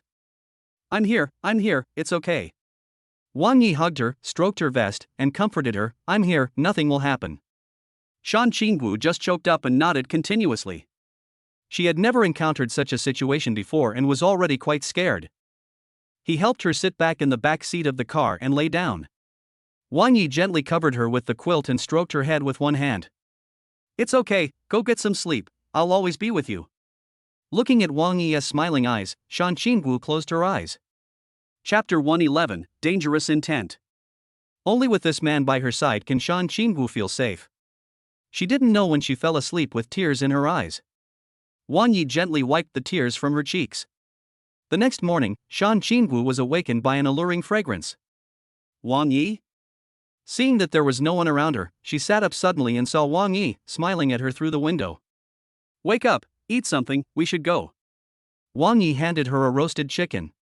Shan Qingwu took the roasted chicken, pushed the door, got out of the car and stretched. The early morning air in the mountains was very fresh. "Did you bring the roast chicken?" Wang Yi smiled and nodded. Who would carry that thing? With the speed of the shadowless shoes, catching a pheasant in this forest would be a piece of cake. Try it and see how it tastes. Shan Qingwu nodded and tore off a piece. "It smells delicious." She took a bite and her mouth was filled with the delicious fragrance. Delicious. Shan Qingwu smiled charmingly with her mouth full. This girl, who is worth trillions, is so easily satisfied. After eating a roast chicken, Wang Yi drove onwards. The deserted mountain road in the deep mountains had many fallen rocks and landslides, making the road extremely difficult to walk on. However, with Wang Yi's skills, these were minor problems. I never saw Chao Yuan's car again, so I guess he must be following us from a distance. This is no longer a cross-country race, but a competition of life and death. Chao Yuan is just a cover. The real danger comes from the remaining 7 killers who are hiding somewhere unknown. Go straight after the winding mountain road ahead and cut through the forest to save time. Watch out for the cliff on the right, slow down. This is a steep slope. You can only rush up in one go. Otherwise, it will be very dangerous to slide backwards. Today, Shan Qingwu was doing what a guide should do, and her expression was much more determined, and she was no longer afraid of dangerous sections of the road. Wang Yi saw all of this. On the cliffside section of road, amid the roar of firecrackers and the rolling of falling rocks, Knight 15 walked steadily. Shan Qingwu not only let go of her feelings, but also became much stronger and braver. She no longer cried, trembled, or showed fear. Great job, Wang Yi. We have created a miracle. In half a day, we can complete the entire Mongshan track before sunset. Seeing that the mountains of Yannian had been left behind, Shan Qingwu was so excited that she could hardly control herself. Suddenly, Wang Yi stepped on the brakes and stopped. Dozens of meters ahead, a huge rock weighing several tons was lying across the road. It's impossible to get through. Shan Qingwu frowned. It's impossible to move such a huge boulder without a crane. Wang Yi just glanced at the boulder and his eyes wandered among the mountains and forests on both sides.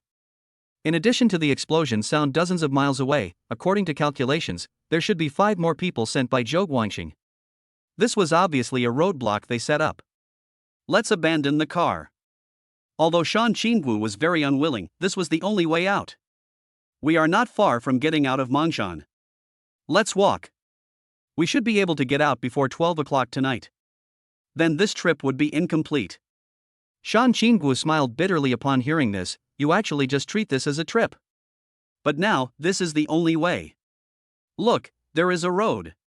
Wang Yi pointed to the steep hillside on one side. Shan Qingwu shook her head quickly. This slope is too steep. If we go down, we will end up at the foot of the mountain.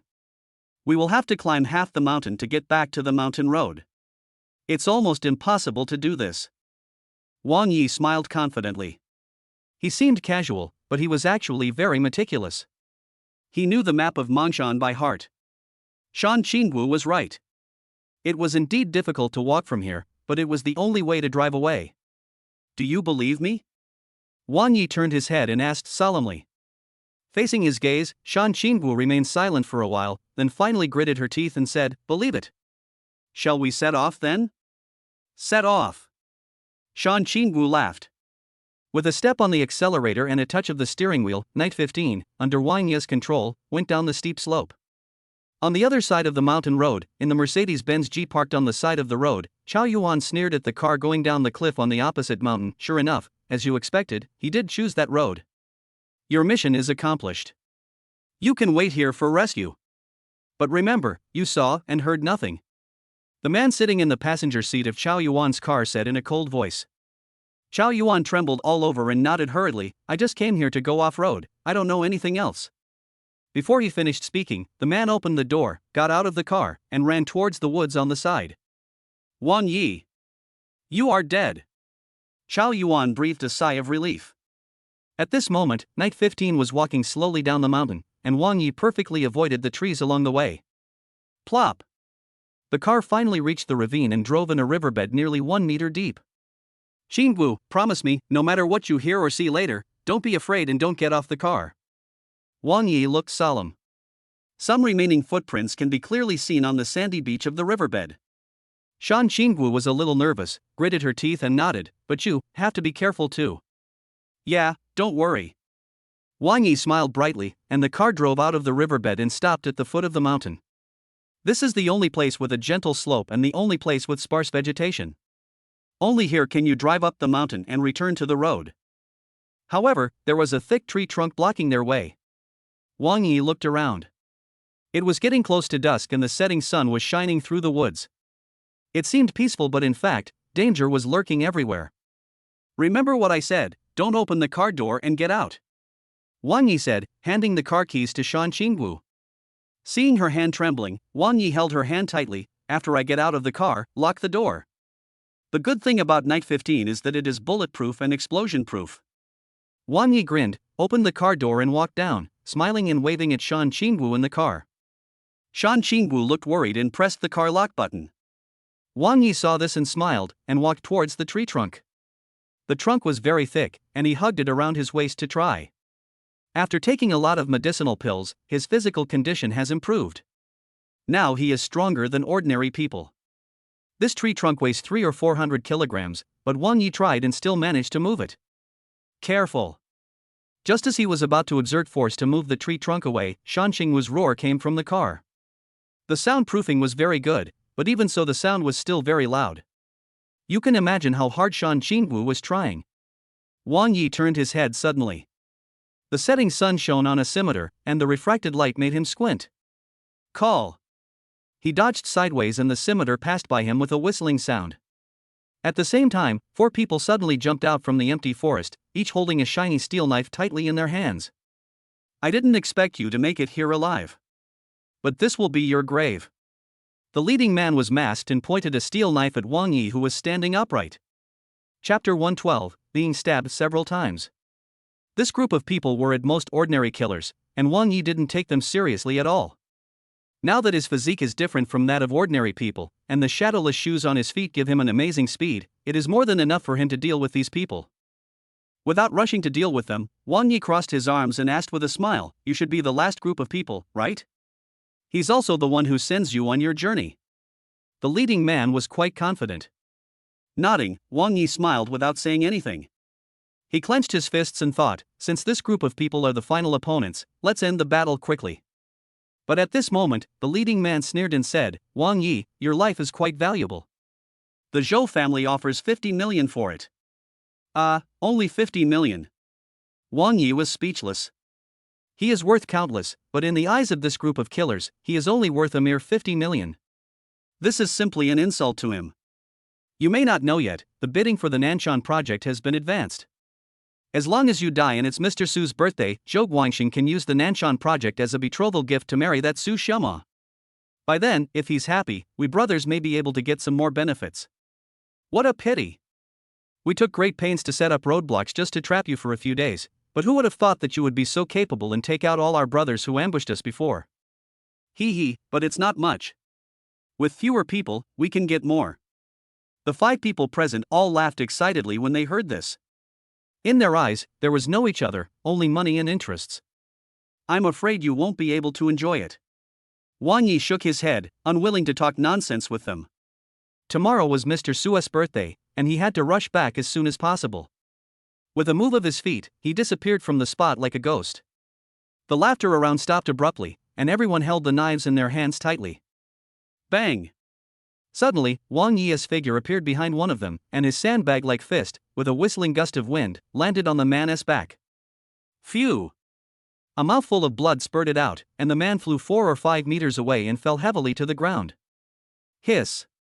Seeing this scene, the other 4 people gasped. However, Wang Yi did not give them any room to react. He darted around like a ghost, and each time he struck out he delivered a powerful punch. In just a moment, 4 people collapsed to the ground, their sternums collapsed and they died. Are you a human or a ghost? The leading man's pupils constricted, and he looked around in fear, holding the steel knife tightly, but there was no sign of Wang Yi. It's a murderer, a ghost. Without any warning, Wang Yi's voice sounded in front of the man, and he immediately grabbed the man's throat. Subconsciously, he raised the steel knife, but his wrist was held tightly by Wang Yi. Suffocation made his face flush red, and he stared at Wang Yi, who was smiling and silent, with a look of fear in his eyes. Gradually, his vision began to go dark. After a moment of stalemate, his consciousness completely faded. Throwing the body aside, Wang Yi patted the non-existent dust on his hands. In the distance, Shan Qingwu saw that these people had been dealt with by Wang Yi, so she pressed the unlock button, opened the car door, and walked over tremblingly. You killed them? Shan Qingwu looked at Wang Yi in astonishment. Spreading his hands, Wang Yi said, You see, if I don't kill them, they will kill me. This is a world where the strong prey on the weak and the fittest survive. I have no choice. It was the first time Shan Qingwu saw a dead person, and she still found it a little hard to accept. Suddenly, a figure jumped out from behind the huge body of Knight XV's car. Be careful. Wang Yi's face changed and he kicked the ground and rushed out. Stop. But before he got close, a dagger was pressed against Shan Qingwu's neck from behind. If you dare to move again, I will kill her first. Shan Qingwu's whole body stiffened, and an extremely cold voice came to her ears. Her eyes were staring at Wang Yi, who had stopped abruptly. It's you! Wang Yi's face was gloomy, and his fists clenched tightly, making a creaking sound. If you dare to hurt her, I will make sure you die without a burial place. You'd better listen to me, otherwise she will die before me. Wang Yi remembered that the man who held Shan Qingwu hostage was Chao Yuan's co-pilot at the starting point. Wang Yi could not forget the look in that man's eyes. They're all dead. Wang Yi, I really have to thank you for helping me deal with these idiots who only know how to share money. But you are quite special.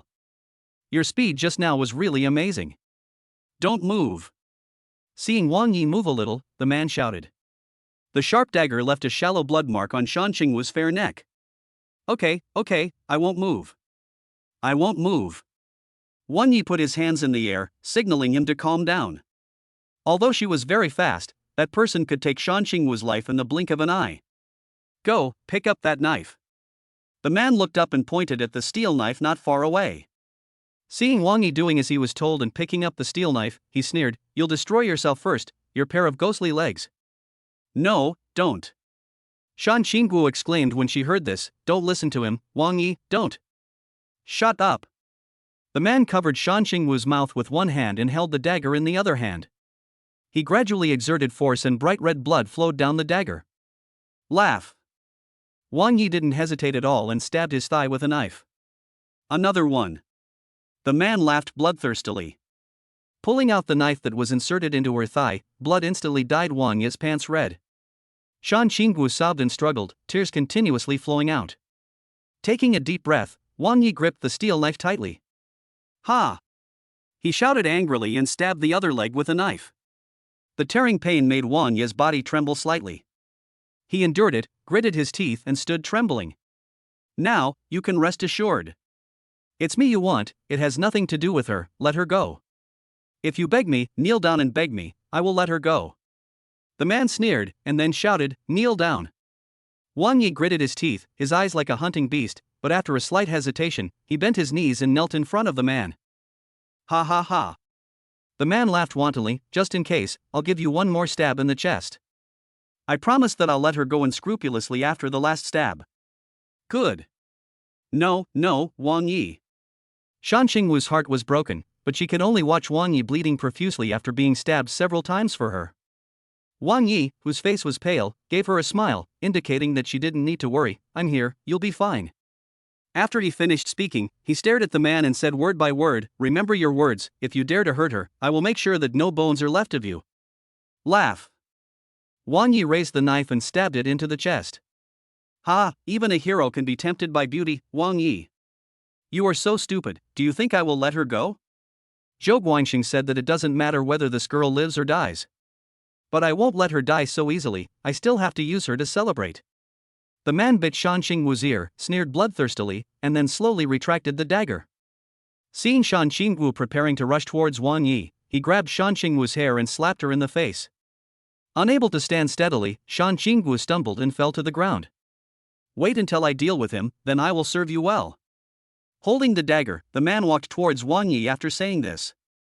Chapter 113 Furious Shan Qingwu. His hideous laughter echoed at the foot of the mountain, and he looked at Wang Yi, who was stabbed several times, with an extremely playful look in his eyes. Facing his gaze, blood continued to flow from the corners of Wang Yi's mouth, but his eyes were like those of a bloodthirsty beast. I told you, if you dare to hurt her, I will destroy your body. Wang Yi's voice sounded like the howl of a demon from hell, causing the nearby man to tremble slightly. But seeing that he was already at the end of his strength, the man sneered and said, what a fool you are. I'll send you off right now. After saying that, his expression turned cold, and the dagger in his hand went straight to Wang Yi's throat. The shining dagger emitted a cold light, and as it quickly approached, the man's smile began to bloom. Suddenly, Wang Yi, who was kneeling on the ground, moved. He pulled out the scimitar that was stuck in his chest, stood up suddenly with one hand, and slashed with the knife as fast as lightning. Swish! There was a sound of flesh tearing, and the man and Wang Yi passed each other. Holding the knife in one hand, Wang Yi had an evil sneer on his face. How is it possible? The man turned his head and stared at Wang Yi in astonishment, but the color in his eyes was disappearing quickly. Puff! Immediately afterwards, a thin scratch appeared on the man's neck. As he turned his head, the scratch tore a basin of blood that spurted out. Plop! The man fell on his back, and could not believe until his death that Wang Yi, who had been stabbed several times, could still be so fast. The moment he fell to the ground, Wang Yi held the knife in one hand, his body swaying as he lay on the ground. Wang Yi. Shan Qingwu let out a long sigh, got up and walked towards Wang Yi. Are you here to die too? Suddenly, Wang Yi spoke in her direction with a cold voice, which startled Shan Qingwu. When she reacted, she turned around and saw Chao Yuan, with a ferocious look on his face, walking towards her with a dagger in his hand. Wang Yi, I didn't expect you to be so powerful.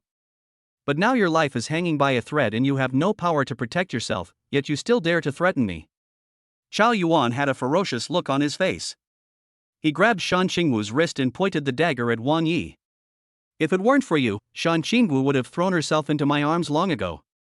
If it weren't for you, I would have gotten the Shanghai Group's assets long ago. If it weren't for you, why would I come to this damn place? Wang Yi, if it weren't for you, Shan Qingwu wouldn't have suffered this. She is mine. Chao Yuan's reason had obviously been devoured by greed and anger. As he spoke, he tore off Shan Qingwu's coat, with madness in his eyes. You are looking for death. Wang Yi shouted angrily. Plop! But now he was really at the end of his strength. He staggered and knelt on one knee. Seeing this, Chao Yuan smiled even more fiercely. Seeing Shan Qingwu struggling, he slapped him and shouted, "Don't you feel sorry for him? Shan Qingwu, if you dare to resist, I will kill him now." Shan Qingwu's struggle came to an abrupt stop. She shed tears silently and looked at Wang Yi, whose mouth was bleeding. "Good boy, that's right. Don't worry, I will be gentle." As Chao Yuan spoke, he thrust the dagger in his hand and cut the belt around Shan Qingwu's shoulders, and one of her tops began to slide off. Then, Chao Yuan's dagger began to touch Shan Qingwu's underwear belt. His ferocious look, accompanied by a sneer, seemed particularly ferocious. Shan Qingwu. Wang Yi endured the severe pain and weakness, staring straight at Shan Qingwu. "Face your inner fragility. He threatened you with me, just like fate used the death of your parents to threaten the rest of your life. If you don't resist, you can only become a slave to fate, a puppet of fate. Shan Qingwu, resist, resist. Only by resisting can you get rid of and end everything." Shan Qingwu's tears gradually stopped. She met Wang Yi's determined gaze, and unyielding anger began to emerge in her eyes. Bang! Without any warning, Shan Qingwu turned around and slapped Chao Yuan in the face. The sudden attack caused Chao Yuan to stagger and fall to the ground, and the dagger in his hand also fell to the ground. Ah! Shan Qingwu was furious, roaring like a madman, picking up the dagger on the ground and rushing over. "Shan Qingwu, no, no." Puff! The dagger pierced Chao Yuan's chest, and his pleading turned into a wail of pain. Puff, puff, puff. Shan Qingwu had no fear, only infinite anger in her heart. She slashed at Chao Yuan's chest with her sword again and again, and the latter's wailing quickly weakened and finally disappeared. "You have finally grown up." A hand grabbed Shan Qingwu's wrist, stopping her from dropping the dagger again. Shan Qingwu, whose face was covered in blood, turned her head to look at Wang Yi standing beside her, her lips trembling slightly. "I'll take you back and take you to the hospital. It's a minor injury, nothing serious. But you really have to drive the car from now on." Wang Yi forced a smile, turned around and walked towards the huge tree trunk that was blocking the way. If he had not taken a large amount of medicinal pills during this period, which made his physique different from that of ordinary people, Wang Yi would probably have fainted on the ground by now. He walked to the tree trunk, half knelt down, hugged the trunk with both hands, and exerted force suddenly, and blood gushed out from the wounds on his body. Shan Qingwu ran over and also hugged the tree trunk, but her insignificant strength was of no use at all. "Oh!" Wang Yi shouted angrily, veins on his arms bulged, and he picked up the heavy tree trunk, then moved it to the side little by little. Plop! As Wang Yi threw the removed tree trunk to the ground, he also sat down on the ground. "Hold on, Wang Yi, I'll bandage you first, and then take you to the hospital as soon as possible." Shan Qingwu supported him and walked to the side of the car to pick up the clothes torn by Chao Yuan, removed the strips of cloth one by one, and then bandaged the wounds on Wang Yi's body. Looking at Shan Qingwu, who had obviously changed a lot after experiencing this incident, Wang Yi smiled and said, "You have overcome the fear in your heart. As long as you conquer the rest of the road, you will be able to completely walk out of the haze of the past." Shan Qingwu raised her head and looked at the steep mountain road, with determination flashing in her eyes. "I will definitely get you out, you will be fine." After saying that, he supported Wang Yi and sat in the back seat of Knight 15, while he climbed into the car and sat in the driver's seat. Looking at the steep hillside in front of her, Shan Qingwu took a deep breath and fought for Wang Yi and herself. She stepped on the accelerator and the car headed towards the hillside. Having conquered her inner fear, Shan Qingwu had excellent driving skills, and with the Knight XV's superb off-road capabilities, the car moved forward steadily on the steep hillside. As night was about to fall, we finally rushed out of the forest and the car stopped steadily on the weed-covered road. "Wang Yi, I succeeded." Shan Qingwu laughed excitedly, but when she turned her head and looked at Wang Yi, whose back seat was stained with blood, her smile quickly faded. "Let's go back to Luochuan now, to the hospital, to the hospital." "Well, don't worry. The more times like this, the more you need to stay calm and composed. Don't worry, I won't die." Wang Yi began to instruct. Shan Qingwu nodded and said no more, driving along the mountain road towards the end of the Mongshan track. Chapter 114. The Su family selects a son-in-law.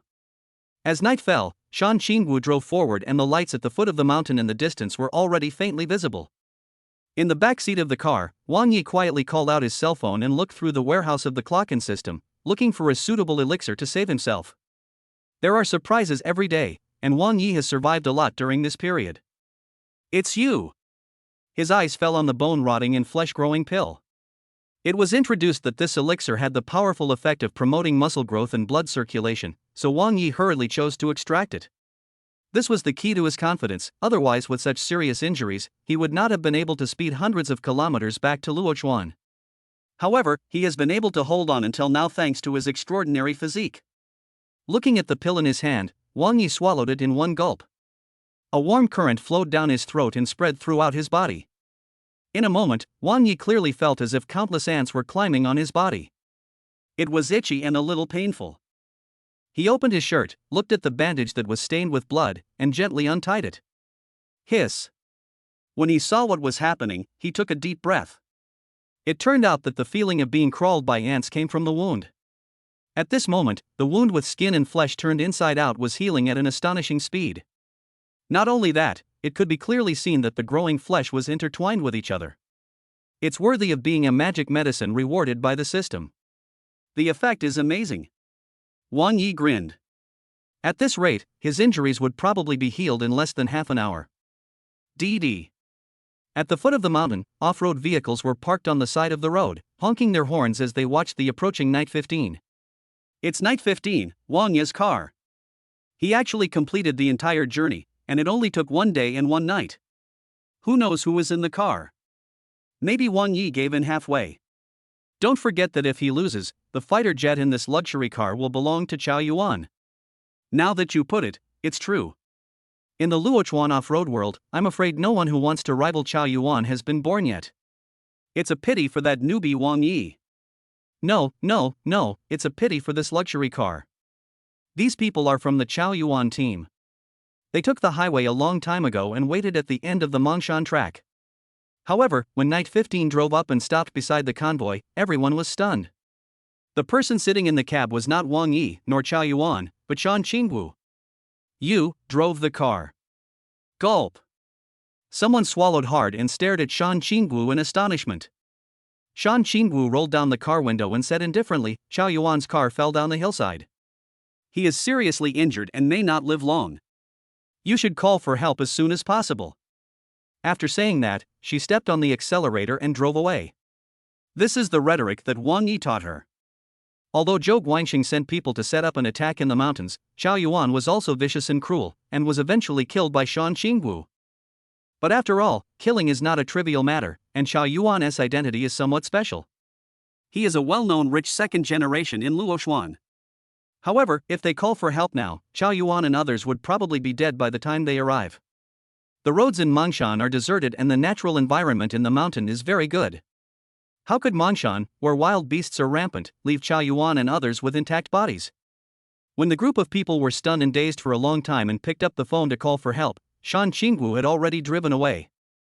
At this point, even if taking the highway, the journey back to Luochuan is more than 600 kilometers, which would take at least 7 or 8 hours. Wang Yi's injuries were no longer a problem, and he lay comfortably in the back seat and fell asleep. The next day, around noon, Night 15 finally drove into the city of Luochuan. No need to go to the hospital. In the back row, Wang Yi stretched lazily, turned his head to look at Shan Qingwu, and grinned at the surprised look in her eyes. Those are just superficial injuries, they're nothing serious now. You've been driving all night, you must be tired. But I'm afraid you still have to do me a favor. Wang Yi, let's go to the hospital. You've lost too much blood. Wang Yi shook his head firmly and motioned for her to park the car on the side of the road. Wang Yi sat in the driver's seat and Shan Qingwu sat in the passenger seat. The direction he was driving was Shanghai Group. Thank you for your concern. I'm really fine. But right now, there's something urgent that needs your help. The bidding for the Nanshan project has been moved up 1 day. Please hurry back and ask the old man to come forward and cooperate with my people to win the entire Nanshan project. When Wang Yi got off the car and changed seats, he had already called Jiang Mengdai and asked her to go to Shanghai Group. The disappearance of the directors of Shanghai Group, who were originally in control, in the past few days was probably instigated by Zhou Guangxing. Today is not only the day of bidding, but also Mr. Su's birthday. I think Zhou Guangxing must want to take this opportunity to propose to the Su family. You're in this state, and you're still thinking about her? Shan Qingwu asked with eyes wide open. Of course, she is the one I love. If I miss today, I will regret it for the rest of my life. Wang Yi said frankly. This made Shan Qingwu's eyes flash with envy for Su Xiaoma. I won't let you regret it. You are going to the Su family later, right? Seeing Wang Yi nod, Shan Qingwu said, Don't worry, the Nanshan project will be handed over to you. When the time comes, I will ask your people to take the contract directly to the Su family for you to sign. Thank you, Qingwu. Wang Yi smiled brightly. I should be the one thanking you. Shan Qingwu said, waving her hands, let's stop thanking each other. After these few days, we have become close friends. This little favor is nothing. Good. I am grateful for your kindness. The two looked at each other and smiled. At this moment, the Su family villa was filled with joy. Except for Su Kahong's father and the third son of the Su family who were still in the Magic City and could not make it back, all the descendants of the Su family gathered together. Today is Grandpa Su's birthday, and there are several tables of sumptuous meals in the Su family's reception hall. At the head of the table, Mr. Su sat with the younger generation. Today is really a double blessing. Su Zhao said with a smile, Brother Zhou not only successfully won most of the Nanshan project, but also gave Grandpa the best birthday gift. Cousin, what you said is wrong. The other man shook his head, and seeing Su Zhao giving him the same look, he smiled smugly. It's a triple blessing. Grandpa is ready to announce today that Shirma will marry Mr. Zhou. Yes, triple happiness. Lu Zhao laughed. Zhou Guangxing sat on the left side of Grandpa Su with a gentle smile on his face, and from time to time he looked at Su Shirma on the right side of Grandpa Su. Su Shirma didn't say anything, holding the phone in her hand. She had called Wang Yi several times, but unfortunately the phone was always turned off. Beside her, a granddaughter of the Su family saw this and said with a smile, Sister, who are you calling? It seems that the other party's phone is always turned off. Humph, who else could it be? Su Zhao took over the conversation and sneered, It must be that Wang Yi. He knows that he has made such a boast and cannot smooth things over. He must be too embarrassed to come here today. But Xioma, you too, why would you give hope to someone like that? Young Master Zhou is sincere to you. That's right. Mr. Zhou has come all the way from the Magic City, and he has given the Nanshan project and $1 billion project as a betrothal gift. Sister Xioma, I really envy you for having such a good husband. Before Mr. Su said anything, the news of the Su family's selection of a son-in-law had already spread. Chapter 115 My Woman. All of a sudden, the descendants of the Su family came to toast and congratulate Zhou Guangxing on the birth of his beloved wife. Su Shirma didn't say a word from beginning to end. She believed that Wang Yi would come and would not let her, Su Shirma, marry someone he didn't like. After 3 cups and 2 glasses of wine, Zhou Guangxing was also filled with the joy of everyone's celebration. Grandpa, thank you for handing Su Shirma over to me. I, Zhou Guangxing, promise to devote everything I have to make her happy for the rest of my life. Looking at Zhou Guangxing, who was holding up the wine glass beside him, Mr. Su nodded silently. His expression was uncertain and he seemed to be wasting time, but now that things had come to this, he could only nod. Sit down, Guangxing. Old Master Su also waved his hand, and when the scene gradually quieted down, Old Master Su spoke in a strong voice. Today is my birthday, and most of the descendants of the Su family are present. I am also very grateful to the Zhou family for sending someone to represent young Master Zhou to celebrate my birthday. Here, I would like to announce an important matter. The Zhou family of Magic City has been on good terms with my Su family for many years. Now the Zhou Group has established its business in Luoshuan. In the future, the business exchanges between the two families will become more frequent.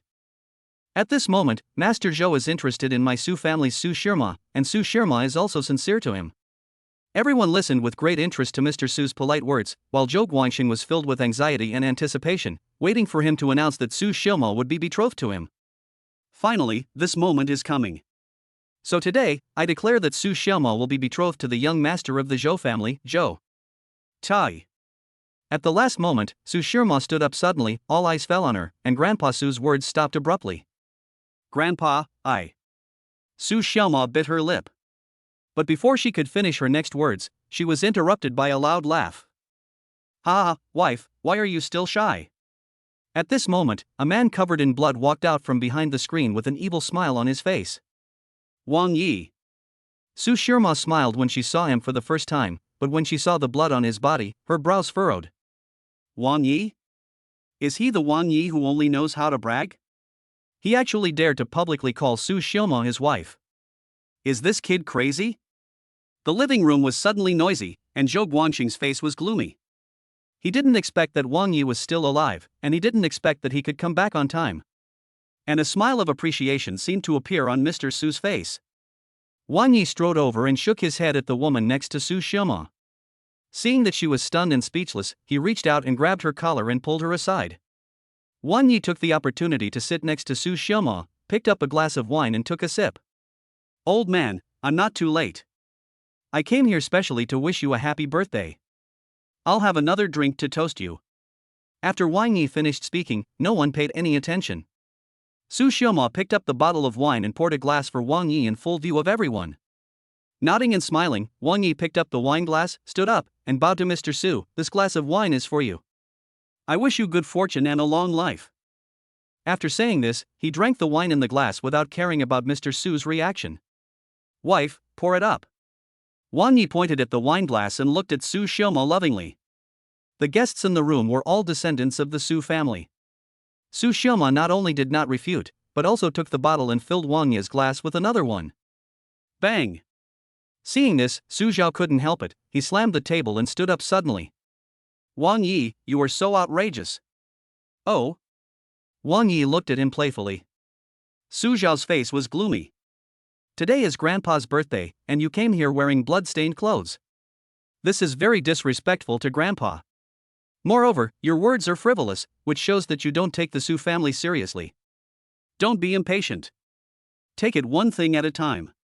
Wang Yi slowly raised his wineglass and said to Old Master Su, "The second glass of wine is for me to punish myself. I was careless when I came here and forgot to change my clothes. But don't worry, Old Master, the gift will arrive soon." After saying that, Wang Yi drank the wine in the glass in one gulp without telling Su Xiaoma to fill it up. "As for this blood, I have to thank Master Zhou for letting me stretch my muscles." "Did he cause your injury?" A hint of coldness flashed across Su Xiaoma's eyes. Seeing Wang Yi nod, Su Xiaoma whispered, "What a despicable guy, he actually attacked in secret. For this kind of person, I really want to slap him in the face." "Ah? Wife, what did you say?" Wang Yi heard it, but pretended to pick his ears and said, "Oh, I know."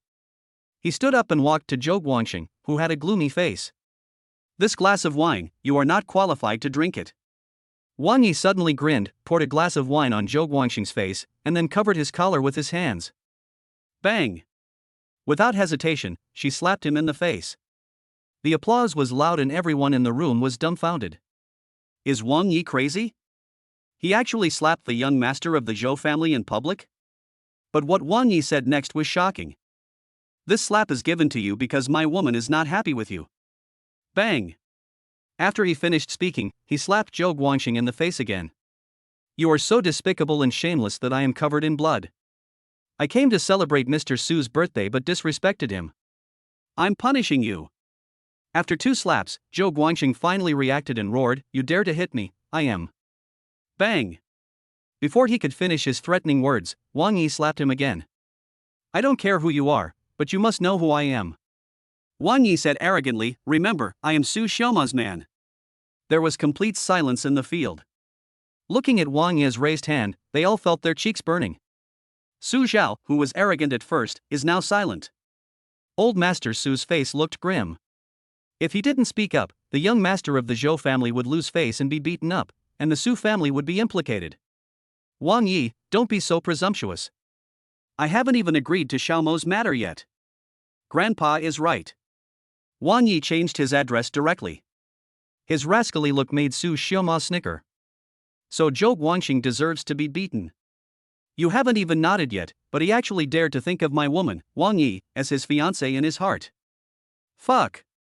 Where is justice?" The Su family members present here had 1,000 horses galloping in their hearts. This kid is too crazy. He talks about his wife left and right, and he even allows people to think about it in their hearts. Besides, he is the young master of the Zhou family, and the one the Su family has been interested in for a long time. Who is Wang Yi? Even most people in the Su family heard of him and saw him for the first time. Zhou Guangxing was slapped 3 times and felt dizzy. He dared not speak anymore. Old Master Su had a gloomy face. He knew that he would not be able to win the argument with Wang Yi if he talked nonsense, so he had no choice but to reason with him. "Hey, Wang Yi." That day in the back garden, we agreed that you would take full control of the Nanshan project and prove your strength before I would agree to your relationship with Xiaoma. When Su Zhao heard that Mr. Su brought up this matter, he spoke hurriedly. Yes. I was there that day too.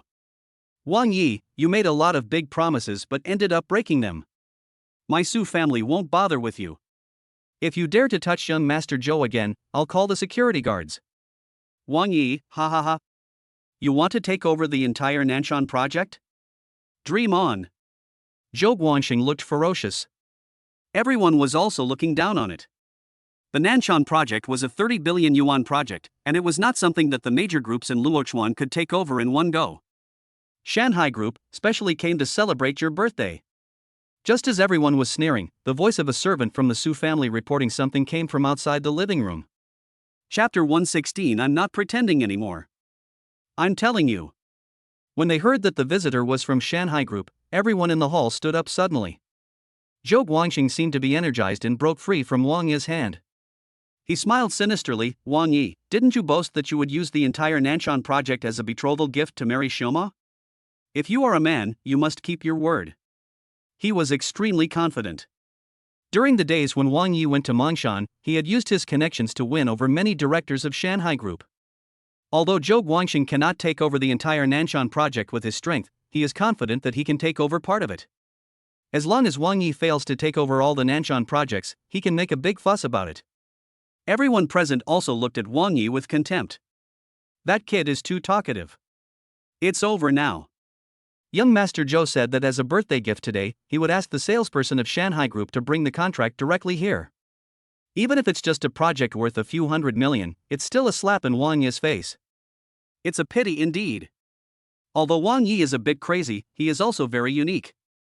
However, I'm afraid he won't be able to save himself this time. Step down. You're overthinking it.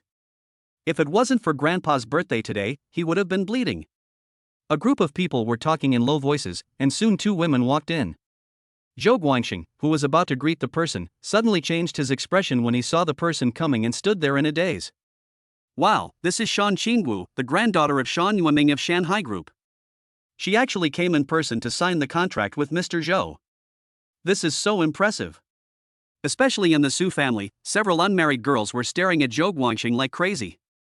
Little did he know that Shan Qingwu, who was striding towards him, and Zhang Mengdai, who was walking side by side with him, passed by Zhou Guangxing without even looking at him.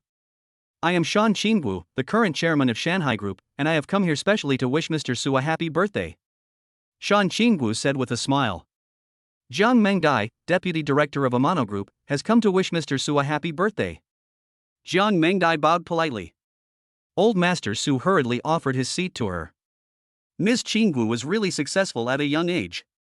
She has inherited Mr. Shan's business at such a young age. She is very promising. Come and sit down. Come and sit down. Shan Qingwu nodded, but did not sit down. She turned around and looked at Wang Yi with a smile. Director Wang, I have brought the contract. Please sign it. Chairman, this is the contract from Shanghai Group. The total cost of the entire Nanshan development project is 30 billion. Zhang Mengdai took out 2 contracts from her bag and handed them to Wang Yi. What? The 30 billion project was all given to Wang Yi? The Amano Group is relatively unknown, how could it be so powerful? Isn't this a mistake? Isn't this project owned by Mr. Zhou? Most people were confused and could not believe their ears. Wang Yi smiled calmly, signed his name, and then handed the contract to Shan Qingwu, stretched out his hand, and said with a smile, happy cooperation. It's a pleasure working with you. When Director Wang gets married, don't forget to notify me. I will then give brother Wang and sister-in-law a big gift. Shan Qingwu looked at Wang Yi and Su Xiaoma with a smile. I have just taken over the group company and there are still many things to deal with. Brother Wang, I will leave first, then? Shan Qingwu's attitude towards Wang Yi is simply jaw-dropping. As the current chairman of Shanghai Group, she actually calls Wang Yi brother and is so submissive.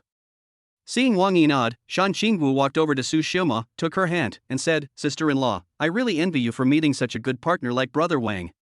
Chairman Shan. Shan Qingwu shook her head and interrupted Su Xiaoma. Sister-in-law, just call me Qingwu from now on. Wang Yi and I are as close as siblings. You are my sister-in-law, so I should be polite to you. Okay, sister-in-law, I'm really too busy.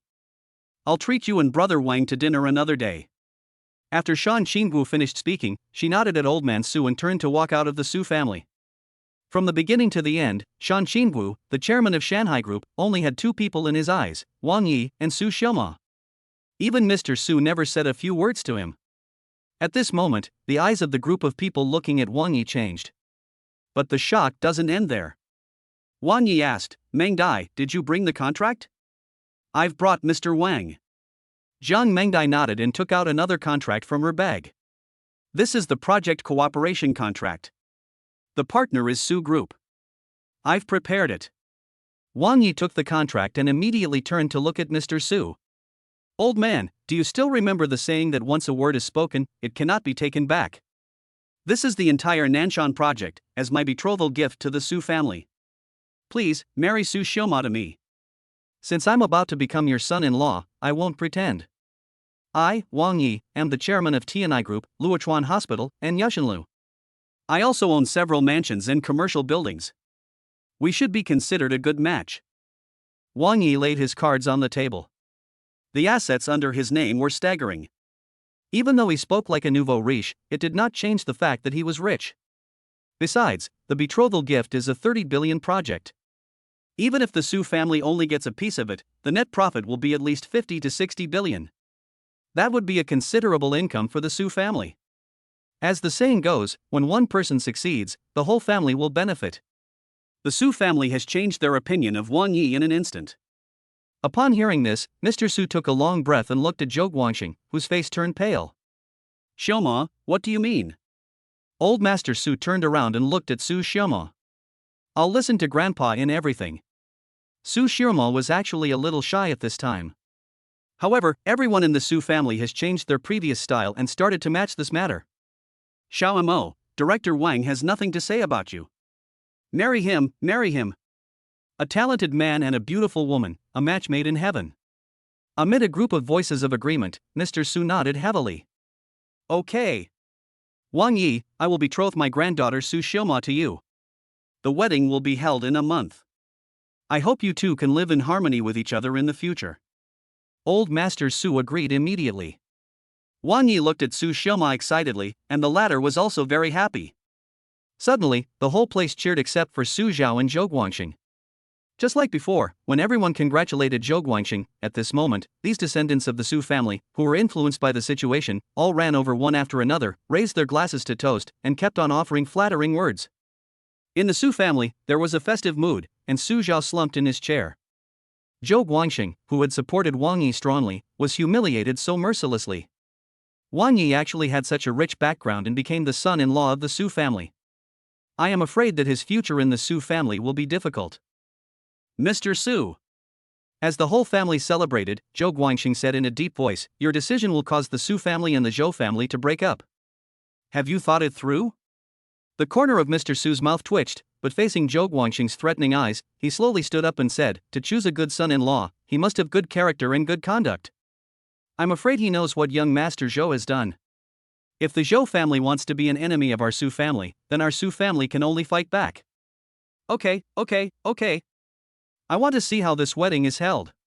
After Zhou Guangxing finished speaking, he waved his sleeves, turned around and walked out of the Su family. Chapter 117 The Storm is Coming. Wang Yi did not take Zhou Guangxing's threat to heart. Whether it was an open fight or a covert fight, or a competition of financial resources or means, he was not afraid at all. But at this point, Mr. Su was obviously worried. At the Su's house, everyone took turns to toast Wang Yi, and out of joy he accepted all the toasts. Zhang Mengdai also drank a lot of wine that night, saying that she was happy for Wang Yi, but Su Xiaoma, who was also a woman, could see the hidden pain in her heart. After 3 rounds of wine and 5 kinds of food, Mr. Su stood up and walked towards the inner court with the drunk Wang Yi. The banquet was over and everyone said goodbye and left. Mengdai, wait. Su Xiaoma called Zhang Mengdai, who was about to leave. She quickly stepped forward and grabbed Zhang Mengdai's wrist. We'll go home together later. I drove when I came here, so I left first. Don't worry. I've been drinking. I'll arrange for someone to drive me later. I want to talk to you. Pulling Zhang Mengdai to sit on the sofa in the living room, Su Xiaoma saw that she avoided his gaze and smiled slightly. You feel bad? Are you reluctant to leave Wang Yi? Sister Su, please don't misunderstand. Jiang Mengdai hurriedly prepared to explain. But Su Xiaoma patted the back of her hand and said, during this period, you have been my secretary at Tana Group. Our relationship has become as close as sisters. How can I not know what you are thinking? Wang Yi is a good man, it's normal for you to like him. And you're not the only one who likes him. Just now, Shan Qinggu seemed to call you brother and sister, but in fact, you and I are both women, can't we see that she is ambiguous with Wang Yi? Jiang Mengdai didn't know how to answer. Indeed, there was nothing outstanding about Wang Yi. Although he was handsome, he was not charming. He is cold and stern in his dealings and is carefree. As a person, you should be straightforward and act according to your heart. You say he is rich, and he is indeed rich, but he is just a hands-off boss. But such a man, with many small flaws, has won the hearts of many women. Speaking of jealousy, the one I'm most jealous of is Shui Yueshi. Su Xiaoma smiled brightly. In my opinion, neither you nor I are as close to Wang Yi as that enchantress Shui Yueshi. Sister Su, you must have misunderstood. Wang Yi is devoted to you. Men are not always loyal to you. Su Xiaoma said with an open-minded smile, but since you have chosen him, you have to trust and tolerate him. Boundless possession will only make the rope tighter and tighter. As long as he has you in his heart and is willing to die for you, that is the greatest happiness in this life. I am not very good at comforting people. But I have only one thing to say. Whether it is before or after, our relationship will remain the same. As for Wang Yi, who cares? Su Xiaoma's words were very vague, and Jiang Mengdai found it difficult to determine the meaning of her words, but looking at her smile, he could only smile and nod. From time to time, she looked at Su Xiaoma quietly. Perhaps this was the gap between her and her. 3 points of words, broad-minded, women are selfish, but she can tell all this to herself frankly. What about herself? I like Wang Yi, but I can only hide it in my heart. If the other party doesn't point it out, I'm afraid it will always be like this.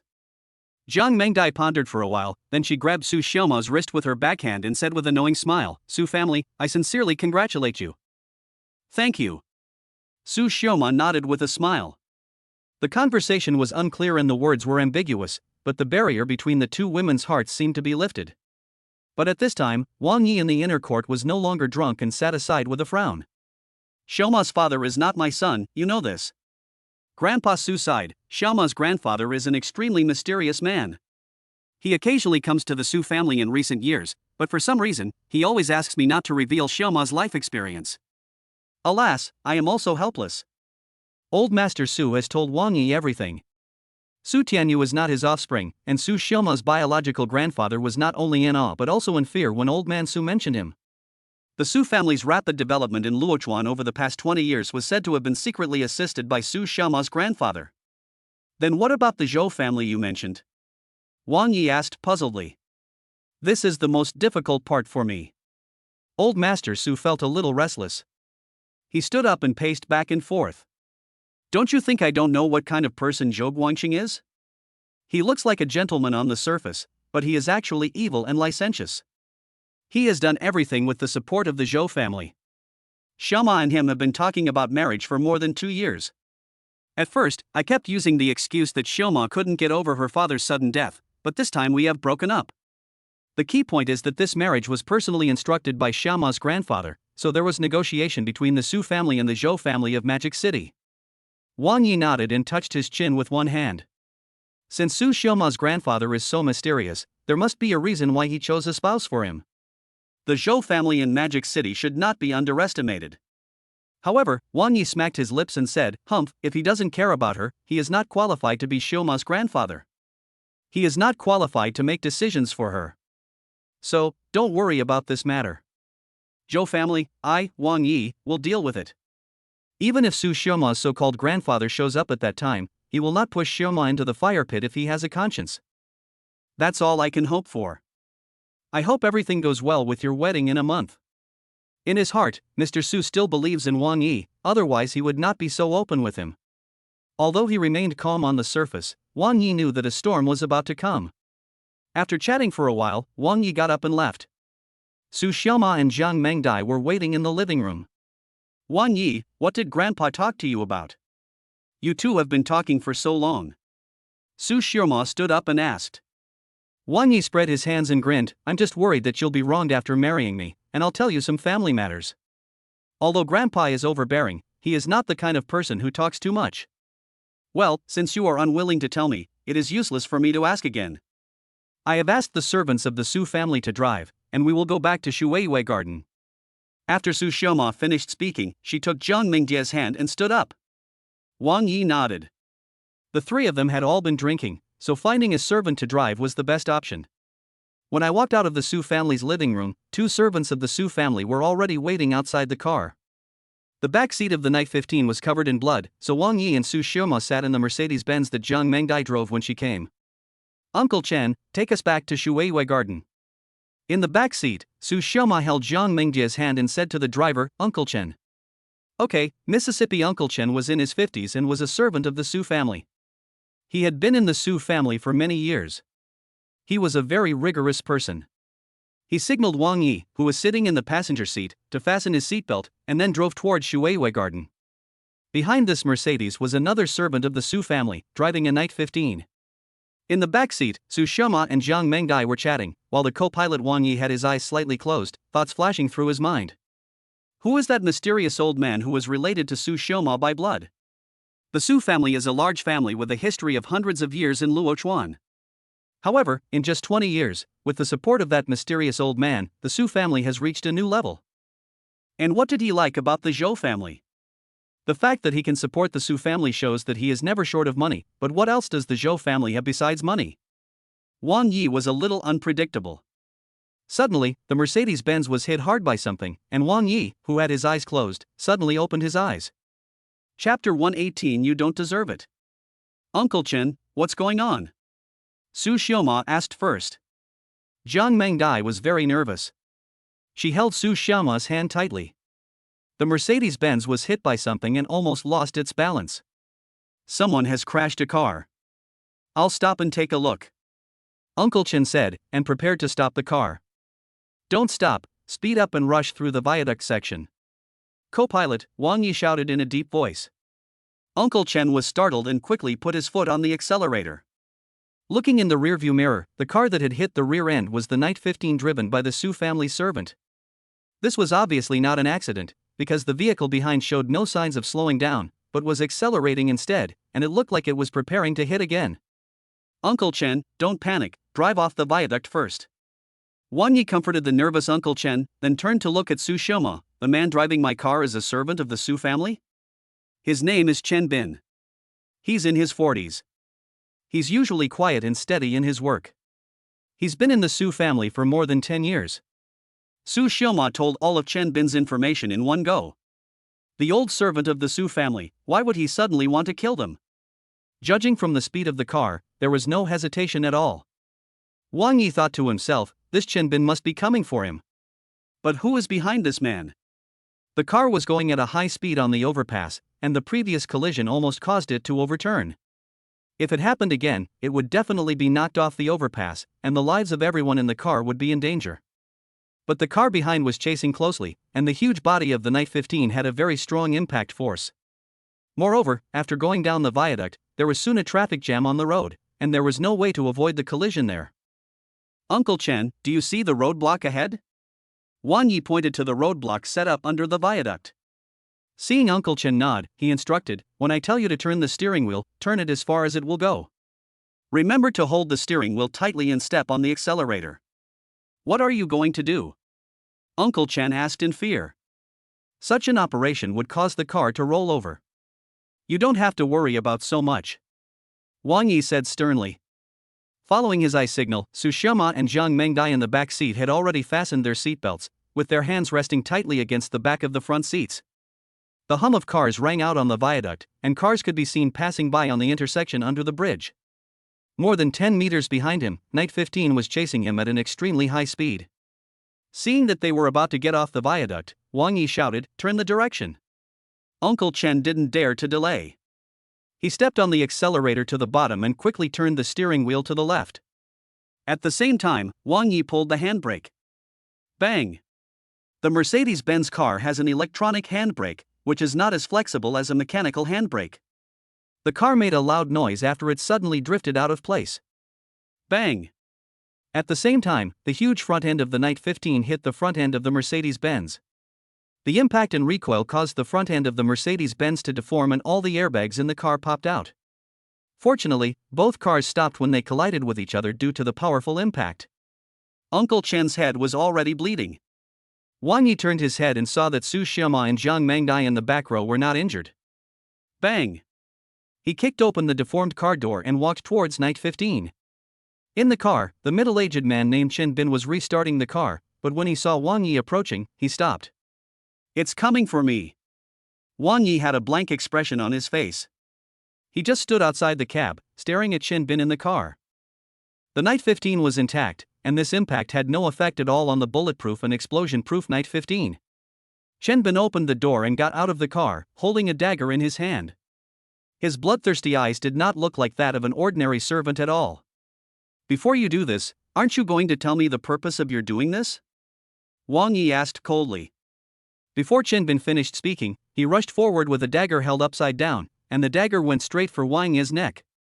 Not far away, in the back seat of a deformed Mercedes-Benz, Su Xiaoma stared at the fight in front of the car in surprise. What's wrong with Chen Bin? Why is he attacking Wang Yi, and even carrying a weapon? I don't know. Chen Bin has always been a very honest man. This is the first time I know he is such a good fighter. Uncle Chen was also confused. But during the fight, Wang Yi was surprised to find that Chen Bin's fighting ability was surprisingly high, and although his attacks seemed to be bold and sweeping, each one was deadly. With such skills, why did he hide in the Su family for more than 10 years? Bang! Wang Yi seized an opportunity, grabbed Chen Bin's wrist, twisted it, and restrained him from behind, with the dagger against Chen Bin's throat. If you move again, I'll cut your throat. Wang Yi's voice was cold, and he kicked Chen Bin in the knee. Chen Bin immediately knelt on one knee, and the dagger at his neck made him dare not move. Tell me. Who ordered you to kill me? Wang Yi asked in a cold voice. At this moment, he had already determined in his mind that this person was arranged by Zhou Guangxing. But then, Chen Bin's actions made Wang Yi, who had remained calm despite the collapse of the mountain, tremble in his heart. Chen Bin knelt on one knee and slowly turned his head. At the same time, the dagger cut a bloody mark on his throat. There was no pain on his face, only contempt and disdain. Chen Bin ignored the scratches on his neck. He stared at Wang Yi with his cold eyes and said only 3 words, "You don't deserve it." Puff. After saying that, he suddenly turned his head, his neck was scratched by the dagger, blood gushed out from the severed throat, and Chen Bin's eyes quickly lost their color. So strong-willed? So ready to die? What gave him such courage? Chen Bin's contemptuous look and his fearless attitude made Wang Yi feel fear for the first time, a fear that was difficult to control. He would rather cut his own throat to protect the person who was behind him. There was no resentment or hatred in his eyes. Not worthy? Wang Yi muttered to himself, and he slowly turned his head to look at Su Xiaoma, who looked a little pale in the car. Are you saying that I am not worthy of her? Could this person be Su Xiaoma's grandfather's subordinate? If that's true, it's horrible. It is hard to imagine what Su Xiaoma's true identity is and why her grandfather abandoned his son Su Tianyu, a person who can secretly support the Su family, a person who can make people willingly lurk in the Su family for more than 10 years and is always ready to give his life for him. How terrible that must be. Moreover, it is obvious that Su Xiaoma's biological grandfather, this extremely mysterious and terrifying man, is Wang Yi's enemy. The truly terrifying one is not the Zhou family, but Su Xiaoma's biological grandfather who is missing. The evening wind blew and Wang Yi shivered. This kind of thing happened in a downtown area, and a large number of police officers arrived quickly. Although some witnesses claimed that Wang Yi had nothing to do with it, he was still taken to the police station to prepare a statement. Su Xiaoma, Jiang Mengdai and Uncle Chen were also taken to the police station. But now they have been separated from Wang Yi. In an interrogation room, 2 police officers, a man and a woman, were questioning Wang Yi about what happened. You mean, Chen Bin was a servant of the Su family, and he drove your car for no reason and hit you? Then, he was holding a knife and was ready to kill you, but failed, so he committed suicide? The male police officer asked with a questioning look on his face. Wang Yi was too lazy to explain. He had answered 3 times, if you have anything to say, talk to my attorney later. No need, you are a victim and a well-known entrepreneur. We are just worried about your safety. Surprisingly, the female police officer said this, then stood up and walked towards Wang Yi. Chapter 119 Beautiful Bodyguard Kai Sushin. It was called an interrogation room, but it was more like an interrogation room. The lighting in the room was dim, with only a glaring light pointed at Wang Yi. So, at first I didn't see the female police officer's face clearly. Only after she came closer could Wang Yi see clearly. The woman was not very old, about 25 or 26 years old, and had a standard baby face, but it was totally inconsistent with her plump figure. Big-breasted lowly. The first thing Wang Yi thought of was this word. "Hello, my name is Kai Sushin." After Kai Suwashin finished speaking, she extended her hand and was quite polite. Wang Yi glanced at her and asked calmly, "Can I go now?" "Of course." Kai Suwashin politely stepped aside. Wang Yi stood up and walked out of the interrogation room, while Kai Suwashin followed behind him. The male police officer who had questioned him at first wiped the cold sweat from his forehead. A well-known corporate boss was secretly murdered. Sigh, it would be better for her to die. After the man said this, he stood up, shook his head and walked out. After completing all the formalities, Wang Yi stretched lazily at the door of the police station. It was already 11 o'clock in the evening. "Let's take a taxi back," Wang Yi said with a wry smile. Su Xioma nodded. What she experienced tonight was too strange and shocking. It was also the first time she witnessed a death with her own eyes, so she still had some lingering fears. However, Jiang Mengdai, who had witnessed Wang Yi's strength in Guanbian County, was not so nervous about this. "Su Jia, please sleep with me tonight. I'm afraid you'll be scared being alone at home." Jiang Mengdai held her hand. Su Xiaoma nodded hurriedly. There were only her and Bai Guanqing in Shuiwei Garden Villa. As a servant, Bai Guanqing was not qualified to go up to the second floor. Su Xiaoma was indeed a little scared to be alone in such a big villa at night. "Let's go." A Hyundai stopped at the door, and Kai Suwashin stuck her head out of the driver's seat. Wang Yi glanced at the beautiful lowly and said, "It's not on the way, Officer Kai, please go ahead." "Who said it's not on the way?" Kai Suwashin opened the door and got out of the car, then walked over. "I'm going to Shuiwei Garden too, and it's your house." "My home?" Wang Yi was stunned and turned his head to look at Su Xiaoma and the other person.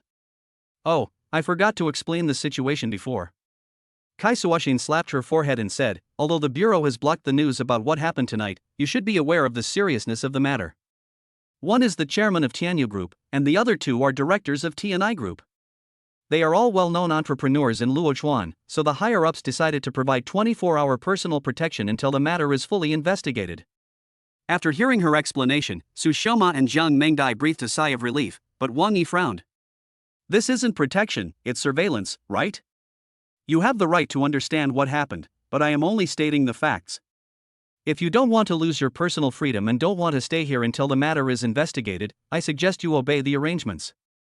Although Kai Suwashin is young, she speaks very eloquently. Moreover, after a few words, even the smooth-talking Wang Yi couldn't find a reason to refuse. Although Night 15 was intact, he had to stay here to collect further evidence. The three of them had no choice but to take Kai Suwashin's car and head towards Shuiwei Garden. Sitting in the passenger seat, Wang Yi looked at her from time to time. Beautiful and straightforward. This was Kai Suwashin's first impression of Wang Yi. Her baby face and plump figure, this extremely conflicting figure, made a deeper impression on people. However, Wang Yi did not have any impure thoughts about her. After experiencing what happened with Chen Bin, he began to speculate about anyone who appeared around him. Chen Bin, an honest and dutiful servant in the Su family, has worked there for nearly 20 years, but he has always been hiding, which makes people feel scared. His master is definitely not the Zhou family, but Su Xiaoma's grandfather whom he has never met. But why did he want to get rid of himself? This was something Wang Yi couldn't understand. A group of 4 people walked into a villa in Shuiwei Garden. "Mengdai, you will give it to Officer Kai later. From now on, you can call me Miss Kai or Suwashin," Kai Suwashin said. Shrugging his shoulders, Wang Yi said calmly, "Okay, Mengdai, prepare a guest room for Miss Kai later." "Okay," Jiang Mengdai said, and then asked Kai Suwashin to go to the second floor. "That's the room I live in. The nanny is on the first floor. This is my sister's room. Miss Kai, you can live here. The light is good." Pushing the door open, Kai Suwashin just took a glance and nodded to indicate that Jiang Mengdai could go out. It was almost midnight. Jiang Mengdai was tired after a whole day and felt sleepy. She pulled Su Xiaoma into her room and they would sleep together tonight. On the third floor, Wang Yi stood at the window with his hands behind his back, gazing at the night sky in the distance. He felt a little complicated. At this point, it was no longer just a dispute over money. Only then did old Master Su agree to betroth Su Xiaoma to him. As soon as he left the Su family, someone attacked him. The sentence, "You don't deserve it." Does it refer to status or wealth? Are you still awake? Just as he was thinking, the door was pushed open. Wang Yi didn't even turn his head, his face somewhat gloomy. "Ms. Kai, you should go back to elementary school and learn some good manners. Don't you have the basic courtesy of knocking on the door when entering a house?" Despite such sarcasm, Kai Suoshin was unmoved. She walked directly into the room and began to check around, saying casually, "If there is someone hiding in your room who wants to harm you, or if you are being held hostage in your room, knocking on the door will only alert the enemy.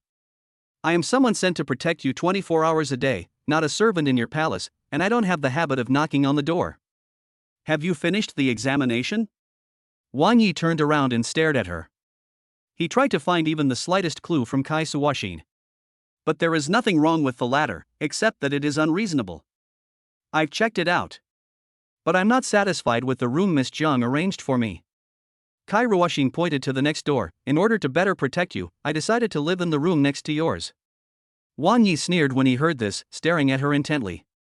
"In my opinion, the person who tried to harm me was you, Miss Kai Suoshin." Kai Suoshin was not angry at all, nor did she have any extra emotions. "If you think so, then I can only feel sorry. It's late. Go to bed." After saying that, she walked out of the room, closed the door, and could vaguely hear the door opening in the next room. Wang Yi tossed and turned in bed, unable to fall asleep, feeling as if a crisis was approaching. Being bored, he called out his cell phone and opened the clock-in system. "Congratulations to the host, you have successfully signed in consecutively and received the system reward, mind reading glasses. Introduction to the function of mind reading glasses. The wearer of these glasses will gain the ability to read minds and be able to read what the other person is thinking." Beautiful. Wang Yi smiled excitedly. With these glasses, he could distinguish good people from bad people at a glance. Especially at this critical moment when the enemy is in the open and we are in the dark, anyone could be a hidden killer directed by the mysterious man. But with this pair of glasses, I don't have to feel so uneasy anymore. Chapter 120 Mind Reading Glasses. Wang Yi couldn't wait to choose to retrieve it, and in a moment a pair of exquisite glasses appeared on his bed. Picking up the mind reading glasses, he began to look through them curiously. But this pair of glasses is finely crafted and looks high-end, but other than that there is nothing special about them, and there is nothing special about them when worn on the eyes. It was already late at night and Wang Yi was unable to try out the effects. He could only fall asleep with anticipation. The next morning, he got up excitedly, packed up, and went downstairs wearing his mind reading glasses. In the living room, Su Xiaoma looked at him. "This guy, why is he wearing glasses? But he looks gentle and handsome." "That's more handsome." Wang Yi grinned. "What?" Su Xiaoma asked puzzledly. Wang Yi was startled when he heard this, and quickly shook his head and said, Nothing. The light has been quite strong recently, so I got a pair of glasses to wear." "What a weird guy." Su Xiaoma glanced at him and then turned her gaze to the financial magazine in her hand. Wang Yi looked expressionless, but he was extremely excited in his heart. Su Xiaoma had not said anything before, but he could hear clearly what she was thinking. Mind reading glasses are really strange. "Master, breakfast is ready." In the restaurant, the nanny shouted at Wang Yi. Turning his head to look at her, a voice that made Wang Yi laugh and cry came into his heart. A rich playboy who usually seems to be a very honest person. I didn't expect that he is also a philanderer. He has 3 mistresses. Sigh, young people nowadays can actually live in peace with each other. This is the nanny's inner voice, which makes Wang Yi feel helpless. He is afraid that she can only repeat these words in her heart. Jiang Mengdai walked in from outside. She had already sent Jiang Mengmeng to school. "Wang Yi, you'd better stay at home for the next period of time. Leave the company's matters to me," Jiang Mengdai said with concern as soon as she came in. "I really don't know who actually attacked Wang Yi. Who did he offend? God, please protect Wang Yi and keep him safe." Looking at Jiang Mengdai walking towards him, Wang Yi felt warm in his heart as his mind-reading glasses read her thoughts. "Let's have breakfast," Wang Yi called and walked towards the restaurant. Su Xiaoma and Jiang Mengdai sat down, then they remembered Kai Suoshin and asked, "Where is Miss Kai?" "It's early in the morning, check each room one by one, I'll go and call them." Su Xiaoma stood up, turned around, and saw Kai Suoshin walking down from the second floor. "Miss Kai, let's have breakfast together." Out of consideration for Wang Yi's safety, Su Xiaoma was extra polite to Kai Suoshin. But Kai Suoshin was not at all shy. She was wearing a sports outfit today. If the outfit was looser and covered up her figure, people who saw her at first glance would probably think she was just a junior high school student, or at most a high school student. Wang Yi stared at her with his mind-reading glasses. Kai Suoshin walked straight over and sat down opposite Wang Yi. "Why are you staring at me?" Kai Suoshin asked. Wang Yi mistakenly thought that this was an attempt to read Kai Suoshin's inner thoughts, so he ignored it. Being stared at by him, Kai Suoshin felt very uncomfortable and frowned. "You are sick." After hearing this, Su Xiaoma and Jiang Mengdai looked at each other and laughed, and Su Xiaoma even touched Wang Yi's arm. "What's wrong?" Wang Yi turned his head and asked. Su Xiaoma smiled bitterly and said, "Why are you daydreaming so early in the morning? You're staring at Miss Kai. She's asking you why you're looking at her. Are you sick?" Well. Wang Yi was speechless. It turned out that what he heard before was not Kai Suoshin's inner voice, but what she said. The atmosphere suddenly became a little awkward, but Wang Yi had mastered some skills. He had to stare at the other person's lips to see whether it was what the other person said out loud or what was in his heart. But what surprised Wang Yi was that he kept staring at Kai Suoshin, but the other party did not have any psychological emotions and he could not hear anything from her. "Miss Kai, are you planning to live here permanently?" Wang Yi asked. "This is my mission." Kai Suoshin raised her head and stared at Wang Yi. "Once the truth is revealed and the mastermind is caught, my duty to you will be over." "No, still no. Doesn't she have any psychological activity?" Wang Yi was puzzled. The mind-reading glasses worked on Su Xiaoma, Jiang Mengdai, and the nanny, but why did they have no effect on Kai Suoshin? This made him even more curious about Kai Suoshin. There are only two possibilities. First, Kai Suo's mind is as calm as water, without any distracting thoughts. Second, she has some ability or skill to avoid the mind-reading glasses. The former is simply impossible. As long as one is a human being, not a robot, he or she will have constant psychological activities. In this case, Kai Suoshin is the latter. She has some special way to avoid mind-reading glasses. Sure enough, she is not a simple woman. It seems that he approached me for a purpose. Could it be that, like Qin Bin, she was sent by Su Xiaoma's grandfather who she has never met to kill me? Wang Yi was pondering quietly in his heart. After breakfast, Jiang Mengdai and Su Xiaoma went out together. The Nanshan project was signed last night, and a cooperation consensus was reached with the Su family. This project will be jointly undertaken by the two families. Naturally, the Su family's side will be represented by Su Xiaoma from Tana Group. Wang Yi, who was bored at home, could only look at Kai Suoshin. But Kai Suoshin sat aside, not saying a word, and no one could hear her thoughts. Wang Yi took out his cell phone, leaned back on the sofa, and called the group secretary. Even though he was at home, he could still help Jiang Mengdai solve her problems. "Secretary Li, thank you for your hard work during this period. It's my duty, Mr. Wang. Don't worry, I will fully cooperate with Mr. Jiang in his work." Secretary Li replied respectfully. Just as he was about to hang up the phone, Wang Yi suddenly thought of Lu Yuyu. The last time he went to Tana Group, Lu Yuyu's attitude towards the marketing manager made him demote her to a doorman. "By the way, Secretary Li, how has Lu Yuyu been doing recently?" To reply to Director Wang, since Director Jiang was no longer in the group company after I worked as a doorman last time, Lu Yuyu has been quite well behaved. It seems that she has become a director a lot more recently. Was it Director Wang who called? Was he asking about me? Secretary Li had just walked to the door when Lu Yuyu happened to hear the conversation. Seeing Secretary Li nod after a slight hesitation, Lu Yuyu walked straight forward and snatched the phone from Secretary Li. "Hello, Mr. Wang, I'm Lu Yuyu." Wang Yi frowned and said nothing. This Lu Yuyu probably hasn't changed much, as can be seen from the fact that she snatched the phone from her hand. "Director Wang, I have been thinking a lot during this period. It was you and Meng Dai who gave me the opportunity, but I didn't make progress. It's all my fault. I will work hard in the future." This was sincere.